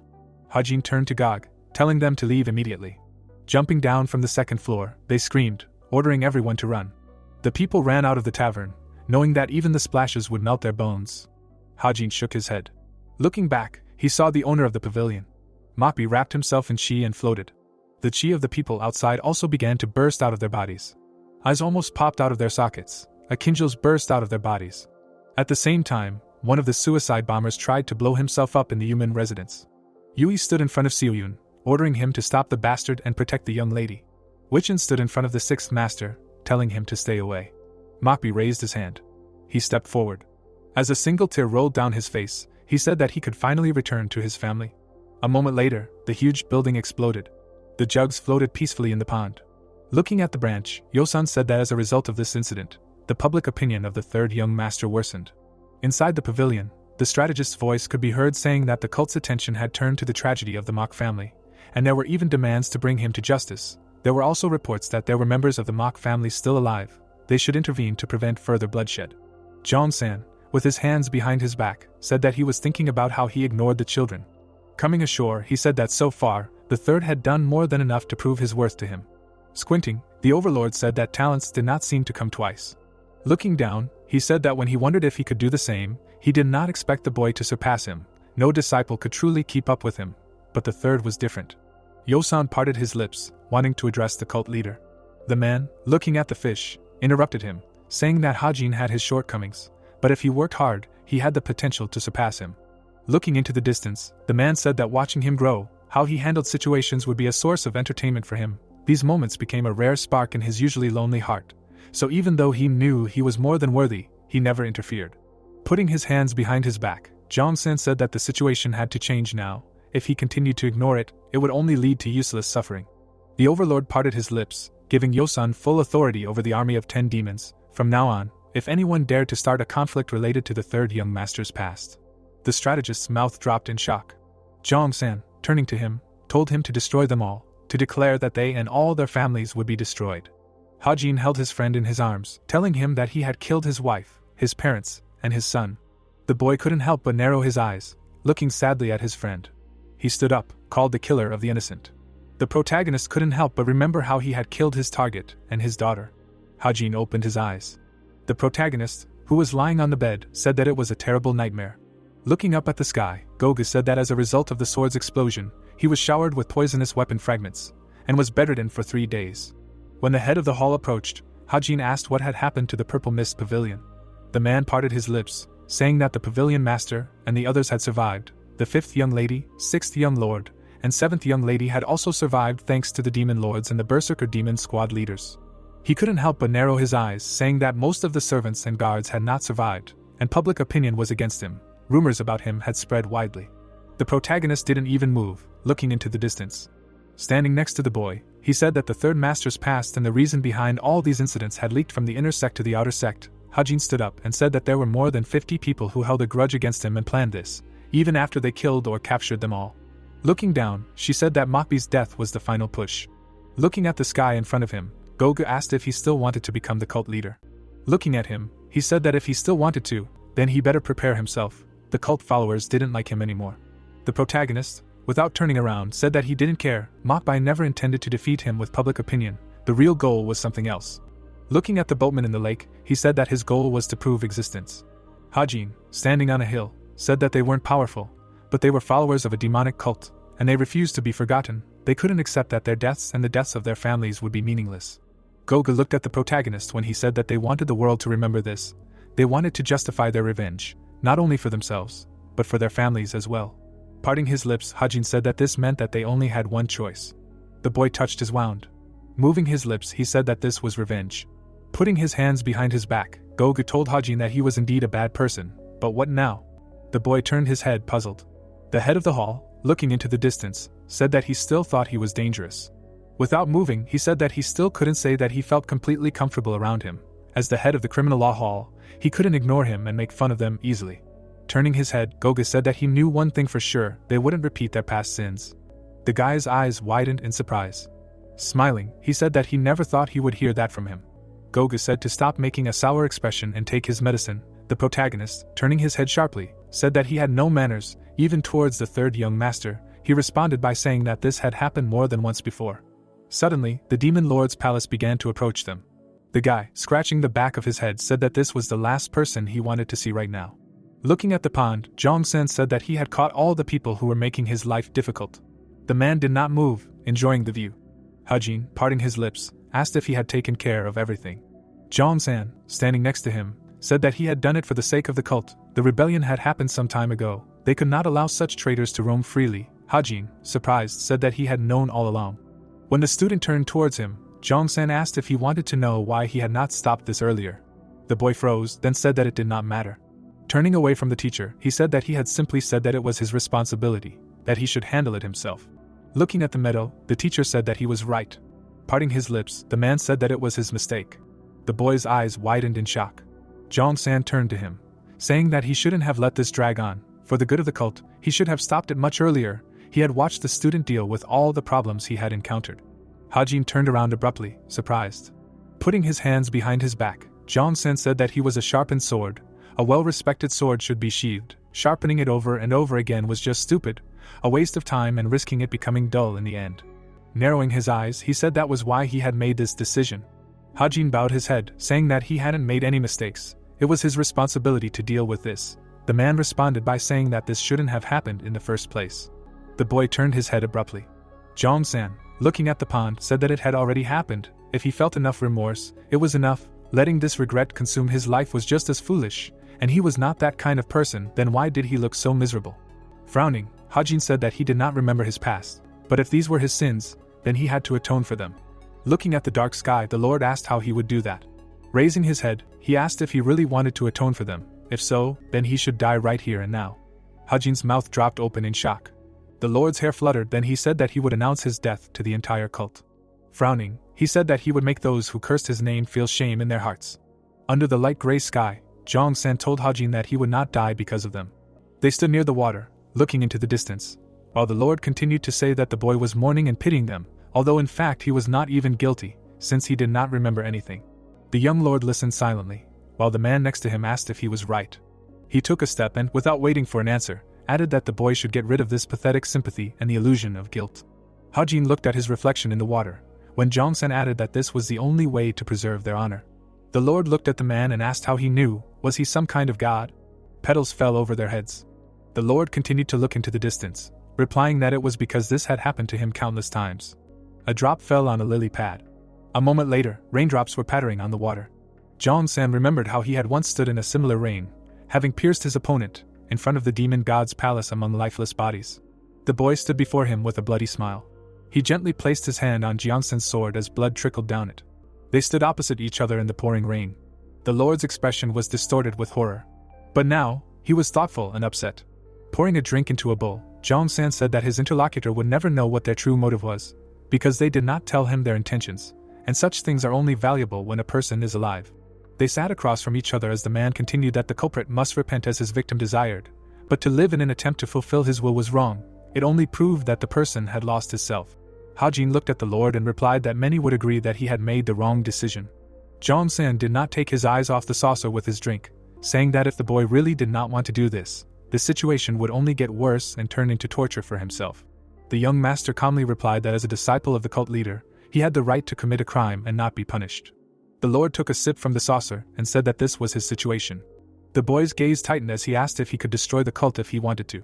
But Jong-san, without changing his expression, replied that it was up to him to decide, but of course, until he became the cult leader, the Lord would not allow it. Hajin opened his mouth to speak, but paused for a moment. He sat humbly with his fist on his knees when he asked that, one way or another, it all depended on him. In the sound of the rain, Jong-san replied that it was, and what would happen next depended on whether the boy would take responsibility for what he had done or not, because he had almost said goodbye to his life because of his past actions, and in their world, revenge was a common thing, and those who thirsted for it, and those who were ready to take it upon themselves make such a choice. Continuing to sit at the table, the Lord asked if Hajin could truly grieve for those who wanted him dead, to which the boy answered without hesitation that he could not. When asked if he was ready to sacrifice his own life to fulfill their will, he, without moving, replied that he could not do that either. Jong-san did not look the interlocutor in the eyes and asked what the boy was ready to do for them then. Hajin clenched his fists. And then, with a calm face, he replied that he would remember them. The Lord silently looked up. Under the sound of drops falling from the leaves, he said that the boy had begun to understand.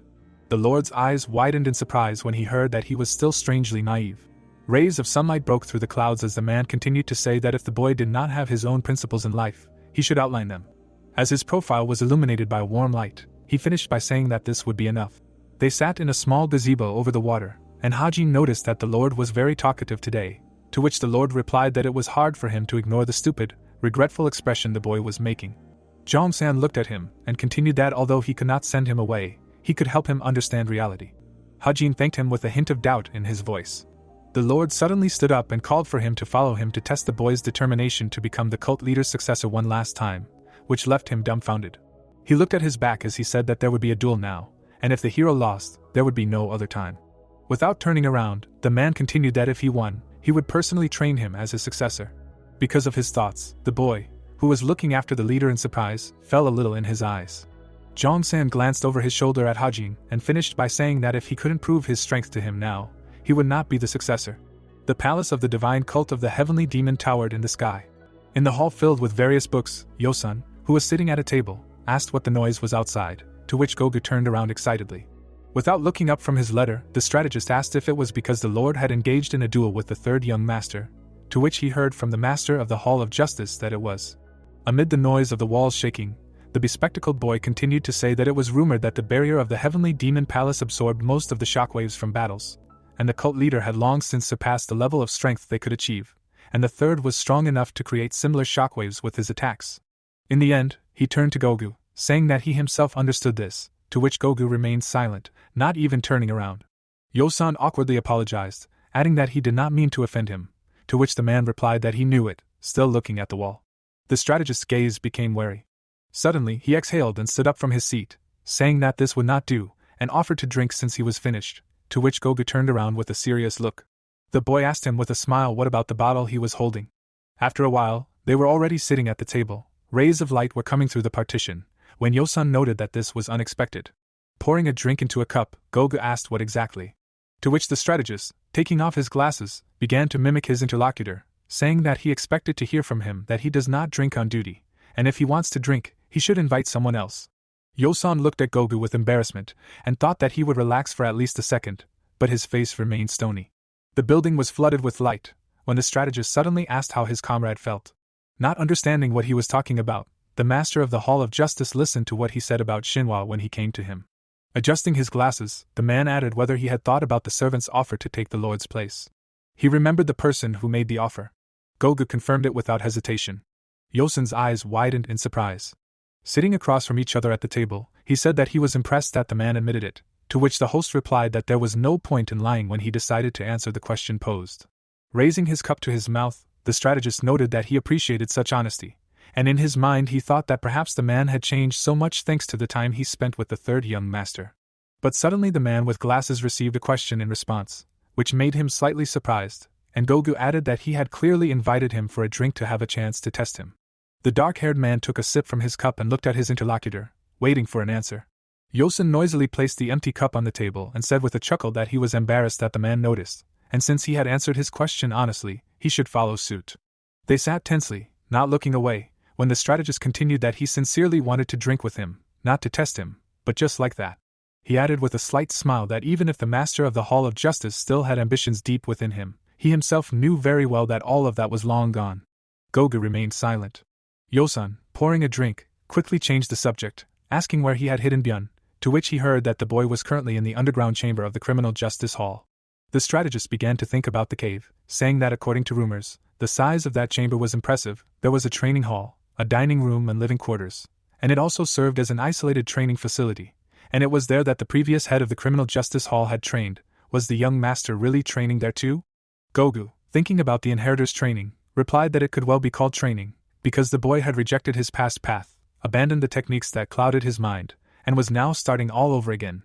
Yosan folded his arms and said lightly that in that case, there were no more obstacles in the way of the third young master, and the only problem was public opinion, but he could handle it, to which Gogu agreed. Then, bowing his head, the strategist added, thinking about the future head of the cult, that no one knew exactly when the Lord would pass on his position, but it was not long before that. He always knew that the time would come to welcome the heir to the head, but he did not think that this day would come so soon. Gogu, frowning, noted that he felt the same way. They clinked glasses. Yosan expressed his joy at the upcoming joint work, and the master of the Hall of Justice, his hope for his support. The two men looked out the window at the shaking building. The strategist said with slight fear that at this rate, the Lord and the third young master would destroy the entire backyard. Gogu, looking out the window, added that it was not only him, because given the power of the shock waves, it could be concluded that they were fighting with all their might, and apparently they were in a duel to the death. Without taking his eyes off the window, he said that they were in the Divine Court Pavilion, and there was no other place in the cult. He thought of the building on the edge of the cliff that could contain the power of the Lord's skill. At this time, Hajin flew furiously towards Chongsan, shards of earth flying around them. The young lord landed on the ground with a cough, sliding backwards. The earth rose around the leader, and a strong energy wave fluttered his hair.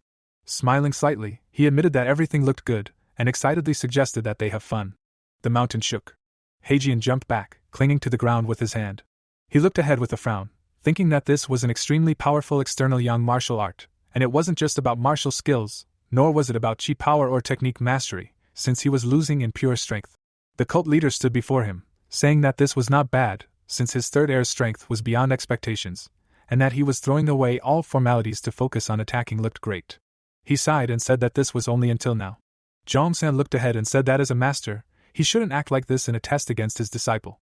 The grass around him was burning. The ground was melting like volcanic lava. The leader walked on the charred rocks, saying that he couldn't help but feel delighted. He stood in the middle of fire, a dozen bodies, a destroyed building, a huge city engulfed in flames, destroyed by an unstoppable storm, while Hajin stood on the remaining patch of green grass and thought that since he entered his body, he witnessed the demonic arts of Chongsan manifest in full for the first and perhaps the last time. The young master's feet gradually sank into the mud. He was pushed back. He barely held on and thought about how the pavilion of demonic court had turned into hell. In the middle of it, the Lord stood in front of his rival student, as if he owned it. The boy's eyebrows were drawn together, expressing all his tension and concentration, while in his head he assured himself that he could not allow himself to be immersed in the world of Chongsan, because if he was sucked in, everything would be over. He tore himself away from the crumbling ground under his feet, clenching his fists, thinking that he would use the full power of the techniques of the 9 demons of the underworld. A powerful energy flow erupted from the rubble of the rock.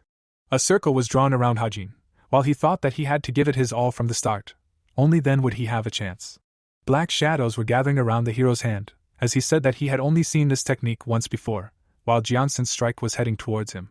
The boy's gaze remained tense. He realized that this was the demonic hand of heaven. He decided that he could not avoid it, and jumped back. A powerful strike was heading towards him, enveloping in a spiral, but Hajin's face was unwavering. The boy saw the tense gaze of his opponent, and thought that this was a move of the Demon Emperor's dominance, and a reckless decision not to dodge or defend, but to go on the offensive. The protagonist attacked. Hajin was about to do so, swinging his arm, and then turning all his energy against the Lord, who remained motionless. A deafening explosion was heard. Hajin flew back coughing, still standing. Blood flew out of his mouth while he realized in his mind that Zhongsan had destroyed his dual explosive mountain strike with a single burst of energy, and he was the one who attacked but had received a deep wound, and his martial arts were incredible. The man stood there as if nothing had happened and asked rhetorically if the guy had actually put the explosive mountain discharge into both hands to strike with a dual palm, and then called it an interesting attack technique.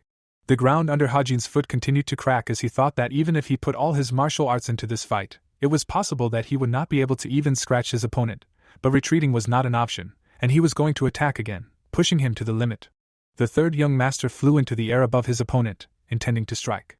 With the thought of striking, a vortex of energy formed around his fist. But in a moment, Chongsen was already behind him, which took him by surprise. He turned around. The Lord calmly parried all of Hajin's attacks and thought that his disciple was switching to the chain combat technique in close combat, and considered that if one attack was not powerful enough, then the incessant chain attacks could be compared to the destructive power of the divine thunder cannon. The hero continued to furiously attack his opponent, while Chongsen thought that with such a fast movement, all the joints in his body must have dislocated, and his endurance had reached the limit. The man looked at the guy analytically, not ceasing to defend himself.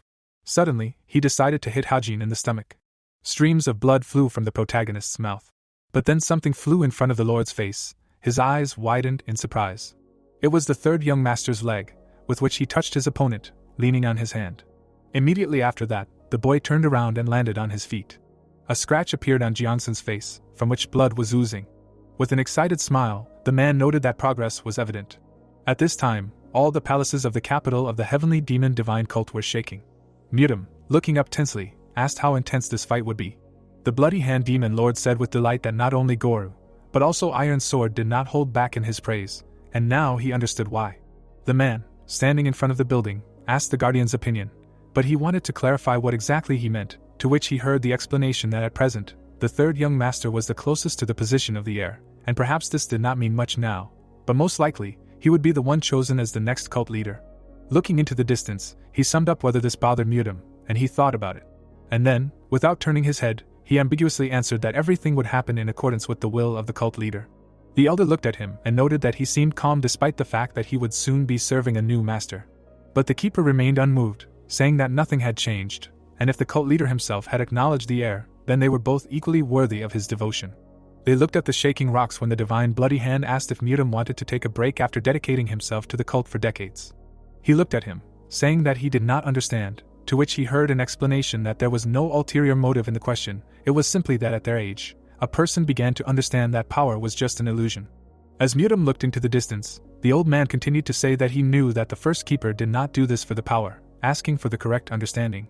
He continued, frowning slightly, saying that responsibility was what motivated a person to move forward, but as life went on, he learned that letting go was as important as receiving. Continuing to look at the entrance of the palace, the guardian said that he had already chosen a suitable heir, but he was not ready yet, which surprised the elder. Lights were scattering around the divine court pavilion. Zhongsan and Hajin stood in the middle of the hot ground and looked at each other with interest. The Lord said with a slight smile that every time he saw his disciples' progress, he could feel it, and he always exceeded expectations, so he had to change his point of view. The third young master's face distorted in surprise when he heard that it was not he who had exceeded expectations, it was the leader who had underestimated him. Waves of energy were accumulating in Jianson's hand. Black lightning surrounded him as he announced that he would now attack first. But suddenly, he was interrupted by the sound of a sword blade. Hajin extended his hand, holding the weapon in his hands, and indicated that he did not agree. And with a smirk, he objected, saying that he would be the first. A look of excitement appeared on Chongsan's face, and he agreed with the student's statement, offering to attack as he wanted. The air was pierced by the energy of the absolute endless path, and the bloody jade phantom vortex at the same time. The leader defended himself from the flying blows. But new swords began to appear above his head. The ground beneath Hajin's feet was collapsing, the blades continued to appear. And Chong-san, sincerely surprised, could not understand how the guy created a sword technique by combining the blade of 7 knights and true chi. The young master's eyebrows came together on the bridge of his nose and he announced his attack, calling it a phantom flight to the sky. The guy turned his entire blow on his opponent. Under the cracking of the earth, he shouted that this was the end, but not all yet. Finally, he swung his fist and offered the old man a chance to try the heavenly thunder fist, swinging his clenched palm over the man's head. There was a huge explosion. A flash of light scattered chunks of earth in the air. The divine court pavilion was covered in smoke and rocks.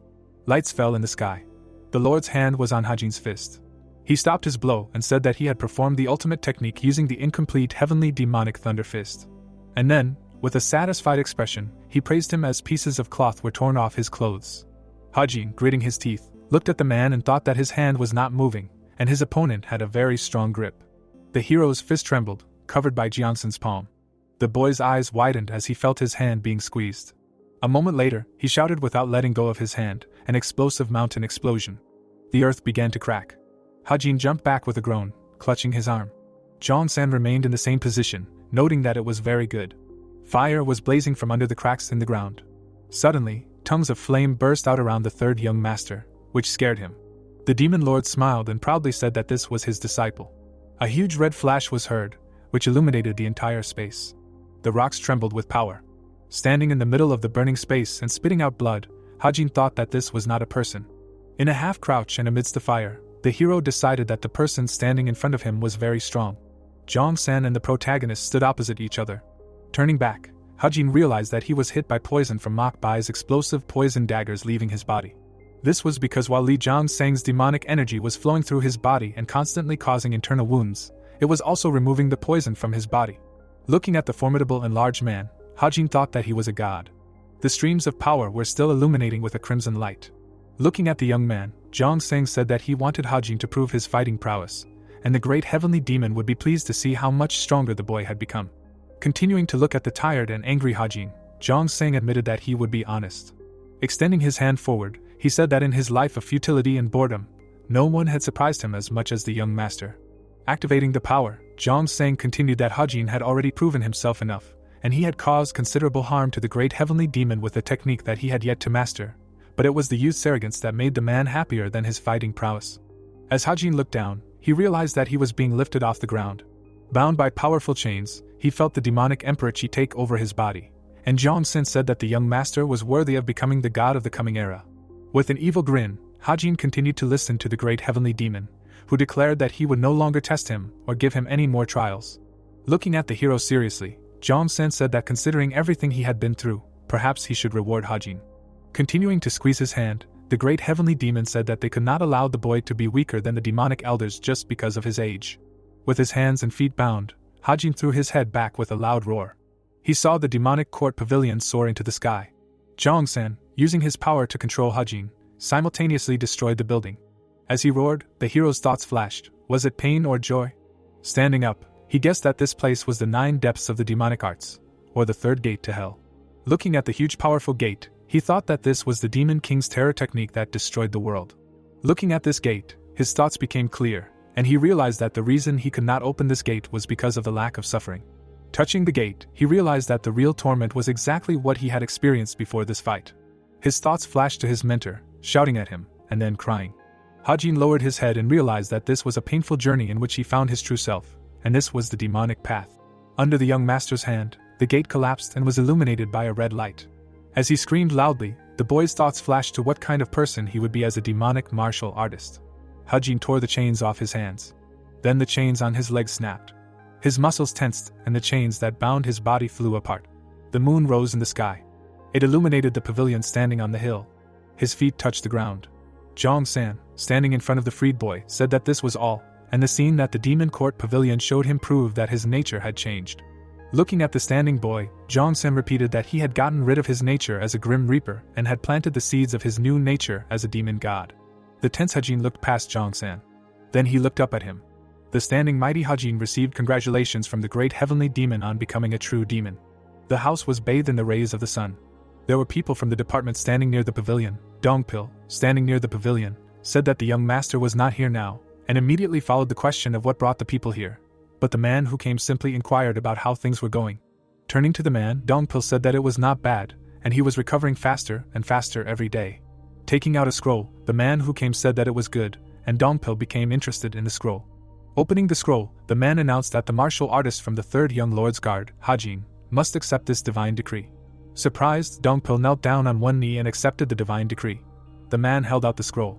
Dongpil, immersed in reading what was written, wanted to clarify something with the gentleman.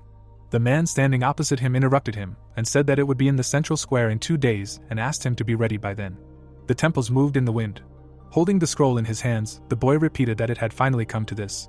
Yui turned around as the menacing man said that a demonic martial artist dressed in a military department uniform had come to visit them, and that it might have something to do with the girl.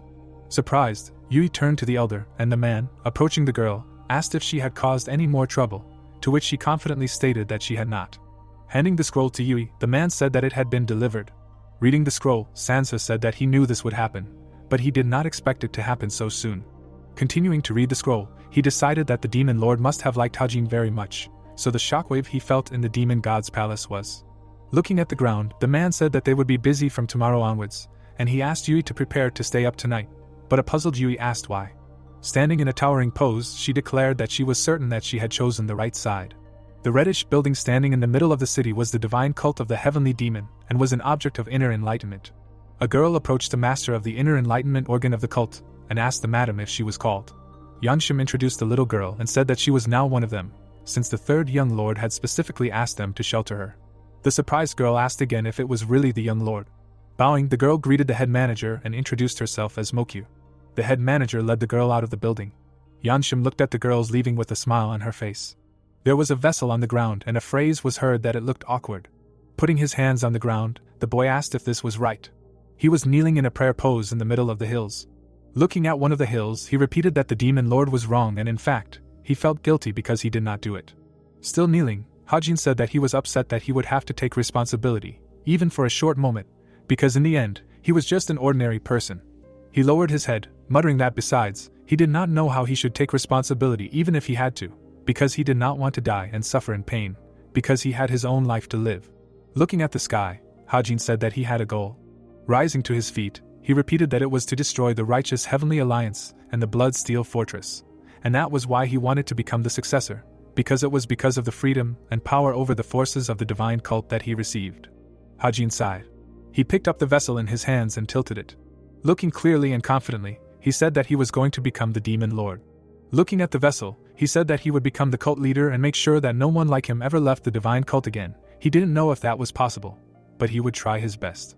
As he poured the contents of the vessel onto the hill, the boy said that it was the drink of the 6 heavenly spirits, and the demon lord made it himself. He didn't know if that would be comforting, but he hoped that it would help at least a little. As he continued to pour the drink, he said that he knew that this wasn't what they wanted to hear from him, but he was going to do his best to make sure that something like that never happened again. The vessel began to dissolve in his hand, and Hajin said that when he left the divine cult, when he was satisfied with how much he had changed the divine cult, then he would find the boys. The boy turned around, preparing to leave. The vessel almost completely dissolved, and the young master thought that he couldn't get rid of the past, but he got rid of the suffering. As the protagonist left the clearing, he thought that the future was not in his hands, but he had another goal and he had to move forward. A phrase was heard on a densely populated street that the demon lord was arriving at the central square right now. A red flag fluttered in the wind. People were carrying a cart with the demon lord, and nearby they heard that the sacred god was already on the way and they had to watch their manners. A man was beating a drum, broadcasting the news. Surprised people greeted the lord. Yui was standing among the crowd. Jong-san looked into the distance at the crowd. The people shouted greetings and wished health to the divine cult. Bowing, the people said that they were greeting the sacred god. From above came the order to raise their heads. Standing confidently and powerfully, Jong-sen said that today a new head of the divine cult, a new god, would be elected. Jong-sen walked out of the palace. The people bowed before him, humbly lowering their heads, which the lord ordered to raise. The people raised their heads and listened to the news that everyone had received the decree today. Jong-san sat on the throne with Mutum standing next to him. The lord said that he had originally wanted to wait until the festival began, but that was no longer necessary because he had already made sure that his chosen successor was worthy of the title. Sitting in front of his subordinates who were looking at the lord, he continued to say that he planned to rule for as long as his strength allowed, but he understood very well how reverently the people were waiting for the appearance of the new lord of the cult, who would still learn a lot, although, according to rumors, he had no more need to learn because the new leader had become independent. Zhongsen frowned, saying that he would only oppose the Lord. Perhaps he was even stronger than the Lord. The citizens would not be disappointed with his choice. The people were surprised. Zhongsen turned to the chief guard, who began to carry out the order to bring the one who would continue the Lord's path. Mutum was ready to fulfill the sacred will of the great star of the cult. The guard shouted for the heir of the head of the divine cult of the heavenly demon to reveal himself to the people. The other servants began to open the gates. A gust of wind gushed. Hajin took a step. He was wearing a new red cape. Confidence was visible in his eyes. The men looked at him in surprise. The girls were touched. Hajin had completely revealed himself to the people. He walked through the crowd, thinking that an all-consuming wave of emotions had swept over him because so many eyes were directed in his direction. People were watching him, and he kept walking and thinking that in his past life he had always hidden in the shadows, and now he had gone through so much to end up here. The protagonist looked to the side, into the crowd. Among the people, he saw the girl he had first met when he woke up within the walls of the cult. It was Manhwa, who was watching him, clenching her fists. The protagonist remembered how Manhwa was being tried to be killed, how he carried her in his arms, saving her, how he stroked the head of the frightened girl, thinking that thanks to her boundless care, he was able to survive. Looking to the other side in the crowd, he saw Yui. The girl looked at the successor with a raised eyebrow, and he thought that her expression finally matched her will. They had been through a lot together. The protagonist remembered the moment when Yui sat in front of his sword on her knees, how the girl was beaten, how she cried, and how he taught her a new technique. Then Hajin looked at the back of Dongpil, who was standing straight. The protagonist remembered his friend's strong back, covered in scars, remembered how they dined by the fire, how they rejoiced together at their successes. He thought that Dongpil was invincible, a loyal friend who always stays by his side. Standing behind the calm Dongpil, Hajin thought that if he had a brother, he would be like this guy, and then thanked him in his mind. Now Hajin stood in front of Zhongsan. The protagonist knelt down, addressed the Lord, stating that it was an honor for him, and asked him to accept his boundless respect. Zhongsan looked into his eyes. Hajin caught this look and did the same. The Lord looked at the bowed successor and declared that he was the ideal candidate to become the next head of the cult, because no one else could succeed in everything like she, the heir that Zhongsan had been looking for so long. The Lord looked at him and asked if he was ready to dedicate the rest of his life to the good of the cult, and take care of its people in place of Zhongsan. Hajin frowned. The master of the Hall of Justice looked at him. The master of the internal enlightenment organ of the cult, and Jua, also stared. The general strategist of the divine cult of the heavenly demon looked with a smile. The flag of the cult was illuminated by the sun. Hajin confidently declared that he would devote himself completely to this matter. The sound of firecrackers was heard. People began to shout. People were screaming. Someone was crying. Hanran was smiling. People were smiling. The girls looked with admiration, shouting how beautiful Hajin was. Gora looked in surprise. Danpo clenched his fists but continued to remain calm, standing behind the new master, mentally congratulating him. He firmly decided that he would continue to follow him. People were happy, saying that the third young master was amazing, who dared to talk about him familiarly. Suddenly, the footsteps of a white furry creature were heard. People turned around in fear, not understanding what was in front of them. It was Zalats, a little older, with a tiger standing behind him. The animals walked past the crowd towards Hajin, who was screaming in fear. Zalats looked into the eyes of his owner. The protagonist looked at him and said that they had not seen each other for a long time. He began to stroke his pet and thank him for coming. The crowd watched, some were touched, some were confused. The happy fox began to pet the protagonist, who, with a smile, asked him for forgiveness for not having many options, and also said that he was glad that the fox became friends with Havan. Hajin looked at Chong-san. The former ruler looked back and thought that the guy had really grown up. Goldie looked at Chong-san. He looked back and thought that the main character never ceased to amaze him, for example, by taking and raising a cub from the beast's palace. Hajin looked at the tiger, and was glad that it had come too. He looked at the animals and thanked them for being here with him to make this joy for him. The tiger looked back at him. Suddenly it roared. The whole area heard its roar. Hajin stood surrounded by animals and thought that he no longer needed to hold back, thought about the righteous heavenly alliance, the blood steel fortress, and that he had achieved enough power to be able to confront them. The protagonist frowned, turning to the old man, that his instincts told him that this was only the beginning. The man held a 9-leafed flower in his hands, which had bloomed again, although only 5 of the 10 seeds planted had sprouted. Seon examined the flower, not understanding what kind of strange omen this was. His servant ran through the field of flowers, calling out to the man, announcing that urgent news had arrived. The servant breathlessly declared that the eyes of the Hua clan had broken through to the leader's hall. He was too strong, and they were unable to stop him. Seon frowned.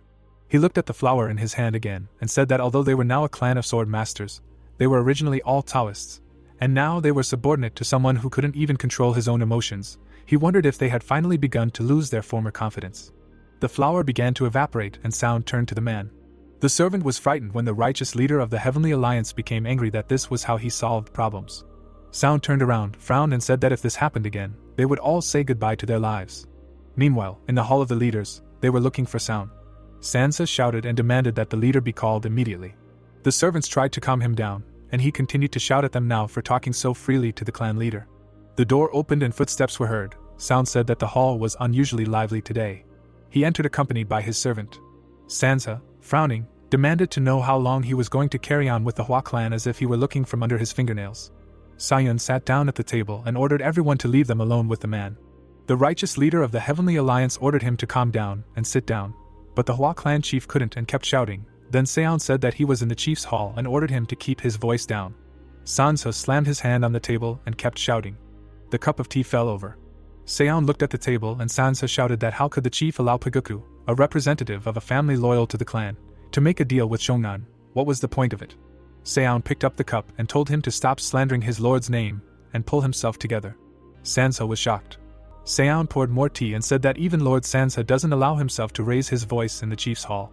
The righteous leader of the Heavenly Alliance showed his aura and handed the man a cup of tea and said that if he showed such disrespect again, he would immediately be stripped of his title as an elder of the Alliance.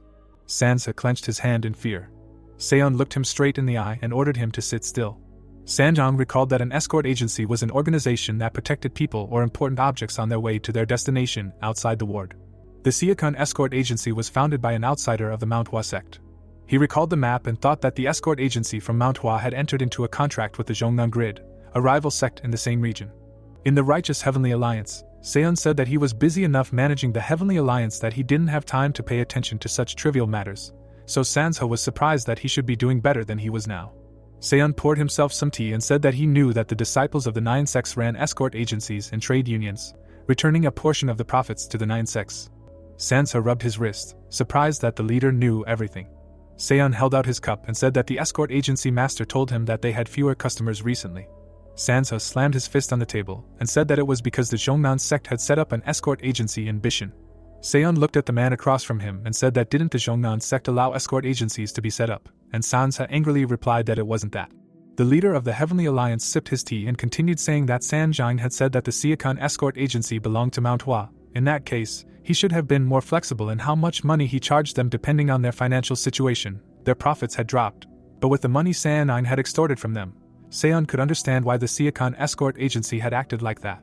The Hua clan leader frowned and said with a shout that Sa Yun could have told him in advance if that was the problem. The escort agency master told him that he would defect to the Nongnan sect. Sa Yun closed his eyes while still drinking tea and said that the master told him that he wanted to terminate the contract with Mount Hua. The man poured himself more tea and said that the fact that they had a contract meant that the relationship was strictly business. The Siakon escort agency was not a branch of Mount Hua. They were their own independent organization. Sansa clenched his fist when Sa Yun said that it was the Mount Hua sect that was demanding such an exorbitant fee from them, and if the alliance leader wanted to maintain a good relationship, he should respect them. In the end, he asked what the great reason was for demanding such a high fee without the slightest respect. Sansa shouted questioningly, "How could they, a famous sect, be treated like this? Was Sa Yong really looking down on them?" While drinking tea, the man said that he was. The eyes of the Hua cult leader sparkled with hatred. He stood up, releasing his aura, not understanding how the alliance leader dared to say such a thing. The wind blew towards Sa Yong, who was drinking tea. The cup in his hand began to evaporate, and he asked how a dishonest person like Sansa ended up in a leadership position. He was very disappointed in the former sect leader of Mount Hua. Sa Yong also released his energy and addressed the sect leader, threatening to pass his role to someone else, since he had only been in this position for 3 years. These words were followed by a blow. The alliance leader slammed Sanjang to the table with a face that wondered what he was doing. Sa Yun's energy was radiating out of him, holding the sect leader in that position and stating what he thought would happen if the other small sects and clans found out about what he had been doing to them all this time. Sa Yun raised his hand and offered 2 options. Either Sanjang would declare all the fees and profits he had received from the Sakan escort agency, as well as the details of the contract with Jianghu. The Hua clan leader lay there and listened to these options with a surprised look. The second was that Sa Yun would send him to prison for corruption right now. The leader of the Heavenly Alliance smiled. Sa Yun frowned and asked if it would be prison or humiliation. A question could be heard in the forest, directed at Rain, asking what brought him to Hajin. The 2 boys walked side by side and the 6th young master congratulated the 3rd on becoming the young leader, and Hajin thanked him in surprise. He asked Rain with a smile if he was serious, and he replied that he was kind of. The guy looked at the protagonist and said that he could congratulate him, but he couldn't help but be disappointed. After all, he was a candidate too. The protagonist thought that he didn't understand that he was joking. He looked at the calm Rig and thought that the sixth young master couldn't lie. Hajin closed his eyes and said that Rain was disappointed, but still congratulated him. He liked his masculinity. The guy still hadn't said the reason why he wanted to see him alone. He frowned and said if, a very serious if. Hajin looked at him, and he continued asking that if his family had committed a grave sin against the divine cult, would the protagonist forgive them at least once? The young man looked at his successor and said that he was not asking for forgiveness. The severity of the punishment changed depending on the severity of the crime, so that was what he wanted to say. He looked up and said that he swore allegiance to the divine cult, so if his family did something wrong, he asked to be punished instead of his family. Cold sweat came down the boy's face and he said that he would do whatever Hajin wanted or needed. Of course, if he said that this was already expected of him as a member of the divine cult, he had no answer. The protagonist looked into his eyes and thought that the boy should know that the patriarch of the Kyobian family was trying to separate from the divine cult of the heavenly demon. Also standing opposite each other, Rain asked for forgiveness. He himself did not really know what he should say, and the protagonist thought that it must be difficult to feel such a responsibility at such a young age. Hajin remembered shaking his father's hand and compared them, thinking that Rain was still young. The person who takes responsibility for the family's actions is the head of the family. They are just a member of the family by blood. He looked at the sixth young master who clenched his hands into a fist and thought that considering this, he was proud of him. The protagonist was sure that it took a lot of courage for the guy to tell him about this since he was very determined. He would not regret asking the third young master about this even if something happened. Suddenly, Hajin's stomach made a sound and the guy put his hand on it, asking if Rain was hungry, saying that he himself had not eaten anything since yesterday. He smiled and suggested that they eat something together, saying that he was not such a bad cook. Rain was embarrassed, not understanding how he could dare, and Hajin smiled, suggesting that he call him by his name in private. 6 glasses clinked with a shout of health. In a circle sat Hajin, Rain, Dongpil, Ekwa, Hongren and Sanren. The protagonist said that today he was treating them to this dish. He would prepare dishes that would go perfectly with the 6 heavenly spirits beer, and Enhwa turned to him, getting ready to start cooking. Hajin poured drinks into Rain, while Enhwa looked on dumbfounded, and the others drank themselves. The protagonist told him that he had never tried this before. The demon lord himself prepared this dish.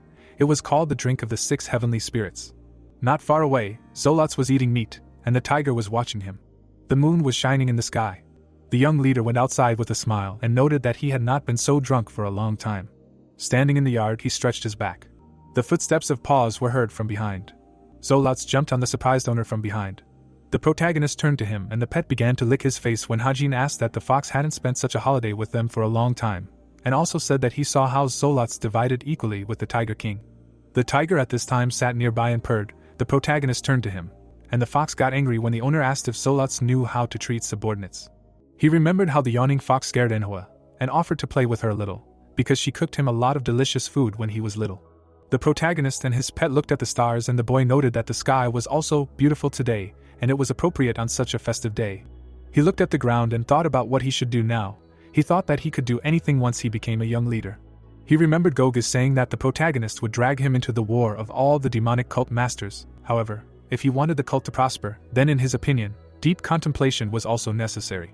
Hajin frowned and thought that as Gogus said, this was completely different from when he was just the third young lord. After all, being a young leader meant bearing responsibility. He stood up, looking at the sky. The pet also stood up and looked at the owner, who said that it was difficult and he would just get another drink. At this time, business was going on in the military department of the divine cult of the heavenly demon. Yosan was surprised by the guest who arrived in the middle of the night. Hajin, with a bottle in his hand, said that he came for a drink, but thought it was time to go back. Yosan frowned and said that it was just in time, asking him to follow him. The protagonist was surprised and thought that this guy was scaring him.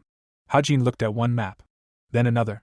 He passed by them and did not know that such a room existed, and Yosan walked behind and said that he had only been in his office and never went into the planning room. They looked at another map and the chief strategist said that it was very detailed, and Hajin said that he was sure that their map was the most accurate of the 3 existing. He asked in surprise what Yosan wanted to talk about.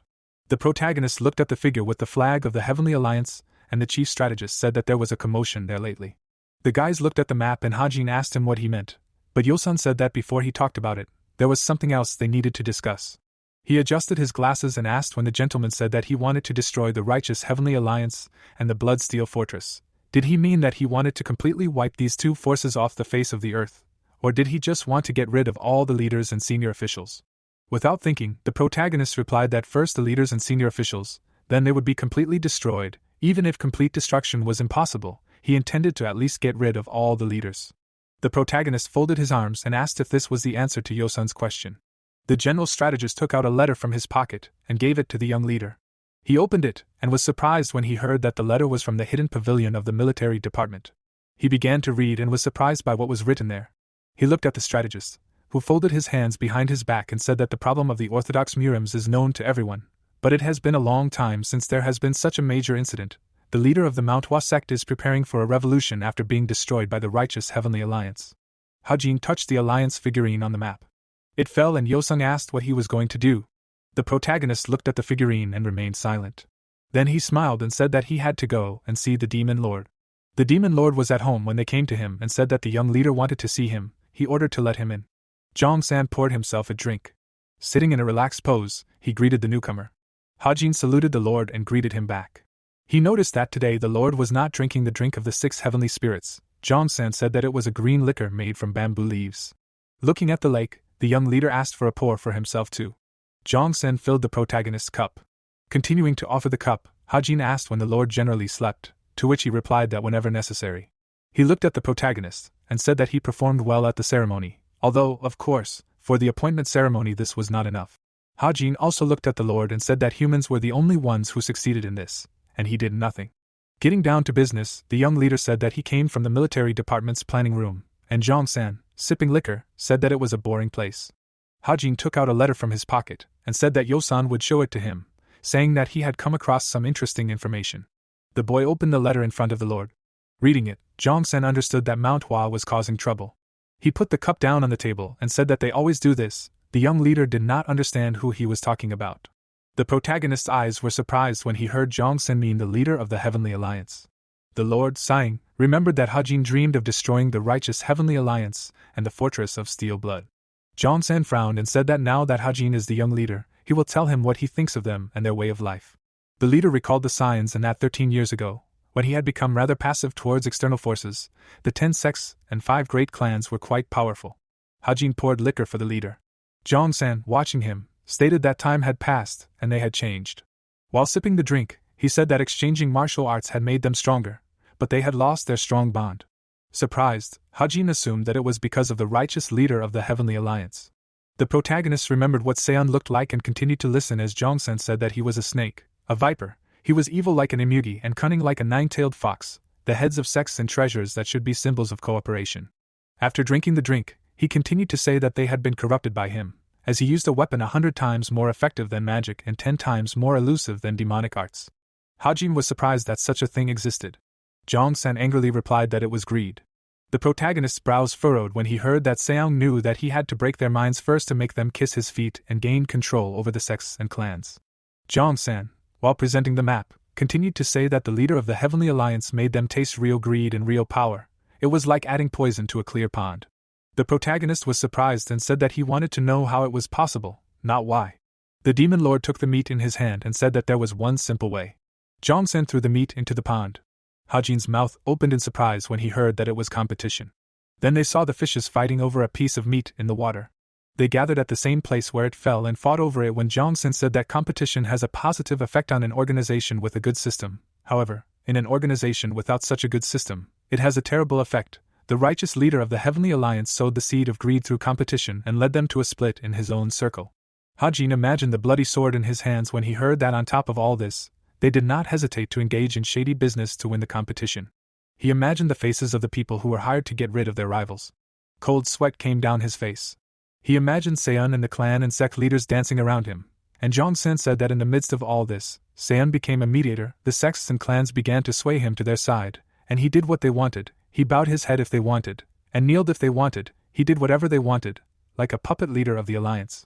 Hajin imagined Seon's smile when the overlord said that by the time they realized that something was wrong, it was already too late. He saw the sinister smiling face of the alliance leader in front of him, who was holding a scroll in his hands. The leader was reading the scroll, and Jong-san said that the clan and sect leaders were wrong to think that they were manipulating the alliance leader. There were many denunciations around the leader. He held all their misdeeds in his hands and took control of them. The overlord and the young leader were sitting across from each other at the table when Jong-san said that it was then that Seon's martial arts had improved, as he had gained more power, resources, and control over information, and had begun to receive all kinds of miracle cures at his disposal. Hajin, looking at his interlocutor, said that miracle cures alone would not make martial arts stronger. The leader continued to look at the boy, and then agreed, but it made it easier to improve through training. He was sure that Seon's martial arts were comparable to those of 10 martial artists. The protagonist introduced the strength of the leader of the Heavenly Alliance when the Demon Lord said that he was sure that Seon was stronger than him and the elder demons. Hajin chuckled. He confidently stated that he was looking forward to fighting the leader of the alliance. Jongsun thought as he looked at the boy in front of him, this was just pure desire to kill this man. He may have become a true demonic martial artist, but he had not yet gotten rid of his old habits. Hajin sat, his face expressing calm, and the overlord thought that none of this mattered because the protagonist should be able to maintain dignity even in the worst situations. Looking at the filled cups, Jongsun clarified that the guy came to him because of what was happening in Shanxi. Receiving an affirmative answer, she said that he was sorry, but he could not allow this. Hajin frowned, not finding what to say. The overlord looked into his eyes, saying that they were so arrogant. The protagonist reminded him that he was a young leader. Jongsun said that his master was the leader. Looking at the frowning protagonist, the demon lord said that he was similar to him and that he did not need. He asked to follow him and Hajin was surprised. Jongsun stood up and turned around, saying that the guy needed things to prove that he was his disciple, regardless of whether he was causing a commotion in Zhongyuan or outside its walls. They walked along the path in the beautiful garden and talked. The protagonist noted that this place is really mysterious, especially the air. It is cozy here, but at the same time there is something otherworldly. There is also a lot of spiritual energy here, like in the secluded bamboo grove. Jongsun said that this is an illusory kingdom created based on the model of the secluded bamboo grove. Hajin asked what he meant. Jongsun extended his hand forward and said that the secluded bamboo grove is a mysterious forest that existed even before their cult appeared. Bamboo appeared in front of them and the Lord said that all sorts of mythical creatures live in this place, which the young leader has already seen. He saw things similar to the yokai that can be seen in the classic painting mountains and seas. The Lord continued walking and Hajin stopped to watch as huge bamboo trees emerged from the ground. Jongsun said that firstly, the classic mountains and seas were based on imagination. In this book there are only a few mythical creatures that actually exist. The protagonist looked at the Lord walking away and asked that some of them actually exist in real life, and Jongsun said that it was the fox that he had. Hajin opened his mouth in surprise, realizing that the Lord was referring to Goldie. Jongsun stated that it was a rare mythical creature that had an incomparable influence on the world. An image of a small fox sleeping in a grove appeared before his eyes, as Jongsun said that there was a legend that if a jackal appeared in this country, a war would break out. Because of this, in the past, people treated the jackal as something that brought death with it. After all, it makes sense. Wherever it appeared, all sorts of disasters happened.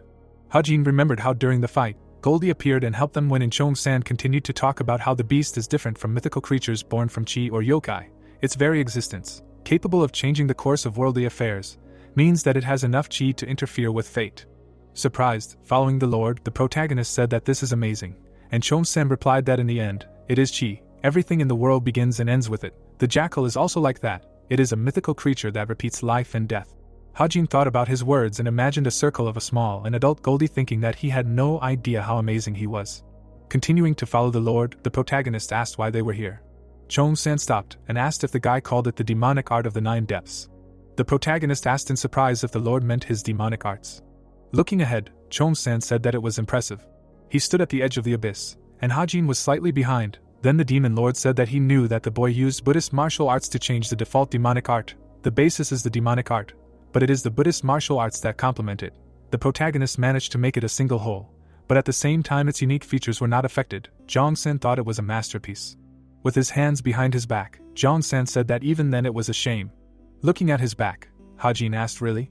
The Lord frowned and said that the demonic art of the 9 depths is complete.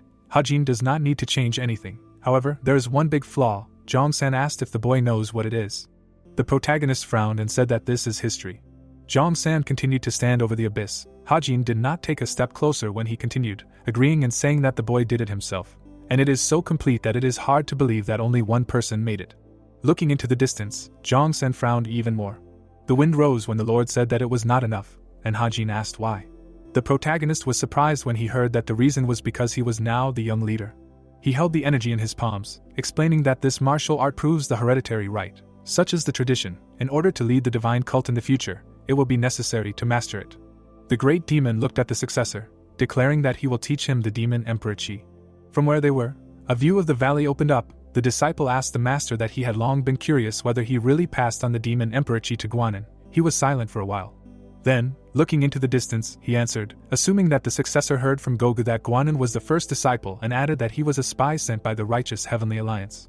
Haji looked at the ninth demon in surprise.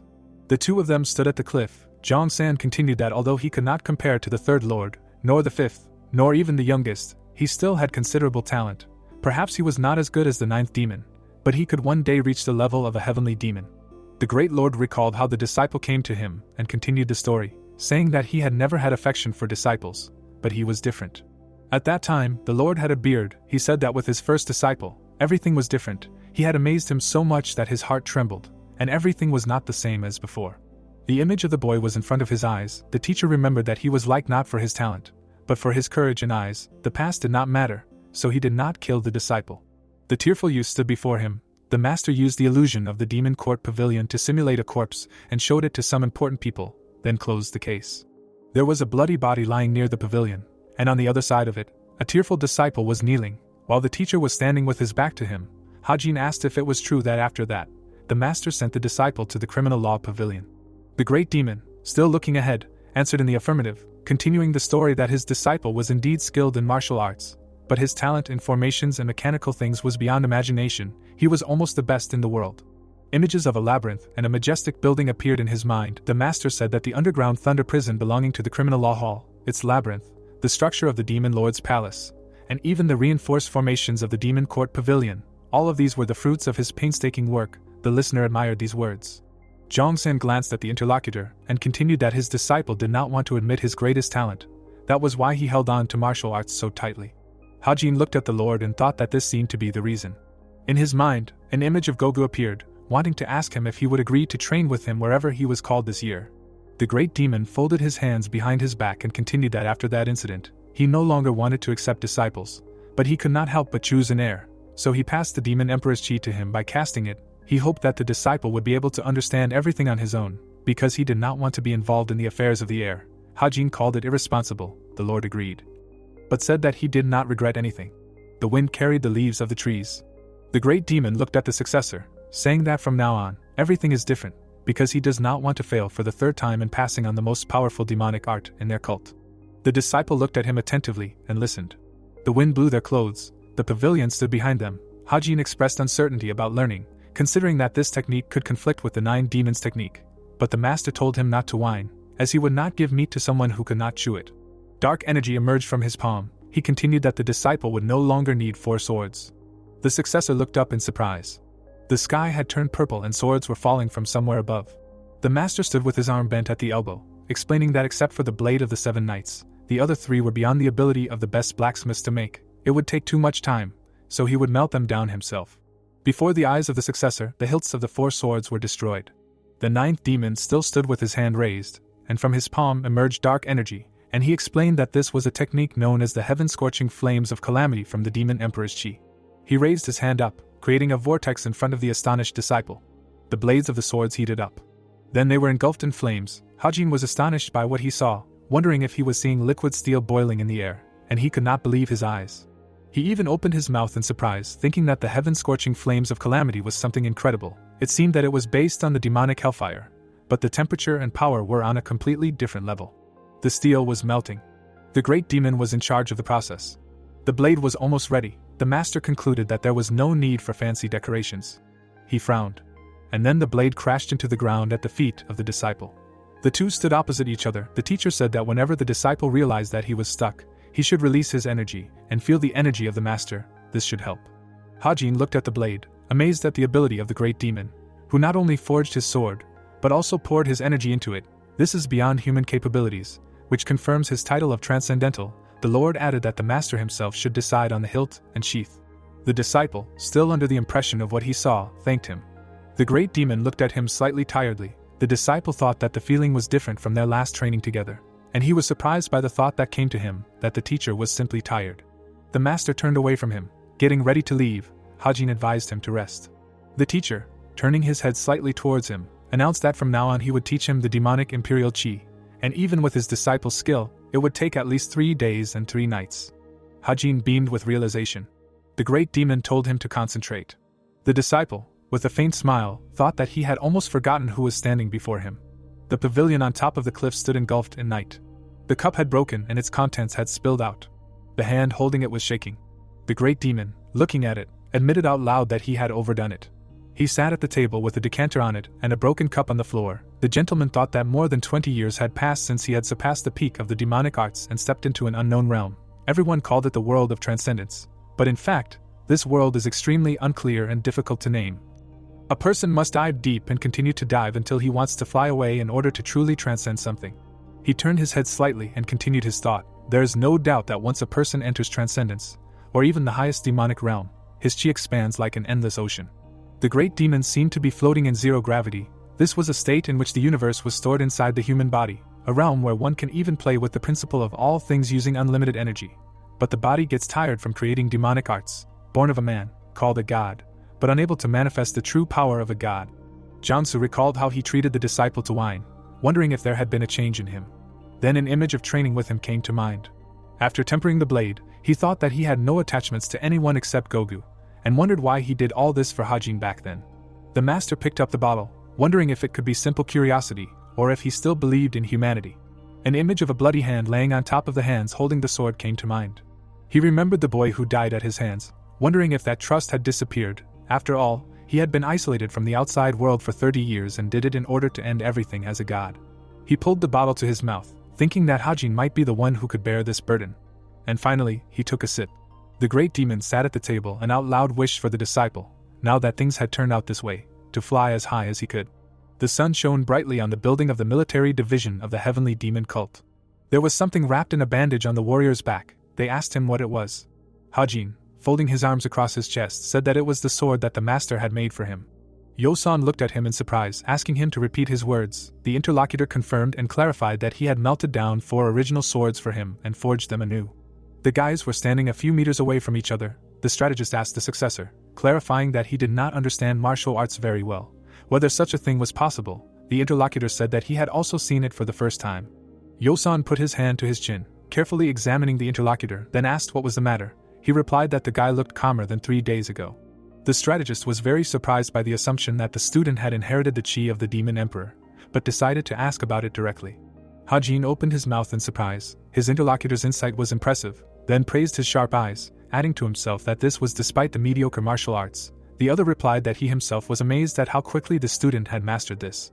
The successor put his hand on the back of his head, belittling his talents. Allegedly, he did not understand everything, but only the basic principles of use and memorized the rest, and there were so many techniques that he thought his brain was about to explode. The capillaries in Yosan's eye burst. He thought that the guy was really great, because even among the 10 great demonic arts, most people cannot master any of them in their entire lives. It is so difficult, and the demon emperor's chi is not just an arbitrary technique. It is the king of all demonic arts, and the legacy of 1,000 years of demonic history. He imagined Hajin standing on the annal scrolls, asking himself if he really understood how to use such martial arts in just 3 days. The sun's rays penetrated through the window. A drink was poured from a teapot into a jug. A voice said that it did not want to offend, but the interlocutor had already succeeded in martial arts, so much so that it seemed to him that he was not suitable for the role of the cult leader. To his surprise, he agreed, adding that he already felt burdened. Yosan, sitting opposite Hajin, asked to speak with him casually. He asked again, and for some reason he spat out his drink. Then, looking warily at his friend, he explained that he was changing so quickly that it was frightening. He enthusiastically said that he did not know, as a general strategist, but he did not want to use titles in conversation with him. Yosan pushed a sheet of parchment towards him, offering to take a look, and explained that it was a detailed map of Shanxi. Even the shortest routes through the border provinces were marked on it, and the hero would need it for the upcoming mission. Hajin sat with a bowl in his hands, unpleasantly surprised. An image of an old man appeared in his head. Then he thought that no one knew the northern Yangtze better than him, and agreed out loud. He had already hidden the map under his kimono. When Yosan said that there was a problem, the other person asked again. And he prepared to listen carefully. The general strategist said that given the purpose of the mission, they cannot provide visible escort. He imagined a map in his head with figures of familiar warriors and enemies, then explained that the territory north of the Yangtze is the territory of the Righteous Sky Alliance. If a group of demonic cultists is spotted, they will immediately begin emergency action. If too many bodyguards are sent, the situation will become even more dangerous. On the map in his head, there was one figure of Hajin and many figures of enemies. The strategist explained that if there are too few of them, he will be caught, and if the intelligence network recognizes him, they will immediately send troops and will not act rashly, and will not leave him alone. Yo-sun looked at the other person carefully and asked what he was going to do. He pushed the cup away, saying that he didn't think they needed to complicate the situation. He looked at his friend cheerfully and said enthusiastically that for now he could safely enter Shangxi, and that was the main thing. Yo-sun asked if he had a plan, and was dumbfounded by the answer. The successor said that there were people who were listed as hostages, although in fact they were guests, explaining that the girl still lived in his residence. He smiled happily, saying that she was lazing around and it was time for her to be useful. Sunrin threw her head back, and lowering it, she sneezed loudly. She, trembling, asked Manhwa if she was cold. She asked again in surprise and answered in the negative, adding that it was the south. A small lamp appeared and the girl asked if the guy was going to use this tactic to get into Shanxi, and he asked if there was any problem with it. Yeonshim, with her mouth open, answered negatively and added that in some way there was some problem, and also asked how the interlocutor even thought of this. The young man, bringing the mug to his face, explained that he did not think this was a special idea. Introducing the daughter of the head of the Ice Palace, the hero said that getting to Shanxi was not difficult, because they could say that the girl from the Ice Palace went on a trip to Zhongyuan, and they would just disguise themselves as her guards. Looking at the protagonist, the master noted that this was definitely unique, but it could be problematic for the dignity of the cult. The guy explained that a person's dignity does not lie in his status, but in his actions. The girl, sitting in front of him, asked the young man if he understood that if he was caught, it would not only jeopardize his safety, but would also be a great shock to the demonic Mirim, and he answered affirmatively. Frowning, Yeonshim asked again if the boy really understood this, because the consequences could affect even the demon lord himself, and even if he was indifferent to this, the spirit of the martial artists would be undermined, and then the hero asked if this was not wonderful. Smiling, the protagonist explained that the demon lord did not object and permission had already been received, and he just needed to act, and therefore all that was left was to get a strong carriage. The girl, with her mouth open in surprise, listened to his words of gratitude for her concern and also that all this was not really her business. There were cups on the table. When the interlocutor said that the hero really had not changed at all, he noted that he was born exactly like this. The roof of the building appeared. While stretching the cloth, the boy said that it was a shadow steel cloth and he didn't know what it was made of, but it was supposed to be able to withstand even the peak round sword aura, and it was obtained from the heavenly storage, so she could wear it right over her underwear.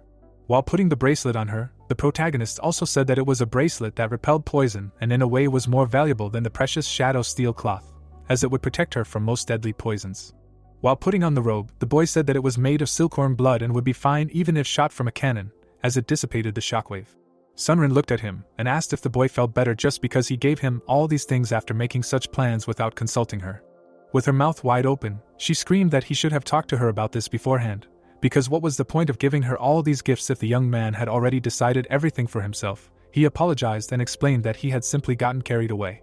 With her hands on her hips, the girl asked about who else was going with them. The hero said that he would take Dongpo with him and added that they should not attract attention to themselves and take more people. Looking at him, the companion suggested taking a maid. The protagonist answered negatively. With her mouth slightly open, the daughter of the Lord of the Ice Palace said that this was all nonsense and Enhwa should go with them, because did she really need to travel without a maid with 2 male guards? With her mouth wide open, the hero noted that he had not even thought about it and suggested not to involve the maid in this matter, because it could be dangerous during the trip. The companion noted that the guy already takes very good care of her. With his mouth closed, the young man listened to her question about whether there was another maid in the divine cult who had such internal energy and understood the atmosphere better than her. Remembering Enva, the hero realized that the interlocutor was right, because the maid consistently trained she and she probably had the best internal energy of all the servants. Looking at the guy, Sanrin also added that this would be a great opportunity for her, because now she would have the opportunity to properly train in martial arts. The crown of a tree appeared and a girl's cry was heard calling for a maid. The girl turned around. The assistant, bowing his head, greeted the demon lord. Chanchan brought the vessel to his mouth. Sitting on the roof, the ruler asked about how the guardian court was doing lately, and the servant said that there were no problems with it, because the first leader had great skill, so things were going very smoothly and there were no complaints, because everything was also constantly improving. The man closed his eyes and asked if the man's name was Gongsun and added that he had heard that he was talented and also asked if the assistant wanted him to inherit his role, but Mutum replied that it was too early to make a decision, even though the man was suitable for the role. Looking at the assistant, Chong-san ordered that the man be brought to him as soon as the first guard made a decision. The two of them were holding a plate when Chong-san offered the other man a drink. They were still sitting on the roof. The leader coughed and raised his fist to his mouth. His eyes wide open, the assistant asked if he was feeling unwell. The man opened his mouth and noted that even if he wanted to get sick, his body would reject it, since he had no way of getting sick while he was alive. Looking at him, the guard noticed that the ruler looked tired, and the ruler explained that he had used up all the chi he had the first time he reached this kingdom, and therefore there was no way he could not feel tired. The full moon appeared. Standing up, the leader asked if the assistant knew how he managed to become the demon lord. The latter noted that he only knew a little, and Chomsen then explained that the guardian had not seen it himself, since he was very young at the time. Opening his mouth, the ruler said that he achieved this position by fighting, since the struggle for the throne back then was in many ways different from the current one, since it was much more cruel and wild and it was allowed to deceive your enemies and, if necessary, people took hostage members of other people's families and even provoked internal conflicts. Lowering his gaze, the assistant noted that he heard that this was the worst thing that had ever happened. Recalling the previous leader of the cult, the demon lord said that even this man could not do anything about it, since he did not have that much power, and this was due to the fact that several candidates, including Chong-san, surpassed him in martial arts. Remembering his face, the ruler said that he had hit a wall and the problem was not his martial arts but his personality, as he had failed to obtain the title of a heavenly demon and the resulting inferiority complex had turned him into a tyrant. The ruler also presented the emblem of the cult and explained that because of this, the demonic martial artists complained and the leaders were corrupt, and many even left the divine cult. Still standing on the edge of the roof, Jong-san spoke about how neither the candidates nor himself were the disciples of the supreme leader, as there were children of high-ranking officials as well as ordinary children of demonic martial artists. Remembering them all, the ruler explained that even so, it was not the status that mattered to them, but the future, as what was important was what they should do as those responsible for the future of the generation, and also added that there were 13 young demonic martial artists with the right mindset and sufficient martial skill. Many blades appeared and Jong-sen explained that they had created a secret group called the Divine Demon Society, and then secretly pocketed all the martial arts techniques and miracle medicines. The Lord opened his mouth and explained that after 5 years, they had come to the decision to fight to the death. The assistant gaped in surprise when the Lord said that no one recognized them as worthy candidates, but despite this, they continued to move forward. The Lord also remembered how he killed one of the cult members and said that only after half of them died in that crazy fight, only then were they able to finally receive support from the cult members, and added that it was a hellish stage, a stage where they had to kill their own friends and prove their worth. The man remembered the smile on the victim's face and said that they all did not feel hostility towards their opponents even in their dying moments. He remembered the many corpses lying around and explained that they all believed that if their opponent was better than them, they would be able to return the divine cult to the path it should take. The assistant listened with his mouth open in surprise to the words of the master that, surprisingly, this fight was not over yet. Without turning around, the ruler added that he intended to put an end to it as soon as possible. The man asked the assistant with his mouth slightly open if he was interested in knowing why the ruler had reduced his activities outside of the cult to a minimum 30 years ago, and the assistant replied that he would be interested in knowing. The guard listened with his mouth slightly open in surprise as he said that he knew he would get that answer, because in the end, everyone looked at the consequences of that decision. The Lord said with his mouth slightly open that stagnant water rots. Looking forward, he explained that the existence of an invisible enemy was like a fishbone stuck in your throat, but once you got used to it, it would no longer bother you, and like a dormant volcano, those who had no fear tended to be more curious about the enemy than afraid of it. Turning around, the Lord asked if this was the perfect time to invade and attack. The servant, open-mouthed in surprise, realized that he was referring to the world under the rule of the demonic path. Looking at him, the Lord explained that he had certainly found a great successor. A carriage wheel appeared. It was driving along the road and words were heard from it about how big and beautiful this carriage was, because they could even sleep here, and also that the man had never seen such a beautiful carriage before. The protagonist asked if the others knew that the master of the Poison Dragon Pavilion from the Tang clan was being held captive by a divine cult. Raising a finger, the young man noted that this clan was also skilled in all types of weapons and equipment, and this carriage was made taking into account their skills, since it was originally created for battle and they managed to get it from the master of the Inner Enlightenment Center. Looking at the maid, the guy noted that she was completely enchanted. Opening her mouth, Sanren asked if they were going straight to Shangxi, because it would be nice to look at some tourist spots. Opening her mouth, the hero said that they were not on vacation at the moment. The girl hugged the maid and asked if she wanted to stop and do some touristy things, and the girl answered yes. The sky became clear and the hero's cry was heard, telling the girl not to try to manipulate Manhwa. Yachi, with his mouth slightly open, congratulated the hero on becoming the young leader of the divine cult. Their carriage was parked under a tree when the young man said that they had not seen each other for a long time. Standing in front of them, the leader noted that he had been looking for a way to help them, but did not think that his chance would come so quickly, and the hero said that it had happened after all and suggested getting down to business. With his mouth slightly open, Yachi explained that there were 3 ways to get to Xingxi from this place. Looking at the carriage, he also added that considering the carriage, they would have to rule out 2 options in which they would have to travel by water, but to complete the last route, they would also need to lift her onto the ship. Introducing Huan, the leader said that they could get there by land. After introducing the river, he added that in order to get to Hubei, they would have to cross the Yangtze River. Looking at the guide also noted that it would be nice to get help from the fortress on the river, and the hero asked if he meant a group of bandits. After introducing the bandits, the protagonist remembered that the fortress on the Yangtze River was a famous bandit organization, which consisted of 72 strongholds in the Green Forest and 36 strongholds on the river, but their scale was so large that they could not be considered a group of simple bandits, because if the forces of the mountain and water fortresses were combined, they would become as strong as an entire combat sect, so most small and medium sects and clans would not be able to resist them. Looking at his comrade, the hero asked about whether these bandits would cause any problems, and he explained that in order for a group of bandits to last so long, they needed to adhere to 3 rules, one of which was the impeccable fulfillment of contracts. Yachi opened his mouth and said that he guaranteed that the bandits would not cause any trouble. The protagonist looked at him and listened to him say that the problem could be caused by something completely different. Opening his mouth, the guide explained that such a problem could be caused by the Steel Blood Fortress. Hunan Province appeared as the guide explained that information had been received that the Quiet Wind Squad, which was the main squad of the Steel Blood Fortress, was secretly heading west from the northeastern regions of Zhejiang. A certain girl appeared and the hero noted that there were more than 300 people in that squad and asked why they were moving. There was a luxurious necklace on the girl's neck. Smiling, she said that this day was extremely wonderful.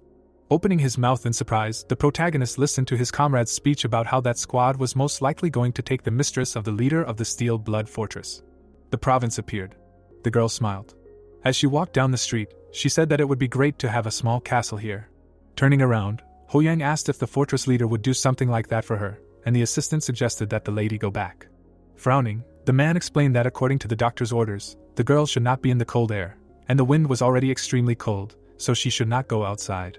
Looking at him, the mistress noted that she had been feeling this way for some time and asked if the assistant did not respect her, and he also answered in the negative. Raising her hand to her face, the girl said that apparently the guard had forgotten that she was the fortress leader's mistress, and technically his second wife, and therefore he could worry about her, but also know his place. Looking at the crowd of people, the assistant said that he would keep this in mind and added that they were, after all, in a market that was in the provincial capital, and therefore many people came and went here, and therefore the lady could become a target for enemies. She opened her mouth wide and said that his job was to protect her, and also added that there were guards nearby who were also protecting her. The man looked at her and listened to her words about how they could take care of enemies if any appeared. The carriage entered the city, and when the lover asked if the guard was so unsure of himself, he said that if she really wanted to go out, she should wait 3 more days until the Quiet Wind Squad arrived. She pursed her lips and said that she wanted to look around here. The guard looked at her as she shouted that she wanted to do it right now because when else would she be able to return to such a big and fashionable city? The carriage moved quickly along the road. Suddenly, it flew right in front of the lover and the guard. The girl looked from behind the guard. Looking at the carriage, she noted that these people were acting recklessly in such a fashionable place. The man looked at her and asked if she was okay. Suddenly his eyes widened.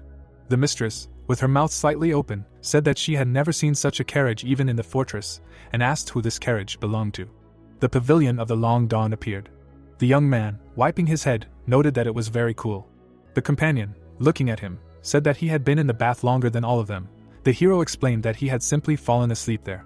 The house where they were staying appeared and a question was heard about whether this journey had been tiring for the others. The maid said that this garden was extremely beautiful, and someone immediately answered her that this place was considered the best in Changsha.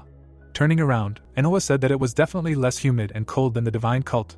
The protagonist noted that it was still humid since it also rained a lot, but it was still a good place to live. Bringing a cup to his mouth, Sunrin asked if the guy had been to Huan Province before. Since he really knew a lot, he replied that he had just heard about it, but he realized that he had been here about 500 times. The woman bowed and said that his dish was ready. Many plates of food appeared on the table, and the hero noted that it was terrible to eat dried beef and suggested that the others have a feast that evening, and the others shouted that it was simply amazing. While eating something, the lady of the Ice Palace asked about when they were going to leave.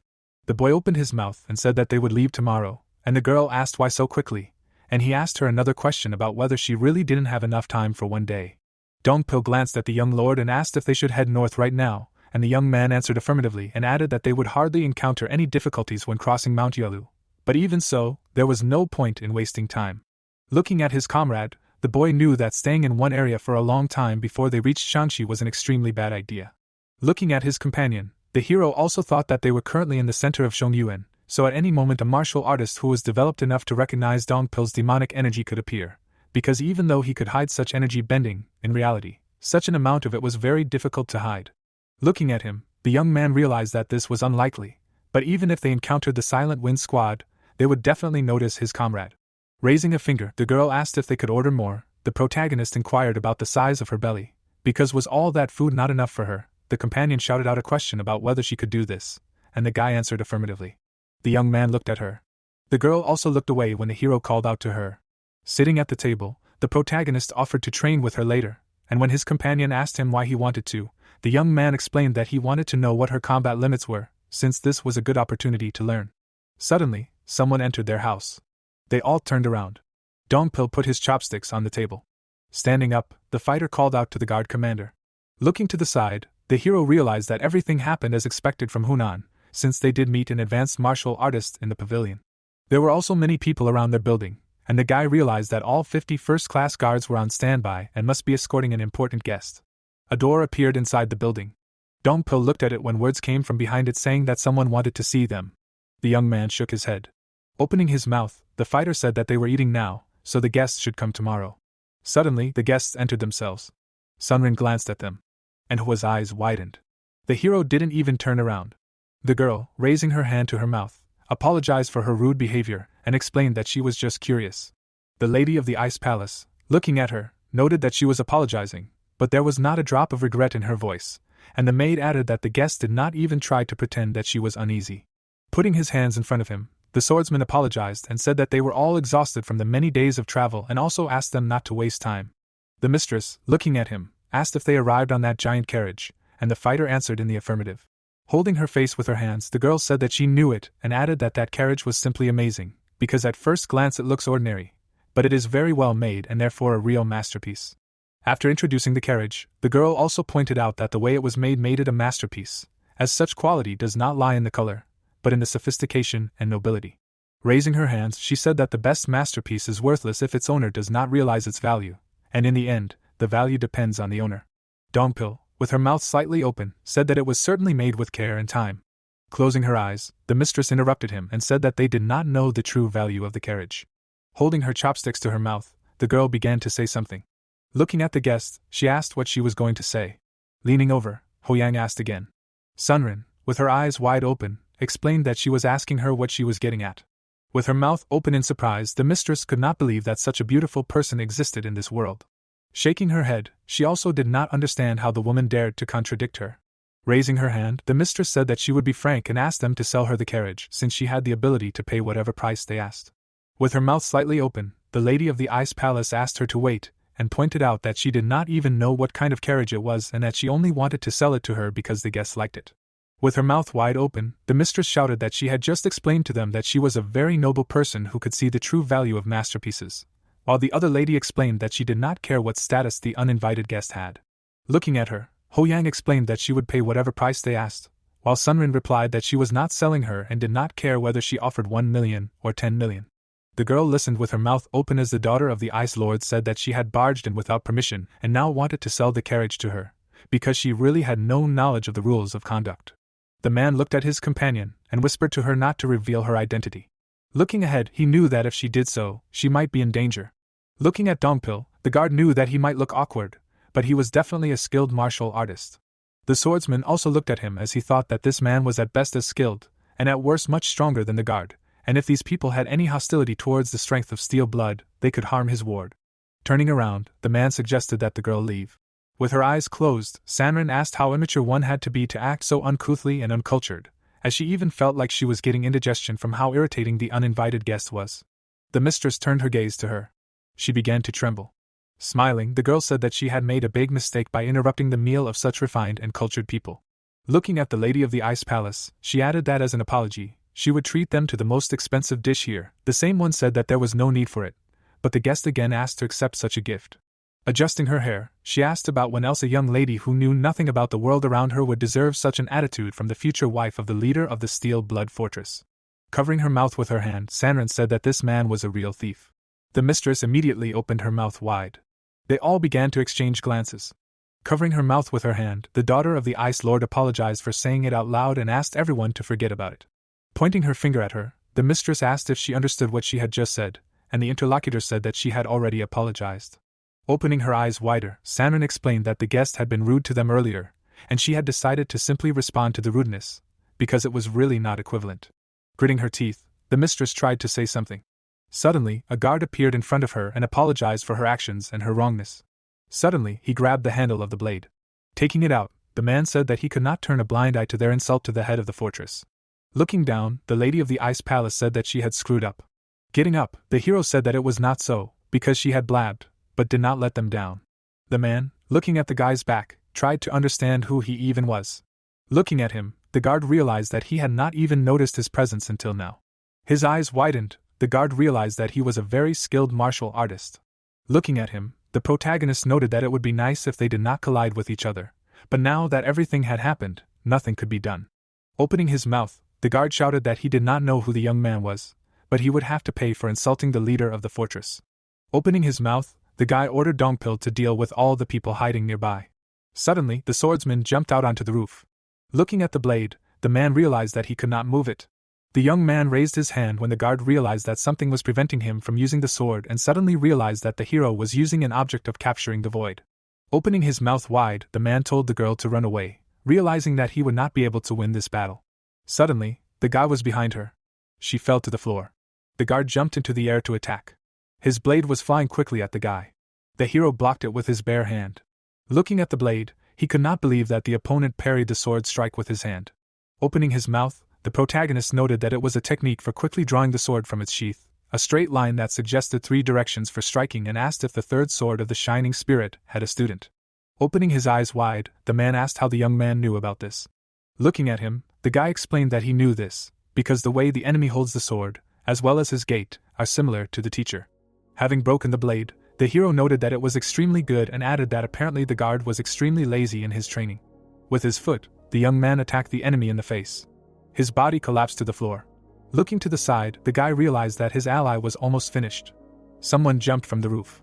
The swordsman struck enemy after enemy, while the protagonist thought about how he had stopped wasting energy in vain, despite the fact that he had to knock out 50 guards without using demonic energy. Having landed, the warrior said that he had finished his task.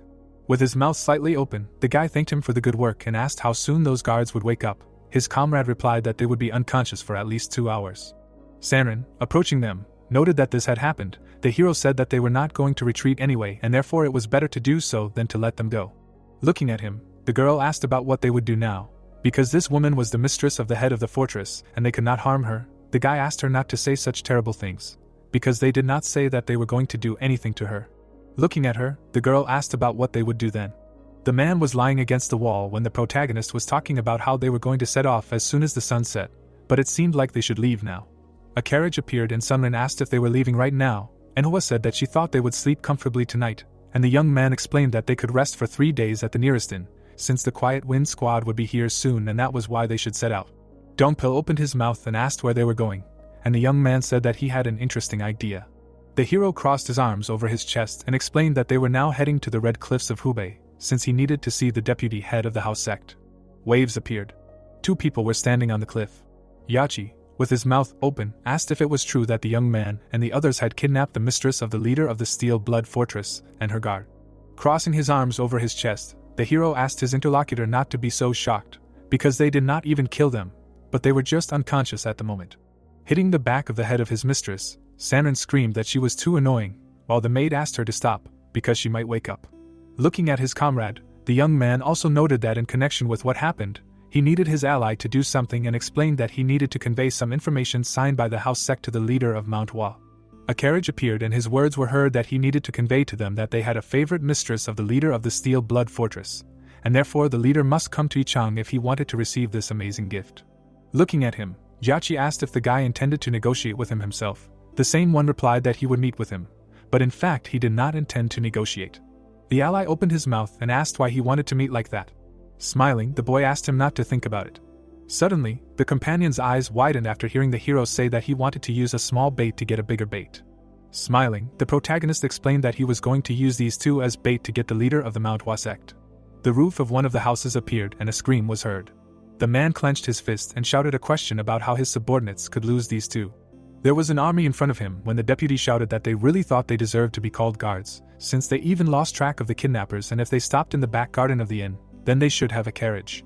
Taking out his blade from its sheath, Song shouted that they all didn't deserve to live if they couldn't even follow the carriage, and so he would have to slit their throats right now.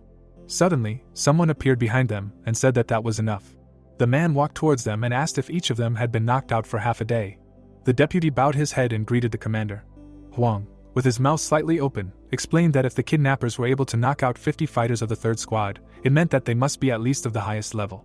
Looking at one of the guards, the commander also said that he was sure that the guard Chow was not just fooling around, because he was close to the highest level, and the investigator who was the culprit must be somewhere near the evolutionary sphere, and also asked if there were several of them.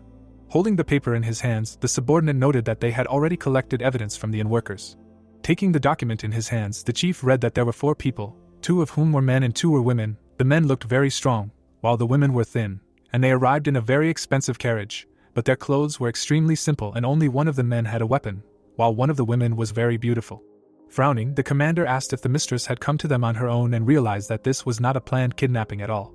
Remembering this girl, the man thought that she was born into a poor family, but had been spoiled by luxury for the past 3 years, and for such an immature person, spoiled by a luxurious life, it was logical that she would want to have their carriage. Looking at the deputy, the chief asked which sect of their allies was closest to them, besides the House of the Blue Snake. The same one answered that such a sect was the Divine Fist sect. Looking at the document again, the commander ordered a letter to be sent to them immediately, so that they would seek help from all the sects and clans they knew and search for the kidnappers throughout the south of Changsha. Opening his mouth, the man said that they themselves needed to head north. Imagining the carriage on the map, he realized that everyone was saying that the carriage came from the south, and if they were going east or west, they would not have stopped in Changsha, so it was very likely that they, the criminals, were heading north. Suddenly, his hand caught fire as he said that the deputy had reported the disappearance of the lady to the fortress. The guard began to burst into flames. Covering his face with his hands, the man called for help. Frowning, the commander said that they would find the girl in 2 weeks no matter what, because if they could not, the entire detachment, including him, would be killed by the head of the fortress. The red cliffs of Hubei appeared. The girl, walking along the cliff, asked about when the fortress would arrive here. The young man replied that he did not know, because he was not so knowledgeable when it came to the time of movement on the water, and added that Yachi gave him information that such a road would take at least half a day. Putting her hands on her hips, Sanren asked if the guy was really going to take the leader of the Hua sect hostage. He asked her why he shouldn't do it. Having presented the emblem of the sect, the young man explained that this group is one of the 9 great sects, which in terms of swordsmanship is comparable to the Wudang sect, and therefore taking the leader of such a sect hostage and capturing someone like a girl or a lover of the leader of the Steel Blood Fortress are extremely different things. Sitting down on the ground, she asked the young man if he understood what he was doing. He answered affirmatively. Looking at his companion, the protagonist said that he knew he had caused a lot of trouble in the past by not thinking ahead, but this time was different, and the girl noted that she shouldn't ask him when exactly she had to open her lover's mouth. Opening his mouth, the young man asked her not to say that, because it was actually more convenient, considering where the companion was from. The girl's eyes widened after he said that it was just a minor incident, and she just shouldn't pay attention to it. Sitting next to him, she noted that the guy was the only one who called something like that minor. The waves crashed against the rocks when the hero asked if she wanted to practice if they finally had some free time, and she replied that she should stay put. Standing in front of her, the hero said that a martial artist from the highest demon realm was offering her his help in training, and instead of that she had to kneel and cry in gratitude. The girl noted that it was great to hear from a young man. He suggested that she sweat a lot during training and get into the boat with fresh strength. Crossing her arms over her chest, she said that she did not feel rested at all when she was sweating. The protagonist shouted at her to attack him. The girl grabbed her belt. She took off her cloak, saying that she would try to do it. Closing her eyes, the guy asked her not to take it lightly. Suddenly, the girl attacked him with lightning speed. The young man's eyes opened wider. Looking at her, he could not believe that his ally was hiding such a technique. The hero's eyes widened, realizing that she was very skilled in hand-to-hand combat, since even her brother couldn't match her in such strikes, and he also realized that her chi was not at all refined, but her creativity and reflexes were simply amazing. Suddenly, the hero prepared his fist for an attack. The girl's eyes widened. She dodged his blow. She immediately landed on one of the rocks. Turning around, the protagonist realized that although it was not a lightning-fast fist, his ally was still able to dodge it, and therefore she was much better than expected. Suddenly, Sanren pushed off the rock. She made many lightning attacks. Her gaze was directed straight at the hero when he thought about her having enormous cold energy. Opening his mouth, the guy realized that her internal energy that she released was freezing the humid air. Suddenly, the young man attacked her with his fist. The girl slid along the ground. Looking at her, the guy said that they should end it here, and the girl asked why so, because didn't he really want to sweat a whole bucket? Standing in front of her, the hero asked why she hid such power, and the ally explained that she never tried to hide it. Pointing his finger at her, the protagonist asked her where she learned such a fighting technique, because it was like the pinnacle of striking skill, but the girl said that she did not need his fawning. Opening his eyes wider, the guy noted that he was completely serious and asked how she was caught by those warriors from the Beast Palace. Crossing her arms over her chest, the companion explained that it was just a combination of little things that she managed to learn. Looking at her, the hero realized that she used the techniques that she learned as a child, and this is clearly not something that an ordinary person can do, and considering that she does not hesitate at all when striking, she is confident in her attacks. Remembering that strike of hers during the battle against the Beast Palace, the young man realized that even the hand technique that the girl possessed when she was under hypnosis was also amazing. Standing in front of him, Sunren said that anyway, if this was all they were going to do, she should go and rest. The hero explained that he was going to teach her a thing or two about self-defense if she failed, but there was definitely no need for that now. The boy listened with his mouth slightly open as she asked why she was learning martial arts if he was supposed to be her bodyguard. With her eyes widened, she said that he should protect her instead. She ran away from him, laughing, while the hero thought that this girl could actually be useful. A certain flag appeared. Looking at the ship, the protagonist asked if this was all, and his companion replied that it was the water fortress of the Lord of the River, ranking second among the 36 fortresses on the Yangtze River. Standing on the shore, the guide also explained that the fortress in first place dominated the entire river, and that was why they sent the best group they could. The boy crossed his arms and thanked his assistant. Yachi, standing in front of someone, noted that they hadn't seen each other for a long time. Yenyu, holding his hands behind his back, said that he hadn't had time to contact him because he was busy and offered his old friend to have a drink and meet up sometime. Opening his mouth, Yachi noted that it would be an honor for him. Looking at the hero, the man asked if he was his guest, and the protagonist answered in the affirmative. Opening his mouth, the deputy listed everyone. Looking at Sunra, he noted that she was beautiful enough to use her beauty as a weapon, and the girl asked again. Raising his hand to his chin, the man apologized. Looking at him, the hero listened to him say that he had never seen someone so beautiful before. Standing in front of them, Yanu also added that he was there because he was told that they were very important guests, but he still did not know who they were, while Yachi explained that their identities were kept secret, as it was written in the letter. Opening his mouth, the sailor explained that he had changed his mind about taking them in that case, because he needed to know who was entering the fortress. Frowning, Yachi turned to him. The same one apologized and explained that he had been doing this for 32 years and could tell at a glance who was a troublemaker and who was not. Smiling, the protagonist looked at him. Frowning, the deputy asked what was so funny about what had been said. Crossing his arms over his chest, the guy explained that if he couldn't handle it, then he should just say that he was not taking this job, because the question of their identities was really that important. Then the deputy asked if it was a problem for them. Frowning, the young man noted that he only had one question anyway and asked if Yenyu was going to do it. Opening his mouth, the deputy explained that he wanted to show manners, but if they insisted on this behavior so much, then they simply left them no choice. The waves crashed against the rocks. A smile appeared on the young man's face. With his eyes widened, the sailor listened to the young man's question about how long he could hold his breath. The waves continued to crash against the rocks. Yachi's mouth fell open in surprise. The eyes of the other sailors also opened wide. The deputy's body lay in the water. The assistant, looking at the boy, explained that he had done a lot of work to bring them here, but the young man noted that this man was still a common bandit.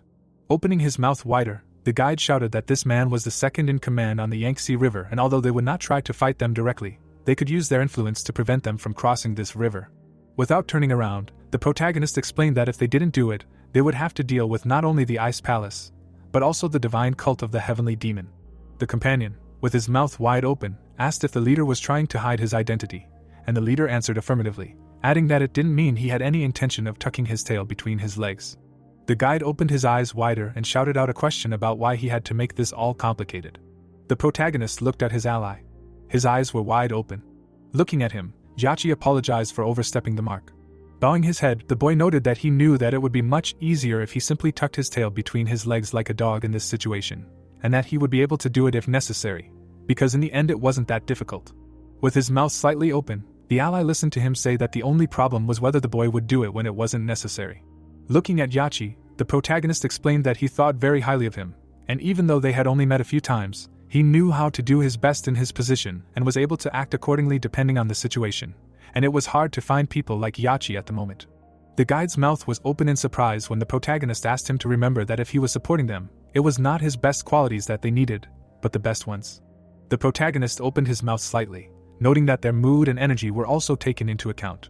A carriage was parked nearby, and the protagonist's words could be heard, saying that they were heading to battle the leader of the Manhwa sect, and in the future, they would also have to fight the righteous Heavenly Alliance, and he didn't want unnecessary things like this to waste time, and he didn't want to deal with the enemy while in a bad mood. Yachi's eyes widened, realizing that not everything could be done perfectly, but at least the first part of the plan should work out. Looking at the hero, the guide realized that he had already proven his worth by becoming a young leader. Closing his mouth, the ally also thought that it was his turn to take them to Ichang as soon as he could, since he needed to support them as best he could when they fought the righteous Heavenly Alliance. Folding his hands in front of him, Yachi admitted that he was wrong and apologized, adding that the boy should rest for now. Smiling, the young man agreed with him. Bowing his head, the guide realized that the hero was angry at him, not the deputy captain. The maid approached them and called out to the protagonist. Pointing her finger at the carriage, she said that the two people had woken up. A smile appeared on the hero's face. Turning around, he said that they should go check on their precious guests then. Four horses pulled the carriage along, while in the background, someone was asking if the people had woken up yet. Crossing his arms over his chest, Hajin said that he hadn't hit them that hard, so he didn't expect them to sleep for 4 days. The girls sat tied up. The man, sitting nearby, screamed, "How dare he look at her with his damaged eyes?" The guard became nervous because of the answer to his words. Frowning, the hero said that she wasn't even his wife. Hoyang, still tied up, screamed that he was worse than a beast and should let her go right now, because she was made of the great steel fortress of blood.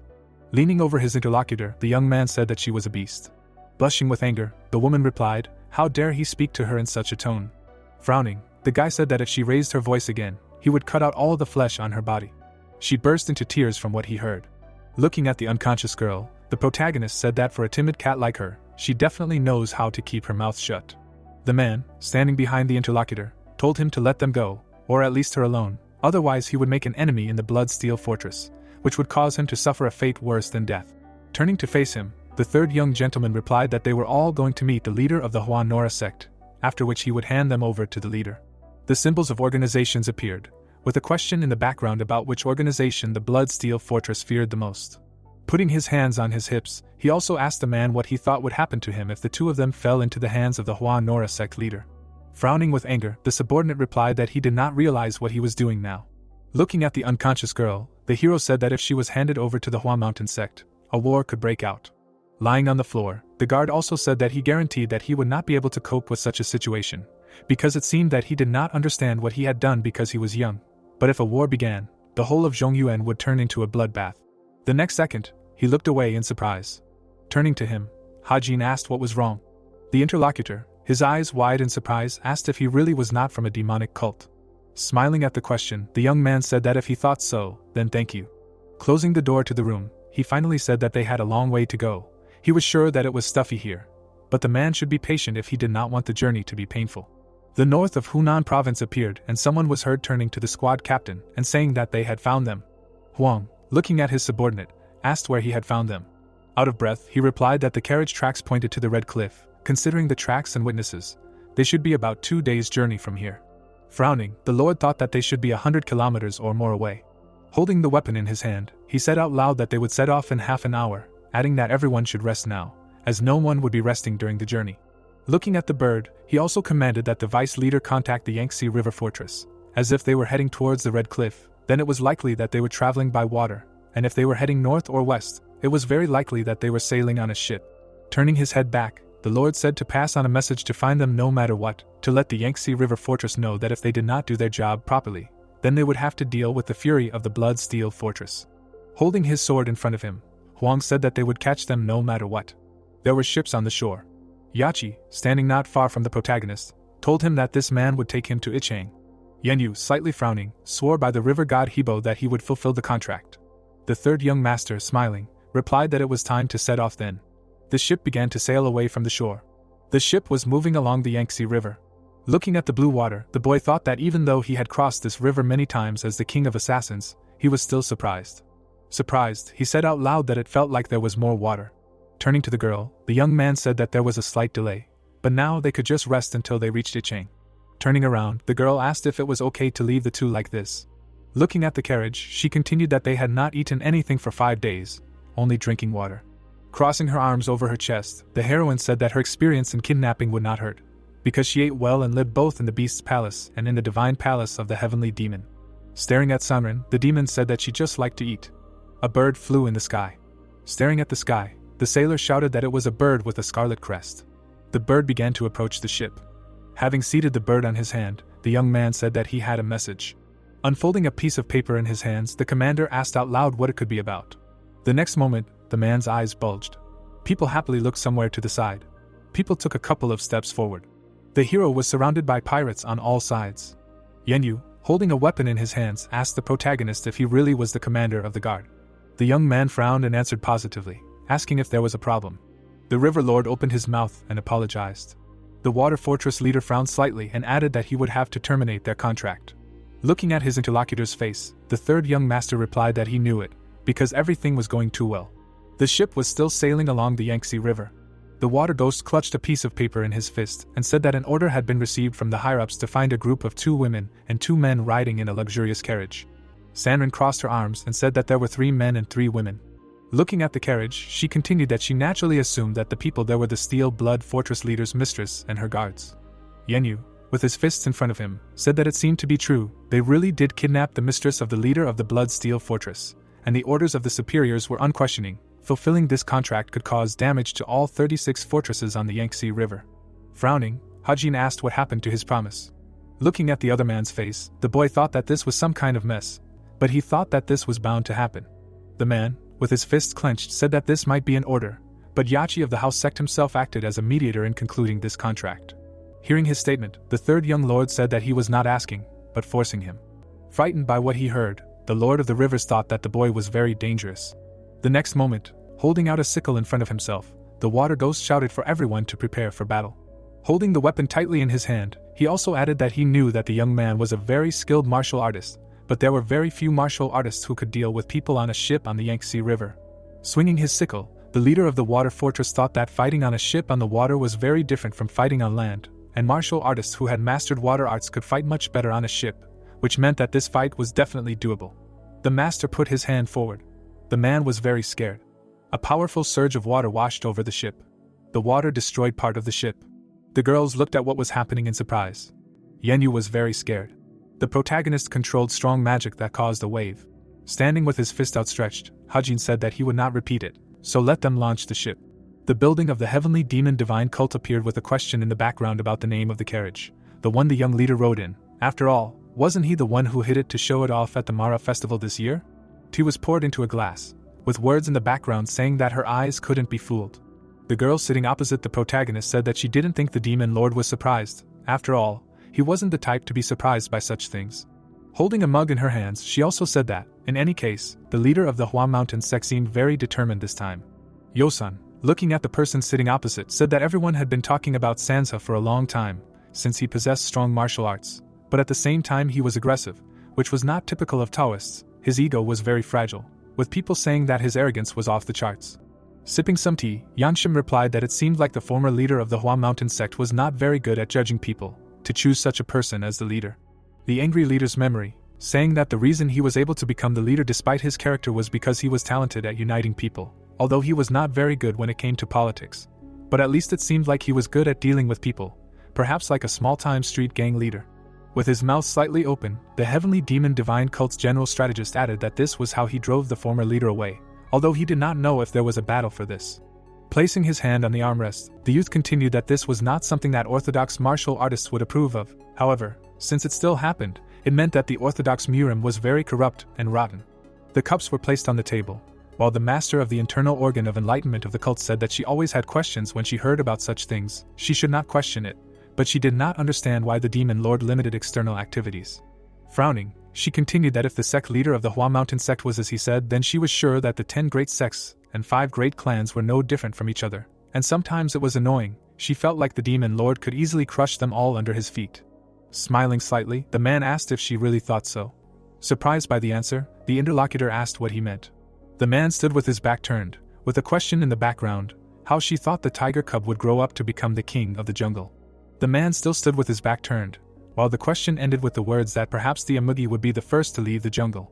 The frightened girl heard the question, What she thought, was it because of the tiger that the hungry animals disappeared and the jungle died out, or perhaps it was because of the patience of the Amugi, who was trying to turn the jungle into a poisonous place. Taking the mug in his hand, the hero said that he, of course, could not read his thoughts. But it was true that the orthodox Murims began to decompose after the demon lord stopped interacting with the Murim. Smiling slightly, he added that now the young leader has become a Murim. Yangshim was very surprised by what she heard. The door of the room appeared, while at the same time the man addressed the strategist, and said that a letter had arrived from the branch in Hunan province. Holding the letter in his hands, the guy said out loud that the situation of Zhongyuan was not very good right now. The next second, he was very surprised. Laughing, Yosan shouted that he had indeed misjudged the young leader.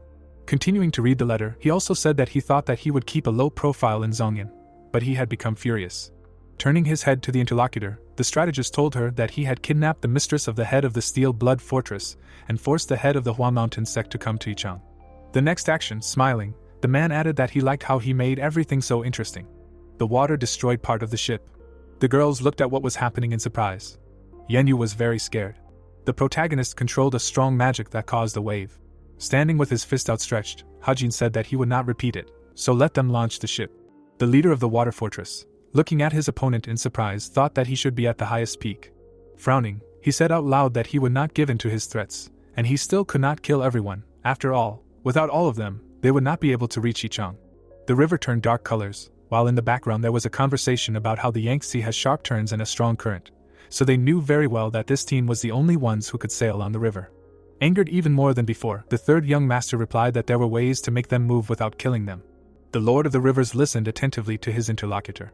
The next moment, lightning struck the ship. After what happened, the protagonist, frowning, asked him what he would do. The old man's eyes widened as he thought that even if he gave them a lift without asking for payment, the strength of the steel blood would kill absolutely everyone. Enraged, Yenyu shouted at the guys to attack them. The sailors looked away in surprise. The commander, looking at the people, thought that the red fool emanating from the man had enveloped the entire ship, causing everyone to shake with fear. Putting his hand forward, Hajin said that he would respect his decision. The ground shook under the man's feet. The water ghost was very scared. The next action of the monstrous demon grabbed his opponent by the throat. Squeezing the old man's throat tighter with his hand, the guy asked if he was okay with dying like this. Pulling his eyebrows together even more, the young man asked the second question, whether he would still go to Ichang. Rolling his eyes from loss of air, Yenyu answered the last question positively. The next second, he fell to the floor. The ship sailed along the Yangtze River while they were talking about how the man had infused his demonic energy into them, so they wouldn't be able to control themselves. Looking off into the distance, the third young master said that they wouldn't be able to do anything for at least a day, so they should keep an eye on them just in case until he returned. Closing his eyes, the Lord explained that he was going to lose their pursuers since they were on the Yangtze River. He would control how much demonic energy he released so that no one would recognize him. The other man closed his eyes and thought about what he meant. The boy boarded the ship while the blonde boy thought about how it looked like he was going to wipe out the entire Quiet Wind squad. The building on Mount Hua Shangxi could be seen. Sansa held the letter in his hands, asking out loud about the Steel Blood Fortress leader's mistress. The Hua Mountain sect leader sat at his desk, saying that he remembered that this woman-obsessed old man had taken in a woman 3 years ago, a young lady who was about a third younger than him. The man standing in front of the commander asked if this information could be trusted.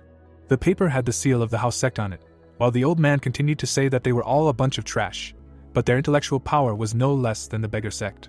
The subordinate, still standing still, asked what kind of arrogant bastard wanted him to come all the way to Yichang. The Hua clan leader frowned and replied that it couldn't be the righteous Heavenly Alliance. Since they wouldn't do anything just for power, they wouldn't give up the woman. The guy standing not far from the desk asked if it could be the Blood Steel Fortress, since it definitely wasn't a demon cult. Taking a few steps to the side, the master said that the first wife might have hired someone to kidnap her. After all, no wife would want to see a beautiful little concubine next to her husband. Looking out the window, he also added that it was not that far, and he had already worked enough and had to go, so he should call the Plum Blossom Swordsman. Smiling, the Hua Mountain sect leader said that he was starting to worry about the Steel Blood Fortress leader's mistress. Turning his head, he continued that this could be a great opportunity for him. A bird flew high in the sky. 3 ships were floating along the current. While the man was talking about checking again, the River Lord Water Fortress leader's ship had sailed a day ago, and on that ship there was a large luxurious carriage. The Quiet Wind squad leader frowned and asked if it was true that the kidnappers were heading to Yichang. The Dragon Fang Fortress leader, standing nearby, replied that all negotiations regarding the river fortresses were passed on to the leader, so since this information came from him, it must be reliable. The old man, standing near the side, asked if the squad members were okay. The guys were sleeping, while the man said that they did not have time to rest on the way here, and when they rested, they would be okay in about half a day. The subordinate, coming closer to Huang, said that an urgent letter had arrived from the Hubei branch. They had landed the steel sword demons in the vicinity of Ichang. The squad leader was very surprised. A red light appeared in the distance. The master opened his eyes even wider. Red magic rushed across the water. The next second, the magic hit one of the ships. People began to fall from the ship. The commander, taken aback, shouted to the Silent Wind squad that they should prepare for battle. Turning his head to the side, he wondered where the attack was coming from. In an instant, it was covered in ice. The man stood on the ice near the desired ship, saying that he had found them. Opening his mouth, Huang asked who he was. The protagonist took a few steps forward. Smiling, the young man asked what was the point of telling him this when everyone was going to die soon. The interlocutor opened his eyes wider. Swinging his weapon, Hajin asked if he should say that he was a Grim Reaper with a scythe. The young man walked towards his opponent, saying that he should be called a Grim Reaper. The man frowned tensely. He immediately grabbed his blade. The man made his attack and was outraged by the guy's impudence. The hero delivered a slashing blow. Their blades met. A powerful explosion occurred during the battle. The man covered himself with his hand, thinking that the blade's aura had disappeared. Suddenly, the heroes landed in front of the bandits. Standing on a small hill, he said that there were about 300 members of the Quiet Wind Squad and 300 pirates against him, a total of about 600 people. The men looked at him in shock. Huang was shocked to realize that the enemy knew how many there were. The boy with a calm expression noted that the entire Quiet Wind Squad was on board. He looked back at the nearby ships and said that on the plus side, there were 2 ships following them on both sides, so that was quite a large number of people to deal with. The man frowned and said that he sensed demonic energy through this fog, and then asked if the boy was from a demonic cult. The hero smiled and replied that the man sensed the demonic energy he released just before the boy used the elastic technique of the Blade of Calamity, so this was quite a good result, and he might think that the man was the leader of the squad. The fighters looked at the guy in shock, saying that the guys from the demon cult use human sacrifices and eat people's hearts and are horned monsters. But this guy looks just like any other person. The young man asked if they really said everything that came to mind, since they lived up to their stereotype of being stupid. One of the men raised his hand and shouted that the filthy member of the demon cult kidnapped the second wife. Suddenly, the hero attacked him while he was saying that he should have stayed on his land like the rat he is. Suddenly, the man felt pain and screamed loudly. His hand fell to the ground along with a splatter of blood.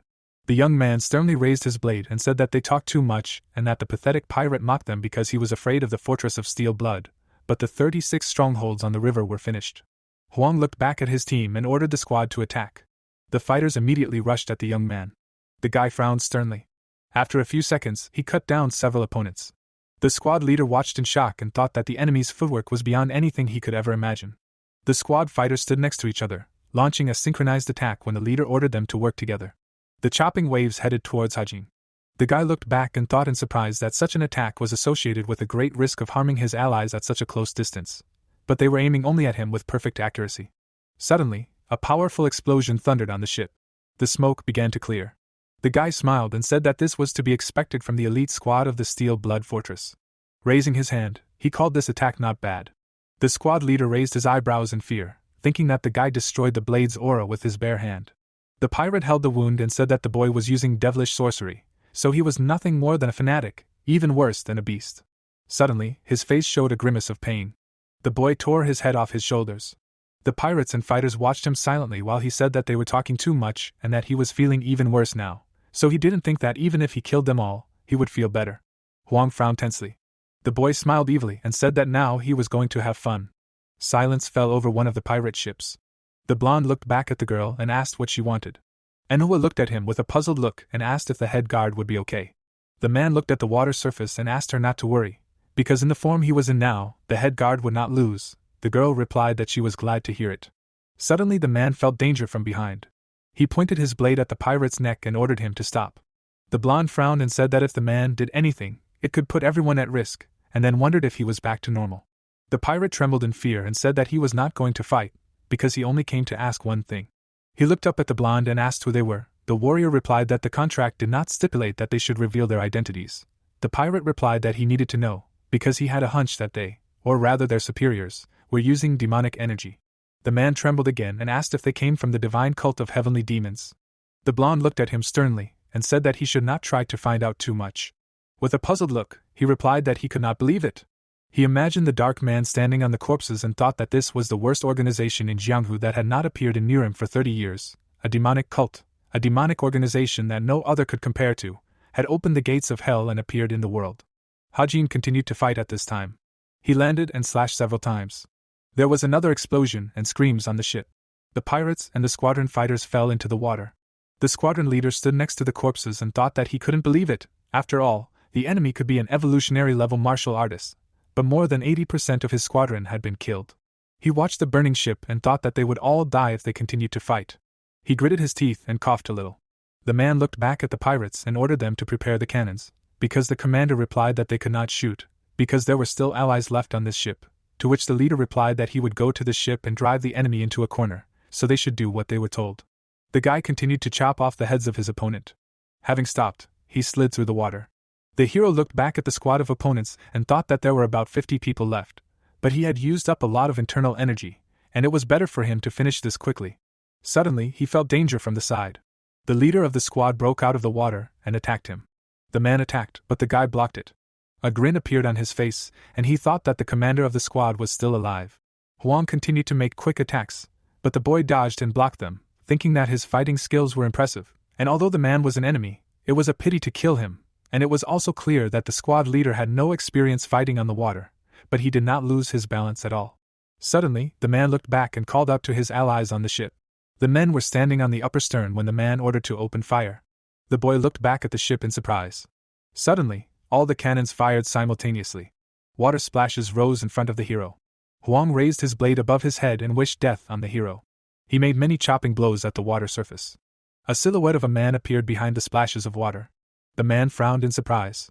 The boy covered himself with his hands, looking at his opponent. He lowered the blade, while the man was surprised that he was okay. The squad leader lowered his blade with a surprised expression and thought that this was their last attack, because they even sacrificed their allies but could not inflict a single scratch on him, and then wondered if this was the enemy that they could never defeat with one squad and several hundred river bandits. The ship continued to burn. The man asked permission to ask the boy a question, to which the boy replied that he was very curious for a man who would soon die. The man asked if the enemy was a heavenly demon. The boy with a calm expression replied that he was not one yet. Huang was immediately shocked when he heard these words. The man gathered energy in his fist. The man froze in place, looking at his approaching death. The energy attack tore his body apart. The boy replied with a smile that at the moment he was, let's say, a pit. The sun's rays illuminated the pavilion of the divine river. The subordinate ran up to the young leader and said that the special guest of the heavenly secret and a few others had gone ashore at Ichang harbor and were starting to fight the steel sword demons. The lord inquired about how it went. The servant introduced the 3 fighters standing next to the corpses and said that all the steel sword demons had been killed along with 150 of the 200 people of the Ghost Valley Palace squad. Yachi asked what he could tell about the remaining forces.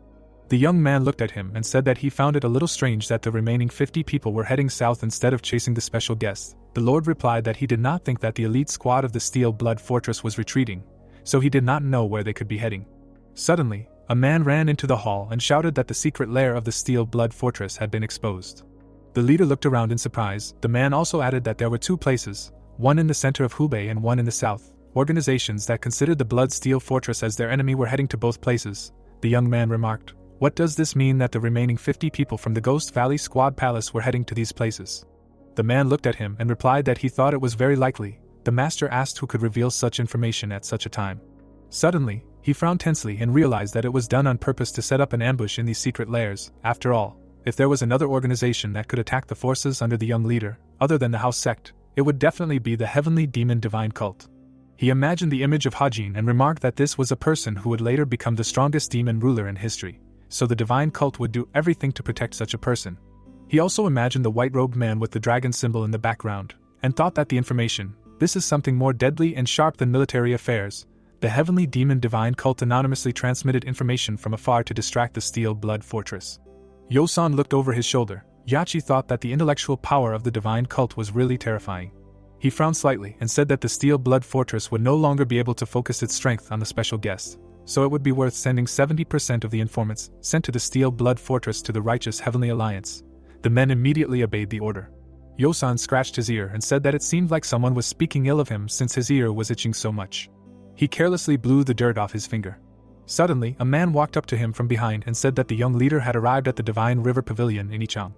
The boy looked back with a smile and said that it was a good job, and then thought that everything was going swimmingly now. He lowered his gaze to the table and thought that he had indeed heard that Yachi was a rare genius treasured by the house sect, but he didn't expect that the boy would be so skilled. Looking at the maps, the boy also thought about the false information and the various routes that the informants used to confuse the righteous Heavenly Alliance, the network of information collected to ensure the safety of the young leader during the journey. Looking at the schematic movements, he added that it would take the righteous Heavenly Alliance at least 2 weeks to figure out which information was fake and which was real. He looked to the side and remarked that it was quite difficult to carry out such a complex plan in real life, so the boy deserved to be called a genius, since even he himself was not sure that he could do something like this. He shook his hands in annoyance and shouted that he definitely could, since he was an outstanding genius. The ship slowly sailed on the water surface. Someone noticed that the fog was special today. There were pieces of boards lying on the water nearby. The man noticed that he could not see anything in front of him. Looking back, he saw a stranger. Suddenly, the crew noticed the debris and corpses, shouting that they were all dead. Someone wondered how many there were. The corpses were floating in the water with their backs up. The squad wondered who could have done such a terrible thing, because it was definitely not done by a person. The ship sailed to the sunken ship. One of the crew said that the Yangtze River dragon must have become enraged and sent a demon to kill them. Imagining the look of a hero, someone thought that the most evil demon in the world, who was born from the wrath of the god of water, the Dragon King, is Yama, rumors of whom were spreading among people. The night sky fell over the Divine River Pavilion 3 days later. Manhwa stretched and yawned. She looked to the side, noticing something. The leader was sitting at the edge of the cliff and meditating when she noticed him. The guy closed his eyes and moved. The girl wondered why he was training so early. She quietly tried to leave so as not to interrupt him. The guy, without looking back, said that there was no need to do that. The girl awkwardly apologized to him. The moon hung high in the sky. The young man said that she had nothing to apologize for, and then asked her to sit next to him. He touched her wrist to feel her pulse. The guy looked at the girl and said that she was developing her internal energy well. He touched her chin and thought that he had felt this before, because she was really talented in this kind of thing. The girl looked at him in surprise when he asked if she wanted to study martial arts properly, and awkwardly answered, asking if this was okay. The guy smiled slightly and asked what she meant since it was nothing special since everyone was doing it, and Hua replied that she felt like she was wasting his precious time. The guy made her happy by telling her that it wouldn't take long to train her alone so she shouldn't worry about anything like that. He placed his hands on his knees and asked if there was only one reason she wanted to train since it wouldn't happen, but what if there really was a situation where he couldn't protect her, since if that happened she would have to save herself from danger on her own, and training in martial arts was more of a necessity than a choice, and he was asking her because he wanted to know what she wanted, but she didn't have to learn it if she didn't want to. A drop of dew rolled down a blade of grass. The girl looked at him in surprise and said that she wanted to learn it. She lowered her hands and added that she didn't want to do it to become stronger but because she didn't want to be a burden to him. The heroes looked at her carefully when she said that she had to be useful to him. Manhwa was very surprised when she heard a negative answer. The boy frowned and said that if she wanted to learn for her own survival, he would teach her to the best of his ability. However, if she wanted to help him, then there was no need. The girl blushed embarrassedly and began to stutter. The boy replied that he knew that she had done a lot for him up until now. Tears welled up in her eyes when she heard him say that he did not express it, but she did not even know how much she had helped him.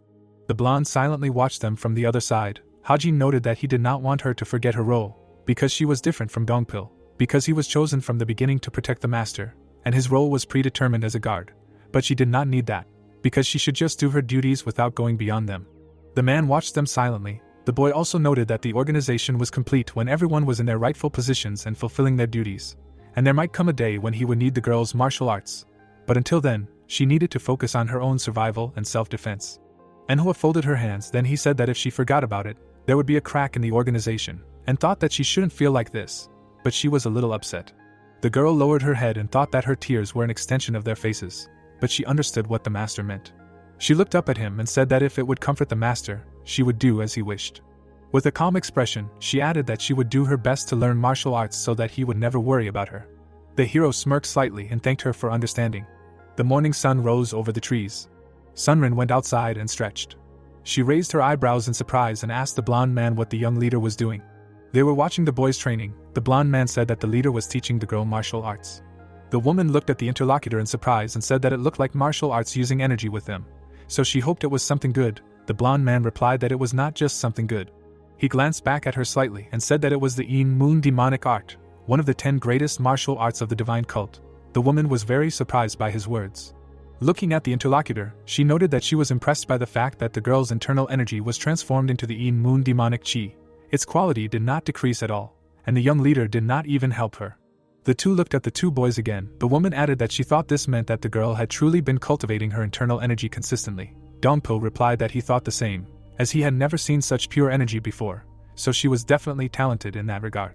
Sunrin smiled in admiration. The blonde thought that it was amazing, as she could see through things that he himself had not noticed until now, and although her combat skills were not that high, her senses were quite sharp. He looked at her and thought that there were certainly many talented people in the world. The blonde looked back at the young master again and thought that he could see the true value of the people around him. Half a day later, a carriage was driving along a dusty road. They passed between small hills. The girl asked if the young leader of the house sect would come with them. The young man replied that he would meet them at the place where they were meeting the leader of the Hua Mountain sect. The girl sat opposite the hero. Sanrin asked him what he was thinking about. The hero replied that he was thinking about how they would react.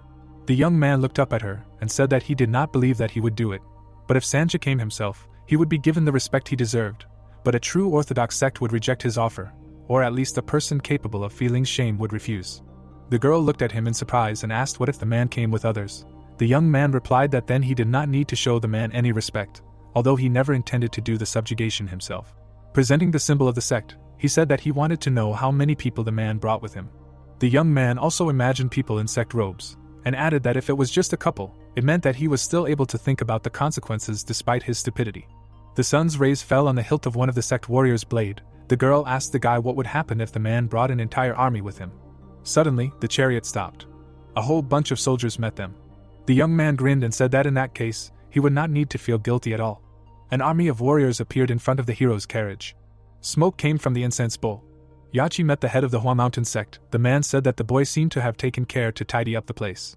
The boy lowered his head and replied that it was not as good as he would have liked, especially for such an important guest, since he was unable to do better because he was short on time, so he wanted to apologize. Sansa smiled and said that he was very impressed by this, and the fragrance the boy used was also pleasant. He looked into the boy's eyes. The boy replied that it was an honor for him. The man laughed and remarked that there was no need for that. He looked back at his ally, who also remarked on the pleasant smell.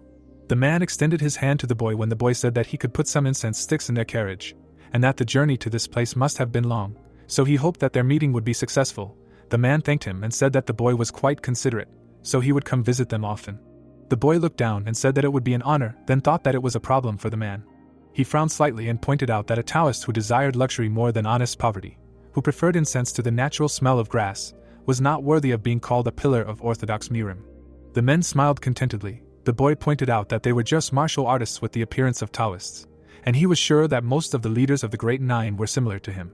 Slightly bowing his head, he said that it was time for him to go. The man stopped him to ask one question. He frowned slightly and said that he knew that the boy's position in the house sect was quite high, and the person he was about to meet must also be of quite a high rank if Yachi was under his command, so he wondered who he was. The young man apologized without looking up and said that they were special guests of their sect, so they could not reveal their identities to outsiders, and then hoped for understanding from the man. The interlocutor looked him in the eye and asked if he could tell only him about this. The young man apologized again. Anger began to appear on the man's face. The assistant smiled slightly and said that this young man had helped them many times before, so they should just let him go, because in the future they would have to do a lot to the people from the house sect, so he was sure that they would repay them for this rudeness later. The guy immediately nodded when the assistant asked if this was true. He smiled slightly and thought that he had not done anything rude to repay for this, so their logic was rather strange, and then confirmed the assistant's guess. The plum blossom symbol fluttered in the wind. The soldiers stood next to each other. The hero thought that these were the plum blossom swordsmen, the face of the Manhwa sect. He stepped onto the ground and thought that he had already come prepared for war. Hajin and Dongpil stepped forward. The youth thought that with such a significant group of the sect here, the defense of the mountain sect was weakened. Perhaps it would be good if the sect leader was strictly neutral, but this was too much. He frowned sternly and said that he didn't think he had to be fluent in military strategies just because he was the sect leader, but that was too stupid. One of the soldiers looked at them with a concerned look and asked what the youth had just said. The blonde stepped forward and asked them to tell the leader that they had come. The soldier frowned and repeated his question, then asked if the youth had just spoken about their sect leader. Dongpil looked at him and repeated his request. The soldier yelled at him and told the coachman not to go into this forest. He looked at the young man and shouted how he could insult the leader of the great mountain sect, and that they would not be allowed in until they apologized. The boy grinned contentedly and asked if they could do it, and then thought that this made his job easier. Her Nasha turned around and told the blonde man that they were leaving. The soldier was seething with rage when the hero asked him to tell the leader that some stupid plum blossom swordsman had disrupted the negotiations. the soldier again demanded that he repeat these words. The hero looked back and calmly said that some idiot who did not know how to keep his mouth shut and how to properly communicate with guests had changed the political situation, so he would go to the head of the Zhongnan sect, so he should tell his leader not to be nervous. Suddenly, one of the men called out to them and asked them to stop. The man released his energy and said firmly that the boys had come all this way but were just going to leave without seeing the sect leader. The blonde looked back, feeling the energy in the man's voice, and realized that he was a top martial artist. The soldiers lined up in a small hallway, and the man said that he understood that they had been rude. He smiled slightly and noted that the boy probably didn't want to make things difficult either, so they could just pretend that none of this had happened. The hero lowered his head and thought that the man understood that they had been rude but didn't want to apologize. But if a student does something wrong, a responsible person should take responsibility. But he wasn't going to apologize because he was treating it like some petty squabble. The boy looked back and said that the man was not the sect leader. He scratched his head when the man introduced himself as Sanja and said that he was sure that the boy had heard of him. The hero replied that he hadn't. Suddenly the man and his soldiers got angry again. The commander looked the guy in the eyes and said that it was okay, because it was not the most important thing. The hero replied that he agreed, because first he wanted an apology. Sanja frowned and thought that the guy was in Jianghu for the first time, because he did not even think that he would hear such words from a young man who was not yet 30 years old. But he had no choice, because in this matter the interlocutors had an advantage. The upstart soldier watched what was happening angrily. The commander turned to him and said that he had already asked him many times to deal with his anger issues. Looking back, the commander demanded that he apologize. The soldier stepped forward and apologized to the young master. He raised his head. Hajin asked why the soldier was apologizing to him. The blonde silently watched what was happening. The young man said that the person they insulted was him, so they should apologize to him. The soldier was shocked for a second when the boy said that he should bow his head and say what exactly he did wrong, admit it, and then ask for forgiveness, because that was the proper way to apologize. Hajin exhaled heavily and said that the sect apparently did not teach its students basic manners, so this was a complete mess. The soldier gritted his teeth in anger and called the young master scum. Suddenly, he looked back at the commander when he called out to him and said that he should do as he was told. The boy was very surprised and turned to the elder, but the commander said that he would take his sword if he did not apologize. These words greatly shocked the warrior. He bowed his head to the blonde and said that he was asking for forgiveness, because he was arrogant and did not behave according to the rules. The man immediately forgave him. The commander looked at the young man and said that this should settle the conflict. Hajin smiled and said that it was not entirely satisfactory, but he agreed. The boy walked forward and asked to be taken to the leader. The commander grabbed the hilt of his sword and said that they had received an apology from the Hua Mountain swordsman, but they would take their apology back. The man turned around and seethed in anger, thinking that they would all die once this deal was over. The rays of the setting sun illuminated the entrance to the palace. The man informed the leader that the guests had already arrived. Sansa frowned and pointed out that the guest could not be even 30, since he was too young. The boy frowned slightly as he looked at him. The man thought that the atmosphere surrounding him was very different from that of the previous sect leader, but his martial arts seemed good enough for the leader. The young man approached the table opposite the man. The sect leader said that the guest had no good manners. The boy replied that his good manners were quite excellent. He pushed back his chair and said that if it weren't for that conflict on the street, he would have been polite to the interlocutor too, but he no longer saw the need for it, so they could just move on to negotiations and leave. The sect leader looked at him and asked how he dared to talk to him in such a tone. The hero replied that it was none of his business, so they should get down to business. He immediately became furious upon hearing this arrogance. The boy imagined a carriage standing on the street and said that the Steel Blood Fortress leader's favorite lover was with them, and her guard was also with them, but he didn't think that this person was of much value, after which he asked if the interlocutor would buy them. The old man looked at him irritably and asked what this meant, and if the boy was just going to hand them over. The youth smiled and asked the man if he knew what the word negotiation meant, and did he really think that they were just going to give them away for free. That was quite naive. The man released his aura and said that the youth was currently naive. After all, the Great Mountain sect was at the top of the 10 great sects. He cracked the table with one hand and said that he was the leader of this section. If the guy dared to tell him to buy them, he didn't know his place. Waves of energy quickly spread through the air from the man, and suddenly the old man frowned in surprise as he noticed something.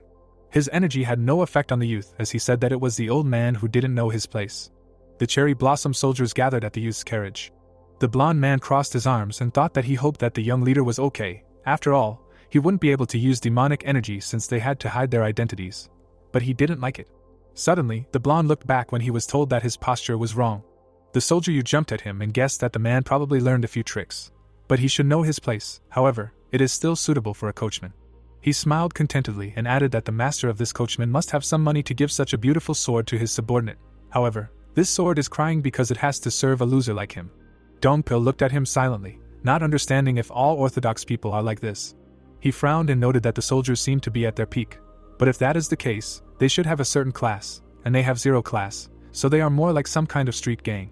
The soldier gritted his teeth in anger and asked if the man thought he was too good to talk to them, then said that he did not like the look of the blonde.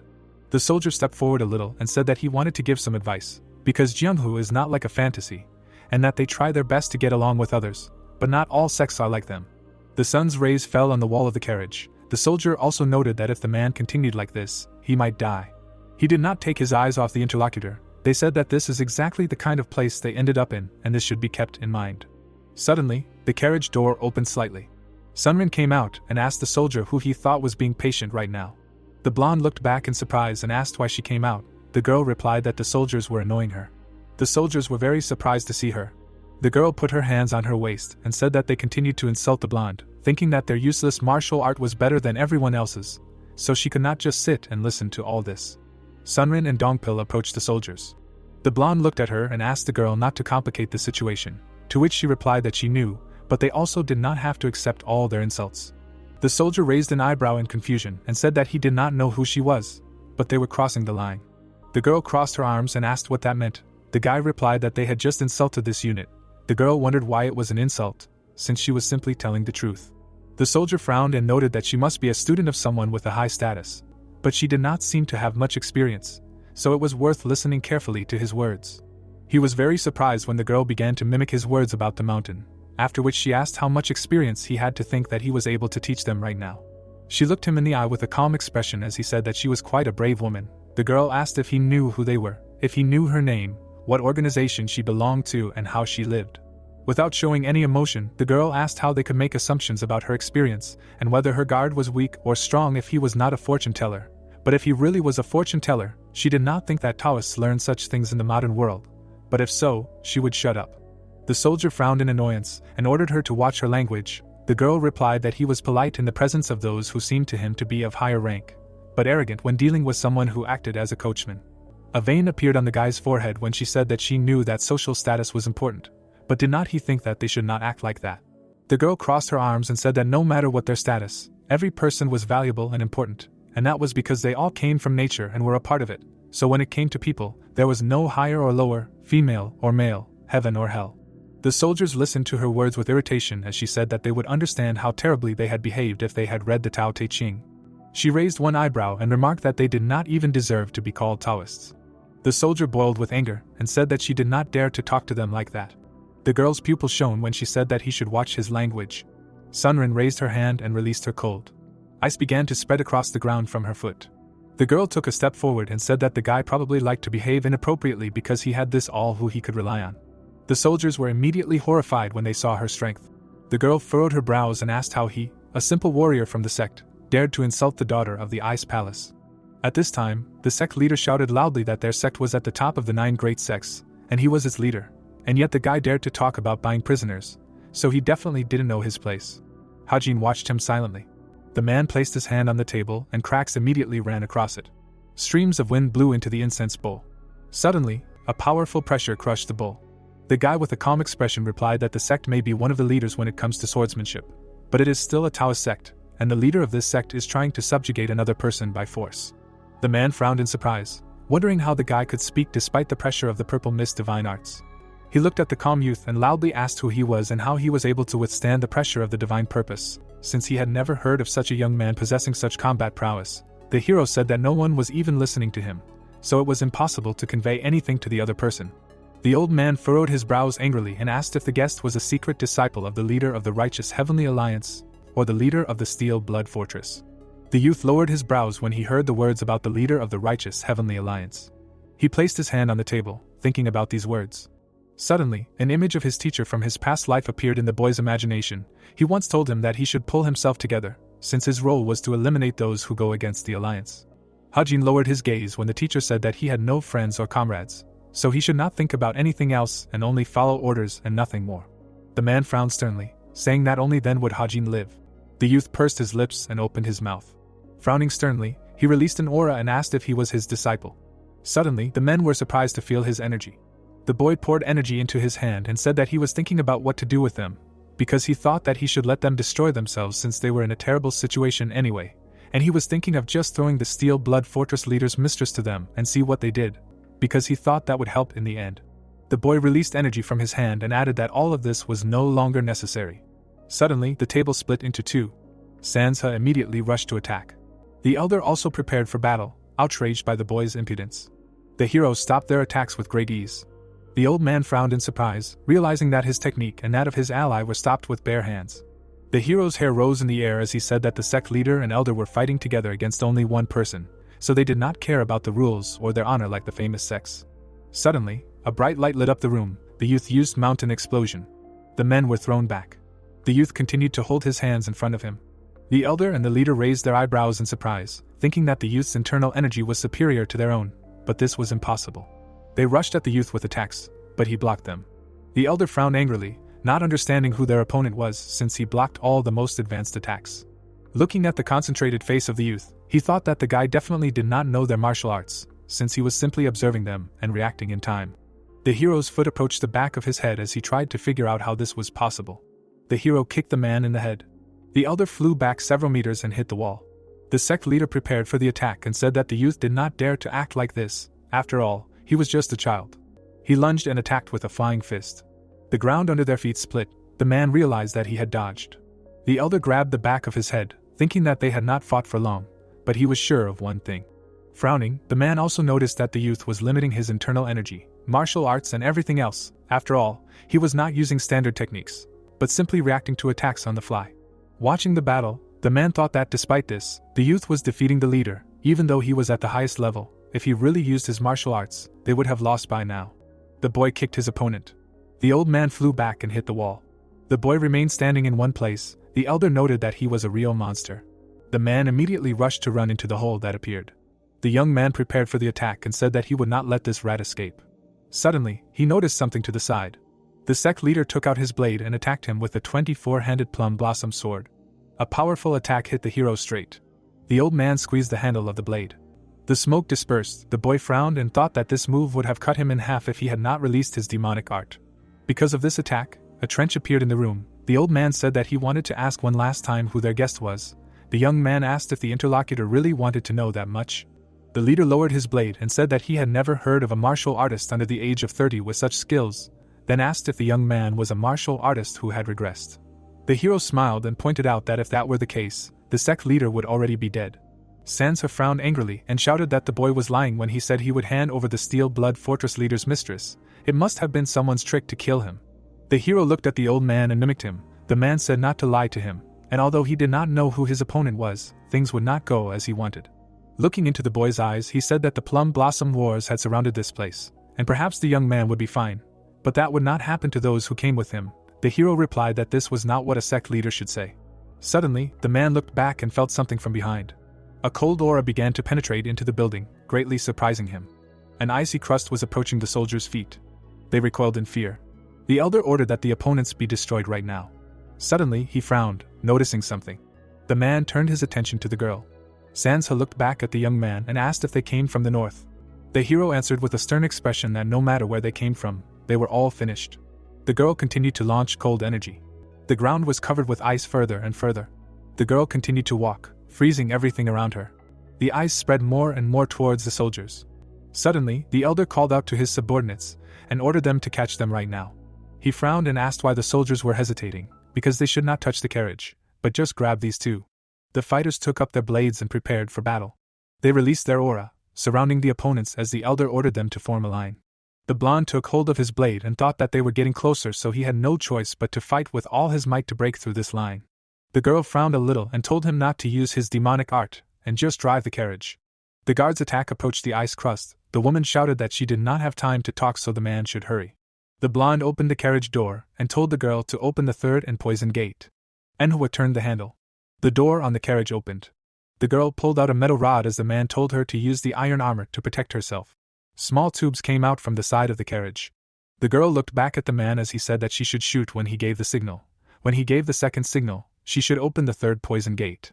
Sanren continued and downloaded the cold. A drop of blood ran down her lip and she thought that if she used more ice essence divine arts, she would feel bad, and her internal injuries were already quite serious. The elder noticed her condition and thought that the cold energy was slowly decreasing. He smiled contentedly and thought that the girl must be overdoing it, because the amount of energy released was simply stunning, but he was sure that it took a lot of internal strength. The next second, he jumped up from his seat. The man rose into the air above the girl and decided that now was the time to attack. The blonde blocked his path and blocked the attack. The elder frowned in annoyance and thought that a simple coachman was able to block the path of his sword. The elder's blade bounced off the blonde's ball. The man jumped to the side. Sunrin lowered her head in helplessness. Dongpil worriedly asked her if she was okay. The fighters increased their sword formation to the maximum when they heard the corresponding order. The blonde man held the girl's hand, watching the approaching danger, and thought that he had no time to dodge. At that moment, a surge of powerful energy occurred inside the palace. The elder looked around in surprise, realizing that something had happened to the senior disciple. The blonde man picked up the girl and ran to the carriage, giving a signal to Manhwa. Suddenly, gunshots rang out from the cannons. The shells hit the soldiers. The blonde man sat in his seat and shouted for her to use the first poison. Suddenly, a cloud of poison erupted from the carriage. The soldiers began to cover their mouths so as not to breathe in the gas. Hajin went down to them and the elder noticed this. The man looked back and saw that the leader was kneeling. The guy said that he thought the guys ran away because they valued their lives, but apparently, instead, they were trying to take hostages. The sect leader fell face down on the floor. The elder called out to him. The man took hold of the blade and looked at his opponent. He gritted his teeth and asked the youth who they were, since they used ice arts and a carriage that fired hidden weapons as well as poison gas. The hero replied with a calm expression that the ones who always had the most questions were those who were about to die. Sanja launched his attack and created a slashing wave. His energy collided with the hero's barrier and dissipated. The man suddenly realized that it was demonic energy. He trembled in fear and asked if the boy came from a demonic cult. Hajin smirked and said that he should have realized this by now. A moment later, the youth attacked his opponent. The man's headless body fell to his knees. The soldiers watched silently. They trembled in fear when the youth asked if any of them wanted to avenge their elder and the leader of the mountain sect. Hajin stepped on the leader's body and said that he thought the life of the sect leader was not as valuable as the sect itself.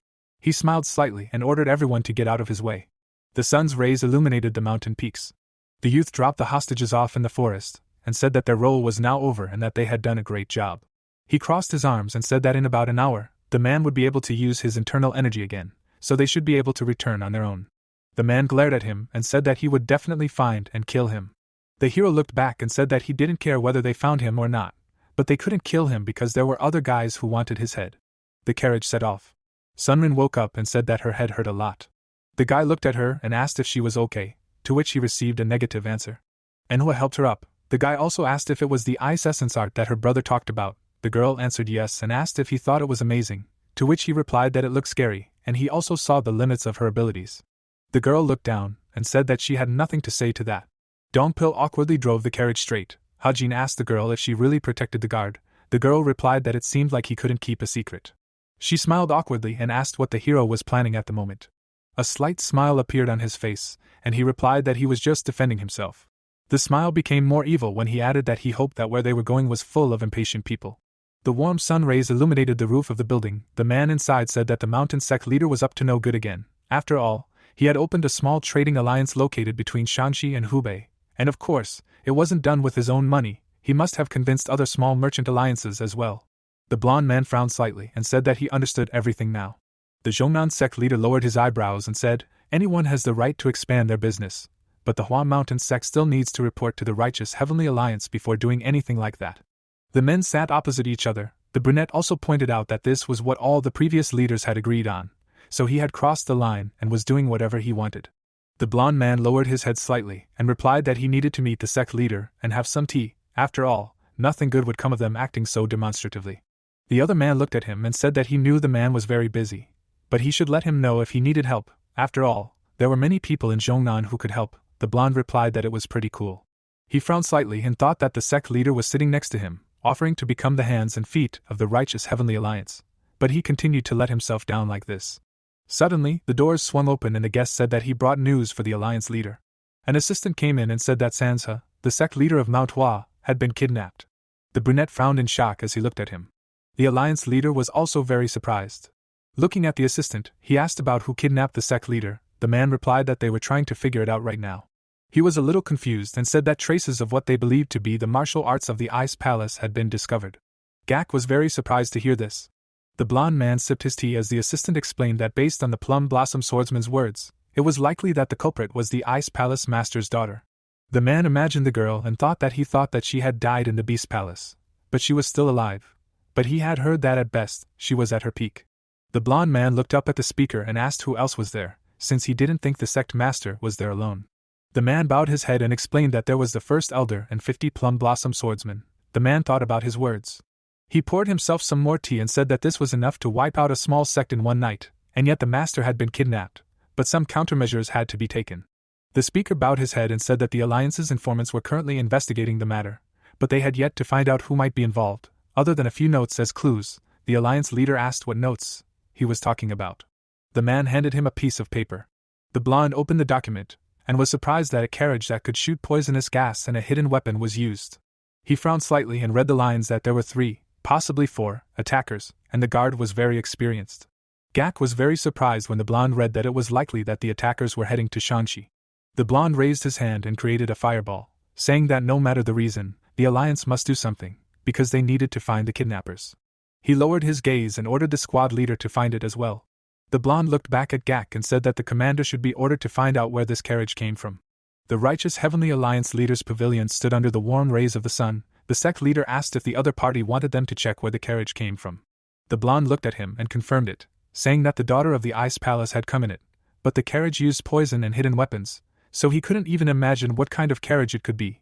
But the main thing was that there weren't many organizations in the world that could make such carriages. He looked at his hand and noticed that the woman captured by the Beast Palace had suddenly appeared in Hubei province, and in addition, she was accompanied by very experienced martial artists, which allowed him to narrow down the circle to possibly be the criminals. The man sweated from the tension and guessed if it could be a demonic cult. The teapot was lying quietly on the table. The blonde said that the other party was getting ahead of himself. In addition, only traces of ice arts were found there, but he would have heard if there were traces of demonic arts. The blonde man walked to the window and thought that if the attackers were heading north, they must have come from the south. But how far south should they look? He looked back sternly and turned to the sect leader. Looking out the window, the man asked what the other man thought about this, and whether he would like to see the trade alliance that Sanja had created on the borders of the 2 provinces, while he would detain the informants for 1 day. Gak frowned and realized that this meant that the alliance leader would prevent the information from being passed on to the other 10 great sects, which would give them the opportunity to resolve the situation. He folded his hands and enthusiastically asked to leave this matter to him. The blonde man did not look back but said that the leader should be careful. After all, the enemy was a martial artist who had defeated 50 peak martial artists and kidnapped the sect leader, so they would have to put in much more effort than him. The man agreed and said that there was no need to worry about it. After all, the Zhongnan sect did not often participate in affairs, but when they did, they gave it their all. So he would live up to the alliance's expectations. A smile appeared on the blonde man's face. He looked back at the other man and said that if everything went well, the trading alliance that Sanja founded would come under their control. The sun's rays fell on the leaves of the trees near Baokong. The head guard was informed that the young leader had arrived. Hajin inquired about how things were going. Yachi glanced at him and said that they had a big problem. He said with a calm expression that the problem was the leader of the Zhongnan sect. The youth laughed and said that big fish were swimming towards him one after another. The rays of the setting sun illuminated the walls of the Zhongnan sect. The leader asked if everyone had come. The assistant said that 70 heavenly warriors had gathered inside and each of them was at the level of 10 mountains splitting balls. The man looked at him and asked if the elders had come. The assistant said that the 5th and 7th elders had come with them. The sect leader smiled and asked if the 7th elder had finished training. The interlocutor with a slight smile said that it was so, and that according to the elder, he wanted to find a worthy use for his skills, so this decision was made in a hurry.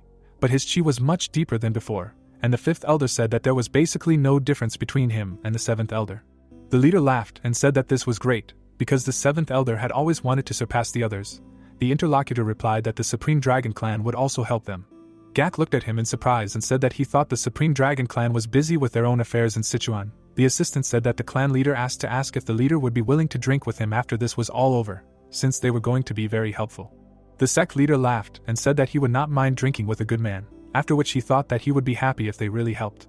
He opened his eyes slightly and noted that the credit for all this should go to their sect. He looked at the other person and asked if they had found any information about the kidnappers. The assistant said that they were currently between Baokong and Fangxian, under Mount Wudong. He thought that they should do something about it. The leader frowned and said that he was sure that the leader of the Wudong sect would want to intervene if he heard about this. But he couldn't because they were all still struggling with their own internal turmoil. The other man looked at him in surprise and asked what that meant. Gak imagined the image of the leader of the Wudang sect and said that the sect was able to go with the flow, unlike Shaolin, but the current leader was power-hungry and would have gotten rid of the practice of complete isolation from civilization if not for the elders. He then imagined the image of the perfect god of the martial sword. Pai thought that, however, the perfect being who is considered the best Taoist is still alive, because he is the best swordsman who made the legends of the twin gods of orthodox martial arts famous, along with the divine monk of Shaolin, the god of the Arhat fists, Grandmaster Nogo. He stood up from his seat and said that Hengchun was showing influence on the entire Wudang, and even the leader couldn't just ignore him, so this province didn't have time to catch the kidnappers because of the conflict with this warrior. The man took up his sword and said that now that they had gathered everyone together, and even enlisted the help of the Supreme Dragon Clan, they shouldn't waste time. Gak smiled a little and offered to save this idiot, the leader of the Hua Mountain sect. The full moon hung in the sky above the forest. The hero said that they would arrive in Baokong by noon if they left early tomorrow morning. The guys were sitting by the fire. The hero also said that from there they would head to Shanxi along a good government road, so the journey should be easier from there. The girl looked at him and asked if they were going to stop at a restaurant or an inn. The young man replied that they would stop there, but they would not stay in the big cities. She looked at him in surprise and said that she forgot to ask him about what he did to the Plum Blossom swordsman since she couldn't pay attention to it. Hajin replied that they were pursuing them from afar. Sunrin frowned in surprise and said that she thought that they should be the swordsmen with the most potential in the region.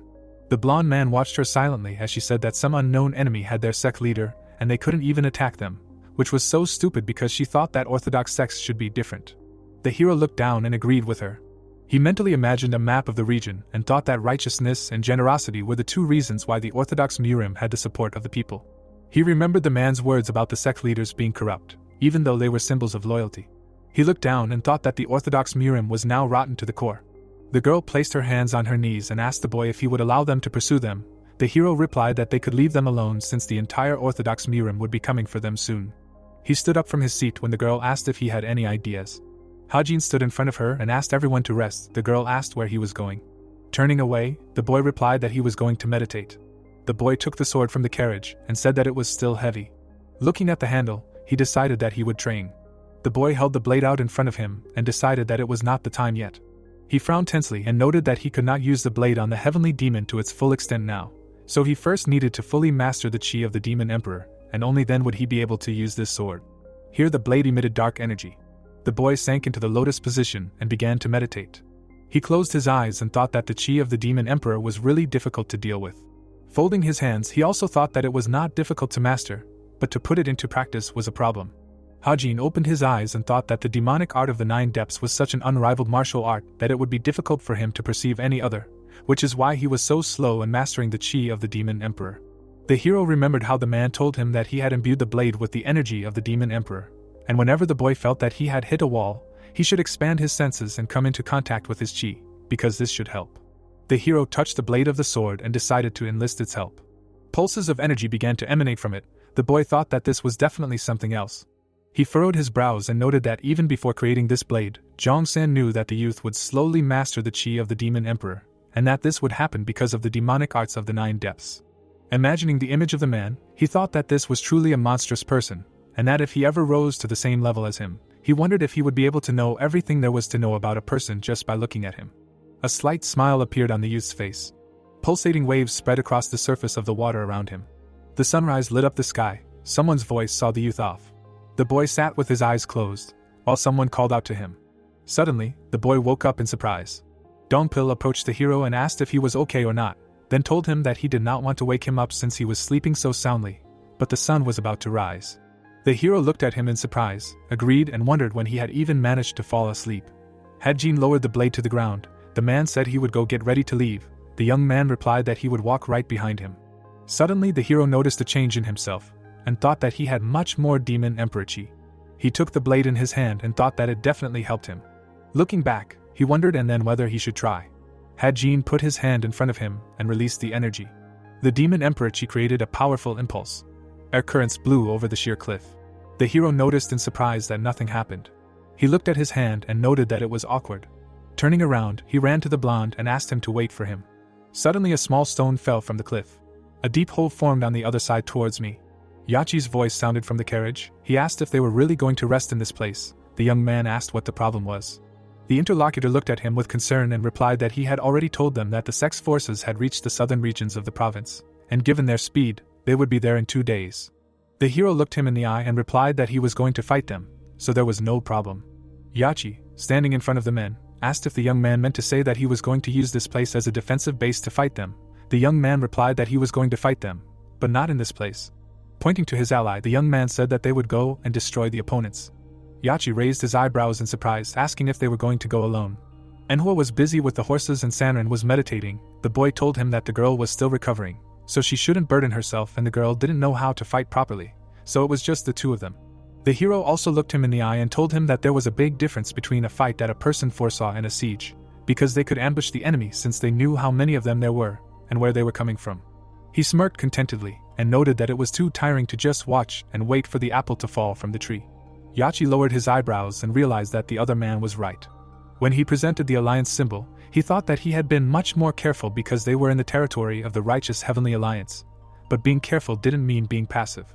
Looking at the men, he also thought that being able to gain the upper hand in a situation despite being in enemy territory was quite powerful, so he understood how the boy was able to reach such a position.